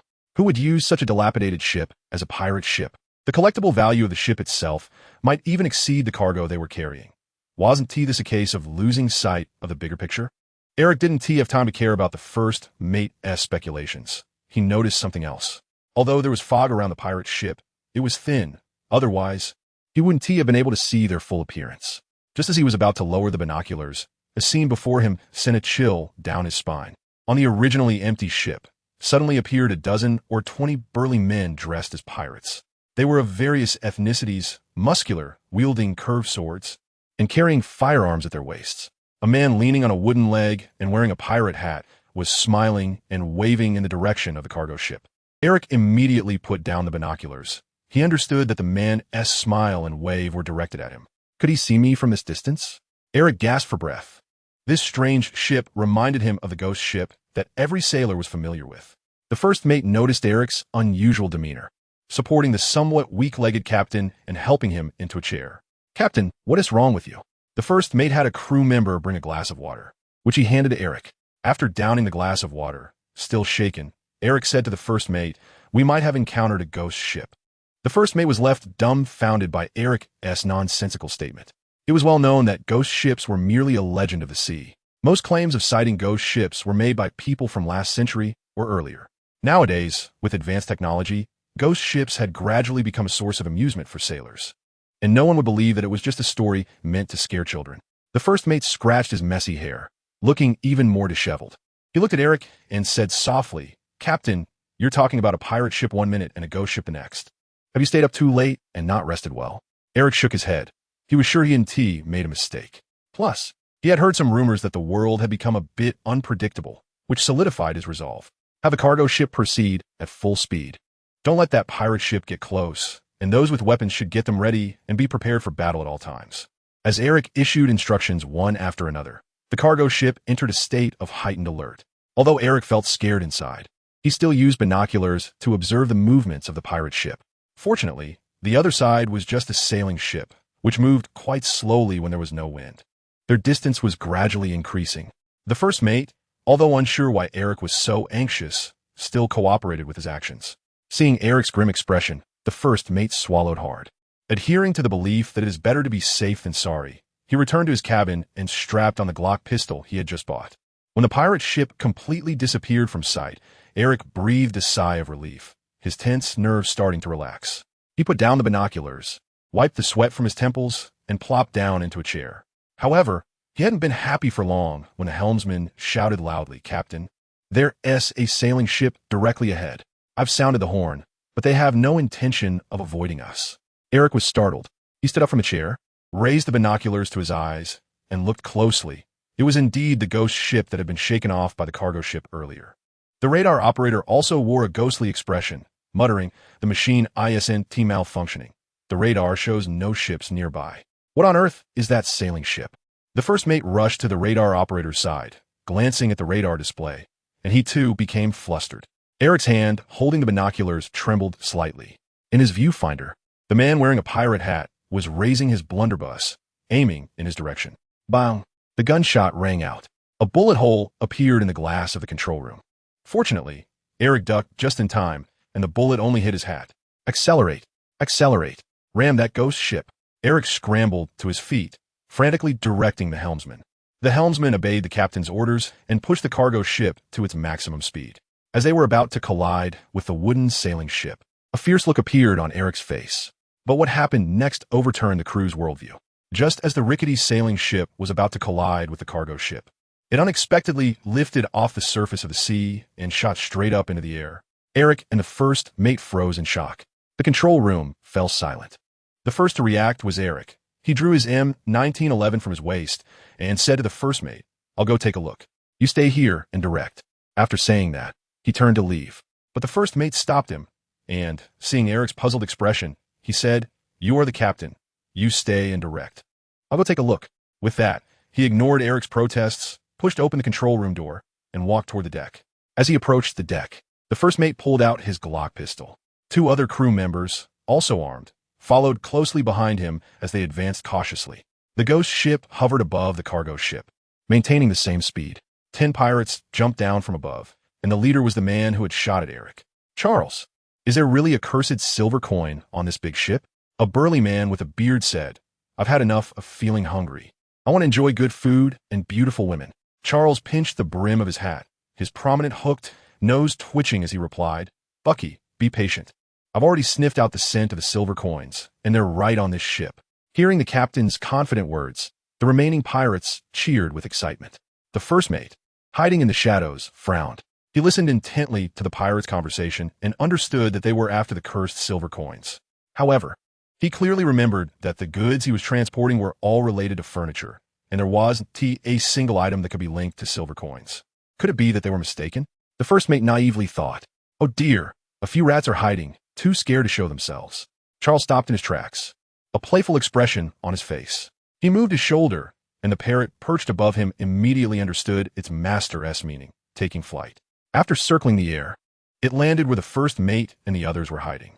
Realizing their position had been exposed, the first mate decisively retreated from his cover and raised his gun, shooting the bird that had given away their location.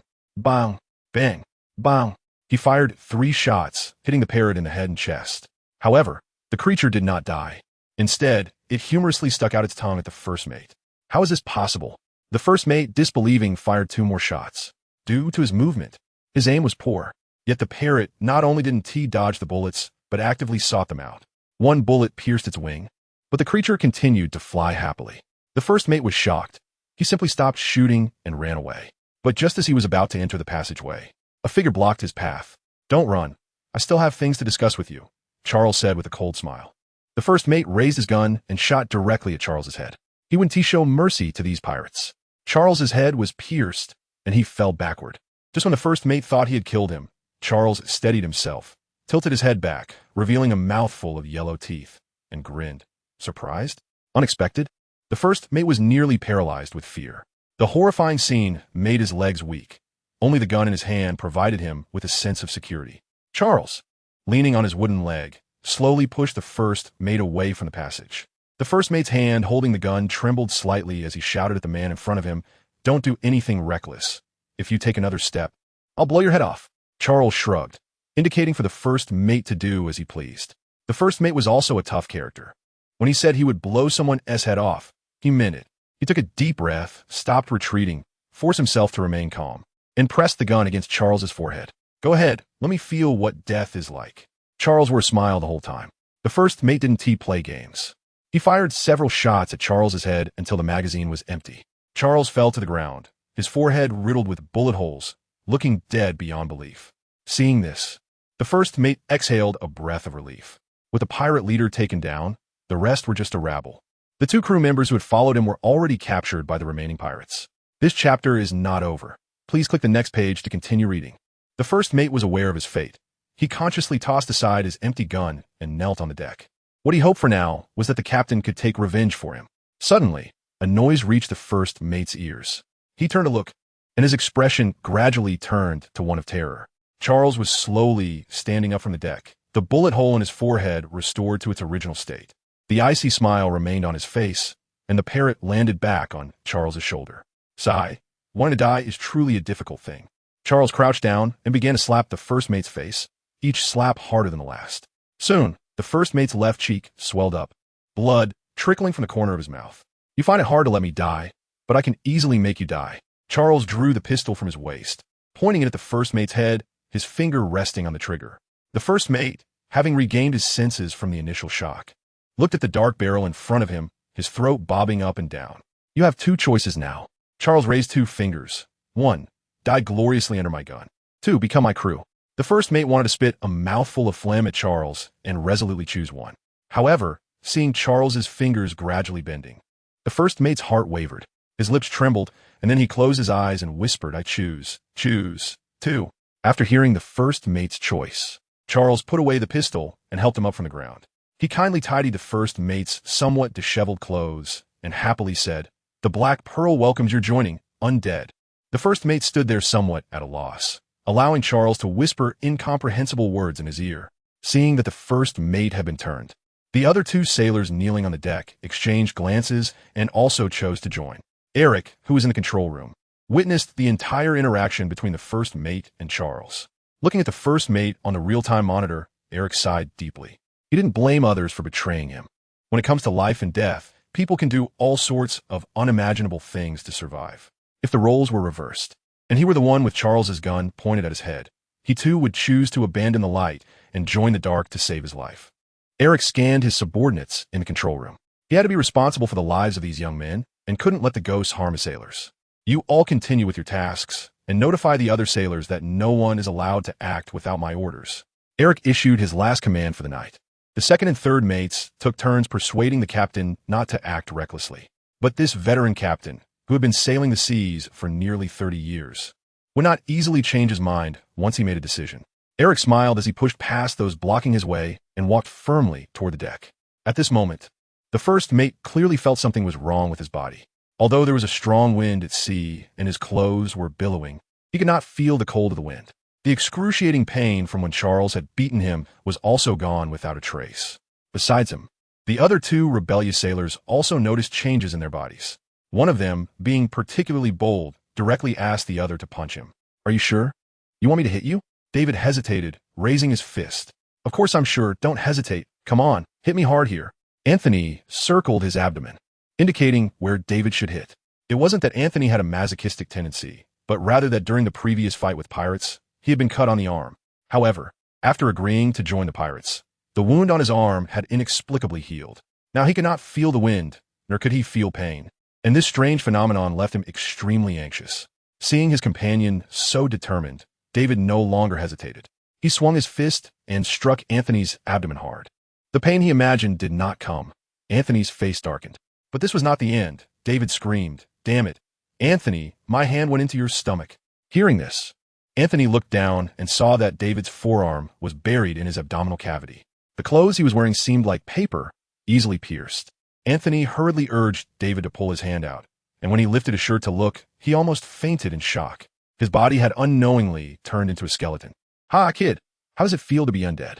The speaker was Buggy, who stood beside Anthony and David. He had not missed the little antics of the two. However, he did not stop them. After all, some things are much more interesting when discovered by the person themselves. "What the hell did you do to us?" Anthony shouted in fury. He stepped forward to confront Buggy, who impatiently kicked Anthony away. Leaning against the railing, Buggy chuckled lightly and said, "Literally, you are now undead. Anyone who joins the Black Pearl can enjoy this treatment." "Who the hell wants this treatment?" Anthony stood up from the ground, shaking his fists in anger as he charged at Buggy. Really annoying. Buggy drew his curved knife and beheaded Anthony. Watching his companion's head roll twice on the deck, David was on the verge of a breakdown. The headless body of Anthony did not die. The headless corpse spun in place, flailing its arms wildly in the air. "Stop crying. Hurry and put my head back on." Anthony's head lay tilted on the deck, angrily shouting at David. This scene was witnessed by the first mate, who swallowed hard, instinctively shivering at the thought of his own abnormality. Death is not terrifying. Being neither human nor ghost is the most terrifying. Charles also saw the farcical scene and merely shrugged, saying to the pale-faced first mate, "Isn't being a skeleton great? Undying and eternal, forever in this world." As he spoke, a moonbeam fell from the night sky. It was then that the first mate finally saw Charles's true appearance clearly. The clothes he wore were already tattered, and the skull on his hat had long faded. Beneath the open ragged garments was a skeletal frame woven with spider webs. The only thing that could barely be considered flesh was the eyeballs in the sockets. At that moment, the moonlight shifted, landing on the first mate. He looked at his skeletal hand and found himself at a loss for words. Eric, who had just walked out of the passage, also saw the horrifying scene on the deck. A group of variously shaped skeletons walked back and forth in front of him. Charles noticed Eric's arrival. He swaggered over to stand before him, politely removing his hat and bowing to Eric. "You must be the captain of this ship, right?" Charles put his hat back on and extended his skeletal fingers to flick at the badge on Eric's chest. Eric forced himself to maintain eye contact with Charles. Try not to focus on the other's actions. Yes, I'm the captain of this cargo ship. After organizing his thoughts, Eric said, I don't know what significance there is in hijacking my ship, but I want to tell you that we don't have what you're looking for on board. Charles grinned and patted Eric on the shoulder, saying, don't jump to conclusions so quickly. There's a reason why I came to your ship. Eric frowned. The other's confident response made his heart sink. What I'm looking for is in these containers. Charles pointed at the cargo ship's containers, if you don't mind. I'll have my men start searching. Before Eric could respond, Charles waved his hand behind him.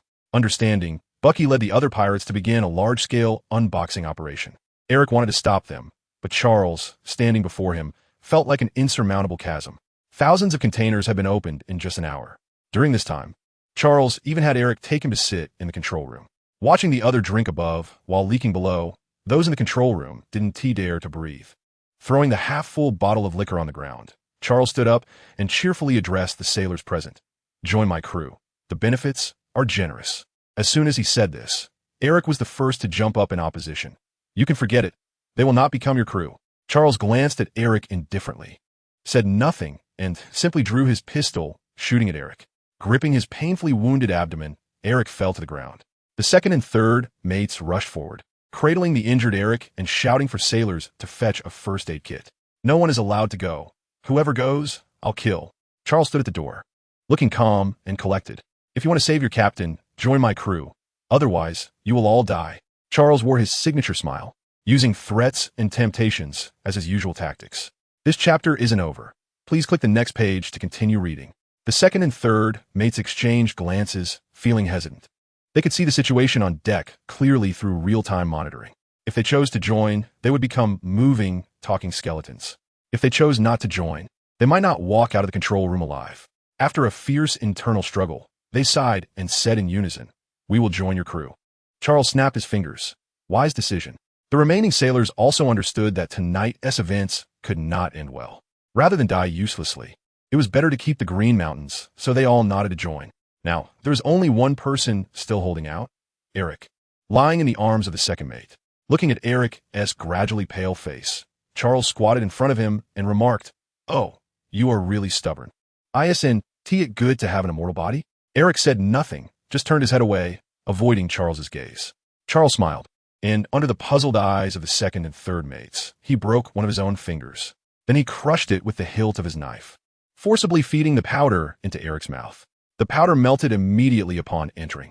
Eric couldn't even vomit it out. The gunshot wound in his abdomen mysteriously disappeared after the powder entered his mouth. Charles straightened up, clapped his hands, and, under Eric's resentful gaze, walked out of the control room. At this moment, the sea mist was gradually dissipating. Moonlight streamed through the glass, illuminating the control room. The once flesh-and-blood sailors had all turned into skeletons that could star in horror films without makeup. Charles returned to the deck. As soon as Bucky saw him, he hurried over, looking dejected, and said, Boss, we didn't find the cursed silver coins, just a bunch of broken furniture. Charles gestured for Bucky not to worry. He walked past the containers, sensing the presence of the cursed silver coins. When he reached the seventh-to-last container, Charles stopped, his gaze fixed on an ordinary wooden cabinet. Lift this cabinet out, Charles instructed Bucky. Bucky easily moved the cabinet out of the container and placed it in front of Charles. Charles extended his palm and glided over the cabinet. Finally, he stopped at the upper left corner of the cabinet. His finger pressed hard, piercing the wood, and then he pulled forcefully, revealing a hidden compartment behind it. A silver coin with a crown skull appeared before him. Charles held the coin in his hand, getting closer to accomplishing his goal. Seeing the coin in Charles's hand, Bucky joyfully took off his head and tossed it into the air repeatedly to celebrate. Damn, we're finally getting out of this misery. Although Charles was also very happy, as the boss, he had long mastered the ability to keep his emotions in check. After securing the cursed silver coin, Charles and Bucky jumped down from the container to reunite with the remaining pirates. With Eric's crew added, Charles's pirate team had expanded to 50 members. Eric stood on the deck, neither sad nor happy, waiting for the new captain's orders. Charles knew Eric was unwilling in his heart, but he didn't care.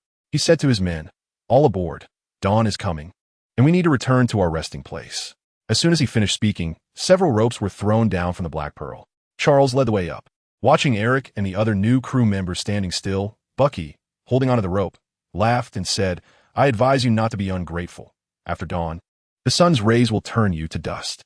After saying this, Bucky skillfully climbed back up the rope to the Black Pearl.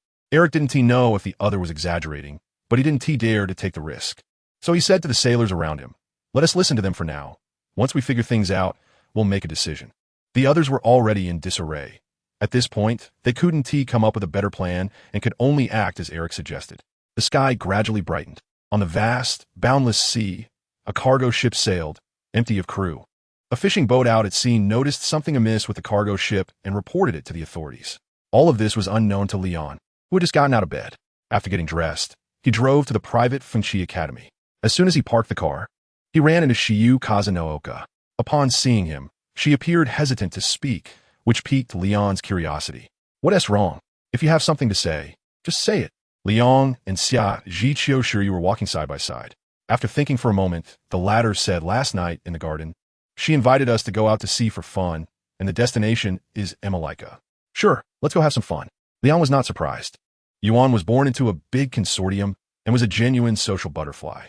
Now that he had extraordinary abilities, it was natural for him to find ways to build good relationships with established superheroes. Although Kasumi Kakashiwa and Ingriri had not debuted for long, their qualifications were still significant. In the twisted hierarchy of Neon, seniority was very important. "Besides us, she also wanted to invite you." Kasumiga Kakashiwa actively opened the door to the Phoenix Society for Leon, saying as she walked, "You are the head of the New Gods."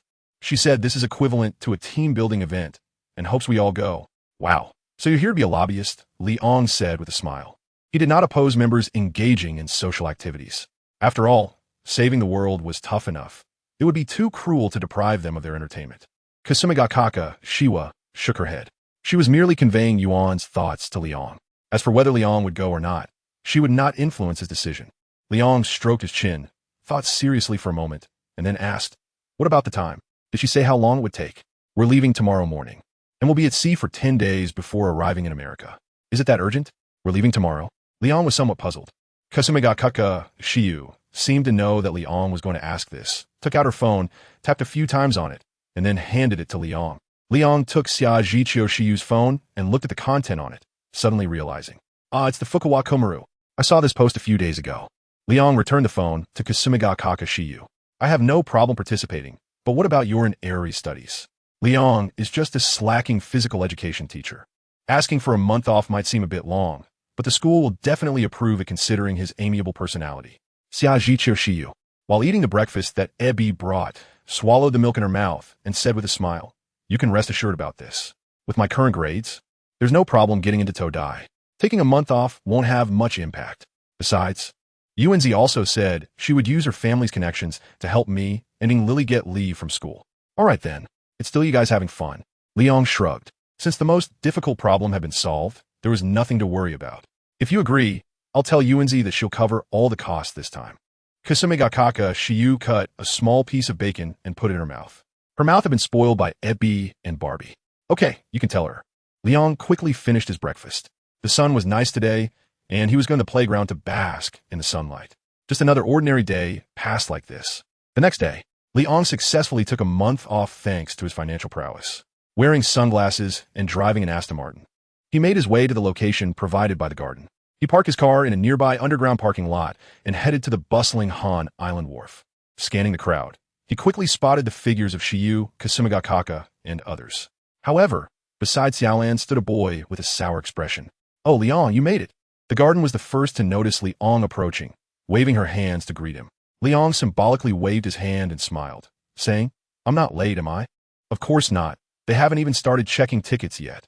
The little girl in the garden had a rosy face. She had spent the last couple of days testing the abilities of Kamen Rider W with Xiaolan. The feeling of smashing marble with a punch and breaking steel with a kick was so exhilarating that it kept her awake at night. Today, Kasumiga Kakashiwa wore a floral long dress, her black hair braided into a twist, and she had on a pure white sun hat. Her previously unadorned face was now lightly made up. Those enticing pink lips made it hard for Leon to look away. "Have you seen enough?" Kasumiga Kakashiwa said, her ears faintly reddening and her tone a bit shy. Leon noticed the shyness of Shiyu Kusanagi and reluctantly averted his gaze. When she sensed Liang's gaze shift, Shiyu Kusanagi let out a sigh of relief, but felt a bit disappointed inside. This guy, if he doesn't want to look, then fine. Why wasn't he this obedient before? Unaware of Shiyu Kusunagi's inner thoughts, Liang turned his attention to Eri Spencer Sawamura. The girl was particularly pretty today. She wore a loose light green t-shirt paired with light blue cropped jeans, complemented by her golden twin tails, making her look full of energy. Humph, Liang, are you stunned by my beauty? Eri crossed her arms, her little head almost held high up to the sky. Liang really wanted to remind the other person to stop crossing her arms and leave some room for future children to eat. Perhaps Liang's expression revealed some of his inner thoughts, as Ying Lily actually put her hands down from her chest and blushed, saying, Liang, are you thinking of something inappropriate? In response to Ying Lily's question, Liang merely raised an eyebrow and shifted his gaze to the third girl. Jubiko was dressed in her usual shrine maiden outfit, but she had applied light makeup, making her beautiful face even more radiant. This is something Yuanzi insisted on, saying that when we go out to play, there should be a sense of ceremony. Noticing Liang's gaze, Jubiko explained the origin of her makeup. Doesn't it look bad? Jubiko touched her face. It was her first time wearing makeup, and she felt a little nervous inside. It looks great, very suitable for you, Liang praised. Hearing Liang's compliment, Jubiko smiled slightly. When Liang's gaze shifted again, a figure blocked his view. Are you the Liang Mr. mentioned by Xiaolon? The boy in the white t-shirt had a smug expression, making Liang's fists clench a little. Shouldn't you introduce yourself when asking someone else's name? Kid, Liang won't pamper anyone. This arrogant guy deserves to be shown his place. My name is Kudo Shinichi, and I am Ran's childhood friend. Little master, there's more in this chapter. Please click the next page to continue reading. It gets even more exciting. As if declaring his sovereignty, Kudo Shinichi took Ran's hand after he finished speaking. However, Ran skillfully dodged and stood beside the garden. The scene suddenly became a bit awkward. Kasumigakaka, Shiwa, and Eri were already annoyed with Kudo Shinichi. This guy came in with a sour face, and if someone didn't know better, they would think he was owed $1 billion by someone present. Now that he was put in his place, Eri couldn't help but laugh out loud. Childhood friends? Just like this? Liang's disdainful attitude provoked Kudo Shinichi. The reason he came to participate in this cruise trip was that Ran had been distracted lately, often mumbling a name. He exerted great effort to finally hear what she was saying. After prying for information from Sonoko, he learned that it was a man. This made Kudo Shinichi feel as if grass was growing on his head. Ren was just standing for too long. Her legs were a bit sore, so she moved around a bit and happened to miss it. Don't think too much about it. Kudo Shinichi's sophistry made Liang shake his head. Could this guy, whose mind was filled with reasoning, not see that Ran's affection for him was steadily decreasing during the previous otherworldly incident? This guy was nowhere to be found when Ran needed him the most. After everything was over and Ran's emotions stabilized, he showed up to make an appearance, claiming he was still working on the case and couldn't leave. These details were shared with Liang by the gossiping Sonoko. At that time, Ran had an upset stomach and went to the restroom, while Kisumigakaka, Shiwa, and Eri were also present. After the explanation, the expressions of the two girls were increasingly disdainful. Fine, whatever you say is fine. Self-deception is also a form of comfort. Liang helplessly scratched the back of his head. If he had known this annoying guy would be here, he wouldn't have come. Isn't it nice to just lie at home and soak up the sun? Kudo Shinichi wanted to say something more, but was interrupted by Ran. Enough, Shinichi. You promised me before you came that you wouldn't cause trouble. Ran's expression was as cold as ice. It was the first time Kudo Shinichi had seen her so angry. I didn't mean to cause trouble. It's just that the way he looks at girls makes me uncomfortable. Kudo Shinichi defended himself. Wow. The moment those words came out, aside from Ran, all the other girls were staring at Kudo Shinichi with wide eyes. Inori fired back. What does Liang's way of looking at us have to do with you? And what's wrong with his gaze? Does it exude perversion and filth? Kasumigakaka Shiyu added with a sharp remark. That's still better than coming over with a deadpan face, making it seem like we owe him 10 billion. Kikyo also joined the fray. Hey friend, do you consider how Ran feels when you talk so recklessly? You're being too selfish. Suzuki Sonoko wanted to say something, but the three girls had said it all. She opened her mouth and could only manage a single line. Me too. Kudo Shinichi's face turned extremely pale. This was the first time he had been bombarded by the words of several beautiful girls. What he wanted most right now was to take Ran and leave. But just as he reached out to hold Ran's hand again, she avoided him. The first time could be considered an accident, but the second time was hard to explain. The girl saw this and erupted into another round of teasing. Kudo Shinichi frowned, looking at Ran, and asked in confusion, "Do you want to stay here? With this man?" Liang, who was being called out, rolled his eyes. He had already decided that he would give this kid an unforgettable lesson. Ran sighed. Before meeting Liang, she had truly seen Shinichi as someone to entrust her life to. But after the otherworldly incident, her thoughts began to waver. Similar to what Sonoko analyzed. When Ran needed comfort the most, Kudo Shinichi was busy with his deductions. Only after he was done did he remember he had a childhood friend who had just escaped death. Moreover, when he came over, he was empty-handed, and Eri Kisaki shook her head in disbelief. If she hadn't stopped him, Kagoro Muri would have exploded in anger. I promised Sonoko that I would accompany her to relax. Ran said, looking at Kudo Shinichi. Detective, did you forget? I'm also someone who just experienced a supernatural incident. Kudo Shinichi was rendered speechless by Ran's words. He stood silently in place. And for the first time, this detective, whose mind was filled with solving cases, reflected on whether he had truly overlooked Ran's feelings. Perhaps he should take some time to accompany her. But what Kudo Shinichi didn't know was that even if he changed from now on, it would be too late. Once the crack in the heart appeared, it wasn't so easy to mend. After pondering for a moment, Kudo Shinichi forced a smile at Ran and said, I suddenly remembered I have something to take care of, so I won't join you on this cruise trip. Have fun. After saying that, without waiting for Ran's response, he forced a smile at Liang and the others and disappeared into the crowd. Ran stood there in a daze, watching the direction Shinichi left, unsure of what was on her mind. All right, don't be sad. It's not worth getting angry over that jerk. You still have me. Sonoko hugged Ran's arm and playfully said, we're the best partners now. As the main force, if you let some trivial matters affect your fighting power, that would be such a loss. Ran couldn't help but laugh at Sonoko's words. She gently patted Sonoko's hand to show that she was fine. Just then, the Fukamurumuru also started checking tickets. Sonoko led the way, and the group proudly became the first batch of boarders. This is the benefit of having cash power. Once they boarded this 5-star floating resort, Liang leaned on the railing, feeling the sea breeze and watching the crowd below. Suddenly, Liang's gaze sharpened as he spotted a familiar figure in the crowd boarding the ship. Dressed in a blue suit paired with a flashy red vest and black formal pants, it was none other than Seba Ryu from City Hunter.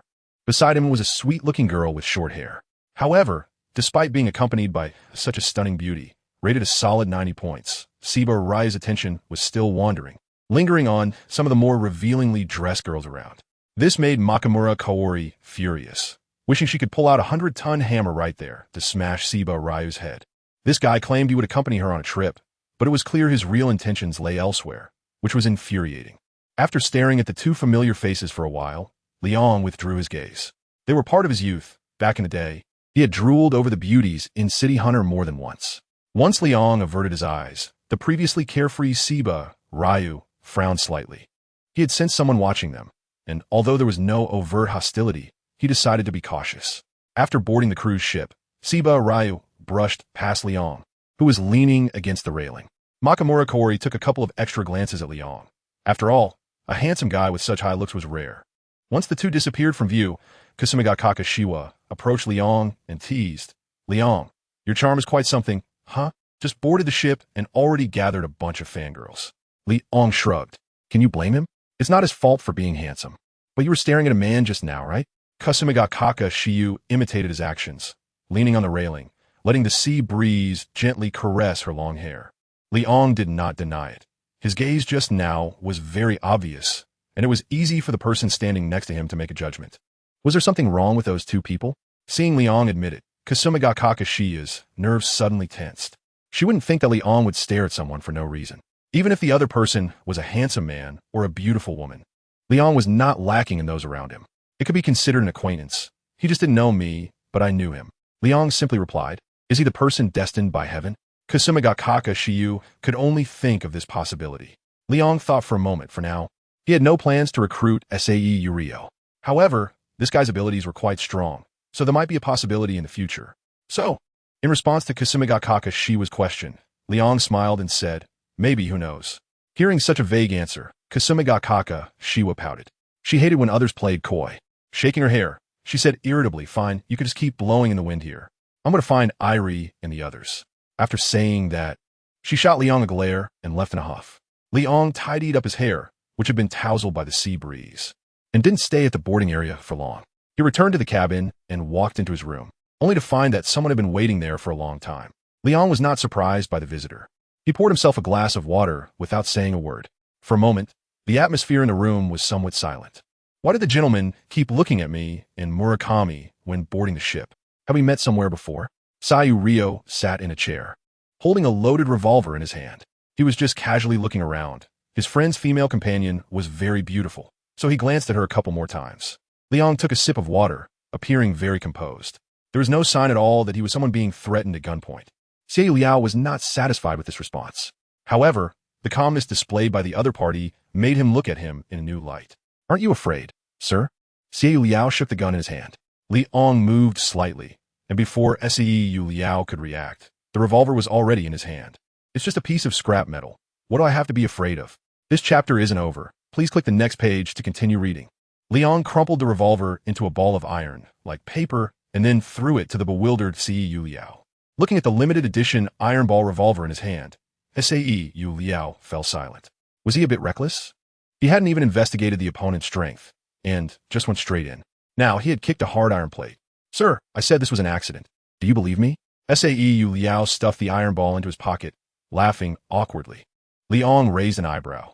If someone barged into your room and pointed a gun at you, do you think it would be an accident? Upon hearing this, Xie Liao's smile vanished. What do you want me to do for you to let me go? Xie Liao asked. Liang, who held the initiative, put down the cup in his hand, raised a hand towards Xie Liao, and the latter immediately stood up from his chair.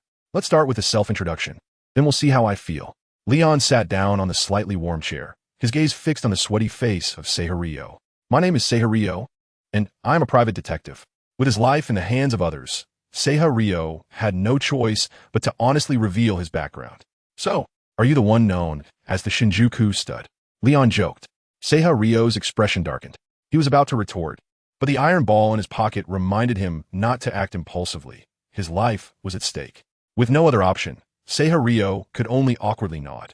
Why are you on this ship? What Liang is curious about is this point. This guy in front of him, although not as unlucky as the Reaper Elementary School student who dies wherever he goes, still carries a lot of misfortune. Seiba Ryo scratched the back of his head and said awkwardly, it's all because of Ashiang. She won a luxury cruise trip in a lottery. So I came along with her. Not for a case. Definitely not. I haven't had a case in 2 months, and my family is about to run out of food. Seiba Ryo lamented. If he could take on some regular cases, it wouldn't be this bad. Liang knew that Seiba Ryo had his own rules for taking on cases. But those rules seemed rather unserious no matter how one looked at them. That definitely won't do. If a case doesn't come with a beautiful woman, it would be utterly meaningless, Seiba Ryo said seriously. Liang held his forehead in frustration. It seemed that Seiha Ryo had approached him simply because he had glanced at him a few more times at the boarding gate. This guy's vigilance was quite high. Otherwise, he wouldn't have managed to survive amidst so many enemies' reprisals. You can go now. I'll let you off this time. Liang waved his hand at Xie Liao as if shooing away a fly. Xie Liao, who thought he was doomed, was overjoyed. He gave Liang an okay gesture and quickly opened the door, darting out. Not long after Xie Liao left, Jakito arrived at Liang's room. She encountered the hurried Xie Liao in the hallway. She had a slight impression of this man, as Liang had glanced at him a few times at the boarding gate. Did that guy just cause you trouble? Jakito asked.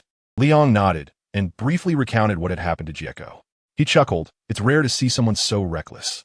Jieko covered her mouth and laughed lightly. You're kind-hearted.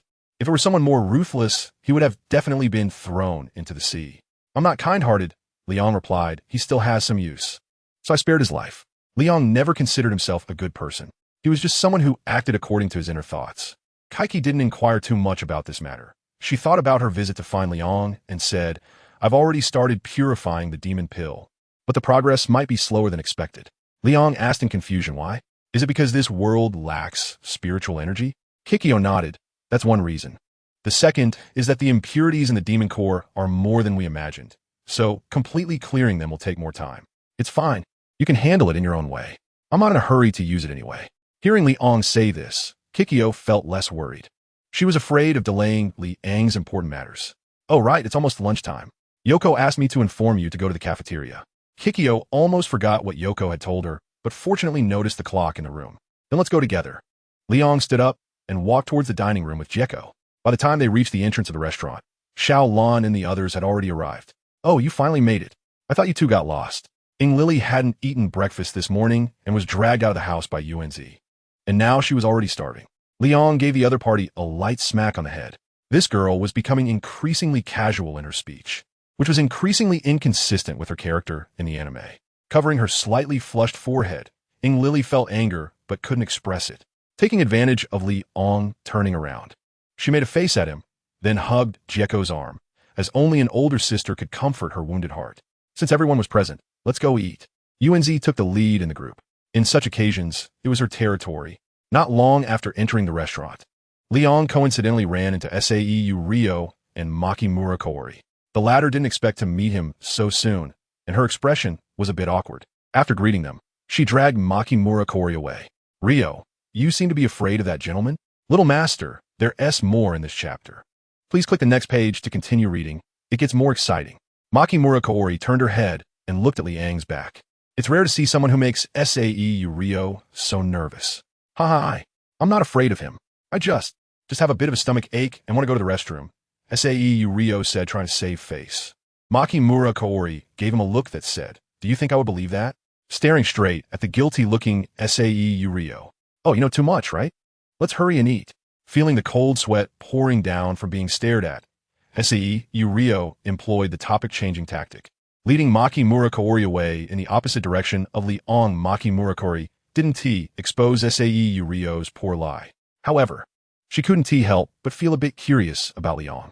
What kind of man could make the fearless Rio so scared? A little episode during the meal passed just like that. The few of them strolled around the spacious restaurant before choosing a Chinese restaurant. After all, everyone knew that Liang had a special fondness for Chinese cuisine. The taste of the food could not compare to the delicious dishes made by Abby and Barbie, but it was still passable. At least it wasn't modified cuisine. Mapo tofu still had its spicy flavor and wasn't the dark dish with added milk. The lunch lasted nearly 2 hours. After a satisfying meal, the girls returned to their rooms to grab their swimsuits and headed to the largest pool on the cruise ship to start swimming. Liang naturally wouldn't miss the opportunity to feast his eyes. He changed into a floral shirt, put on sunglasses, basked in the sun, and admired the beautiful scenery in front of him. He was surprised to find out that Xiaolan and Zhu Jing had such well-proportioned figures. This was also the first time Liang saw Zhu Jing wearing something other than her shrine-maiden outfit. Perhaps Liang's gaze was too intense. After entering the water, Zhu Jing stayed in the water and glared at the culprit who made her shy with her beautiful eyes. Lily, wearing a swimming ring, looked at her companions with a tearful expression. Among the girls present, her figure was the most ordinary. The size of her chest was completely incomparable to the others. Really, what do they all eat to grow up like this? Lily's expression was sulky, and her little feet splashed the water in frustration, creating waves. Yuanzi swam over to Lily and, taking advantage of her unawareness, slapped her on the butt.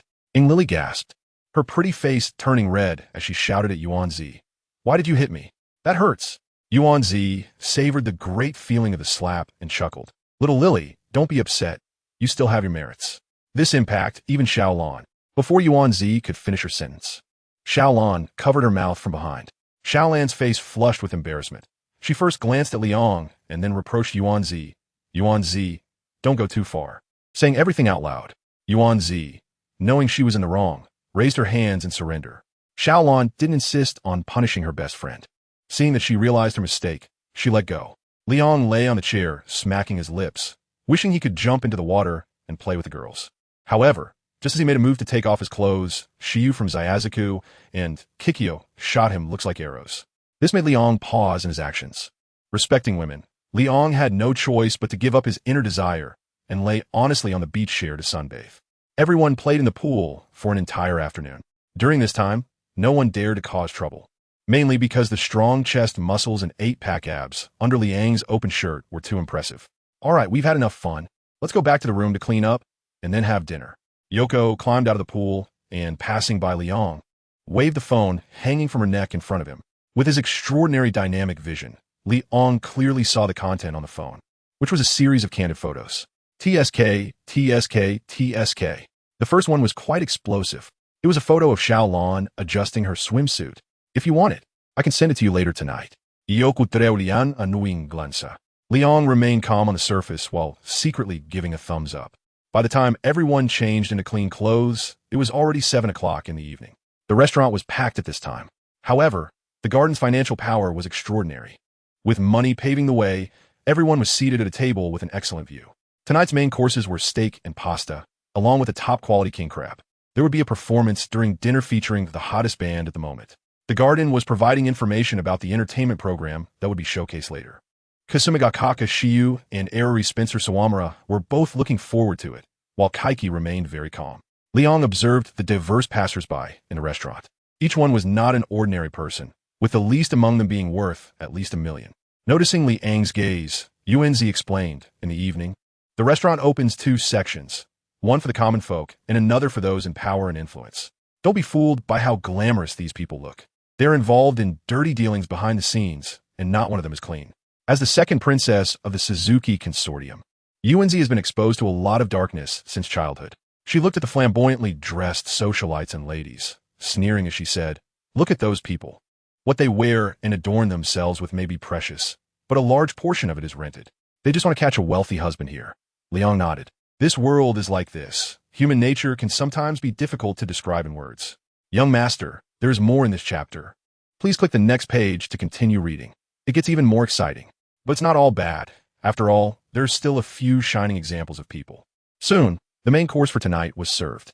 Looking at the emperor crab on the table, which was about the size of half a pear, everyone felt they had gained some knowledge. Pear. All right. I've become a unit of measurement now. Haven Ti?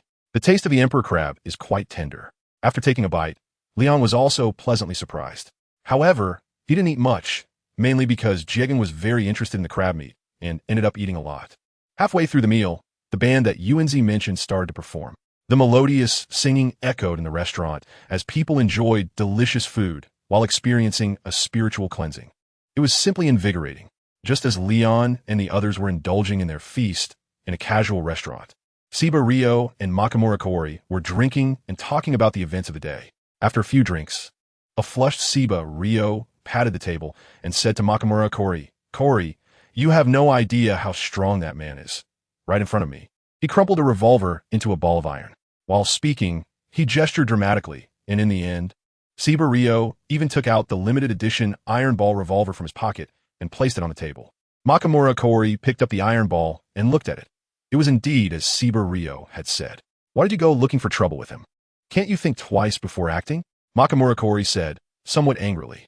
Fortunately, that gentleman was not a killer. Otherwise, Siba Ryo would not have been able to leave his room alive. Siba Ryo felt a wave of fear wash over him. He downed another glass of wine to suppress the terror in his heart. He thought that with a handgun, he could find out why someone was targeting him. Who would have thought that he was the sheep entering the tiger's den? Seeing Siba Ryo's dejected appearance, Makamura Kori didn't want to scold him further. She had also encountered strange occurrences that day. A silver coin her brother had given her glowed after they set sail. Looking around to see if anyone was paying attention to them, Makamura Kori took the silver coin out of her bag and placed it in front of Siba Ryo. As he looked at the silver coin glimmering faintly, Siba Ryo instinctively frowned. "If I'm not mistaken, this thing was handed to you by Shuyuki, right?" Makamura Kori nodded and pointed at the coin, saying, "This thing has been glowing since we set sail and hasn't stopped." Siba Ryo picked up the silver coin and examined it. The crown skull engraved on it was lifelike. This item was a relic of the deceased Makamura Shuyuki, seemingly purchased from a small stall. After his partner was shot dead, Siba Ryo had packaged all of Makamura Shuyuki's belongings and handed them over to Makamura Kori. "Are you sure this cursed thing has never glowed before?" Siba Ryo returned the silver coin to Makamura Kori. After taking it back, she put the coin back in her bag and affirmed, "No, I found this coin quite nice when I was sorting through my brother's belongings a few days ago, so I casually put it in my pocket." Siba Ryo's brow furrowed tightly. He had an ominous premonition upon seeing the coin. If it weren't for the fact that this item was Makamura Shuyuki's relic, he would have insisted that Kaori throw the coin into the sea to avoid worrying. Noticing Siba Ryo's frown, Makamura Kori also realized something was off. Many strange things had happened recently, with superhumans and monsters appearing one after another. The world had changed drastically. And this silver coin. Siba Ryo didn't finish his sentence, but Makamura Kori understood his implication. "What do you think we should do? Should I just throw it away?" Makamura Kori suggested. Siba Ryo thought for a moment. He was afraid of making a big deal out of nothing. But the lingering sense of crisis made him uneasy. "How about this? You hand the silver coin over to me. And once this cruise trip is over, and if nothing happens, I'll return it to you." Siba Ryo noticed that Makamura Kori was still reluctant to part with her brother's relic, so he thought of a compromise. Hearing this, Makamura Kori took the coin out of her bag again and placed it in Siba Rio's palm. However, she still felt a bit anxious. After all, the videos circulating online were quite frightening. If the coin was indeed linked to extraordinary events, she didn't want Siba Rio to get involved. Yuanzi was leaning next to Xiaolon and expressed curiosity about Leon calling so late. Could it be he wants you to come over? Yuanzi raised her eyebrows at Xiaolon, letting out an ambiguous laugh.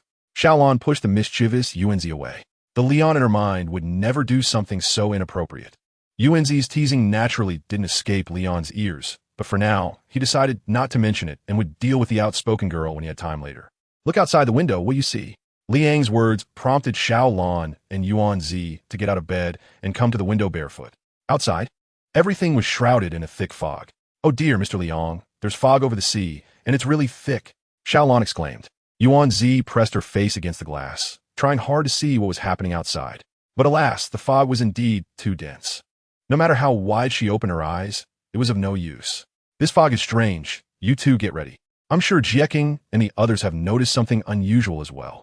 After a brief explanation, Liang hung up the phone. As he had expected, after he ended the call, Kikyo knocked on his door. As soon as she entered, she got straight to the point. It's foggy outside, and it's not ordinary fog. This mist can suppress my spiritual power. Kikyo had changed into Miko attire, carrying a bow and arrows on her back, with dozens of arrows in the quiver. These items were arranged for her by the garden. Otherwise, she would have had to go through shipping procedures. Leon was not very nervous. He stood by the window, looking out at the vast expanse of white, and said, "Something is approaching. It's not very strong, so I'll leave it to you to handle." Kikyo firmly believed in Liang's words, nodded, and was about to leave. Just as she was about to step out the door, Liang added, "Let Xiaolon and Yuanzi take the lead. You all can support them from the side. After all, a young eagle must eventually spread its wings and soar." Kikyo did not refute Liang's arrangement. After all, in her time, rich combat experience was built through real battles. Otherwise, having powerful strength without the ability to adapt and respond would be futile. Once Kikyo left, Liang stood with his hands behind his back, waiting for the next person to arrive. As the footsteps grew closer, Maki Murakami jogged to Liang's door. Although the door was not closed, she still politely knocked. "Mr. Liang, I might need your help," Maki Murakami said, panting. Liang turned around and looked at Maki Village Kaori, whose chest was heaving violently. He said flatly, "Let us not talk about what you need my help with for now. We've only met a few times. Why should I help you?" Maki Village Kaori was momentarily speechless. "Your companion even aimed a gun at me. And just for that, I have a reason to refuse you." Liang sat on the edge of the bed, legs crossed, staring intently at Maki Murakami. Maki Murakami stood in place with a furrowed brow. Liang almost cut off what she wanted to say. And now, every second wasted made their situation even more difficult. After organizing her thoughts slightly, Maki Village Kaori said, "I apologize for Liao's reckless behavior, but I hope you can give me a minute to briefly explain the whole situation." After finishing, Maki Village Kaori bowed at a 90-degree angle towards Liang, her attitude very sincere. Liang's fingers tapped on the bed, and he remained silent while Makiura Kaori kept her bowing posture. "All right, I'll give you a minute." With the permission granted, Makiura Kaori let out a sigh of relief and quietly exhaled a breath of stale air. She straightened up and quickly explained the situation about the silver coin to Liang. After listening to Makiura Kaori's description, Liang stroked his chin and murmured, "Wow, this sounds just like the plot of Pirates of the Caribbean. Silver coins in the sea. Isn't that DJVU?" Makiura Kaori watched as Liang fell into deep thought, standing obediently in place without moving. The contemplation didn't last long, and Liang said to Makiura Kaori, "Where's the silver coin? Is it on Sayu Rio?" His gaze swept over Makiura Kaori's body, but he didn't see the silver coin on her. Makiura Kaori nodded and replied, "Yes, the silver coin is on Rio. He has gone to find Miss Sayu." Liang had a look that seemed to say, "I knew it." He had no intention of taking action, although the direction of events was somewhat different from what he had anticipated, even with external interference. A group of pirates who were nothing but immortal wouldn't be enough to make him go to great lengths.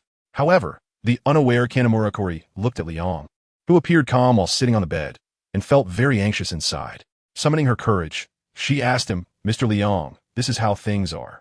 I sincerely hope you can help us. But if the situation is particularly tricky and life-threatening, then it concerns the lives of me and Alio." A bitter smile appeared on Kanamura Kaori's face.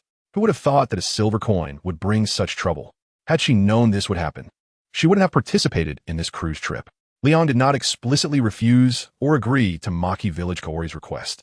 He looked out the window again, his gaze passing through the thick fog, and saw an ancient sailing ship navigating the sea. Things are not as terrifying as you think. Just wait a bit. What if there is a turnaround? Leon withdrew his gaze and looked at the anxious Makamura Kaori, speaking words of comfort. Makamura Kaori thought that Leon was indirectly rejecting her, and a look of disappointment appeared on her face. Young master, there's more in this chapter. Please click the next page to continue reading. It's even more exciting. Just as the two were talking, Xiao Lan and Yuanzi were being taught combat experience by Kikyo.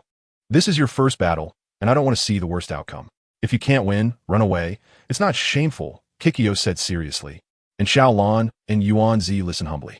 Kazano Oka Yutaha and Iri Shiro had already changed into their battle outfits. They also noticed the fog rising over the sea. Something unusual must be afoot. When they were about to look for Liang, they happened to run into Kikyo, who had just returned from Liang. The encounter of the three saved Kikyo a lot of time, and fortunately, they all arrived at Yuanzi's luxurious suite. The strange changes at sea, of course, were not only noticed by a few people. The patrolling sailors reported this strange phenomenon to the captain. The captain, located in the bridge, raised his binoculars, and all he could see was a white fog. Is there any response from the Meteorological Bureau? The captain asked. Report to the captain. All communication devices are malfunctioning, and we can't contact the outside, the communicator replied, sweat covering his forehead. He was an experienced sailor, but he had never encountered such a bizarre occurrence in his life. The captain put down the binoculars, a sense of foreboding rising in his heart. However, he still planned to observe the situation. What if it was just a special maritime phenomenon? But the reality soon slapped the captain in the face. An ancient sailing ship appeared in front of the cruise ship, and the flag hanging from it made him raise an eyebrow. What era is it? There's still such a dilapidated pirate ship? The captain couldn't help but laugh in anger at the sight of the pirate ship. Are they planning to take advantage of the fog to rob us? But could such an old ship, with railings broken in several places, really compete with the new favorites of the era? The captain suddenly lost interest. He ordered the helmsman to steer around the pirate ship and then proceed at full speed. Just as the cruise ship changed direction, an unbelievable scene occurred. The pirate ship lifted off the surface of the sea and, in just a few seconds, arrived directly above the cruise ship. Damn it, we've encountered a supernatural event. The captain's face changed drastically. Not only him, but the sailors in the bridge were also shocked. Everyone knew that the probability of encountering a supernatural event was very low, but once encountered, the chance of survival was close to zero. God have mercy. Many people are still lying in the hospital in a coma from the last demon milk tea incident. Captain, should we notify the passengers on the cruise ship? The first mate's lips had turned pale, and his legs felt weak as he walked. The captain thought for a moment and, helplessly, used the intercom to notify the passengers on the cruise ship. At this point, we can only pray that this supernatural event won't be too brutal. Let us save as many as we can. After hearing the announcement, most passengers panicked. After hurriedly packing some valuables, they rushed towards the deck in a flurry. A small number of fearless individuals even curiously followed the crowd to observe the pirate ship above the cruise ship. Charles stood on the Black Pearl, looking down at the chaotic scene below with a smirk on his face.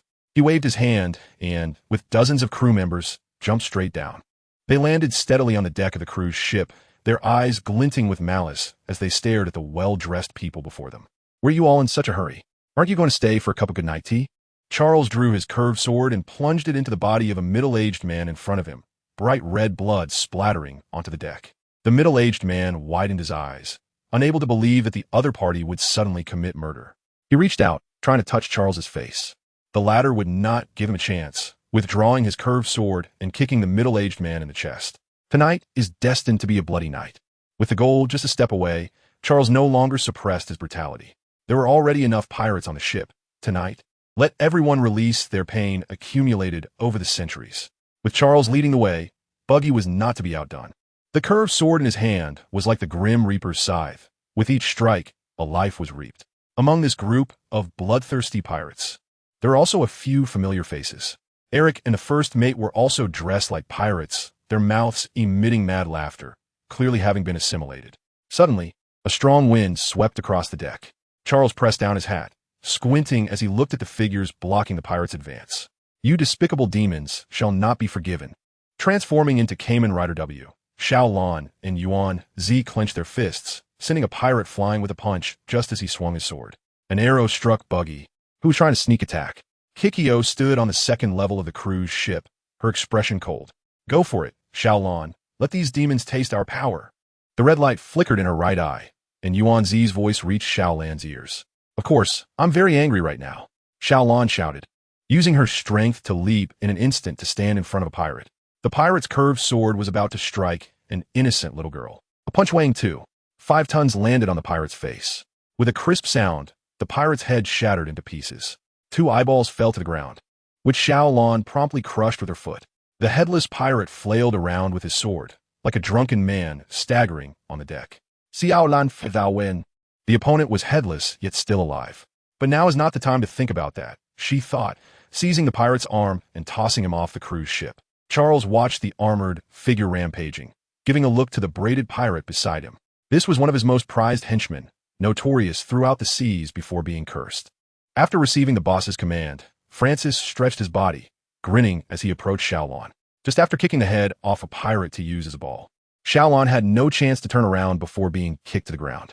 When Kikyo saw Xiaolan being attacked, she wanted to shoot an arrow for support, but was stopped by Buggy. This guy already had 3 arrows stuck in him, one of which pierced through his temple. "Ha! Little girl, your opponent is me. Don't interfere with Old West's good fortune." After speaking, Baki let out a furious roar and swung the curved knife in his hand fiercely towards Kikyo. Kikyo calmly used her longbow to block, easily deflecting Baki's attack with a bow enhanced by spiritual energy. Kazano Okashiyu did not participate in the battle on the cruise ship. Instead, she flew onto the Black Pearl. The pirates watching the spectacle on board had not yet realized that another person had joined them when Kazano Okashiyu's fire god sword decapitated them. The sound of several heads rolling on the wooden planks startled the remaining pirates. They all drew their curved knives or fire guns, glaring angrily at the woman floating in the air. The battle above was intense, and the fight below was also fraught with danger. Xiaolan's punch aimed at Francis was unexpectedly caught firmly by him. This scene made Leon, who was watching the battlefield with his clairvoyance ability, raise an eyebrow. Goodness, a few tons of punch, and he just caught it like that. These pirates seemed to be a bit tougher than he imagined. Seeing her attack being caught, Xiaolan remained calm. Sometimes, a good mindset is needed in battle. "Little guy, you don't seem so impressive after all." Francis tightened his grip, and Xiaolan felt some pain. She immediately jumped up, planting both feet on Francis's chest. This kick not only hurt Francis, but also forced him to release Xiaolan's hand. Patting the footprint on his chest, Francis drew his weapon, which was a meteor hammer. Xiaolan assumed a karate stance, and she heard a voice in her ear. "Xiaolan, there's a pirate trying sneak attack from your right rear." Upon receiving the warning, Xiaolan was about to turn and deal with little Camilla first when she heard Francis shout, "Get away! This armored person is my prey." The pirate who wanted to sneak attack, seeing the murderous Francis, silently withdrew from the confrontation between the two. "Ha! I'm going to smash your head into pieces and turn your body into jerky." After driving away his companion, Francis swung the meteor hammer and charged towards Xiaolan. Charles, seeing the fierce battle on the deck, strolled towards the cabin corridor accompanied by several pirates. Just as Charles was about to enter the corridor, a white spider web blocked his way. No passage ahead. Lily shot out webs from her wrist, entangling Charles's hand. Charles merely glanced at it, exerted a little force, and broke the web with ease. An interesting ability, but not very effective. Charles extended a finger and gently scratched the spider web before him, creating a large tear. Collecting silver coins was not only his goal, but also allowed him to gain some abilities from the sea god for each coin collected. Seeing that a single web couldn't stop him, Lily quickly shot out many more webs. Some were meant to block Charles's advance, while others were to bind the pirates around him. Not every pirate could break Lily's webs as easily as Charles. Several pirates who were bound could only fall helplessly to the ground, furiously glaring at Lily. Charles was somewhat annoyed by Lily's little tricks.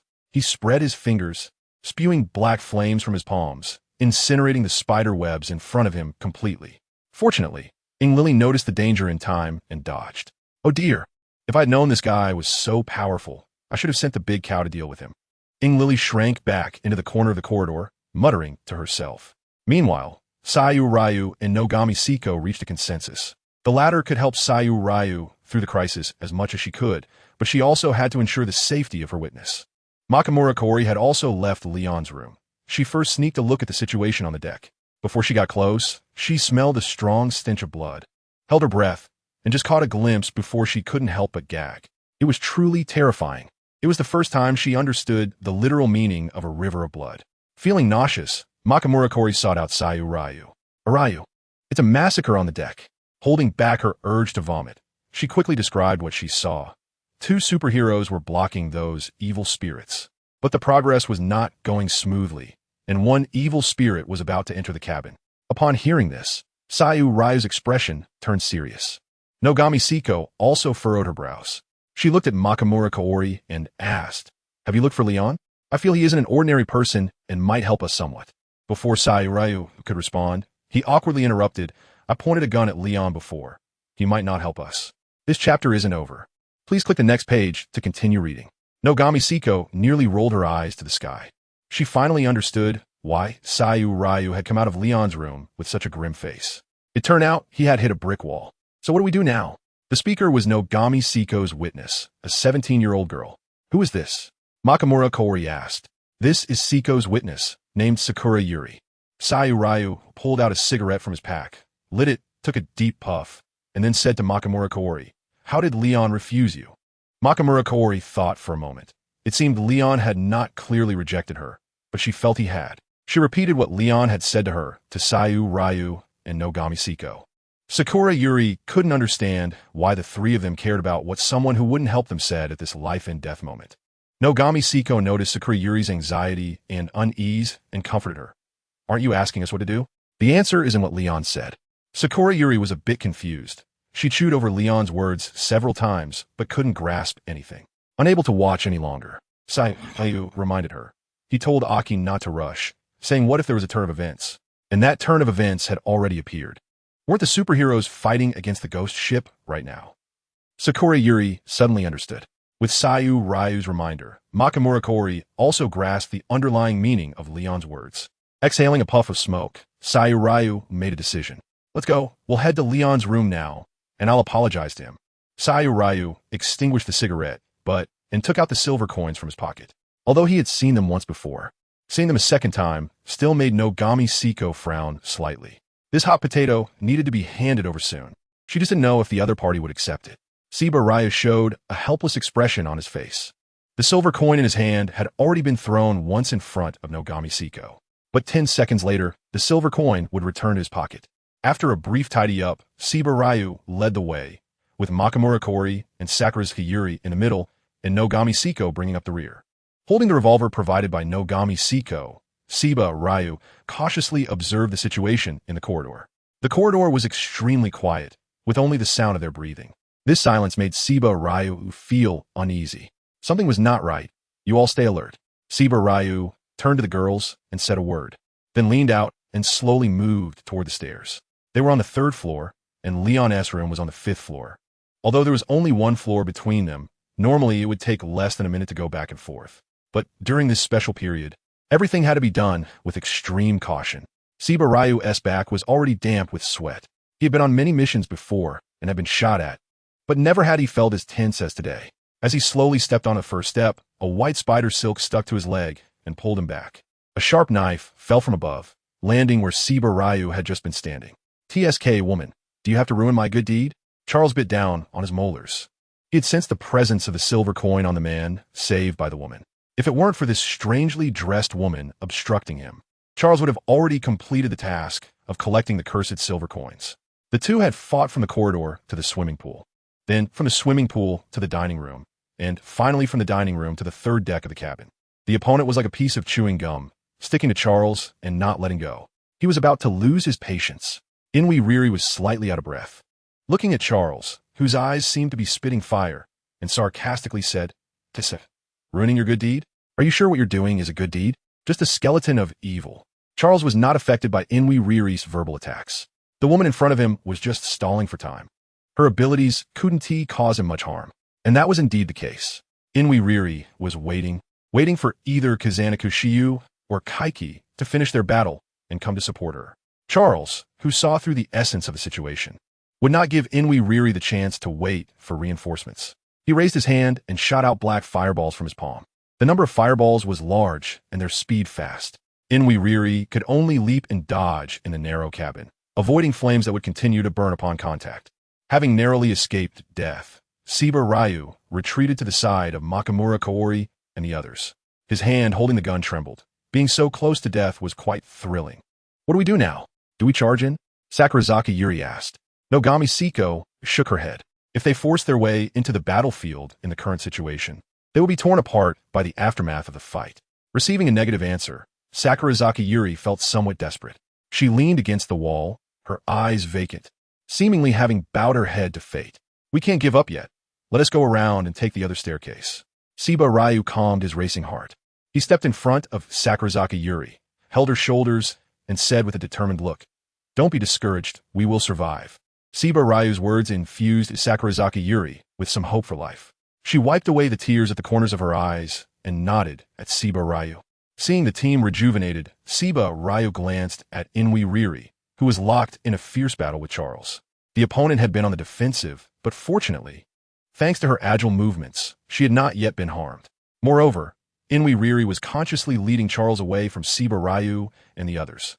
This girl who could shoot out spider silk was helping them, creating an opportunity for them to go upstairs.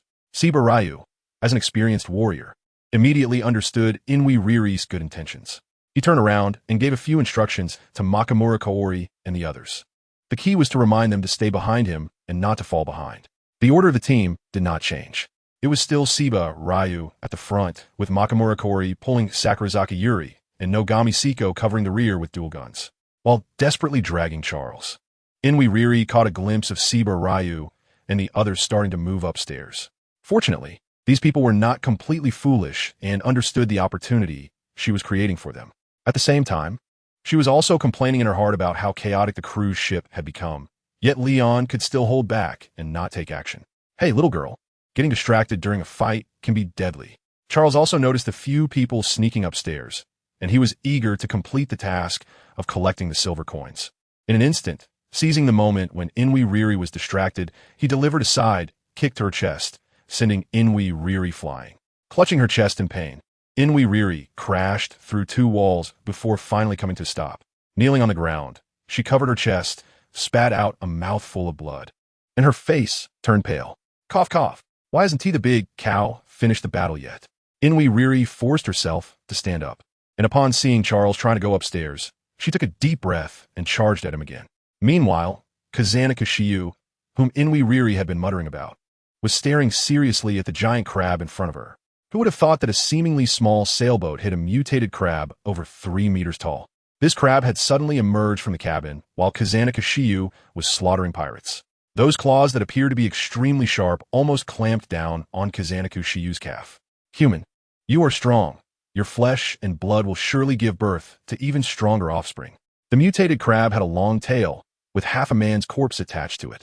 However, the corpse had already rotted and stank, and the voice was coming from the corpse's mouth. Kazanaka Shiyu looked coldly at the giant crab in front of her, and without mercy, thrust the sword of the fire god at it. Ding! The sound of metal striking was heard. The sword of the fire god actually could not penetrate the shell of the mutated crab. Ha ha! Ignorant human, I have been blessed by the sea god. A mere broken sword cannot harm me at all. While the mutated crab manipulated the corpse to spew trash talk, it swung its claws down towards Kazanaka Shiyu's head. Having trained with Hippolyta, Kazanaka Shiyu easily dodged the crab's attack. Since she couldn't break the opponent's shell, she would target the weakest point. Kazanaka Shiyu slid under the mutated crab and aimed the sword of the fire god straight at its navel. Ding! The crisp sound of iron striking echoed again. Shiyu Kaka frowned as she flew into the air, looking down at the arrogant giant crab and the gradually assembling pirates, momentarily at a loss for what to do. Besides Shiyu and Eruri being locked in a fierce battle, Kaiki and Ran were not faring any better. Ran was engaged in a relentless fight with Francis. The opponent had lost the previous sense of fair competition. Seeing that they couldn't take down the armored figure in front of them, they ordered the other pirates to feign attacks from aside. A hero is no match for four hands. While Ran had to deal with Francis's fierce attacks, she also had to be wary of the occasional dagger thrust from behind. Ran, this won't work. We'll be worn out, said YKO's slightly anxious voice in her ear. Just after smashing a pirate who had tried to stab her from behind into pieces, Ran quickly replied, I have to use my trump card. That guy who seems to be the leader has been in the cabin for a while. and I'm afraid Eriri will have a hard time dealing with him alone. Then let's make it a decisive move. YKO and Ran reached a consensus. Ran took out her ace memory card and inserted it into the side maximum slot. Joker. Maximum drive. A green tornado emerged beneath Ran's feet as she spread her arms, letting the tornado lift her into the air. After ascending to a height of over 10 meters above the deck, Ran's body stopped. She pressed the button on the side slot, and an electronic voice announced, Joker Extreme. The body of Kamen Rider W split in the middle, kicking both legs into Francis's chest with a time lag. The powerful force shattered Francis's body into powder in an instant. The residual force also tore apart the surrounding minor enemies. After landing, Ran did not. She initially wanted to help Kaiki, but Kaiki, without turning her head, said, This guy is already at the end of his rope. You should go find Eriri. After hearing Kaiki's words, Ran didn't hesitate and immediately rushed into the cabin. Bucky was kneeling in front of Kaiki, with only one eyeball left in his eye socket. He looked at the woman knocking an arrow, stubbornly saying, I'm immortal. You can't kill me. Kaiki emotionlessly drew the bowstring, aimed at Bucky's head, and released her finger. The arrow, infused with powerful spiritual energy, shattered Bucky's bones, scattering them with the sea breeze. The pirates on the deck were almost all dealt with by Kaiki and Ran. Regaining his body would take a significant amount of time. Exhaling a breath of turbid air, Kaiki looked up at the black pearl floating in midair, feeling quite assured of Shiyu Kasumiga abilities. Not resting for long, Kaiki held her bow and turned to run towards the cabin. At this moment, Issei Yagami was collapsed at the staircase leading to the 5th floor. He had a deep knife wound on his chest that could be seen down to the bone. Eriri was panting, protecting Kori Makamura and Yuki Sakura behind her. At Charles's feet lay the unconscious Seiko Yagami. Hand over the silver coins, and I can spare your lives. Stepping over Seiko Yagami, Charles slowly approached Eriri and the others. He extended his right hand, his eyes fixed on Kori Makamura, the meaning clear. Kaori instinctively touched her pocket. Were the silver coins Issei Yagami had given her restored not long ago? You think you can take anything from us? Eriri was in a terrible state. There was a long gash on her leg, bleeding profusely. Although the wound was not fatal, it greatly affected her agility. Yuki Sakura tightly grasped Kaori's clothing, her pale hands showing veins due to fear. You won't listen to reason. Charles was too lazy to waste words with him. He raised his hand, and black flames gathered in his palm. He was not worried that the black flames would melt the silver coins. After all, they were cursed by the sea god. Just as Charles was about to strike, Ran arrived just in time, landing a punch on Charles's face. Caught off guard, Charles was sent flying a considerable distance by Ran's punch. Seeing reinforcements arrive, Eriri, who had been holding on, let out a sigh of relief and collapsed to the ground. Kaori and Yuki assumed the same position. If they had been even a moment later, they would have turned to ashes. I'm really sorry. I'm late. Ran walked to Eriri's side, looking at her injuries, feeling a bit guilty. It was clearly her trial, yet her teammates bore the injuries they shouldn't have had to endure. Eriri waved her hand dismissively, saying, Oh, it's just a small injury. My self-healing ability is quite fast. Just as she finished speaking, a curved knife flew in rapidly from a distance. Unaware of the ambush behind her, Ran was talking when Eriri instinctively reacted, but by the time she warned her, it was already too late. Just as the curved knife was about to hit Ran, an arrow collided with it, changing its trajectory. Kaiki stood at the end of the corridor with her bow, moonlight bathing her, resembling a fairy fallen into the mortal world.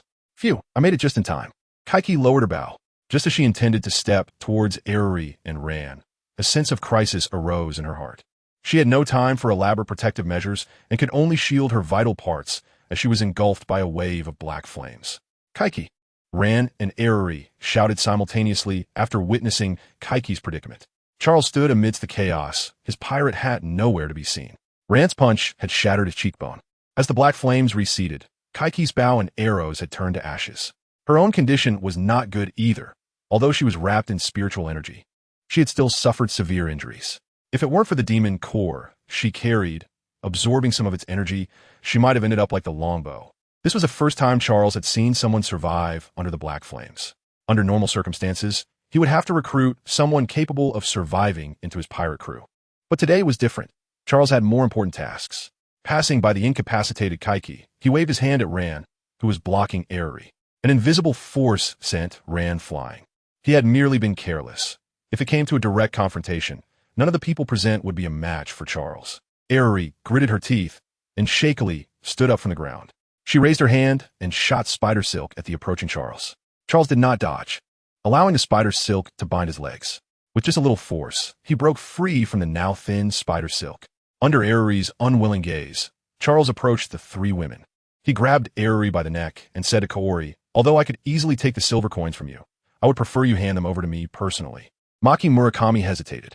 She understood that as long as she handed over the silver coin, everyone on this cruise ship would be doomed. Watching Maki Murakami unwilling to hand over the silver coin, Charles tightened his grip on Ing Lily's hand. "If you don't give it to me, I'll kill her right now," Charles said, looking at the superhero struggling in his grasp. Maki Murakami sighed and reached into her pocket. Suddenly, a red beam cut through Charles's hand that was gripping Ing Lily. Leon, now in his superhero costume, appeared before everyone. Ing Lily knelt on the ground, rubbing her neck, and complained to the tardy Leon, "You came way too late. I was almost choked to death." Leon remained silent, glancing at the half-dead Kaiki and the transformed Xiaolon. He took out 3 beans and threw them to Ing Lily. These were spirit beans. As long as there was a breath left, they could bring someone back to life. Without hesitation, Ing Lily took a bean and fed it to herself. Instantly, the vibrant Spider-Man returned to the battlefield. Charles did not stop the actions of the two in front of him. He felt an unprecedented threat from the suddenly appeared man, even greater than the shock brought by Lord Poseidon, which caused Charles's faith to waver. In front of Charles, Ing Lily fed the spirit beans to Kaiki and Xiaolon. The immediate effect changed the situation on the battlefield. Kaiki and Xiaolon quickly came to Liang's side. Xiaolon's face showed guilt. She wanted to say something, but was stopped by Liang. "Whatever you have to say, wait until this battle is over." Hearing this, Xiaolon could only obediently close her mouth. Maki Murakami and Sakura Yuri also recognized the situation before them. Their emotions were like a roller coaster, rising and falling. "Did we survive?" Sakura Yuri asked. She secretly glanced at Liang's profile. This was the male superhero widely talked about online, and he was indeed more handsome than in the videos. In response to Sakura Yuri's question, Maki Murakami nodded, just as the two women breathed a sigh of relief. Liang's next words stunned everyone present. "Xiang, hand over the silver coin to him." Maki Murakami looked at Liang in disbelief, questioning whether she had heard wrong, and asked, "Are you telling me to hand over the silver coin?" Liang nodded. After receiving the other person's affirmation, Makamura Kaori was completely stunned. Inori also tugged at Liang's cloak and whispered, "Liang, have you gone mad? Why are you giving away the silver coins?" Liang first gave the disrespectful Ing Lily a slap on the head, then explained, he was just a small minion, and there was a big boss hiding in the dark. Ing Lily, holding her forehead, glared at Liang. "Can't you just explain properly without hitting yourself? I'm not a worm in your stomach.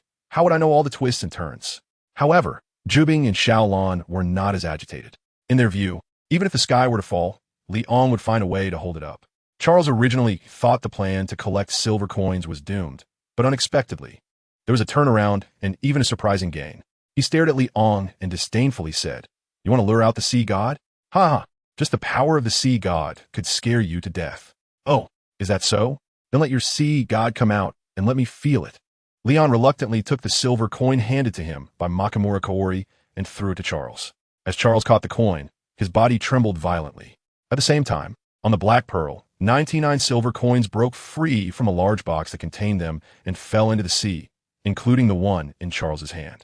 Standing on the back of a mutated crab, Poet Sukashiyu pulled out the sword of fire god embedded in the opponent's head, with her face smeared with dirty blood. She looked towards a now tumultuous sea.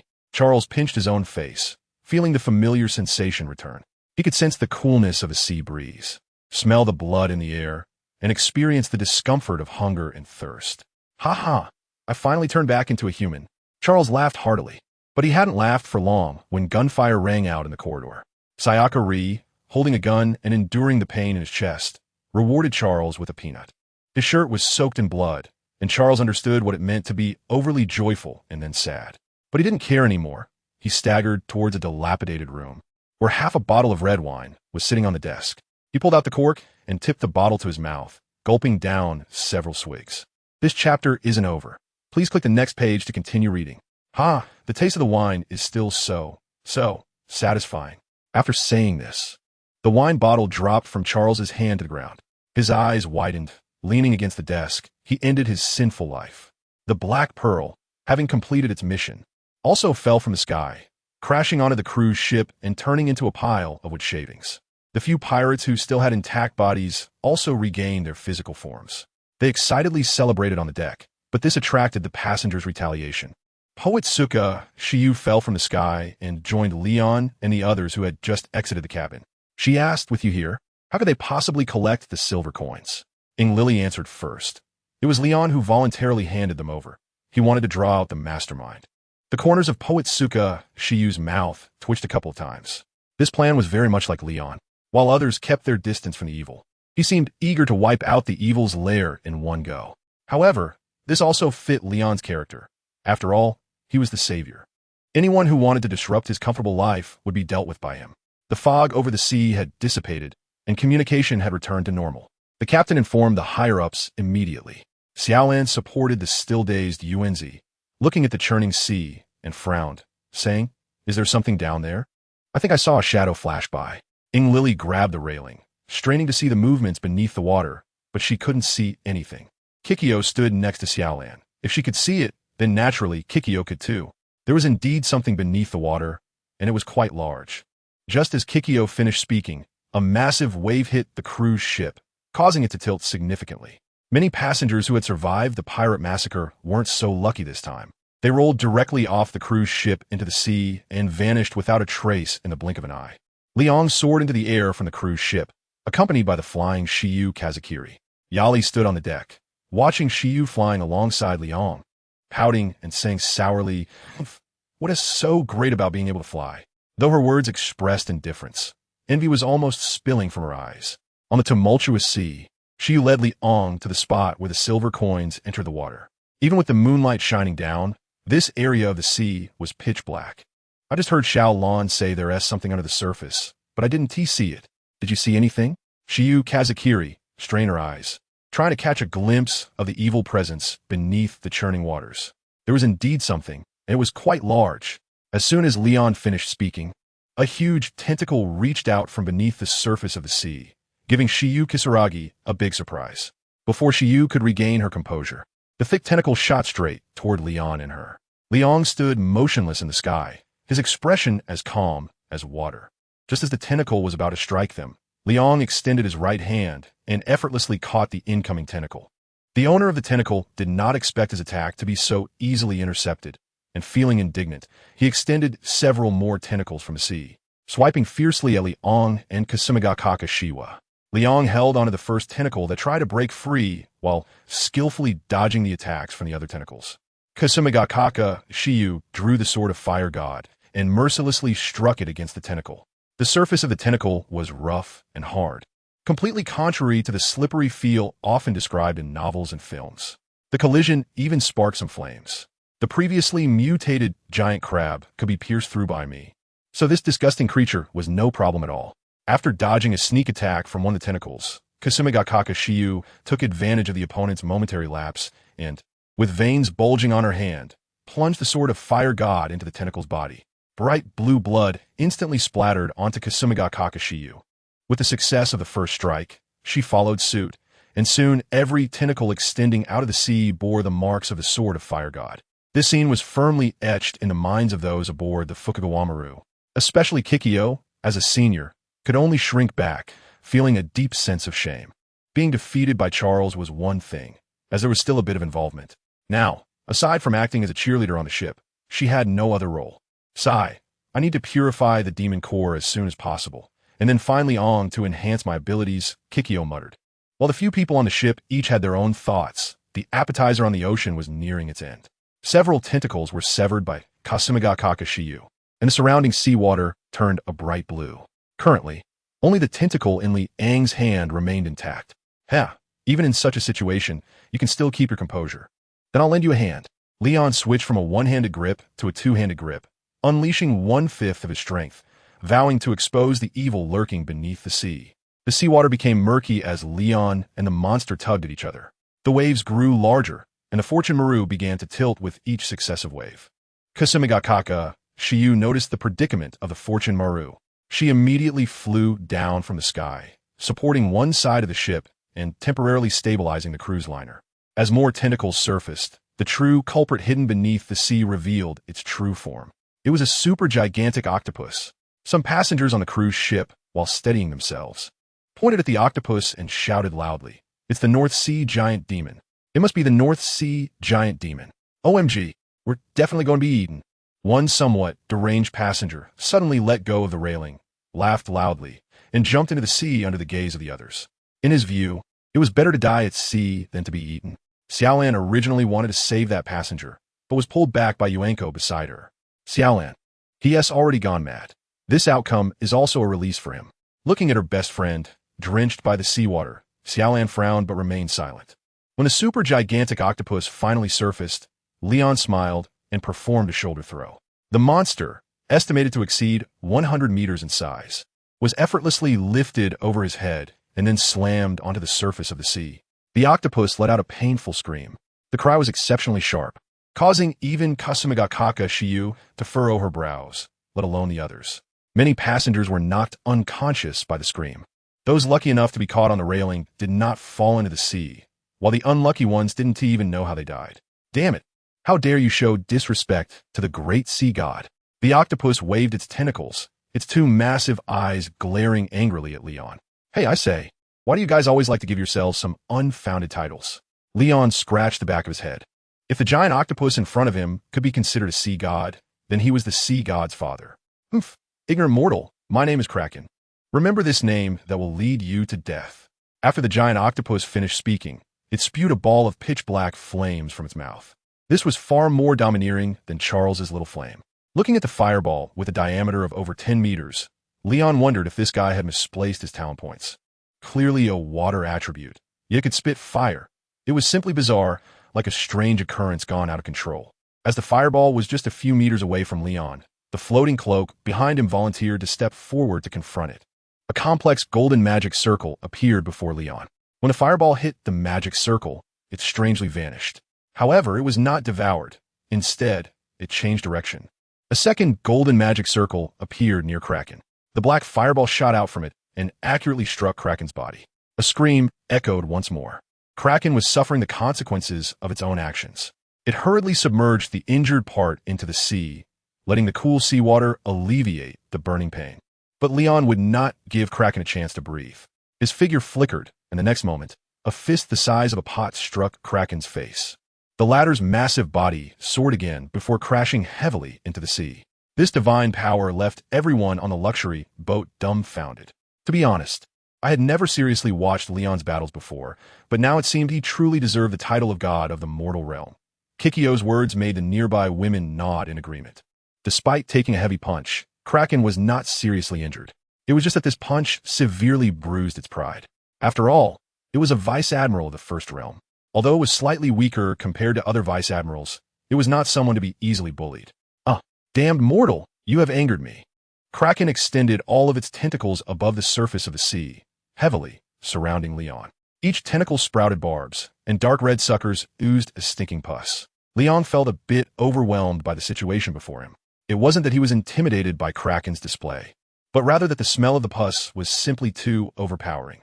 The heat rays could only resolve a small portion at a time, and the broken tentacles would quickly regrow to replace them. During this process, the pus wouldn't dissipate. It would burst open directly, splattering everywhere. Leon truly did not want to be touched by those disgusting things. After thinking for a while and looking at the smug Kraken, Leon took out the divine light stick that had lost its petrified state. This chapter is not over. Please click the next page to continue reading. The sharp-eyed Lily stared at the golden stick in Liang's hand and curiously asked the people around her, "Have you seen what Liang is holding?" Xiaolan and Yuanzi shook their heads, while Kikyo seemed to be deep in thought. The Kraken naturally also saw the divine light stick in Liang's hand. For some reason, it sensed the energy of light emanating from that small stick, which instinctively caused the evil Kraken to feel disgust. "Mortal, quickly throw away what you have in your hand, or I will tear you to pieces." After saying this, the Kraken intended to strike first. It manipulated its tentacles and charged towards Liang with murderous intent. The people on the cruise ship watched as their only hope was engulfed by the numerous tentacles, their faces showing expressions of despair. Only a few girls who had absolute confidence in Liang firmly believed that he could turn danger into safety. And indeed, the reality was as they believed. A beam of light shone in the pitch-black night. A giant, 53 meters tall, appeared before everyone. The giant held onto several tentacles with each hand and mischievously tied them into a bow. Can anyone tell me if the giant in front of us is transformed by Li Ong? Lily's eyes were about to pop out from behind her mask. She had imagined many uses for the golden stick, but never thought it could be used as a transformation tool. Xiaolan and Yunzi were also dumbfounded. Liang always manages to bring them surprises anytime and anywhere. Kikyu looks as if it was to be expected. This familiar glow makes her lips curl into a smile. In her eyes, this battle can already be unilaterally declared over. Ayaka Shikibu might be the busiest among the girls. When she saw Liang transform into a giant, she realized that once the battle began, the Fukuga would undoubtedly be affected. Thinking of the passengers and her companions on the ship, she could only grit her teeth. Take a deep breath, dive into the sea, support the bottom of the ship, and move the Fukuga to a safe position. At that moment, the Kraken was anxiously trying to untangle its knotted tentacles. With a palm strike, Leon hit the unsuspecting Kraken. The intense pain made the Kraken give up its entangled tentacles. It resorted to a drastic measure, spewing out pitch-black flames from its mouth to destroy the useless tentacles. While waiting for new tentacles to grow, the Kraken didn't remain idle. In addition to breathing fire, it could also expel smoke as dark as ink. The black smoke quickly enveloped Leon's body. This smoke was not only meant to obstruct Leon's vision, but it was also continuously eroding his body. However, Leon didn't take these tricks seriously. He spun his whole body at high speed, creating a powerful tornado that dispersed the black smoke surrounding him. The Kraken didn't expect its tactic to be countered so quickly. Fortunately, new tentacles had also grown, giving it the means to counterattack. The new tentacles were somewhat different from the original ones. Their surface was no longer rough, but densely covered with many needle-like points. As long as the tentacles could wrap around Leon's body, the Kraken could inject poison into him through the needles. Leon also noticed the difference between the new tentacles and the old ones, not giving Kraken a chance to get close. He was not like that reckless Dagu, who turned a perfectly good mage into a warrior. Various attacks, such as the 8-point light wheel and the high imitation ace beheading blade, were aimed at Kraken. But the opponent was no fool. Sensing danger from the skills Liang released, Kraken managed to evade some of the attacks while moving its massive body in the ocean. When faced with the incoming tentacles, Liang jumped back to avoid them. During the leap, Liang switched to aerial form. His agile movements allowed him to evade the tentacles, which couldn't even touch the hem of his clothing. Simplified versions of the Lampart light bullets shot out from Liang's hands, most of which hit Kraken's body. At this moment, Kraken was in quite a predicament, with countless wounds all over its body. The surrounding seawater had turned a deep blue, with its large yellow pupils fixed on Liang, who was flying back and forth in the air. Kraken devised a plan. Since he won't come down from the sky, I'll just dive into the sea. Without hesitation, Kraken quickly sank into the ocean under Liang's gaze. Well, this guy's a bit smarter than the demons encountered before. Leon switched his form to a composite type and flew into the sea under the worried gazes of Lily and the others. He would not let any evil creature escape. Even if the King of Heaven himself came today, the Kraken must meet its end here. As soon as he entered the sea, Leon was warmly welcomed by the Kraken. Countless tentacles rushed to attack him. The Kraken sneered, you brainless fool. I may not be your match on the surface, but as long as I'm at the bottom of the sea, I am the true king. Noisy. Leon was fending off the annoying tentacles while delivering 2 makeshift light bombs to the Kraken. By coincidence, these bombs shot straight into the Kraken's still open mouth, blowing 2 large gashes in it. The pain caused the Kraken to truly be unable to close its mouth. However, this act also provoked the Kraken's brutality. The tentacles it controlled launched an even fiercer attack against Leon. The battle between the two stirred the seawater into a tumultuous frenzy. This chapter is not yet finished. Please click the next page to continue reading the exciting content. Even though Shiyukaza no Oka had moved the Fukuga far away, the huge waves still rocked it unsteadily. Do you think Leon will defeat that enormous evil? Yunzi asked. Is that even a question? Of course he will. Lily blurted out without a second thought. You are Liang's #1 fan. You should have more faith in your idol. Lily patted Yunzi's shoulder, encouraging her to relax. In this world, if someone could save the world in a critical moment, besides Liang, she couldn't think of anyone more suitable. Xiaolan was also holding Yunzi's hand. Knowing she must be recalling her experiences in another world, she comforted her, saying, believe in Liang. He will definitely defeat that evil. Although Kikyo and Shiyukaza no Oka didn't speak, their expressions said it all. Suddenly, while fighting the Kraken, Liang felt a slight increase in the energy of light. Though it wasn't much, as the user, he could still clearly sense it. This energy was provided by Ying Lily and the others. Liang has a ball of warm light in his hand. This feeling of being trusted seems pretty good. Leon merged the light into his body. Antigua's power became slightly stronger. The Kraken, which was already being pushed back by Leon, now fled in panic. Damn it, how can this guy be so powerful even underwater? The Kraken didn't dare to linger and swam rapidly towards the depths of the ocean. Leon was relentlessly pursuing Kraken from behind. To Kraken, the two glowing eyes seemed like soul-catching will-o'-the-wisps. Due to the shift of the battlefield, the sea finally calmed down. The captain led the crew to begin rescue operations. There weren't many surviving passengers on the deck, but it was better than the captain had expected. However, looking at the limbs scattered on the ground, the captain's expression was still quite grim. The first mate poked the captain's arm and nodded toward a few women gazing out at the sea. Understanding the hint, the captain patted his face to appear more amiable and walked over to Xianzika Shiyu and the others. Hello, I really appreciate your help during this demon invasion. Otherwise, I can't imagine the consequences. The captain took off his hat and bowed deeply to the women to express his gratitude. Xianzika Shiyu accepted the captain's thanks calmly. She said lightly, "You don't need to be so polite. As superheroes, slaying demons and protecting the public is the most basic principle." The captain slowly straightened up and sighed. "That's true, but if it weren't for your help this time, everyone on this cruise ship would have perished." After saying that, the captain pointed at the half-body of a pirate on the ground and continued, "This is the captain of a cargo ship. They all went missing last night. It seems they also encountered a demon incident, just not as lucky as us." Following the direction of the captain's finger, the women's mood inevitably became a bit heavy. If the world hadn't caught the demon's attention, perhaps this captain wouldn't have died. But unfortunately, there are no ifs. Kikyo withdrew her gaze and said to the captain, "You should hurry up and tend to the injured. The situation isn't over yet." Upon hearing this, the captain was startled. He thought the calm meant the demons had been eliminated, not realizing he had misjudged the situation. Okay, I'll do as you instructed right now." The captain was somewhat flustered. He didn't want to experience the terrifying ordeal again. Watching the captain leave, Ying Lily leaned back against the railing, looking at the sea, and said, "I wonder how Leon is doing. Why did it go quiet all of a sudden?" Kikyo stood beside Ying Lily, also gazing at the sea, and replied firmly, "Leon will be fine. The demons will eventually be defeated." Xianzika Shiyu and Xiaolan shared her thoughts. Yuanzi silently leaned on the railing, not saying a word. Meanwhile, the Leon that the girls were worried about had already pushed Kraken into a desperate situation. The regeneration speed of the tentacles couldn't keep up with Leon's cutting speed anymore.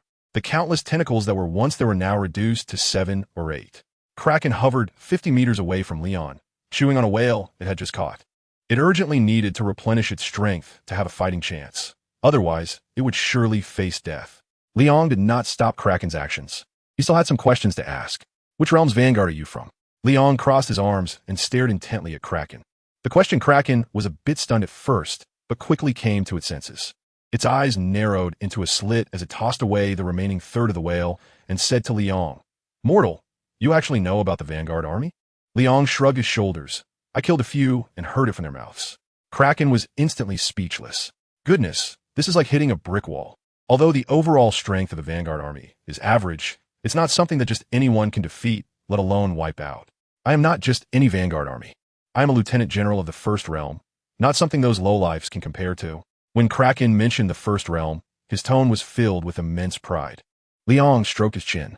He had already encountered evil beings from the First to the Third Realm, but he didn't know how many realms there were in total, or if there were greater evil beings in higher tiers. Little Master, there's more in this chapter. Please click the next page to continue reading. It's even more exciting ahead. Just as Leon wanted to ask another question, Kraken's not-so-developed brain finally regained focus. Why should it answer human questions? Realizing this, Kraken let out a roar and launched a final desperate attack on Leon. Seeing that he had lost the chance to gather information, Leon was not angry. The invading evil beings would only increase, not decrease. When the time came, he could simply capture a compliant evil being and inquire carefully. With a few more tentacles sprouting, Kraken first spat out black smoke from its mouth, then, using the smoke as cover, shot several fireballs at Leon. When Leon saw Kraken exhaling thick fog, he knew the opponent wanted to play dirty. He calmly raised the ultra barrier in front of him. As expected, several fireballs were completely blocked. With dirty tricks not working, Kraken could only confront him head-on. It extended its tentacles, trying to wrap around Leon's hands and feet. But with such obvious intentions, Leon would not let the opponent succeed easily. He played along, pretending to be caught by the tentacles, and when he turned back, he mercilessly sliced the tentacles with the 8-pointed light wheel in his hand. Deep blue blood splattered onto Leon's chest. The only thought in his mind now was, evil spirits have no sense of pain. The Kraken, in excruciating pain, was thrashing its massive body. Its 100-meter frame crashed through several underwater mountains. But this guy was tough. If it were another evil spirit, it might have already started begging for mercy. Leon also softened his heart, splitting the 8-point light wheel in his hand into 3, helping the opponent to endure short pain rather than long pain by severing all the tentacles. The Kraken's screams abruptly stopped. It was already numb from the pain. Seeing that only a bare-bones Kraken was left, Leon didn't want to entangle with the opponent any longer. After all, the colorful timer on his chest was already flashing red. Leon assumed the starting pose of the Zeppeli's light technique, and the white ultra-high heat beam penetrated Kraken's body. Bang, bang, bang. A series of deafening sounds echoed at the bottom of the sea. Even the people on the Fortune Maru heard it clearly. Leon lowered his hands and was about to turn away when a small object emitting a silvery light caught his attention. He reached out to catch it and focused his gaze on the little trinket in his hand. It was none other than the cursed silver coin from before. TSK. This is what drops from monsters as loot. Leon smiled, tightened his grip on the silver coin, and flew towards the sea. The few women on the cruise ship, upon hearing the explosion from the seabed, couldn't help but feel anxious, even if they said otherwise. Even a normally composed Kikyo clenched her fists, her beautiful eyes fixed firmly on the surface of the water. Splash! The seawater poured down as a mysterious giant with red, purple, and white body lines broke through the waves. Seeing that Leon was unharmed, everyone breathed a sigh of relief. The sailors and passengers on the ship also cheered loudly. Neon City was a place that revered the strong, and the power exhibited by the giant had deeply impressed them. Ha ha, I actually survived the invasion of the evil forces. I now have something to brag about. A man with his head wrapped like a dumpling waved at the giant.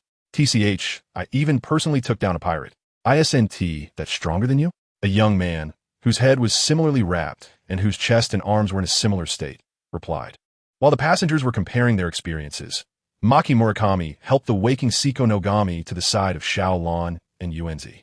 Huh, why are there only the two of you? Where are the others? Maki Murakami asked curiously. They went to change clothes. After all, we can't reveal our identities yet. Xiao Lan et Lai. Seiko Nogami leaned against Maki Murakami, touching her still slightly dizzy head, looking left and right, but not seeing that familiar figure. Leon ISNT here, either? Seiko Nogami, on the way over, had already filled in her memories after waking up thanks to Maki Murakami. She was surprised by the truth that Kasha no Okiyuta and the others were superheroes. Ever since she became interested in Leon, she had asked her colleagues to investigate the people around him. Although each of their identities seemed unrelated, they all had one common point, a close connection to Leon. Given the uncertainty surrounding Liang's identity, it was obvious that the identities of others couldn't be without issues. So when Maki Murakami told Seiko Nogami that Xiao Lan and the others were superheroes, she appeared quite calm. Are you looking for me? Liang's figure silently appeared beside the girls. When Xiao Lan saw him, she excitedly rushed to his side, completely forgetting about Yuenzi. Are you okay? The explosion from the seabed earlier really worried us. Facing Xiao Lan's concern, Liang smiled and patted her head, replying, how could I possibly be in trouble? Who am I? I am Superman. Feeling the large hand on her head, Xiao Lan's cheeks flushed. Yuenzi, who had been abandoned, looked at her best friend gradually falling for Liang and pouted, saying Tisuke, heartless guy with a different gender. Sawako Nogami also looked Liang up and down. Seeing that he was really unharmed, she finally breathed a sigh of relief. She didn't want to miss such a good opportunity. Among the women present, only Kori Makamura appeared to be hesitant to speak. Liang also noticed the other person's unusual behavior, so he opened his mouth and asked, what do you want to tell me? Is it about Liao, SAE? Maki Murakami nodded.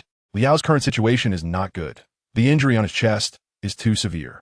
The treatment on the cruise ship is just a drop in the bucket. Liang thought for a moment.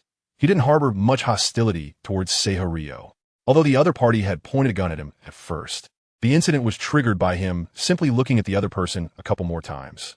Seeing Liang lost in thought, Makiura mustered her courage and said, as long as you can save Ryo, I can offer you everything I have. As soon as she said this, not only was Liang taken aback, but even Xiaolon Yuanzi and Yegami Siko squinted their eyes. Wow, what a clever move to retreat in order to advance. As long as Liang agreed, Rio's life would be preserved and she could stay by his side for a long time.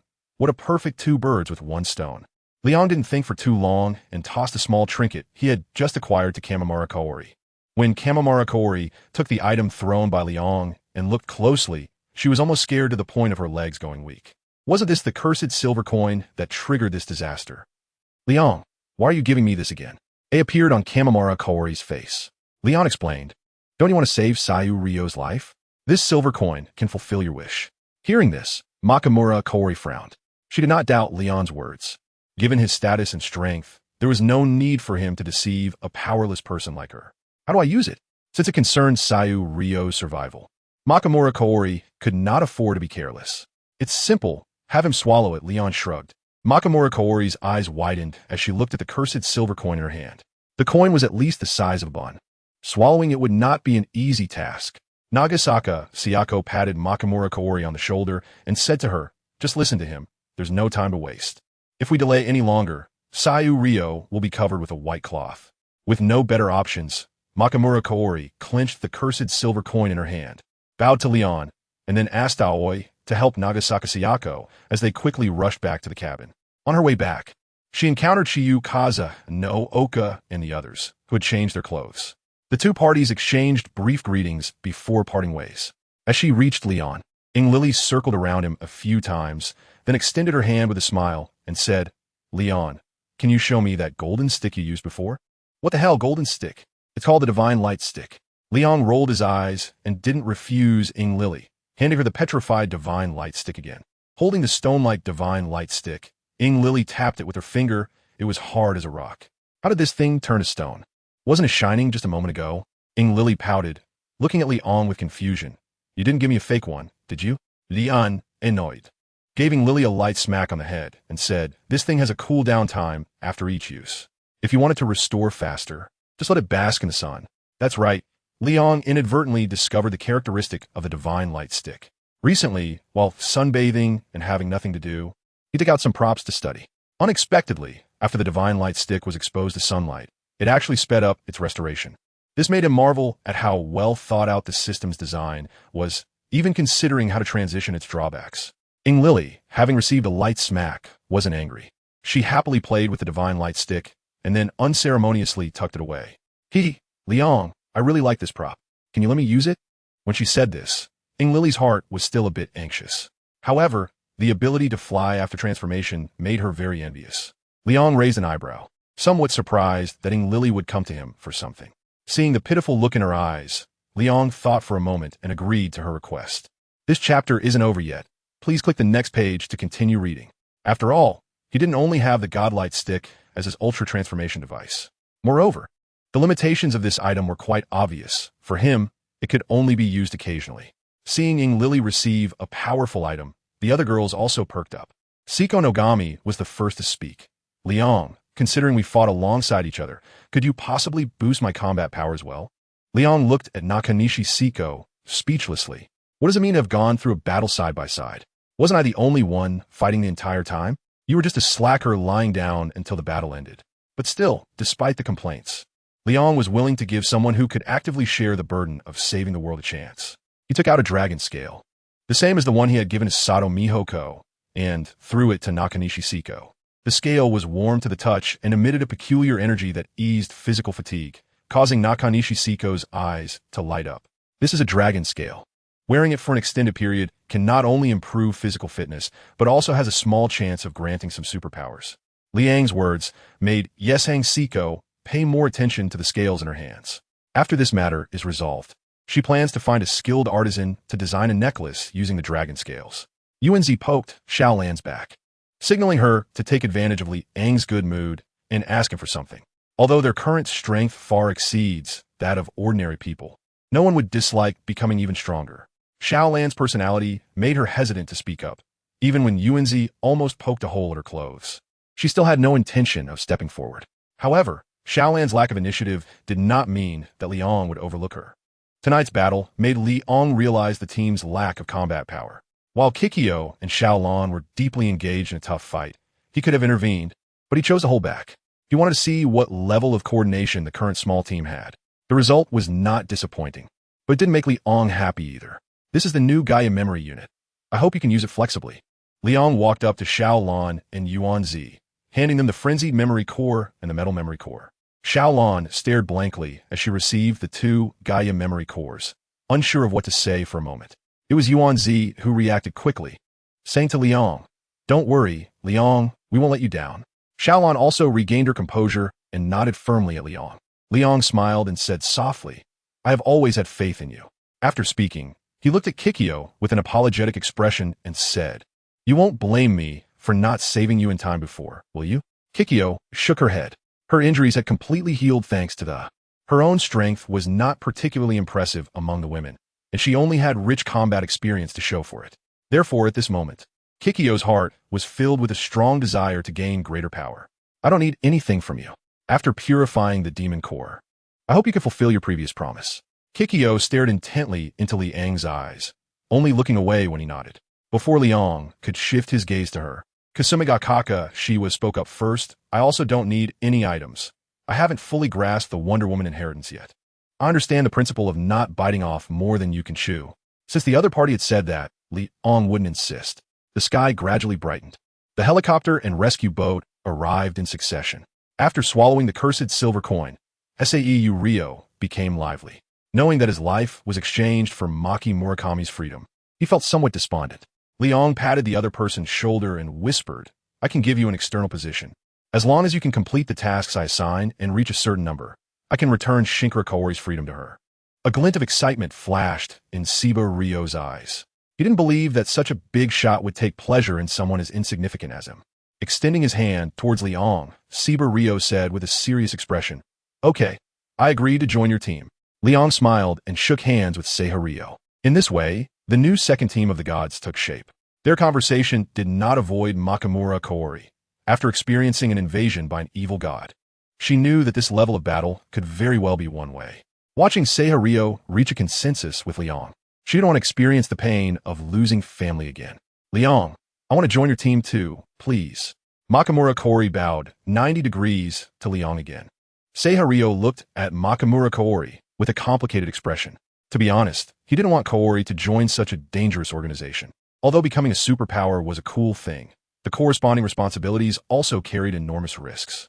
Liang stroked his chin, looking at Maki Village Kaori, who was unwilling to get up despite his disagreement. There was a hint of moral coercion from the other party, but who was Liang? "As long as I have no morals, you can't coerce me." "All right, considering your piety, I will make an exception and allow you to join Team 2. Such a self-sacrificing and good leak. How could Liang easily let go? But don't forget the promise you made with your own mouth." Liang's fingers gently traced across Maki Yurikori's neck. The other person's earlobes visibly reddened. Maki Yurikori only felt a slight itch on her neck, followed by sharp pain. This chapter isn't over. Please click the next page to continue reading. Meanwhile, in the eyes of the observer Seba Ryo, a whirlwind pattern tattoo appeared on Maki Yurikori's neck. Additionally, her hair began to turn white, and her pupils. "Liang, a surge of energy has emerged within me. It seems I can use it to control the weather and influence meteorological conditions." Maki Yurikori also felt her transformation immediately. Seizing an opportunity while no one was paying attention, she waved her hand towards the boundless sea. A small tornado formed over the ocean, sweeping the fish up into the sky. Seba Ryo stared blankly at the sea, genuinely not expecting Liang to grant Kaori such an extraordinary ability. He thought about his own situation afterward and let out a deep sigh. "Goodbye, my magazine. Goodbye, my study materials." A tear fell from the corner of Seba Ryo's eye. It was his lost youth. Maki Yurikori was also startled by the power she had just unleashed. She hurriedly dissipated the tornado over the sea, allowing the fish to return to the ocean. Then she looked at Liang and stammered, "Liang, the ability you gave me. It's too precious, I can't accept it." Liang casually waved his hand and replied, "Just some insignificant little abilities. Without the physique of a mutant, you can only exert up to 40 of your power." 40? That's still pretty terrifying, right?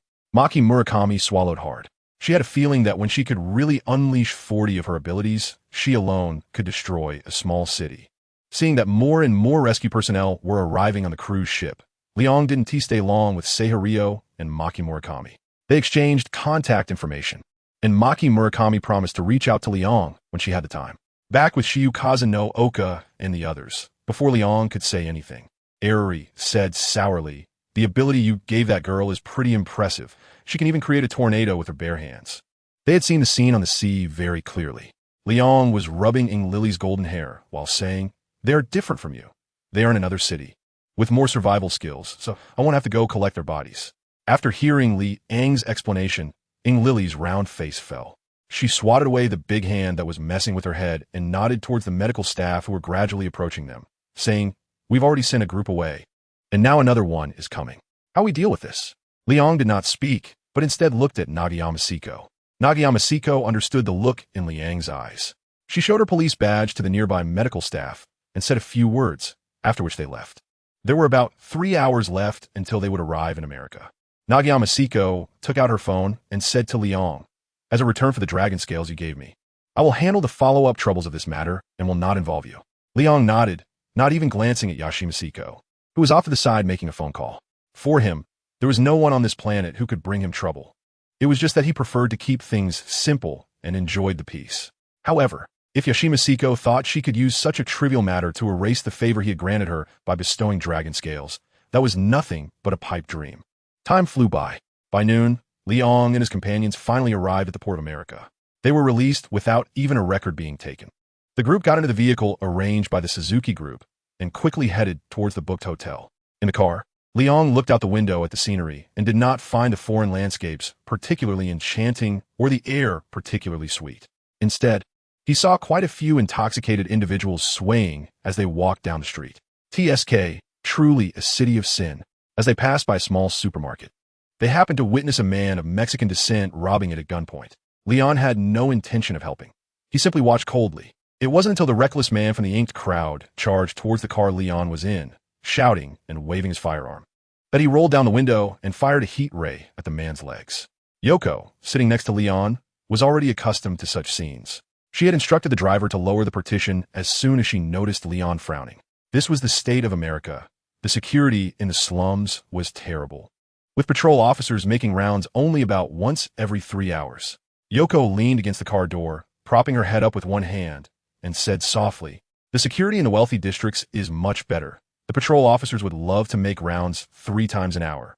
Leon glanced at the MO people writhing on the ground, then slowly rolled up the car window. It didn't seem matter. After all, he was here on vacation, and as long as he was having fun, that was all that mattered. Leon leaned back against the comfortable cushion, closed his eyes, and began to doze off. Seeing that the other party didn't want to say much, Yuan also kept quiet and sat still in his seat. The driver had good skills, and there were no bumps along the way. When Leon opened his eyes again, they had already arrived at the booked Stanley Hotel. Stanley Hotel? That's not a good name.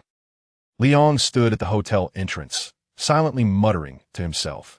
Seeing Leon standing still, Shiyu Kasaragi asked, "What's wrong? Is there a problem with this hotel?" As soon as she said this, the previously excited Lon and Eriri were both taken aback. Kikyo also quietly summoned her spiritual power, vigilantly observing the surroundings. Leon didn't know how to respond to Shiyu Kazuki. This chapter isn't over yet. Please click the next page to continue reading. He had thoroughly examined the hotel with his X-ray vision and found nothing unusual. Not much, just a little distracted. Leon played it off. Shiyu Kazuki looked at him with curiosity, but Leon managed to conceal it well. The group entered the Stanley Hotel. The luxurious decorations elicited gasps from the girls. Although none of them were ordinary people, having the ability and being able to enjoy were two different things. The only one who remained calm was Leon. After all, he had already scrutinized everything with his X-ray vision. However, even though he had seen it all before, when his gaze swept over the staircase connecting the hotel lobby to the second-floor suites, the corners of Li Ang's mouth couldn't help but twitch. Damn it! The memories of the past began to attack. Fortunately, the assault was brief, as his recollections were interrupted by Jike. "You don't look so well. Is there really something wrong with this hotel?" Leon shook his head and said some things that Jieking couldn't quite understand. "Don't mind it. It's just some childhood shadows. It shouldn't be a problem." As soon as he said that, Leong froze. "Wait, it seems I just jinxed it." Leong slapped his forehead, startling the bellflower beside him. "Hey, Leong, are you really okay?" the bellflower asked. Leong nodded weakly and looked at Kai Ka, saying, "Don't worry, I'm really fine. You don't need to worry too much about me." Kai Ka frowned. It was the first time she had seen Liang like this. Liang naturally couldn't tell Kikyo about the embarrassing incident when he was too scared by a horror movie to get out of bed to go to the bathroom at midnight before he traveled through time. Fortunately, at that moment, Yoko and the others had completed the check-in process and timely helped Liang out of the awkward situation. On the way to the room, Kikyo was still preoccupied with Liang's strange behavior. She subconsciously observed the decor of the Stanley Hotel. Suddenly, at the end of the corridor, a pair of beautiful twin sisters caught Kikyo's attention. They were wearing pretty little dresses and had exquisite hairpins in their hair. They held hands and wore cheerful smiles on their faces. "Hello, big sister," the twin sisters greeted Kikyo first. After deciding on the cruise trip, Yoko had taught Kikyo the language of another country. Although her speaking was a bit halting, her listening skills were passable. Out of politeness, Kikyo smiled back and replied, "You. Hello, you are really cute." After saying that, Kikyo waved at the twin sisters. "Hey Kikyo, who are you greeting? Did you meet someone you know?" Yoko curiously looked in the direction Kikyo was waving, but there was no one there, not even a shadow. There were a pair of beautiful twins at the end of the corridor. They were saying hello to me. Kikyo turned her head to explain to Yoko. However, when she turned back again, the twins at the end of the corridor had vanished. Yoko pouted and muttered softly, "Are you seeing things?" "There's no one at the end of the corridor. I didn't see anything." Kikyo was sure she hadn't made a mistake. She then asked Kasumigakaka Shiyu and Irie Shiro if they had seen the twin sisters in the corridor. Both shook their heads. Only Xiaolon weakly chimed in. "I think I saw them. Were they wearing little dresses? They looked really cute." Kikyo nodded. "Oh no, then we missed them. Let's hurry. I can't wait to see what the suite looks like." Yoko, carefree, pulled Kikyo's hand and hurried towards the room. Xiaolon, Kasumigakaka Shiyu, and Irie Shiro exchanged glances, revealing helpless smiles. After the few of them left the corridor, the twin sisters reappeared at the end of the corridor. Although many people passed by, it seemed as if no one could see them. The twin sisters looked in the direction Kikyo had left, their little faces showing a strange smile. T felt embarrassed and turned his head away. He was shocked by the second lady's dramatic facial expressions. Is this really the renowned first heir of the Suzuki Group? Covering the pinhole camera on his chest, T resolved to delete this video when he got back. It could never be shown to the old man. Liang accurately grasped the situation. He once again gave the other party a light slap on the head and said sternly, "What photo? Don't slander me." This girl really doesn't pay attention to the occasion, saying whatever comes to her mind. Didn't she notice that Xiaolon and Zhu Jing's expressions had turned unfavorable? The slow on the uptake Yuanzi also felt the pressure and, ignoring the pain on her forehead, immediately explained to Xiaolon and the others, "Oh, don't misunderstand. The photo I was talking about is just an ordinary photo, definitely not a candid shot of you guys." "Well, I guess I gave myself away." Liang glanced sympathetically at the garden and quietly distanced himself from the impending battlefield of violence. Listening to the cries for help from the garden and the other girls' scolding voices, Liang declined the cigarette offered by the men. "Thank you, Mr. Liang, for your help. Otherwise, I might have lost my job." The men put the cigarette that Liang had not accepted back into the box. He actually didn't have a habit of smoking. He just kept a pack on him for work-related occasions. Liang waved his hand and looked at the bustling crowd, saying, "It's just a small favor. No need to be so polite." Daimon smiled wryly. To Liang, it was a trivial matter, but for him, it was a significant issue related to his livelihood. If he followed the instructions of the garden and returned to the hotel, and the other party was attacked tonight, then he would be negligent and might even have to commit seppuku to apologize. Looking at Liang's profile, Daimon fell silent. The two quietly waited for the girl's farce to end. Fortunately, the garden's apology was very sincere, and soon the girls forgave her. What surprised Liang was that this girl didn't expose him until the end. It should be noted that his phone contained many photos filled with wonderful memories. If the garden had exposed him, the focus of the conflict would have shifted, and it wouldn't have been as awkward as it was now. With a long face, the garden was sandwiched between the girls as they walked up to Liang and said in unison, "Just now, the garden said she would give you the photos. This isn't your first time doing this kind of thing, right?" Liang would not be frightened by such a degree of coercion. He said with righteous indignation, "How is that possible? I am a model youth of the new century. How could I do such despicable things?" The several girls looked at Liang with suspicion. Liang's expression was serious, which gradually made the girls believe what he said. Yuanzi secretly gave Liang a thumbs up. "When it comes to thick skin, you're the best." The farce was temporarily put on hold. The group walked down the streets of the city center. Their high looks attracted the attention of many passersby. Of course, there were no ignorant individuals who dared to provoke them. The main reason was that the aura of the security personnel at the entrance was too strong. and their waists were bulging, making it obvious to anyone with sharp eyes that they were carrying something. Since they hadn't had dinner, the first thing the group did was to fill their stomachs. Lily took everyone to the entrance of a secret recipe burger shop based on recommendations from her phone. Even though it was already 7 in the evening, the business at this shop was still exceptionally booming. Liang sat calmly on a chair outside the store, leaving the shopping to the girls. This time, the food tasting didn't go as badly as the previous bubble tea incident. The burgers tasted quite good, and paired with ice cola, Liang had 3 servings. He even finished Li's portion, leaving her so angry that she could only silently queue up again. Once they had solved their hunger problem, everyone enjoyed wandering around Times Square, known as the crossroads of the world. The numerous, dazzling neon advertisements, as well as promotional boards for movies and TV shows, deeply captivated everyone's attention. Liang saw an old acquaintance on a huge screen. The flashy suspenders and basketball made Liang sigh. Even in a different world, fandom is everywhere. As the crowd grew, the security became increasingly cautious. He knew that some unbelievable things had happened in Queens, not far from Times Square. Everyone was on high alert, ensuring the safety of the second young lady and the other guests, as the men instructed his subordinates. "Got it, Captain," the subordinates echoed. Since they had arrived at Times Square, a big shopping spree was inevitable. Yunzi patted her chest and said to her friends, "Tonight, everyone enjoy yourselves. All expenses will be covered by me, Miss Suzuki."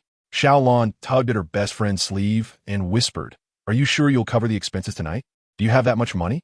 Yunzi chuckled, took out a black card, and waved it in front of Xiaolon. "This is a credit card my dad gave me before I left, with no overdraft limit, so don't worry." Xiaolon pouted, realizing with her knee-jerk reaction that this black card was also given to Yunzi because of Kikyo. In summary, their ability to enjoy this outing was all thanks to Kikyo. Lily and Kasumigakaka Shiwa exchanged glances, confirming their intent, and walked into the nearest branded clothing store together. Yunzi, unwilling to be left behind, quickly pulled the still-dazed Xiaolon and Kikyo along. This chapter is not over. Please click the next page to continue reading. Liang did not join the crowd. It was not meaningful for him to enter a women's clothing store. He casually found a place to sit and began his long wait. As everyone knows, most girls take at least half an hour to leave the store when trying on clothes. During this time, Liang declined the offers of a dozen young women who wanted to exchange phone numbers with him. It wasn't that he was not interested in women, but after getting used to beauties with scores above 90, these ordinary girls no longer caught his eye. After nearly 40 minutes, the girls finally came out of the clothing store, carrying big and small bags. Liang was sitting on the chair, almost falling asleep. "Hey, are you sitting here all by yourself?" Lily patted Liang's shoulder, pulling him out of his drowsy state. Liang stood up from the chair, stretched, and said, "Am I supposed to just stand here for 40 minutes waiting for you all?" Upon hearing this, Lily stuck out her tongue. In fact, Shiyu Kanzuya and the others had already finished their shopping. It was just her who was still torn between buying a dress or pants. Finally, Yoko, who was getting impatient, waved her hand and indicated to pack everything. As time passed, the girls ended up buying more and more items, even helping carry 2 or 3 bags for Oatori. In the end, they had gone a bit overboard with the shopping, and Oatori sent a subordinate to drive back and take the purchased items to the hotel. Finally free of her hands, Xiaolon let out a long sigh of relief. She actually didn't want to spend too much, but couldn't resist Yoko's constant chattering in her ear, so she bought some souvenirs for Kagoro Muri and Eri Kisaki. While sipping coffee, Shiyu Kanzuya looked over at Liang, who had been watching the situation with great interest since earlier, which made her very curious. "Hey, did you sense something?" Shiyu Kanzuya nudged Liang's arm, her small face full of curiosity. Liang did not hide it either. He stomped his foot and looked at the manhole cover under his feet, saying, "There's an uninvited guy approaching us." As soon as he said this, the girl's expressions changed. Yuan hurriedly asked, "What kind of guy is it? Is he strong? Do you need me and Xiaolon to take action?" Xiaolon was standing next to Yuan, her hand already reaching in her backpack, where she found the dual driver. "He might not be strong, but there are just a lot of them." As soon as Leon's voice fell, the manhole cover beneath him let out a loud bang. The lizard man that had intended to break through the cover was rebounded by the strong force. However, apart from the manhole that Leon was standing on, no lizard men emerged from it. Instead, the surrounding manhole covers were all flipped open, and dozens of grotesque lizard men crawled out from below. The sudden event plunged Times Square into chaos. Daimon was cursing to protect the second young lady from this dangerous place. But just as he finished contacting the remaining security personnel at the hotel with his phone and turned around, he was astonished to find that Suzuki Sinoko had fainted. Supporting the unconscious Sinoko, Leon's gaze was fixed on Kamen Rider W in the center of the square. Daimon followed Leon's line of sight, and just in time saw a lizard man being knocked away by a punch from Kamen Rider W. My god, is this another new superhero? Daimon gaped. He was not an old-fashioned person stuck in the past. He had a high acceptance of the changes in the world, as well as the emergence of superheroes and monsters. His daughter was a big fan of Wonder Woman, and they even bought her cosplay outfit at home. Don't be dazed. There are monsters approaching. Leon's voice echoed near the gate. The other party instinctively drew their gun, looking around and firing several shots at a lizard man that lunged at them. However, the gunfire, which would be fatal to an ordinary person, caused little damage to the lizard man. At most, it just broke the skin and caused some bleeding, but it healed quickly. This perverse self-healing ability was naturally noticed by Xiaolon. She changed her combat strategy, no longer just knocking the lizard men away, but instead dismembering their arms or thighs. If they could still move, she would blow up the lizardman's head. Xiaolon, there are more and more lizardmen, and their numbers have exceeded 50, said Yuanzi, with the pupils in her right eye flashing red. Should we try the new Gaia memory that Leon gave us? After thinking for a few seconds, Xiaolon nodded in agreement. She took out the red Gaia memory, pressed the button on it. Heat. Then she merged the double driver, removed the hurricane memory, inserted the heat memory, and finally pushed the double driver apart. Heat. Joker. After a burst of electronic sounds, the right side of Kamen Rider W transformed into red. Wow, Xiaolon, I can feel the passion of the flames. Yuanzi's excited voice made Xiaolon smile knowingly. She shook her right hand and softly said, Yeah, I can feel it too, with the enhancement of flames. Xiaolon took down one little lizard with each punch. Each lizard man struck by Xiaolon ignited in a raging fire. Now, their self-healing speed was completely unable to keep up. The police from America arrived late, after Xiaolon had dealt with more than 20 lizard men. They got out of their patrol cars and looked at Times Square, which had turned into an ocean of lizard men, instantly terrified. Hey, monster, put down the man in your hands, or I'll shoot, shouted a Mexican police officer with a small mustache, holding his gun with both hands toward the nearby lizard man. Leon looked at the who was shouting, and the figure seemed somewhat familiar. Isn't this the Slap Man? Just as Leon was sorting through his memories, the lizard man placed the man in his hands on the ground as requested by Edwards. Just as Edwards was about to praise him for being a good boy, the lizard man unexpectedly bit off the man's head. Are you satisfied with my performance? The lizard man spat out the man's head, looking at Edwards with disdain in his eyes. Mother of Kerr, Edwards didn't expect to be provoked by a lizard man. He aimed at the opponent's head and fired several shots. The lizard man didn't T-dodge and let the bullets hit him. This level of attack was nothing more than a tickle. Oh God, you must have forgotten to lift your eye patch this morning. Edwards emptied his handgun, but there wasn't even a bullet hole on the lizardman's body. Ha ha ha, you've run out of bullets. Now it's my turn. A sinister smile appeared on the lizardman's face as he charged towards Edwards. Edwards wouldn't just sit back and wait.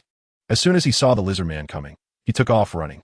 The lizard man could only smash the police car that Edwards had driven over into scrap metal. Hey, ugly, that was a car I just picked up today.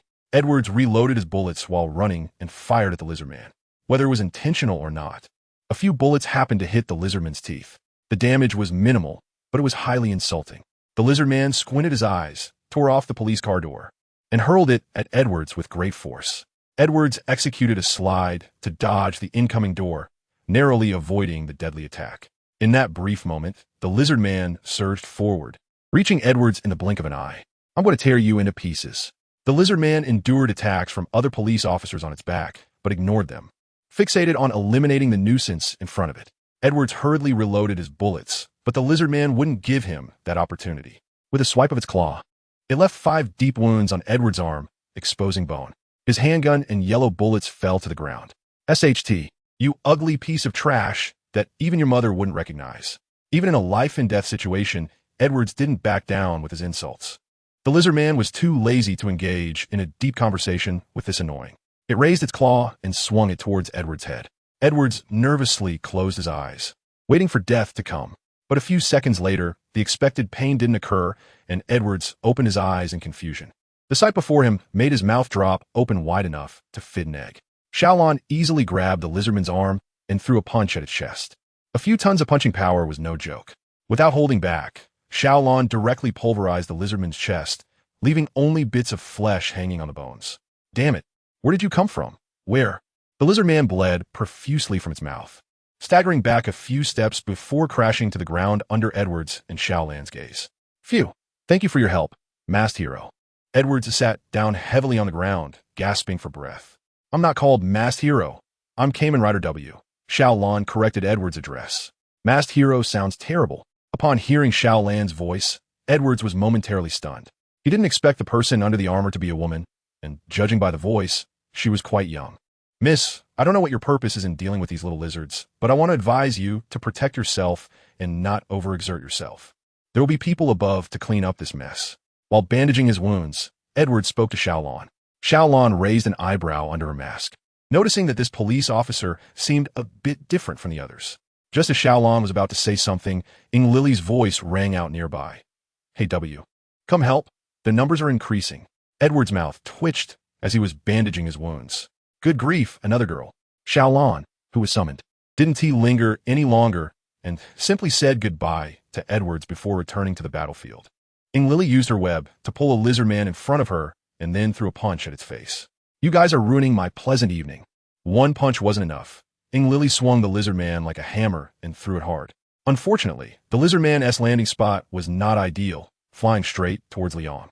At that moment, Demin was focused on dealing with another lizard man and had no time to pay attention to Leon. A beam of heat flashed in Leon's eyes, and the lizard man in midair was severed in two. TSK. Has half of the population in Queens been turned into lizard men? Leon watched as the lizard men continuously emerged from the sewer, thinking to himself, it's still that Emelika's trick. Things are so dire, yet there's no solution in sight. This chapter isn't over. Please click the next page to continue reading.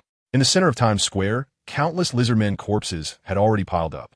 On top of the mountain of corpses, Shiyu Kasumikaka wielded the sword of Fire God, effortlessly decapitating another lizard man attempting to launch a sneak attack. These ugly creatures weren't very strong in combat, but their sheer numbers were overwhelming. After finishing off one batch, another wave would come, and with only 3 of them, it was inevitable that some would slip through the cracks. Spider-Man, you take the south. I'll handle the north, W will cover the east, and Superman will take the west. Shiyu Kasumigakaka planned out the areas each person needed to deal with. Ing Lily and Xiaolan both expressed no problem, while only Liang had a black line on his forehead. He once again sliced a blind lizard man in half, and, looking at the large door beside him, helplessly knocked the other one unconscious. He placed the body of the lizard man and the unconscious door into the CAF behind him. Liang touched the pendant on his chest, and the Superman suit was fully equipped.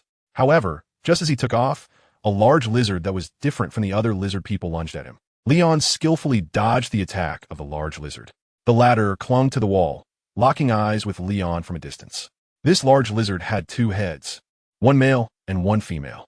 The male head still vaguely resembled a human form, while the female head was almost indistinguishable from a lizard's. You must be the biological doctor who developed the lizard genes, right? I remember your name is Connors. Leon spoke first. The man let out an unpleasant laugh, his voice slightly hoarse. Haha, that's me. Look at my research. Isn't it a great success? Connors raised his arm, pointing at the chaos below, a look of fascination on his face. This is no less than a divine creation.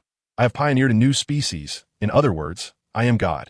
Connors laughed maniacally, saliva dripping from the corner of his mouth. Leon looked at Connors with a crazy look in his eyes and said, How can you dare to speak of such a deformed race? Connors' laughter came to an abrupt halt.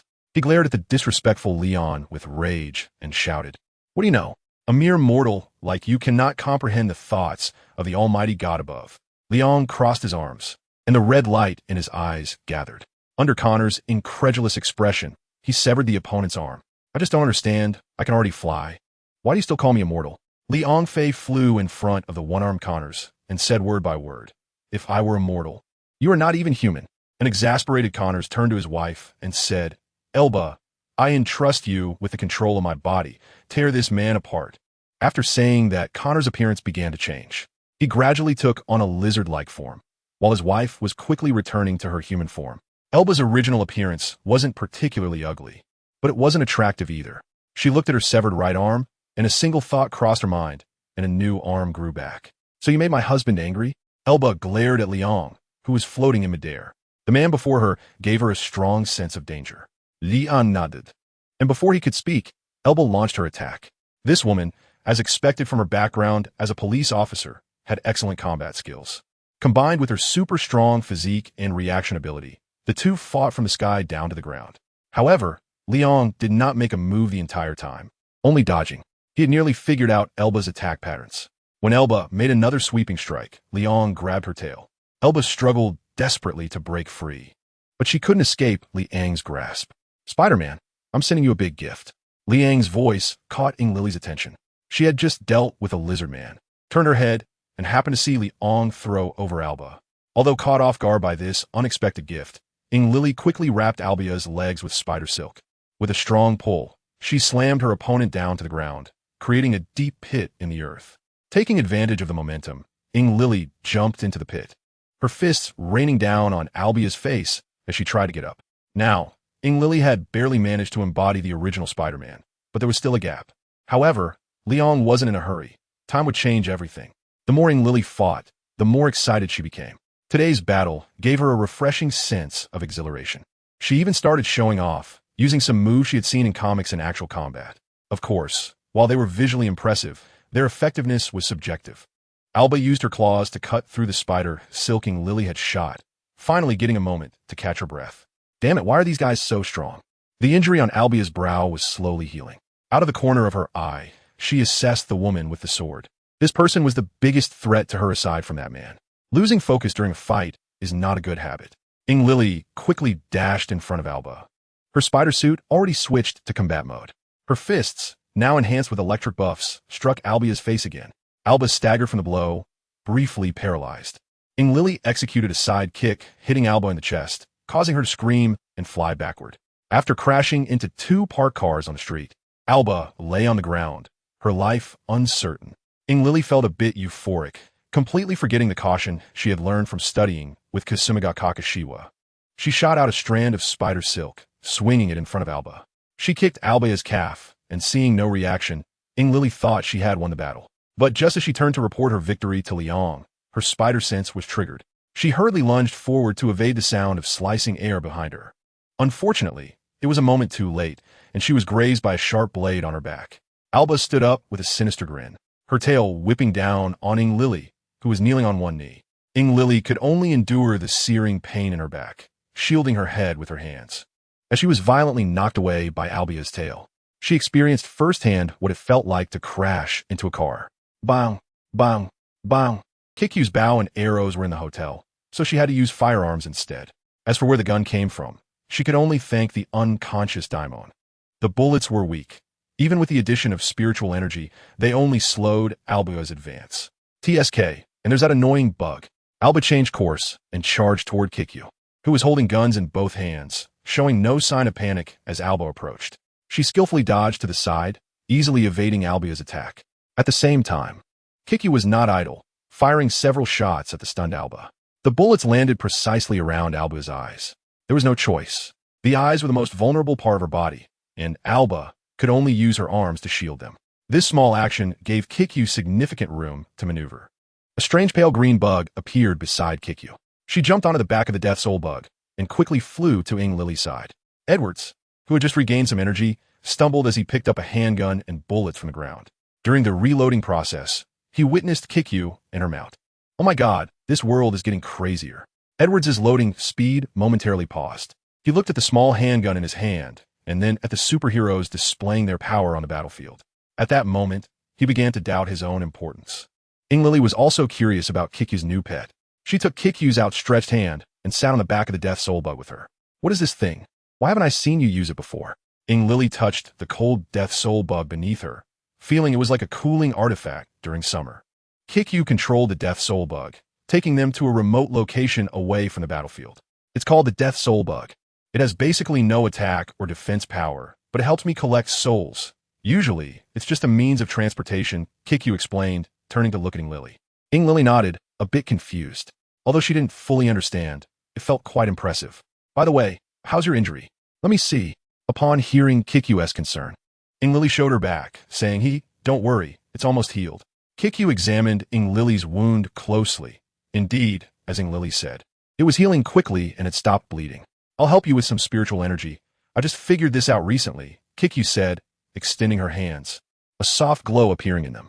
Lily felt a warm sensation on her back, and she couldn't help but let out a sound of comfort. After about 10 seconds, the light in Kikyu's hands disappeared. The wound on Lily's back had begun to scab over. I'm back to full health. Lily stood up on the back of the Death Soul Bug, stretched her fists and legs, and felt that she was fine now.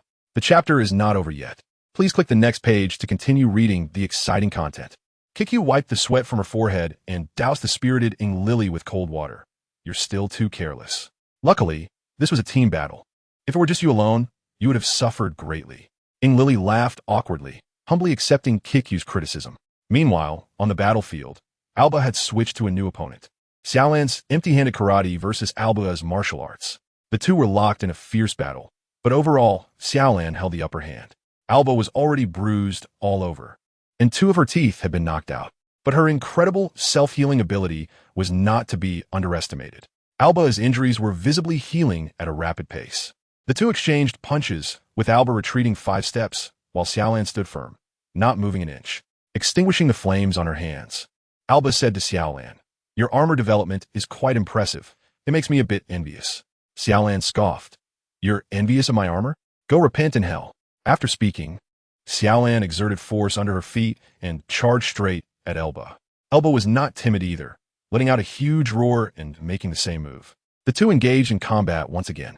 Kasumigakaka Shiyu had already come down from the mountain of corpses and charged into the sea of green lizard men. Each swing of the sword of the fire god took the life of a lizard man. However, this was not a sustainable solution. It was merely treating the symptoms, not the root cause. For every lizard man eliminated, 4 or 5 more would emerge from the sewers to fill the gap. At that moment, Lily and Jike returned, and Kasumigakaka Shiyu shouted to them, "Go find the antidote and solve the problem at its source." Lily and Jike nodded. Leon also timely provided information. "Go check out Queens, that's the lizardman's stronghold." Lily made an okay gesture, pulled out a phone from somewhere, and found a route map to Queens. Jike took the phone that Lily handed over, looked at the route on it, and urged the death worms to rush towards the destination without stopping. Alba naturally heard Shiyu Kazaki shout, but due to the language barrier, she didn't immediately understand what this group was planning. However, when she noticed the direction Jike and Lily were heading, her pupils suddenly constricted. Goodness, they're going to steal the home. In a moment of urgency, Alba unleashed her potential and threw Xiao Lan away with a shoulder throw. Then she jumped into the nearest sewer, hoping to reach Queens before the others. Xiao Lan, who adjusted her posture in midair, landed steadily on the ground. She watched Alba escape and, without hesitation, followed her into the sewer. Leon had no intention of helping. He stood by the garden, sending every approaching lizard man to meet their maker. What surprised him was that the slap hero was actually driving a police car, speeding towards Queens. Little Lon, who had burrowed into the sewer, was played by Alba. Knowing that the armored man would not let him go easily, he had his underlings delay the opponent's speed. No matter how powerful Little Lan's fire punch was, she could only take down 1 lizard man with a single punch. There were at least hundreds of lizard men in the sewer, which was enough to waste her a lot of time. Meanwhile, Lily and Kikyo flying above were unimpeded, although they attracted many passers-by who scrambled to take photos. They were getting closer to their destination. However, as they approached Queens, the number of pedestrians decreased significantly.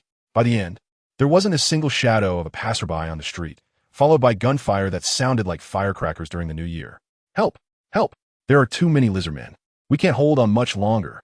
A white SWAT officer was shouting hoarsely into the radio. The radio coldly replied, "According to the above instructions, you must hold the entrance to Queens. Reinforcements are on the way, expected in 5 minutes. Fuck, the white SWAT officer cursed. These damn guys really had no idea what they were talking about. Telling them to hold on for 5 more minutes. When reinforcements arrive, they might only be collecting corpses. Captain Slade, we're running low on ammo." Another slightly younger white SWAT officer approached Slade, changing his magazine while speaking. Slade, of course, knew they were running low on bullets. They had already exceeded their hold time. Reinforcements should have arrived 10 minutes ago. Now, they were not only late, but had to wait another 5 minutes. It was as if they were not considered human. "Hang in there, Joseph. The higher-ups have said reinforcements are on the way." Slade raised his rifle, firing shots at the lizard men charging at them. Joseph pouted and muttered under his breath, "You said the same thing 5 minutes ago." Slade slapped Joseph's helmet with annoyance, jokingly scolding, "You little rascal, are you actually slandering the captain? Once this mission is over, just wait and see how I deal with you." Joseph shrank his head. immediately losing his temper. However, after this bit of banter, everyone's tense mood was relieved. Unfortunately, there were too many lizard men. The team led by Slade had already suffered casualties. With red eyes, he fired at a lizard man gnawing at one of his teammates, cursing, "You bunch of dog-bred things, go die." The bullets poured out in frustration onto the lizard men, forcing them to release their grip. The lizard man squinted, shifting its next target to Slade. Just as the two were about to clash, a black and white figure descended from the sky. "Oh dear, it seems you need my help." Lily landed in a standard superhero pose in front of Slade. Joseph, standing beside Slade, exclaimed, "It's a superhero." Hearing this, Slade asked Joseph, "What is a superhero? Is it someone who doesn't dare to show their true face?" Joseph explained, "These are superpowered beings who appear in Neon City, all possessing extraordinary abilities. We're saved now." After hearing Joseph's words, Slade lowered his guard slightly towards the masked figure before him, but he wasn't completely trusting. Lily didn't care about their opinions.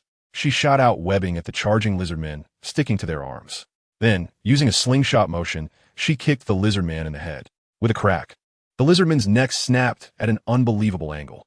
Kikyo, flying above, acted as Lily's support, each bullet hitting the eyes of the lizard men attempting to sneak up. Hearing the gunfire, Slade and Joseph looked up and spotted Kikyo standing on the back of a giant bug. "My God, such a big bug that can fly." Joseph's eyes were filled with envy. Slade was also dumbfounded. He might not be accustomed to using smartphones and surfing the internet, but what he witnessed today made him feel like he was in ancient times. He was completely outdated. Lily and Kikyo's teamwork became increasingly synchronized. Together, they quickly cleared the lizard men at the entrance. Perhaps the main forces had all gone to Times Square to cause trouble, as once the entrance lizard men were dealt with, there were no more reinforcements. Lily stood with her hands on her hips in the center of the entrance, looking at her work, quite pleased. Joseph, disregarding Slade's obstruction, jogged to Lily's side, stammering, "Hello, superhero, can I have your autograph?" Lily didn't expect the first person to ask for her autograph would be a young white guy from across the ocean. His eager gaze made it hard for her to refuse. After some half-hearted persuasion, she signed Spider-Man on Joseph's bulletproof vest. Slade covered his forehead, watching Joseph, who looked as if he had found treasure, determined to give him a good scolding once the mission was over. "We need to go to the center of Queens. It's very dangerous, so you shouldn't follow us." Lily shot webbing at the giant bug, hanging below it, and waved goodbye to her little fan. After watching Lily and Kikyo leave, Slade reported everything that had just happened to the radio. After a moment of silence, the emotionless voice responded, "Received, Captain Slade. Your mission is over. You can return to the team." Not long after Slade ended the call, a police car stopped in front of him. Edwards poked his head out of the car and asked Slade, "Hello, have you seen a big bug? What did it fly off to?" Slade looked at the police officer Edwards and quickly thought, instantly understanding the intention behind the question. However, even they, as SWAT officers, found it difficult to deal with lizard men, let alone ordinary police officers. To avoid sending him to his death for nothing, Slade chose to remain silent. Joseph took off his helmet, scratched the back of his head, and looked conflicted at Edwards. The warning from Lily was still fresh in his mind, but his sense of justice would not allow him to back down. The key point was that his brother Grant was also in the center of Queens. "I know where the bug flew off to. I'll take you there." Joseph, still worried about his older brother, opened the passenger door and sat down. "Joseph, you're acting on your own. You'll be disciplined for this." Slade shouted at Joseph. Joseph looked at Slade, who was both a mentor and a father figure to him, and understood that he was thinking of his best interests. However, he only had one relative left, and he had to go see them. "Sorry, Captain. Let me be willful just this once." After saying that, Joseph patted Edwards on the arm, signaling him to drive. Edwards was not very keen on having a SWAT officer accompany him. He was used to being a lone ranger, and having another person around made him feel uneasy. But in urgent situations, one must make compromises, so Edwards pressed the gas pedal, and the police car sped past Slade. Watching the police car gradually disappear from sight, Slade sighed silently. "Hey, brother, where did that big bug fly off to?" After the police car had driven a short distance, Edwards glanced at Joseph, who had been silent since getting in the car. This guy went mute as soon as he got in. He wouldn't be trying to pull a fast one on him, would he? Joseph, coming back to his senses, smiled awkwardly and replied to Edwards, "Oh, Spider-Man said they're going to the center of Queens. Spider-Man?" Edwards immediately thought of that superhero who could shoot webs. "Well, that's a fitting name," he said. "Did they say what they're going to do in the center?" Joseph shook his head and replied, "She just said that the center is very dangerous and told me not to follow." Edwards tightened his grip, on the steering wheel. He didn't even know why he was following them. He just felt a rush of blood to his head when he saw them leaving on that big bug, and he drove the police car after them. But Edwards didn't regret it. His original intention of becoming a police officer was to protect his home. Before, he had been fighting criminals, and now he was dealing with mutated creatures, which was a novel experience. Meanwhile, Lily and Kikyo had arrived at the center of Queens. Looking down at the scattered SWAT officers and the piles of lizard men, Lily instinctively said, "I thought there were enough lizard men in Times Square. I didn't expect this place to be a paradise for them." However, she also had a question. Why were there so many lizard men? Yet Emily hadn't implemented any substantial strategies. What good would it do to rely solely on SWAT? At the very least, there should be soldiers involved. Lily stroked her chin, sensing a hint of conspiracy. Kikyo, who had been in the present world for a while, also noticed that something was off. But she didn't care much about it. Her thoughts were simple. As long as it was a demon or monster, that was her primary target. Other issues would naturally be resolved by capable people. "Are you ready? We're going down," Kikyo said to Lily, who was lost in thought.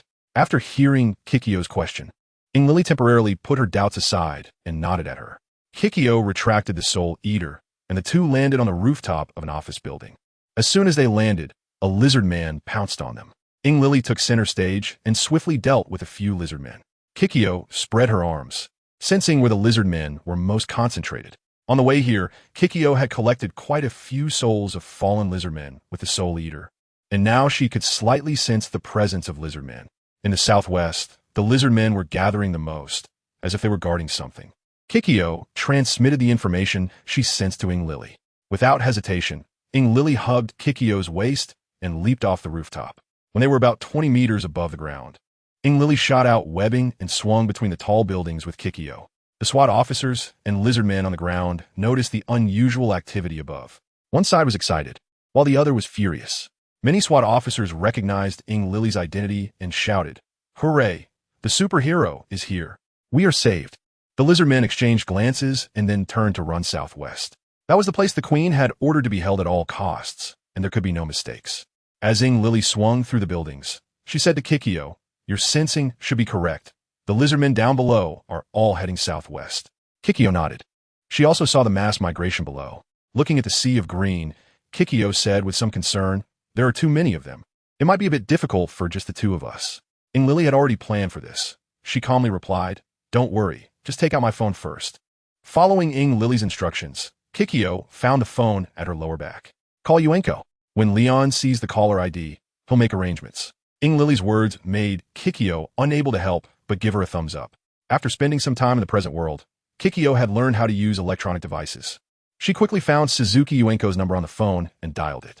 "Sakura, Sakura, I want to see you. I want to see you right now." The pleasant ringtone rang in Leon's ears. He took out his phone from Yuenko's pants pocket, saw the name on the caller ID, and answered the call. "Hello, have you found their lair?" Leon was killing the lizard men with heat rays while straightforwardly saying, "Yes, we have found it. But the situation is somewhat different from what we expected." Kaiki informed the other party about what she and Inori had seen. "All right, I understand. I will send Shiyu Kasanaji to support you." After understanding the situation, Leon hung up the phone.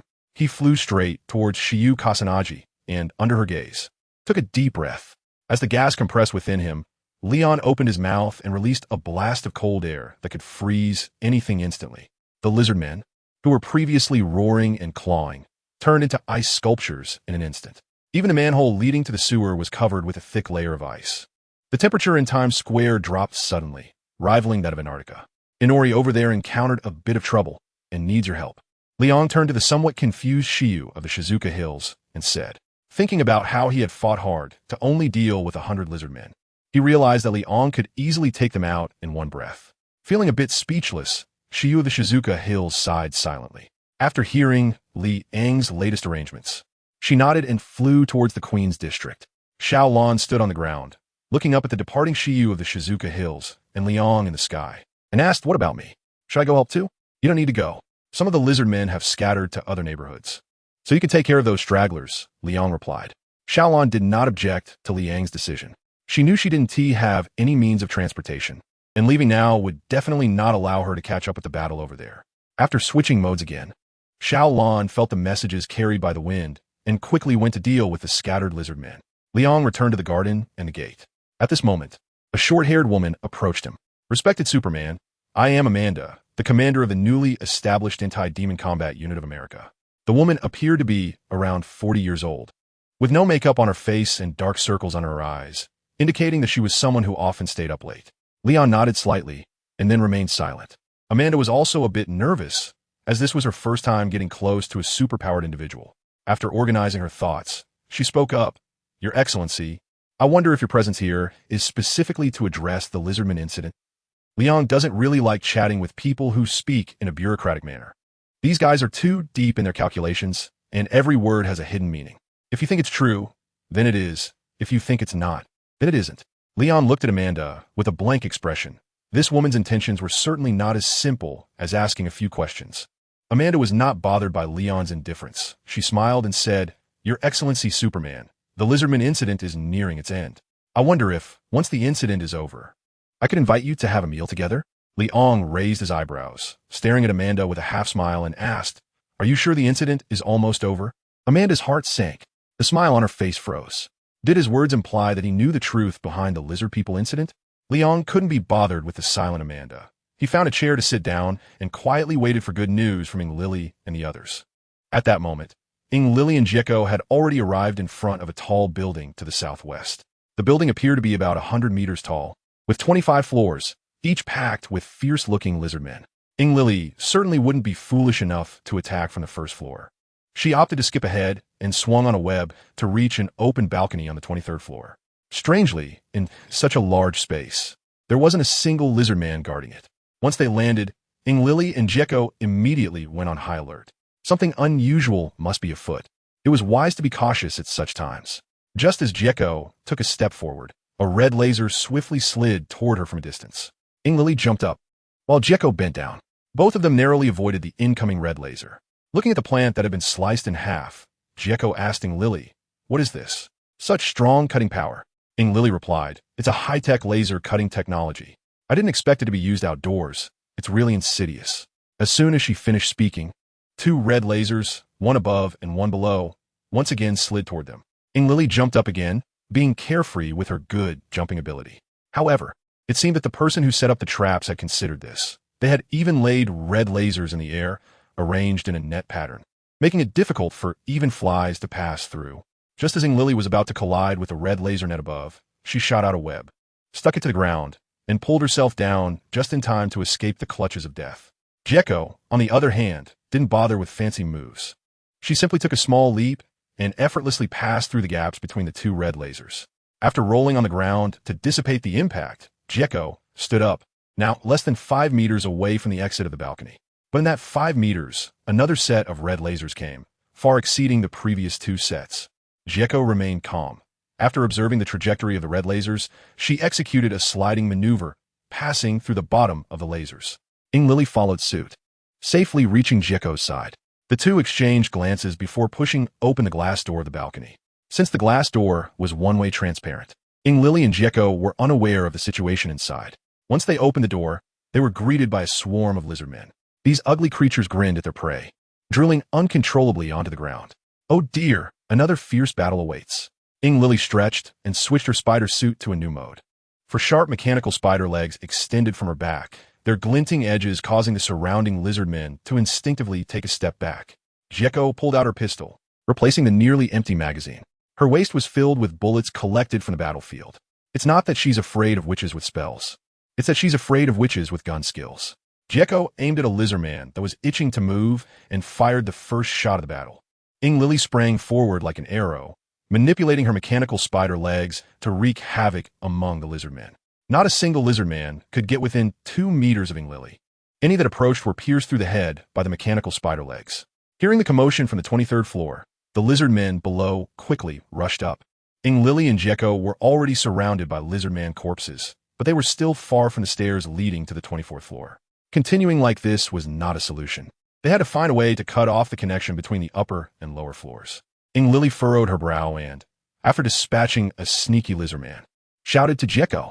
Jekko held her gun in her right hand and extended her left hand, conjuring a spirit energy ball with a diameter of 20 centimeters, which she hurled towards the stairs to the 23rd floor. Bang! A loud noise. The stairs to the 23rd floor were buried under rubble. and several unlucky lizard men were impaled by falling steel bars. "It's done," Jieko casually replied to Ing Lily. Ing Lily looked in astonishment at Jieko's handiwork.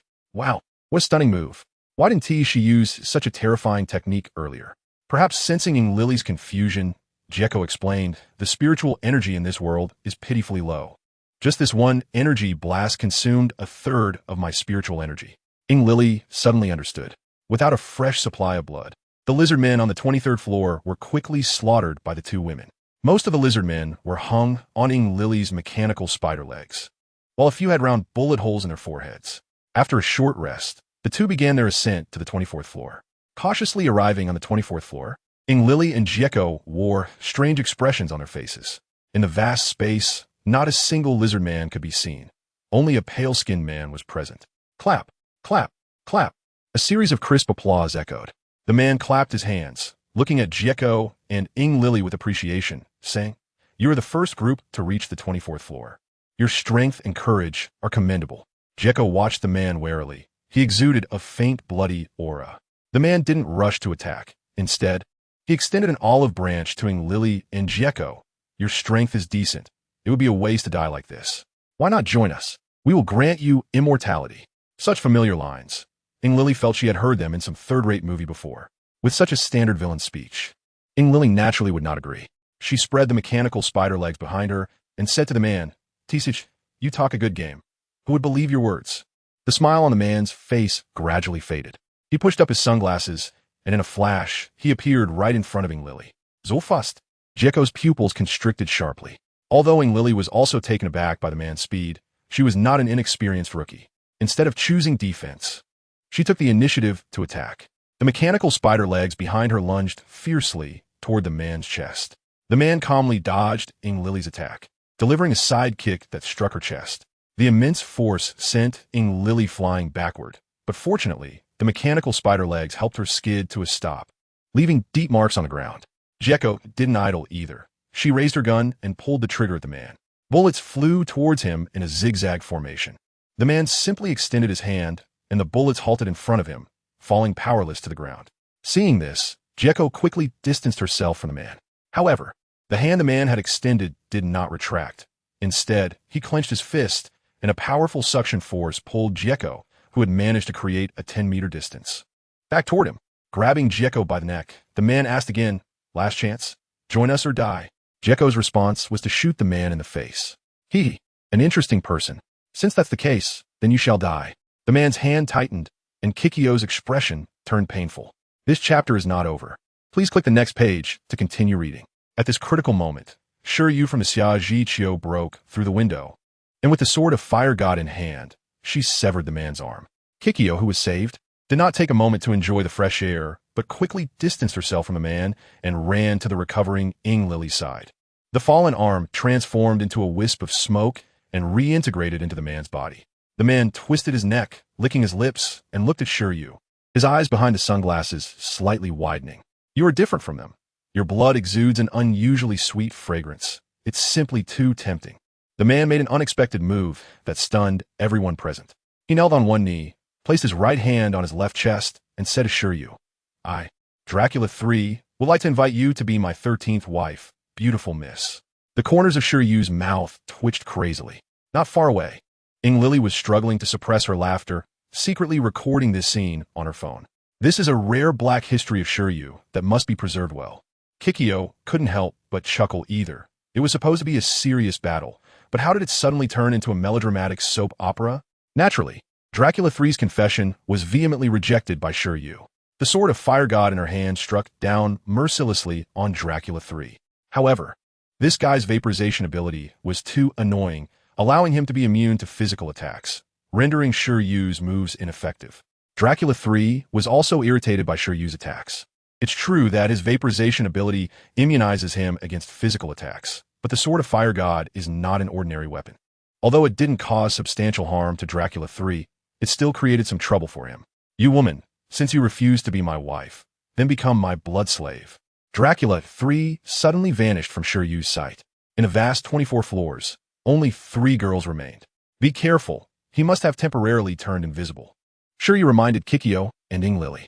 As soon as she finished speaking, Dracula 3 appeared behind her. "Watch out! He's behind you!"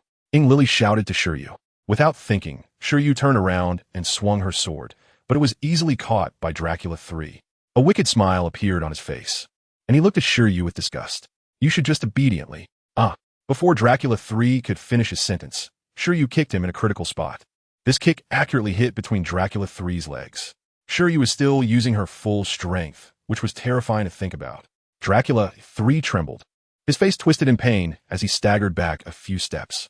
With every movement, his pain intensified. Shiryu seized the opportunity, raised the sword of Fire God high, and then swung it down hard, beheading Dracula 3. Without a head, Dracula 3 shook for a moment before collapsing to the ground, no longer moving. Seeing the battle end, the girls exhaled a collective breath. Kikyo wiped the sweat from her forehead and was about to say something to Shiryu when she keenly observed the body of Dracula 3 lying on the ground move. It was too late to warn, so she had to use her spiritual power again, pointing her fingers at the fallen Dracula 3. Seeing Kikyo's actions, Shiryu also felt something was wrong. She hurriedly took out her divine power shield and turned to protect her chest.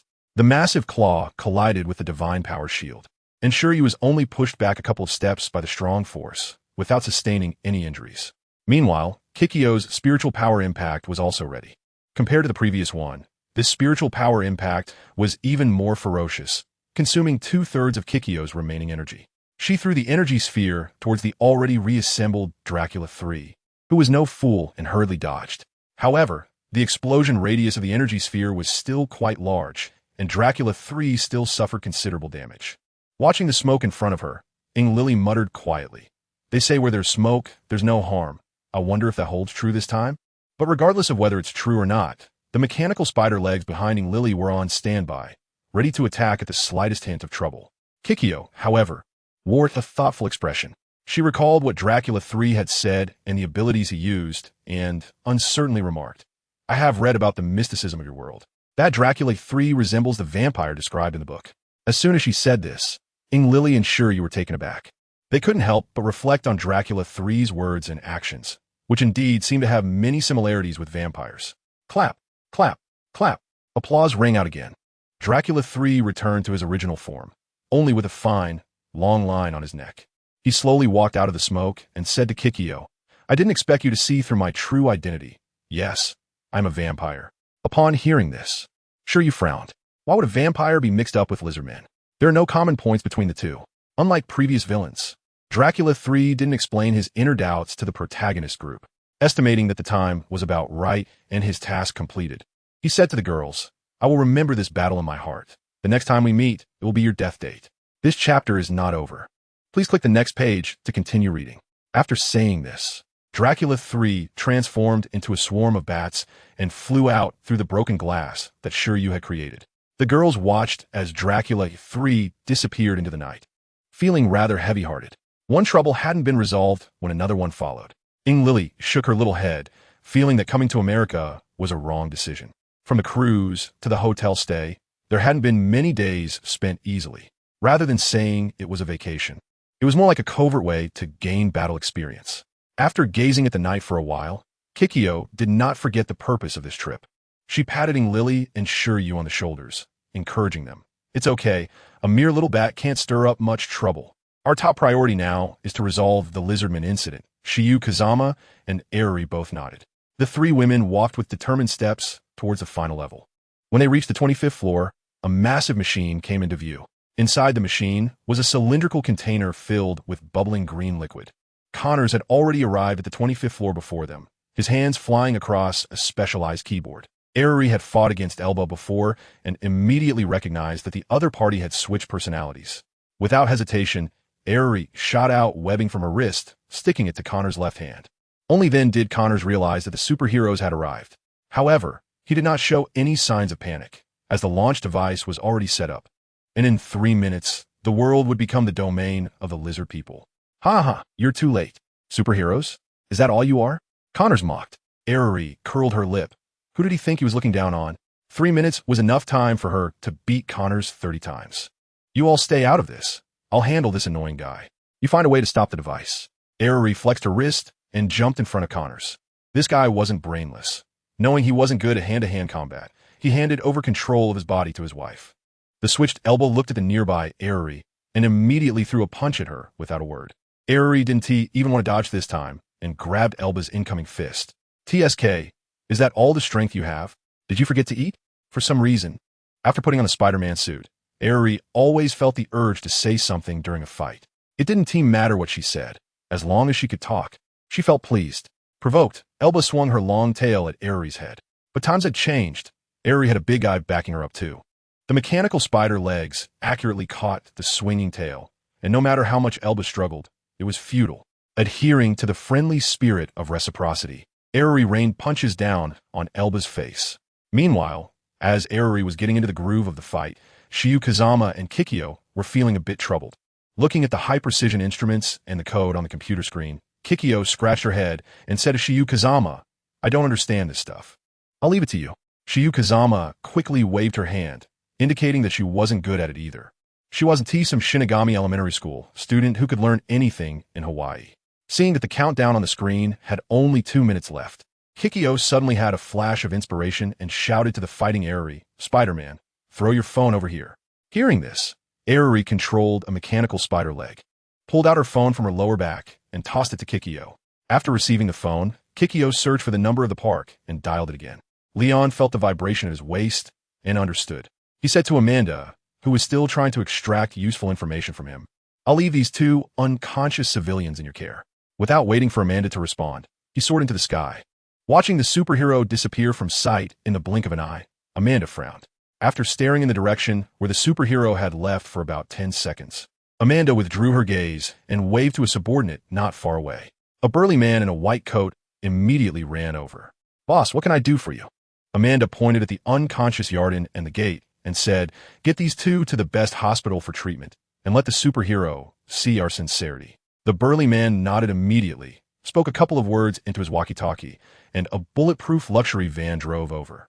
A man and a woman got out of the vehicle, with the woman responsible for carrying Yarden and the man shouldering the gate. Having already arrived in Queens, Leon saw the police cars parked on the street. The slap hero was fighting alongside 2 unfamiliar men. However, no matter how good their shooting skills were, they were gradually unable to hold back the hordes of lizard men. In remembrance of his past life, Leon descended from the sky and landed in front of Edwards and the others. "Oh my God, it's Superman." Joseph felt that today was his lucky day. Not only did he get Spider-Man's autograph, but he also got to see Superman's heroic stature up close. Edwards and Grant were not as excited as Joseph. They let out a long breath and quickly changed their magazines while the superhero helped them clear out the lizard men. After clearing the surrounding lizard men, Leon took out a handful of coins and a transformation device different from Xiaolan's and handed it to Edwards. "This is the birth driver. I'll lend it to you for a while. The remaining lizard men are all yours." After Leon taught Edwards the method of use, he continued to fly towards the position of the girls from Kikyo. Edwards looked at the coin and the birth driver in his hand, and under Joseph's envious gaze, he fastened the birth driver around his waist. He inserted a cell coin into the birth driver and twisted the dial. With a pop, Kamen Rider Birth appeared in front of Joseph and Grant. Feeling the enhancement after the transformation, Edwards looked at the approaching lizard men with a playful smile on his face. "Ha! The offense and defense are about to switch." He charged into the crowd of lizard men, starting his personal showcase.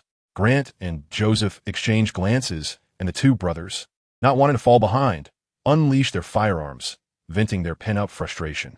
Meanwhile, Leon, who had taken on the role of Santa Claus, had already arrived at the building where Kikyo and the others were located. As soon as he landed, he saw Alba being beaten. Inori was sitting on top of her, using both hands to pummel Alba, leaving her bruised and dazed. After noticing Li Ang's arrival, Kasumigakaka Shiyu hurriedly pulled him to the electronic equipment and said, "You need to think of a way quickly. There are only 2 minutes left." Kikyo also looked at Liang with a hopeful expression. Liang said nothing more and took out a red and white ball that seemed both real and unreal. Under the gaze of the 2 girls, he threw it on the ground. A creature with sharp angles, resembling 1,000 origami cranes, appeared in front of Kasumigakaka Shiyu and Kikyo. The 3D dragon tilted its head, its large black and white eyes sparkling with joy as it looked at Liang. Kasumigakaka Shiyu tugged at Liang's cloak and quietly asked, "What is this thing? It looks adorably ugly." Liang explained, "This is a creature called Pokemon. Whether we can get through this crisis depends entirely on it." He patted the head of the 3D dragon, which was a version enhanced by the system. It was his first time using it. He crouched down and said to the 3D dragon, Go to your kingdom and cancel this launch mission. The 3D dragon nodded, and, under the incredulous expressions of Shiyu Kasa, no Oka, and Kikyo, dove into the computer. Yuriri, who had already tied Elba up tightly, happened to witness this scene and exclaimed, Oh my, Liang, your pet ran into the computer? Liang waved his hand, signaling Ing Lily to calm down. On the large computer screen, the image of a 3D dragon appeared. Under the gaze of several people, the 3D dragon took a step forward and headbutted the countdown numbers. The launch time, now only 1 minute and 50 seconds left, came to an abrupt halt.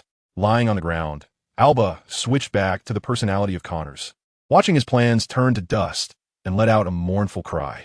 Leon gave a thumbs up to the 3D dragon through the screen, and the little guy was so happy its tail was almost flying up to the sky. Homi Kazanaku and Kikyo twitched their mouths. Such a simple and straightforward solution really left them in shock. However, In really didn't think so much. She squeezed past Leon, who was standing in front of the computer screen, and looked at the startled 3D dragon with hearts in her eyes. Leon, do you have more of this creature? Or could you just give me this little guy?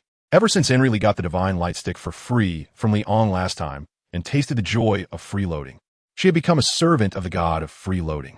Leon gave the other party a slap on the head in annoyance. Goodness, did they really think he was Santa Claus? Little master, there's more in this chapter. Please click the next page to continue reading. It gets even more exciting. Ing Lily covered her head, not caring about the physical pain, as long as she could have such a cute little guy. What was a few slaps on the head? Ing Lily's words also moved Shizuku, No, Okashiyu, and Jike. If it were just pure cuteness, they might not have reacted so strongly. But being both cute and helpful made it more than just a simple equation of 1 + 1. Leon pondered for a moment and said to the girls, If your future performances satisfy me, I might happily give you a Pokemon as a partner. Upon hearing this, Ing Lily realized her plan to get something for free had failed. She sulked as she played with the 3D dragon on the screen, savoring her precious time with the little creature. Seeing that this task had been completed without any major issues, Leon waved his hand, planning to lead the small team away. However, a remark from Kikyo raised his eyebrows. You said there's a vampire secretly helping Connors? Kikyo nodded, and Kasumigakaka, Shia added. That vampire claims to be Dracula 3, and his abilities are quite peculiar. After helping Connors by some time, he escaped. Ing Lily chimed in. He was decapitated by Kasumigakaka Shia, but could still regenerate, and he could transform, though it was for a very short time. I saw it very clearly. Leon turned his gaze to Connors, whose heart was like dead ash, and walked straight up to him. He kicked Connor's chest with his toes and asked, So, tell me about that vampire. Connors glanced at Leon with contempt and turned his head to the side. TSK, refusing to drink the toast and opting for the penalty drink instead. Leon stepped on Konaz's chest, and, as the pressure increased, one could faintly hear the sound of bones breaking. Konaz's face gradually turned pale, unable to watch any longer. Elba forcibly switched personalities and said to Leon, Promise me you won't kill us, and I will tell you everything I know. Leon did not respond, but the pressure under his feet increased again. Alba felt pain, and beads of sweat the size of beans rolled down her forehead. She hurriedly said, Stop stepping on me. Upon hearing this, Leon slightly lifted his foot. The pain eased, and Alba blurted out what she knew. The vampire approached us 5 days ago. At that time, we even fought, but the result was obvious. We lost. We thought he would kill us, but he only made one condition. After helping us complete the plan, he wanted us to leave him with 100,000 unmutated ordinary people. This condition was incredibly easy for us, so we agreed. As for what happened afterward, you all know. After finishing, Alba silently awaited Liang's judgment. After analyzing what Elba had recounted, Leon concluded that the vampire had appeared 5 days ago. It couldn't be ruled out that external influences were at play, as there were all kinds of evil in the outside world. Pulling his foot away from Elba, Leon coldly said, I know you are hiding some things, but I don't care. In the face of absolute strength, any plan is just a paper tiger. Hearing Leon's warning, Elba couldn't help but shiver. Not bothering with the now defeated Elba, Leon signaled to Shiyu Kazaki. The latter understood and approached the massive machine, violently tearing off the casing and shouldering a container filled with green liquid. Before leaving, Ing Lily, in a playful mood, tied Elba up in a shape resembling a cicada pupa and hung her outside the building. As they passed through the street, Leon watched Edwards, who was getting excited below, and did not immediately retract the transformation device he had given him. After all, it was a one-time permission, and once the transformation was canceled, the birth driver would automatically return to Leon's hands. Xiaolan, who split off from them, also successfully completed her mission. The lizard men that emerged from the sewers did not escape Xiaolan's iron fists. Finding a corner without people or surveillance, Xiaolan canceled her transformation. A strong sense of fatigue surged over her, and she leaned against the wall, slowly making her way out of the alley. "Hey, beautiful lady, need a ride?" A familiar voice rang out above her. Xiaolan looked up and smiled, replying, "Of course. I can't wait to get back to the hotel and have a good sleep."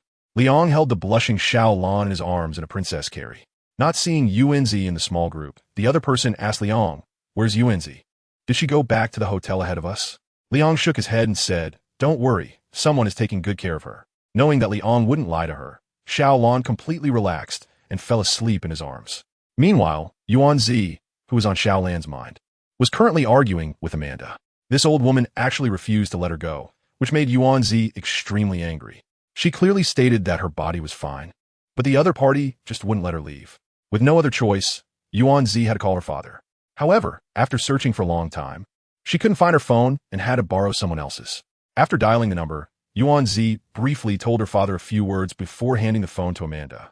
After receiving the call, Suzuki Shiro chatted warmly with the other party for 2 minutes. Little Master, there's more in this chapter. Please click the next page to continue reading. It gets even more exciting. In the end, expressionless Amanda could only send someone to take Suzuki Yuanzi to the hotel. As for the front door, it remained unconscious in the hospital. Back at the Stanley Hotel, Liang returned Xiaolan to her room, gently placed her on the soft bed, and thoughtfully covered her with a blanket. After finishing everything, Liang walked out of the room and closed the door, only to see Maki Village Kaori standing at the end of the corridor. Her appearance surprised Liang a bit. Maki Village Kaori first smiled shyly at Liang, then said, "I heard there was a commotion at Times Square, and then I heard about the appearance of superheroes, which made me think of you all." Liang did not deny it, and briefly recounted the events. Maki Murakami covered her mouth and exclaimed softly, "Did you get hurt? I have a first aid kit in my room. I can help you treat your wounds." She instinctively thought that the unconscious Xiaolan had been seriously injured and had fallen into a coma. This shows that the girl has a pretty good heart. "You said we are superheroes. How could those lizard men possibly hurt us?" Liang amusingly patted Maki Murakami's head. Maki Murakami also realized that she had misunderstood, stuck out her tongue, swatted away the big hand that was messing up her hair, and said embarrassedly, "I'm really sorry, I misunderstood you all." Liang did not resent these kind misunderstandings. He said, "How familiar are you with your abilities now?" "I'm still getting used to it slowly. I can control the weather in a small area, but anything beyond 50 meters is quite challenging," Maki Murakami reported honestly. Nodding, Liang was fairly satisfied with Maki Murakami's progress. After all, it had only been less than a day since she acquired her abilities, and he couldn't expect her to master everything instantly. As for how Maki Murakami knew which floor he and the others lived on, Liang could only sigh. In today's society, as long as you have money, you can find out anything. So, how is Sayu Ryo doing? Does he like his new abilities? Liang's words made Makamura Kaori scratch the back of her head. She thought of Alio wrapped in a bedsheet in the room, and couldn't help but laugh out loud. While laughing, Makamura Kaori said, "He's doing great now.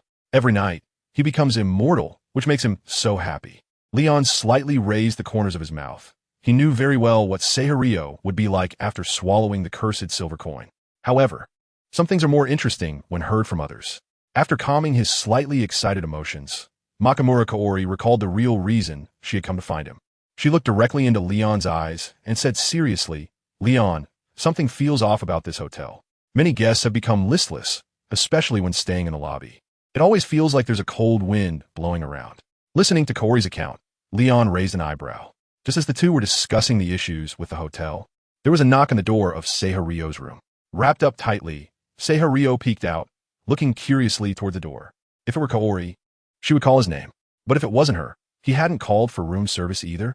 After pondering for a moment, Seihario shouted towards the door. "Who is it? I didn't call for room service." A deep male voice came from outside.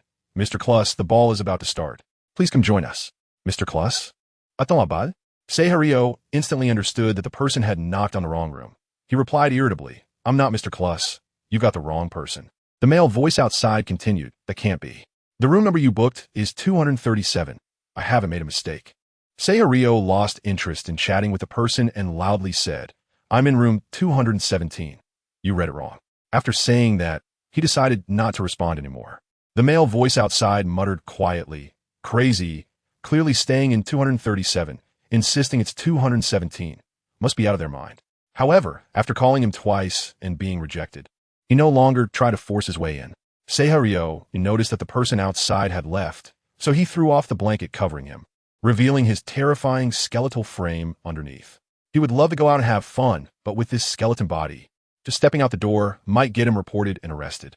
Seihario looked at the bottle of wine on the table and sighed silently. Well, now his nightlife was completely saying goodbye to him. Wait, wine. Seihario remembered clearly that there were no wines or drinks in his room. He hurriedly jumped out of bed and examined the wine on the table. It was indeed wine, but the timing was off. It was red wine from 70 years ago. As a wine enthusiast, he just happened to know the manufacturer of this bottle of wine. However, that company had been out of business for 30 years, and the remaining series of red wine on the market had skyrocketed in price, unaffordable for someone like him with an empty wallet. Something was strange. Things were not right. Seihario sat in the chair, tapping the wine bottle with his skeletal fingers. He also found a family photo on the table, featuring a brown-haired man and a blonde woman, each holding a little girl by the hand. Knock, knock, knock. The knocking on the door sounded again. But before Seihario could say anything, the door was opened. He quickly shrank back under the bed covers, covering himself with the blanket. Entering the room was a woman who looked exactly like the one in the photo. Darling, why haven't you changed your clothes yet? The ball is about to start. The woman sat on the edge of the bed, looking at Seihario, who was hiding under the covers, and teased. Are you shy? Darling, you're so cute. After saying that, the woman reached out her hand, trying to pull the blanket off Seihario. But her strength was ultimately too small. After tugging for a while, she still couldn't get the blanket off. She said somewhat angrily, Darling, if you don't take off this damn blanket, you can forget about getting into my bed tonight. Seihario was also tortured by the woman and felt miserable. He still hadn't figured out how things had developed to this point. How did he suddenly end up with a wife out of nowhere? Perhaps taking off the blanket to scare her away would be the best choice to buy himself some investigation time. Without hesitation, Seihario threw off the blanket covering him and deliberately made a face at the woman. However, the woman's reaction was somewhat unexpected for him. Not only was she not scared, but she also left a kiss on his face. Giggling, Darling, it turns out you've already changed into your clothes. Were you trying to scare me and make me look foolish? The woman gently caressed Seihario's face, her eyes full of affection.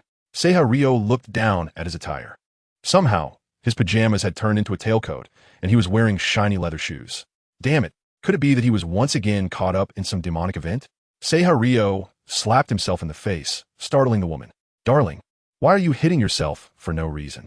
The woman blew gently on Seihario's swollen face and said worriedly, It's all swollen. I'll get the waiter to bring some ice cubes. Just wait a moment. After saying that, the woman dashed out of the room. Once the woman left, Seihario got off the bed and walked to the mirror in the room. His appearance had changed, looking exactly like the brown-haired man in the photo. However, from his perspective, his hands and thighs still resembled a skeletal frame. It seemed that some kind of force had confused others' perception of him. Seihario walked back to the table, picked up the family photo, and flipped it over to look at the back. It was printed with the names of the family. The woman was named Elizabeth, the man was Klaus, and the two daughters were named Lisa and Louise. Sigh, I've completely skipped the acquaintance and marriage stages, directly gaining a beautiful wife and two lovely daughters. Seihario set down the photo, contemplating his next course of action. He speculated that he had arrived in an alternate space, and combined with the previous bottle of 70-year-old red wine, the era he was in must be quite distant. The main task should be to attend the ball, where something unpleasant was likely to happen. He had to survive the subsequent events. Phew, thankfully it's night. With an immortal existence. Otherwise, with my pathetic skills, it would be a wonder if I didn't get killed by some demons. Seihario lit a cigarette and made a few self-deprecating remarks. Although the cigarette had no flavor, this long-standing habitual action made Rio's mind spin rapidly. Just after taking a couple of puffs, Elizabeth ran back with an ice bucket. Looking at his nominal wife in front of him, Rio couldn't help but admire Cruz's taste. With her long golden hair, curvy figure, and bright eyes that seemed to speak, Rio felt a stir in his heart. If it were the previous him who hadn't met Leon, he would definitely have made a move. However, after becoming a skeleton, his desires seemed to have diminished significantly. Rio felt a strong attraction, but also knew what was most important. Right now, the priority was to preserve his life. Everything else was unimportant. Elizabeth placed the ice bucket on the table, took out a silk handkerchief from her bosom, wrapped an ice cube in it, and gently placed it on Rio's face. The cold water droplets slid down his face, but as a skeleton, Rio actually couldn't feel pain. Just seeing Elizabeth's worried expression, he smiled and reassured her, "It's fine. It doesn't hurt at all." Elizabeth shot him a reproachful glance and said irritably, "Who would slap themselves for no reason? You scare me to death." While complaining, her hands were still busy. At that moment, a surge of impulse rose in Rio's heart. Perhaps staying here forever wouldn't be a bad idea. But this thought only flashed through Rio's mind for a second before he completely erased it. Casually avoiding Elizabeth's next action, Rio said, "It's getting late. Aren't you supposed to attend the ball?" Elizabeth didn't notice Rio's little maneuver. She wrung out the wet handkerchief and temporarily placed it on a nearby coat rack. "If you hadn't mentioned it, I would have forgotten. Hurry up and get ready. We're going to miss the opening of the ball." Elizabeth helped Rio tidy up his messy collar and then praised him. "My Cruz is still so handsome. It seems like time hasn't left a mark on you." "You too, Elizabeth." Rio quickly smoothed out the wrinkles in his clothes, then took Elizabeth's hand and walked out of the room. On the way to the ball, looking at the bustling crowd, Rio jokingly asked Elizabeth, "With such a grand occasion, I'm feeling a bit stage fright. Can we go back to the room to hide?" "With you," he added. Elizabeth rolled her eyes at Rio and linked her arm with his, saying, "Don't think about escaping. Tonight's ball is hosted by the owner of the Stanley Hotel, and there are many upper-class elites. Meeting more people will be beneficial for your future development." Rio understood he couldn't escape and smiled back. "Of course I know. I was just joking." Elizabeth also understood her husband's nature and didn't think much of it, just holding onto his arm tighter.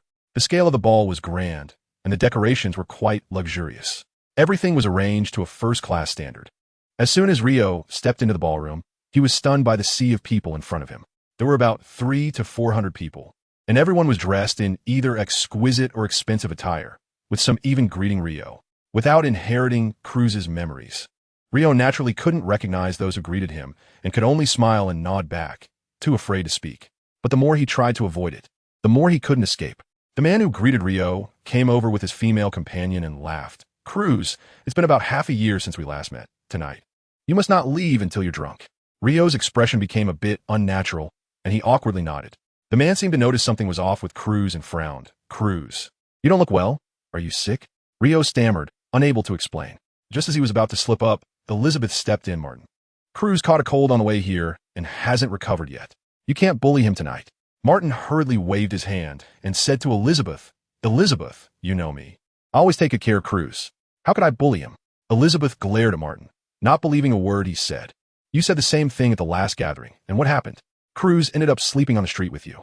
The embarrassing incident was brought up again, and Martin awkwardly touched his nose, mumbling, "Dear Elizabeth, please give me some face in front of my fiancé." The woman beside Martin smiled as she listened to their conversation. After hearing her fiancé's request, she said to Elizabeth, "Don't mind him. You two continue." Elizabeth released her hold on Rio and turned to take Martin's fiancée's hand, happily saying, "Jenny, long time no see. Have you set a date for your wedding?" Jenny also held Elizabeth's hand and replied excitedly, "Yes, it's set for the 7th of next month. You must come." Elizabeth nodded eagerly, then turned her gaze to Rio. Rio certainly couldn't say no and put on a congratulatory expression. Martin patted Rio on the shoulder and whispered, "Cruz, you need to show some manly spirit. You can't let Elizabeth keep you under her thumb." Rio looked at Martin as if he were a fool. This guy still had the nerve to say that when he was completely under the thumb of his own fiancée. Upon catching Rio's gaze, Martin realized, and his face quickly turned red. He cleared his throat twice, trying to change the subject. "Cruz, tonight's ball is hosted by the owner of the Stanley Hotel. You know that, right?" Rio nodded. Elizabeth had mentioned it before. This owner was quite mysterious, with fewer than 5 people having met him in person. Such a grand appearance this time likely meant he had something important to announce. Martin shared the information he had gathered with Rio. Rio stroked his chin, estimating that this behind-the-scenes owner would be the main character of the night. He hoped he wasn't too powerful. Otherwise, without Leon's backing, he feared he would be unable to stand on his own. Rio whispered to himself. While the group was chatting, the number of attendees at the ball continued to increase, hinting at a trend of surpassing 500 people. Martin took 2 glasses of wine from a passing waiter's tray and handed one to Rio. After taking a small sip, he looked at Rio and said, "Tonight's occasion is quite grand. It's my first time attending such a large ball." Rio held his glass without drinking, fully agreeing with Martin's statement. Meanwhile, Elizabeth and Ginny were still chatting about everyday matters. Ginny asked Elizabeth, "Where are your two little princesses? Why didn't you bring them?" Elizabeth sighed and said, "It's all Cruz's fault for passing the cold to the two little ones. They're resting in the room now." Ginny nodded in agreement. "The flu has indeed been quite serious lately. Many of my friends have fallen ill." Suddenly, a relatively ordinary-looking man approached Siyu Liao and Martin. Upon seeing the newcomer, Martin said lightly, "Van Helsing, you come to join the fun too?" Siyu Liao remained silent, merely sizing up the disheveled man. Van Helsing unceremoniously snatched the untouched drink from Siyu Liao, who didn't mind. Judging by Martin's demeanor, the three seemed to know each other. After downing the drink in his glass, Van Helsing said, "I warned you long ago that this ball would be dangerous. Why didn't you listen?" Martin scoffed at Van Helsing's words. He replied disdainfully, "Van Helsing, stop obsessing over your mysticism. Misha couldn't stand you and left. Why won't you turn back?" Van Helsing took another drink from the waiter, and after half of it, he said to Martin and Siyu Liao, "You are my best friends. I cannot stand by and watch you die." Seeing that Van Helsing still looked neurotic, Martin completely gave up on trying to persuade him. After all, you can never wake someone who pretends to be asleep. Siyu Liao, however, became interested in Van Helsing and asked, "How did you know this ball would be dangerous?" Van Helsing glanced at Siyu Liao. The atmosphere today felt strange to him. It's important to note that the person in question opposed his studies of mysticism even more than Martin did, and they had clashed over this issue more than once. After taking a sip of his drink, Van Helsing explained, "I once infiltrated every room in the Stanley Hotel, and in some rooms there are carvings of inverted pentagrams, which are symbols of the devil." Siyu Liao was taken aback. "What the hell? The devil? Is this something someone on my level can even deal with?" He felt dizzy, his body swaying uncontrollably. Martin noticed Siyu Liao's abnormal reaction and laughed. "Ha! Cruz, you don't actually believe this charlatan, do you?" Van Helsing didn't expect his words to elicit such a strong reaction. Siyu Liao quickly controlled his emotions and forced a smile, saying, "I just suddenly feel unwell. Don't think too much about it." Upon hearing this, Martin shrugged, and Van Helsing shifted his intense gaze away. Siyu Liao clenched his fists. He knew Van Helsing's speculation might not be wrong. This hotel could indeed be linked to the devil. Damn it, I'm in a different space now, unable to relay any information. I hope Leon and the others can discover the problem in time. Siyu Liao not only worried about his situation, but also about the safety of Maki Murakami in the real world. Meanwhile, after finishing her conversation with Leon, Maki Murakami returned to her room. After enjoying a nice bath, she changed into her pajamas and intended to check on Siyu Liao. However, after knocking on his door 5 times without a response, an ominous premonition surged within her. After glancing around the empty corridor, Maki Murakami forcefully opened Siyu Liao's room. The room was empty, the bed was cold, and he had been gone for a while. Maki Murakami's expression turned serious. She realized something was wrong. Without thinking much, she immediately ran out of the room and took the elevator to the floor where Leon was. Just as Leon was about to fall asleep, lying on his bed without even having time to cover himself with a blanket, a shiny dinner knife was thrust toward his chest. With a clang, the knife was blocked by Leon's muscular chest. Looking at the knife that fell onto the bed, Leon squinted his eyes. When he lifted his head, dozens of knives and forks were floating in front of him. "TSK, I really can't catch a break." Leon's eyes shot out a beam of heat, melting the floating knife and fork into liquid. He rolled out of bed, bare feet landing on the carpet, which had sprouted sharp spikes. Ignoring the sound beneath his feet that resembled stepping on a soda can, Leon patted the pendant on his chest, and his superhero suit instantly materialized. With a swift motion, he shattered a flying chair and kicked open the door. As he had anticipated, the corridor was already filled with chaos. Ugly ghosts turned their heads to look at the living person who had appeared, all excitedly rushing towards Leon. With a snap of his fingers, the floating cape detached from Leon's shoulders and charged into the swarm of ghosts like a wild stallion. Leon strolled leisurely down the corridor under the guidance of his floating cloak. As he passed a room with an open door, his brow furrowed tightly. Inside was an elderly couple, now lifeless, with a bloody dagger as the murder weapon. This chapter is not yet complete. Please click the next page to continue reading the exciting content. The soul of the deceased was detaching from the body, gradually transforming into a vengeful spirit. The originally kind visage twisted into a hideous form, and upon noticing Leon standing at the door, it revealed a fierce glare. Leon naturally wouldn't indulge the other party. It's better to turn into dust when dead, instead of always thinking about causing trouble. He single-handedly conjured a magic circle and threw it at the vengeful spirits of the old couple that were about to pounce on him. The result was obvious. The magic circle transformed into a golden storm midway, easily shredding the vengeful spirits. Without using his flying ability, Leon walked down the stairs to the lower level. As for the elevator, he passed on it without hesitation. The horror movies he had watched over the years were not for nothing. The floating cloak was going wild the whole way, and these pathetic ghosts were no match for it at all. Along the way, Leon hardly encountered any living people. All had died in various gruesome ways.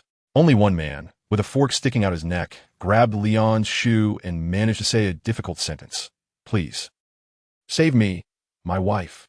After saying that, he completely breathed his last. Leon kindly closed the man's unblinking eyes. He entered the room where the man lived and discovered the man's wife in a cabinet. However, the woman also could not escape misfortune, as her mouth and nose were covered with a towel, and the cabinet door was filled with nail marks, leading to her suffocation. This time, the souls of the middle-aged couple did not turn into vengeful spirits, but were directly absorbed by something. Leon could only faintly sense that the suction was coming from below the hotel. It seemed that all the secrets were hidden at the very bottom. After discovering the source, Leon recalled the floating cloak. He pushed off the ground with force, directly speeding through the entire hotel. The mastermind behind the scenes also realized that he had been exposed and reinforced his last line of defense with a layer of blood-red membrane. Although this membrane was less than a centimeter thick, it could easily withstand Leon's punches. Interesting. Let's see the power of this punch. Liang's arm was covered with intricate runes, and his entire right arm gleamed with golden light. He swung his fist forcefully at the membrane, and with that punch, he broke through the blood-red membrane. As he flew into the area protected by the membrane, Liang immediately saw the inverted pentagram pattern. Well, it really is related to the devil, Liang thought to himself, just as Liang was about to investigate this strange place. An ancient voice echoed in his mind. "Young man, having too much curiosity is not a good thing." If a young man has no curiosity, is he still a young man? Liang retorted. The ancient voice did not expect Liang to respond this way, and was momentarily taken aback. After a brief silence, the voice spoke again. "What do you want? Money? Women? Or power?" Leon replied, "Can you satisfy everything I want?" The old voice, thinking that Leon was moved, laughed and said, "Haha, of course, even if you want to become the ruler of this world, I can help you achieve it." "So what is the price?" Leon asked. "I don't believe there is such a thing as a free lunch." Liang's words once again plunged the other party into silence.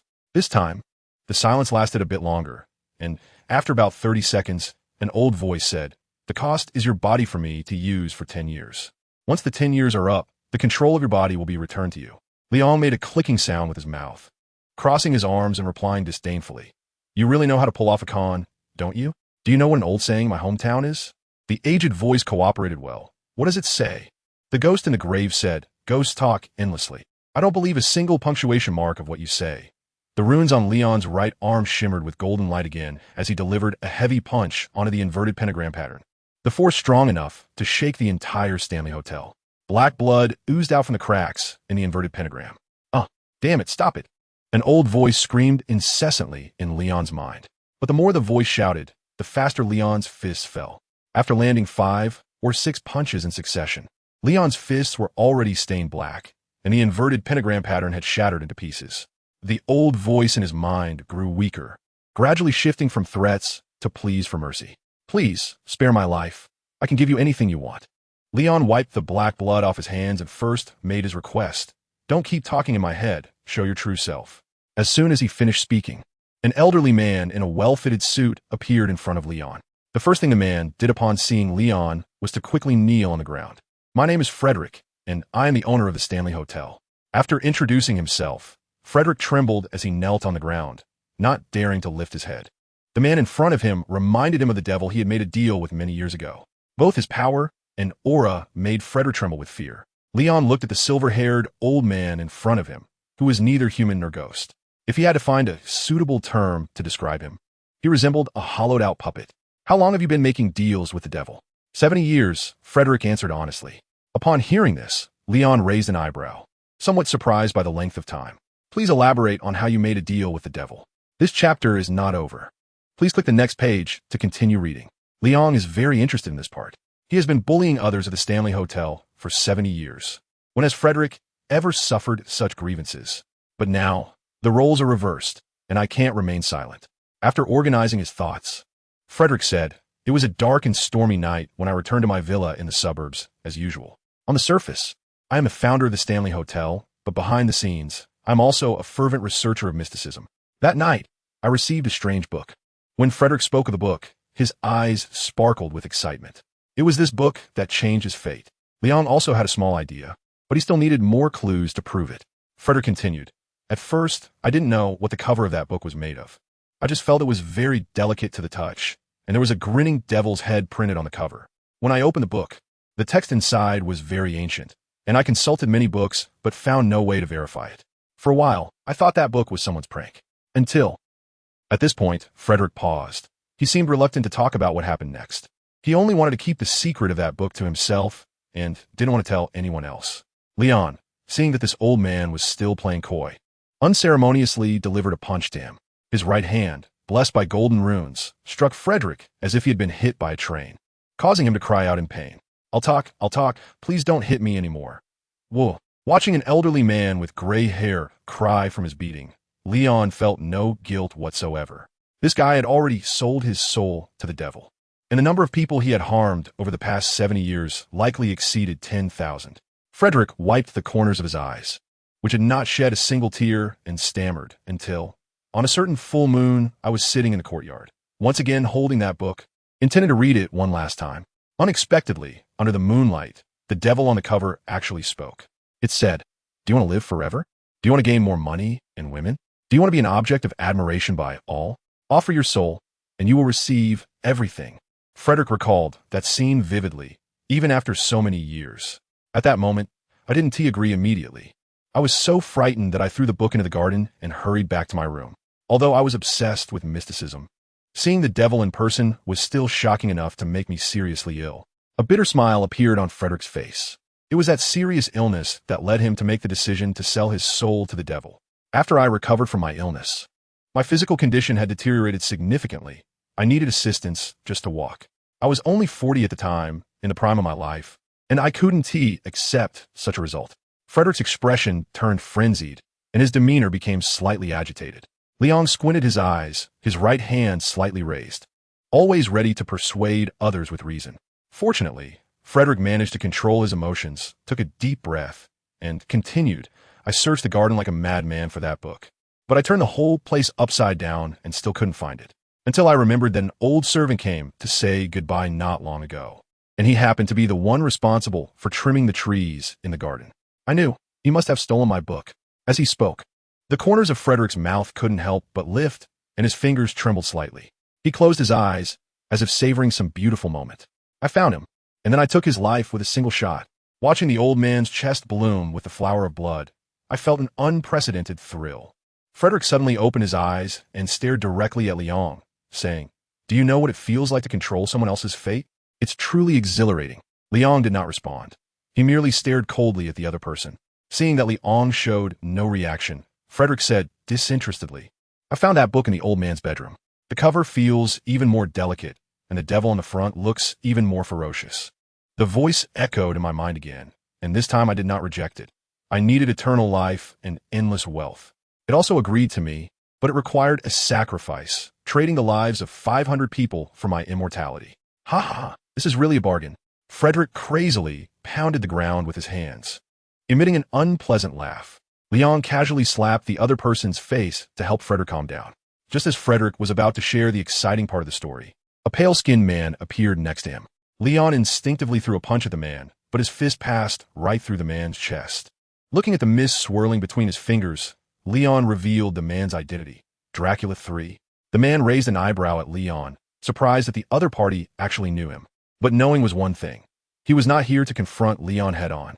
Dracula III grabbed Frederick by the collar, transformed into a wisp of black smoke, and vanished before Leon's eyes. Leon stood still, not taking any action.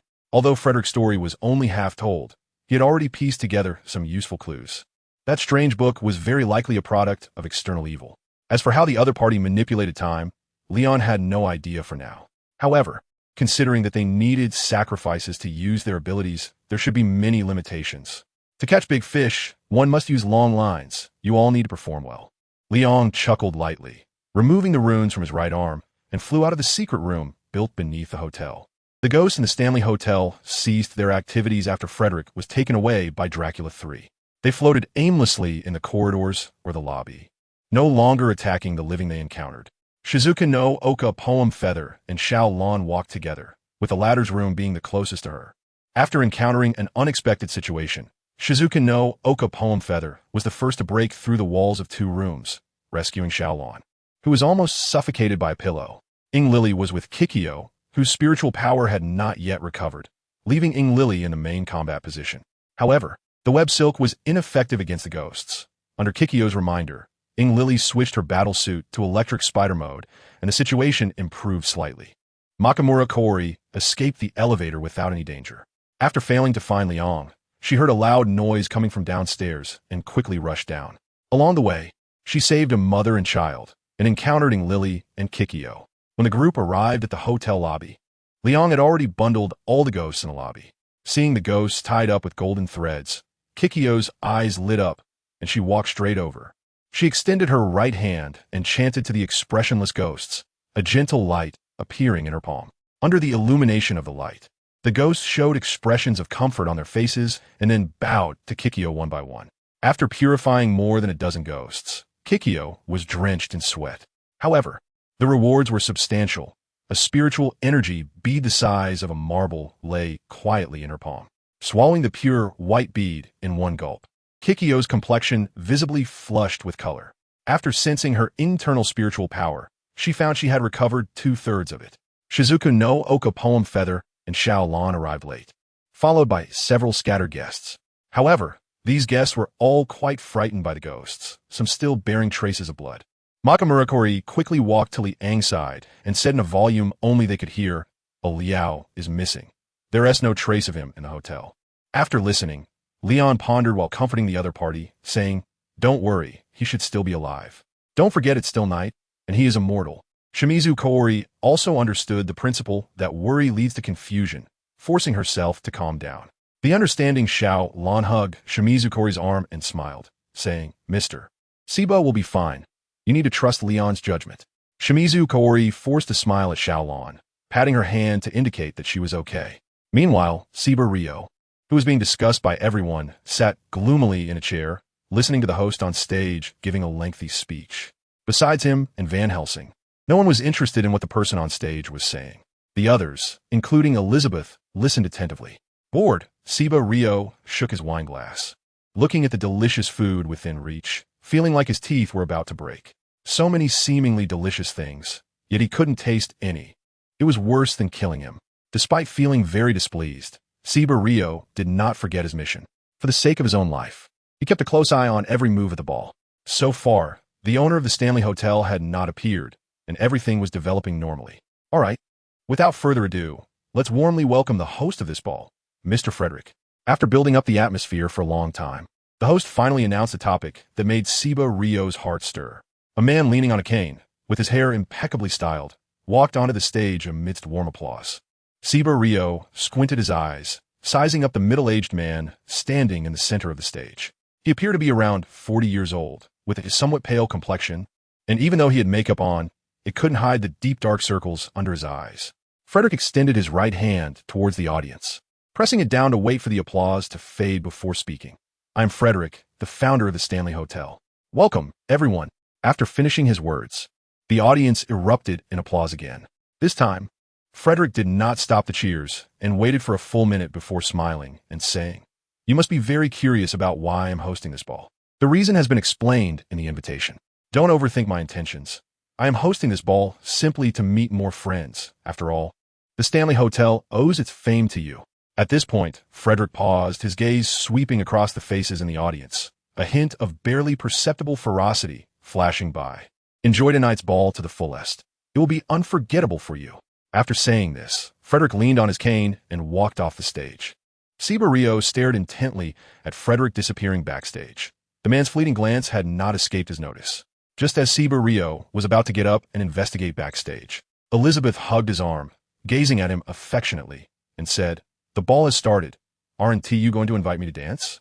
Martin and his fiancée each cheered from the side, leaving Rio awkwardly scratching his head as he said to Elizabeth, "This beautiful lady, may I invite you to dance?" Elizabeth placed her slender hand on Rio's large hand, smiling as she said, "Of course, handsome." The two exchanged glances and stepped onto the dance floor, dancing gracefully to the music. Van Helsing silently sent blessings to his friend in his heart, then touched the item hidden at his waist and left his seat alone. Martin noticed Van Helsing leaving and, feeling alert as he watched his former friend head towards the backstage of the ball, said to Jenny, "I suddenly have a bit of stomach ache. I'm going to the restroom and we'll be right back." Jenny, not suspecting anything, nodded. Releasing his hold on Jenny, Martin closely followed Van Helsing, the two moving towards the backstage of the ball one after the other. With fewer guests around and no staff in sight backstage, Van Helsing pulled out the revolver he carried. The revolver was crafted from pure silver at great expense. Even the bullets were made of silver. Gently caressing the cross carving on the revolver, Van Helsing felt some of his fear diminish. Tonight might just be a misunderstanding, and the final outcome could be being escorted to the police station. But it could also be an opportunity to witness the true face of the world. And he couldn't miss it. Van Helsing, you can do this. You've done so much investigation just for this moment. Don't be afraid. The truth of the world is right ahead. Van Helsing murmured to himself, uncertain if it was just his imagination. It seemed the temperature around him had dropped after entering the backstage. The deeper he walked, the more he could see his breath as white mist. His hand holding the gun trembled slightly as Van Helsing pushed open an ajar door, revealing a changing room. After quickly checking for threats in the room and finding nothing but clothes, Van Helsing felt his tense nerves ease a bit. Suddenly, a large hand landed on Van Helsing's shoulder, startling him so much that he almost dropped the revolver. In a panic, he turned around, aiming the gun at the newcomer, and the corner of his mouth twitched. Martin raised his hands high, eyes wide, and spoke rapidly to Van Helsing. "Hey, be careful not to shoot. I'm getting married next month." Van Helsing lowered his right hand that was holding the gun and frowned, saying, "Martin, why did you come here?" Seeing that Van Helsing had put away his gun, Martin also lowered his hands and replied irritably, "Although our relationship hasn't been very harmonious this past year. We've known each other for 7 or 8 years. How could I let you go down the wrong path?" Van Helsing smiled appreciatively and patted Martin on the shoulder, saying, "Just go back, take Jenny, and leave. Just listen to my advice this time." Martin instinctively wanted to refute, but he just opened his mouth without making a sound. He simply didn't believe in mysticism, but he wasn't a fool. Following closely, he also sensed something strange in the backstage of the ball. The cold temperature making him tighten his suit. "Van Helsing, I'll trust you once. You should come with me," Martin said, breathing warmth onto his frozen hands, frost already forming on his eyebrows. Van Helsing shook his head, speaking firmly, "I can't leave yet. I won't go until I see the devil with my own eyes." "Damn, you want to see the devil? If you do, you won't be able to leave." Martin was so irritated by Van Helsing that he felt like punching him in the face. Just as the two were arguing, a chewing sound echoed in their ears. This chapter is not over. Please click the next page to continue reading. Van Helsing hurriedly pointed a finger at Martin, signaling him to be quiet. Martin promptly shut his mouth, turning to look in the direction of the sound. "I'll go check it out. If I shoot, you run." Van Helsing tiptoed out of the changing room, trying to lower his voice as he spoke to Martin. Martin grabbed his friend's clothing and shook his head at the confused look on the other's face. Van Helsing knew Martin was worried about him and waved the revolver in his hand. Nevertheless, Martin was still very concerned and whispered, "I'll go with you. If something really happens, it's good to have someone to watch your back." Without waiting for Van Helsing to respond, he picked up an iron clothes rod from the changing room, unable to resist Martin's insistence. Van Helsing had no choice but to take him along to check around the corner. The two walked cautiously along the wall, not daring to make sound. Even though the temperature around them was nearing freezing, both of their backs were damp with sweat. The short distance of 6 or 7 meters felt like they had walked 100 meters. After finally reaching the corner, Van Helsing instructed Martin to stay put while he peeked out. What came into view was a couple embracing each other. The woman had her eyes closed, lost in ecstasy, while the man's head was buried in her neck, leaving Van Helsing only with the back of his head, not knowing what he was doing. Thinking they had stumbled upon some romantic moment, Van Helsing let out a sigh of relief, his racing heart settling back into his chest. He made a gesture that men understand, and Martin broke into a playful smile. Out of good intentions, Van Helsing decided to remind the couple to leave the Stanley Hotel as soon as possible. He tucked his gun hand behind his back and stepped out from around the corner, smiling as he said, "Hi. Hope I'm not interrupting you." Van Helsing's voice caused the man to whip his head around suddenly, twisting his neck a full 180 degrees. His pupils were yellow and his mouth was filled with sharp teeth.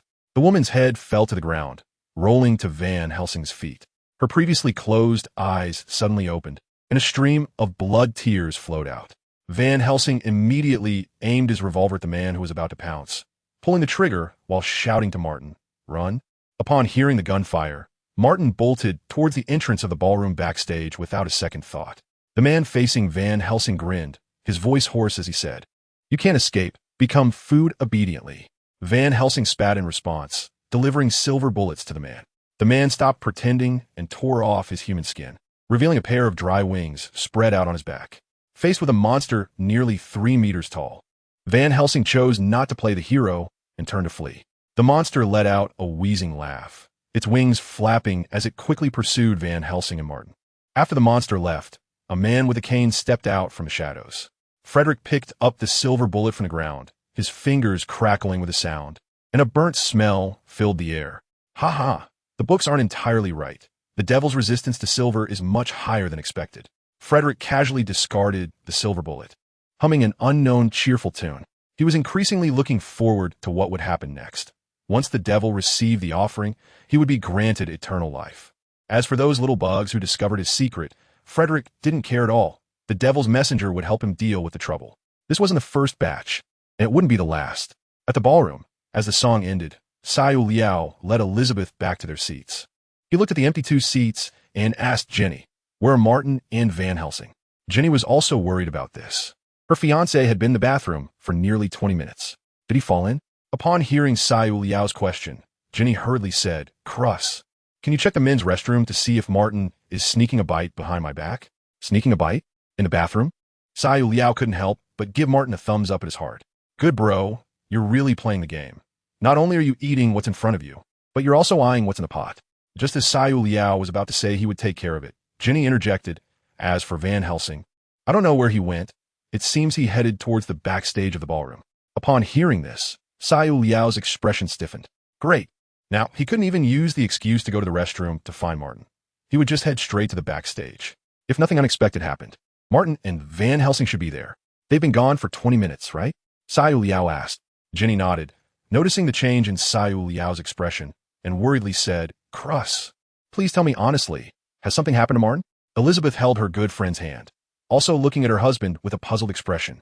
Xiao Liao was still unclear about how far things had developed, so he could only comfort her, saying, "Don't think too much. Go back to the room with Elizabeth and rest. I'll go find Martin now." With that, Xiao Liao stood up from his chair and walked towards the backstage of the ballroom.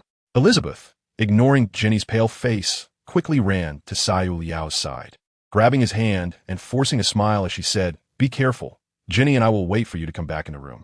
This chapter isn't over yet. Please click the next page to continue reading the exciting content."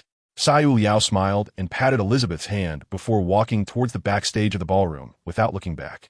As soon as he entered the backstage area, Xiao Liao felt a strange sensation. He shook his head and accidentally kicked over a paint bucket. Red paint splattered onto the pants of a man closest to Xiao Liao. Just as he was about to apologize, he noticed the man seemed unaware that his pants had turned red and continued chatting and laughing with his friends. Furrowing his brow, Xiao Liao greeted the man with the stained pants, but the man ignored him, knowing that the distance between them was less than a meter.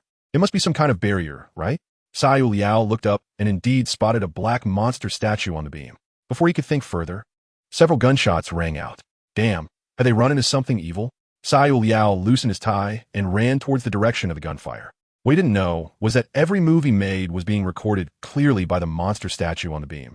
The statue, which had been squatting, straightened up, lowering its 4 arms that were covering its ears and eyes.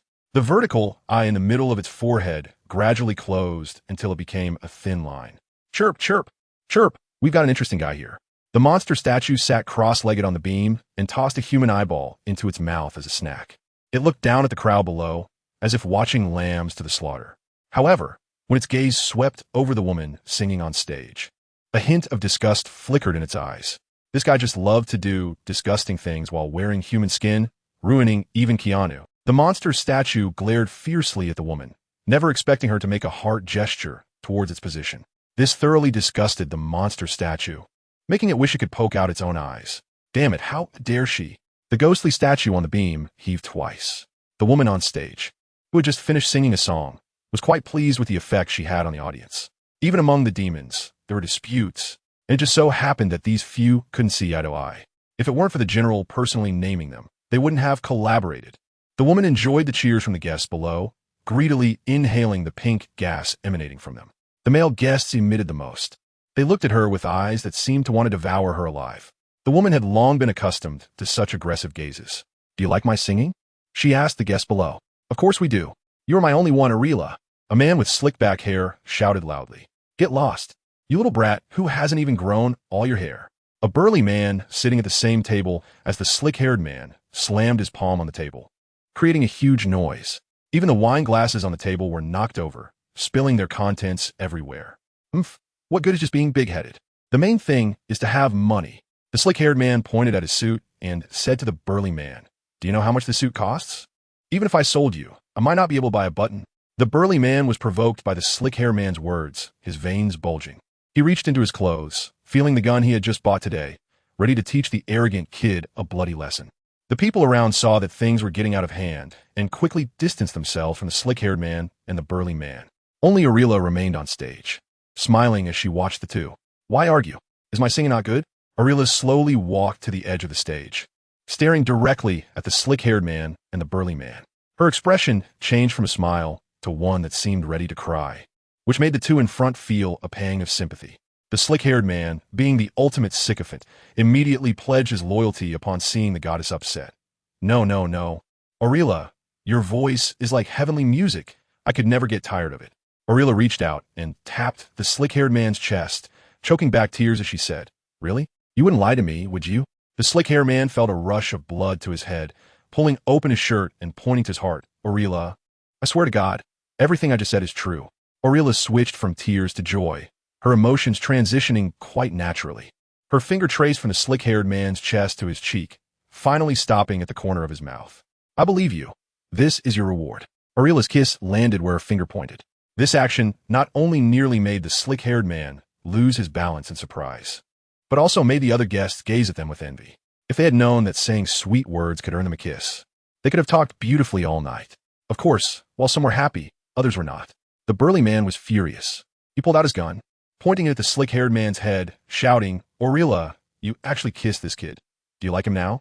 The slick-haired man, with a gun pointed at him, merely stood there grinning foolishly, not even glancing at the burly man, seeing that the situation had escalated to the point of drawing guns. The security responsible for maintaining order at the ball began to approach the two. Arila stepped away from the slick-haired man and walked up to the burly man.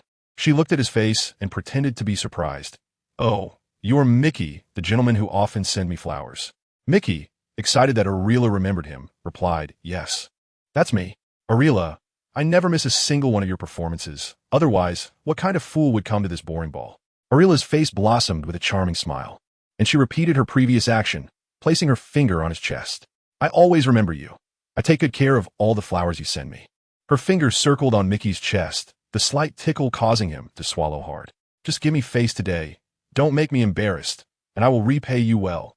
Arila avoided Mickey's attempt to grab her hand, blowing a kiss towards him before returning to the stage. Mickey, smelling the lingering fragrance in the air and noticing the approaching security, snorted coldly and tucked his gun back into his coat.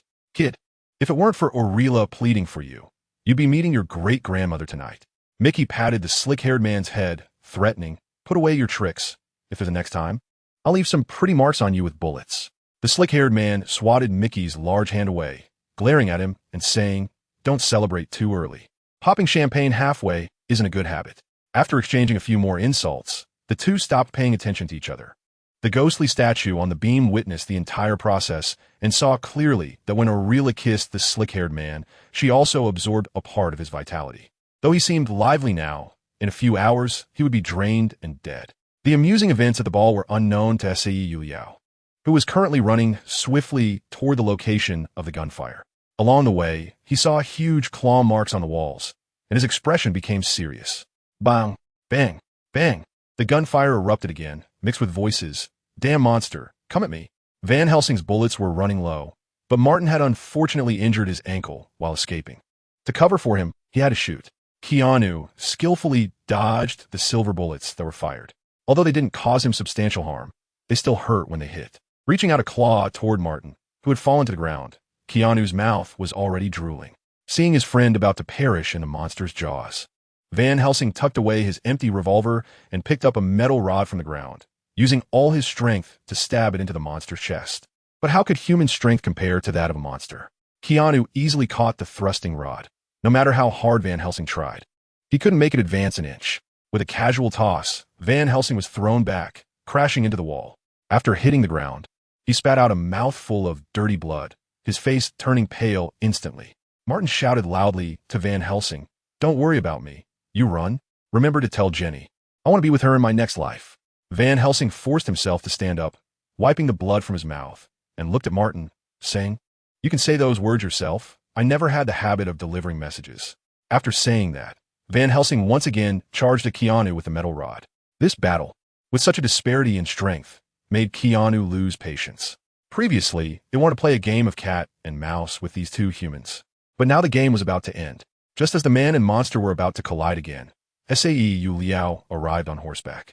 Without hesitation, he jumped onto the monster's back, his iron fists smashing down on its head.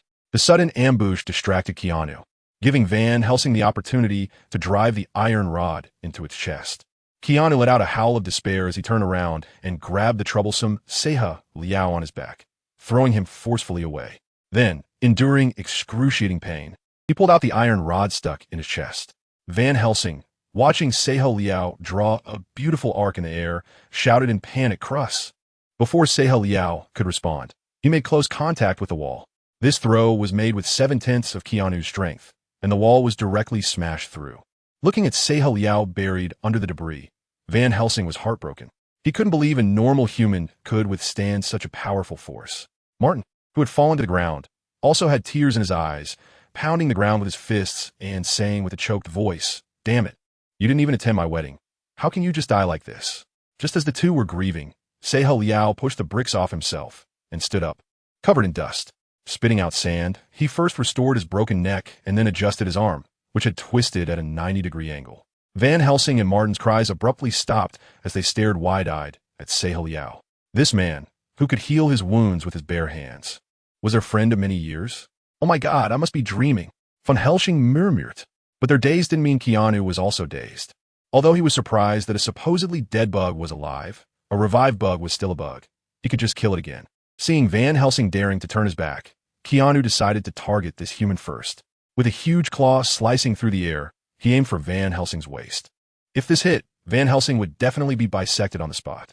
Sae Liao noticed Keanu's move and warned Van Helsing, "Be careful, get down." Van Helsing instinctively followed Sae Liao's instructions, dropping to the ground smoothly. A few strands of hair floated down in the air, and Van Helsing nervously touched his head. If he had reacted a moment slower, his head might have said goodbye to his neck. Seeing his attack dodged, Keanu became furious, swinging his claws repeatedly, trying to shred the still celebrating Van Helsing into pieces. Sae Liao quickly dashed forward, grabbing Van Helsing's hand and pulling him away from Keanu's claws. Martin also recovered from his foot pain and shakily rose from the ground. He picked up the iron rod and aimed for Keanu's rear, stabbing hard. A wave of sadness blossomed in the backstage of the ball. Keanu's features contorted in pain, kneeling on both knees, his wings drooping helplessly on the ground. Seizing the opportunity, Sae Liao pulled Van Helsing up, stepped over Keanu's body, and joined Martin. Martin reached out and touched Sae Liao, exclaiming in astonishment, "If I didn't know you were Cruss, I would think you were God incarnate." Sae Liao brushed off Martin's hand that was touching his abs, saying irritably, "You still have the time to joke around? Take advantage of the demon being injured and run." This statement jolted the two back to reality. Seeing Sae Liao leading the way, they hurriedly followed. The entire backstage of the ball had turned into a giant ice house. The temperature was so low it felt like it could freeze Martin and Van Helsing into popsicles. Sae Liao, being a skeleton, was unaffected, as he could no longer feel cold or heat. After running for nearly a minute, Martin's ankle began to hurt again. Though he gritted his teeth to endure, his speed slowed down. Van Helsing, looking at his friend leaning against the wall, gasped, "Can you make it? If not, let me carry you." Martin wanted to stubbornly say that men couldn't say they couldn't, but the reality forced him to nod. Van Helsing was about to squat down, but Sae Liao beat him to it. "Let me carry you. Your stamina is running low. Van Helsing didn't insist and helped the pained Martin onto Sehel Liao's back. The three of them ran towards the entrance of the backstage again. But just after running a short distance, Keanu caught up, snorting heavily from his nostrils. He fixed his fierce gaze on Martin on Sehel Liao's back. How many years had it been since Keanu had felt this humiliated? He was being toyed with by three humans. If this got back to Aurelia and Leighton, would he have any face left? Very well, you have completely enraged me. Keanu opened his mouth wide and exhaled a cloud of white mist towards the trio. Sehel Liao immediately dodged, and Van Helsing rolled to the ground, barely escaping the mist coverage. Keanu flapped his wings, and in the blink of an eye was beside Sehel Liao. Because he had someone on his back, Sehel Liao's movements were severely restricted. Faced with Keanu's sharp claws, Sehel Liao could only choose to endure. Unsurprisingly, his arm was severed in the clash with Keanu's claws. Seeing his friend's tragic state, Martin shouted, "Crus, let me down quickly, or you'll die." Sehel Liao glanced at Martin and calmly replied, "Don't panic. Do I look like I'm in trouble?" Martin was momentarily taken aback. What kind of man can still speak calmly after losing an entire arm? Is this really Crus? Could he have actually been swapped out by God? Little Master, there's more to this chapter. Please click the next page to continue reading. It gets even more exciting. Sehel Liao ignored Martin, who was lost in thought. After losing his arm to Keanu, he surprisingly gained a new ability. With a thought, his fallen arm soared into the air, wrapping around Keanu's back, delivering two heavy punches to his head. Van Helsing, watching Sehel Liao's impressive moves from a distance, was almost dumbfounded. Is this really Crus? It's hard to believe. Van Helsing held his forehead. His friend suddenly revealing a side different from ordinary people shocked him more than seeing a devil. But amidst his astonishment, Van Helsing knew he needed to focus. He pulled out his expensive revolver, aimed at the back of Keanu's head, and pulled the trigger. The silver bullet flew swiftly towards Keanu's head. Keanu was so focused on Sehel Liao that he didn't have time to react before being hit by the bullet. It struck solidly, hitting one of Keanu's weak points and breaking through his defenses. Keanu knelt on the ground again, clutching the back of his head and cursing. Seizing the opportunity, Sehel Liao restored his arm and signaled Van Helsing to throw him the revolver. Trusting his good brother, Van Helsing unhesitatingly tossed the revolver to Sehel Liao. Sehel Liao caught the thrown revolver steadily, spun it in his hand, and aimed it at Keanu's head, who was kneeling before him. Seeing the demon show a fearful expression, Sehel Liao smirked. Now you know fear, but it's too late. Saber Rio aimed at Keanu's eyes and shot all the bullets from the revolver. The large yellow pupils burst with rich juices, splattering Rio all over. The unpleasant smell fermented in the air, and Rio disdainfully curled his lips. Without even looking at Keanu, who was rolling on the ground and howling, Rio tucked the revolver at his waist and shouted to Van Helsing not far away, "Stop standing there like a fool. Hurry up and go." After hearing Rio's shout, Van Helsing temporarily threw aside his questions. The priority was to save his life. After a thrilling escape, the three finally ran out of the backstage of the ball. Their appearance shocked the guests at the ball, especially Rio, whose suit had been stained yellow with Keanu's blood, causing those around him to pinch their noses at the foul odor. "Hey friends, did you swim in a garbage heap?" A middle-aged man holding a wine glass looked at the three with disdain, his small mustache bobbing as he spoke. Rio merely glanced at him without responding and placed a Martin on the ground for Van Helsing to support. The three only wanted to leave the ball and find a quiet place to sort out what had happened that night. However, some people just couldn't keep their mouths shut. The middle-aged man, feeling ignored and embarrassed, especially with his female companion looking at him with a knowing gaze, felt he had to stand tall. "Hey, I'm talking about you three daring to show up in such ragged clothes." Before he could finish his sentence, Rio landed a heavy punch on a man's face. The onlookers gasped in shock, wiping the blood from his fist onto the middle-aged man's white suit.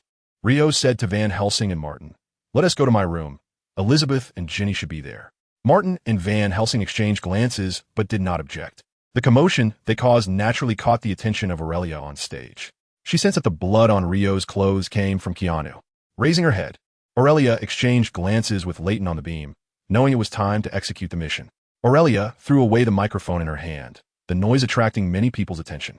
She lazily stretched, her alluring curves causing many men to swallow hard. Mickey thought this was a hint from her and laughed as he stood up from his chair, starting to fantasize about the delightful experience to come. Aurelia did not clarify. She merely smiled at the hulking man approaching her. When he was less than 2 meters away, Aurelia's right hand transformed into a long whip, striking Mickey fiercely. The hulking man did not even let out a scream before being split in two, red and white splattering everywhere. Aurelia's actions were too sudden, leaving Mickey lifeless for nearly 10 seconds before anyone let out a scream. Then the guests rushed to leave the venue, completely abandoning their earlier gentlemanly and ladylike demeanor. Aurelia licked the blood off her fingers, her eyes narrowing into slits. She looked at the greasy-haired man, who was now paralyzed with fear in his chair, and catwalked over to him. With her purple-nailed fingers, she pointed again at the greasy-haired man's chest. But this time, he dared not think too much, even avoiding looking at Aurelia's face. "Oh dear, you weren't acting like this a moment ago." Aurelia's fingers tightened, causing cold sweat to bead on the greasy-haired man's forehead. His white shirt quickly soaked with bright red blood. Unable to hold back any longer, the greasy-haired man pleaded, "Please, let me go. I can give you whatever you want." Aurelia's face revealed a playful smile as she leaned in close to his ear and whispered, "I want your heart. Are you willing to give it to me?" At her words, the greasy-haired man's expression changed drastically. The next moment, he felt a sharp pain in his chest, and then Aurelia's hand held a still-beating heart. "Little master, there's more to this chapter. Please click the next page to continue reading. It gets even more exciting." The greasy-haired man looked at his hollow chest, tears and mucus streaming down his face. "Please give me back my heart. I can give you money, a lot of money." Aurelia remained unmoved, gradually tightening her grip, causing the greasy-haired man to roll on the ground in pain. Holding the still-beating heart high, she aimed it at her mouth. With a squelching sound, she crushed the greasy-haired man's heart. Warm liquid flowed down her throat, and Aurelia's face lit up with joy. Glancing at the lifeless, greasy-haired man on the ground, she tossed the deflated heart back into his chest cavity. Rio watched the brutal actions of Aurelia throughout.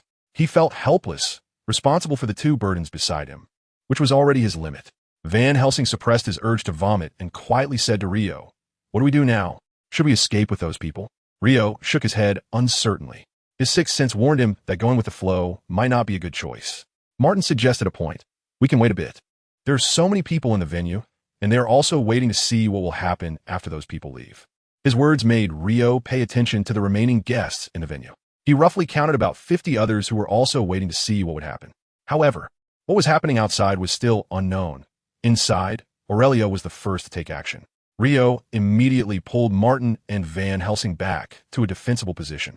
As he loaded bullets into the revolver, he observed Aurelia's every move.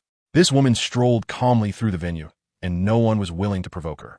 Occasionally, she nibbled on snacks from the table or took a sip of red wine, her elegant demeanor completely hiding her sinister nature. Aurelia wasn't in a hurry.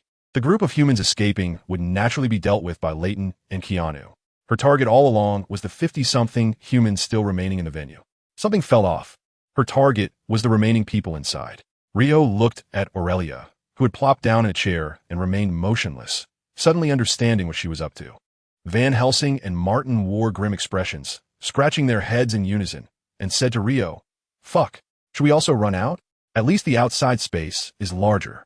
Martin, worried about his fiancée's safety, disregarded his foot injury, wanting only to return to Jenny's side. If not for Rio stopping him, he might have charged out. "Wait a little longer. When the time is right, I'll let you know." Rio pulled Martin's collar, his expression serious. "If you run out now, you're asking for death. Not only will you die, but you'll also drag Jenny down with you." Martin was rendered speechless by Rio's piercing gaze. Van Helsing also agreed with Rio's decision, patting Martin's shoulder and saying, "Trust Cruz. Jenny and Elizabeth will be safe together. Cruz has 2 kids. He is more anxious than you." Martin bit his teeth and sat on the ground in despair, saying in a muffled voice, "I'm sorry, Cruz. I acted impulsively." Sayu Liao smiled and didn't take the other person's rudeness to heart. Van Helsing breathed a sigh of relief when he saw that the internal conflict within the small team was resolved. Just as he was about to say something to encourage morale, Sayu Liao interrupted him. Don't say anything yet. Look, that woman is starting to move." 3 pairs of eyes turned to the center of the venue.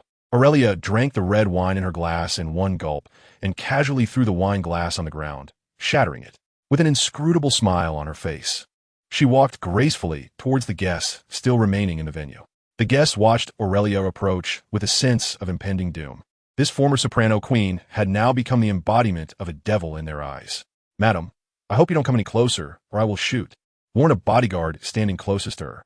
As Aurelia continued to approach, the bodyguard had no choice but to step forward, holding his gun, which gave him a bit of confidence in his stern warning. Aurelia disregarded the warning and, still wearing high heels, came within about 2 meters of the bodyguard. The wealthy woman hiding behind the bodyguard urged her bodyguard to shoot quickly. She could no longer stand the powerful aura emanating from Aurelia. Despite the bodyguard's large stature, it was all for naught in the face of extraordinary power. Aurelia merely raised her hand slightly, and the guests watching her were frightened into retreating several steps. The bodyguard, unable to hold back, pulled the trigger towards her. The bullet flew quickly towards Aurelia and accurately hit her face. However, the bullet only made a ding sound and failed to penetrate her defenses. Aurelia let out a chuckle and beckoned to the bodyguard with her finger. One bullet might not be enough. Why don't you shoot a few more times? Or you might not get another chance.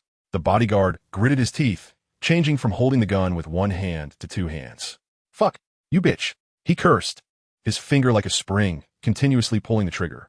Facing the barrage of bullets, Aurelia did not dodge, but met them head-on. The continuous sound of gunfire rang out like a death knell, echoing in the hearts of the guests. The bodyguard was sweating profusely, quickly ejecting the empty magazine and replacing it with a new one. But even though his reloading speed exceeded normal, he was still a step too slow. Aurelia's entire hand plunged into the bodyguard's chest, and the warm blood splattered all over the wealthy woman hiding behind him. The well-made-up woman rolled her eyes and fainted on the ground. Discarding the bodyguard's corpse like trash, Aurelia stepped over the wealthy woman's body, looking at the trembling guests in front of her with a slight smile. Weakness is the original sin. Your fate has long been sealed. As Aurelia's words fell, a one-sided massacre began. Xiao Liao's brow furrowed, and his fists clenched tightly. Van Helsing and Martin both turned their heads away, unwilling to watch the horrifying scene of limbs flying everywhere. After taking several deep breaths, Xiao Liao made a decision. Now's our chance. Let's go. With that, Xiao Liao led the way out of the venue. Van Helsing and Martin quickly followed him. The remaining guests who had not yet fallen victim also followed suit, sprinting towards the entrance of the venue. After the 3 of them fortunately left the venue, the scene in the corridor left them dumbfounded. Corpses were everywhere, and the once white walls were stained red. My God, thank goodness you stopped me back then. Martin wiped the sweat from his forehead, unable to help but swallow hard. Xiao Liao did not respond, but observed the marks on the corpses. Eyes and ears were missing, their expressions twisted, as if they had experienced something horrifying before dying. He didn't have time to think further when a scream echoed from the end of the corridor. Xiao Liao looked up to see a woman in a gown being chased by a huge monster.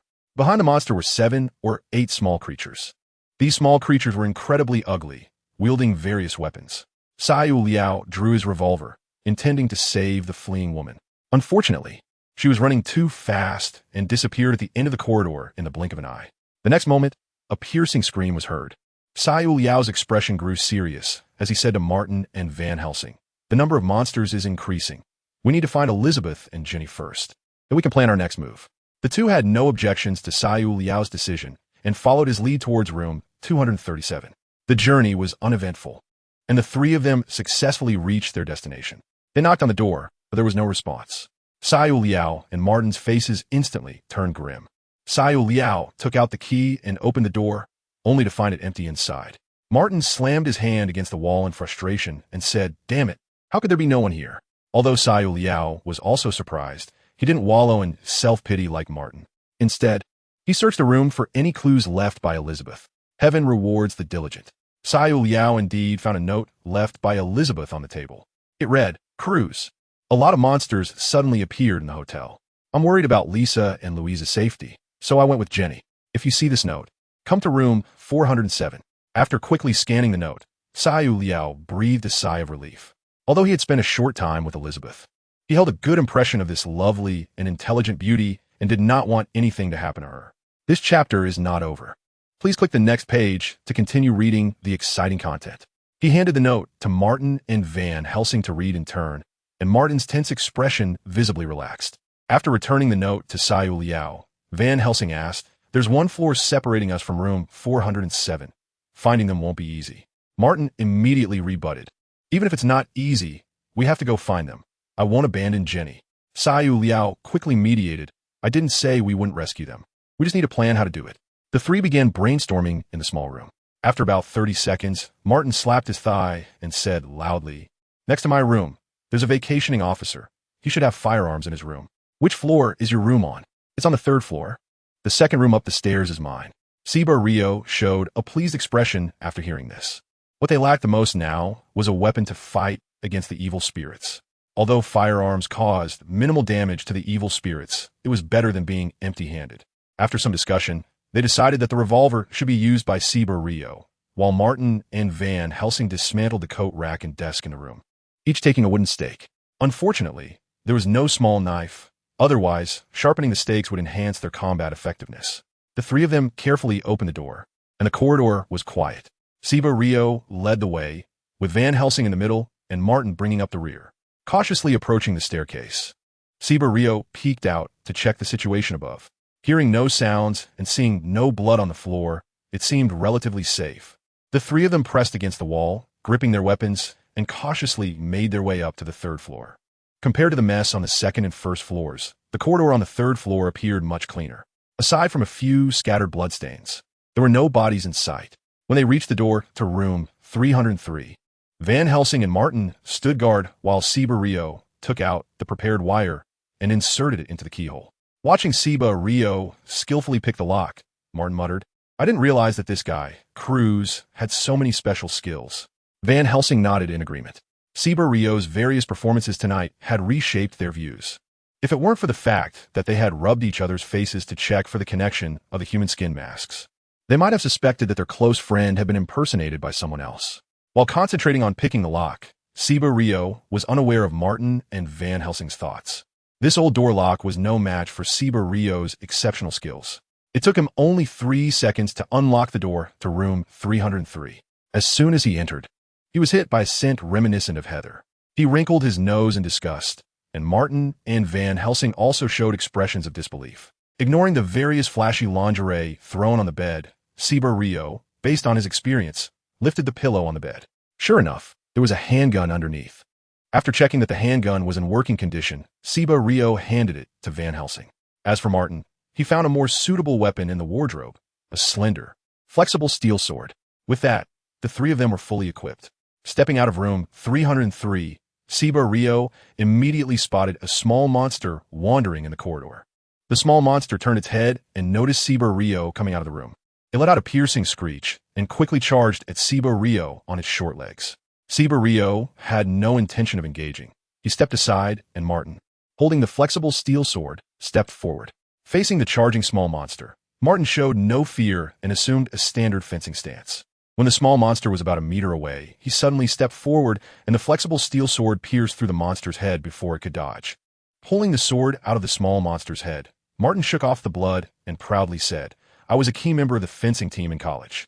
Siba Rio offered a perfunctory compliment and kicked the lifeless small monster's body into room 303, closing the door behind him. The three of them regained their morale and headed towards room 407. There were few evil spirits on the third floor, aside from the small monster Martin had taken down. They only encountered 2 more similar small monsters, which Martin and Van Helsing each dealt with. Van Helsing even acquired a rusty machete. When they reached the staircase leading to the 4th floor, Siba Rio, as before, cautiously peeked at the situation above. What he saw was a male corpse lying on the stairs, its eyes wide open as if expressing inner resentment. Heightening their vigilance, they realized that the 4th floor was more dangerous than they had anticipated. After Siba Rio dropped a remark, he carefully ascended the steps. The 2 behind him knew that Siba Rio wouldn't act recklessly, and their wariness increased once again. Climbing the stairs connecting the 3rd and 4th floors, Siba Rio peeked around the corner to observe the activity in the corridor. 6 small monsters were patrolling, and 2 were vigorously smashing a door. Squinting, Siba Rio managed to see the door number being attacked. It was not the one he was worried about for 107, but rather 405. After sharing what he saw with Martin and Van Helsing, Martin, the impulsive one, couldn't contain himself upon hearing that the small monsters were banging on the door and was ready to rush out. Fortunately, Van Helsing timely grabbed him and gave him a light smack on the back of the head. "Don't be so reckless. Didn't you hear Cruz say there are 8 small monsters? What can you do alone?" Van Helsing sternly criticized his friend. Martin realized his mistake and remained silent.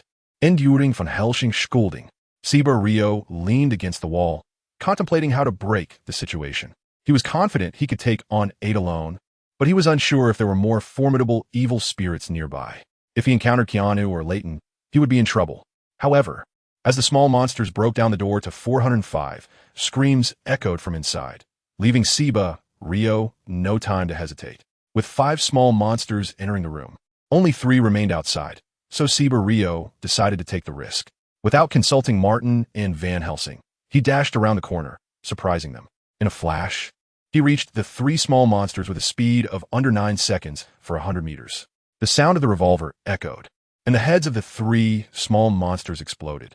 The loud gunfire also attracted the 5 small monsters inside the room.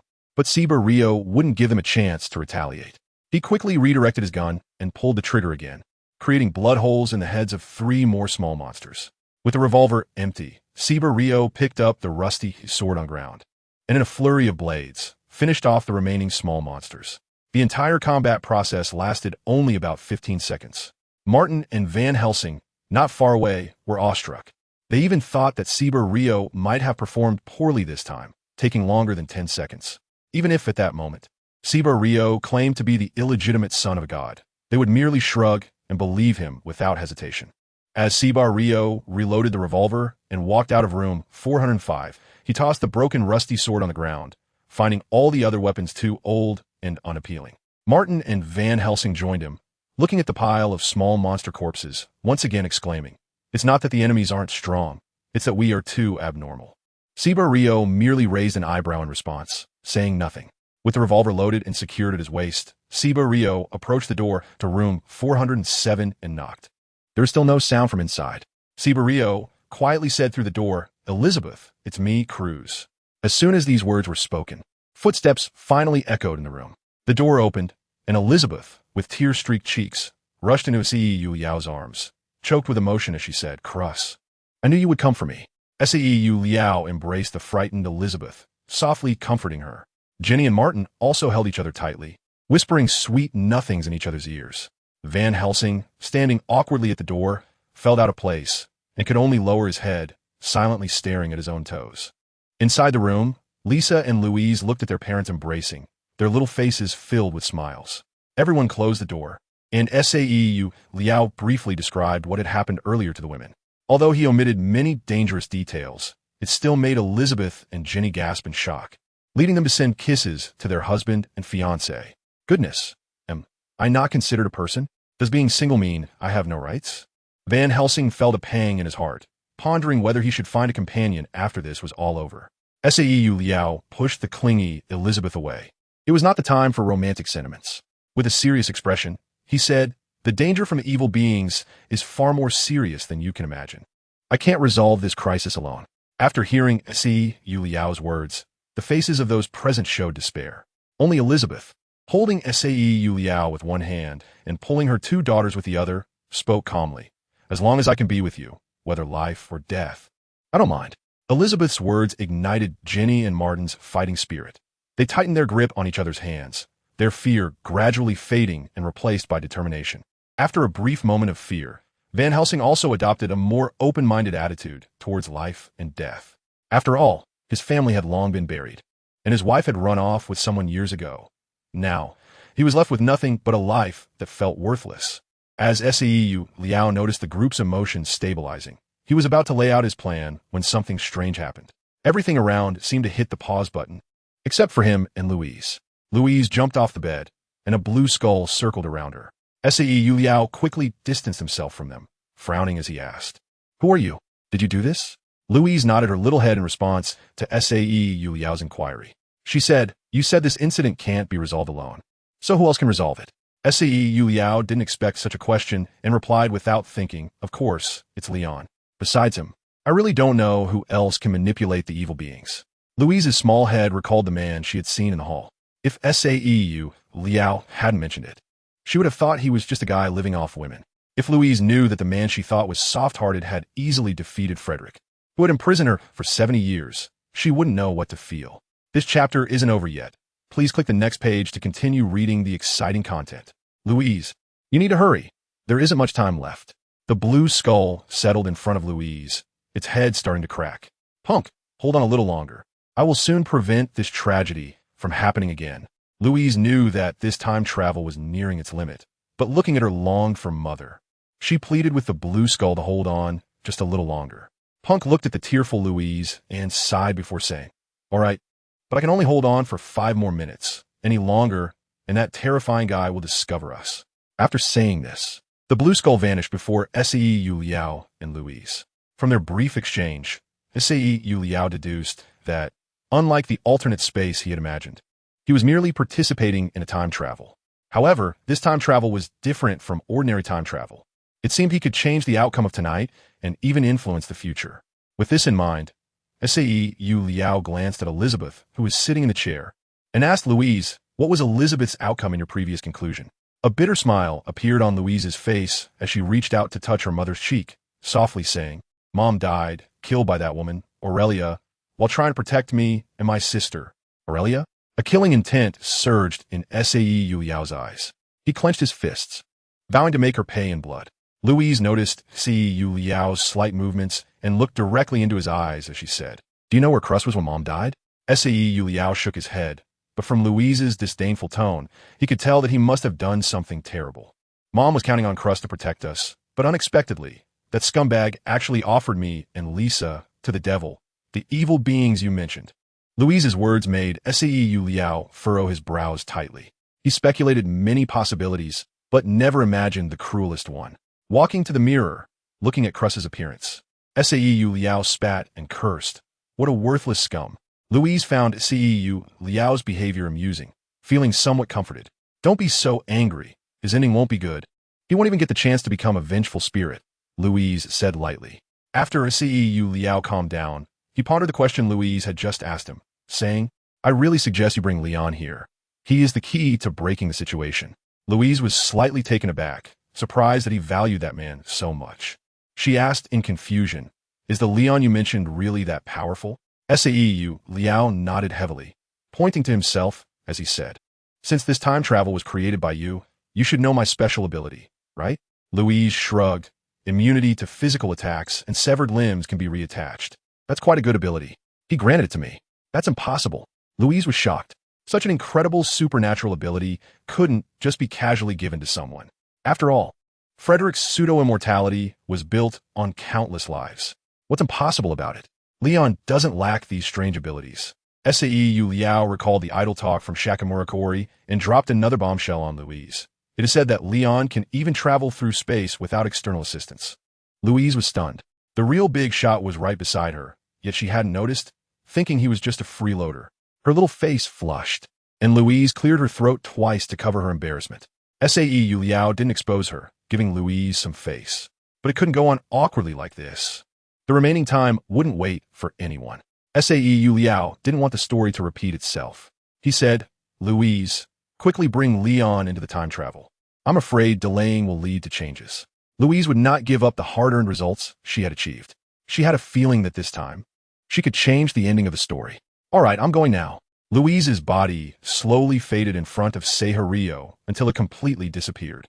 Meanwhile, a distortion appeared in the space in front of Leon, and only he could see it. Not sensing any malice, Leon did not adopt a fighting stance, but simply stood calmly in place. Louise's small head poked out from the distorted space, and she immediately saw the man who was gazing at her. Nice to meet you for the first time. Mr. Leon, my name is Louise." Louise stood obediently 2 meters away from Leon. It was only after she had genuine contact with him that she realized that Seihario's words were not exaggerated. It felt as if she was facing not a person, but a sun radiating intense light. Leon nodded slightly and said to Louise, "The disappearance of Sayaka Rio should be your doing, right?" Louise generously admitted yes. "I needed his help, but I didn't expect to choose the wrong person." Upon hearing this, Leon realized that the wayward son had most likely shared his information with the doll in front of him.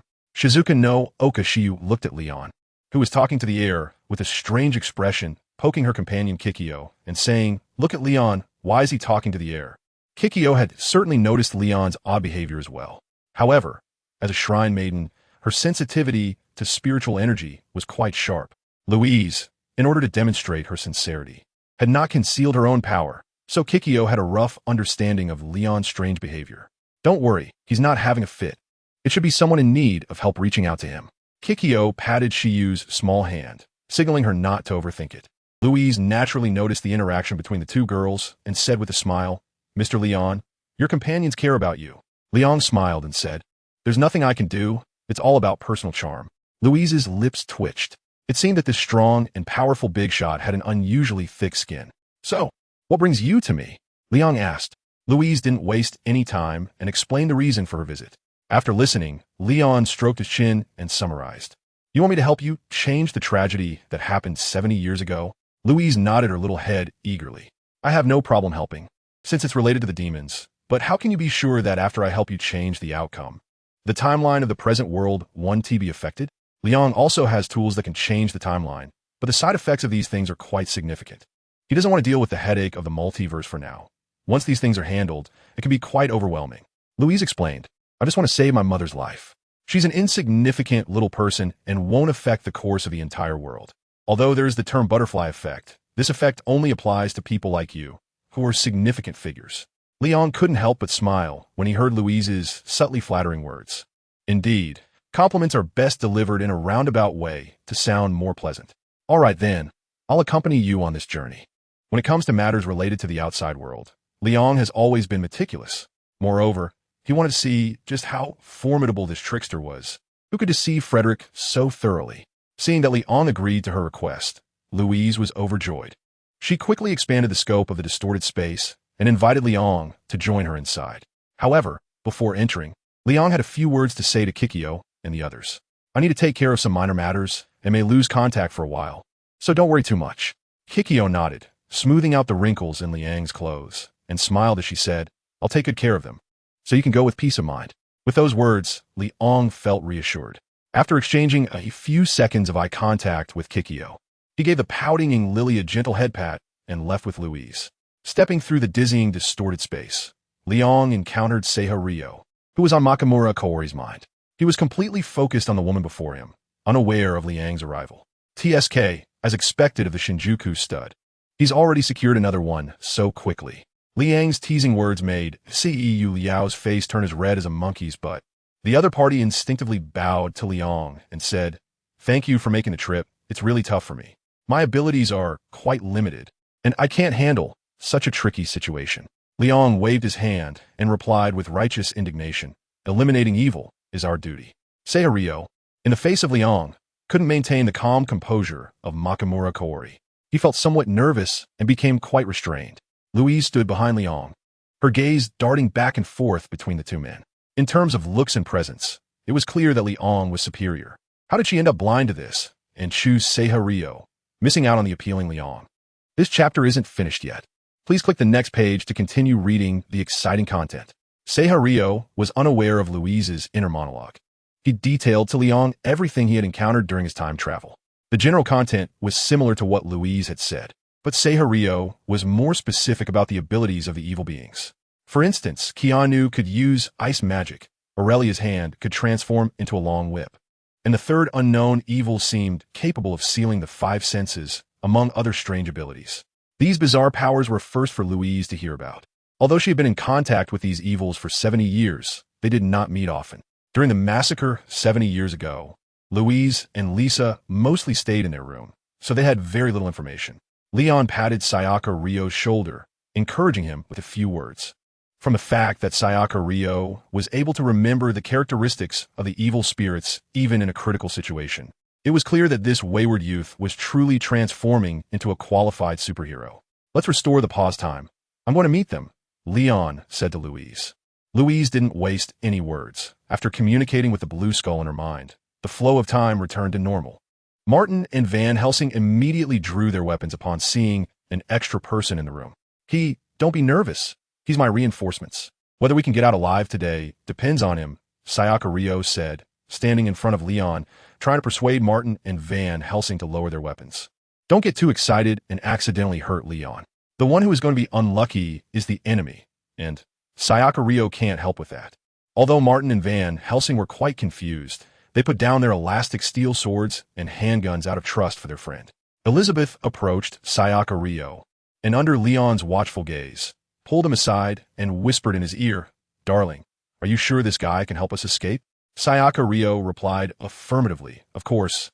Besides him, I really can't think of anyone else who can help us through this crisis." Hearing this, Elizabeth glanced again at Leon, who had turned around. This guy looked good and was quite tall, but he was unarmed and didn't he seem like someone with special skills? Wait, what is he doing?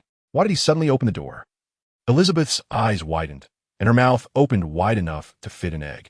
Leon opened the door and looked at the corpses of the little monsters in the hallway. He glanced at the garbage-like demons and quickly shifted his gaze. Martin and Van Helsing in the room raised their weapons again and shouted, "Jesus! That bastard actually opened the door. Doesn't he know there are monsters outside?" The noise behind him made Leon frown in annoyance. He turned his head, coldly looked at Martin and Van Helsing, and simply said 2 words, "Shut up." His strong attitude and powerful aura intimidated Martin and Van Helsing, causing them to stop their aggressive motions and obediently put away their weapons, falling silent. Siba Ryu stood aside, chuckling. How dare they shout at Leon? Were they seeking death? With the noise gone, Leon first scanned the entire Stanley Hotel. There were still quite a few demons he could see, and the 3 large demons highlighted by Siba Ryu were scattered across various areas of the hotel. You now have 2 choices. Leon turned around and looked at the people still in the room, extending 2 fingers.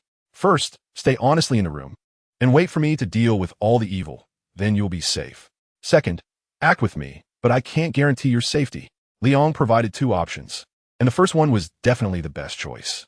However, as a member of the second tier, Sai Rio naturally couldn't hide in the back. He clearly stated that he would stay by Li Ang's side. Seeing that her husband chose the second option, Elizabeth also chose to trust him. However, with her 2 daughters still young, she couldn't rest easy in knowing the little ones were in danger, so she made a choice for them. Van Helsing, needless to say, definitely chose the second option. His obsession with the occult had already made him indifferent to life and death. When Martin saw both of his friends choose the second option, he thought that if he chose the first, it would be too embarrassing. As for Jenny, seeing that her fiancé had made up his mind, she could only choose to follow him. Originally, she thought that everyone except Sayurio would choose the first option, but the final result was greatly unexpected. Leon rolled his eyes at Elizabeth, who was tightly hugging Yu Liao's arm. Good grief, this is going to be a real dog food moment. Since we've made our decision, let's set off. Leon's first target was Keanu, who was upstairs. He strode towards the staircase, connecting the 4th and 5th floors. If it weren't for taking care of a few ordinary people, he would have flown over long ago. Sayaka was holding Elizabeth's hand tightly, closely following Leon. Martin and Van Helsing were initially cautious, but seeing the distance between them widen, they hurriedly chased after him. Upon reaching the 5th floor, a dozen small monsters spotted Leon and the others, quickly shouting and charging towards them. Before Martin and Van Helsing could prepare, Leon's heat ray took the lives of all the small monsters. Elizabeth, standing right behind Leon, covered her mouth in disbelief. This chapter isn't over. Please click the next page to continue reading. Sayaka remained calm. These were basic skills for Leon. Martin and Van Helsing were also stunned, and Jenny tugged at her fiancé's sleeve, whispering, "You should apologize later, otherwise, the next one to turn to ashes will be you." Martin shivered upon hearing this and began to regret his earlier recklessness. Man, had I known you were this powerful, I wouldn't have dared to yell at you even if I had 100 lives. Dejected, Martin nodded in agreement with his fiancée's suggestion. He certainly didn't want Jenny, dressed in a wedding gown, to start next month's wedding holding a freshly baked urn. Van Helsing quietly put away his handgun, sharing the same thought as Martin. He hoped to find a moment to apologize to the mysterious boss later, wishing to see the rising sun again. Martin and Van Helsing exchanged glances, both seeing the helplessness in each other's eyes. Louise, who had been trailing behind, was also amazed by Leon's displayed strength. Perhaps he could really help her rewrite the ending of her story. As all the small monsters were killed, Keanu finally appeared. Its gaze was not on Leon, who was in the center, but was firmly locked onto Martin at the back of the group. For the human who had inflicted a painful blow on it, it wished nothing more than to devour him alive. "Ha ha, I didn't expect you to come to me and deliver yourself to death." Keanu completely ignored Leon's presence. It hadn't seen him take down the small monsters, or else it wouldn't have been so careless. Leon also felt that the evil creature in front of him might not be very bright. But for him, it didn't matter whether it had a brain or not. It would be taken down anyway. As he watched Keanu charge at him, the other speed appeared to be as swift as lightning to an ordinary person. However, in Leon's eyes, Keanu was as slow as a snail. He easily grasped Keanu's neck before the latter even realized what was happening. In Leon's eyes, a red light gathered, and a heat ray, with several times the power, was ready. Surprise! Damn it! The heat ray, as thick as a baby's arm, pierced through Keanu's head. The scorching light penetrated 5 layers and went straight underground. This demon, who had toyed with Xiao Liao, didn't even last around in Leon's hands before becoming a headless corpse. Even Xiao Liao, who had a slight understanding of Leon's strength, couldn't help but swallow hard at the sight. He realized he had been too bold, daring to point a gun at such a big shot. It was like a birthday celebrant eating arsenic, clearly asking for trouble. Martin and Van Helsing were even more weak-kneed, wishing they could slide right up to Leon, bow their heads a few times, and beg for forgiveness. Jenny and Elizabeth were thinking even more bizarrely, contemplating whether to introduce some quality women around them to him. Leon threw away the cold corpse of Keanu, clapped his hands, and turned his gaze towards Leighton, who had been drawn by the commotion. Leighton stood at the other end of the corridor, witnessing the latter half of Leon's display of power. Its body trembled slightly, already filled with fear towards Leon. It was truly ridiculous, a demon actually afraid of a human. Seeing Leon take a step forward, Leighton involuntarily took a step back. You must be that unknown demon, right? Leon's feet left the ground, flying in midair. Leighton saw the other party's stance, and realizing they wanted to take him down as well, he immediately turned and ran. The moment Leighton lifted his foot, Leon had already flown in front of him. His large hand grabbed Leighton's calf, and no matter how hard Leighton struggled, he couldn't break free. Damn it, let go of me. Leighton activated his ability. Liang's vision went dark, and he could no longer hear anything. He tried to speak, but no words came out. The only thing that remained unchanged was Liang's grip on Leighton's hand. No matter how much Leighton scratched or bit, he couldn't leave a mark on Liang's hand. Moreover, with each of its attacks, the strength in Liang's hand kept increasing. Leighton felt as if its calf was about to be crushed, and it cried out in pain. Siba Rio noticed that something was wrong with Liang, so he asked Jenny to help take care of Elizabeth and quickly ran over. Taking out his revolver, Siba Rio reached Liang's side and said to him, "Liang, are you okay?" Liang did not react at all. Xiao Liao patted Liang's shoulder again, and only then did the latter turn his head towards his direction. Liang's eyes turned gray and lifeless. Xiao Liao waved his hand in front of the other person's eyes, but the pupil showed no reaction. He immediately recalled the corpses he had seen outside the venue and aimed his revolver at Leighton, saying sternly, "Release your powers, I'll blow your head off." Leighton wasn't a fool. It knew that once it retracted its powers, only death awaited it. Now that it had leverage, negotiation was still necessary. You let him loosen his grip, and I'll release my powers.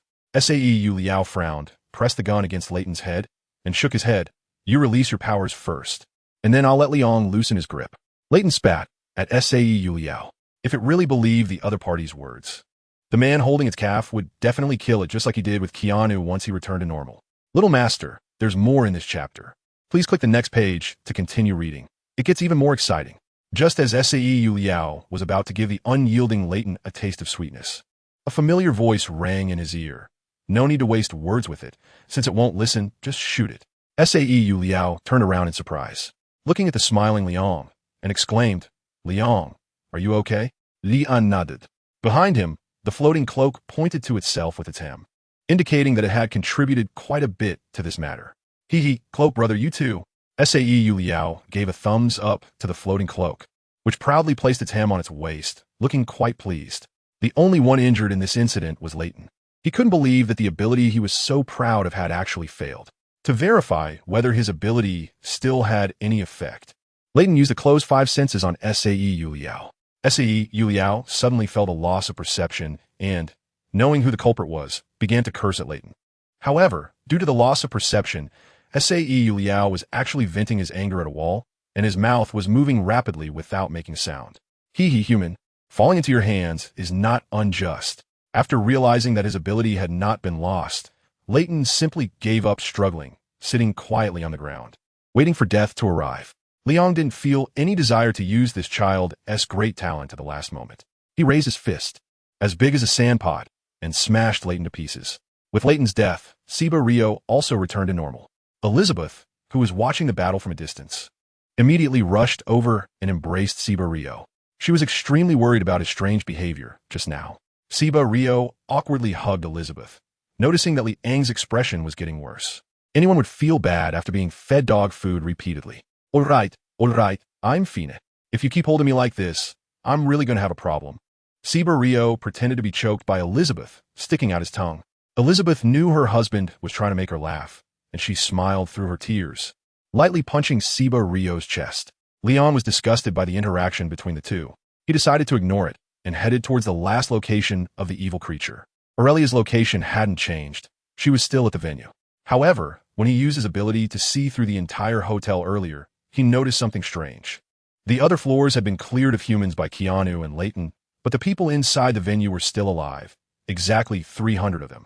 According to the information previously provided by Siba Rio, there shouldn't be that many humans left in the venue. The extra humans must have been captured by Leighton and Keanu. They must have some secret plan for gathering humans together.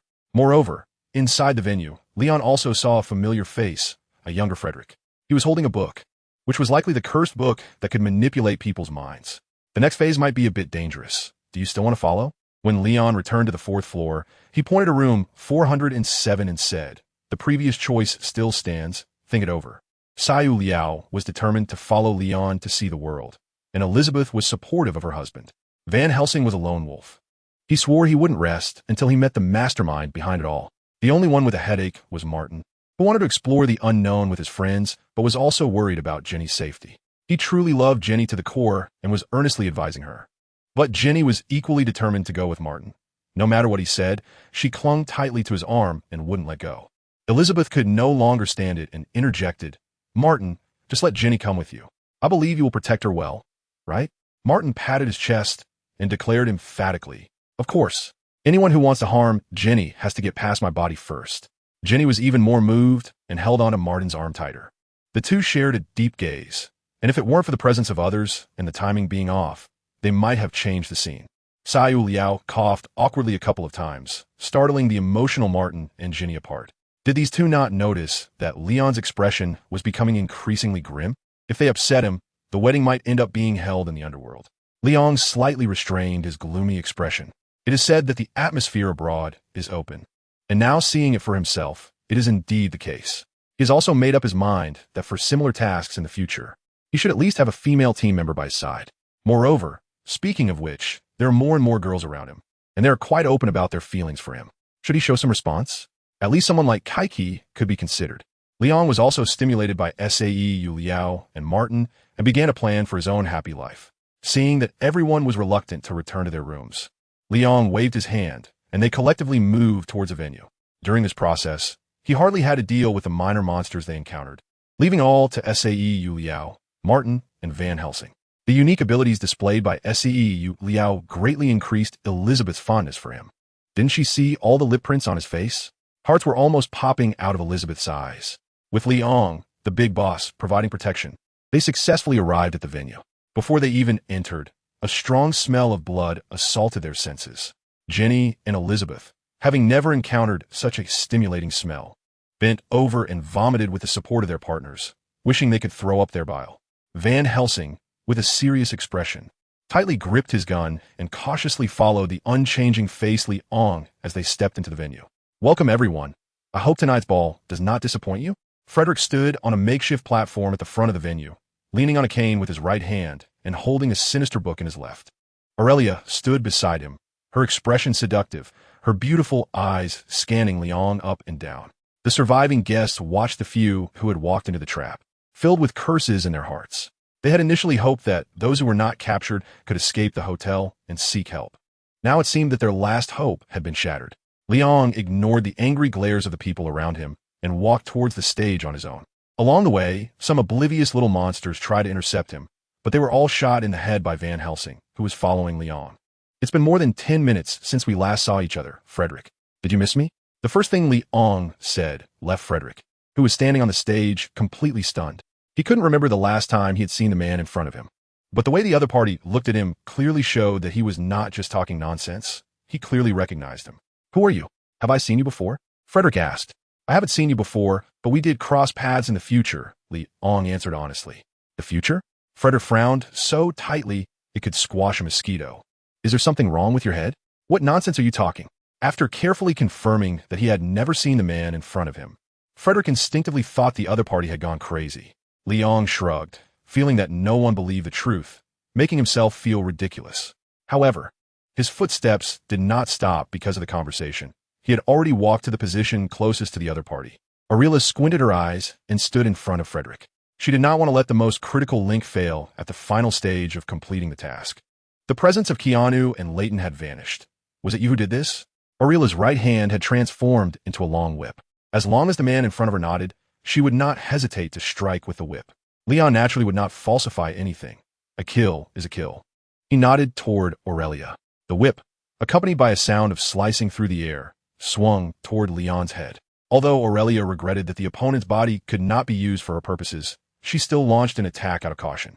Grasping the incoming whip, the spikes on it not only failed to pierce Leon's palm, but couldn't even break the skin. What? How is that possible?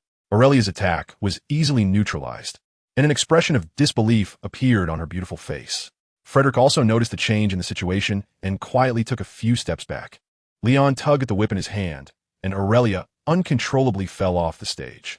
Although her strength was far less than that of the big guy Keanu, she was not something a human could compare to. Normally, she could easily lift a car. Yet even so, she was easily overpowered by the suddenly appearing man. Aurelia lay on the ground, seemingly aware of how Keanu and Leighton had lost. Leon casually tossed aside the whip and slowly walked towards Aurelia. Feeling threatened, Aurelia quickly stood up from the ground, her hands transforming into long whips as she sternly warned, "I warn you, don't come any closer." Leon ignored what Aurelia said. Not only was he getting closer, but he had also transformed from walking to flying. The guests present stared at Leon flying in midair, their eyes and mouths wide open. This chapter is not over yet. Please click the next page to continue reading the exciting content. Is this content they can watch without paying? Science? Screw science. Compared to the guests' existential doubts, Aurelia was under immense pressure. Her body trembled as she stepped back, soon reaching the edge of the platform. The cold metal brought her some clarity, and she swung the whip in her hand to attack Leon in midair. Leon was not polite either. As heat raised, he shot out from his eyes, cleanly severing the long whip that was swinging towards him. Black blood splattered onto the ground, accompanied by a hissing sound of corrosion. Several unfortunate guests were unlucky enough to get splashed with a few drops of blood, instantly turning into a pool of blood. Everyone gasped in shock, making a remarkable contribution to global warming. Having learned from the past, they all kept their distance from a battle they couldn't participate in. Several rich men's bodyguards silently put away their guns, obediently staying close to their employers. The only one still running towards Leon was Xiao Liao, who had just settled Elizabeth. Van Helsing and Martin were self-aware. They realized that the current battle was beyond their capability to assist. At most, they could maintain order and arrange for personnel evacuation. As Xiao Liao ran, he pulled out his revolver and fired all the remaining silver bullets at Aurelia. He had not forgotten what Louise had said. In the old ending, Elizabeth was killed by Aurelia. Now, with old grudges and new enmities combined, his marksmanship improved like never before, with each bullet accurately hitting Aurelia's forehead. Aurelia, repeatedly struck in the forehead, was not feeling well either. Although the damage from silver items was not high for her, it was unbearable to be hit in the same spot by a dozen bullets. Soon, black blood began to seep from her forehead. After running out of bullets, Xiao Liao's anger had also been vented almost completely. He tossed aside the now useless revolver, cracked his neck, and charged towards Aurelia with bare hands. Leon floated in midair, arms crossed, watching the intense battle between Xiao Liao and Aurelia. The kid, with the support of his undying body, had the upper hand for the moment. Aurelia was being hit with several heavy punches, leaving her disoriented and her steps unsteady. Xiao Liao was eager to press the advantage, but unexpectedly, the evil book held by Frederick, not far away, emitted a dazzling red light. Any human illuminated by the red light lost their sanity. Veins bulged on their faces, saliva dripped, and they emitted primal roars as they charged towards Xiao Liao. Under the influence of the red light, Aurelia's injuries began to heal, and her stamina gradually returned. Taking advantage of the moment when Xiao Liao was surrounded by the mutated humans, she turned and ran towards the backstage of the ball. Along with her, the panicked Frederick also fled. Liang had no intention of helping Siba Rio. He believed that the other party could handle the mutated humans. And in fact, Siba Rio was taking down one mutated human with a punch, and even took the time to give Liang a thumbs up, indicating that he could manage. Seeing this, Leon immediately flew to the backstage of the ball. In the blink of an eye, he blocked the way of Aurelia and Frederick. Aurelia looked at the roadblock and frowned, saying, "Do you really have to go to such extremes? Can't you leave a way out?" Upon hearing this, Leon only found it amusing and said, "I have always been ruthless towards evil." Seeing that there was nothing more to discuss, Aurelia took a deep breath and tore the human skin suit from middle, revealing her true form, a hideously large cockroach. The antennae on her mouth twitched up and down, and a pool of green slime was from Aurelia's mouth. Leon just slightly tilted his head to avoid the opponent's attack. The green slime fell onto the wall behind him, and within a few breaths, it melted a hole with a diameter of 1/2 meter. Frederick, with keen insight, pushed open the door beside him. As the founder of the hotel, he was well aware of the layout of every room. Just so happened that there was a secret door in the room next to him that led directly outside. However, what Frederick failed to notice while escaping was that the cursed book in his hand was emitting a subtle red glow that would go unnoticed if one didn't look closely. The little black hair he had on his head was slowly turning white. The wrinkles at the corners of his eyes were rapidly increasing, and his appearance was aging quickly. Leon certainly noticed Frederick's actions, but he was not in a hurry. Even if the other party could escape in a plane now, he could catch up with them immediately after dealing with Aurelia. In order to buy time for Frederick, Aurelia swung the large scythe in her hand and roared as she charged at Leon. She knew she was no match for him, but to fulfill the command of her general, she had to fight with her life. However, Aurelia forgot a principle. In the face of absolute strength, all schemes and tricks are as fragile as paper. Leon didn't even move from his spot, his large hands gripping Aurelia's scythe. No matter how hard she struggled, she couldn't break free. Frustrated, Aurelia was about to spit out slime again when Leon tightened his grip, and the scythe said goodbye to its original owner. Before Aurelia could let out a cry, Leon returned the weapon to its rightful place. The scythe-like arms pierced through Aurelia's head, and her massive body collapsed in the narrow corridor. Black blood corroded the ground, creating a pit that swallowed Aurelia's corpse. This chapter is not over yet. Please click to the next page to continue reading the exciting content. Leon didn't even glance at the lifeless Aurelia, quickly chasing after the fleeing Frederick. But upon catching up to him, the scene that greeted Leon made him raise an eyebrow involuntarily. The elderly Frederick, aged by 30 or 40 years, lay in the dark passage, breathing shallowly, clearly on the verge of death. The cursed book was still tightly clutched in his arms, unwilling to let go even in death. With Leon's keen eyesight, he naturally noticed the faint red glow emanating from the cursed book.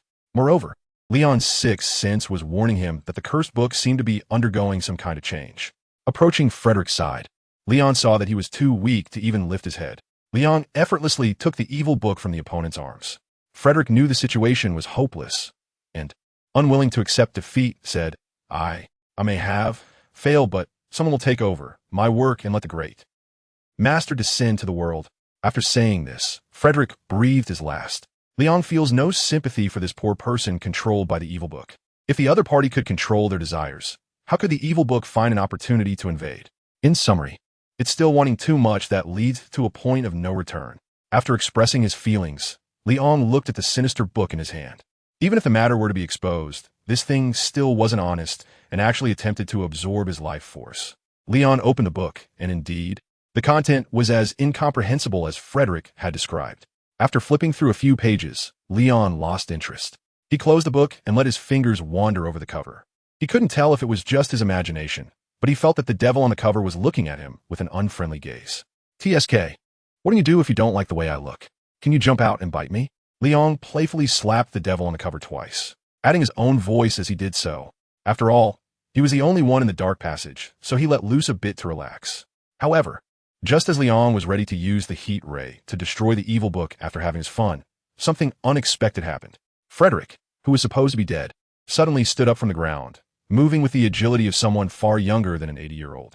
His pupils were black, and he looked at Leon with a sinister grin. So it was you who disrupted my summoning ritual? Frederick's voice was like sandpaper scraping against glass, exceptionally unpleasant. Leon was not startled by the sudden resurrection. Instead, he looked at Frederick with great interest and asked, which realm's evil spirit are you? This straightforward approach made Frederick's smile widen even more. This guy, who had disrupted his summoning ritual, seemed to know a lot about the outside world. You were the one who took care of Aurelia and the others, right? Frederick said. Liang's response was a heat ray. He didn't have time to bicker with the demon. The heat ray pierced through Frederick's chest, looking at the large hole in his chest. The other party said nonchalantly, it's useless. This is just a vessel. You can't harm me. Liang saw that his attacks were ineffective, so he simply retracted the red light in his eyes and silently watched the other party without saying a word. Frederick seemed to have opened the floodgates and spoke incessantly. No wonder I felt a change in the timeline. It turns out it's because my subordinates aren't obedient. It was obvious from the context that the subordinates he referred to were someone he could easily guess. Leon still had no intention of speaking. After realizing that Frederick was not the real deal, he immediately lost the motivation to act. Frederick then said, "Didn't you ask me which realm the evil spirit belongs to? Ha. Once you return to the present world, go find the answer yourself." After saying this, Frederick's body suddenly went limp and fell to the ground. The evil book in Leon's hand began to dissipate, and soon disappeared entirely. The scenery around him started to change, and Leon felt the passage of time. He stood still in place, watching the things around him change with the flow of time. Frederick's corpse turned to white bones, fading into the dust of time. When time returned to 70 years later, aside from Leon being clean and unblemished, a thick layer of dirt had accumulated at his feet. The entrance to the secret passage had been sealed again. Leon simply pushed gently and emerged from within. The decor outside was very simple, with clutter scattered everywhere. Looking like a storage room, Leon opened the door and ran into a waiter in the hallway. The other party looked at Leon in surprise and said, "Who are you?" "This is the staff passage. Visitors are not allowed to enter." Leon just smiled slightly at the other person, casually made an excuse, and quickly left. When Leon returned to the lobby, he found that the hotel's name had changed from Stanley Hotel to Hawks Hotel.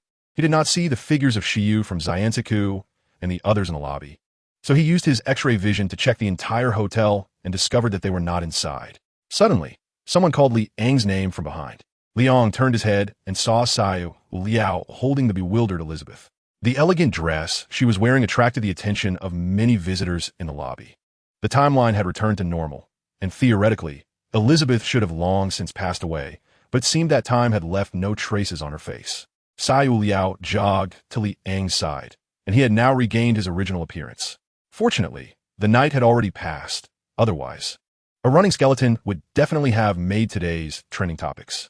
Elizabeth looked around in panic, feeling extremely out of place with the television playing news and the smartphones in the hands of passersby. During the recent time migration, she had witnessed the process of Jenny, Martin, and Van Helsing going from their prime to death. If it weren't for Sayu Liao constantly reassuring her, Elizabeth's mental state would have collapsed long ago. "Leon, have you seen Asian?" Sayu Liao's first words were about his friend's sister. Leon shook his head, not to mention Makiura Kori. He hadn't even caught a glimpse of Kikyo and the others. At this moment, Elizabeth was gradually regaining her composure from the panic. She looked at Seiha Ryo and Leon beside her and asked softly, "Can you explain to me what happened?" As she spoke, she withdrew her small hand from Ryo's large hand. Ryo noticed Elizabeth's sense of distance and wore a helpless smile, briefly explaining his and Leon's identities. Although Elizabeth was still confused, she managed to pick out a few key phrases, such as time travel, sacrifice, and evil spirits. What she was most worried about now were her two daughters. Just as she was about to ask Rio about her daughter's well-being, Louise and Lisa appeared. The two little ones had now grown into graceful young ladies, surpassing their mother in beauty. However, Lisa wore a sour expression, looking at Leon with a mix of gratitude and a hint of fear. At first, Elizabeth didn't react to the fact that the two girls were her daughters. It wasn't until they reached out their hands to show each other the bracelets on their wrists that Elizabeth's tears could no longer be held back, and she embraced her daughters, crying bitterly. The three beautiful women cried in each other's arms, causing the surrounding tourists to pull out their phones to record the moment. In today's information age, any little stir can immediately surface online. With enemies lurking in the shadows, it was better not to be too ostentatious. Thus, Leon gave Rio a glance, and the latter understood, walking over to Elizabeth's side and whispering a couple of words in her ear. Realizing her loss of composure, Elizabeth released her embrace around her daughters, took the tissues Rio offered, and wiped away her tears. Although the mother and daughters had many words to share, the time and place were not suitable for expressing their longing, so they had to hold it in for now. This chapter isn't over. Please click the next page to continue reading. Rio once again took Elizabeth's hand, and this time, she didn't pull away. Earlier, Louise had said some good things about Rio to Elizabeth, which eased her discomfort a little. Leon did not pay much attention to the interactions among the group. He was focused on searching for Lily and the others in the city. Fortunately, the heavens do not disappoint those who are diligent. After scanning half the city, Leon confirmed the locations of the girls. The current situation was quite different from what Louise had described earlier. The time storm caused by Elizabeth, this butterfly, had more or less affected the development of the present world. After taking the keys from the waiter, although he didn't know where the car came from, if given the choice between driving and walking, Leon would definitely choose the former. The driver was the self-volunteered Sayu Rio. with Liang sitting in the passenger seat and Elizabeth and her daughter in the back. Under Liang's guidance as a human GPS, they twisted and turned their way to a slum. Smelling the gunpowder in the air, Sayu Rio joked, "Indeed, it's a free country. Even the air is so unique." Just as he finished speaking, two masked men, too lazy to wear masks, blocked Liang and his group's path. Seeing the armed men shouting for them to get out of the car, Liang couldn't help but want to give them a blast of heat ray. But just as he was about to act on his thoughts, the two men suddenly started foaming at the mouth and convulsed to the ground. Their expressions were filled with terror, and in no time, they ceased to breathe. Leon turned to look at the three women in the back seat, and Lisa stepped forward voluntarily. She slumped her hands and said, "Is it not okay to kill those two guys whose hearts are as black as their souls?" Elizabeth tightly grasped Lisa's hand. She had witnessed Leon displaying his might firsthand. She was genuinely afraid of this big shot. She didn't know if her daughter's reckless behavior would provoke the other party's displeasure. After watching Lisa for a full 5 seconds, Leon smiled and said, "Well done. If we encounter any more blind fools like that in the future, I'll leave them all to you." Lisa huffed, turned her head toward the car window, and nodded slightly. Seeing that Leon did not blame her daughter, Elizabeth breathed a sigh of relief. At the same time, Elizabeth suddenly recalled the joke she made with Jenny earlier. Marrying her daughter to Leon didn't seem like a bad idea. Her daughters had inherited her good looks and were more beautiful than fairies. One had a gentle temperament, while the other was more fiery. This contrast was exactly what men liked, right? The more Elizabeth thought about it, the more she felt this plan could work out. Besides, her daughters were not young anymore. They were both nearly 80 and needed to arrange their marriages soon. Sitting in the passenger seat, Leon suddenly felt a wave of malice and scratched the back of his head, wondering which evil spirit was plotting against him. During the subsequent journey, they still encountered quite a few people trying to make a quick buck, but they were all dealt with by Lisa or Louise. These two girls were no pushovers, and their methods grew increasingly ruthless, making Elizabeth anxious. The driver, Sayu Rio, couldn't help but ask Leon as he saw the surrounding houses becoming more and more dilapidated, "Leon, are you sure we're going in the right direction?" Leon nodded, pointing to the fork in the road ahead, and said, "Turn right, then go straight for 3 kilometers, and you'll almost reach your destination." Sae Liao had no doubts and accelerated according to his instructions. 5 minutes later, the black TriStar stopped in front of an apartment building. After getting out of the car, Leon looked up at the old 13-story apartment and walked over, with Sae Liao and the 3 women closely following behind. The apartment manager was an old man with a bushy white beard. He was sitting on a squeaky chair, intently reading a Playboy magazine. Even when Leon stood less than half a meter away from him, the old man showed no reaction. With no other choice, Leon lightly tapped the table to remind him that there were guests. Upon hearing the crisp sound, the old man first hid the magazine in his hands, then looked up, his cloudy eyes staring at the young man who disturbed his peace. "Young man, do you know that interrupting an old man's rest is very immoral?" Gray, upon recognizing Liang's familiar face, immediately puffed up his cheeks and glared, intending to assert his seniority. Leon would not indulge the other party, twisting the iron pillar on the small window into a twisted shape. Gray quickly swallowed what he wanted to say, his old face blooming into a smile like a chrysanthemum. And with a respectful attitude, he said, "Dear guest, are you looking to rent a room? Just so happens that there are many vacant rooms in the apartment." Leon did not answer Gray's question immediately, but pointed to the spare key hanging in the management room. Gray, being a clever person, quickly took the key down after witnessing Leon's displayed strength and handed it to him. After Leon took the key, he headed straight for the elevator. Only then did Gray notice that there were a few people following him, and among them, the beauty of one woman was comparable to the girls from a few days ago.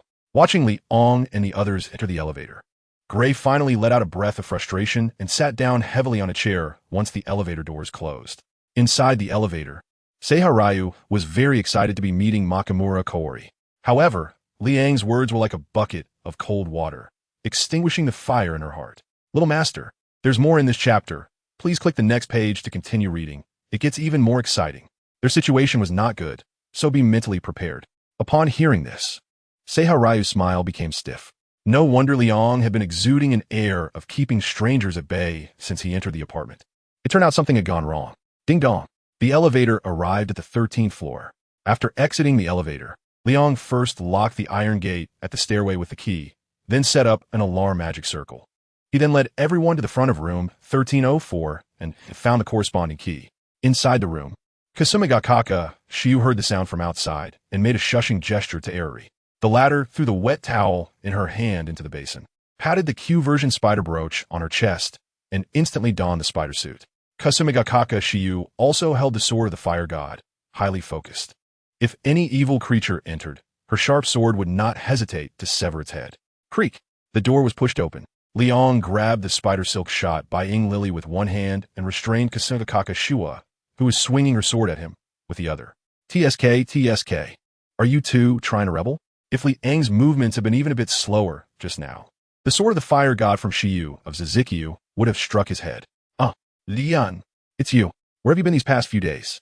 When Ying Lily saw that the person who arrived was the one she had been thinking about day and night, she pounced on him with lightning speed, pushing Shiyu of Zizikyu, who was still in his arms, aside with great force.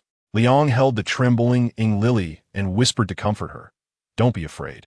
I'm back now. Ying Lily choked up and said, It's all my fault that Sister Ashiang got parasitized by the evil spirit, and Xiaolan got seriously injured trying to protect me. Standing behind Liang, Siba Ryu felt as if the sky was about to collapse after hearing Ying Lily's words. What is going on? Ashiang was actually parasitized by an evil spirit. Siba Ryu's legs felt weak. If it weren't for Elizabeth supporting him, he might have collapsed onto the ground. Everyone come in. Don't just stand at the door. Kasano Okashiyu was also overjoyed at Liang's return. Although she and Ying Lily often bickered and slandered each other, overall, they could be considered good friends.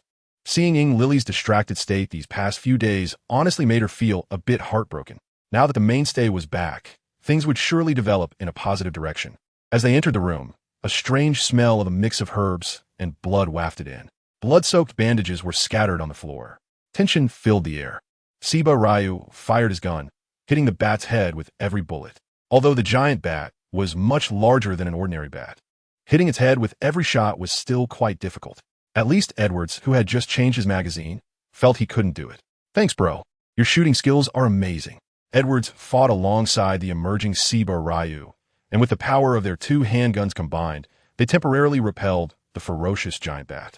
Just as Edwards sighed in relief, he suddenly felt a sharp pain in his left wrist. He looked closely and saw a shard of glass embedded in his wrist. When Edwards tried to pull out the shard, Lisa, who had come over, spoke up. I advise you not to pull out the glass shard if you want to live. Edwards paused, confused, and looked at Lisa, who was licking a lollipop.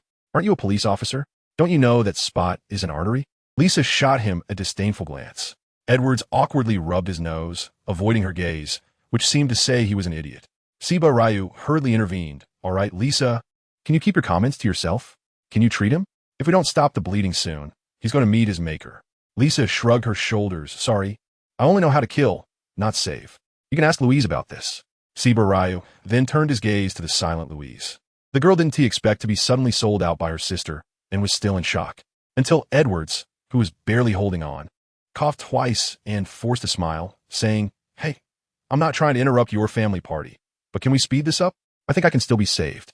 Hearing this, Louise stepped forward under Siba Ryu's eager gaze and approached the pale Edwards, raising her hands to apply her ability to his wrist wound. A gentle glow appeared in Louise's palms, and Edwards felt a tingling sensation at the wound as new flesh gradually pushed the glass shard out. With a plop, the shard fell into the water. Seeing that Edwards' wound had healed, Louise withdrew her hands and obediently returned to Lisa's side. Edwards raised his left wrist in front of him and shook it back and forth. He felt weak, but the previous pain was gone. My God, you're all superpowered? After the intense pain had subsided, Edwards' logical thinking as a police officer returned. He looked at the man and two women in front of him, his mouth agape. What? Are superpowered people eating your rice? Or do you want to repay kindness with malice and capture us? Lisa stopped licking her lollipop and stared at Edwards with ill intent. Edwards felt a chill run down his spine under her gaze and hurriedly waved his hands, saying, How could that be? Do I look like that kind of ungrateful person? Seeing that the fun was over, Lisa scoffed softly and pulled Louise aside. The bat they had just encountered gave her a sense of déjà vu. And it wasn't just her. Louise had noticed it too. The sisters whispered to each other, analyzing their deductions. Siba Ryu patted the sweating Edwards on the back and smiled. Don't mind what Lisa said. That's just her personality. She's actually quite nice. Edwards nodded, extended his hand to Siba Ryu, and introduced himself. I'm Edwards. As you can see, a police officer. Call me Ryu, a traveler visiting America. Siba Ryu shook hands with Edwards. Edwards joked, "This trip will surely be unforgettable for you." Siba Ryu released Edwards' hand and turned to look into the distance, muttering to himself, "Yeah, it really is quite unforgettable." Because he was worried about Makamura Kaori. Siba Ryu didn't chat with Edwards for long. Just as he was about to say goodbye, Lisa and Louise approached with serious expressions. "We VE run into trouble. Dear old dad." Lisa bit down on her lollipop and, along with Louise, said in unison, "That bet you guys drove off just now smelled like Frederick." Siba Ryu frowned upon hearing this. "That's impossible. Frederick has already been dealt with by Liang." He didn't believe Liang would joke about something like that. Louise explained, "Frederick was dealt with by Mr. Liang, but there is still someone hidden deep down." Edwards listened to the three's conversation, completely confused. He understood every word, but when put together, it sounded like a foreign language. Feeling awkward, Edwards quietly walked away. Just as he braved the wind and snow to reach a smoking car and was about to pull out a cigarette, a screeching sound came from the distance. Edwards looked up to see a large group of bats approaching their direction. They were expected to collide in about 30 seconds. "Damn!" Edwards tossed the unlit cigarette to the ground, turned around to run, and shouted to Siba Ryu and the others, "Stop discussing and look up at the sky." Hearing Edwards' warning, Siba Ryu instinctively looked up. A massive swarm of bats filled his vision. It was hard to believe that even in the harsh wind and snow, there were still flocks of bats visible. Siba Ryu roughly counted and estimated there were about 100 of them. Lisa and Louise had already entered battle readiness, red and blue skulls swirling around them. Edwards, panting, ran back to Siba Ryu, feeling even weaker than before. But the current situation did not allow him to collapse and sleep. He drew his handgun and kept a vigilant watch on the approaching swarm of bats. Siba Ryu squinted his eyes, feeling that this group of bats was coming straight for them. Bang! Gunshots rang out. The leading black bat let out a scream and fell from the sky. Sae Yu Liao's gun was smoking at the muzzle as he coldly said, "Show your skills, everyone, and kill all these beasts." With their leader gone, Edwards, Lisa, and Louise began to demonstrate their abilities. Although Edwards' shooting wasn't as precise as Sae Yu Liao's, he managed to kill a black bat with every 3 shots. After exhausting his bullets, he picked up an iron rod from the ground and started wielding it with a chaotic fighting style. The only downside was his stamina, which was somewhat weak due to previous blood loss. Lisa laughed loudly, controlling the red skull. Like a reaper, each attack claimed at least a dozen black bats' lives. Her outstanding performance significantly reduced the pressure on Sae Yu Liao and Edwards. Edwards swore to himself that he would never provoke this doll-like woman again. She was just too damn crazy. Compared to Lisa's boldness, Louise appeared more delicate. She didn't charge into the swarm of bats like her sister, but stood her ground, waiting for the black bats to fly into her trap. As the saying goes, Jiang Taigong fishing willing to catch. Perhaps Louise's appearance was too deceptive, or her aura wasn't as overwhelming as the others. Many black bats flew towards her. As the bats approached, Louise gently spoke. "May there be no suffering in this world. May your deaths be painless." As her words fell, the blue skull's eyes emitted a strange light. Any bat that made eye contact with it became rigid and fell from the sky. With their cooperation, the black bats were completely wiped out. Exhausted, Edwards leaned against the wall, his police uniform torn in several places, but fortunately uninjured. Sae Yu Liao lit a cigarette and placed it in Edwards' mouth. Edwards, not one to be coy, took a deep drag, demonstrating what it meant to smoke like a pro. "Haha, bro, you really understand me. This cigarette tastes amazing."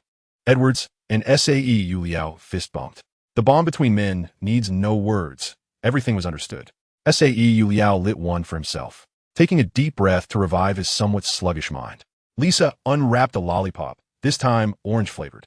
Just as she put it in her mouth and turned to say something to Sae Yu Liao, a sound of air being sliced through rang out. The target was Lisa's heart. Fortunately, Louise, who was beside her, reacted quickly and pushed her sister out of the way, causing the assailant's attack to miss. Otherwise, looking at the fist-sized hole in the ground, both Lisa and Louise broke into a cold sweat. The sudden attack made everyone alert. Sae Yu Liao raised his gun, scanning the rooftops around them. From his rich combat experience, he deduced that the person who ambushed Lisa was on the top floor of one of those buildings. Suddenly, a pale-skinned man appeared in Sae Yu Liao's line of sight. He immediately aimed at him, but in the next second, the man vanished into thin air under his gaze. Sae Yu Liao furrowed his brow and said to those around him, "Be careful, there's a..." Before he could finish, a sharp pain shot through his abdomen. Yu Liao spat out a mouthful of blood. Before he was thrown back, he saw a man pushing up his glasses with his palm. Fuck, how'd he get here? Standing right beside Yu Liao, Edwards instinctively pulled the trigger of his gun at the unfamiliar man who had suddenly appeared after witnessing his friend being kicked away. Count Dracula III let the bullets hit him, extending his hand to grip Edwards' neck and forcefully throw him away. After dealing with the two men, only the two women remained. Count Dracula III looked at the tense Lisa and Louise, smiling as he said, "So it was you two who betrayed it, right?" Upon hearing this, Lisa and Louise were taken aback.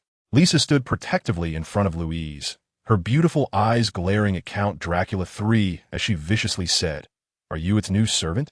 Count Dracula III shook his head and waved his hand at Lisa. An invisible force gripped Lisa's waist, and despite her struggles, she couldn't break free. In fact, as Lisa twisted, the invisible hand tightened its grip, causing her to scream in pain.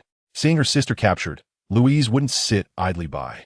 She commanded the Blue Skull to unleash the light she had previously used against the swarm of bats at Count Dracula III.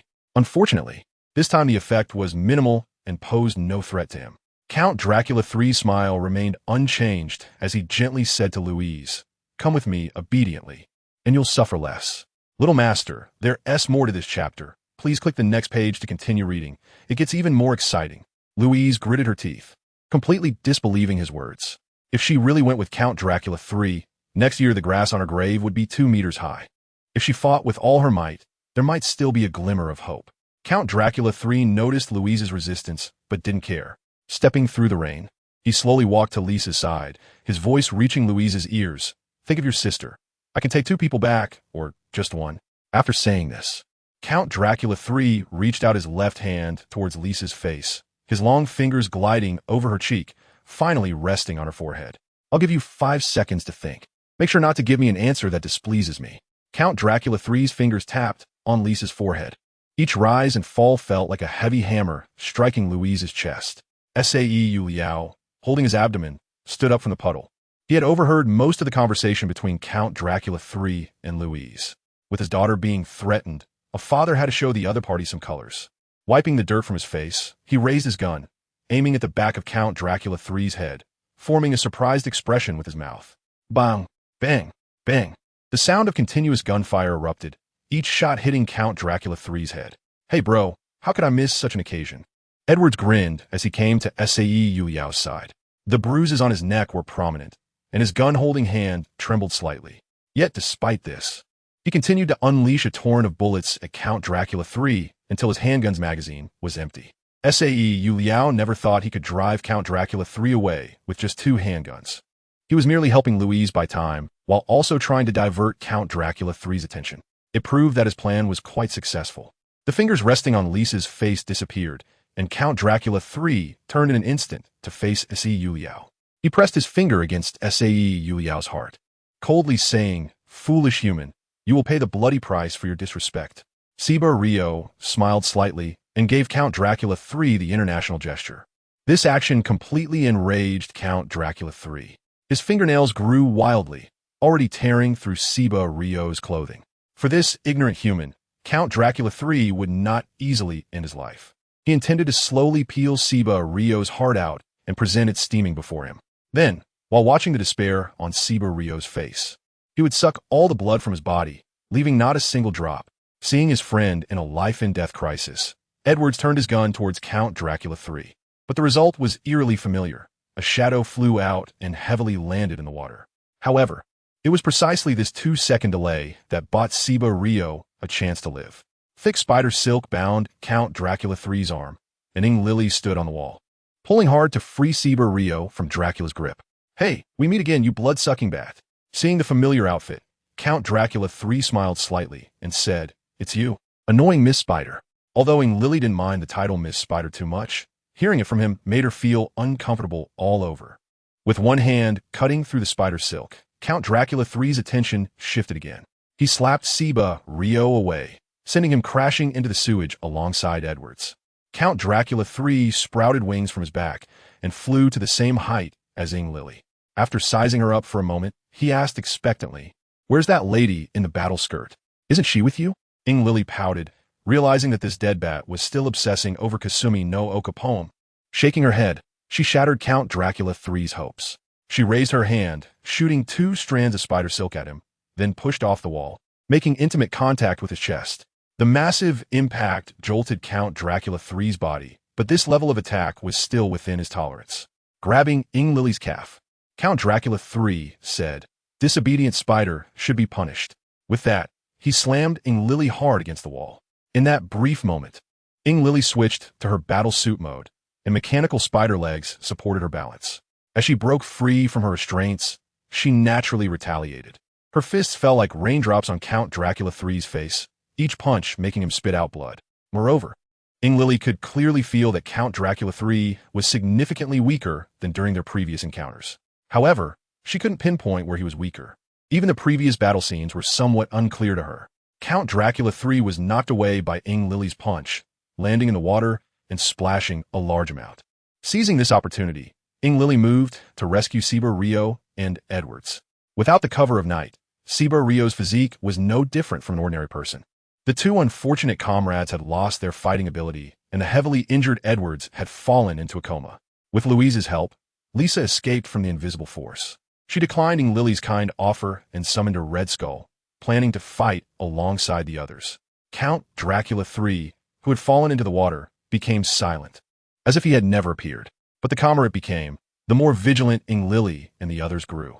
Sure enough, the next moment, a massive monster fish leaped from the bottom of the water, opening its mouth full of sharp teeth and lunging at Louise. Louise was no pushover. She quickly raised a barrier in front of her. Although the barrier shattered under the monster fish's tremendous biting power, it bought her time to distance herself from the creature. Seeing the ambush fail, the monster fish hid again beneath the water. Lily, worried about the safety of Makamura Kaori, didn't want to waste too much time on Count Dracula III. Since he had turned into a fish, she decided to play along and quickly climbed up the tall building. Louise and Lisa followed closely behind Lily, mimicking her actions. The experiences of both parties were observed by Leon. He opened a dimensional gate in front of him and shouted to Lily, who had her back to him, "It seems you need my help." Liang's voice, like a celestial melody, appeared in Lily's ears. She turned around and excitedly said, "Liang, come over here, there's a tricky guy."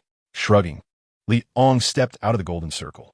Seeing that Liang had gone over and the dimensional gate had not been closed, Xiao Lan and Elizabeth followed suit. Elizabeth, looking at Sayu Ryu's miserable state, immediately rushed to his side to express her concern, despite the speechless expressions of the 2 daughters. Fortunately, Edwards was already unconscious, otherwise, he would have inevitably faced a mouthful of dog food. Lily jumped in front of Liang, and just as she was about to say something, Liang raised his hand to stop her. The second dimensional gate opened, revealing the scene of Kikyo and the others. At this moment, Kikyo had already pulled the parasitic demon out of Maki Murakami's body, while Kasha and no Okiyuta stood by, raising the sword of the fire god, understanding the opponent's life. Maki Murakami was in bad shape. Her internal organs were severely damaged, and she had lost almost all her teeth, looking extremely pained. Liang threw a magic bean to Lily, signaling her to pass it on. After receiving the magic bean, Lily shot out spider silk from her wrist, swinging it in front of Kazuha Shiyu and Kikyo. The 2 women also noticed the dimensional gate opening behind them, greeted Liang, and then turned their attention to Lily as she fed the magic bean into Makamura Kaori's mouth. Without teeth, the magic bean was swallowed whole by Makamura Kaori, driven by her strong survival instinct. In just a few breaths, Makamura Kaori stood up from the ground, staring blankly at the 3 women surrounding her. This chapter is not yet finished. Please click the next page to continue reading the exciting content. I had a dream, a very frightening nightmare. Makamura Kaori's tone was low, and she exuded an aura of sadness. Kikyo, as the understanding big sister, patted her shoulder and comforted her, saying, "Everything is over. Those bad things were not your intention, so you don't need to blame yourself." Even so, Makamura Kaori still felt that she should take half the responsibility.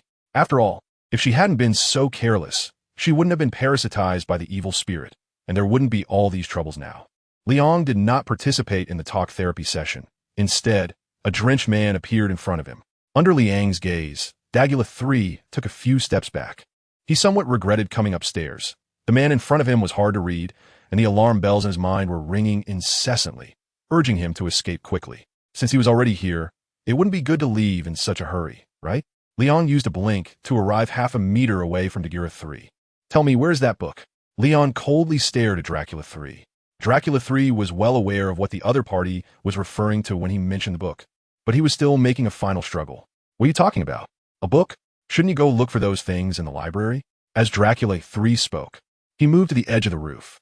Leon's mouth curled up slightly, the red light in his eyes gathering. Sensing something was wrong, Dracula 3 leaped from the rooftop, transforming into a bat and quickly escaping. Having achieved his goal, Leon didn't actually intend to kill Dracula 3, even if he turned the other into a carbon-roasted bat. As long as the evil book wasn't destroyed, Dracula 4, Dracula V, and so on would continuously emerge.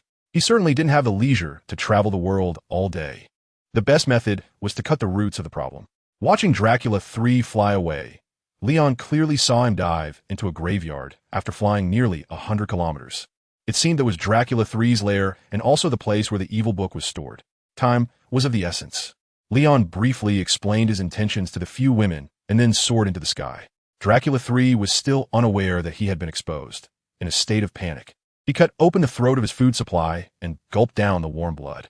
Once the food supply stopped moving, Dracula 3 roughly wiped the corner of his mouth and plopped down onto a chair. But he had barely sat for 2 seconds when he stood up again, walked to a painting, and directly stepped inside it. Leon, positioned above the graveyard, witnessed the entire process.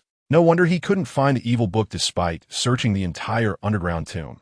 It turned out to be hidden within the painting. One had to admit, it was a clever idea. Violently forcing open the entrance to the tomb, Leon boldly walked inside. The food supply that had previously had its throat cut by Dracula 3 was already cold, but a few women remained, imprisoned by chains. Leon is neither a saint nor a bad person. When he saw the girls casting hopeful glances, Leon merely pondered for a moment before shattering everyone's handcuffs, granting them a new lease on life. Ignoring the women's gratitude, Leon approached the oil painting that depicted the third Dracula. The style of the painting was quite ordinary. A pair of lovers stood by the lakeside, gazing at a distant church. However, as Leon focused his gaze, the figures in the painting unexpectedly turned their heads and gave Leon a sinister smile. Their once normal appearances instantly morphed into grotesque monsters. "Heh!" A boring sense of dark humor. Leon scoffed and stepped forward, entering the oil painting. As soon as he stepped into the painting, his mind became somewhat sluggish. He shook his head slightly and found himself in a publishing house, completely different from the scene depicted in the painting. Sitting in a chair, he watched the busy crowd coming and going, thinking, is this some kind of protective measure? So it knows I'm here, right? His thoughts were interrupted shortly by a woman's voice. "Mr. Detective, the president is free now. You can go in." Upon hearing this, Leon stood up and followed the blonde secretary into the president's office. An elderly man, around 60 years old, was sitting in a luxurious swivel chair, forcing a smile as he looked at Leon, who had just entered. "It's really hard for you to come all this way." Beep beep. "Detective." Leon frowned slightly. When the old man mentioned his name, he unexpectedly emitted a sound similar to an electric current. "Just call me Leon." Leon's words surprised the old man. Didn't he previously mention Detective Leon? But these small details were quickly dismissed by the old man as he explained to Leon the reason for hiring him. During this process, Leon tried to skip the NPC introduction. However, when he attempted to bypass it, a force pushed him out of the oil painting world. TSK, what an annoying cutscene. Leon complained and then re-entered the world of oil painting. The old man, named Steven, sought Leon's help to investigate the whereabouts of the missing Rider Kane. The publishing house was making a fortune, with 90% of the credit going to the Rider Kane. His horror novels, once published, became bestsellers. A total of 8 volumes have been published, with only the last volume remaining to complete the series. However, the problem arose with the final volume. 3 weeks ago, Kane had mailed the first part of the last volume to the publisher. In his letter, he stated that he would send the second part a week later. But nearly a month had passed, and Kane's second part had still not arrived. Steven contacted Kane's agent and learned that Kane had been unreachable for 2 weeks and that he could not get in touch with him either. With the release date approaching, Steven had no choice but to hire the best private detective in America, Leon, through a friend. After understanding the situation, Leon accepted the case. He had no choice. It seemed that to find the cursed book, he had to follow the story process set by the other party. "Oh, by the way, there's one more thing." Steven stopped Leon, who was about to leave, and said, "For this search effort, I would like to trouble you to bring my secretary along as well. You've met her before. She's the one who brought you here. Her name is Linda." Leon glanced at the blonde beauty, smiling at him, and did not refuse Stephen's proposal. When Leon walked out of the publishing house and looked at the unfamiliar surroundings, he momentarily felt perplexed. Goodness, aside from giving him a main quest, there were no other hints at all. How to find it? Should he search hard? Just as Leon was contemplating his next move, Linda chased after him. Watching Leon standing at the door, the blonde beauty walked slowly to his side and softly said, "Mr. Detective, if you have no leads, you might want to check out the books written by Kane. You might discover something. His books are sold in every bookstore, so you can easily find them." After speaking, Linda handed Leon a note with her home address and phone number written on it. "Don't forget to pick me up at 8 tomorrow morning. I'll be waiting for you." Linda smiled sweetly at Leon and turned back to the publishing house. Leon stuffed the note into his pocket and began searching for an open bookstore on the street. After walking a short distance, he saw a fairly large bookstore with a long line outside. A significant proportion of the people in line were young, consisting of both black and white individuals. Leon did not choose to cut in line, but instead went to the back of the queue and stood patiently, feeling a spark of interest in the book written by Kane. After a long wait, it was finally Leon's turn to buy books. He curiously walked into the bookstore, and the first thing that caught his eye was a promotional poster titled Madmouth. The style of the poster was quite startling, with a pure black background and a pair of frantic men and women running in front of a creepy church. Leon couldn't tell if it was just his imagination, but he thought the man in the poster resembled him a bit. After staring at the poster for a while and hearing the crowd behind him urging him on, Leon temporarily set this matter aside and stepped aside to clear the passage. The bookstore was large, but finding Kane's books was not difficult, as the entire store was filled with Kane's horror novels.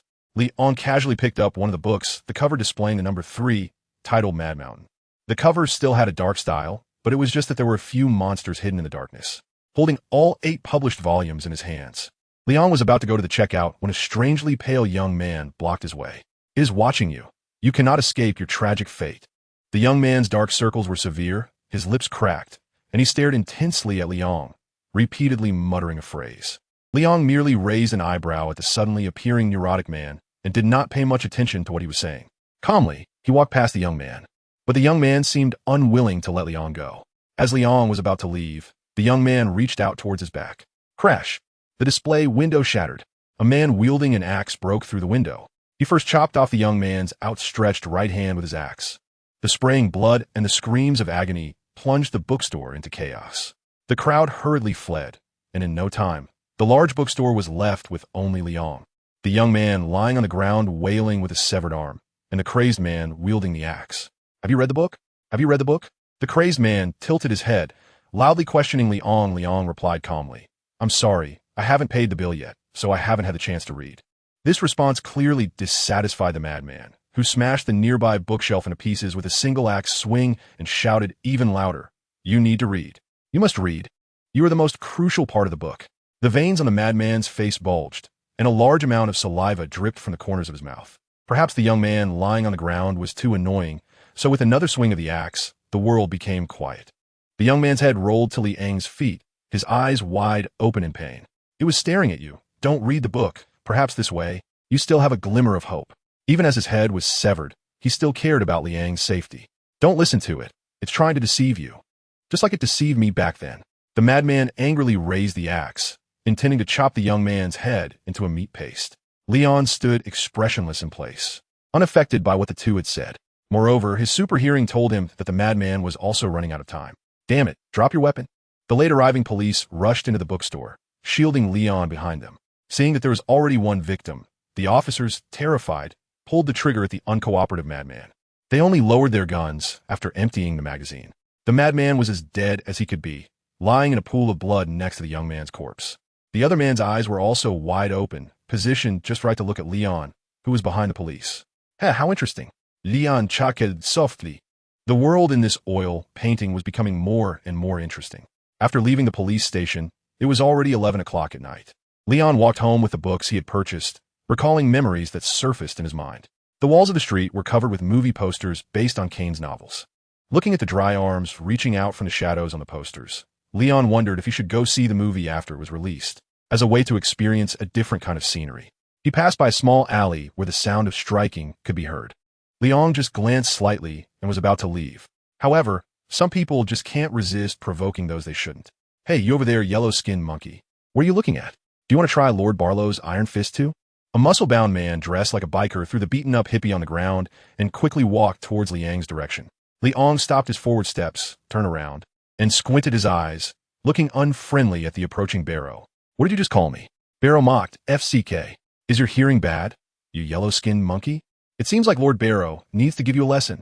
In Leon's eyes, a red light gathered and a heat ray shot out, completely melting Baylor's upper body. The hippie, who had been beaten to a pulp by Baylor, witnessed such a shocking scene, forgot about the pain on his body, quickly got up from the ground, and screamed as he fled the alley. After dealing with the foul-mouthed Barlow, Leon walked back home as if he had just squashed a passing cockroach, completely unfazed. The home in the oil painting world could not compare to Leon's own grand mansion. The living space was about 30 square meters, and apart from some basic furniture, there were no other decorations. The floor was covered with clues from past cases, and the walls were plastered with densely packed photos. Tossing the books he had purchased onto the coffee table, Leon first went to take a shower. About 15 minutes later, Leon emerged from the bathroom in a bathrobe and casually plopped down on the sofa. Relaxed, he picked up the books from the coffee table, intended to start with the first one. The clock on the wall ticked steadily, and before long, it was 3 a.m. This chapter is not over. Please click to the next page to continue reading. Leon did not use his superbrain, but instead flipped through the first 8 volumes written by Kane page by page like an ordinary person. The content of the book is quite good, but after the 3rd volume, it starts to become excessively dark. The monsters lurking in the shadows, the cannibalistic innkeeper, the tattered doll that appears in the garden every midnight. These horror elements are surprisingly suitable for all ages. Aren't they afraid of scaring the next generation into becoming fools? Leon smiled slightly and was about to stand up to go to the kitchen to cook something when a strange mental force attacked him. Without resistance, the scene before Leon changed, and he found himself back where he had been after leaving the police station. The poster on the wall had changed its appearance, and beneath the dry arm was Liang's handsome face. However, one half of the face was a skull, while the other half was crying. Quite artistic, Liang simply commented. He continued walking forward, and as he passed a small alley, the sound of fists hitting flesh echoed again. This time, Liang simply stopped in his tracks to see what the thing that had pulled him into the illusion was trying to do. The resurrected Baylor sensed the gaze behind him and turned around, revealing a face covered in sores that gave Liang a visual shock. Goodness. Fortunately, Shiyu Kasegwa and the others hadn't followed him.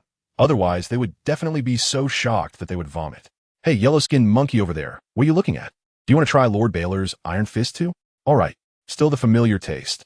Leon was not polite to his opponent. The thermal ray pierced through Barrow's head, and the disgusting face finally disappeared. But before Leon could turn to leave, Barrow's voice echoed again. You don't think losing your head means death, do you? Lord Barrow is immortal."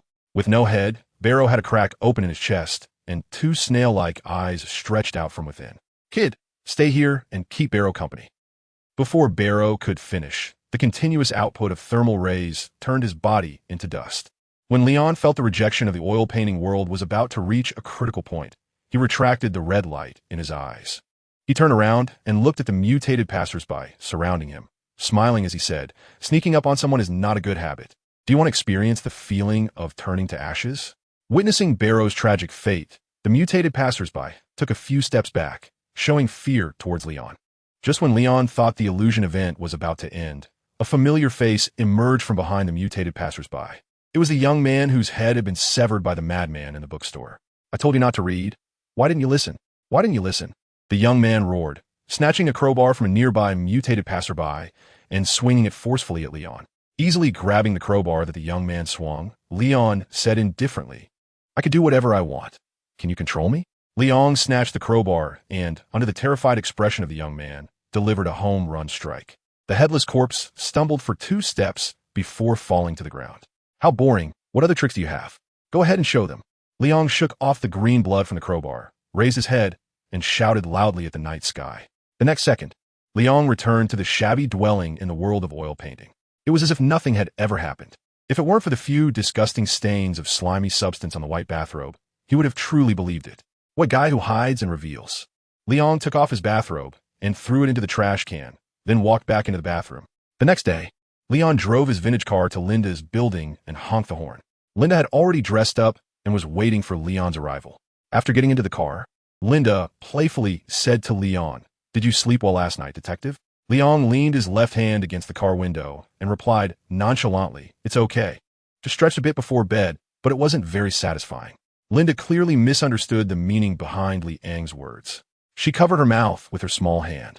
Her gaze fixed on Liang's lower body and stammered, "Mr. Liang, at night, life still needs to be appropriate.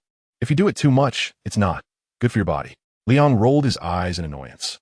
He finally understood that the poised and intellectual demeanor Linda displayed yesterday was just a requirement of her job. The real her, free from the constraints of work, was someone who rambled on without a filter. Looking at the rapidly retreating scenery outside the window, Linda curiously asked, "Great detective, where are you driving to?" "We've already left the town." Liang gestured for the other person to look at something in the back seat. Linda unbuckled her seatbelt and reached for a plastic bag on the back seat. She opened the bag and took out what was inside, which turned out to be a topographic map made entirely of Kane's book covers. "I discovered this last night." "Who designed Kane's book covers?" Liang asked. Linda held the map and examined it, while also answering Liang's question. Kane designed the covers himself, and the publisher thought they matched the content of the books well, so they didn't make any changes. Upon hearing this, Liang nodded. He had already checked on the map, where the place Kane wanted to tell them about was located. The distance from their small town to the place, Kane revealed, was a full 1,500 kilometers away, requiring a day and night of driving. This chapter isn't over. Please click the next page to continue reading. After learning about the long journey, Linda voluntarily suggested driving through the night. Before she started working at the publishing house, she was an amateur race car driver, and her driving skills were somewhat better than average. Leon glanced at Linda strangely. No matter how he thought about it, he couldn't connect a race car driver with a secretary. Moreover, Linda's personality wasn't very strong. Instead, she gave off a sense of fragility. It was a bit surprising for Leon to see a girl of her type getting into racing. "All right then, I'll drive during the day, and you can take over at night." Leon did not refuse Linda's initiative. The car ride during the day went smoothly, and they even took a short break at a motel along the way. Taking advantage of the downtime, Linda asked the motel owner about the situation in Grubbs, their destination. The owner first looked at Linda with a strange expression, then said earnestly, "Miss, if you're going to Grubbs for a visit, I advise you to choose another place." Upon hearing this, Linda knew something was off and pressed further. "Why?" "I've heard that Grubbs has beautiful scenery, and my husband and I have been looking forward to it for a long time." She pointed to Leon, who was struggling with an apple pie, his face full of frustration. It's true that being handsome makes one an easy target for trouble. The motel owner, seeing Linda's curiosity, thought for a long time and sighed helplessly. "Miss, I can only say so much. I can't say more, or my family will be harmed." Linda was anxious as the owner spoke only half the truth. "Who would harm you? Please clarify. We might be able to help you with your troubles." Her words did not catch the motel owner's attention. He tidied up the plates on the table and turned ahead to the kitchen. "Miss, I advise you not to ask any further. Glenn won't tell you anything more. And that includes us," said a scruffy mechanic sitting next to Linda. He finished his beer in one gulp and, seeing Linda about to speak, quickly stopped her. "What I can say is the same as Glenn. Don't go to Grubbs. Absolutely do not go." After saying this, the mechanic left the motel. Linda returned to Leon's side, dejected, feeling very unwilling to let the news slip away so close at hand. Leon took out a tissue to wipe his mouth and said to Linda, "Get ready. Grubbs might be more dangerous than you think. This group of people has been scared out of their wits. Most of the people eating at the motel are locals, like Leon and Linda, who have heard some rumors about Grubbs." So when Leon tore away their facade, everyone's face turned crimson with shame. Glenn, who returned from the kitchen, frowned after hearing Leon's statement and said to him, "Young man, I know what you're thinking, but you underestimate Grubbs' danger. It's far more terrifying than you can imagine." Leon just shrugged his shoulders and called Linda, who still hadn't sorted out a relationship, and they walked out of the motel. Watching the two get into the car, Glenn leaned his hands on the table, praying that the gods would protect them. Buckling her seatbelt, Linda stared at Leon's profile, wanted to say something, but hesitating.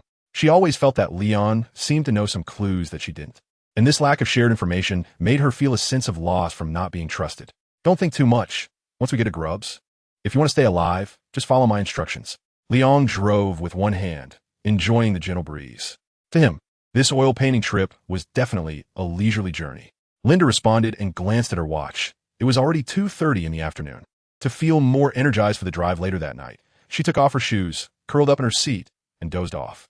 Leon glanced at Linda, who had fallen into a deep sleep, and turned down the volume of the car stereo to give her an undisturbed sleeping environment. Time passed quickly. By the time Linda woke up from her slumber, It was already pitch dark outside. She ruffled her fluffy golden long hair and, feeling a bit embarrassed, said to Leon, "I'm sorry, I accidentally overslept." Leon shook his head and, under Linda's strong insistence, parked the old car by the roadside. The two exchanged seats, and Linda restarted the engine. "Haha, to be honest, I'm an insomniac, but it's strange that being next to you gives me a sense of security. So I ended up sleeping soundly without realizing it." With her hands on the steering wheel, Linda's second identity as a racer was instantly activated. She burned rubber at the start, causing Leon to raise an eyebrow. Faced with Linda, who seemed to have transformed into a taxi driver, Leon had the thought of whether he should knock her out and continue driving himself. Perhaps sensing Liang's ulterior motives, the chatty Linda wisely kept her mouth shut. Without the incessant chatter in his ears, Leon reclined his seat back, closed his eyes, and began to feign sleep. Linda glanced at the arrogant man who didn't appreciate her beauty and secretly smirked.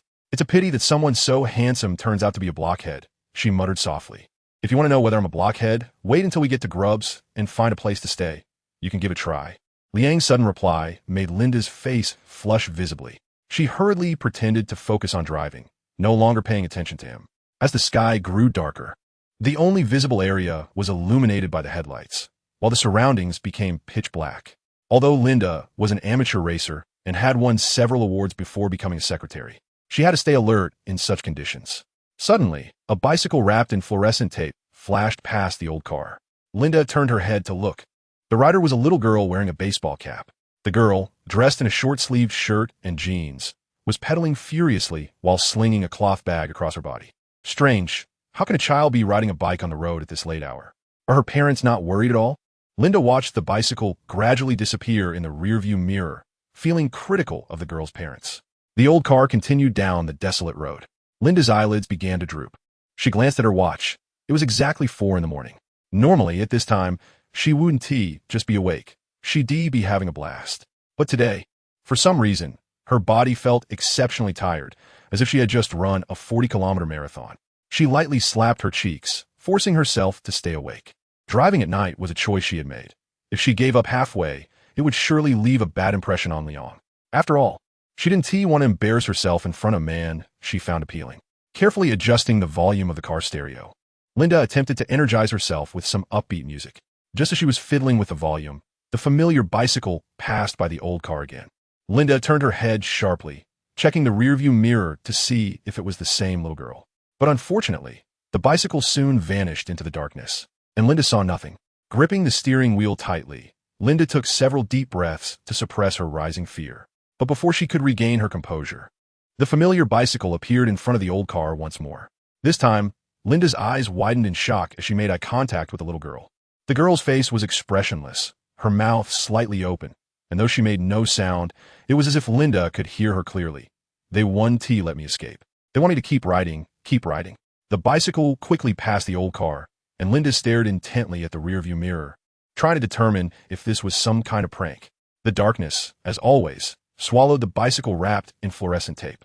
Linda didn't dare to breathe. She was terrified. She wanted to wake Leon beside her, but suddenly a bicycle appeared right in front of the old car, and the rider was now an elderly lady. The sudden appearance, combined with Linda's hazy mental state, caused her to not hit the brakes in time, and the old car collided with the bicycle. "No!" Linda cried out. After steadying the car, she hurriedly got out to check the elderly lady's injuries. But as Linda approached, she broke out in a cold sweat. The old lady was lying on the ground, still in a pedaling motion, her eyes vacant, mumbling, "They won't let me escape. They want me to keep riding.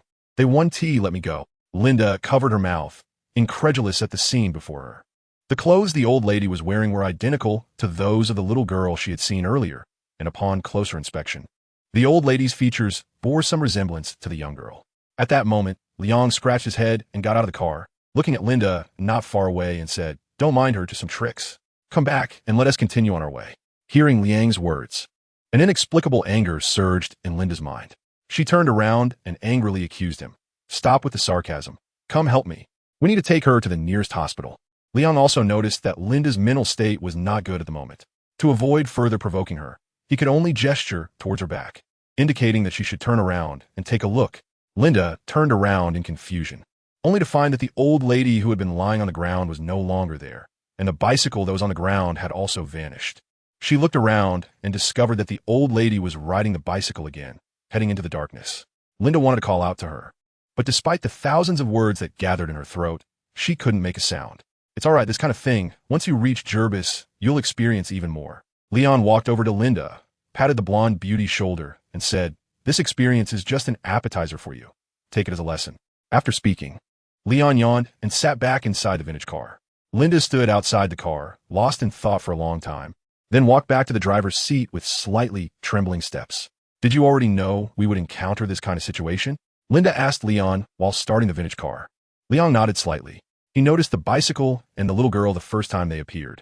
However, he didn't remind Linda, wanting to see how she would respond to the strange events. As for the result, it can't be said to be bad, but it wasn't great either. Linda tried to start the old car 3 times before it finally roared back to life. She complained a bit, saying, "You should have made it clear about encountering these strange things before we headed to Jeebus, so I wouldn't be scared to the point of nearly wetting my pants." Leon perfunctorily accepted Linda's education, turned over in his chair, and continued to doze off.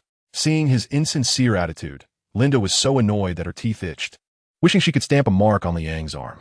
After staring at him like a wronged woman for about a minute, Linda sighed. This great detective seemed to possess extraordinary abilities. Whether she could return alive from this business trip depended entirely on him. Therefore, regarding this lord, Linda could not express her anger and could only obediently step on the gas pedal, letting the old car speed down the road like an arrow. As the night faded away, dawn arrived. Ever since experiencing the bizarre incident, Linda's sleepiness had completely vanished. She brought out the focus she had during racing competitions and drove attentively on the wide road. Leon stretched lazily in his seat, watching the gradually clearing sky. He consciously replaced Linda. After being relieved, Linda lay back in the chair and soon started to snore.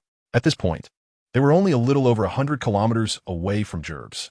Leon slammed on the gas, and, around 9 in the morning, they arrived at this town that made people talk in hushed tones. There was only one way to enter and exit Gerbs, which was through the stone bridge at the town's entrance.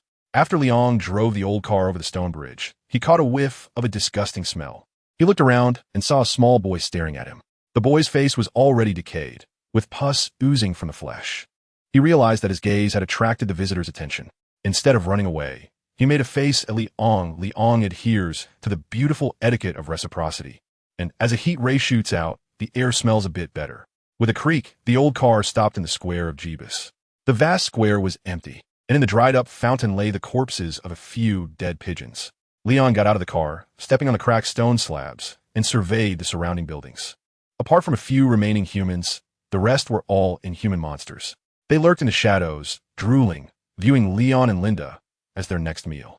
Sensing that the car had stopped moving, Linda groggily woke up. Rubbing her still dizzy head, she pushed open the car door and walked over to Leon, who was sitting by the fountain, and curiously asked, "Have we arrived?"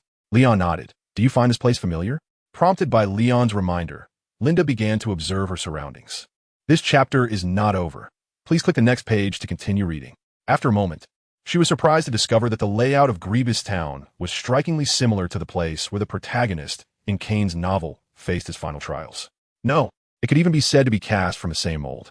I had seen the first half of the 9th volume that Kane sent to the publisher, and the Hobbs town depicted in it was remarkably similar to Jeebus town. Linda pointed to the distant black spire church and said, that's where the protagonist encounters the final boss. Leon had not read the content of the 9th volume, but instinctively sensed the oddities of Jeebus town through the hidden clues in the first 8 volumes. Otherwise, why would so many mutated creatures gather in the town, if not for a party? When Linda pointed out the core of the town, Leon immediately wanted to head that way. However, the sense of repulsion from the oil painting hit him again. The birds in the sky pressed the pause button. Linda's golden hair stopped swaying, and cracks began to appear in the world. All the signs were meant to prevent Leon from moving forward. Fine. I'll play by the rules of the game. I'm curious to see what tricks you want to play. Leon retracted his steps towards the Black Spire Church, having made up his mind that if the story's ending did not satisfy him, the only path awaiting the other party after emerging from the oil painting world would be to be buried deep in a cesspool. The restored Linda looked at the somewhat dark-faced Leon, unsure of who had provoked this big shot. She glanced at the time and noticed it was almost 11 in the morning. So she suggested, "Leon, let's go to the hotel and sort out our accommodation first." If Kane's description is accurate, their SA luxury hotel just a kilometer west. Leon naturally would not refute Linda's suggestion. After all, aside from the author himself, the only people who had seen the content of the ninth volume were Linda, the publisher's boss, and Kane's agent. On the way to the luxury hotel, Linda also told Leon an unexpected piece of information. It turned out that the crazed man who attacked Leon in the bookstore was actually Kane's agent. This information was revealed to Linda by Stephen, the publisher's boss. Leon pondered the clues that had slipped from the other party's lips as he drove to the luxurious hotel mentioned by Linda. The hotel, named Glass Garden, indeed looked impressive from a distance. However, as they drew closer, a sense of decay and desolation arose in the hearts of Leon and Linda. The vintage car stopped in front of the hotel. Yellowed, withered leaves were piled on the ground, and vines resembling tentacles covered the walls. Leon looked at the rusty door ring and simply couldn't associate the word luxurious with the inn before him. Linda also smiled awkwardly and quietly clarified, "You can't blame me." This is what Kane wrote in his book. Leon waved his hand. His current requirements for accommodation were not high, as he was fully focused on investigating the truth behind the world of oil paintings. Linda still felt a bit guilty, so she pointed to a glass corridor connected to the hotel and said, "In the book, at exactly 11:11 every night, a gruesome monster appears in this corridor. The true identity of the monster is the hotel owner's son. They used dark magic to transform their drowned son into a monster that can only survive by eating human flesh." Listening to the clue expert once again explaining something he didn't know, Leon noted a few key points and opened the hotel door. Unlike the messy scene outside, the interior of the hotel was particularly warm and inviting. The red carpet, exquisite candle holders, and paintings from master artists were scattered on the pure white walls. Linda curiously touched this and that, even took out her camera from her luggage, quickly snapping photos of the things that caught her interest. She seemed to have completely forgotten the terrifying events she had encountered earlier, looking as if she was genuinely out for a fun time. Leon sensed an unusual wave, and it was this wave that affected Linda's mind. He did not stop her actions and pretended to be influenced as well, looking around the hotel. Leon, why can't I see the front desk of the hotel?" After frantically taking a series of photos, Linda finally remembered something important. She shook her head, feeling as if she might have gotten a bit too excited. The fright she experienced during the night gradually diminished after arriving at the hotel. She didn't know if this was a good thing, but the sudden drop in inner pressure allowed Linda's tense nerves to relax slightly. Leon rang the doorbell at the front desk, and a clear chime echoed throughout the hotel. "Here they come. Are there guests checking in?" Shortly after the bell rang, a charming woman emerged from the room behind the front desk. She had a bit of sweat on her face, was breathing heavily, and her gaze flickered towards Leon intentionally or unintentionally. "Oh my, are you a newlywed couple on your honeymoon?" The woman, named Brittany, was the owner of the Glass Garden Hotel. She tucked the hair that was falling over her forehead behind her ear and said with a smile, "Our hotel is running a promotion. Couples checking in can enjoy a 10 discount." Upon hearing this good news, Linda's eyes sparkled. Without hesitation, she booked a large suite. "Can I pay with a credit card?" Linda asked. "Of course," Brittany replied. She took the credit card Linda handed her, deducted the room fee, and returned the card to her. During this process, Brittany turned to Leon, who had been silent since he entered, and asked, "Sir, I noticed you haven't said a word since you walked in. Are you dissatisfied with our service?" Brittany lightly bit her lip, a hint of sorrow evident on her face. Leon replied calmly, "I have no complaints at all. On the contrary, I am very satisfied with your service, madam." After saying this, a charming smile appeared on Leon's face. This smile not only made Brittany, a seasoned flirt, as heart skip a beat, but even Linda blushed and shyly lowered her head. As it was approaching noon, "I hope you can prepare some delicious lunch, as my wife and I are quite hungry." Leon embraced Linda, who was about to turn into a steam maid, and under Brittany's gaze, they went to the room on the second floor. Watching the two disappear around the corner of the stairs, Brittany extended her long tongue, obsessively recalling Leon's strong physique. Her fingers tapped on the table. The guy she had previously imprisoned could no longer satisfy her desires. The captivating man at hand was just the replacement she needed. "Hee, a delicious lunch?" Brittany stroked her belly, feeling a bit hungry. "Once I'm full, I'll come to satisfy you, my little man." "Ah." Brittany swayed her hips and returned to the room behind the front desk, where faint sounds of tragic wailing could be heard from inside. Leon and Linda stood at the door of their room with their luggage. Linda stared at the room number for a long time and said, "Leon, should we change rooms?" This is the room where the main character in Kane's book lived. The brief return of her rationality reminded Linda of the strange occurrences they experienced at night, making her feel scared again. Leon did not agree to Linda's request. He took out the key that Brittany had given him and opened the suite number 202. The room was very tidy and odor-free. The furniture was complete, and the most eye-catching item was the cloud bed that occupied a significant space. Linda, who was initially afraid, became flustered upon seeing the bed that could comfortably accommodate 5 people. She occasionally glanced at Leon, who was bringing in the luggage, her eyes nearly sparkling. Leon naturally noticed Linda's gaze, and he was already accustomed to this kind of situation. After bringing the last piece of luggage into the room, Leon quickly closed the door and said to Linda, who dared not make eye contact with him, "Since there is still nearly an hour until noon, tell me what happens next in Volume 9. This chapter is not over. Please click the next page to continue reading." Linda was startled by the aura emanating from Leon and stopped thinking about chaotic matters. She recalled the content she had read, walked to the window, and drew the curtains aside, revealing the Black Spire Church directly opposite. In the book, after the protagonist finishes packing, he goes out to relax and sneaks off to the vicinity of the Black Spire Church. Upon hearing this, Leon took Linda's hand without a word, and the two left the room. After reaching the first floor, Leon used his X-ray vision to observe the rooms behind the front desk, where indescribable things were happening. The brutality and bloodiness of the situation made Leon furrow his brows involuntarily. It was simply too abstract. Linda noticed Leon's small movements. Following his gaze, she did not find anything suspicious. This left Linda feeling puzzled and somewhat frustrated. She felt like a newbie in a game, being carried along by Leon, the expert, to win effortlessly. She wanted to have a bit of an experience herself, even if it meant being scared a little. As long as she could provide Leon with useful clues, she would be satisfied. The two did not take the old-fashioned car and walked towards the Black Spire Church. As they got closer, Leon did not feel any sense of repulsion. It seemed that to see the final evil, they had to follow the content of the book. When they were about 20 meters away from the Black Spire Church, Linda suddenly felt unwell. She stopped and said to Leon, "My head hurts so much. It feels like someone is hammering on the back of my head." Leon reached out and touched Linda's head. A wave of heat flowed down from the top of her head, greatly relieving her pain. Her hunched back straightened again, and she curiously asked, "Leon, did you heal me?" Leon did not answer Linda's question directly. Instead, he placed a piece of red dragon scale in her hand. "Wearing will protect you from some non-lethal damage."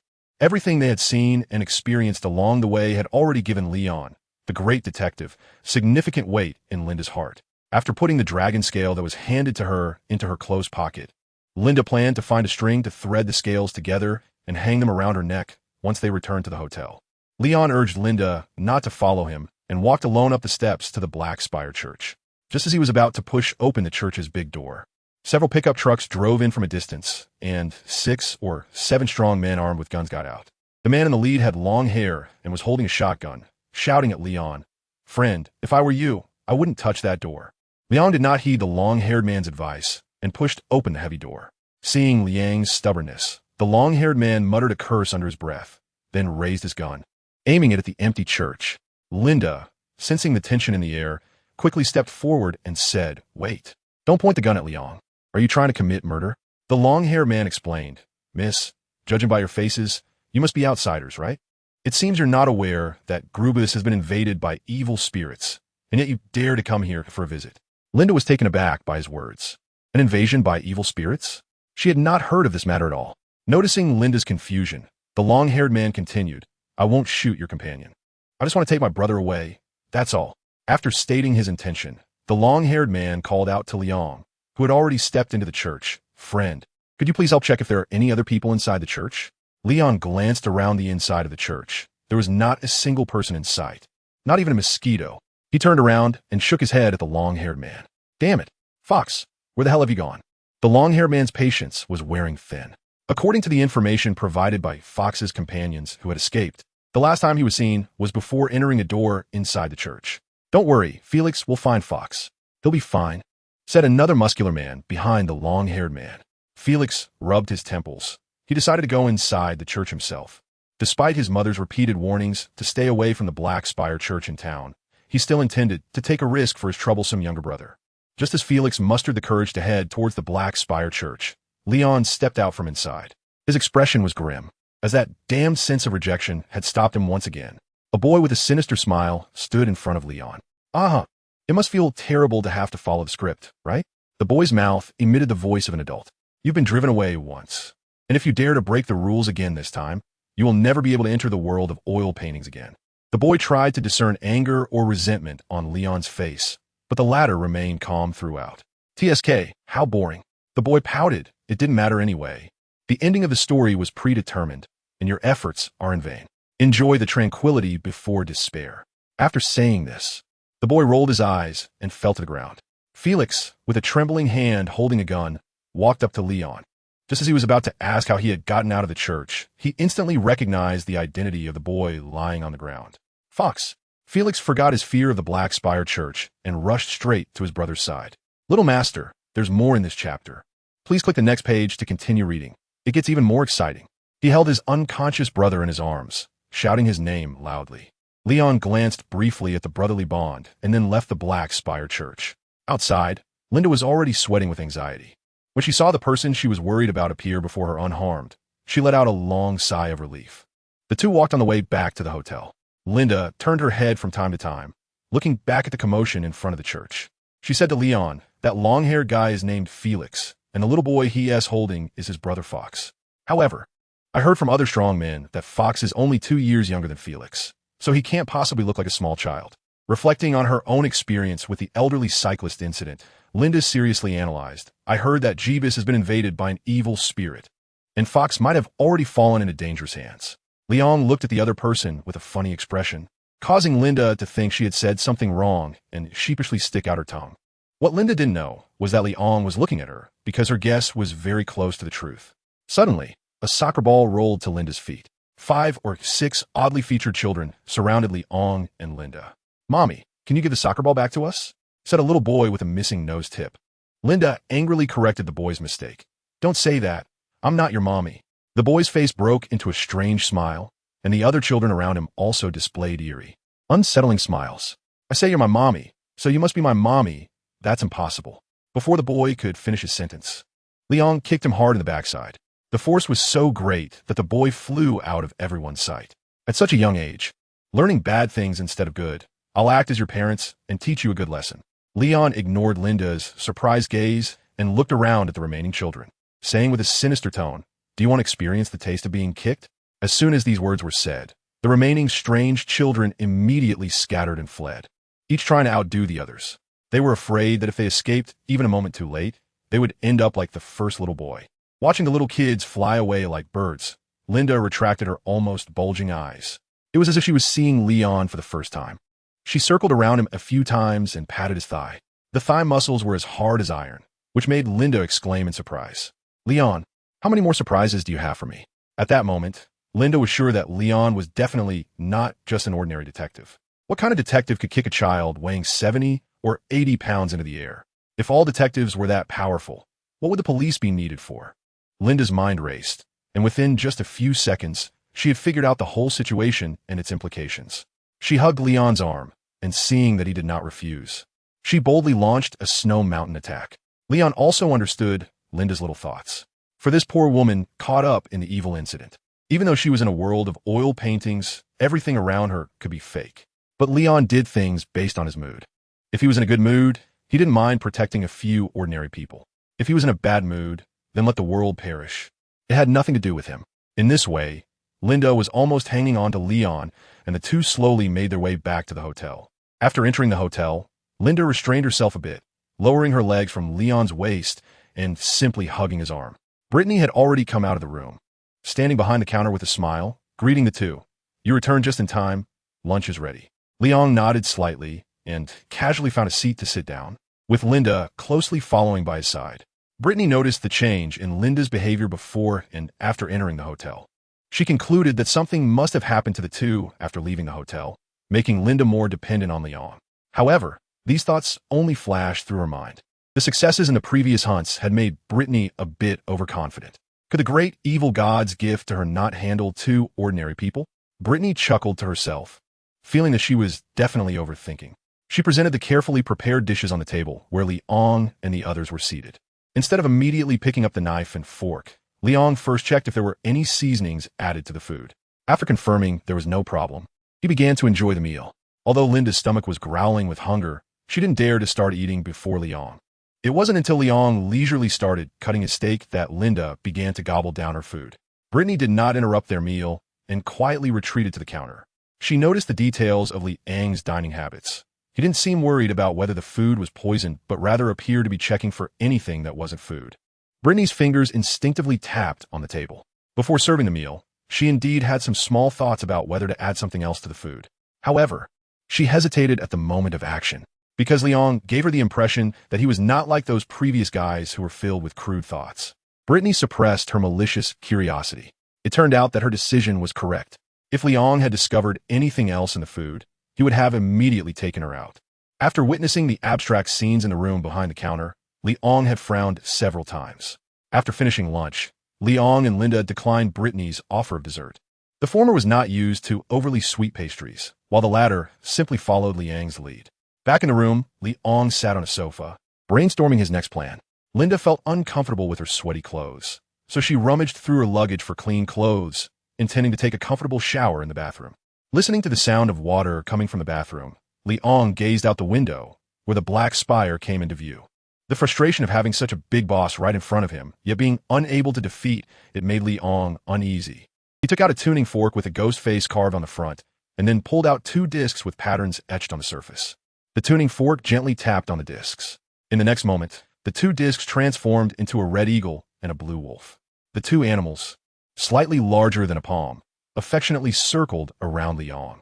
The red eagle even landed on Liang's shoulder, pecking at his cheek with its beak. All right. There will be plenty of chances to act cute later. Now, I have serious business for you to attend to. Liang stood up from the sofa, walked to the bedside, and pointed at the distant black spire of the church, saying, "Go monitor there. Report to me immediately if anything unusual happens." The red eagle circled in the air, and the glass wolf jumped onto the windowsill, both nodding at Liang, watching the 2 little ones leave. Liang crossed his arms. He had a feeling that the story was nearing its end. Crash! The sound of shattering glass echoed in the bathroom. Liang frowned and turned around, walking to the closed shower door. He did not use his ability to see through to investigate what was happening inside, because it was unnecessary. Long, claw-like tentacles were trying to wrap around Liang's ankles through the gap in the door. Liang squinted and crushed the extending tentacle under his foot. "Linda, are you okay?" He called through the door. There was no response from the bathroom. However, with Liang's shout, the remaining tentacles shrank back through the crack of the door. This chapter is not finished yet. Please click the next page to continue reading the exciting content. Crack! The shower door opened, and Linda, wrapped in a towel, walked out. As she walked, she was drying her hair. She looked puzzled at Liang, who was standing at the door, and asked, "What are you doing standing here? Do you want to use the bathroom?" Liang's playful gaze swept over Linda. "Just now, I heard the sound of glass shattering coming from the bathroom. Did you fall?" Upon hearing Liang's words, Linda showed a strange expression. She stepped aside, gesturing for Liang to go in and take a look. "Where's there any broken glass? There's only 1 mirror in the bathroom, and it is now intact, hanging above the sink." Liang walked in the bathroom and looked around. The air was filled with smoke, and the humidity quickly soaked his clothes. He reached out to touch the mirror and felt a strange energy fluctuation on it, which made him understand. He pretended not to have found anything unusual and walked out of the bathroom with his head down. "I'm really sorry, I might have misheard." Liang gave a light laugh. Linda shot him a reproachful glance, her fingers sliding from the corner of Liang's mouth down to his heart, and with a breath as soft as orchids. She said, "If you want to study the mysteries of life, I could be a very good research subject." Liang caught Linda's small hand, which was still trying to cause trouble, and said, "Due to insufficient research funding, the Mysteries of Life project is now suspended." A flicker of displeasure crossed Linda's eyes as she broke free from Liang's grasp. She walked over to the vanity and started taking care of her skin. Liang came to Linda's back, looking at her reflection in the mirror, a face that was withered and lifeless. "Who are you?" Liang's lips didn't move, but a voice echoed in the room. The ugly face in the mirror curled its lips and emitted an unpleasant sound. "Does it matter who I am? This woman's life has already begun its countdown. Have you prepared a coffin for her?" Liang smiled slightly.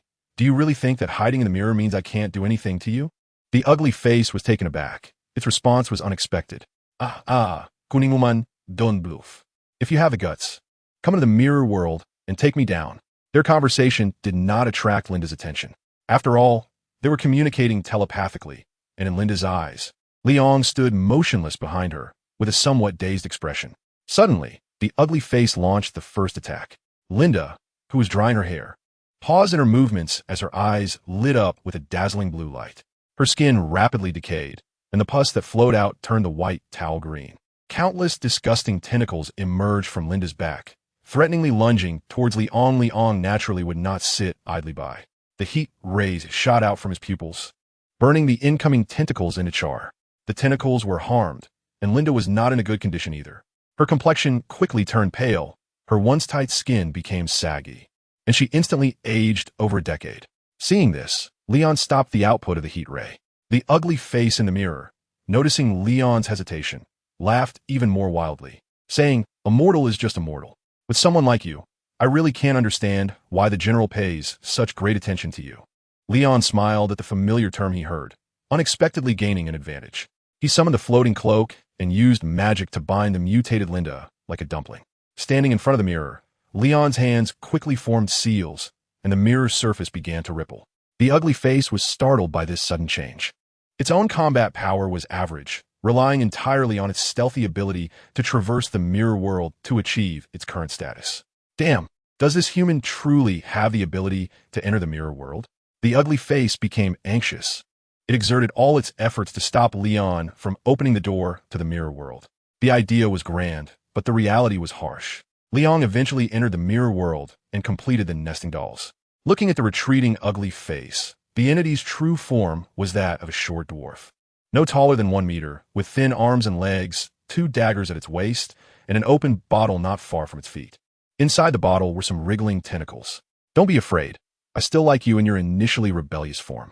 Liang's eyes glowed with red light, and a heat ray shot out, knocking the dagger out of the ugly face's hand. The ugly face's expression twisted, its mouth trembling continuously, and green blood with a foul smell dripped down from its injured wrist. The room in the mirrored world was arranged in a way that was opposite to the real world. The direction the ugly face moved in was exactly where the door was. Taking advantage of Liang's moment of distraction while examining the mirrored world, it charged through the door, laughing as it ran, saying, "Didn't he expect this, did you? This is my escape route." Liang walked out of the room, looking at the empty corridor. Unhurriedly, he took out a card and tore it in half.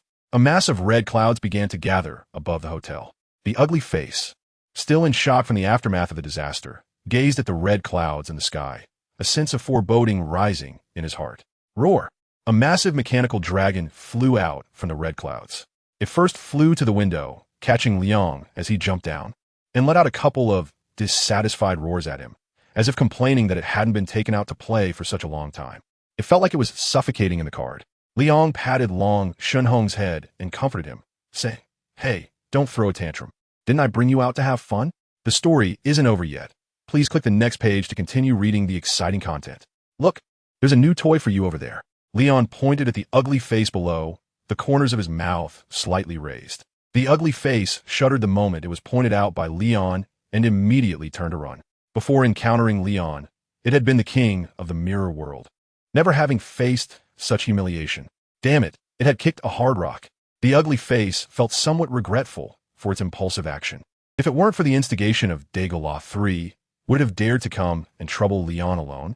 If it had known the opponent was so powerful, even with 100 times more courage, it wouldn't have dared to challenge Leon in a one-on-one fight. But it was too late to say all this now. That strange dragon in the sky had already caught up with it. The ugly face looked at the shadow beneath it and gradually stopped running. It raised its head and said to Leon, who was sitting on the dragon's back, "I'll give you the antidote for the demon touch. Will you let me go?" Leon jumped down from the back of the dragon crimson and landed in front of the ugly face, saying nothing but extending his hand. The ugly face was still making its last struggle, saying that you promised to let me go after giving me the antidote, otherwise the antidote I. Before the ugly face could finish its words, the dragon crimson in the sky let out a roar. A fireball with a temperature of up to 5,000 was spewed from the dragon crimson's mouth, landing several meters behind the ugly face. The ground was instantly melted into a large pit, and even though they were more than 10 meters apart, the ugly face still felt a burning sensation. The dragon crimson snorted, flames erupting from its nostrils, warning the ugly face to be careful with its words. Swallowing hard, the ugly face reluctantly handed over the antidote to Liang. It was a branch as white as snow. Placing the snow branch near the mouth of that human girl, the tentacles would automatically detach from the other person, as they loved the fragrance of the snow branch. After explaining the usage to Liang, the ugly face anxiously awaited its own fate. The snow branch twirled a few times between Liang's fingers, and he said, "All right, since you are so cooperative, I won't kill you." The ugly face was instantly overjoyed. On the surface, it expressed gratitude to Liang, but secretly, it was plotting a meticulous plan to make Liang suffer 1,000 cuts after returning. The ugly face thought its performance was flawless, but little did it know that Liang had already seen through its intentions. However, Liang didn't care. After all, he only said he wouldn't kill it. There were others present, not just him. Liang gave a wink to the deep red dragon in the sky, and the latter let out a joyful roar. The ugly face, hearing the dragon's roar, felt something was wrong. Without the time to curse the untrustworthy humans, the ugly face turned and ran. But with its little short legs, it could not compare to the speed of the deep red dragon. In just 2 breaths, the ugly face was struck hard on the back. A deep wound, visible to the bone, gushed out green blood like a turned-on faucet. Due to the immense impact, the ugly face rolled on the ground several times before finally coming to a stop after crashing into a vehicle. Leon saw the crumpled car, which was the antique car he drove to Gruba's town. At this moment, the car door was severely deformed, and the ugly face staggered up from the ground, cursing at Leon, who was watching the commotion from a distance. "Human, you have no integrity." Leon dug at his ears and disdainfully replied, "Do you really think I would trust a demon? Do you take me for a model youth?" The ugly face was choked by Liang's words and hesitated to respond. The dragon, the deep red one in the sky, saw that the little toy was still lively, and with another swing of its tail, the sharp, knife-like end severed the ugly face's head. The head was still spinning in the air, and before it even landed, it was swallowed by the diving deep red one. Even the corpse leaning against the car was completely devoured by the deep red one. After not having eaten for a long time, the deep red one smacked its lips after consuming the ugly face's flesh and blood, looking as if it was still craving more. Leon pushed away the approaching dragon Crimson with some disdain. There were still traces of green blood at the corners of the other's mouth. Without receiving any praise from his master, he was even looked down upon. Dragon Crimson drooped his head, resembling a discarded puppy, making whimpering sounds. Leon looked at Long Shanhong with a mix of anger and amusement. This big guy actually learned to play the emotional card. There was no helping it. The other party looked too pitiful. Leon flew in front of Long Shanhong, patted his head, and even carefully wiped away the stains from the corner of his mouth. "The free time is over. You'll have a chance to come out and play later." Long Shanhong listened to Leon very well, nudging his chest with his large head before automatically transforming into a beam of light. Leon put away the card, casually found a mirror, and left the mirrored world. He returned to his room. Linda was unconscious on the floor. Her breath was weak, and there were a few strands of white hair mixed in with her golden hair. Leon crouched down and placed the snow branch near Linda's mouth. A few seconds later, her lips moved slightly, and some small, slimy tentacles crawled out of Linda's mouth. They greedily clung to the snow branch, absorbing the fragrance emanating from it. Leon did not immediately remove the snow branch. After waiting for more than 10 seconds and seeing no small tentacles crawl out of Linda's mouth, he finally took the snow branch away. A heat ray shot out, turning the snow branch and the tentacles on it to ashes. Taking out a red potion bottle, Leon forcibly pried open Linda's mouth and poured the potion into it. After a few swallows of the potion, Linda's complexion visibly improved, and even the white hair on her head gradually disappeared. 3 minutes later, Linda opened her eyes, lifted the blanket covering her, and looked at Leon standing by the window, recalling what had happened earlier. However, no matter how hard Linda tried to remember, she could not recall what had happened after entering the bathroom. She got out of bed, walked to Leon's side, and asked Leon, "My head feels fuzzy, and it seems like I've lost a segment of my memory." Leon did not tell Linda the truth about her being possessed by the tentacle. He simply said lightly, "It might be because of the night drive, not getting enough rest." Linda ran her fingers through her hair, somewhat skeptical of Leon's explanation. But being smart, she noticed that Leon didn't want to discuss the matter, so she changed the topic. "Leon, have you noticed that the innkeeper's wife seems very interested in you?" Linda nudged Leon's arm, a knowing smile on her face. "But I have to remind you, Kane's book says that the innkeeper's wife is not to be underestimated. She's a pervert who enjoys tormenting handsome men." Linda was very close to Leon, almost sticking to him. Leon could clearly smell the shower gel fragrance emanating from Linda. "If you have needs, you can also come to me." Linda is a woman who loves boldly and hates fiercely. When she found Leon pleasing to the eye, she took the initiative to pursue him, especially after having lost her memory for a period of time. Although Leon remained tight-lipped about it, Linda could probably guess that she had been affected after experiencing a series of unbelievable events. The reason she could still stand here, chatting with Liang in one piece, was definitely because he had saved her. Liang, seeing Linda's straightforwardness, couldn't let her good intentions go to waste. He reached out and embraced Linda's slim waist, letting her lean against his chest. How could he turn down such an opportunity? That would just make him a fool. Leon lowered his head and kissed Linda's red lips. Linda responded passionately to Leon's advance. The imported paper faced the old wolf hairbrush that could penetrate the paper, gradually blooming into a peach blossom. At first, Leon underestimated the attack of the blonde beauty and nearly got strangled by two small, wheat-colored pythons. Fortunately, Leon steadied his mind in time, deployed his troops, and counterattacked. The old wolf brush danced like a dragon and snake, creating all kinds of patterns on the imported paper, painting a wonderful landscape. After a long while, the old wolf brush sounded the horn to cease operations and spilled the last drop of ink on the imported paper, writing the final inscription with satisfaction. This chapter is not over. Please click the next page to continue reading. Linda snuggled in Leon's arms, feeling completely drained of energy. Her fingers traced circles on Leon's abs, her face full of a blissful smile. Leon leaned against the headboard, and the experience he just had confirmed that the women in the world of oil paintings are no different from the women in the real world. He rested for about half an hour. Leon heard faint footsteps in the corridor. Under Linda's confused gaze, Leon quickly put on his clothes and opened the door. Brittany stood awkwardly at the doorway, holding a tray with a pot of brewed black tea and several snacks on it. "I'm here to bring you afternoon tea. This is included in the suite service, no extra charge." Brittany handed the tray to Leon. Leon took the tray and blocked Brittany, who was trying to peek into the room. He said bluntly, "I've received the items. You can leave now."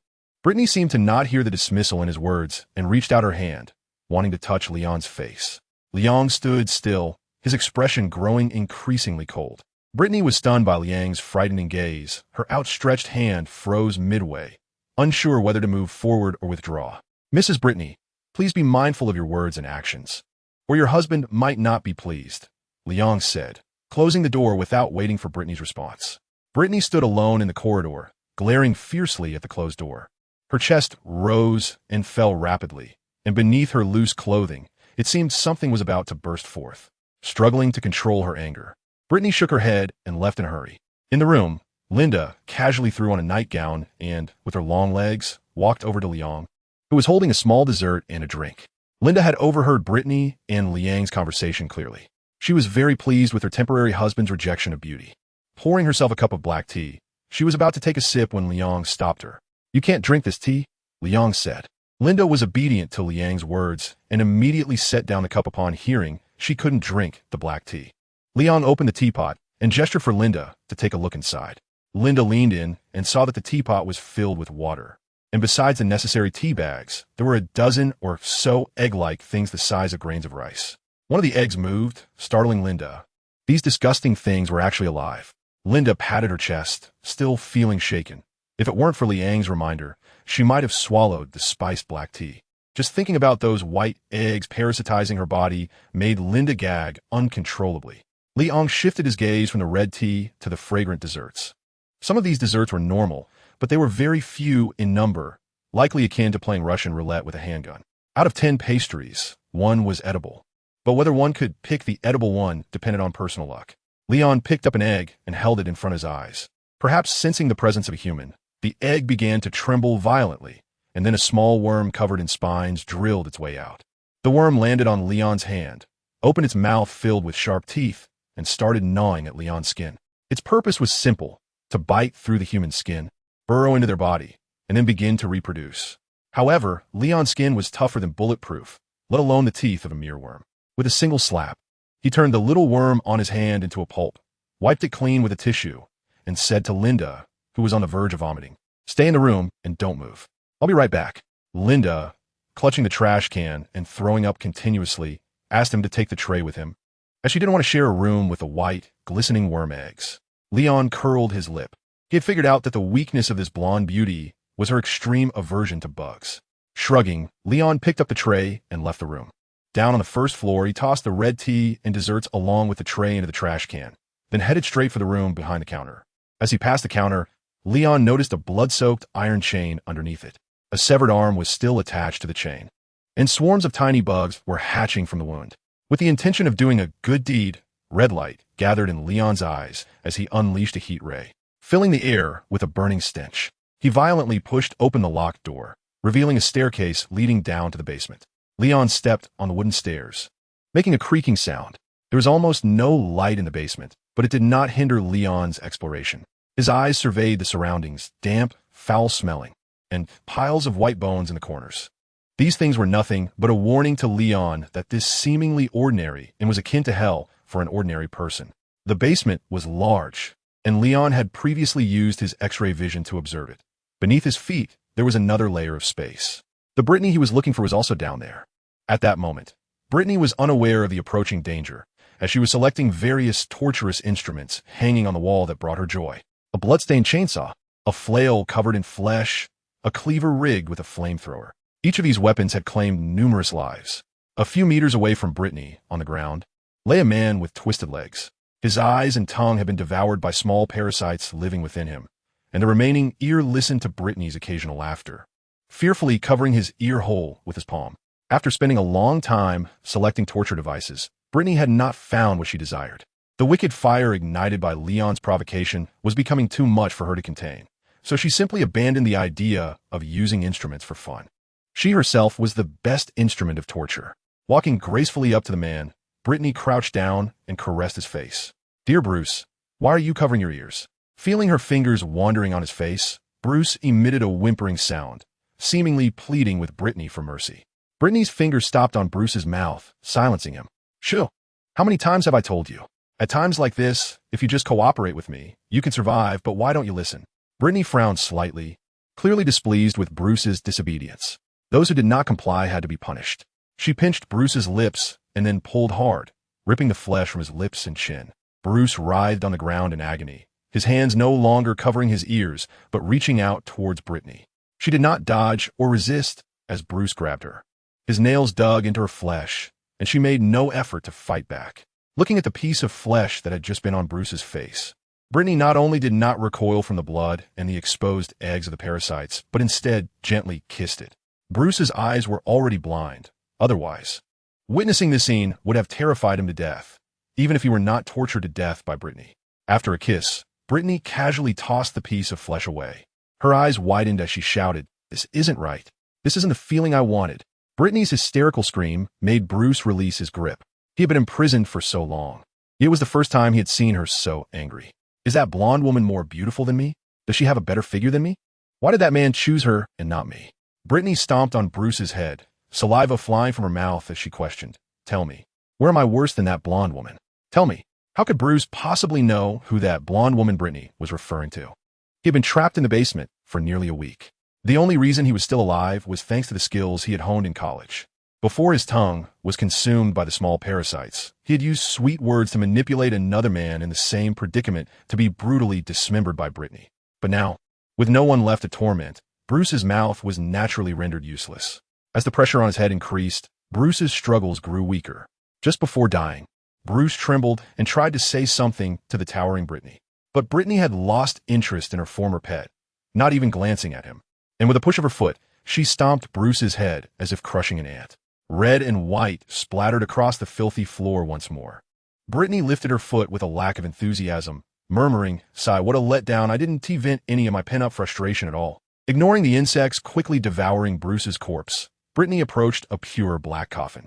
Her expression softened, her gaze filled with deep affection. "Lord Yalera, the number of babies is insufficient, and a troublesome man has arrived at the inn. He seems to have sensed our presence." Brittany gently caressed the coffin, and as she moved, the black coffin began to tremble slightly. With a creak, a gap opened in the black coffin, and dozens of slimy tentacles reached out. Brittany closed her eyes, showing no resistance as the tentacles touched her body. The tentacles bore barbs, which would cut through her skin as they wandered over her. With each cut, countless white eggs were expelled from the tips of the tentacles, embedding themselves in her wounds. Brittany was accustomed to the tentacles' behavior, even displaying a look of pleasure on her face. Clap, clap, clap. Sudden applause echoed in the dim basement. Leon had to admit that he had witnessed a scene that completely surpassed all the cult films he had seen in his previous life. His appearance made Brittany react like a cat whose tail had been stepped on, exclaiming, "How could you be here? This isn't a place for you." Leon ignored Brittany's words and slowly walked down the stairs, stopping 2 meters away from her in the black coffin. He spoke, "Why can't I appear here?" Brittany looked at the man before her, who was so fearless, and felt a wave of fear for no reason. Even with her idol, Lord Yalera, by her side, it did not diminish the panic in her heart. It seemed that the tentacles extending from the black coffin sensed that the faith of the believer was wavering, and they took the initiative to attack Leon. Staring at the approaching tentacles, Leon genuinely felt annoyed by this magical girl as favorite, not monster. It made him feel like he had entered some indescribable strange RPG game, rather than a world of oil paintings. But annoyance aside, when it came to fighting, Leon wouldn't hold back. However, this time he wanted to try a different roleplay. Since he hadn't found a suitable candidate yet, it was only reasonable for him, as a new god leader, to have a taste himself. Just as the tentacles were about to pierce through Liang's chest, he calmly uttered 2 words, Shazam! A bolt of lightning struck down from the sky. Not only did it leave a large, irreparable hole in the Glass Garden Hotel, but it also charred all the tentacles close to Leon. His red battle suit, pure white cape, wrist guards, boots, and belt were all made of magical gold. The lightning emblem on his chest was of high quality, thankfully not the cheap, plastic synthetic kind found in movies. Leon clenched his fists, feeling a sense of evolution into a silver super as the divine power granted by Hercules combined with his superhuman strength. Not far away, Brittany was dumbfounded. She never expected that the guest who checked in today could transform a second time. Moreover, judging by the opponent's stance, it seemed quite formidable, surrounded by lightning, resembling a deity that had fallen to the mortal realm. The unknown creature in the black coffin was also shaken by the divinity emanating from Leon. In its impression, only the rulers of each layer could possess such an oppressive aura. It desperately wanted to escape, but the attention of the newcomer was focused entirely on it. It understood that only one of the two could leave the basement alive today. With that in mind, it decided not to hold back and planned to take the initiative. The previous tentacle attack was merely a small probe. The real show was about to begin. An ancient and eerie incantation emanated from the black coffin. Leon only felt countless spirits whispering in his ears, trying to disturb his mind. But these little tricks had no effect on Leon at all. Solomon's wisdom allowed Leon to find a way to counter the whispers among the vast knowledge of magic. He snapped his fingers, and a dazzling golden protective shield enveloped Leon in a 360-degree, all-around defense. Upon closer inspection, there were flowing magical runes on the shield. Look, this is the true wisdom of Solomon. Billy Batson, you haven't played as well as my deceased great-grandmother. Brittany was not as fortunate as Leon. The whispers coming from a black coffin were indiscriminate attacks. This chapter isn't over. Please click to the next page to continue reading. She saw many travelers she had harmed appear before her. The first among them was Bruce, who had been dead for less than half an hour. He returned to the appearance he had when he first met Brittany, dressed in a sharp suit, his handsome face adorned with a gentle smile. Brittany, I don't blame you for what you've done to me. Would you like to come with me to enjoy a wonderful life? Bruce reached out his hand towards the dazed Brittany, his attitude very sincere. Brittany hesitated over whether to agree. She gazed into Bruce's eyes, which were filled with love. I agree. Just as Brittany seemed about to accept Bruce's request, the parasites within her body became displeased. In the next moment, her shirt burst open. Her chest cavity opened outward, and a worm the size of a baby smiled at the stunned Bruce. The worm and Brittany were one entity. Whatever he could see, it could naturally see as well. It spewed out green slime from its mouth, and Bruce, unable to dodge in time, was splattered with the hissing slime. With extremely strong corrosiveness, not to mention ghosts, even the unknown creatures in the black coffin were reluctant to provoke it easily. In just 2 short breaths, Bruce managed to let out a scream before he died, unable to die any more than he already had. This time, Bruce was completely removed from the world of oil paintings. With Bruce's example, the remaining spirits began to retreat. Although they had been tortured to death by Brittany in life and held resentment, being able to wander the earthly realm in ghost form was better than having their souls completely extinguished. Without Bruce's illusion, Brittany's gaze gradually returned to clarity. She patted the head of the worm that was seeking her praise and said indulgently, "Thank you, my dear son." Leon witnessed the entire process of Bruce's revenge plan. He crossed his arms and showed no intention of helping the wrong ghosts. These guys had attacked him before he put up his protective shield. He was quite a grudge holder. The whispers did not stop with the retreat of the ghosts. Leon did not intend to stop the other party's chanting. He was rather curious to see what kind of tricks this evil entity hiding in the black coffin could pull. Meanwhile, He wanted to test Shazam's abilities and experience the joy of the six gods uniting. Suddenly, Leon sensed a hint of sea breeze. The floor beneath his feet transformed into fine, soft sand. Around him, it was no longer the dark, damp basement, but an endless expanse of ocean. Brittany was kneeling on the sand, her head facing the sea. There, a black coffin was slowly sinking into the turbulent waters. Leon barehandedly threw a lightning spear at the black coffin, which still had half of it remaining. Brittany, listening to the whistling wind above her head, stood up without thinking and yelled at the insect that had already crawled out of her chest. "Stop that spear. We can't let it ruin the master's arrival." The insect obediently bit down on the lightning spear that was about to pierce the black coffin, risking its life. The intense electric shock made the insect emit a mournful cry, and it was engulfed in white smoke before plummeting into the sea. Seeing her son lose his fighting ability, Brittany turned around and shouted angrily at Leon, "You bastard, I'm going to tear you to pieces." After saying that, 4 tentacles emerged from her chest. However, these tentacles were different from the previous ones. Their heads had eyes, and beneath their heads were 2 small claws. Leon dug at his ears. In his battles against the demons, he had heard too many speeches similar to Brittany's. None of these arrogant guys ended well, and Brittany would be no exception. With a push of his feet, Leon's figure flashed, and in the blink of an eye, he was right in front of Brittany. Mercury's speed in the early comics surpassed even Superman's super speed. Now, with both speeds combined, it was not as simple as 1 + 1 = 2.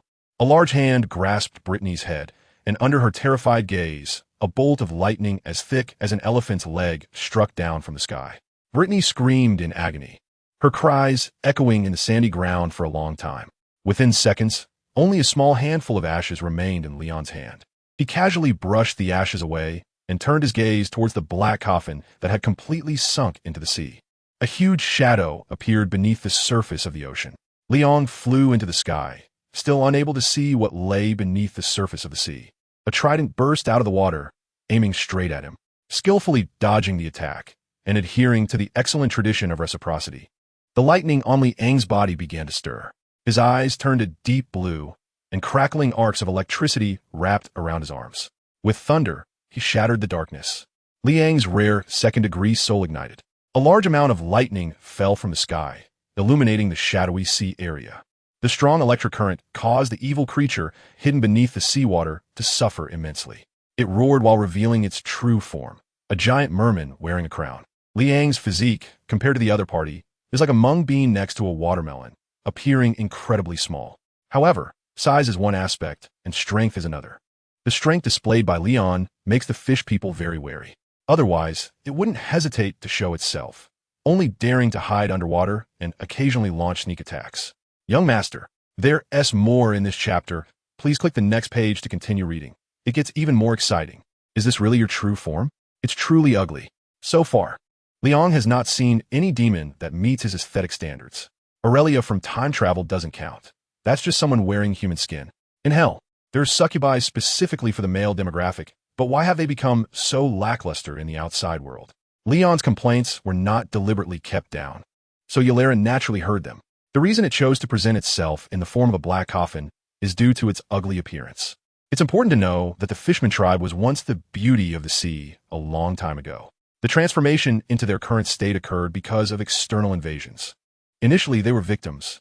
However, over the long passage of time, they gradually became assimilated by the outside world. They slowly became bloodthirsty and brutal, to the point where they would even devour their own kind, leaving no bones behind. Over time, their appearance underwent a drastic change. Liang's criticism is indeed spot on. Ylera raised the trident in her hand, and as the king of the fish people, she would not allow any slander against her race to be heard.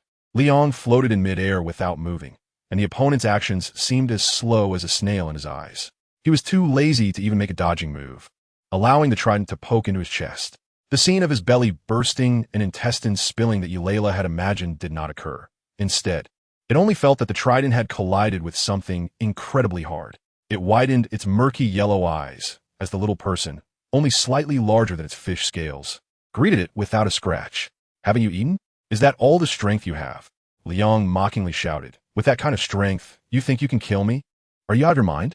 Ylera was enraged by Liang's unreasonable taunts, her blood boiling as she struck her chest forcefully with her free hand, then thrust the trident at Liang again. Such a flawed attack method hardly piqued Liang's interest in fighting. He felt it necessary to teach the opponent how to launch an effective offense. The sound of air being pierced rang out as Liang appeared in front of Yalera's large head. The opponent's trident missed, maintaining an attacking posture as they stared blankly at Liang, who had raised his right hand. Now this is what you call an attack. Liang's right hand slapped Yalera's face. A tremendous force deformed Yalera's face. The towering figure, 50 meters high, pulled away from the sea and quickly retreated. During the retreat, Yalera perfectly demonstrated a difficult aerial maneuver, completing 3.5 flips with a difficulty rating of 9. The breaker of chess had some difficulty reaching the hiding place of the little fish, as it was somewhat special. Sensing the barrier obstructing its path ahead, the breaker of chess swiped with a claw. How could such weak defenses withstand a fierce attack? The barrier shattered into pieces the moment it made contact with the claw. The breaker of chess swaggered up to the fish fetus. In Leon's view, the breaker of chests aimed at the little fish's head and swiftly and accurately extended its tongue. The ensuing scene was somewhat bloody. If one had to describe it in words, it was akin to smashing a watermelon with a hammer. The breaker of chests feasted on the lifeless fish fetus, enjoying itself immensely. The continuous influx of nutrients allowed the breaker of chests to grow rapidly. In no time, it was nearing maturity. After the little fish in Tali's womb had cooled down, its trembling body gradually regained calm, and the features on its face, which had been crumpled, returned to their original positions. Leon observed that the other party would not awaken in a short time, so he set up a magical protective barrier around Tali. He would not stay by her side for long. Leon's primary task was to turn Yalera, the fish king, into a dead fish king. As for the soon-to-be-complete chest breaker, Leon was not worried at all that it would emerge from Tali's body while he was away. This little guy was doomed from the moment it entered Tali's body. When Tali wakes up, a big surprise will be waiting for her. Unfortunately, Leon would not be able to see it. After setting up the magic array, he left the cave. This time, Leon moved at full speed and quickly arrived at the deepest part of the enormous cave. Yalera sat on its throne, licking its wounds alone. As its large tongue continuously slid over the wounds on its chest, the gash pierced by the trident began to heal slowly. However, this licking came at cost. Yalera's body gradually shrank from its original 50 meters to only a dozen meters. Just as Yalera was stabilizing its injuries, a bolt of lightning fell from the sky. Caught off guard, Yalera screamed in pain. And this was just the appetizer of the torture. Leon's white cloak fluttered in the wind as his fist struck Yalila's face. Exhausted both physically and mentally, Yalila was sent flying by Leon's punch, crashing hard against the cave wall. A massive rock fell in front of Leon, and the swirling dust could not obscure the murderous intent in his eyes. Slumped on the ground, Yalila spat out a mouthful of blood and said with a grim smile, "Human, you're the strongest I have ever encountered." Before Yalila could finish, Leon flashed in front of him. He reached out and pulled Yalila's tongue. Speaking in a flat tone, "You talk too much. Am I here to listen to your summary?" Yalila did not expect Leon to be so ruthless. He seemed like a different person compared to their earlier battle on the sea. Although he had dealt heavy blows before, Yalila could sense that Leon had not used his full strength then. Otherwise, just from that trident strike, Yalila would have already met his end. Leon himself admitted that he approached the previous battle with a playful mindset. One reason was to test his new abilities, and the other was that he didn't take the Fishman King seriously at all. However, after witnessing the tragic scene in the cave, Leon became slightly more serious. He discarded the large tongue in his hand, clenched his fists, and began to throw punches at Yalera's face from both sides. Each punch was controlled in force, causing only intense pain without taking the opponent's life. Yalera also attempted to escape from Leon's grasp, but was unsuccessful. Instead, its resistance provoked Leon to unleash even more brutal attacks. With a casual swipe, he broke the incoming tentacles and had already thrown no less than 100 punches at Yalera. The opponent's head had become severely deformed, and its eyeballs had turned to mush. It could only rely on the tentacles on its body to harass Leon in hopes of finding an opportunity to escape. Lightning surrounded Leon, and anything that approached him was destined to be reduced to charred remains by electricity. With an expressionless gaze fixed on the dying struggle of Yalera, a blade formed from condensed lightning appeared in Leon's right hand. He gently waved it towards Yalera's two arms, and immediately the sound of her wails filled the air. Now you can experience the pain of being disemboweled. Leon put down the electric knife in his hand and picked up the arm on the ground. Using Yalera's own claws, he pierced through the opponent's abdomen. Yalera trembled in pain, desperately trying to escape. But how could Leon let it go so easily? The electric shackles were already prepared, fastened around Yellera's ankle. Not only did it firmly bind the opponent in place, but it also periodically delivered powerful electric shocks. Now, the left hand had returned to its original form, and only the right hand remained. Liang's main focus was on keeping everything in order.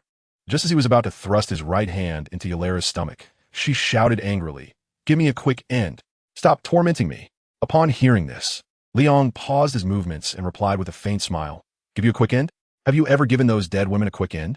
After saying this, Liang ignored Yellera's pleas for mercy and returned her right hand to its rightful place. Intense pain engulfed Yellera's entire body. She writhed on the ground, desperately trying to pull her hands out of her abdomen. Leon forcibly grabbed Yellera's fin, forcing her to look into his eyes. "You can feel the pain those women experience before dying, right? It doesn't feel good, does it? This chapter isn't over. Please click the next page to continue reading." In Yellera's murky pupils, Leon's upward curving mouth was reflected. Deep down, she understood that she would ultimately die, and the harm she was suffering was merely the man's mockery of her.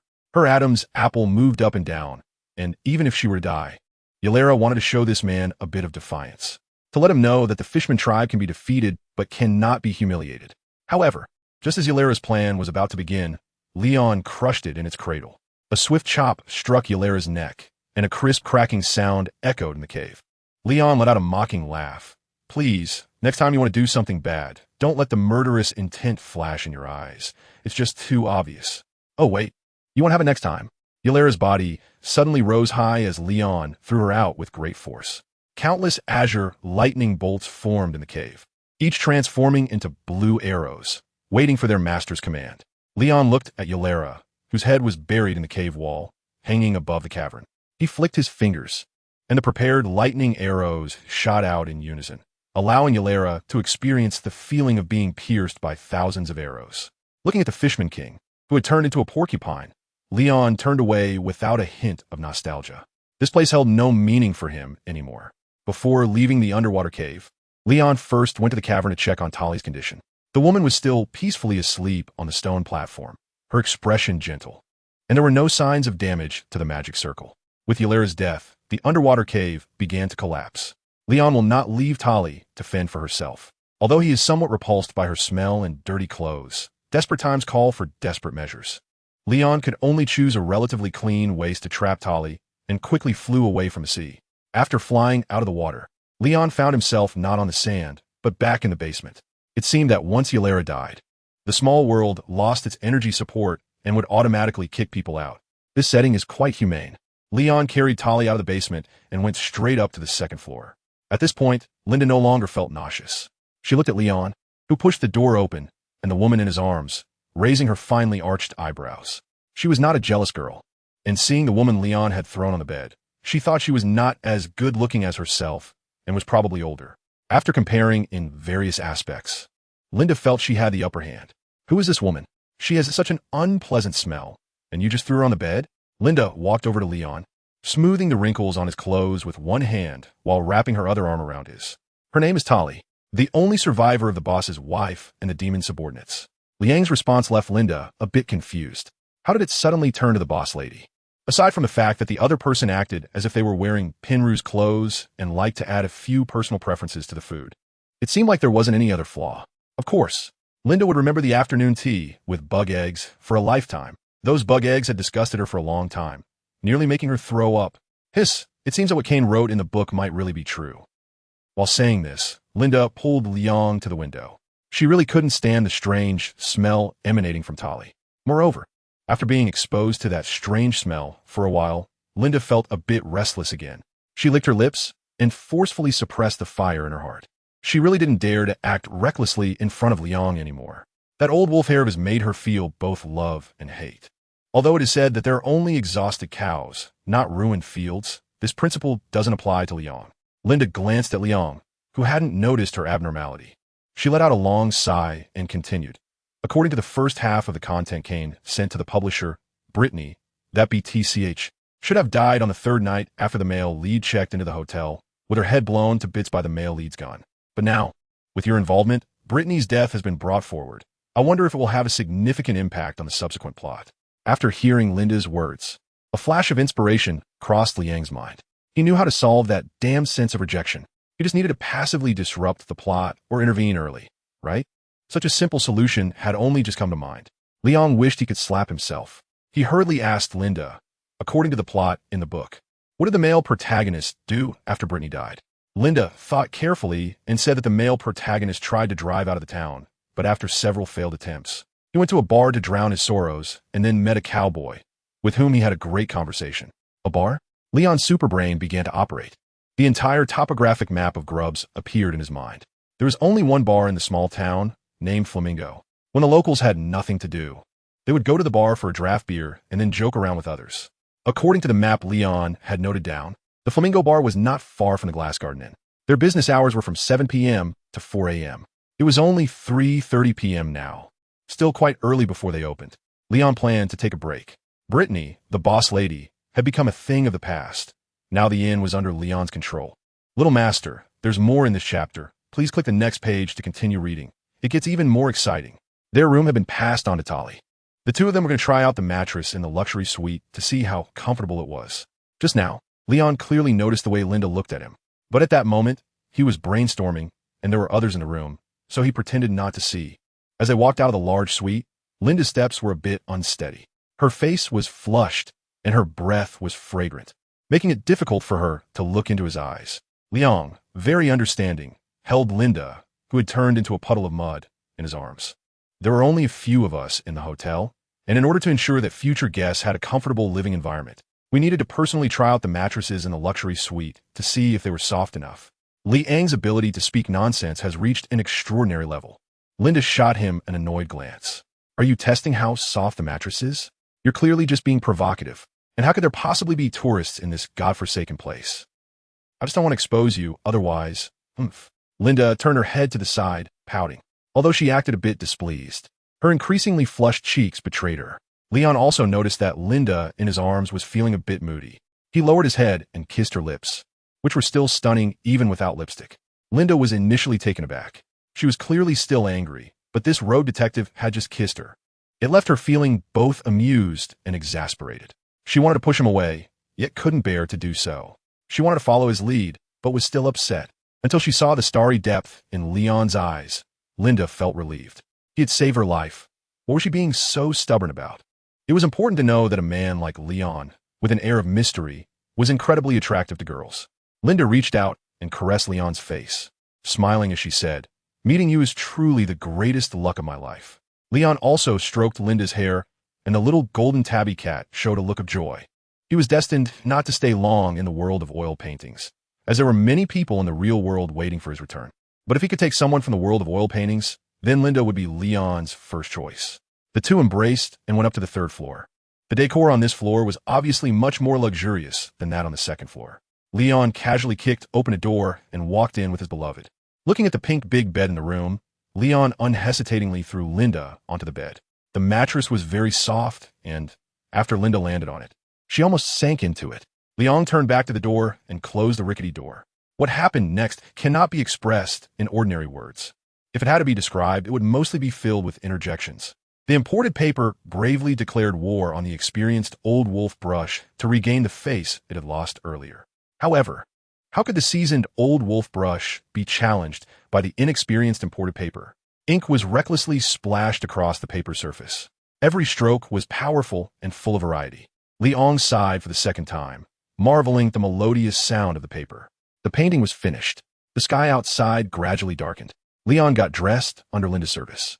They first returned to the room on the second floor to check on Tali's condition. The woman still had not awakened, but there were some slight changes in her appearance. Linda poked the tail that had grown from Tali's waist and hips, and curiously asked, what will she ultimately become? Will it be very frightening? Leon couldn't answer this question either. It was his first time using this thing called alien shape. But after thinking seriously, he said to Linda, it shouldn't look too outrageous on the outside, but the other body structures are hard to say. Linda nodded. She poked Tali's tail again. This thing was icy cold, and it should be very refreshing to hold in the summer. A strange thought popped into her head, and she suddenly said to Leon, how about you modify me too? I don't want to hold you back. Facing Linda's whimsical idea, Leon replied with a faint smile, why do you have this thought? I'm not very smart, but I'm not a complete fool either. Linda took Leon's hand and looked into his eyes. The nature of this business trip had completely changed. I know you are very capable and know many things I don't. You might be able to protect my safety in this unknown event, but I'm not just a decoration. I want to help you. Such sincere and heartfelt words made Leon's impression of Linda change again. Sometimes he felt lucky. It seemed that all the girls he had met had gentle hearts. He handed Linda 5 injection vials. One was blue, and the other 4 were green. The blue one was biological nano, and the green ones were mantis genes. Leon explained, "First, inject the blue serum, which will greatly improve your physical abilities. The green serum, after injection, will give you the characteristics of a mantis for a short period of time. But you must remember, even if you have injected biological nanomaterials, your body can only withstand the equivalent of 3 mantis genes at most. Any more than that, and your body will face collapse." Leon's words are not alarmist. Linda took the 5 syringes that Leon handed her. In front of him, she injected the blue biological nanomaterial into her body without hesitation. "This is how it's used, right?" Linda pulled the needle out of her neck, fully trusting what Leon had said. Leon smiled helplessly. In fact, the effect of the injection is the same regardless of the location. It's just that injecting into the neck allows the nanobots to transform Linda's body more quickly. Time passed minute by minute. Linda first felt a burning sensation in her body. Then her head became dizzy, and finally she fainted in Liang's arms. The man held the woman, quietly waiting for her to wake up. Fortunately, the system produces quality products. Linda's unconsciousness didn't last long. About 15 minutes later, she opened her eyes. The first thing she did after leaving Liang's embrace was to test her new body. She threw a punch at the air and could clearly feel a significant enhancement in speed and strength. She then tried to lift the large bed where Tali was still lying, and did so with great ease. "Wow, this is amazing," Linda couldn't help but exclaim. She gave Liang a kiss for granting her this change. After a moment of intimacy, Linda actively pulled Liang to leave the hotel. With her newfound, extraordinary power, Linda was no longer timid. Now she couldn't wait to go to the bar, hoping to encounter some foolish guys so she could show off her skills.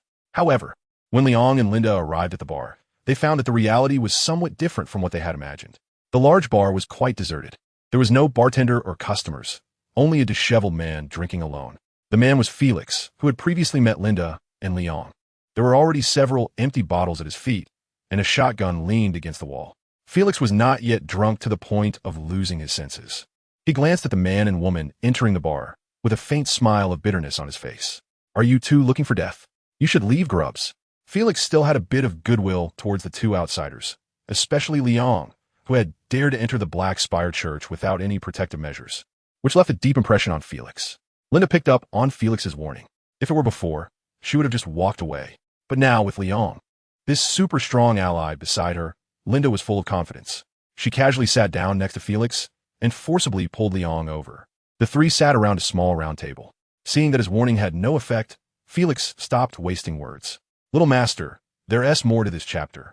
Please click the next page to continue reading. It gets more exciting." He had already given his advice. If they insisted on staying, it would be up to fate to see if they could survive to see the sunrise tomorrow. "Help yourself to the drinks. I'll treat you." Felix placed an unopened bottle of whiskey in front of Liang and Linda. "Tonight might be our last night as humans, so drink up. There won't be another chance." Linda went to grab a glass, and Felix's words were directed at Liang. Liang was not infected by Felix's despair. He said, "What about your brother and your friends? Drinking alone is quite dull." Felix didn't immediately answer Liang's question. He gulped down a drink and gritted his teeth, saying, "Fox has become a servant of the evil spirit. He has bewitched everyone around me." Just then, Linda returned to her seat with a wine glass and heard what Felix said. She asked, "Wasn't your brother fine when he left the church? He just looked a bit mismatched in size and age." Felix sighed. "If it were just a mismatch in size and age, that would be fine. But his soul has been corrupted by the evil spirit." Remembering what had happened recently, this resolute man shed tears. To exorcise the evil spirit from Fox, his mother performed a witchcraft ritual against his father's advice.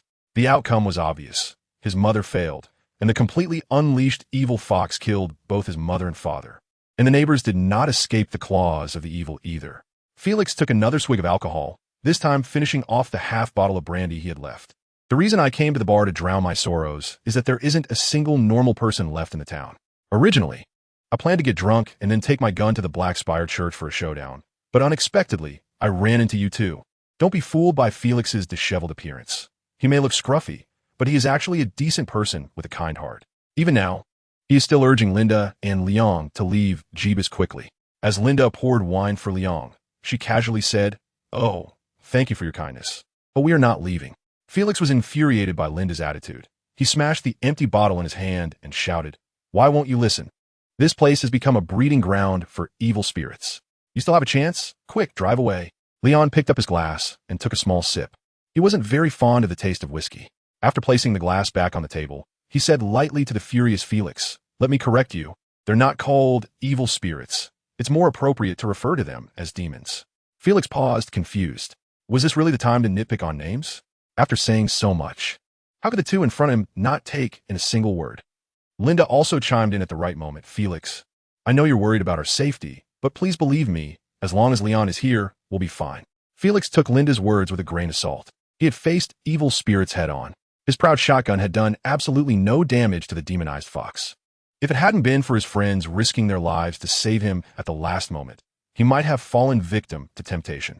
In fact, before Linda and Leon arrived at the bar, Felix had another thought deep down besides investigating the Black Spire Church.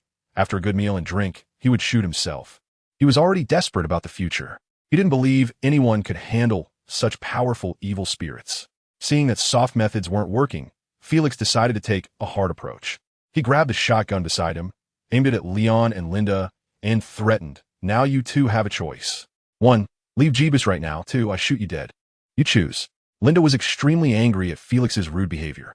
Although she knew he meant well, his methods were far too aggressive. She stood up from her chair and grasped the barrel of the shotgun with her delicate hands. In Felix's incredulous expression, she bent the shotgun at a 90-degree angle.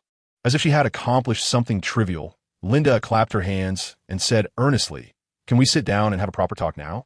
Felix swallowed hard, nodding uncontrollably. Just then, Leon spoke up. "The cozy meeting ends here. We have a guest at the door." At this remark, Linda and Felix had completely different reactions. One excitedly ran to the door, wanted to push it open. The other desperately tried to stop the other, wanting to observe the situation. "Ugh, you're so annoying. Move aside. I want to try out my new abilities." Linda was very dissatisfied with Felix's obstruction. If it weren't for the fact that he was one of the last remaining humans in town, she would have kicked him far away. Felix, of course, sensed the killing intent from Linda, but he still gritted his teeth, tightly holding onto the bar's door handle. "Let Linda go. The whole bar is surrounded, and there's no way to escape." Leon walked up to the two of them and moved Felix's hand away from the doorknob. "Since it has come to this, wouldn't it be better for the three of us to fight side by side? Maybe we can carve out a bloody path." Leon's words made Felix frown. At this point, the method suggested by the other party might not be the best, but it was better than dying in a pathetic manner. This chapter is not over yet. Please click the next page to continue reading the exciting content. Felix just turned to look at the limited edition 90-degree shotgun thrown on the ground, feeling troubled about losing a reliable weapon. Linda followed Felix's gaze and instantly understood why he looked worried. She hurried back to the small round table and picked up the shotgun from the ground. Using brute force once again, she restored the barrel to its original shape. "It might not work as well as before, but you'll have to make do for now. Leave the fighting to me." Linda tossed the shotgun to Felix and walked out of the bar without looking back. Unbeknownst to her, she had a green syringe in her hand. Was she always this brave? Felix checked whether the weapon was functioning properly while asking Leon questions. Leon just shrugged and followed Linda out of the bar. Felix, after checking the shotgun, stared at the backs of Linda and Leon and couldn't help but comment. Are these two trying to act cool? Like movie stars. Although he still felt uneasy about the evil spirit, he wasn't the type to abandon others and run away alone. Jesus, I must be crazy, going to face death with two people I've only just met.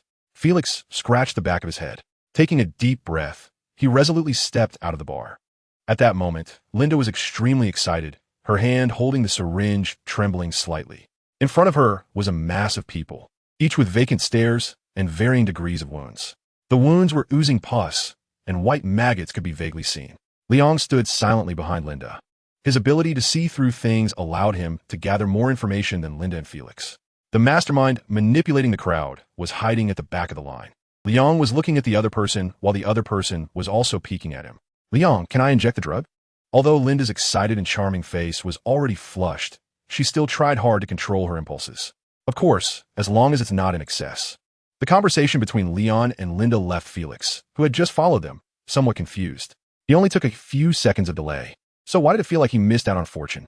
Fortunately, Felix wasn't the type to pry into gossip. He raised his shotgun, aimed at the manipulated crowd, and said to Leon and Linda, "Wait for me to clear the way, and make sure to stick closely behind me." Linda and Leon exchanged a glance, both seeing the humor in each other's eyes.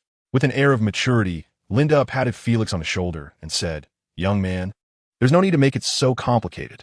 I can take care of these scoundrels in no time." Felix clearly didn't believe Linda's words. He was about to tell her not to cause trouble. Just because she was strong didn't mean she could take on 100 by herself. Before he could speak, the evil spirits surrounding them began to move swiftly towards them. As Felix chambered around in his shotgun, Linda struck a heroic pose and exclaimed, "Ahaha, just in time. Leon and Felix, please watch and appreciate my first battle." Linda's personality was not as weak as her appearance suggested. Otherwise, she wouldn't have become an amateur race car driver. Being the secretary to the president of a publishing house was merely a necessity of life. Deep down, she was full of adventurous and passionate spirit. Without hesitation, she injected a green serum into her neck, and her body began to emit scalding gas from within. This strange phenomenon startled Felix. The battle hadn't even started yet. Would they already suffer casualties? Felix turned to look at Leon, but before he could speak, Leon interrupted. "Don't overreact, just watch patiently." Leon stood with his hands in his pockets, appearing very calm in front of Linda, who had a slightly pained expression. Felix, seeing this, also closed his mouth, and despite having many questions, he only frowned. Linda's hands began to change, visibly transforming into two large scythes. The scythes emitted a cold light, clearly indicating that they were not to be trifled with. Exhaling a breath of murky air, Linda excitedly swung her new arms a couple of times. The pain of gene conversion was hard to endure, but the results were also gratifying. Stretching her muscles, Linda said to the stunned Felix and the composed Leon, "I'm going in first, so don't blame me for stealing the kills." As soon as she finished speaking, Felix felt a figure shoot past him in a flash. The evil spirit disciples, less than 10 meters away from them, began to suffer casualties. With Linda's swift strikes, a pile of decaying heads accumulated on the ground. How? How can you even stomach this? Felix was shocked by Linda's combat power. This girl, who looked to be only about 1.7 meters tall, truly managed to fight against hundreds. However, when it came to admiration, Felix still admired the man standing next to him more. The insect characteristics on Linda were quite obvious, and after a brief moment of daze, Felix recognized her posture and appearance were somewhat similar to that of a mantis. Although his XP wasn't exactly normal, the thought of sharing a bed with a girl who could switch into a mantis at any time made Felix feel quite resistant. Leon didn't expect that with a great enemy approaching, Felix's thought process would be so peculiar. Unable to hold back, he rolled his eyes and said irritably, "There's a drooling ant coming at you from 11 o'clock. Felix was startled by the warning and immediately aimed his gun in that direction. The mutated ant, who had miraculously broken through Linda's defense, was howling and reaching out with her spotted hand, charging straight at Felix. With a bang, the gun fired. The mutated ant's head was blown to bits, with blood and brains splattering everywhere. Having sensed the danger long ago, Leon distanced himself from Felix, keeping far away. Unfortunately, Felix wasn't so lucky. He was covered in entrails, and the foul smell made him gag repeatedly. After taking down one mutated ant, mutated uncles and mutated youth kept pouring in. Felix had to load bullets while enduring the stench, constantly pulling the trigger. Linda caught sight of Felix's perilous situation out of the corner of her eye. She wanted to help him, but she had gotten so caught up in killing monsters that she accidentally ventured deep into the realm of the evil spirits and couldn't extricate herself for a while. Leon floated leisurely in midair, occasionally shooting out a heat ray to deal with the mutated humans attempting to sneak attack. Fortunately, Felix had enough ammunition, and with Liang's occasional assistance, they managed to carve out a bloody path. After all, those surrounding them were merely ordinary people who had been misled. Even if they had mutated, their essence hadn't improved much. If it were just Felix alone, he would have been completely overwhelmed. Fox, hiding behind the cultists, had his black eyes firmly locked on Liang. This guy was obstructing the arrival of their master. He never harbored any illusions that mere mutated humans could take him down. However, he dared not face Liang one-on-one. He hadn't forgotten the lost connection with the ugly general in Yalila. Fox didn't want to be the next demon to enter the grave. He thought to stall for time, as the ritual for their master's arrival was about to be completed. Watching the dwindling number of cultists, he lost interest in continuing to observe. Just as he was about to slip away, a voice that sent chills down his spine rang out above him. "You've been spying for so long, thinking you can come and go as you please. Do Do you take me for a soft persimmon? Leon slowly descended in front of Fox, disdainfully smiling and saying, "The story is about to come to an end, isn't it? Linda and Felix, these two plot characters, are still alive, and the repulsive effect of the oil painting has also failed against me." Fox had lost the arrogant demeanor he had when they first met at the Black Spire Church. He truly did not expect the opponent to grasp the rules of the oil painting world so quickly. Sensing the oppressive aura emanating from Leon, Fox, in order to survive, took the initiative to attack. A black fireball appeared out of thin air and shot towards Leon with lightning speed. Shazam! A whisper sounded. "Little Master, there's more in this chapter. Please click the next page to continue reading. It gets even more exciting." A lightning bolt, as thick as a thigh, struck down from the sky. The black fireball was instantly obliterated without a trace. Leon grabbed Fox by the neck and threw him hard. This action was witnessed by Felix, who was reloading bullets in the distance. After all, they had been brothers for over a decade or two, and Felix still held on to hope for Fox's return. "Don't delude yourself. Your brother is not coming back." Linda, who had returned to Felix's side, noticed his expression. She stopped him from speaking and reminded him that according to Cain's writings, anyone who entered the Black Spire Church would be marked, and your brother's soul has already been invaded. The only thing you can do now is to let Leon grant your brother peace and not allow the evil to use his body for wrongdoing. Felix fell silent. Deep down, he knew Linda was right, yet the bond between brothers still left him with a glimmer of hope, even though their parents had already been killed by Fox.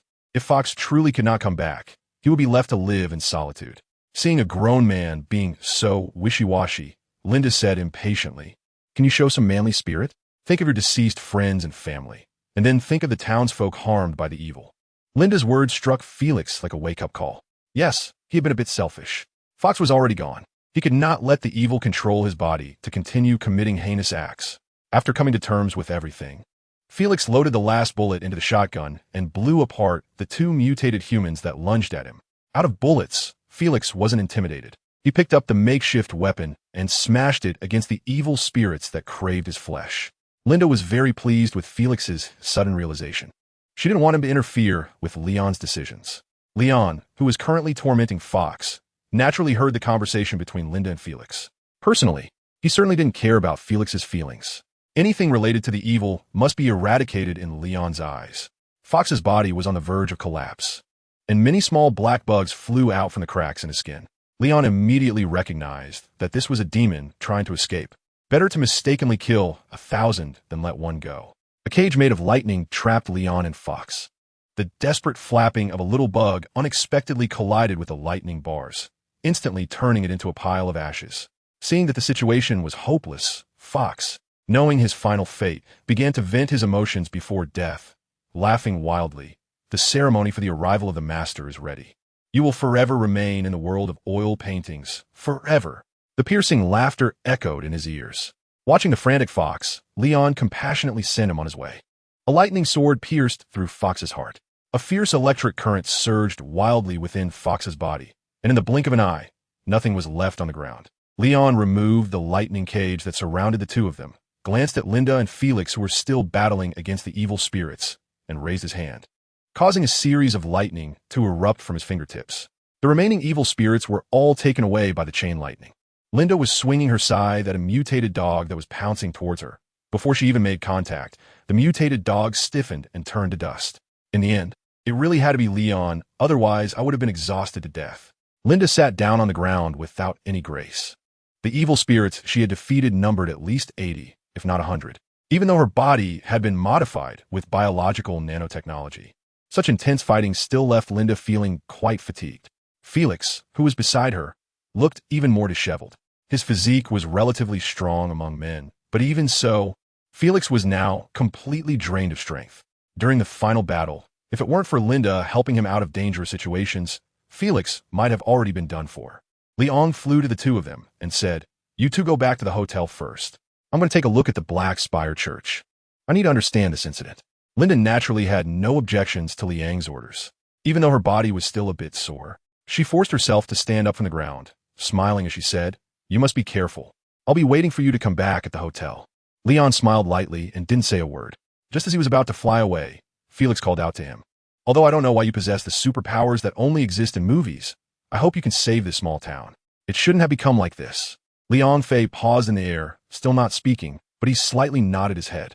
Seeing that Liang had agreed to his request, Felix felt genuinely happy. I'm counting on you. Only you can save this world. Felix bowed at a 90-degree angle towards Liang in the sky. Liang waved his hand, signaling that he understood, and then disappeared from the sight of the two. Do you really think he can stop the disaster from coming?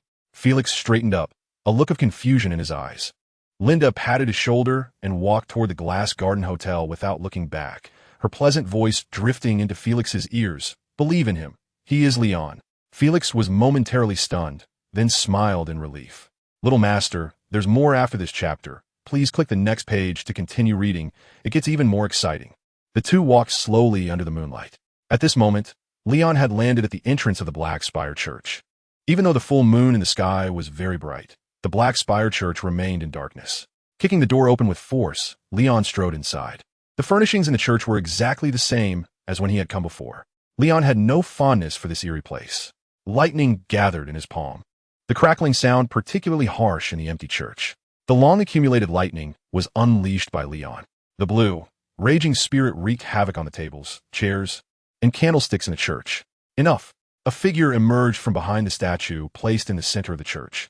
This was the only thing left intact after the lightning strike. Count Dracula III's face was even paler than before. He limped as he walked, his eyes filled with hatred as he stared at Liang. If it weren't for this relentless kid, he wouldn't have been unable to complete the command issued by the evil book. In the end, due to a lack of sacrifices, he was forced to offer part of his own flesh and blood. Liang did not stop his actions due to the intervention of Dagola III. Lightning continued to wreak havoc in the church. However, the destructive power was noticeably weaker than before. Liang would definitely not voluntarily reduce the power of the lightning. So the cause of this phenomenon must be the hidden hand behind the scenes. Dagola III, seeing that Liang was still acting on his own, was furious to the point of his hair standing on end. Moreover, the originally scattered lightning gradually began to converge, launching a final attack towards the remaining giant statue. If it were the previous Dagola III, he would have fled at the sight of the approaching lightning dragon. But this time was different. He stood quietly in front of the statue, silently watching the incoming lightning. Just as the lightning dragon was about to collide with Dagola III, the latter suddenly turned around, revealing the evil creature behind him. This was the last line of defense set up by the evil book for itself. Sensing danger approaching, the evil creature, which had its eyes tightly closed, opened them, revealing a pair of eerie vertical pupils. A twisted crack appeared out of thin air. The lightning dragon was completely swallowed by the open crack, and as if swallowing one lightning dragon wasn't enough, the powerful suction seemed to want to pull Liang in as well. Liang squinted his eyes. Not only did he not step back, but he also took the initiative to walk towards the crack. Is this your assurance? One interesting tactic. The third Dracula, with his back to Liang, thought the other party was frightened and shamelessly said, "This crack leads to the void, and no creature can survive there. Superman, your doom has come." After saying that, the third Dracula let out a laugh that made Liang frown. This cackling laugh was something Liang had only seen in novels before he crossed over. He didn't expect there to be a villain who actually made such an unpleasant sound. And do villains come with an exposure buff? They blurt out everything without being asked. Liang suppressed the urge to roll his eyes and walked to a spot 1 meter away from the crack. His cloak rustled behind him, and his feet seemed rooted to the floor. No matter how much the crack tried to pull him in, Liang remained motionless. Taking a deep breath, since the other party enjoyed sucking so much, Liang decided to let them have their fill. Bone-chilling cold air was expelled from Liang's mouth. The force of the wind surpassed the pulling force of the crack. The crack began to freeze at a visible speed. Dracula III sensed that the situation was not unfolding as he had expected and anxiously tried to turn his head. However, the demon bound to him had long been turned into an ice stick by Liang. The last line of defense set up by the cursed book collapsed. I won't accept this. Superman, you can't handle adults. Before being completely frozen, Dracula III cast the most vicious curse on Liang. But did Liang care? Not all. He extended a finger and pointed it at the forehead of the ice sculpture that was once Dracula III. With a clatter, sparkling ice shards flickered with faint light on the ground. Liang punched the huge statue, shattering it and revealing a hidden passage underneath. His figure gradually disappeared into the church. The underground space was vast, and with each step he took, a torch would ignite on the walls beside him. Liang did not use his ability to fly, leisurely walking deeper into the place. He didn't know how long he had been walking, but eventually, he descended the last flight of stairs. In front of him stood an ancient wooden door. This time, Leon did not kick it open violently. Instead, he used a heat ray to cut the wooden door into pieces. Behind the door was a place resembling a sacrificial site. In the center of the vast space, an unknown pattern was drawn in blood. Even with Leon's extensive experience, he could not recognize what was depicted on the ground. This is the key to opening the evil spirit gate. Doesn't it look unique? A man with long dark brown hair appeared silently behind Leon. Leon only noticed the man's presence when he spoke. Approaching Leon's side, the man said, "The evil book, also known as the evil spirit book, is the key to opening the outside world, and now it has been activated." The man wore a faint smile, and his appearance was quite pleasing. However, his words felt like they came from a temperature of minus 52 degrees, despite his 37-degree demeanor. "You can no longer stop it, Leon." The man stood quietly beside Leon, hand behind his back, looking harmless. "You must be Cain, right?" Leon asked. The man nodded, seemingly expecting that his identity would be uncovered. "Why do you say I can't stop it?" Leon turned around and looked directly at Cain. "Want to know the answer? Then look for yourself." Cain snapped his fingers. An open book appeared before Leon. With a quick glance, he saw it was the unpublished second half of the 9th volume of the novel. The book contained everything he wanted to know. Cain shifted his gaze away from the blood pattern on the ground. "I have tried my best to stop the ritual of the evil spirit's book, but as you can see, I failed." While Leon was reading the book, Cain began to tell his own story. When he was writing the first 3 volumes of the novel, everything was normal. It was only when he started to conceive the subsequent plot that Cain fell under the temptation of the evil. During that time, Cain lived in great pain. Whether sleeping or eating, there was always a voice in his head, enticing him to do bad things. For example, strangling the neighbor's puppy and skinning it, pouring rat poison into the lunch the neighbor made, and so on. At first, Cain refused to commit those bad deeds. But as time passed, the temptation grew stronger, and he gradually lost his true nature, committing many chilling acts. "Are you still under the influence now?" Leon flipped through the books while asking. Cain thought for a moment and replied, "The me who is talking to you right now is still normal, but I can't guarantee that will be the case in a little while." Upon hearing this, Leon glanced at Cain, who was squatting by his feet. Cain was dipping his finger into the still, fresh blood on the ground, tasting it, and then displaying a look of delight. "Huh, this can be called normal." Leon disdainfully increased the distance between himself and Cain. Since the other party could still exchange some information, Leon did not rush to take action. The distance between the two was originally just a fist's length apart, but now Leon wished he could fly up to the sky, which naturally caught Cain's attention. "Sorry, it's a bad habit I've developed recently that I can't seem to correct." Cain savored the taste of blood in his mouth and thought, not over 40 years old, and it's the blood of a woman. Liang's Mo Tuisha. Little master, there's more in this chapter. Please click the next page to continue reading. It gets even more exciting. Did this guy think of himself as a food expert? He was even making comments with such authority. Cain understood Liang's micro-expression and calmly said, "Once you finish the book, you will be marked. This is the only way to the outside world. I will activate the key for you, and then please kill me." As the words fell from the other party's mouth, Leon also finished reading the novel in his hand. Returning to the previous distance between the two, Leon returned the book to Cain and smiled lightly. "Don't worry. I will let you leave peacefully." Cain's lips curved slightly, clearly satisfied with Liang's response. "Please stand in the center of the blood pattern. I will open the door to the outside world for you. After that, it will depend on you." While he was still clear-headed, Cain tore open his shirt. The long-lost evil book was actually sewn into Cain's chest cavity. Enduring the excruciating pain, he opened the evil book, and with each page turned, a part of Cain's flesh was torn away. "Leon, I hope you won't let me down. Although the protagonist of the novel eventually became a madman, I believe you will change this tragic ending."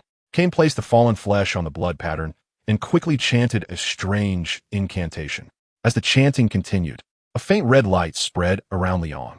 The ground beneath his feet became soft, as if he had sunk into a swamp. "Do not resist, follow the pole, and you will reach the 4th realm." Cain half knelt on the ground, struggling to lift his head. "Leon, you promised me you would let me die peacefully." At this moment, Leon had already been pulled halfway into the blood pattern, his eyes glowing red, and a hot ray pierced through Cain's chest. The evil spirit book let out a mournful wail, and Cain closed his eyes, smiling as he fell to the ground. Leon couldn't say he hated this guy who had become a demon from writing, nor could he say he liked him. After all, their time together was limited. If he were to analyze this based solely on the last few events, Leon felt that the other party's conscience had not completely disappeared. If he hadn't been mentally weak and tempted by evil, perhaps there wouldn't have been all these troubles now. Lost in thought, Liang completely immersed himself in the blood pattern. Everything before him turned pitch black, and in the stillness, he could hear his own heartbeat. The feeling of falling had not disappeared, proving that Liang was still on the way to the fourth realm. What would the fourth realm be like? It seems like it's my first time going to the outside world. Liang touched his chin, and the sound of wind gradually filled his ears. The world in front of him slowly brightened, but the color of the light was strange, slightly yellowish. Before Liang could take a closer look at his surroundings, a winged minotaur charged towards him. The creature wielded a giant axe, and its eyes were filled with a thirst for blood. "Intruder, you've come to the wrong place." The minotaur snorted, its veins bulging as it swung the giant axe towards Leon's neck with lightning speed. With a clang, the axe struck Leon's neck, sending sparks flying. Leon smiled as he looked at the suspicious bull demon, a flash of red light gleaming in his eyes, and the opponent's head bid farewell to its body. Dealing with a low-level demon was merely an appetizer. While Leon unilaterally knocked out the bull-headed monster, he was already surrounded by a dense crowd of demons. Each demon looked exceptionally hideous and twisted. Some of these demons belonged to the same group that had previously fought Leon. "Oh, such a warm welcome for me." Leon was not afraid of the massive amount of demons. His expression was relaxed, and he even waved at a butterfly-like demon closest to him. This wave inadvertently made the demons think it was a provocation, causing them to swarm towards him. Although a hero may struggle against many foes, Leon was no ordinary hero. He was a tough guy. Not only did he switch between lightning and heat rays, but he also occasionally used combination techniques. With his iron-clad body, the claws or weapons of the demons couldn't even scratch his battle suit. Leon is like correction fluid dropped into ink. Not only has he not been assimilated by the ink, but he has also purified it towards clear water. He single-handedly fights against countless evil entities, including some big ones. When he feels a bit uninterested in fighting, the floating cloak even applied for a substitute service. It switched from behind him to the front, tightly wrapping around Leon. The sword of the Emperor, the shield of Seraphim, deep red chains, thunder of Bozat, and other dazzling magic were unleashed one after another. Willing to be a tool, Leon didn't care how the floating cloak caused a ruckus, as long as it could eliminate all the evil entities surrounding him. Time passed second by second. There were less than 10 evil entities left in the sky. The rest had been dealt with by Leon or the substitute cloak. The scorched earth on the ground was dyed in a variety of colors, but the most prominent were still red and green. Leon glanced at the situation underfoot and remarked that saying it was a mountain of corpses and a sea of dead would not be an exaggeration. Among the remaining 7 evil spirits, one stood on 2 legs, its body covered with dozens of eyes, sizing up Liang's appearance. It found that this intruder looked exactly like the one described by the general. If it could sever the opponent's head and present it to the general, it would surely become the new deputy. This little chapter is not yet finished. Please click the next page to continue reading the exciting content. However, the opponent's combat power was indeed somewhat terrifying. They had a full 3,000 men and horses, yet the opponent had killed fewer than 10. If they really wanted to take the opponent's head, they would need to plan carefully. When necessary, they had to make reasonable use of this group of big fools around them. A glint flashed in the eyes of the peculiar-eyed spirit. It slightly retreated, hiding half of its body behind a rock-formed evil spirit. Because the peculiar-eyed spirit's small movement was very discreet, the other 6 evil spirits did not notice its cunning intentions. Only Liang observed the peculiar-eyed spirit's step back. In the previous battle, he had suffered from the opponent's tricks. Although it hadn't caused substantial harm, it was extremely humiliating. Thus, he kept a third of his attention on the opponent. Sure enough, judging by the opponent's behavior, it was planning to make a surprise attack at some point. However, having already suffered several losses, Leon would no longer give the opponent a chance. A swift, precise, and lethal heat ray pierced through the peculiar-eyed spirit's head. Its face still bore the delight of having gone unnoticed by the other evil spirits with its small trick. Liang's sudden attack startled the remaining demons. They never expected to be intimidated by a human one day. After exchanging glances, the seemingly fierce rock demon stepped out of the group to face Liang alone. It had been lucky in the previous battle, avoiding Liang's heat rays and lightning.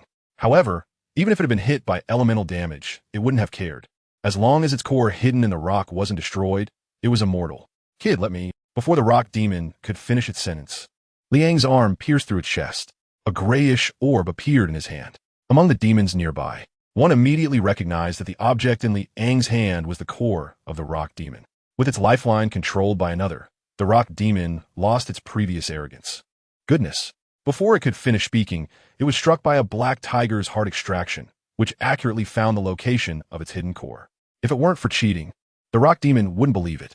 Just as the rock demon was waiting for the other to make a request in exchange, Liang broke the mold. He directly crushed the rock demon's core into pieces. The rock demon watched its heart shatter, only able to shout no, before it turned into piles of stones falling from the sky. Seeing a teammate who was lively just a second ago, now dead beyond revival, left the remaining 5 demons completely dumbfounded. This human was truly ruthless, leaving them no chance of survival at all. They developed a cognitive bias, as if the other party was the villain and they were innocent lambs about to encounter a cruel fate. Liang was not clear about the inner thoughts of the demons. He waved the residue in his hand and, with a big smile, said to the trembling demons, "Who's next? Don't worry, I act quickly, painless death." The demons shivered in unison. After witnessing the tragic state of the rock demon, their fighting spirit had almost vanished, and none dared to step forward. Seeing that the demons not only refused to take action, but also took a big step back in unison, Liang's sword-like eyebrows raised slightly. It seemed that his thunderous methods had frightened these guys. But just because they didn't take the initiative to attack didn't mean Liang would let the evil spirits off the hook. Suddenly, he flashed forward. Liang appeared before a demon that was similar to a slime. Before the other party could react, a scorching red beam of light fell upon it. A foul odor spread through the air.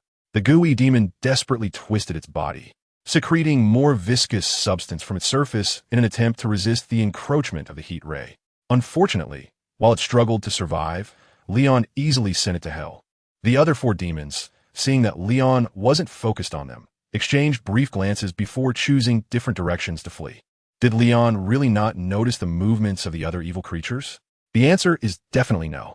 He made a strange gesture with his hand, and 4 identical clones appeared behind him. "I'll leave it to you," the main body of Liang said. "Don't worry, I'll take care of the east. I'll handle the west. I'll clean up the butterfly evil creature that fled north. TSK, you all pick your targets, and I'm left with the most disgusting one. How considerate of you." The last clone of Liang had a sour expression. He was just a bit slow in speaking and got stuck with a tough job. The evil creature that fled south was extremely ugly and emitted an exceptionally foul odor, 100 times worse than a barbecued slime. Ignoring the complaints of clone number 4, clones 1, 2, and 3 quickly pursued their respective targets. The main body of Liang also retracted his heat ray. The slime evil creature had already turned into a lump of charcoal. Receiving a glance from the main body, clone number 4 curled his lip and reluctantly flew towards the target he had to deal with. Liang watched as several clones disappeared into the distance, a slight smile appearing at the corners of his mouth. It was not easy to come to the outside world, and naturally, he wanted to create some chaos. Instead of waiting in place for news from his clones, Liang searched for any overlooked targets. He intentionally lowered his height and speed, as if luring something to take the bait. Just as Liang was aimlessly flying at low altitude, a deep red monster emerged from the ground. The creature's claws sliced through the air as they swung toward Liang's body. The monster's speed and strength were terrifying, and Liang had no intention of taking it head-on. He twisted his body and skillfully dodged the ambush. "So is you who has been secretly spying, huh?" Liang's previous strange behavior was intentionally revealing flaws to the monster. As Liang expected, the opponent did not keep their cool and tried to take advantage of Liang's carelessness to deliver a fatal blow. However, the whole situation was a trap set by Liang from the beginning. He was not the prey, but an excellent hunter. The monster also realized it had been tricked. Infuriated, it let out a roar at Liang, the muffled sound clearly audible to the clones that had already flown far away. "Oh dear, it seems the main body has encountered an interesting opponent." Clone number 3, who had caught up with the butterfly demon, muttered to itself while dodging the toxic scale powder in the air. "It sounds quite strong, but it's still no match for the main body. After all, we are stronger." The other 3 clones shared the same thought. Clone number 4 had already engaged with the target demon.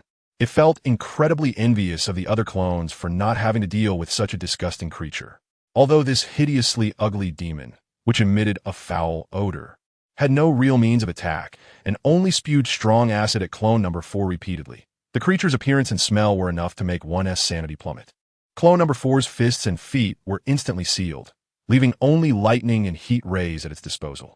To avoid damaging its eyes and nose, Clone No maxed out the power of its lightning and heat rays. The dual forces of fire and electricity dyed the sky in two colors. Leon, who was playing with the monster, noticed what was happening to the south. He recalled the resentful little eyes of Clone No, for before it left, and couldn't help but laugh. Leon's position was also quite delicate, hovering right in front of the monster. His faint smile was fully captured by the monster. Mistaking Leon's smile for mockery, the monster became furious, opening its chest to reveal bloodied ribs inside, strung with countless skulls of unknown creatures. Countless blood tendrils extended from the monster's body toward Leon. Watching the menacing blood tendrils, Leon remained calm. Just as the blood tendrils were about to wrap around him, he opened a dimensional door in front of his chest, effortlessly redirecting the blood tendrils away. He then opened another dimensional door at the back of the monster's head. The blood tendrils, unable to stop in time, crashed heavily into the monster's head. This chapter isn't over. Please click to the next page to continue reading. Accompanied by the monster's scream, red light gathered in Leon's eyes, and the heat ray left a long scar on the monster's face. In pain, the monster wildly swung its claws, trying to drive Leon away, who floated before it like a piece of taffy, sticking tightly to the monster. Before long, the monster had numerous wounds of varying sizes all over its body. Leon frowned slightly. He found that the flesh and blood of the monster could not resist the penetration of the heat ray at all. However, the monster's bones were extremely hard. The heat ray burned for several seconds without even leaving a mark, let alone burning through. Enduring the excruciating pain, the monster pulled out the bloodline from the back of its head. It stared wide-eyed, and the fury in its eyes, if materialized, could have turned Leon to ashes. What are you looking at? I'm just returning your belongings to their rightful owner. Leon calmly shrugged in the face of the monster's deadly glare. The monster, irritated by Leon's light remarks, snorted heavily from its nostrils. After all, it was the overlord of this region. When had it ever suffered such humiliation? It had hoped that the general would open the door to the human world, allowing it to be among the first invaders and enjoy a sumptuous feast. It had been a long time since it had tasted human flesh. Unexpectedly, while waiting, it caught sight of a human coming from the other side of the door. This little bug, which was smaller than its teeth, initially did not pique its interest. However, after Leon effortlessly took down 3,000 weak, evil spirits, it gradually developed the idea of devouring him. The Samus clan, which is the monsters group, possesses a very special ability. As long as they keep consuming relatively strong evil spirits, they can continuously enhance their own power. Now, Rock had reached a certain bottleneck. Eating more low-level evil spirits was of no use. For it to take notice, the two must be of comparable strength. In a real fight, it'd be hard to say who would win or lose. Leon, who could single-handedly take on 3,000 low-level evil spirits, gradually caught Rock's attention. However, after engaging with Leon, Rock realized it had underestimated him. This little bug, which it looked down upon, was extraordinarily strong. Its prize claws barely scratched Leon's clothing, and conversely, Rock felt a bit of pain in its own claws. The little bug's head was also excessively clever, or rather cunning. Some of the scratches on Rock were caused by its own careless mistakes after being outsmarted by the little bug. At this point, Rock had yet to unleash its final skill. It had a vague premonition that even if it fought desperately, it would ultimately die at the hands of this human. But this was not the ending Rock desired. Grabbing the ribs in its chest with both hands, Rock forcefully pulled them out. Leon initially didn't understand what trick the other party was playing, but as the ribs kept combining, a bloodied white bone sword appeared in the monster's hand. Wow, interesting. It can produce and sell itself. Leon crossed his arms, showing no intention of stopping the other party. He also wanted to test just how hard the bones were that even his heat ray couldn't penetrate. Locke was assembling the final weapon while observing every move of the human not far away. If there were any signs of the other party rushing over, Locke would have no choice but to engage with a half-finished product. Fortunately, the situation he was worried about did not occur, which made Locke breathe a sigh of relief. To assemble a complete bone greatsword, 12 ribs were needed. Although Locke's ribs could grow back quickly after being extracted, it still took a considerable amount of time.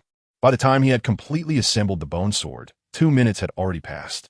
During these 2 minutes, Leon floated silently in midair, indifferent as he watched the monster make its final struggle. Holding the bone greatsword, Locke's confidence returned. He swung the weapon that had brought him countless victories with all his might, striking down towards Leon. Leon raised his right hand and precisely caught the descending bone sword. A strong pressure radiated outward from the center of the confrontation between man and monster. The small hill was directly flattened. This is impossible. How could you possibly withstand that? Locke said the first words after battling Leon. This statement fully exposed the fear in his heart. Leon said, "There is nothing impossible. It's just that your vision is too narrow." The disdainful tone and mocking words directly crushed Locke's pride. "Human, you shall not insult the great warriors of the Samus clan." Locke wanted to raise the bone greatsword again, but he hesitated to lift it. A large hand firmly grasped the blade, and the sharp edge of the sword couldn't even pierce the skin of the palm. Leon carefully observed the structure of the bone greatsword. The sharpness of this sword was even more formidable than he had imagined. If someone else were to touch the blade, they might lose a finger. Although Leon had quite a few similar weapons, the appearance of the bone greatsword was very appealing, sparking his desire to collect it. "This sword is not bad. Give it to me, and I'll leave you with a complete corpse." Leon let go of his hand, and Locke, who had regained control of the bone greatsword, was still in shock for what the other party had said. "Little Master, there's more in this chapter. Please click the next page to continue reading. It gets even more exciting." "What the hell? You want me to give you the sword? After giving it to you, you still want to kill me? Am I being treated as a big fool?" Locke's already red skin became even more flushed. His eyes twitched, and he raised the bone greatsword high, roaring, "Human, do not provoke the demon too much. A warrior of the great Sam's family will never yield to you."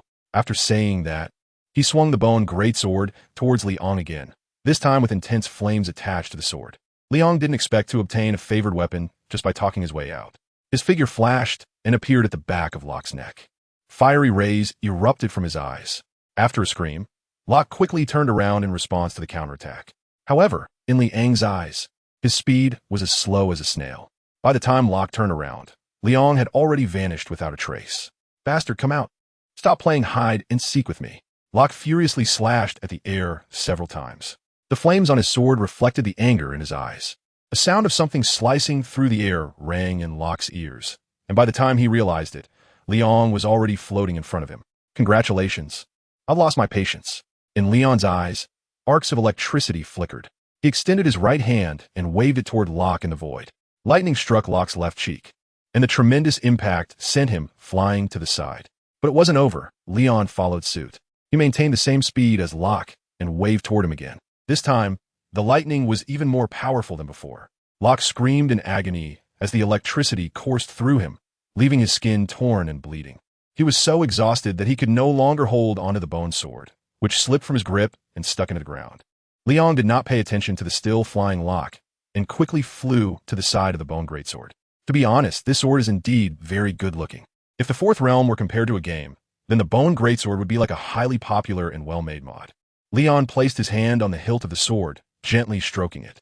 The bone greatsword trembled slightly, seemingly enjoying Leon's caress. Locke, who had already fallen to the ground, coughed up blood while staring wide-eyed. A weapon constructed from his own bones was actually begging for affection from someone else. How could this not be a form of NTR? This is impossible. I must be seeing things. Locke struggled to get back on his feet. His body had reached the point of exhaustion. However, he could not believe that his weapon would betray him. This had never happened in the entire Sam's tribe.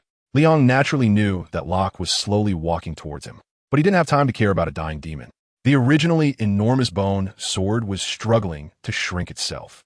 It seemed to understand that its newly chosen master had limited palm space, and it was difficult to grasp itself. So it was compressing and condensing itself to match its master's form as much as possible.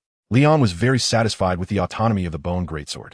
Although he had plenty of methods to wield weapons far larger than himself, it was even more delightful to enjoy the results without effort. At that moment, Leon deeply felt the pleasure of being flattered. However, while some were happy, others were worried. Locke couldn't believe that his own flesh and blood could be so shameless.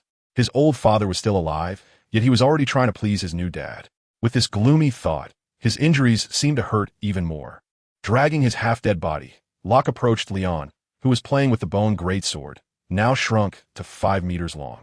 Although the weight hadn't changed, even if it were a few tons heavier, Leon could still wield it with ease. Just as Locke was about to speak, Leon interrupted him, deciding to spare him for the sake of having acquired a decent weapon. After saying that, Leon turned to Locke and smiled. Locke frowned deeply. He really didn't want to die. Even if his future days were spent cowering under the fear of humans, it was better than being buried under the earth. After pondering for a few seconds, Locke made his choice. "Human, give me a way to live, and I can make you more bone greatswords." Locke's ability to bend made Leon take a second look at him. However, it was a pity that he would not show mercy to the minions of evil.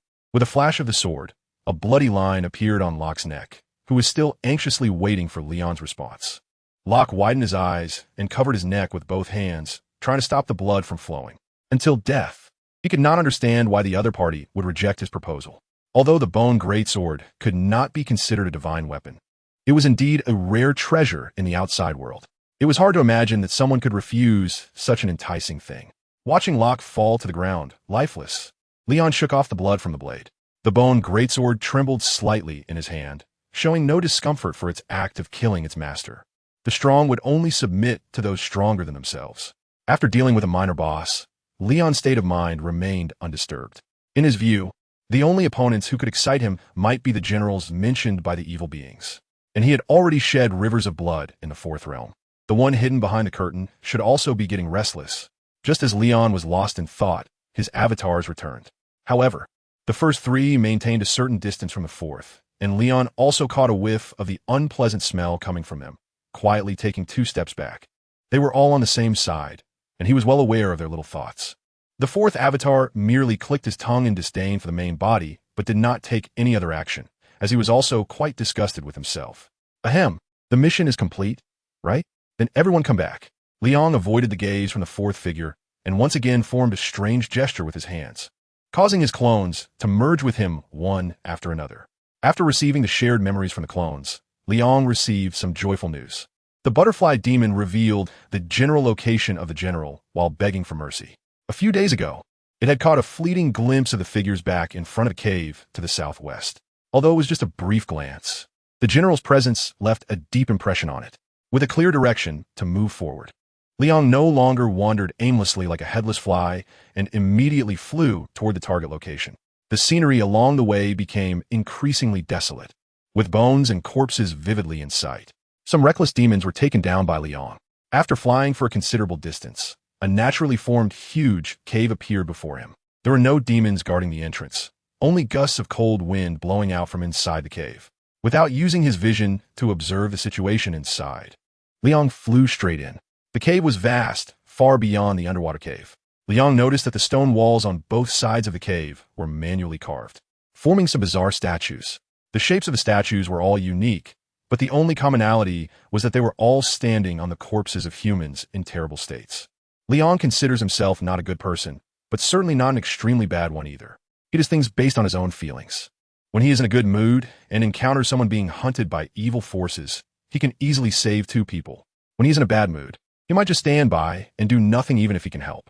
However, this free-spirited person, after seeing the statue, cannot suppress the anger in his heart.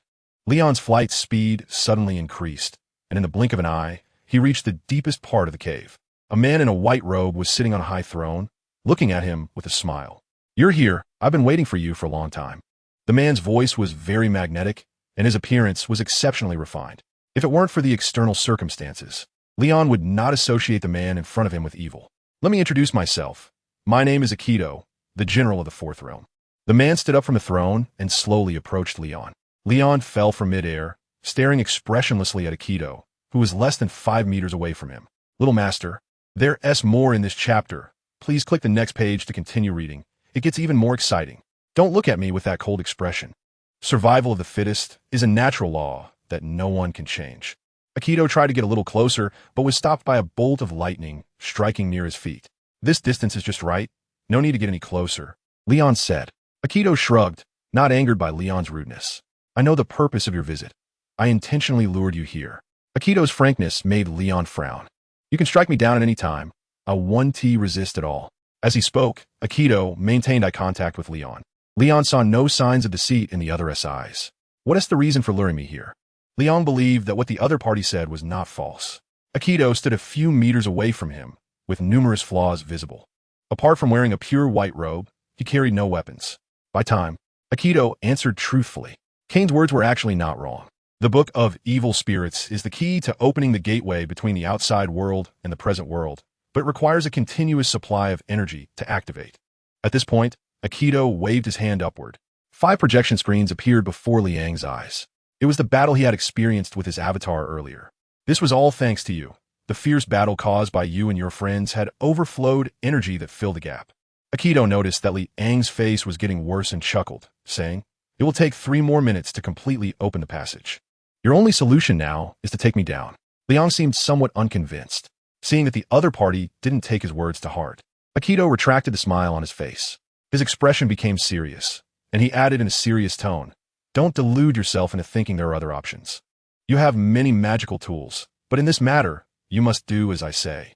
Akito's attitude was very firm, and he showed no fear of death, even harboring a slight longing for it. Leon said, "Why do you want to help me?" Akito was taken aback for a moment and pointed to his own heart, replying, "Because I was once human too." This answer surprised Leon. "Ahaha, it seems even the Savior has things he doesn't know. Your expression right now is quite amusing." Akito laughed so hard that tears streamed down his face. Li Ang's face darkened. This was the first time he had been at a loss for words during conversation. All right, I'm not teasing you anymore. Let's get serious," Akito said, calming himself down. "There are less than 2 minutes left, so you need to hurry. After you kill me, you will be directly transported out of the oil painting world. The flow of time outside is faster than the flow of time inside, so you need to be mentally prepared." After a pause, Akito sighed. "I guess this counts as a good deed before I die. I hope Arian will forgive me in hell." Liang listened to the other person say a lot, but was still hesitant about whether to take action. However, he was not a wishy-washy person and soon made up his mind. Although he didn't know why you had turned over a new leaf, he decided to trust you this once, hoping that you weren't lying to him. Liang raised the white bone sword in his hand, the tip aimed at Akito's heart. "Don't worry, I won't deceive you. After being a lackey of the outside world for so long, it's time for me to atone." Akito closed his eyes, waiting for death to arrive. Liang saw that the other party was ready to face death, and with one sword thrust, he pierced Akito's heart. Indeed, there was no defense. Blood stained Akito's white robe. He slowly fell to the ground, and in his dying moments, it seemed he saw a young girl walking towards him. "Olian, are you here to take me away? It's wonderful to see you again." Akito died with a smile. With his death, Liang felt the surrounding space rapidly collapsing. A clock-like evil spirit emerged from Akito's corpse. "Damn useless trash. How could he escape my control?" The time demon cursed at Akito's body, saying, "Isn't it better to indulge in the beautiful past? Why must he break the barriers of reality? What a fool." After cursing, the time demon turned its gaze to Liang and said with displeasure, "We were so close to success. If it weren't for you, the external forces would have launched a large army into a new world." Liang squinted his eyes, sizing up the elusive time demon, and cautiously asked, "Are you the ruler of the fourth realm?" The time demon readily admitted to its identity. In the next moment, a skeletal greatsword pierced through the time demon's chest. "Umph, my true form is not here. Your attack won't work," the time demon scoffed. It waved its hand at Liang and said impatiently, "Consider yourself lucky this time. The vessel that carries my descent is gone, or else you would have been doomed." Just as Liang was about to say that it was uncertain who would live and who would die, his body gradually turned into fragments. "Leave my territory, and the next time we meet, it will be your death." The time demon had considered killing Leon on the spot. However, its main body was still in the subspace, and each time it descended, it needed a body to host it. The original Akito was very suitable, but this guy managed to break free from its control with his own consciousness, which made it very angry. This chapter is not over. Please click the next page to continue reading. Finding a suitable vessel was not easy. It had invaded countless worlds before barely finding a host that caught its eye. But now, everything had returned to square one. The fragmentation of Leon's body had reached his neck, and taking advantage of his last chance, he shot a heat ray at the time demon. The intense heat caused the time demon's body to distort, although it did not cause any substantial damage. The insult was full. Moreover, before Leon completely fragmented, he gave the time demon a provocative look. "Ah, damn little brat. I will definitely turn you into my new vessel." The time demon's roar echoed in the empty cave. Accompanied by a slight headache, Leon opened his eyes. He had returned to the tomb where he previously discovered the oil painting. At his feet lay the unconscious Linda and Felix. Their breathing was steady. It seemed that even after leaving the world of the oil painting, they could still survive. However, the entrance to the tomb was sealed, with cobwebs and a large amount of dust being the only presence in the tomb. It appeared that a long time had passed. He wondered how they were doing.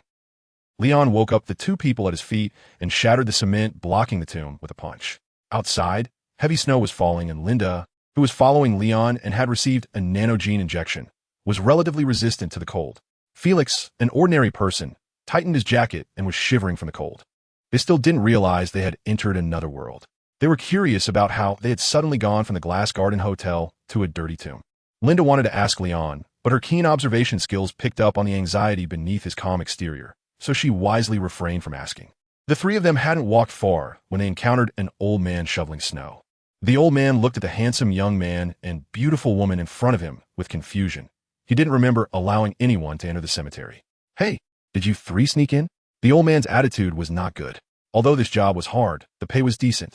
His granddaughter was about to start college, and he had promised her a car when school started.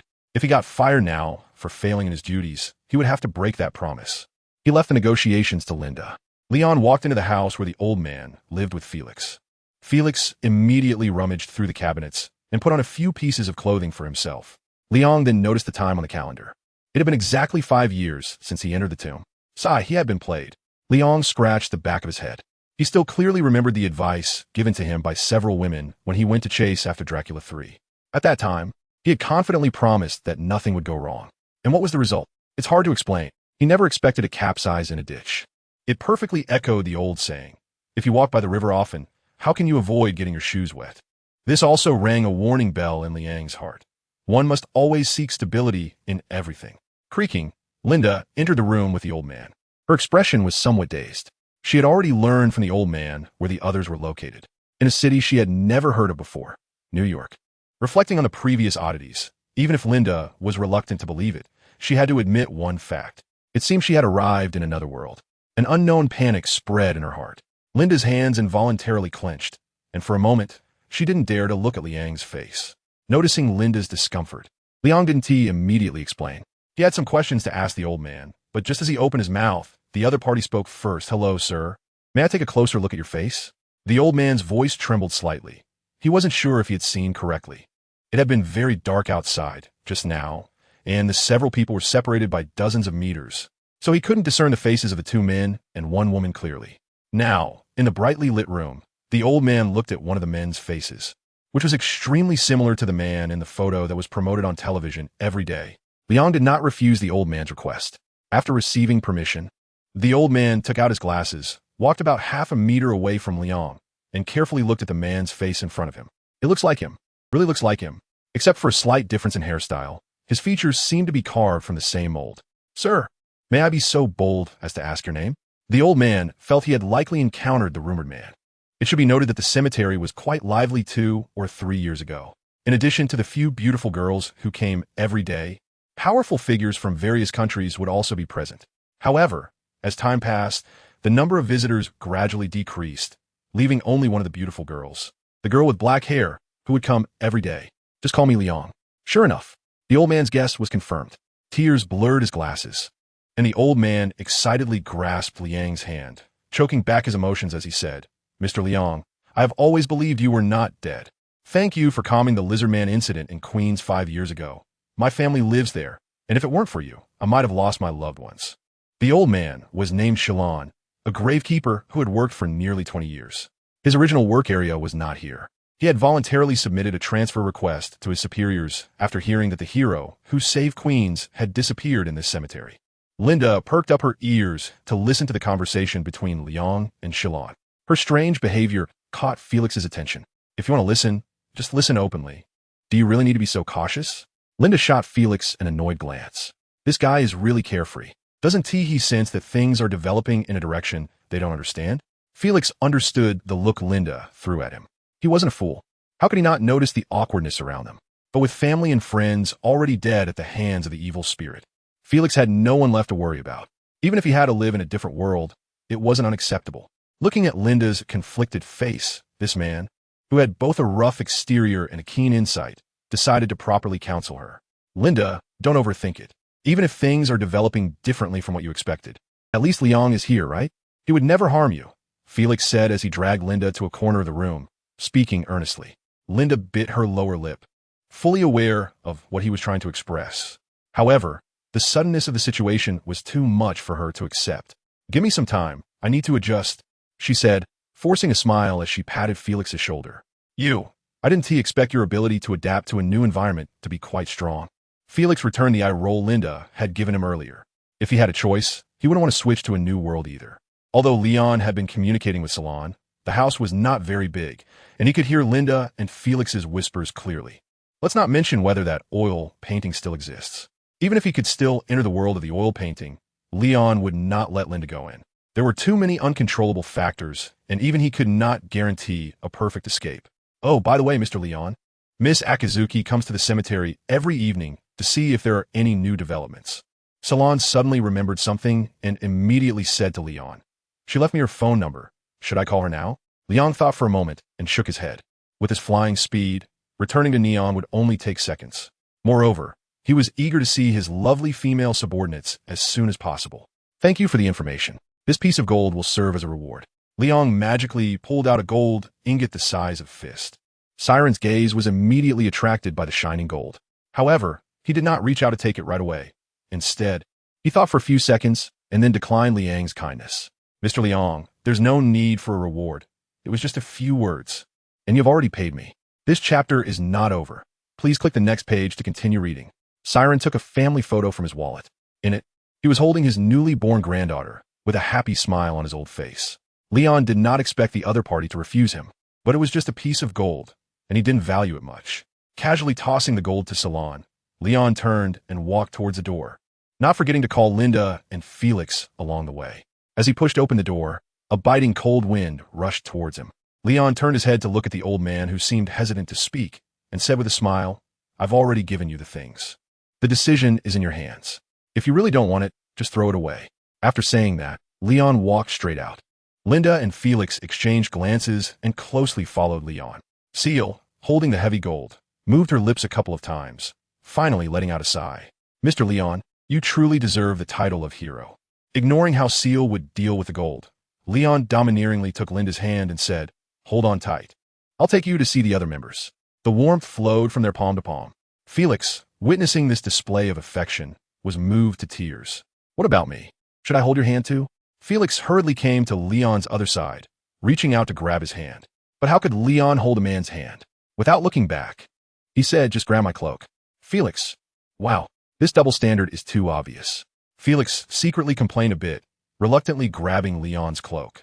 Linda, witnessing Felix's embarrassment, covered her mouth with her free hand to stifle a laugh. Leon had a slight smile at the corners of his mouth, out of sight from the two. He still enjoyed this team atmosphere. "Since everyone is ready, let's set off." Leon soared into the sky, heading towards the neon lights. His speed was incredible, but Linda and Felix didn't experience any difficulty in breathing or other uncomfortable symptoms. The biological force field was no joke. In less than a second, Linda and Felix found themselves standing on the land on the other side of the ocean. "OMG, Leon, you always bring me unexpected surprises," Linda exclaimed as she looked at the neon signs and towering skyscrapers before her. Felix's reaction was not much better than Linda's. He let go of Liang's cloak and stomped hard on the ground beneath him. The heart sensation feedback to his brain. Looking back at the vast ocean, Felix fanned his face. In less than a second, he had crossed the ocean. If he hadn't experienced it himself, he would have thought he was dreaming. "All right, enough with the amazement. It's just basic stuff." Liang's expression was calm. The reason he didn't immediately fly to the side of Kasumiga Kakashiba and the others was that he had temporarily discovered something worth seeing. "Come with me and see how your seniors fight." Leon raised his foot and walked towards a dark alley. Linda had no doubts, and she also wanted to see what kind of charm a senior could have to be so cherished by Leon. As the two walked further away, Felix temporarily snapped out of his astonishment and quickly followed them. The location of the alley was quite remote, surrounded by a lot of garbage discarded by residents looking to save trouble. The foul smell continuously wafted into the noses of the three under the night breeze. Leon has become immune to these smells. After an unforgettable battle, Linda and Felix have gradually improved their adaptability to harsh environments. As they reached the alleyway, the three heard the sounds of a fight coming from inside. Linda peeked in and saw a beautiful woman engaged in close combat with an ugly monster. The woman's movements were very agile, and the monster could hardly touch her clothes. Despite the disparity in strength, the woman remained cautious and carefully dealt with the situation. "Is this what you meant by a predecessor?" She just seemed quite impressive. Linda imagined whether she could match the woman in an arm wrestling contest if she injected herself with insect serum. However, after considering a dozen possibilities, her expression darkened. She had no chance of winning at all. Felix, on the other hand, didn't think as complicated as Linda. He simply felt that the woman in front of him was indeed very capable. Each of her moves flowed seamlessly, pinning the monster down and rubbing its face in the dirt. Liang felt quite proud when he heard the two people's comments and said, "Her name is Heizhong Jing. Judging by her attire and abilities, she must have earned the title of Iron Fist." Iron Fist? Linda and Felix heard an unfamiliar term. Their curiosity was instantly piqued, and they widened their eyes, wanting Liang to explain. However, Liang was not going to play along. He only dug the hole and refused to fill it. Ignoring the increasingly resentful looks from the two, Liang said softly, "Pay attention, the battle is about to end." Linda and Felix immediately adjusted their focus and watched the fight in the alley intently. Just as Liang said, the battle between Heizhong Jing and the Plague Demon was nearing its conclusion. During the 5 years Liang had been missing, Heizhong Jing had transformed her sorrow into motivation, spending a lot of time immersed in the Kunlun microcosm every day. It wasn't that no one advised her to give herself some personal space, but every time this topic came up, Heizhong Jing would skillfully avoid it. "Little Master, there's more in this chapter. Please click the next page to continue reading." It gets more exciting. She had her own persistence, and no amount of persuasion could shake her resolve. The battle tonight was actually an unexpected event. This area was originally under the responsibility of Ing Lily. However, this little girl had to attend the comic awards tonight, so she asked Heizhong Jing to be a good neighbor for 3 hours. Looking at that flattering smile, Heizhong Jing couldn't bear to refuse. Just as the day's patrol was about to end, Heizhong Jing heard a cry for help. Without any hesitation, she rushed to the place where the call for help was coming from. What came into view was a winged, evil creature happily gnawing on a homeless man. This bloody scene ignited the anger in Heizhong Jing's heart. Without saying a word, she stepped forward and delivered a powerful punch, wrapped in rage, to the demon's head. The demon, caught off guard by the sudden attack, was knocked away by Heizhong Jing. Seeing the lifeless, homeless man on the ground, Heizhong Jing gritted her silver teeth and sprang into action. The demon, just getting up from the ground, shook its head, still unclear about what had happened, and was met with a flurry of strikes from Heizhong Jing. White Crane Fist, Wing Chun, Muay Thai, various martial arts bombarded the demon. One of its wings was violently torn off by Heizhong Jing and casually thrown to the ground. The pain awakened the demon's ferocity, and it clawed at Heizhong Jing in retaliation. However, its fighting style was full of flaws. Heizhong Jing merely glanced and identified at least a dozen openings to exploit. 5 years of relentless training had honed Heizhong Jing's martial arts skills, coupled with her anger. She was now someone even Shiyu from the Zyazaku might not be able to defeat in a fight. They were just too weak. How could these trash possibly harm Liang? As Heizhong Jing kicked the demon away, she muttered to herself. She didn't possess the flying abilities like Shiyu and couldn't check for Liang's latest news across the ocean every day.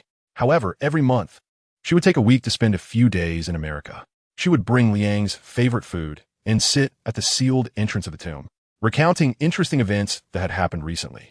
Not just her, other girls also took time to visit the last place Liang disappeared, softly expressing their feelings for him.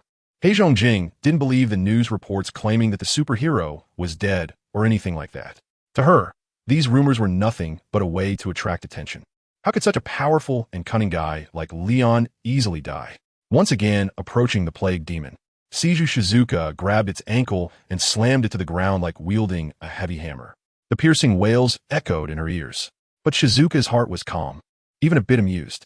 These invaders seemed brutal and fierce, but in the face of absolute suppression, they too would be afraid and retreat. Taking out the dagger she carried, Shizuka swiftly plunged it into the plague demon's head. The force was so great that only the handle remained exposed, the rest buried deep within the demon's skull. After twitching a couple of times, the plague demon lay on the ground unresponsive. Shizuka seemed to have done something trivial. She pulled out the filthy weapon, wiped it clean on the demon's body, and then returned it to her waist. Clap, clap, clap. A series of applause came from the alley. Shizuka tensed up again, taking a battle stance. "It's been a while. I'm very pleased with your progress, Shizuka dear." The familiar voice drifted into her ears with the night wind. Shizuka displayed an expression of disbelief mixed with anticipation, her voice trembling as she asked, "Who are you?" Another imposter trying to gain fame using Leon's name? Several girls had put in considerable effort to search for him during Leon's disappearance. To find him as quickly as possible, they revealed their identities to the whole world. This decision seemed reckless, but it was unanimously agreed upon by everyone. After meeting the conditions desired by those in power, a global search for superheroes was launched. About 1 billion people participated, and for the first 2 years, they searched every possible place in the world. However, the greater the hope, the greater the disappointment. Liang seemed to have evaporated from the world, and no one could find him anywhere. Over time, the only ones left searching for the Superman were a few close friends of Liang and those he had indirectly saved. During this period, many disgusting individuals pretended to be Liang for fame and profit to gain the trust of several women. But is it really that easy to disguise as a Superman? Even if voice, appearance, and body shape can be replicated with high technology, heat vision, flight, and immense strength cannot be developed by science. The first few fraudsters were dealt with by Ying Lily, who gave them a good beating and warned the forces behind them. However, countless individuals sought to exploit the few women with superpowers for their own gain. After discussing with others, Kasumigakaka Shiwa decided to take a strong stance. She tied up the latest impersonator of Liang and hung him at the top of the world's highest peak. The entire process was live-streamed, and she declared that anyone who attempted to rescue the fraudster would be considered an enemy. This warning had a much better effect than the previous attempts, and those with ulterior motives finally quieted down. So when Hayuka Shizuku heard Liang's voice again, even though she was very excited, she did not recklessly confirm his identity. Who am I? Of course I am Liang. Liang stroked his chin and smiled lightly as he looked at Ping Zhongjing not far away. If you don't believe it, then go ahead and test it for yourself. As he spoke, Liang stepped out of the shadows. Looking at the face he had longed for day and night, Ping Zhongjing, who had done a lot of mental preparation, still felt her heart race for a moment. All right, you said it, so I'll come and test you. Ping Zhongjing forcibly suppressed the impulse in her heart, took a quick step forward, and her fist struck Liang's chest. Well, the power is just so. I still need to practice more.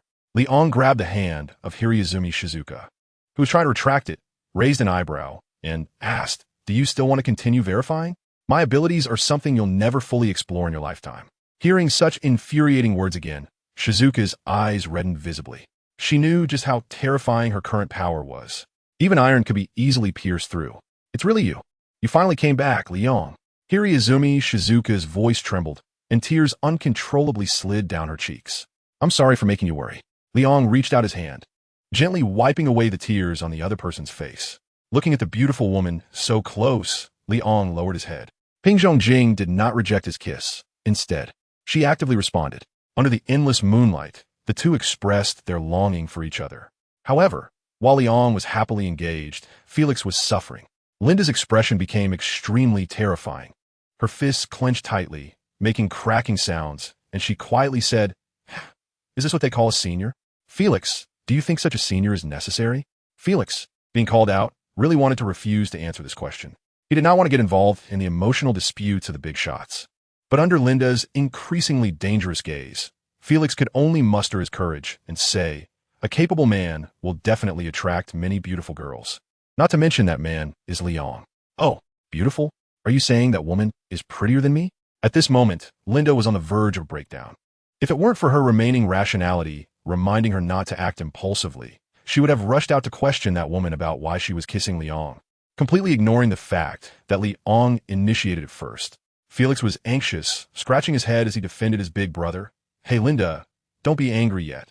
Once Liang finishes handling the verbal matters, I believe he will give you a reasonable explanation.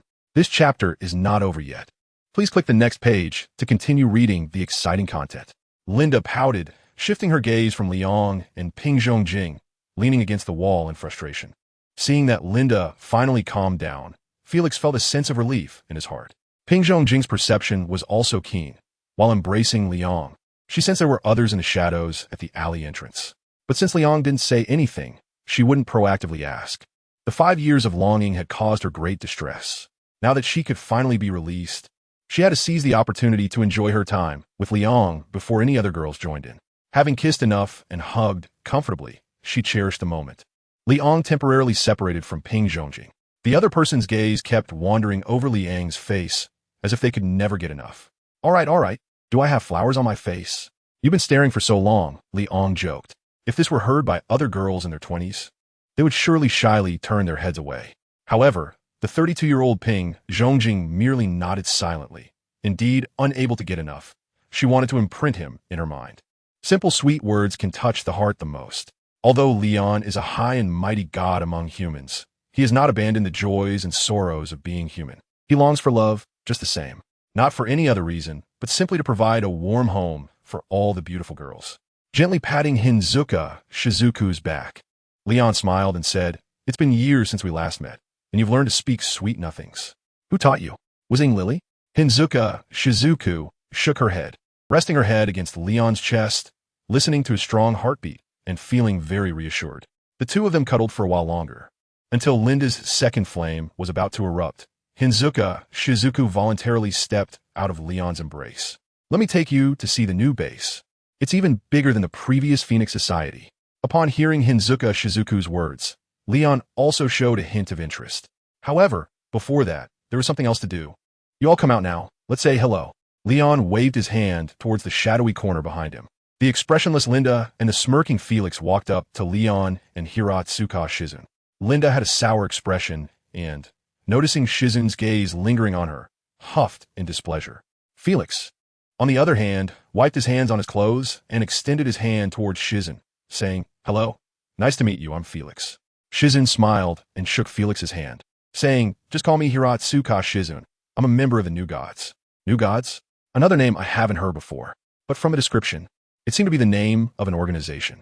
Felix's brain raced to process this information, and after a brief handshake, he quickly retracted his hand. He didn't dare linger, with Leon standing right beside him. As for Linda, she was angry but still knew how to behave. She proactively extended her hand to Shizun and said loudly, "I'm Linda, and I've fought alongside Leon." Shizun assessed the exotic beauty before her, who was openly displaying her hostility. After a moment of thought, Shizun realized the reason behind it. She shot a silent glare at the feigning ignorance Leon and graciously shook hands with Linda, saying, "Hiratsuka Shizun, welcome to Neon." The initial clash between the two women ended in a stalemate, with neither gaining the upper hand in words. Felix poked Leon's arm and whispered, "Leon, aren't you going to intervene?" Their hands are turning red. Indeed, while Linda and Shizun hadn't won verbally, the battleground had shifted to a contest of strength. Linda believed her nanogene injection gave her an undeniable advantage over Shizun, who looked like an ordinary person. However, Shizun was no pushover. Her mastery of breath control and years of training gave her a slight edge in strength over Linda. Neither woman was willing to back down, and the veins in their hands were visibly throbbing. "Ahem, I didn't expect you two to be so enthusiastic upon meeting. Holding hands for so long without wanting to let go." Leon's large hand covered the two small hands, forcibly separating Linda and Hizuka Shizuka. In a contest of strength, 1,000 Lindas combined wouldn't match even a single finger of Leon. Shaking off her slightly numb hand, Linda gave Hizuka Shizuka a look that said they would fight again next time. The latter accepted it without question. This foreign woman would not be able to take Leon away from her. The first day back in the real world was already a battlefield. Leon felt that the road to enjoying the blessings of a harmonious life was quite winding. However, a bit of challenge was good. Otherwise, things that were too easily obtained wouldn't be cherished. Although Linda had disrupted the rhythm a bit, Hiratsuka Shizuku still knew what to do next. Since she had promised to take Leon to the latest base, Hiratsuka Shizuku would not go back on her word. Moreover, according to the usual schedule, Kasumega Kakashiyu should still be awake. That girl was someone who could give Hiratsuka Shizuku a headache. During the days when Leon was missing, she had taken on the entire burden of the New Gods. The troublesome evil spirits were almost all dealt with by Kasumega Kakashiyu, but the more evil spirits she eliminated, the more closed off Kasumega Kakashiyu became. Even though they all lived in the same place and would run into each other a few times a day, the words they could exchange were few and far between. Inori occasionally joked about whether the big cow was going through an early menopause, as she often had a cold expression. Little Master, there's more in this chapter. Please click the next page to continue reading. It gets even more exciting. Of course, the consequences for saying such things weren't good either, as Kasumega Kakashiyu gave her a good beating once she found out. Perhaps Li Ang's sudden return could relieve some of that pressure for her. Hiratsuka Shizuku was held in Li Ang's arms, guiding the way forward. The flying speed wasn't very fast, and Leon was slowly getting familiar with this place he had left 5 years ago. Suddenly, a building much taller than the others entered Li Ang's line of sight. The building's name was quite eye-catching, Liang Tower. This made Liang feel a strange sense of being possessed by Tony Stark. Hee, you see that? That's our new base. Hiratsuka Shizuku noticed Liang's slightly gloomy expression. This name was voted on by everyone. It wasn't particularly unpleasant, but it wasn't particularly pleasant either. As for where the funding came from, As long as Kasumigakaka Shiyu and Kikyu expressed their willingness to cultivate a new generation of superpower users, there would be plenty of people willing to empty their wallets. After landing on the helipad of the tower, Hiratsuka Shizuku got out of Liang's arms. The entire building utilized the latest scientific technology. After a retinal scan, they entered the building's interior. "Ha, Shizuku, could you please go for me?" Inori had just returned from the comic awards, took a shower, and changed into fluffy pajamas. She was holding a half-drunk glass of milk and took the elevator to the floor where the helipad was located. Jarvis reminded her that an extremely important person was arriving, urging her not to be too nervous. Not taking the words to heart, Inori didn't think there could be any important guest who would make her heart race. As a result, when the elevator doors opened, the originally talkative Inori stood frozen in place, as if she had been petrified. Hiratsuka Shizuku wisely stepped aside, revealing Liang behind her. After 5 years, Inori had grown a little taller. Her golden hair was still tied in twin tails, and her once slender figure seemed to have improved slightly from drinking papaya milk for a long time. "Long time no see, Inori." Liang waved at the adorable golden-haired loser. "Oh, you're finally back." Ing Lily's reaction upon seeing Liang was just like Hiranuma Shizuka's. Excited, Ing Lily rushed towards Liang, leaping into his arms. Luckily, Liang had a superhuman physique. Otherwise, he might not have been able to catch the unrestrained golden twin tails. Breathing in the familiar scent that she hadn't smelled in a long time, Ing Lily nuzzled her little head in Liang's embrace and softly said, "Welcome back, Liang. I'm back." Liang gently caressed Ing Lily's back. The sense of estrangement from years of not seeing each other vanished in the embrace. Linda watched the two of them hugging and felt less angry than before. She realized that she was the intruder and had no right to criticize others. Perhaps it was because she was now 22, Ing Lily's little face turned red, and she felt a bit shy about staying too long in Liang's arms. Meanwhile, Hiratsuka Shizun kept teasing her with playful glances. If anyone mentioned Liang the most during his absence, it was undoubtedly Ing Lily. This girl would almost daily have Liang's name on her lips, and even when going out to do good deeds, she would occasionally ask passersby if they had any news about him. After leaving Liang's warm embrace, Ing Lily didn't ask what he had been doing during his disappearance. 5 years of social experience and intense battles had gradually helped the girl grow into a competent superhero. She didn't care why Liang had mysteriously vanished before. As long as he returned to their side, Ing Lily felt satisfied. Just as Liang wanted to catch up with Ing Lily, the elevator door opened again. A pair of long legs that outshone all the women present stepped out. Kasa no Okashiyu had a cold expression. Even upon seeing Liang, she merely narrowed her pupils without showing any significant reaction. Ing Lily, imitating Hiratsuka Shizun's earlier behavior, quietly stepped aside. Liang opened his arms, waiting for Shiyu of Zayazaku to rush into his embrace. The thought was beautiful, but reality was harsh. What awaited Liang was not a swallow returning to its nest, but a sharp blade. Shiyu of Zayazaku donned the Wonder Woman costume and wielded the sword of the god of fire. Charging towards Liang's expression was calm, dodging the opponent's attacks at a steady pace. Hiratsuka Shizun and Ing Lily showed no intention of intervening, both wearing expressions that suggested they expected this outcome. Linda and Felix, who didn't understand their silent exchange, wanted to help, but Liang shook his head at them, signaling that they should not get involved. Kasumigakaka Shiba's attacks were fierce, specifically targeting Liang's vital points. Liang was just defending himself, with no intention of fighting back. Why did he disappear for 5 years? Didn't he always say he was strong? Why did he still fall for the tricks of the evil spirits? A set of quality 3-hit combos directly silenced Liang. He didn't know how to answer these questions. After all, he indeed had been careless. During the 5 years you disappeared, do you know how much the world has changed? Do you know how exhausted we are every day dealing with those invading evil spirits? Sure, you from Xia, Ji, Chiu kicked Liang in the chest, sending him flying out of the building. Ignoring the footprint on his chest, Liang opened his mouth but made no sound.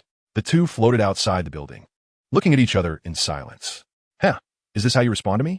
Sure, you from Xia, Ji, Chiu shook her head in disappointment, tears welling up in her eyes. She had searched the world for 5 years to find the missing Liang. Whether it was in forbidden areas that no one had ever entered or the depths of the ocean, Shiryu had left her footprints everywhere. Every night when she lay in bed, she had wondered if her persistence was worth it. Perhaps Liang had really died fighting against the evil spirits? But every time this thought crossed her mind, it would quickly be dismissed by Shiryu. She didn't believe Liang would die at the hands of the evil spirits. After all, He had promised her that he would save this world on the brink of destruction. But now that Liang stood before her, Shiryu felt scared again. She was afraid he would blame her for not protecting everything while he was gone. She was afraid he would take back his abilities, leaving her unable to stay by his side. She was afraid that everything was just a fleeting beauty, and upon waking, everything would return to how it was. Tears flowed from her eyes without her noticing, dripping onto Liang's heart. Looking at the girl before him, crying like a rain-soaked pear blossom, Liang's heart twisted in pain. Thousands of words gathered in his throat, but he could only choke out a dry "I'm sorry." Shiryu from Xia Jiqiu didn't want Liang's apology. She wiped her tears away, raised the sword of the fire god, and said, slightly choked up, "Let's have a proper fight. If you win, I'll forgive you." Liang immediately refused when he heard the request made by Shiryu Kaza and Nooka. He couldn't bear to lay a hand on a girl who cried for him. However, at this point, it was no longer up to Liang to simply refuse. Shiryu Kaza Nooka lunged forward, arriving right in front of Liang, the sword of the fire god piercing straight towards his chest. Liang sighed and grabbed the incoming blade with one hand. Shiryu from Xiaozuku tried to pull the sword of fire god from Liang's hand. But despite using all her strength, she couldn't move the sword an inch. The crowd in the building watched the duel between Superman and Wonder Woman with rapt attention. Lily said, "Who do you think will win in the end?" Hiratsuka Shizuku crossed her arms, pondered for a moment, and slowly uttered two words, "Liang." Linda and Felix also nodded in agreement. "Sai, of course, I know that in terms of combat, Liang will win. I'm referring to another aspect. Little Master. There's more in this chapter. Please click the next page to continue reading. It gets even more exciting." Lily wrapped her sleepwear around her, and after 5 years of time, they had shed their youth and gradually matured. The seeds of feelings that were once buried deep in their hearts had begun to sprout. Liang's absence was a relief. Once he appeared, the repressed emotions would burst forth like a flood, uncontrollable. Ping Zhongjing understood the deeper meaning behind the other's words. She pressed her lips together and feigned nonchalance as she said, "Let's just go with the flow. After all, he's back, and we're all at the same starting line." Their subtle exchange was soon interrupted by Linda, who, unwilling to back down, interjected, "Humph, don't think I don't know what you two are up to. I want in." Ping Zhongjing and Lily exchanged glances and replied in unison, "Dame. No outsiders allowed in local activities." Linda was unfazed, and soon the three of them were in a playful uproar. Only Felix, still unclear about the situation, scratched his head and muttered, "Women's thoughts are really hard to guess. One moment they're laughing and talking, the next they're ready to fight. If you ignore their stunning beauty, they're just like the aunties arguing at the market." He didn't care about the commotion happening in the building. Liang was dodging the truth lasso thrown by Shiryu Kaza Nooka. To be honest, Liang really didn't dare to grab it like catching a knife with bare hands. He couldn't guarantee whether the truth lasso would work on him. If he ended up saying a bunch of nonsense, the image he had painstakingly built in the minds of the girls would soon collapse. Seeing that she couldn't catch the slippery Liang for a while, Shiryu Kaza Nooka simply changed her strategy and put away her weapon. She clasped her hands together, and the guardian silver bracelets clashed violently, releasing a surge of divine power. Liang stood in the air without changing his expression, calmly receiving the opponent's attack. The huge shockwave only messed up Liang's hair, and the cape behind him fluttered loudly, causing no substantial damage at all. However, this did not mean that the protective power was weak. The enormous billboard behind Liang was not spared. Sparks flew as it was struck by the violent shockwave.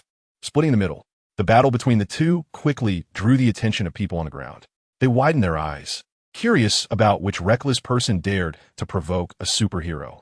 But once they recognized the figure confronting Shiryu Kaza Nooka, they all pulled out their phones and began to spread the news on social media. Breaking news. Superman is suspected to have returned, battling the current #1, Wonder Woman, for control. The Dragon of Salvation. After 5 years of disappearance, Superman has returned. Is it a miraculous escape from death? Or is it a new round of conspiracy? The untold story of Wonder Woman and Superman. One must say, the thought processes of netizens are quite unique.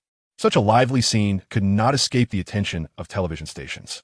Before long, the sound of helicopter blades echoed in the sky. Friends, it is now 11 p.m., and we are bringing you a live broadcast from the Liang Tower. The host is a short-haired woman, her outfit somewhat disheveled, and her makeup not very refined. Clearly rushed. However, after a brief emotional adjustment, she brought out her professional level to explain the event to the thousands of viewers paying attention. In the distance, wearing an Amazonian battle skirt, is the #1 on the popularity charts, Wonder Woman, whose real name I need not elaborate on, as the audience is surely well aware. The female host signaled the cameraman to zoom in, bringing Shiyukaza no Oka's stunning appearance to thousands of televisions and phones. As for the other person, he is the Superman who has been missing for 5 years, named Liang. The building behind them is named after him. Upon hearing the host's introduction, the cameraman wisely shifted the lens to Liang's face. This action caused countless infatuated young men to pound their chests in despair. While the boys were heartbroken, the girls began to scream. Liang's looks were simply breathtaking, surpassing 99 of men worldwide. After just a few seconds of gazing at Liang's profile, many girls had already thought of names for their future children. Should they keep fighting? The reporters have arrived. Liang didn't even need to turn his head to know that he and Shiyukaza no Oka were surrounded by dozens of helicopters. Although these guys understood the situation well and kept a considerable distance, Liang didn't like the feeling of being watched like this. Shiyukaza no Oka didn't respond. Her actions had already made everything clear. The sword of the fire god thrust towards Liang's chest again, with an even more ferocious speed and angle than before. Well, it seemed that her anger wouldn't be calmed down anytime soon. Liang scratched the back of his head, feeling quite troubled, and softly muttered, "Shazam." Lightning struck from the sky. Kasumi no Oka poem feather was startled by the sudden lightning. After seeing the lightning hit Liang, she couldn't help but feel a bit worried, and her expression was no longer as angry as before.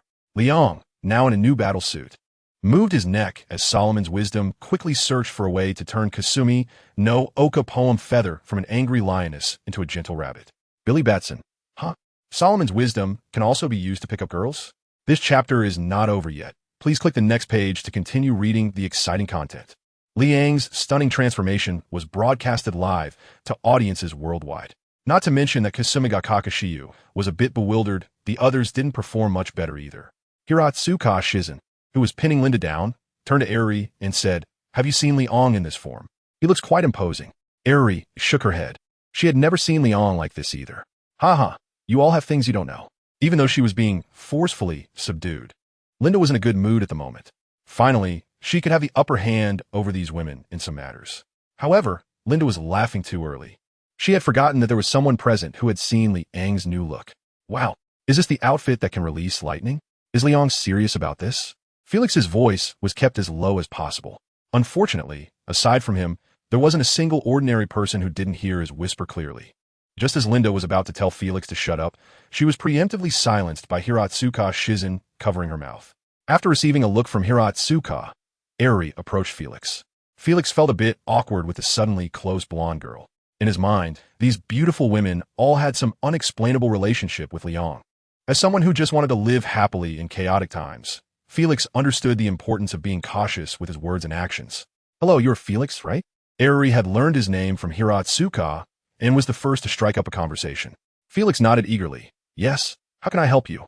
Eri got straight to the point, pointing at Liang outside the building and asking, "Can you tell me about Liang's abilities in this new form?"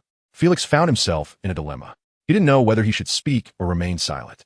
After hesitating for a long time under Linda's intense gaze, he decided to share what he knew. "Actually, I don't know much. I only understand that in this form, Liang can release lightning, has immense strength, can fly, and is invulnerable to knives and guns." After finishing, Felix smiled shyly. "That's all I know. I'm not sure about anything else." Eri politely smiled back at him. After obtaining the information she needed, she returned to Hiratsuka's side. Liang observed the conversation between the few of them during his brief respite. He wasn't angry about Felix's leak. In fact, he felt somewhat fortunate. Kasumi Gakaka Shiyu had naturally heard the conversation between Felix and Eri as well. She understood that this was the information the blonde loser had gathered for himself. Gripping the sword of the god of fire tightly, Kasumi Gakaka Shiyu's fighting spirit surged rather than diminished. She had to leave a deep impression on Liang today, making this guy, who had disappeared for 5 years, remember not to vanish mysteriously again next time. Gathering her strength, Kasumi Gakaka Shiyu stepped up to Liang. The sword of the god of fire brushed past Liang's scalp as she swung it. Liang also understood that this battle was inevitable, so he stopped dodging and instead focused on fighting back. A lightning spear formed in his hand, thrusting towards Shiyu Kisaragi's abdomen. Seeing Liang start to counterattack, Shiyu Kisaragi's lips curled slightly. She used her divine shield to block the incoming attack. With a spinning kick, she aimed at Liang's chest. Liang slightly stepped back, just out of the attack range of Sakiya Kashioko. Her long legs were just a few centimeters away from hitting him. Just as Sakiya was about to retract her long leg, Liang grabbed her ankle, a faint smile appearing on his face. His combat skills have really grown to this extent. It's quite impressive. Before he finished speaking, a strong pulling force came from his foot, and Sakiya was thrown away by Liang. Wow. Audience friends, it seems Wonder Woman is not a match for Superman. The female host exclaimed. She was not a newcomer either. She had done several live broadcasts about Wonder Woman's battles, although there were times when things were tough. It was the first time she had seen such a one-sided suppression. TSK, can't Liang be a bit gentler? It's not like he's fighting demons. Lily rolled her eyes at Liang's lack of pity for his opponent. Hiratsuka Shizuku had the opposite view. Liang's actions were already quite gentle. Otherwise, he wouldn't have thrown Sakiya to an empty area, but rather directly into the building. Their conversation did not escape Linda's ears, and she occasionally interjected. Indeed, I agree with what you old woman said. Old woman?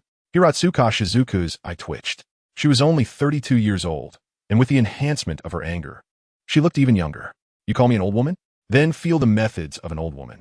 Hiratsuka Shizuku pushed her knee against Linda's back with force, causing the latter to wince in pain and dare not speak carelessly. Ding dong. The elevator door opened for the third time. Kikyo quickly walked out. The 5 years had left no signs of aging on her face. Instead, it made her more mature. Glancing at the suppressed Linda and the onlooking Felix, Kikyo asked Lily, what is going on? Is it really Liang? Lily pointed outside the building, indicating that Kikyo could see for herself. Through the shattered glass, Kikyo saw the man she had been thinking about for 5 years. Although his battle suit had turned red, that unforgettable face was unmistakable. Why is he fighting with Sakiya? Is there some misunderstanding? Kikyo frowned, unable to understand why they started fighting as soon as they met. Lily waved her hand nonchalantly and said lazily, Hey, don't you know about the big milk cow? She has been quite suppressed these 5 years, and now she just needs to vent. After spending 5 years together, the girls had a general understanding of each other. Knowing that Lily was not lying, Kikyo let out a slight sigh of relief. The situation wasn't as bad as she had imagined. After feeling a bit more at ease, Kikyo turned her attention to Felix and Linda. Felix immediately noticed the gaze of the strangely dressed woman and spoke before she could. Hello, my name is Felix. Kikyo nodded and smiled. Hello, you can call me Kikyo. After saying that, she looked at Linda, who was subdued on the ground by Hiratsuka Shizuku, her expression somewhat confused.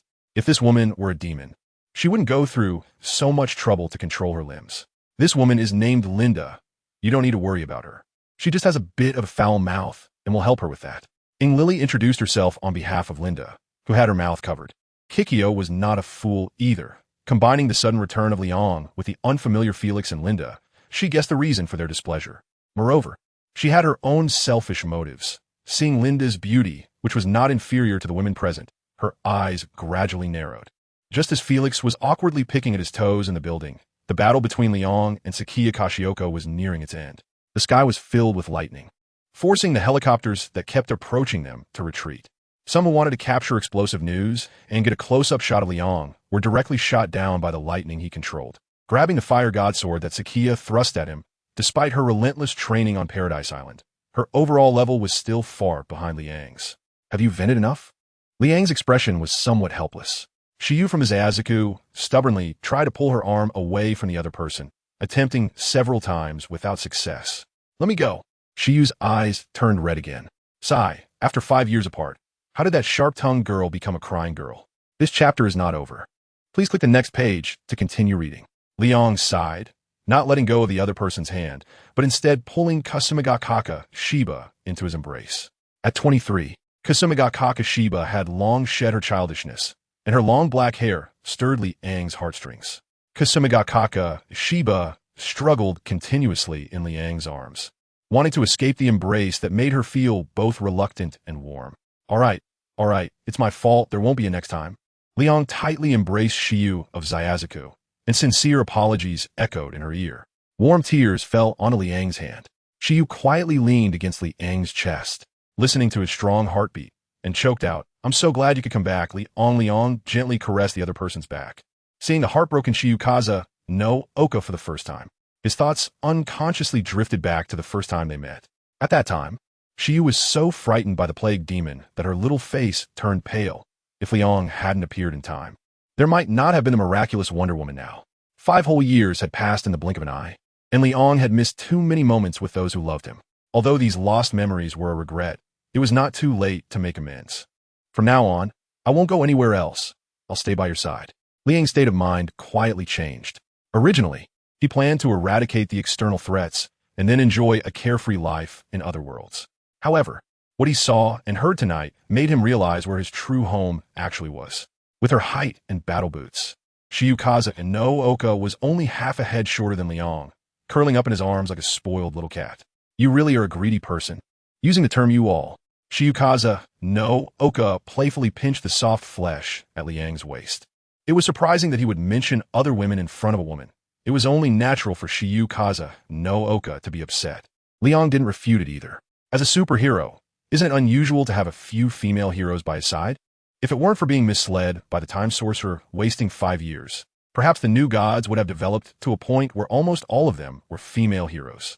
Just think about strolling around the headquarters every day, surrounded by beautiful girls.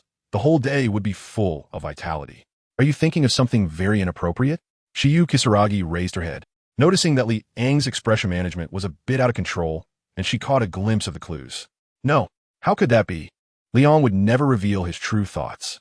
After casting a suspicious glance at Liang, Shiyu from the Hill of Sighs temporarily believed what he said. Seeing that he had managed to get through it, Liang let out a long sigh of relief. All right, it's getting late. Let's head back. Shiyukisa Liangsta touched the spot where she had kicked him and said with concern, "Does it hurt?" I didn't hold back just now. Liang was still savoring the warmth on his face and replied with a faint smile, "Don't you know what my physique is like? Of course it doesn't hurt." Kasumiga Kaka, Shia, gently patted Liang's shoulder and stepped out of his embrace. The two of them held hands and flew back to the building. The battle between Leon and Shiyu of the Zayazaku has come to an end, but the battle online has only just begun. Through live streaming, tens of millions of netizens witnessed Leon's heroism. A single thunderous strike shattered their hearts. Leon's strength has long been a mystery. Although Shiyu of the Zayazaku and others have been trying hard to promote his importance, there are not many videos or references to prove Leon's power. Claiming he can fly, Shiyu can too. Saying he can lift dozens or even hundreds of tons, Shiyu is not incapable of that either. Claiming he can shoot high-temperature beams from his eyes, Shiyu's guardian powers are no joke either. Over time, the public gradually forgot that Leon was the first superhero to appear in the world. It was his arrival that opened the curtain on superheroes. The long-active Wonder Woman slowly replaced his position in the public's mind. This was not the outcome Shiyu wanted to see. She strongly opposed this misconception, but it had no effect. Tonight, the powerful returning Leon declares to the world, "Your king has returned." Unbeknownst to him, amidst the online discussions about the power he displayed, Leon is embracing a passionate witch. "I knew you wouldn't die, Leon." Kikyo's tears slipped from the corners of her eyes, landing on Leon's shoulder. Everyone wisely chose not to disturb this warm scene. Ding dong. The elevator doors opened for the 4th time. Xiaolan and Yuanzi walked out anxiously. Xiaolan looked at Leon, waving at her, and excitedly covered her mouth, her eyes instantly turning red. Yuanzi, while patting her best friend's arm, choked up and said, "Haha, I told you Leon wouldn't be in trouble. You always worry for nothing." Hearing the commotion behind her, Kikyo reluctantly released Leon from her embrace. She knew it was time to make way. Others were waiting. Xiaolan slowly approached Leon, wanting to reach out and touch his face, but fearing it might be an illusion, she hurriedly pulled her hand back. Leon quickly grabbed Xiaolan's hand that wanted to retract and placed it on his face. "It's warm, right? Don't worry, I'm really back." Liang's actions made Xiaolan unable to hold back her tears any longer. This chapter is not over yet. Please click the next page to continue reading the exciting content. She didn't even know when she had developed feelings for Liang, but ever since she learned of his disappearance, it felt like a part of her heart was missing. Every year on the day Liang went missing, no matter how busy she was, she would take time to go to America. She would quietly wait for a miracle to happen at the cemetery where Liang was last seen. But year after year, Xiaolan's initial hope turned into numbness. She never believed that Liang had died or had fled at the last moment. Fortunately, she didn't believe it. With her head resting on Liang's shoulder, Xiaolan still felt a bit unreal. She blankly looked at Liang and said, "Am I dreaming?" Liang amusingly rubbed the other person's cheek and said with a mix of laughter and tears, "How could this be a dream? Aren't I being held in your arms right now?" Feeling the warm breath lightly blowing on her face, Xiaolan giggled. "Yeah, It's real. I'm not dreaming. Just as their distance was getting closer, an interrupting voice broke in. All right, you've held her long enough. It's my turn now. Yuanzi squeezed Xiao Lan out of Liang's embrace and quickly jumped into his arms. Ha ha ha. Let me tell you, I've always believed you were alive. No one could convince me you were dead. Yuanzi wasn't wearing her favorite headband. Instead, she let her hair fall naturally over her forehead, her eyes sparkling as she looked at Liang. Well, your belief wasn't wrong. I won't go down that easily. Liang held Yuanzi's waist tightly, not allowing her to slip away from him. Although you might be tired of hearing this phrase, I still want to say it again. Welcome home, Liang. Yuanzi closed her eyes, her soft lips pressed against Liang's. Xiaolan was dumbfounded. This was being betrayed by her best friend right in front of her. Yuanzi, get off Liang. An embarrassed and angry Xiaolan grabbed Yuanzi's arm and forcibly pulled her out of Liang's embrace. Oh, Xiaolan, what are you doing? I haven't had enough of the hug yet. Yuanzi desperately tried to break free from Xiaolan's grip, but with her small frame, she was no match for Xiaolan, who worked out every day. Liang did not stop Xiaolan's actions and smiled as he watched her stubbornly stay on the ground in the garden. Just enjoy it secretly. With so many girls liking you. Hiraizumi Shizuka had come to Liang's side at some point, her arms wrapped around his waist. Liang's smile froze on his face, and he awkwardly coughed twice, pretending to be calm as he said, "Where have I secretly been happy? Don't slander me." Ping Zhongjing shot an annoyed glance at the pretentious guy and said, "I bought a very beautiful dress for our reunion today, so if you weren't secretly happy, then forget it." Liang immediately softened. I'm a bit happy. After all, I get to see everyone again. TCH, after disappearing for 5 years. Still so slick with words. Ping Zhongjing, like Kasumigakaka Shiyu, pinched Liang's soft flesh without any guidance. Although it didn't really hurt. For the sake of looking good in clothes, Liang pretended to be in pain. Let's see how you perform.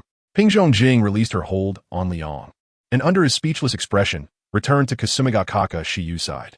Feeling somewhat frustrated, Liang shook his head. He realized he couldn't handle these women from 5 years later. The roles had even reversed. He had become the fish on the chopping board, at their mercy for teasing.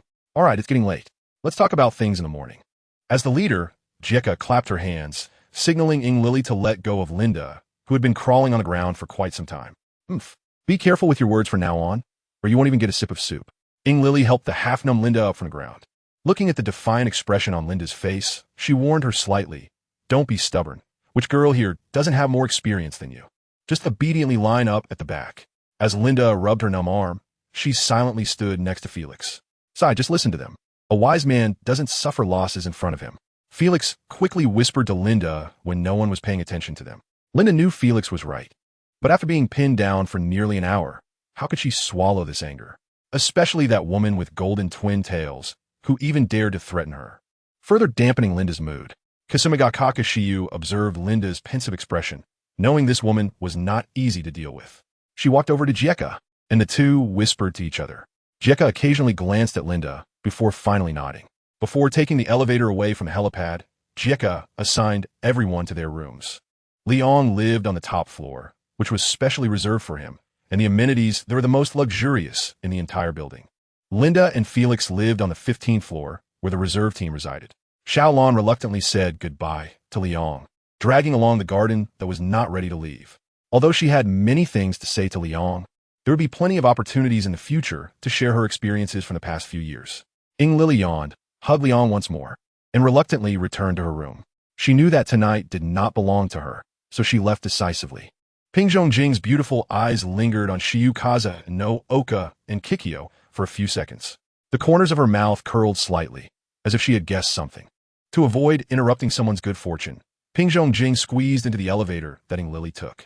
When most of the people who needed to leave had already departed, only Liang, Kikyo, and Shiyu Kaza no Oka were left on the helipad. Liang noticed that the atmosphere between the two girls wasn't quite right. To avoid getting caught in the crossfire, he quickly made an excuse and slipped away. Kasumi no Oka Shiyu and Kikyo exchanged a glance and sighed in unison. "Are you going tonight?" Kikyo asked. Shiyu thought for a moment and replied, "You go instead. You've worked hard these past few years." Kikyo didn't quite agree with her statement. "You say I've worked hard. Are you afraid now that it's time to take action?" Kikyo poked Shiyu's arm. "I've always dealt with the demons alone. Waiting a few more days is no big deal." Shiyu looked at the pretentious Kikyo and ruthlessly exposed her. "If you really didn't care, you wouldn't have put Liang's photo under your pillow." Instantly, Kikyo's face turned red. She looked like a cat whose tail had been stepped on, her fur bristling. Who told you that? It's all false. There's no way I would put Liang's photo under my pillow.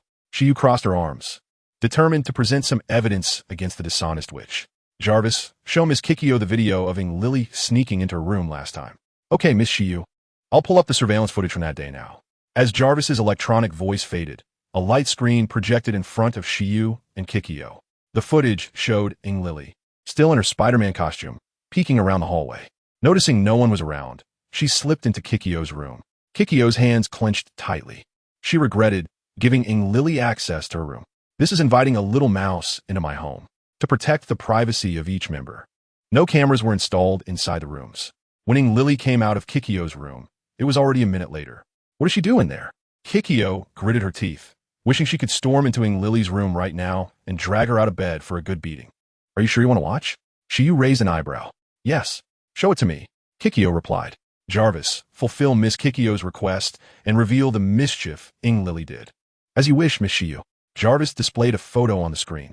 The photo showed Lily removing her mask, lying on Kikyo's bed, holding a photo of Liang. Kikyo covered her forehead, looking distressed for not recognizing the signs. So, are you still going to deny it, Kikyo? Shiyu grinned mischievously. Kikyo took a deep breath. She only wanted to know one thing. How Lily found out about the photo of Liang under her pillow. You let it slip yourself. Shiyu played another video, capturing a moment from one of their gatherings. Kikyo was sulking at the party, pouring drinks for herself. That year marked the 4th year since Liang's disappearance. You got drunk and started rambling, saying everything you should and shouldn't have. Shiyu winked at Kikyo. If I had access to your room, I would have wanted to take a group photo too. Kikyo seemed to lose her spirit, her background becoming dull as she muttered. Sure enough, drinking leads to trouble. Shiyu waved her hand, dismissing the screen, her finger pointed at her lips as she playfully said, So, Kikyo, you should go tonight. Kikyo shot Shiyu a glare, muttering, So sly. Shiyu shrugged it off. That's just how she was. Although she could be a bit devious and sharp-tongued when it came time to make a choice. Shiyu could be clear-headed, stretching her body. Her graceful curves were fully revealed. Shiyu said goodnight to Kikyo and stepped into the elevator. Just as the elevator doors closed, Shiyu suddenly felt weak. Her earlier bravado was just a facade. Who wouldn't want to occupy the embrace of the man they longed for day and night? Am I being foolish? Shiyu leaned against the elevator wall, staring blankly at the changing floor numbers. After Shiyu left, Kikyo didn't immediately head to Liang's room. She stood there for a while before taking the elevator back to her own room. Kikyo rummaged through her belongings and found a priestess outfit she had never worn before, clearly more exquisite than her other clothes. Thank you for your kindness, Shiyu. Kikyo sat in front of the mirror, applying makeup to her face. Shiyu's little tricks couldn't escape Kikyo's eyes. However, when it came to that man, even if she wanted to refuse, the words would stick in her throat.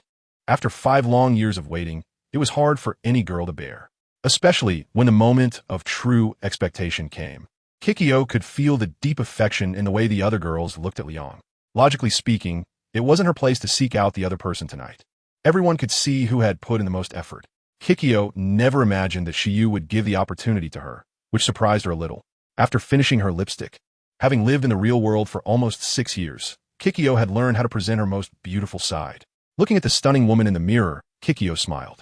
It's time to find that man. I've missed 5 years. I can't let this opportunity slip away again. Liang, wandering around his spacious room, heard the elevator arrive. His heart involuntarily raced. It felt like a signal, notifying him to get ready. Stepping out of the elevator in her wooden sandals, Kikyo looked elegant in her pure white priestess outfit, resembling a fairy that had fallen from the heavens. Every smile and frown captivated Liang. Do you like it? I specially picked this style, Kikyo said as she walked gracefully to Liang's side, her delicate hand brushing against his cheek. I don't know when I started to like you, but I don't regret it. I hope to be by your side for the rest of my life. The warm words flowed from her cherry lips, and such a simple phrase seemed to exhaust all of Kikyo's strength. Wrapping his arms around her waist, Liang responded, Thank you for your affection. I like you too, Kikyo. Their lips drew closer, finally meeting. Tears fell from Kikyo's eyes, tasting the sweetness of happiness. The pure white priestess outfit fell onto the mirror-like floor as Liang held Kikyo's body and slowly walked into the bedroom. The next day, Liang sat in the cafeteria of the building, supporting himself with his hands. A silly smile occasionally appeared on his face, completely unlike the superhero from the night before. Wow, you look so ridiculous when you smile. Lily sat down beside Leon with a glass of milk, pretending to be nonchalant as she asked, I sent Big Milk Cow's figure quite nice? She is quite the people's sweetheart. Leon glanced at the sour golden twin tails, took a bite of bacon, and mumbled, It's not Kasamiga Kaka, it's Kikyo. Lily raised her eyebrows. This was somewhat different from what she had expected. So it was Kikyo who accompanied you last night, huh? Kasamiga Kaka Shiyu is really generous. Hiratsuka Shizen also came over with a plate and sat down beside Leon, teasingly saying, Kikyo's figure is no less than Kasamiga Kaka Shiyu's, you know? I was really surprised when I took a shower with her. Little master, there's more to this chapter. Please click the next page to continue reading. It gets even more exciting. Leon recalled the enchanting moment from last night and nodded. Lily's expression turned a bit displeased. Among all the girls who liked Leon, her figure was the least impressive. She was even teased by Shiyukaza no Oka, who said that even students in middle school were better than her. How frustrating. I've been drinking papaya milk every day, yet there's no sign of improvement. Lily sulkily took a big sip of her special milk, her cheeks puffed up, looking incredibly cute. There's a press conference today, scheduled for 10 in the morning. And you need to attend, said Hiratsuka Shizen while eating breakfast. A press conference? Leon frowned slightly. After the retreat last night, he had Jarvis pull up all the major events that occurred during his 5-year absence. After quickly browsing through the relevant content, Leon couldn't help but admire the decisions made by Shiyu, Kisaragi, and others. They actually managed to legalize superheroes. Moreover, they were training elite combatants, sending any not too powerful evil beings to that group of reserve members to practice on. All right, I got it. I'm going to change my clothes now. Leon finished the last bite of his breakfast and got up to leave the cafeteria. After watching him disappear around the corner, Lily adjusted her seat and moved next to Hishizuka Shizuka, who was eating quietly. It's hard to imagine that Big Milk Cow would willingly give up a once-in-a-lifetime opportunity. That doesn't align with my perception of her. Lily's face was full of gossip. At first, Shizuka ignored her, but when Lily kept chattering, she finally replied out of impatience. Kikyu has it tough too. Sometimes she is even more exhausted than Kaori Shiyu, who stands in the spotlight. Lily pondered for a moment, tapping her finger on her face. Taking advantage of her deep thoughts, Shizuka quickly finished her breakfast and hurriedly left the cafeteria. It wasn't that she didn't want to talk to Lily, but she had a premonition that something bad was about to happen to her. Time quickly passed to 9:30 a.m. Dressed in a suit, Leon stood in front of Kikyu, who kindly adjusted his slightly crooked tie. I must say, it's the first time I've seen you in formal wear, and it looks pretty good, she said, smoothing out the wrinkles in his suit like a newlywed wife. I don't really like wearing suits. They can be a bit constricting around the neck, Leon admitted. Gently patting his shoulder, Kikyu scolded playfully, be a bit more serious. Today is your first appearance after disappearing, so you can't be careless.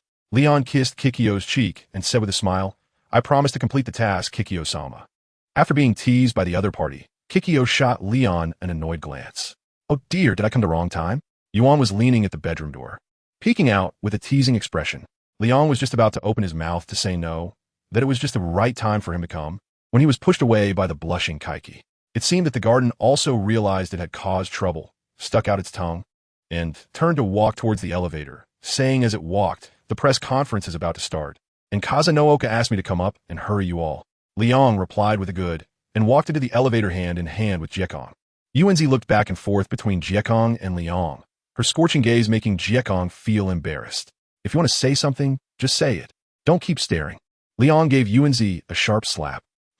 Still the familiar feeling. Yuanzi covered her head in pain, glaring at Leon with tearful eyes, like a little dog being bullied. But Leon was completely unfazed, his expression calm. Seeing that her tactic of playing the victim had failed, the tears Yuanzi had been brewing disappeared in an instant, and a smile returned to her face. I just want to know if tonight's time is still reserved for Sister Kikyo. As soon as Yuanzi said this, Kikyo, who was blushing like an apple, grabbed her arm and skillfully directed her hands to the soft flesh on her body. Leon wisely chose not to answer the question. He didn't mind spending more time with Kaiki, but given the situation from last night, it was still too early to draw any conclusions. Ding dong. The elevator reached the designated floor. Before leaving the elevator, Kaiki and YKO tidied up their slightly disheveled clothes from their earlier playfulness. Leon was not in a hurry to go out, patiently waiting for them to make him look polished again. Are you ready? Leon asked. Kaiki and Sonoko nodded. The three of them walked out of the elevator together. Waiting for them was Himazaki Shizuku, now dressed in her Iron Fist battlesuit. The black and yellow tight-fitting suit showcased Himazaki's curvaceous figure perfectly. Follow me, the press conference is on the other side. Himazaki examined Leon's outfit carefully and said with satisfaction, "Formal wear suits you quite well. You should consider wearing it more often." Leon raised his hand, replied, "Spare me. I still prefer more casual attire." Hiratsuka Shizuku shrugged. She just minded it, not necessarily seeking the other's approval. The four of them chatted while walking, showing no signs of tension. They had experienced this type of press conference too many times, and had long since become accustomed to it. Leon didn't take it to heart at all. If it weren't for the sake of Kasumigakaka Shiyu and others, he wouldn't have participated in any press conference. Click, click. As soon as he walked into the press conference venue, countless cameras pointed at Leon, and the sound of cameras was incessant. The flashes and the noise rose and fell in his ears. He didn't deliberately put on a cold face, but he didn't smile either, just maintaining a calm demeanor. Sitting beside Kasumigakaka Shiyu, who had arrived earlier, she glanced at Li Ang's expression and joked softly, "You look so spirited. It seems you had a wonderful night last night." Liang's Moutwisha. After not seeing each other for 5 years, these girls had become increasingly skilled at teasing. Seeing Liang remain indifferent, Shiyu Kagaya lost interest in teasing him and turned to serious matters. When it officially starts later, just smile the whole time. If there are unreasonable questions, I'll handle them. Liang responded with a perfunctory, twice. Xiajiqiu Shiyu wanted to say something more, but was poked in the arm by Ing Lily beside her. "It starts in 1 minute. Are you ready?" Ing Lily said, and then winked at Liang, who was looking over. Liang naturally believes in reciprocity. The interaction between the two was captured by the reporters in the audience. As the clock struck 10, the press conference officially began. The protagonist sat quietly in her seat, a faint smile on her face. However, upon closer inspection of her smile, one would realize it was merely a businesslike fake smile. Kasumigakaka Shiyu gracefully accepted questions from the reporters. Her responses were so formulaic that they were beyond critique. "Ms. Kasumigakaka, I am a reporter for the Johnny's Daily. May I ask about your relationship with Liang?" asked a middle-aged man with greasy hair and excessive weight. Liang's eyes narrowed slightly, and the upward curving corners of his mouth were slowly returning to a straight line. Kasumigakaka Shiyu had long anticipated that someone would pose such a question. She replied, "Mr. Liang and I are comrades fighting side by side. Without him, there would be no Wonder Woman that you all know. The reason for building this Liang Tower is to commemorate Mr. Liang's remarkable contributions to saving the world." This response was very formulaic and clearly did not meet the expectations of the journalist who asked the question. He immediately followed up with, "There are rumors that the female superheroes living in the tower are all Mr. Liang's concubines. Do you agree with this statement?" At this point, not only was Kasumigakaka Shiyu stunned, but the other girls attending the press conference were also taken aback. If this question was answered poorly, it could tarnish the public's impression of Liang. Kasumigakaka Shiyu's mind raced as she thought quickly. Just as she was about to speak, Liang took away the microphone that was in front of her. "Ahem, this journalist's question is quite sharp." Liang's eyes were almost squinting into a slit, and the smile on his face had completely disappeared. The greasy, overweight reporter was still unaware that he was about to bear the brunt of Liang's fury, feeling quite pleased with himself for having coaxed the main subject into speaking. If the other party didn't respond well to his question, this episode's hot topic will be scooped up by the Genis Daily. The other reporters, seeing the fat guy seize the opportunity, were filled with regret. Last night's battle was witnessed by the whole world. Such a super big shot naturally attracted attention. If they could dig up some juicy gossip, it was easy to imagine how generous this month's bonuses would be. "I'm just stating the facts, not making things up." The greasy, overweight reporter pushed up his glasses on his nose, eagerly anticipating Liang's next statement. Liang stood up, glanced around at the reporters watching him, and, "First of all, I want to clarify that those are not rumors, but they're also not my forbidden fruit." As soon as these words were spoken, the entire venue was in an uproar. The expressions of the girls varied, but they all shared a common feature. Their cheeks were slightly flushed. Kasumigakaka Shiyu covered her forehead, knowing that the other party wouldn't let her off easily. But, not a rumor? Kasumigakaka Shiyu secretly glanced at Liang, feeling quite pleased. The greasy, overweight reporter was even more excited, trembling all over, and loudly asked, "Mr. Liang, your statement is contradictory, since you've already admitted." Whoosh! A beam of heat shot from Liang's eyes. The greasy, overweight reporter's right ear became a bloody mess. The sudden turn of events left everyone present stunned. "Just ask your questions properly. Don't ask me strange things and don't try to play tricks in front of me. I can hear you." Liang slowly flew down from the stage to stand in front of the greasy, overweight journalist. The already composed Shiyu Kazaki stopped the impulsive Airi Shirai from rushing down. She had absolute trust in Liang. He would never harm ordinary people without reason. Holding his blood-soaked ear, Kondo Temple looked at the polished leather shoes in front of him, nervously retreating. No one along the way dared to help the injured fat man, all of them avoiding him. Want to escape? Do you think you can get away? Liang shot a heat ray towards Kondo Temple again, piercing through the opponent's left knee. The press conference site, once filled with the sounds of cameras and discussions, was now only filled with screams. Kondo Temple crawled on the ground, not daring to look back at Liang even once. Creak! Liang stepped on Kondo Temple's palm, and before he had exerted much force, the bones in the opponent's hand shattered into pieces. Don't scream, otherwise I'll kill you immediately. Liang's deep voice drifted into Kondo Temple's left ear. The voice that was almost about to emerge from his throat was being suppressed with great effort. The greasy, fat reporter didn't dare to speak, only able to look at Liang with a pitiful gaze. Tell me, who is behind you? Liang looked down at Kondo Temple, ignoring the other party's signals for mercy. Seeing that Liang was determined not to let him go, Kondo Temple simply steeled himself, closed his eyes, gritted his teeth, and said nothing. Liang looked humorously at the fat man, waiting for death. Did the other party really think that using such clumsy means could help him escape punishment? Even if he didn't want to speak, Liang had plenty of ways to make Kondo Temple open its mouth. Kasumi no Oka, I'll leave this to you. I'm going out for a bit. The lingering sound of Liang was still floating at the press conference, but he had already disappeared. A gray van parked by the roadside, still idling, was suddenly knocked on the window. The driver, drenched in sweat, glanced outside and was instantly scared enough to wet his pants. Liang stood outside the car door with a friendly smile, waving at the other person. You idiot! Why aren't you driving yet? Sitting in the passenger seat was a bald man, with half of a tattoo visible on his neck. After realizing that it was the superhero who had topped the trending searches last night knocking on the car window, he immediately yelled at the driver. Hurry up. If we don't leave soon, we're done for. In fact, even if you leave now, you're still done for. Liang tore off the car door with his bare hands and dragged the driver out of the driver's seat. Noticing the smell of urine coming from the driver, Liang disdainfully threw him in the middle of the road. The onlookers recognized Liang's identity and pulled out their phones to take pictures of his sharply defined profile. Don't come over. I have a gun. The bald man saw Liang reaching towards him and quickly opened the car door, scrambling out. A homemade pistol was gripped in the bald man's hand, shaking as he aimed it at Liang, seeing that a gun had been drawn. The onlookers quickly distanced themselves from the scene, fearing they might be caught in the crossfire. Liang casually sent the gray van flying several meters away, turning it into a pile of scrap metal. He leisurely walked towards the bald man. I told you not to come over. The bald man warned Liang repeatedly, but the latter just wouldn't listen.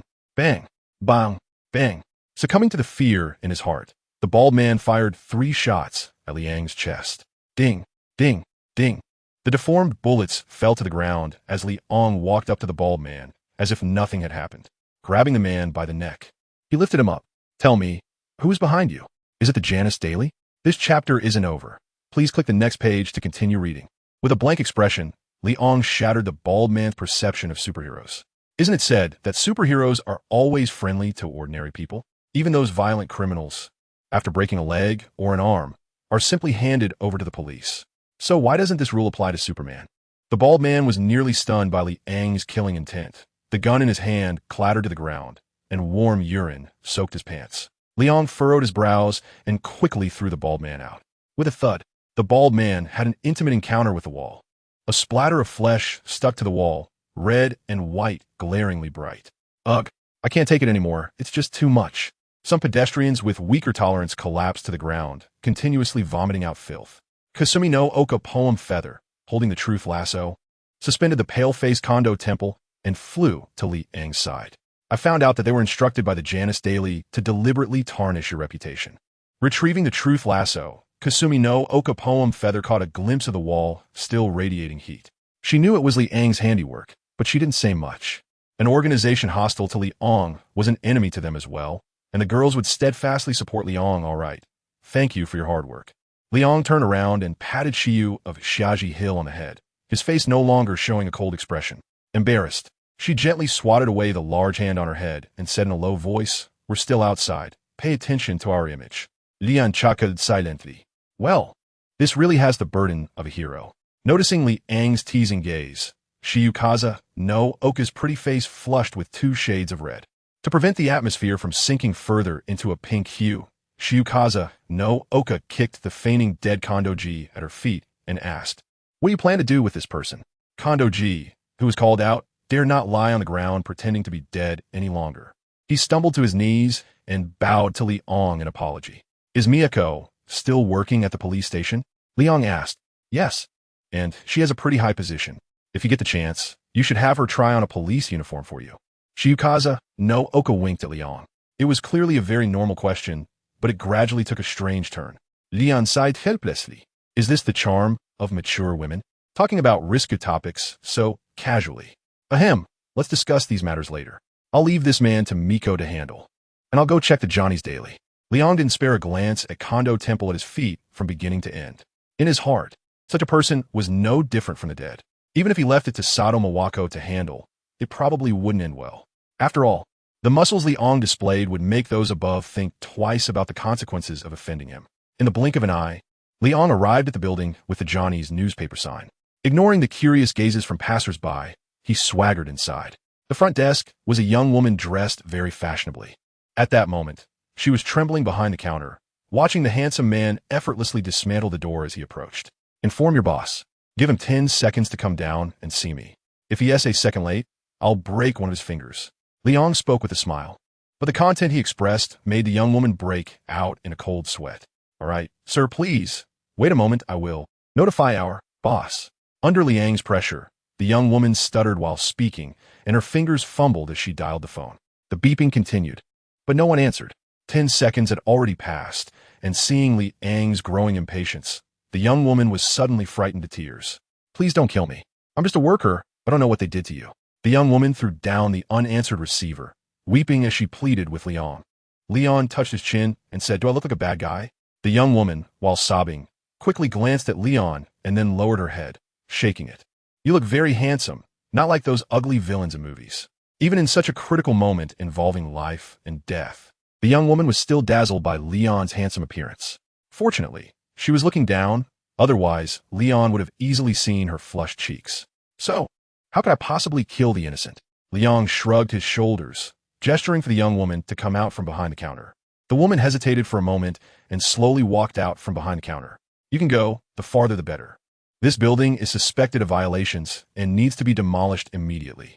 Liang finished speaking and stepped into the elevator without looking back. He raised his head to take a look. On the top floor, a middle-aged woman was quietly sitting in a chair, seemingly wanting to say something to him. The young woman stared at the closing elevator doors, feeling a surreal sense of survival after a catastrophe. Remembering what Liang had said, the woman quickly packed her things and ran out of the building. Ding-dong, the familiar sound of the elevator in an unfamiliar environment. Liang seemed to be strolling through his own backyard, inspecting the arrangement on the top floor. Ignoring the black-clad men aiming guns at him as if they were air, Liang walked to the middle-aged woman's desk and bluntly asked, "Why are you trying to tarnish my reputation? Have I offended you?" Yoshikawa Yoko Li a lady cigarette. But before she could bring it to her lips, it was burned up by Li Ang's heat ray. "I'm asking you a question. Why are you pretending to be so profound with me?" Li Ang's eyes glowed red as he issued his final ultimatum, giving you 5 seconds to explain, or else he would destroy this place. This was the first time Yoko Yoshikawa encountered someone who didn't play by the rules. She straightened up and said to Liang, "Don't you think the influence of superheroes is too great?" Once the Superhero Act was announced, it directly elevated them to the very top of the pyramid. Is this fair to those who work hard? The red light faded, and Liang looked at Yoko Yoshikawa strangely. He knew that even though people like Kisamiga Kakashiyu had become part of that elite group, they didn't wield the power that came with it. Everyone lived their lives in an orderly manner, only stepping up in critical moments, while otherwise going about their business. Moreover, the announcement of this act, rather than elevating people like Kisamiga Kakashiyu, effectively locked them in at the front lines against evil. It even caused various inconveniences in daily life. Going out for shopping required disguises to avoid being recognized by obsessed fans. I seriously doubt there's something wrong with your brain. Otherwise, you wouldn't say such illogical things. Liang squinted his eyes, his hands resting on the edge of the desk, trying to put the breakthrough point on me.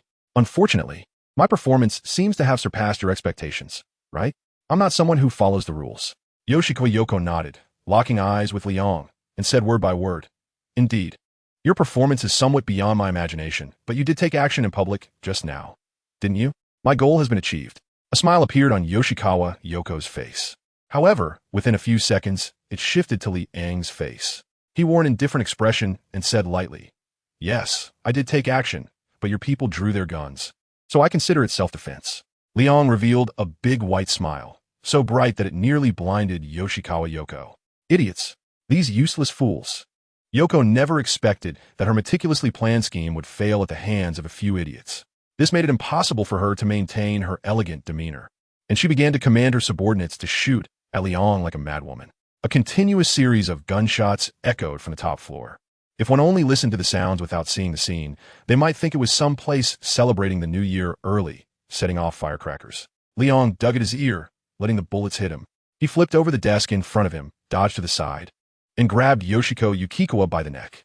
"Little master, there's more in this chapter. Please click the next page to continue reading. It gets even more exciting. You don't really think your plan is perfect, do you? Even without my appearance, your scheme wouldn't have succeeded." Liang displayed the posture of a victor, arrogantly proclaiming the words of a winner. "I might as well tell you one thing before you die. I don't care about the destruction of this world. I only care about myself." When Yoshikawa Yoko heard Liang's whispered words in her ear, her eyes widened in shock. She struggled to make a sound from her throat, but Liang gave her no chance. The men in black, already red-eyed, could not stop their fingers from pulling the trigger. They knew that if they ran out of bullets, what awaited them would be a one-sided massacre with no resistance. Blocking Yoshikawa Yoko, who had a face full of unwillingness. The sound of bullets hitting flesh echoed in Liang's ears. This scheming old aunt had ultimately died at the hands of her own people. After discarding the cold Yoshikawa Yoko, a red glow gathered in Liang's eyes. It was time for him to strike back.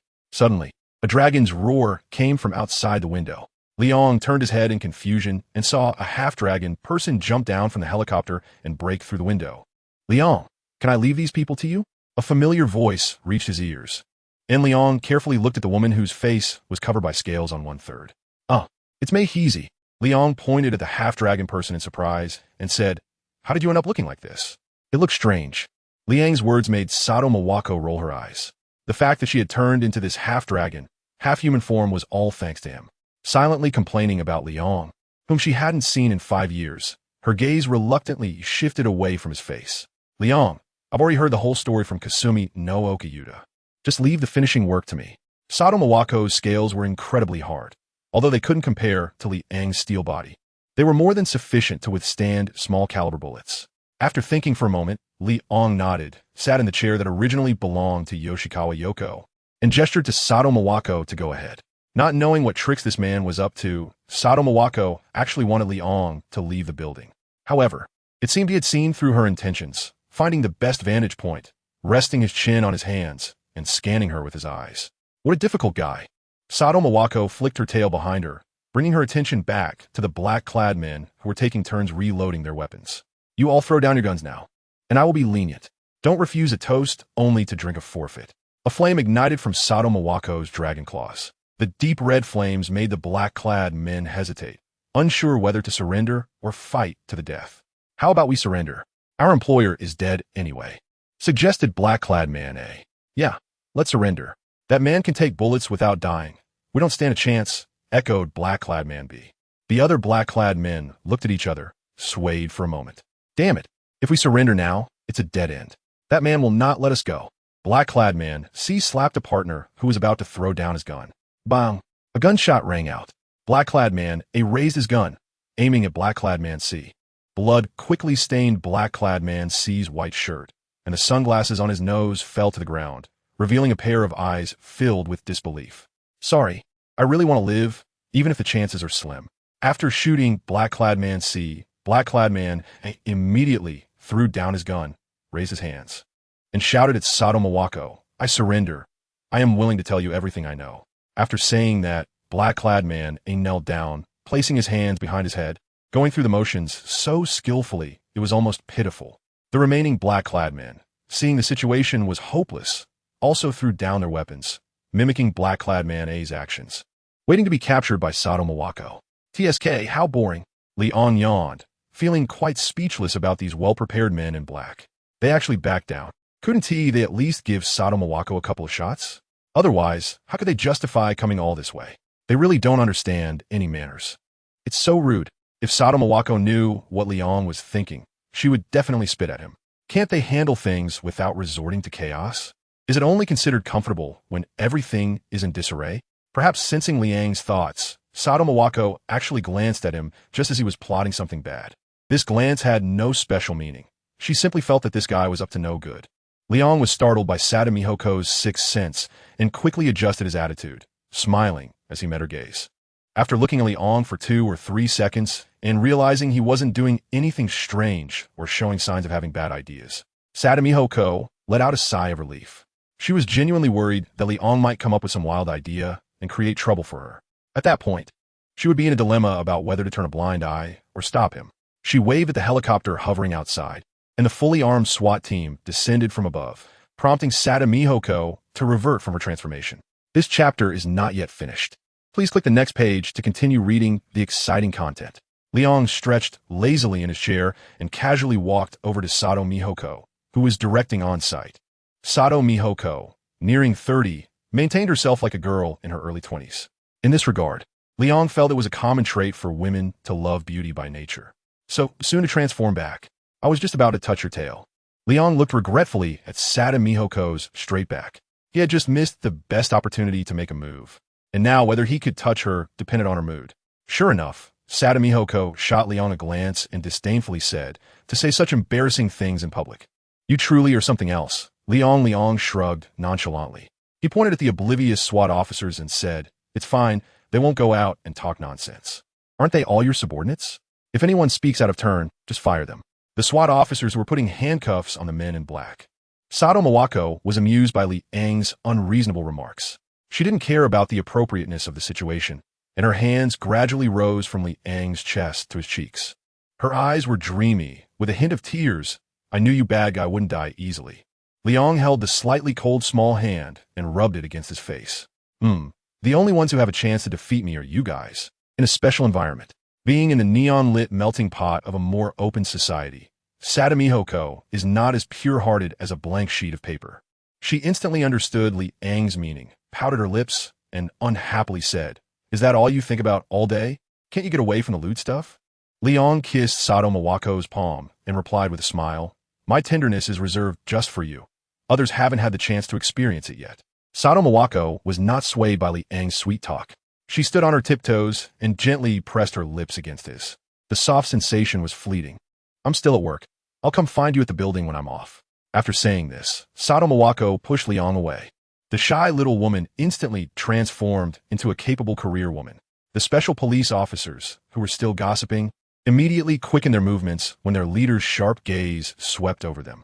Liang smacked his lips, still savoring the fleeting beauty of that moment just a second ago. Knowing when to stop has always been a good habit he adhered to. After all, there's plenty of time ahead, so there is no need to rush. It's just that. Liang leaned closer to Sato Mawako's ear and whispered, "You better hurry. This building is going to collapse in less than 2 minutes." Sato Mawako widened her eyes and turned to Liang, her expression questioning what he meant by that. "Literally, there's still 1 minute and 30 seconds left. You better move quickly. I'm leaving first." Liang patted Sato Mawako's head. Under her gritted teeth gaze, he flew out through the broken glass and disappeared in the blink of an eye. "That damn guy, always leaving me with a mess to clean up."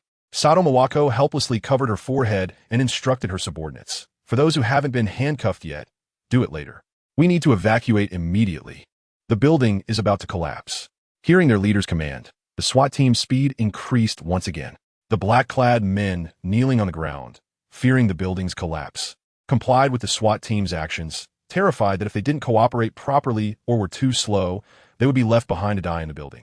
While Sato Mawako was overwhelmed with urgency, the creator of the incident had already returned to the skyscraper. As soon as Liang landed, Lily ran over to him, circling around him twice and sniffing the scent on him with her nose. There was an unpleasant perfume smell, but it didn't smell cheap. "Did you meet the boss of Johnny's Daily?" Lily asked Liang, nodding his head. Liang ruffled Lily's little head a couple of times. The feel was just right. "Hey, don't mess with my hair," Lily exclaimed angrily, swatting away the big hand that was causing chaos on her head. Her little face puffed up, turning into a small bun. Liang playfully pinched Lily's cheek, causing the little bun to deflate immediately. What mischievous guy, only knowing how to deal with people in this way. Ying Lili didn't resist the mischievous fingers on her face, her toes drawing circles on the ground. And her ears felt a bit hot. In fact, at this moment, the reporters hadn't left yet. They also witnessed the interaction between Li Ong and Ying Lili. However, with the precedent set by Kondo Temple, no one dared to take photos or ask questions casually. They could only awkwardly stand in place, staring at each other. Kasumiga Kaka Shiyu, seeing Ying Lili and Li Ong having fun together, somewhat regretted letting the other go out to greet Li Ong. Wasn't this like a sheep entering a tiger's den? Reluctantly, she had to step in herself. After all, the press conference wasn't over yet. Ahem, Li Ong, come in quickly. There are still some follow-up segments to the press conference. Upon hearing Kasumiga Kaka Shiyu calling him, Li Ong picked up the unprepared Ying Lili and, amidst her exclamations, flew back to the press conference venue. When Li Ong landed on the stage, Ying Lili shyly emerged from his embrace. Leon sat in his own seat as if nothing was wrong, directing his gaze towards Poem of the Hills, Kasumi, ignoring Shizuka Hiratsuka and Kikyu, who were teasing Eriri. Kasumi said to Leon, "Here, essay script, just read it as it is." Leon took the speech script handed to him by Shiyu Kazaki. The dense text made his head ache. "Do I have to read it all?" Leon asked. "Yes, you must read it all." Shiyu Kazaki's attitude was firm, leaving no room for negotiation. After scratching his head, Leon knew that Shiyu Kazaki could be quite uncompromising on certain matters. Moreover, this press conference was specially organized for him. There had already been some minor incidents before, and if anything went wrong now, it would be unfair to the other party's intentions. Taking the microphone, Leon earnestly read the content of the script. The reporters in the audience remembered their identities and began to snap photos of Leon with their cameras. Occasionally, during Li Ang's pauses, reporters raised their hands to ask questions.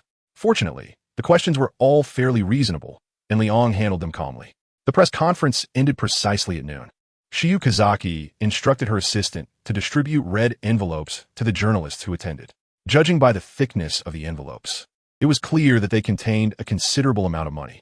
Leon didn't care about the amount of money. His gaze lingered on the assistant of Kasumiga Kaka Shiyu for a moment.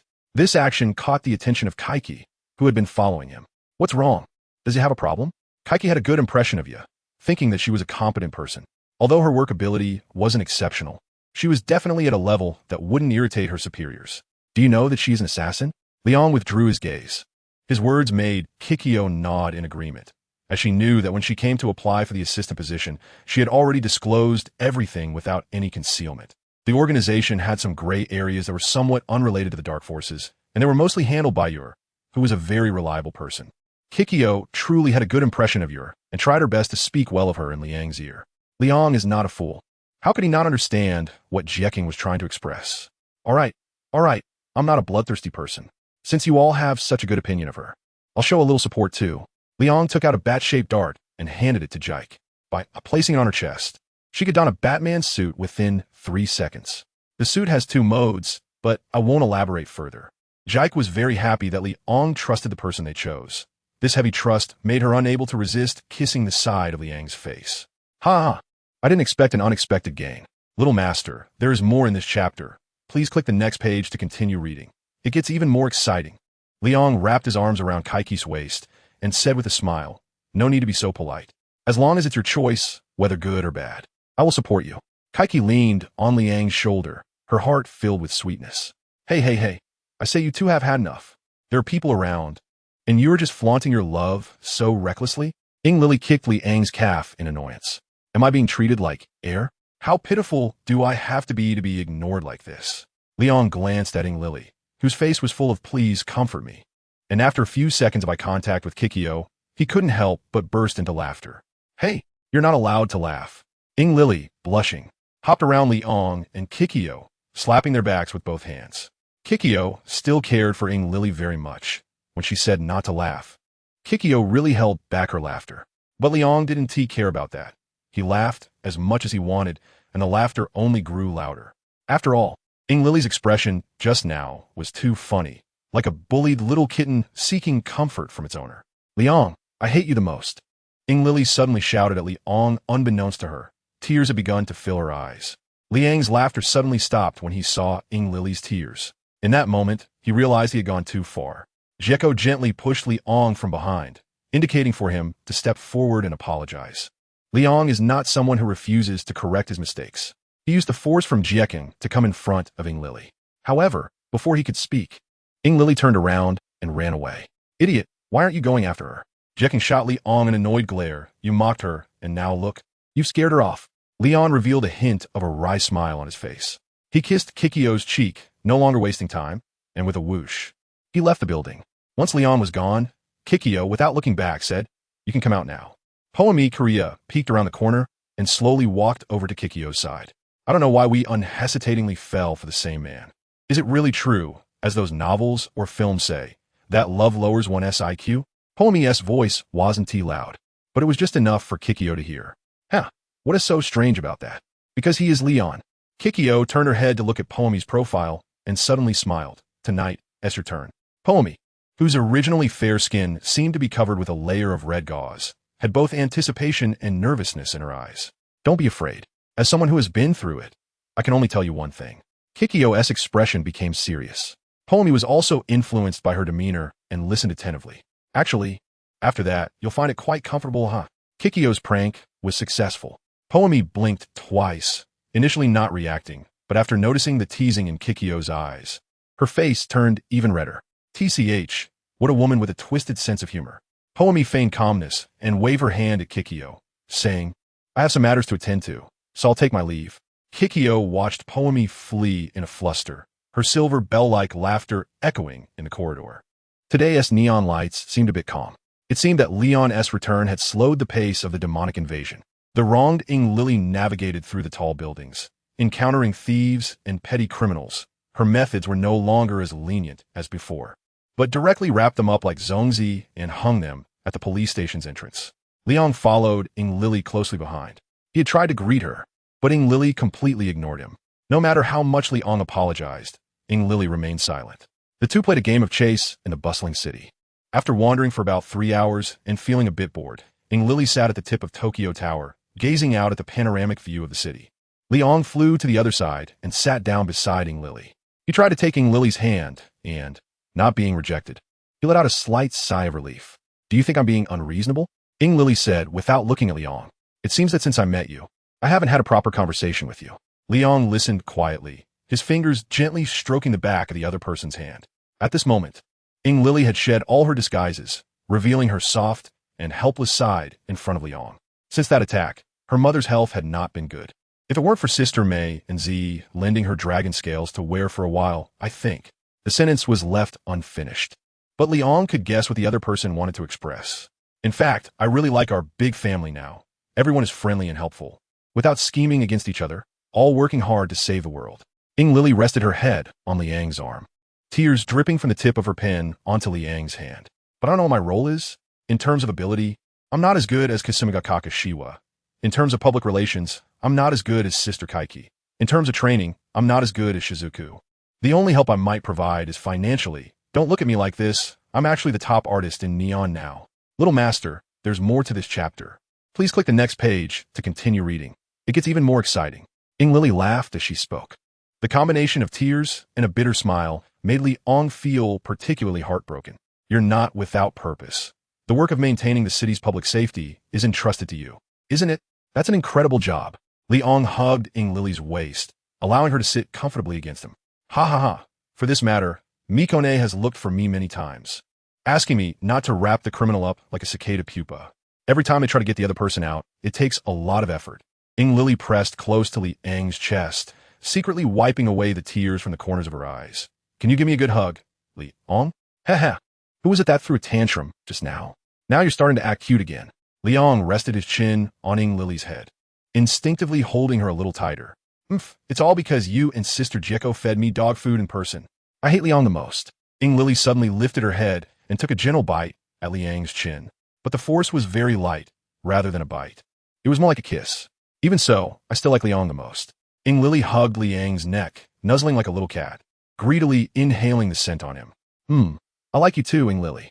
At this moment, time belonged to two lovers expressing their affection for each other. After staying in Liang's embrace for quite a while, the sun in the sky couldn't help but set in the west, and only then did Ing Lily reluctantly leave. Let's go back, or else Big Milk Cow will think I've kidnapped you. Ing Lily took the initiative to hold Liang's hand, playfully saying, "Take me back. My hands are so tired, I can't swing the spider silk anymore." Liang didn't expose such a flimsy lie. He scooped Ing Lily up in a princess carry, and with his feet leaving Tokyo Tower, he flew towards the skyscraper. Although he was flying slowly, they still arrived at the rooftop helipad after about an hour. Gently getting down from Liang's arms, Ing Lily beckoned him with her finger. Liang bent down in confusion, his moist lips pressed against his face. "This is a reward for you, driver Liang." After kissing Liang, Ing Lily quickly pulled away, standing with her back to her hands, playfully in front of him, and happily said, "These few hours have been the happiest moments of the past 5 years for me." Touching the lingering warmth on his face, Liang smiled and reassured her. "Don't worry, there will be plenty more days like this in the future." Hearing his earnest promise, Ing Lily's smile became even brighter. "I won't bother you tonight, otherwise someone will have something to say."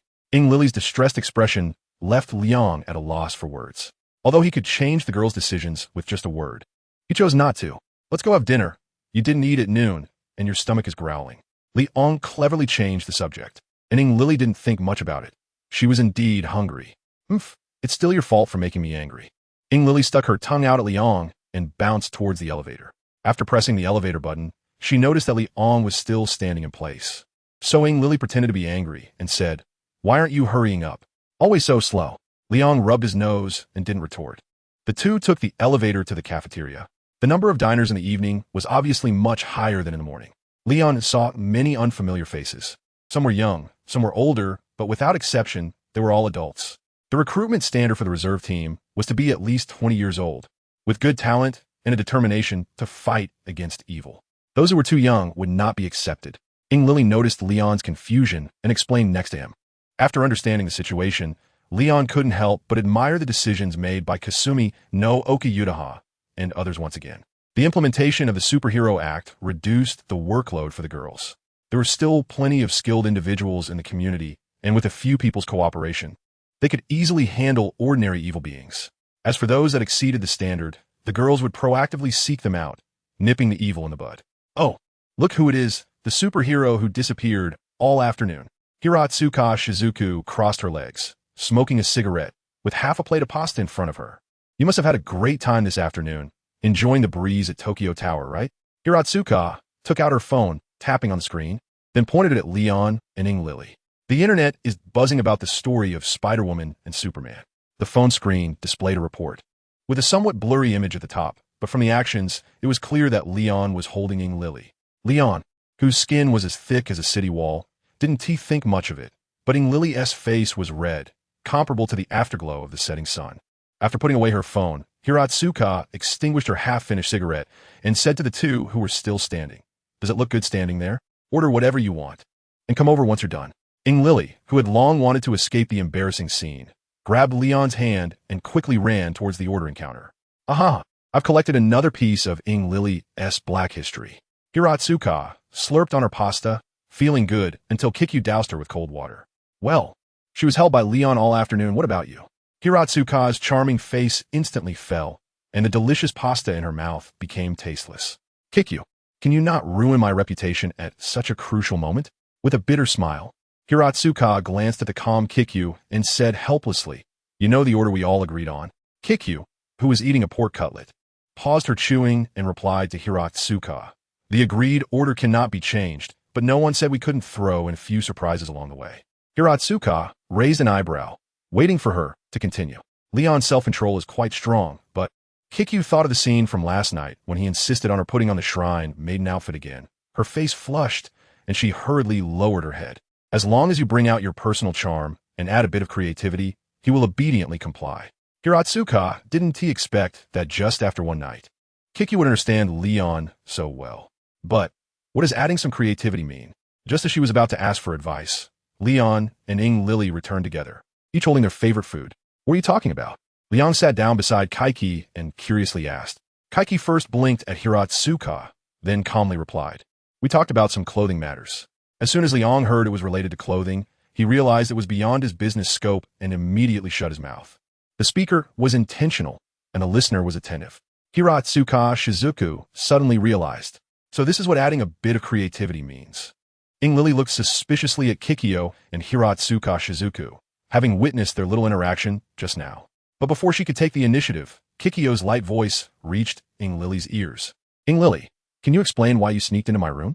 Ing Lily's eating motion froze. Sweat began to bead on her forehead, and she forced a smile, saying, Sister Kikyo, what are you talking about? How could I possibly sneak into your room?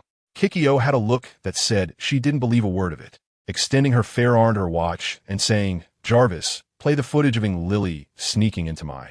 Before she could finish her sentence, Ing Lily lunged forward and covered Kikyo's mouth. Sister, my dear sister, is it not enough that I admit I was wrong? In the end, Ing Lily lowered her proud head. She really couldn't understand how something that had gone undiscovered for over a year would coincidentally be exposed when Liang returned. There must be something amiss here. Kikyo patted Ing Lily's little head and pinched her on the backside twice to quell her rising anger. This chapter isn't over. Please click the next page to continue reading. There won't be a next time, okay? If you still don't learn your lesson, I also have your embarrassing photos. You wouldn't want Liang to see them, right? The devilish whisper echoed in Ing Lily's ears, and Kikyo enjoyed seeing her with that utterly defeated expression. Liang perked up his ears and listened carefully to the two girls solo. He was very interested in the photo that Jike mentioned. I'm sorry, Jike. I know I was wrong. Under someone's roof, one must bow their head. Ing Lily looked at Jike with pitiful eyes, tears welling up. However, Jike, who already knew that the other party was a good actor, would not be easily fooled. It depends on your performance and my mood. Jike rubbed Ing Lily's pouting face, smiled, and left the cafeteria with Hiratsuka Shizuku, who was watching the drama from the side. Watching Jike and Hiratsuka Shizuka disappear from sight, Ing Lily, looking like a withered eggplant, slumped over the dining table, her face full of despair. Liang couldn't remember the last time he saw Ing Lily in such a pitiful state, and he couldn't help but laugh heartily. You're laughing at me. Ing Lily pouted, looking like a paper tiger that was strong on the outside but weak on the inside. With her hands on her hips, she threatened Liang. It's one thing not to help me earlier, and another not to comfort me when I'm sad. But you even added insult to injury. Ing Lily reached out to pinch Liang's face, but he skillfully dodged. Oh, so you're avoiding me. Ing Lily became even more upset. After their mutual confessions this afternoon, it was clear that her reliance on Liang had deepened. Ahem, let's just eat properly and not get physical. Liang reluctantly sat back down in his seat. The surrounding spectators were secretly glancing at them. Ing Lily gently twisted Liang's ear with her finger before letting him go. Alas, this is not good. Sister Jeko has caught him on something. Ing Lily sighed repeatedly while sipping her miso soup. Liang did not pay attention to the golden-haired loser lost in his own world. He scanned the cafeteria, but did not see the figure of Kasumiga Kakashiyu. He didn't know where she had run off to. Liang's murmuring was overheard by Ing Lily, who responded a moment later. What were you just saying? Liang curled his lips, tapped Ing Lily's head, and said nothing, urging her to eat quickly as the food was getting cold. Oh, fine. After being subdued by force, Ing Lily began to focus on the food in front of her. After satisfying her hunger, it was already 7:30 p.m. After leaving the cafeteria, Ing Lily chose not to go for a walk with Liang, but returned to her room to continue working on the piece that was due soon. Now alone again, Liang encountered Felix on his way to digest his food. This guy had benefited from his influence and had become a member of the reserve team. Seeing Felix's drenched clothes, Liang knew he was making a great effort to keep up. Mr. Liang, I haven't seen Linda all day. Could you please check on her? Just as they were about to part ways, Felix suddenly called out to Liang. Liang stared into the other person's eyes for quite a while before nodding. Felix waited until the elevator doors closed before collapsing onto the floor. Damn it! How could he have been so foolish as to agree to Linda's terrible idea? If Liang found out he had deceived him, there would be no good outcome. Leaning against the wall of the corridor, Felix could only hope Linda's method would work. Otherwise, he shivered, tremblingly getting up from the ground. Today's training had been super exhausting, and now his stomach was empty. He had to go to the cafeteria to replenish his energy. Ding dong. The elevator arrived at the 15th floor. Liang walked to Linda's door and was about to knock when a familiar voice came from around the corner of the hallway. Liang, what are you doing on this floor? Turning around, he saw Shiyu Kazana wearing a Wonder Woman costume, looking at him with a puzzled expression. I heard Felix say Linda hasn't left her room all day, so I plan to come and check on her. Liang put down his hands and asked Kasumiga Kakashiyu, looking at your outfit, did you just come back from a mission? Kasumiga Kakashiyu nodded and walked closer to Liang. Someone called to say they found a demon, and the reserve team couldn't handle it, so I went to help. As she got closer, Liang could smell the strong scent of blood emanating from Kasumiga Kakashiyu. In that case, you should quickly go back to your room to clean up, and then go have a meal. Liang seemed to have forgotten the purpose of this trip, chattering away like a mother hen, advising Shiyu of the Xiangzigu on what she should do next. Shiyu had never seen Liang so talkative before and was curiously watching him. Not receiving a response, Liang belatedly realized he had been a bit too chatty and closed his mouth. "You go ahead and speak. I like listening," Shiyu said. The distance between Shiyu and Liang was only a fist's width apart. Besides the smell of blood on him, Liang could also catch a faint scent of violet flowers. Feeling a bit awkward, Liang scratched his cheek, thinking that Shiyu might be speaking sarcastically, and tightened his lips even more. Seeing that Liang misunderstood her meaning, Shiyu found it amusing and reached out a hand to pin Liang against the wall. "Liang, how long has it been since we've spent time alone like this?" Shiyu's breath brushed against Liang's face. "You had a great time with Kaiki last night, didn't you? This chapter isn't over. Please click the next page to continue reading." Liang was at a loss, neither nodding nor shaking his head, and simply chose to embrace the silence. "It didn't matter if you didn't answer. I don't care." Shiyu of the Zazuku traced her fingers along Liang's chest to the corner of his eye. "Your charm is truly remarkable. So many girls are infatuated with you, including me." With her lips close to his ear, she whispered, "Tonight, you belong to me, so come with me." Shiyu pulled Liang's collar and led him into the elevator. In the room, Linda, who had dressed up beautifully, was eagerly waiting for Liang to knock on the door. Little did she know, the person she was waiting for was being pinned against the wall by another woman in a different place. A man and a woman were squeezed into the corner of the elevator. Liang swallowed hard and said to Shiyu from Zayazuku, "I promise that my search for Linda doesn't have any other meaning. There's no need for you to resort to violence." The sword of the fire god swayed back and forth between Liang's legs. Shiyu from Zayazuku licked her lips and replied with a smile, "Of course, I know you have no other intentions, but just because you don't, doesn't mean that woman doesn't. I warn you." Shiyu's tone suddenly rose. "Stay away from that woman lately. Your time for now on belongs to everyone. Do you understand?" Liang nodded eagerly. "That's more like it. This is your reward." Shiyu Kisaragi retracted the sword of the god of fire and lightly kissed Liang's face. Suddenly, the elevator door opened. Shiyu Kisaragi grabbed Liang's arm and walked leisurely toward the room. They entered the room. Liang hadn't come to his senses yet when Shiyu from Saka no Oka pushed him onto the soft bed. "Although it sounded a bit out of place, I think you should go take a shower first." Liang blinked his eyes and calmly accepted the fate he was about to face. Sakuga no Sana, having shed her Wonder Woman costume, wore the most ordinary casual clothes, which became an enticing outfit on her. "Shall we go together?" Shakugan no Shana extended the invitation. Liang really wanted to agree to the other party's request, but in order to avoid being harmonious, he could only. If he missed this time, it would be hard to say next time. Kasumi Gakaka Shiyu found a change of clothes and walked barefoot into the bathroom. Liang lay on the bed in a prince's state, staring at the unfamiliar ceiling, experiencing for the first time what it meant for a second to feel like a year. Sigh, 5 years have truly changed so much. Recalling the scene of meeting the girls for the first time, Liang still remembered it vividly. Back then, they wouldn't have been so bold. Even discussing slightly risky topics would make their little faces flush with shyness. Unlike now, where one after another was more eager than him, even queuing up for him. Was he a machine? Did he have no human rights? Could he not have the power to choose for himself? Liang complained a lot in his heart, typical of someone who takes advantage and still plays the innocent. Listening to the sound of flowing water and singing coming from the bathroom, Liang gradually emptied his thoughts. Since he crossed over, he has only experienced less than a year of time himself. However, almost 6 years have passed in terms of the memories he has left. It may not seem meaningful, just a number, but behind every number, there is the love and concern of the girls for him. At first, I just wanted to be lazy. While Liang took advantage of Shiyu of the Hills of Twilight taking a bath, he contacted the world that he had long forgotten. This guy is not proactive at all and insists on Liang remembering him himself. With a blink of an eye, the place where Liang was transformed into a snow-white void. All right, enough with this act. Quickly tell me if you made any major discoveries during the days I was gone.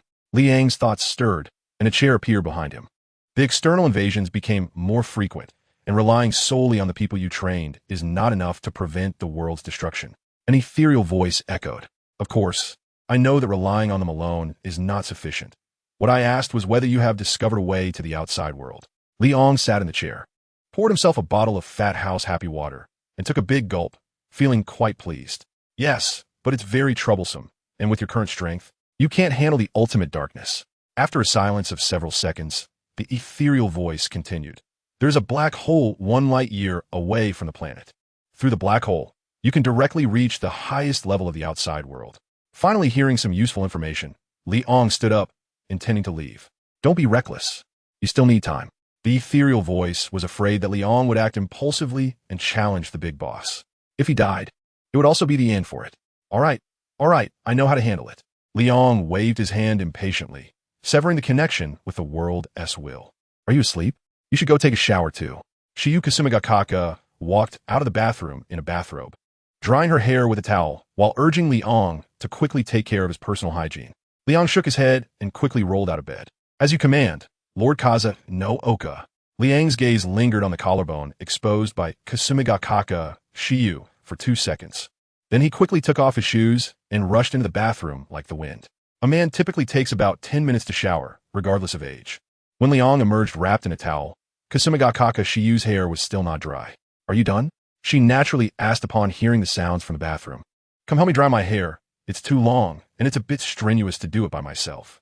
Liang obediently took the hairdryer handed to him and gently, but clumsily dried the hair of Shiyu Kisaragi. Looking at the reflection in the mirror, Shiyu's lips slowly curled up. This scene seemed familiar to her. All right, she had seen it in a dream. When dreams come true, Shiyu felt a hint of unreality. She wrapped her arms around Liang's arm from behind and nuzzled her face against him, resembling a lazy little cat. Did I hurt you? It's my first time drying a girl's hair. I don't have much experience. Just bear with it a little longer. It'll be dry soon. Liang's fingers brushed gently over Kasumigakaka Shiyu's face a couple of times. No, it felt very comfortable, and his technique wasn't stiff at all. Kasumigakaka Shiyu expressed her feelings and adjusted back to her previous sitting position. If you hadn't said it was your first time blow-drying a girl's hair, I would have thought you were an old hand at it. Looking at Liang in the mirror, the affection in Kasumigakaka Shiyu's eyes was almost overflowing. Please spare me. I was a typical otaku before I went missing. Liang could tell that the other party was joking about him. If you don't believe it, you can ask Jarvis. It knows my daily routine inside and out. Saki no Oka Shiyu certainly believed what Liang said. The reason Jarvis appeared in Liang's building was that she had gone to Liang's home for the transplant. From Jarvis, Saki no Oka Shiyu learned a lot about Liang's interesting life anecdotes. Time passed second by second. Half an hour later, Saki no Oka Shiyu's hair was finally dry. Liang looked at his craftsmanship in the mirror and nodded in satisfaction. Shaking her long black hair, Kasumigakaka Shiyu walked to the bedside and took off her outer bathrobe. The long night is endless. Onkuin, do you want to explore together? I will be delighted, Shiyu. The next day, a ray of sunlight mischievously slipped into the room through the gap in the curtains. Liang opened his hazy eyes, and the beauty beside him had already vanished. There's an urgent task I have to attend to, so I'll leave first. I've made breakfast for you. Remember to heat it up before eating. Looking at the note stuck to the nightstand, Liang smiled silently. Stretching, his whole body cracked and popped. Dear Master, there's more to this chapter. Please click the next page to continue reading. It's going to get even more exciting. After getting dressed, Liang finished all of the heart-shaped breakfast made by Poemu from the Hill of Twilight. As for the taste, it was average. But because of who made it, Liang found it exceptionally delicious. Rarely taking the initiative to wash the dishes, Liang planned to take a good look around the building named after him. However, just as the plan was beginning, it had to come to an end.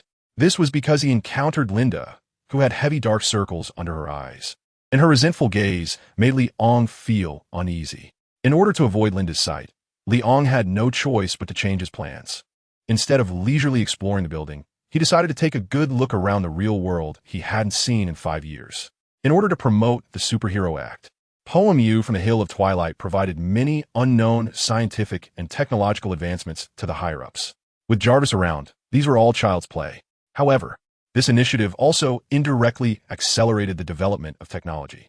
People's food, clothing, housing, and transportation have greatly improved. Liang saw a child playing with a hovering skateboard, something he never expected. After wandering around for a while, Liang thought about how he hadn't seen Xiaolan and Yuanzi these past couple of days, and he felt a bit nostalgic.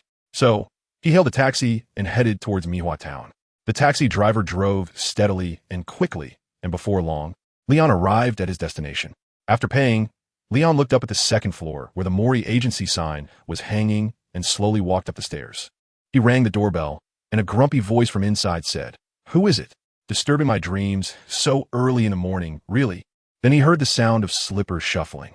Liang turned his head to glance at the sky. The sun was already so high. It was no longer early in the morning. The door opened. A man with a messy head of hair poked his head out. His handlebar mustache looked like it hadn't been groomed in a long time and was almost growing together. Hello. Sorry for the sudden visit. It's a bit presumptuous. Leon was still very polite to Maori Kagoro. Who are you? Maori Kagoro rubbed his eyes, feeling that the man in front of him looked somewhat familiar. I am Leon, and the world likes to call me Superman. With a big smile revealing his pearly white teeth, Liang's self-introduction startled Maori Kagoro awake. Wow! A strange cry came from Maori Kagoro's throat. His feet uncontrollably took 2 steps back as he looked at Leon in disbelief. Are you really that Superman reported on TV? Absolutely. Leon pushed open the half-closed door. Mr. Mori doesn't remember me? We had met once before. Of course. Kagoro Mori knew which occasion Leon was referring to. His expression became serious as he respectfully bowed 90 degrees to the other party, saying, Thank you very much for saving my daughter. I will never forget this life-saving grace. Leon humbly waved his hand, indicating that it was all part of his responsibilities. I don't know what brings you here this time. Little Lon is not at home. So the heavy responsibility of brewing tea and preparing snacks has fallen on Mori Kagoro's shoulders. Fortunately, he remembered the location of the tea leaves and snacks from the times he looked for alcohol at home, otherwise it would have been awkward. He took a sip of the tea. It had a slightly bitter taste. Leon calmly put down the teacup and said with a faint smile, I'm here to see Xiaolon. Is she not at home? Mori Kagoro, driven by a father's instinct, looked at any man coming to find his daughter with suspicion. I don't know what you need her for. Mori Kagoro interrupted himself. I almost forgot. You're the leader of the new god. Is there a new task for Xiaolon? Mori Kagoro picked up the snacks on the table, which were originally meant to entertain guests, but the host started eating first. No, I'm just here to take a look. Leon shook his head. I see. While eating a daifuku that was close to expiring, Kagoro Mori revealed where Ran was. She should be at the temple that she and Sonoko are opening together. After obtaining the information he wanted, Leon exchanged a few polite words with Kagoro Mori and intended to get up and leave. Unexpectedly, before he reached the door, Kagoro Mori suddenly said, Mr. Leon, could you please take a photo with me? Leon stopped in his tracks and turned to look at Kagoro Mori, confirming whether the other party was joking. Yoko Okino really likes you. If I had a photo of us together, she would definitely agree to my date. Kagoro Mori's expression gradually became lewd, and the corners of his mouth were almost reaching his ears. Hiss, is this trying to use my good looks as a cover to fulfill his own desires? Leon stroked his chin, fully aware of the bottom line of Kagoro Mori. Sorry, I don't have a habit of taking photos. Goodbye. Finding a poor excuse, Leon ignored the other party's attempts to keep him and trudged down the stairs. Kagoro Mori stood dazed on the second floor, watching Leon's retreating figure, as if he had missed out on a billion yen, filled with sorrow. Based on the coordinates provided by Kagoro Mori, Leon quickly found the karate dojo co-founded by Ran and Sonoko. On the advertisement board outside, there was a poster featuring a crossover between Ran Mori and Kamen Rider W. Before he even stepped inside, he could hear the sounds of intense fighting coming from the dojo. It seemed like business was pretty good. This chapter isn't over. Please click the next page to continue reading. Leon pushed open the door, and the creaking sound attracted the attention of the students. Hello, are you here to sign up for karate? A sweet-looking girl jumped out from the side and blocked Liang's path. Her eyes were big, and a small canine tooth appeared and disappeared as she spoke. No, I'm here to find someone. Leon politely answered the sweet girl's question. Are you Leon? A slightly familiar male voice sounded from behind. Leon turned around and saw a handsome boy in casual clothes. His gaze lingered on the other person's face for a few seconds, and Leon suddenly realized, you are Shinichi Kudo. Wow, how has this kid not changed at all? Leon was filled with questions. Kudo Shinichi noticed the change in Liang's expression and quickly walked over to his side, asking, what are you doing here? Leon frowned slightly. He didn't like the tone the other person was using. The sweet girl saw that the two handsome boys were about to clash. No, there was a suspicion of a fight, so she immediately stepped in to stop them, saying, don't argue here. If you want to fight, go outside. Leon glanced at the sweet girl's arched eyebrows and said, I won't take action. I'm here to see your guild master. Upon hearing that Leon came for Xiaolon, Kudo Shinichi unhappily said, Xiaolon is too busy to see you. Please go back. Leon had already tolerated Kudo Shinichi for a long time, and his aura was gradually rising. The sweet girl closest to him and Kudo Shinichi felt as if the man before them was no longer human, but a god high above, making them feel an impulse to worship. Stop. Leon, don't be angry. Kudo is just joking with you. The noise from outside interrupted Xiaolan's training, and she walked out from the backyard. She didn't even need to ask what caused the commotion, She just saw the standoff between Leon and Kudo Shinichi. Leon thought that this was Xiaolan's territory, so he decided to give her some face and retracted his imposing aura. Kudo Shinichi, already drenched in sweat, and the sweet girl sat slumped on the ground. It felt as if they had just wandered around the edge of the gates of hell, leaving them shaken. Watching Xiaolan jog over, Leon no longer wore a cold expression. This place was quite easy for me to find. If I hadn't asked Mr. Mori, I wouldn't have even known you opened a Taoist temple. Xiaolan helped the sweet girl up from the ground and wiped the tears off her face. She didn't even glance at the other victim. I'm really sorry for forgetting to tell you about this. Please forgive me. Xiaolan's tone was dry, feeling somewhat angry at Leon's earlier behavior. He could target Kudo Shinichi, but there was no need to inadvertently hurt others. Leon also heard Xiaolan complaining about him. Feeling guilty, he took out a bottle of Moo Moo fresh milk and handed it to the sweet girl who was wiping her tears. Synopsis: Leon has traveled to another world, summoned by his parallel self. Upon arrival, he is given an ultimate mission: save the world and become the savior. It sounds challenging, but fortunately, he has the bloodline of a superhero. Just basking in the sun can make him stronger, which is quite comfortable. However, relying on just one person to save the world is still too troublesome, so he needs to find a way to take it easy. Kasumiga Kaka Shiyu. I am the Princess of Amazon, fighting for the honor of Paradise Island.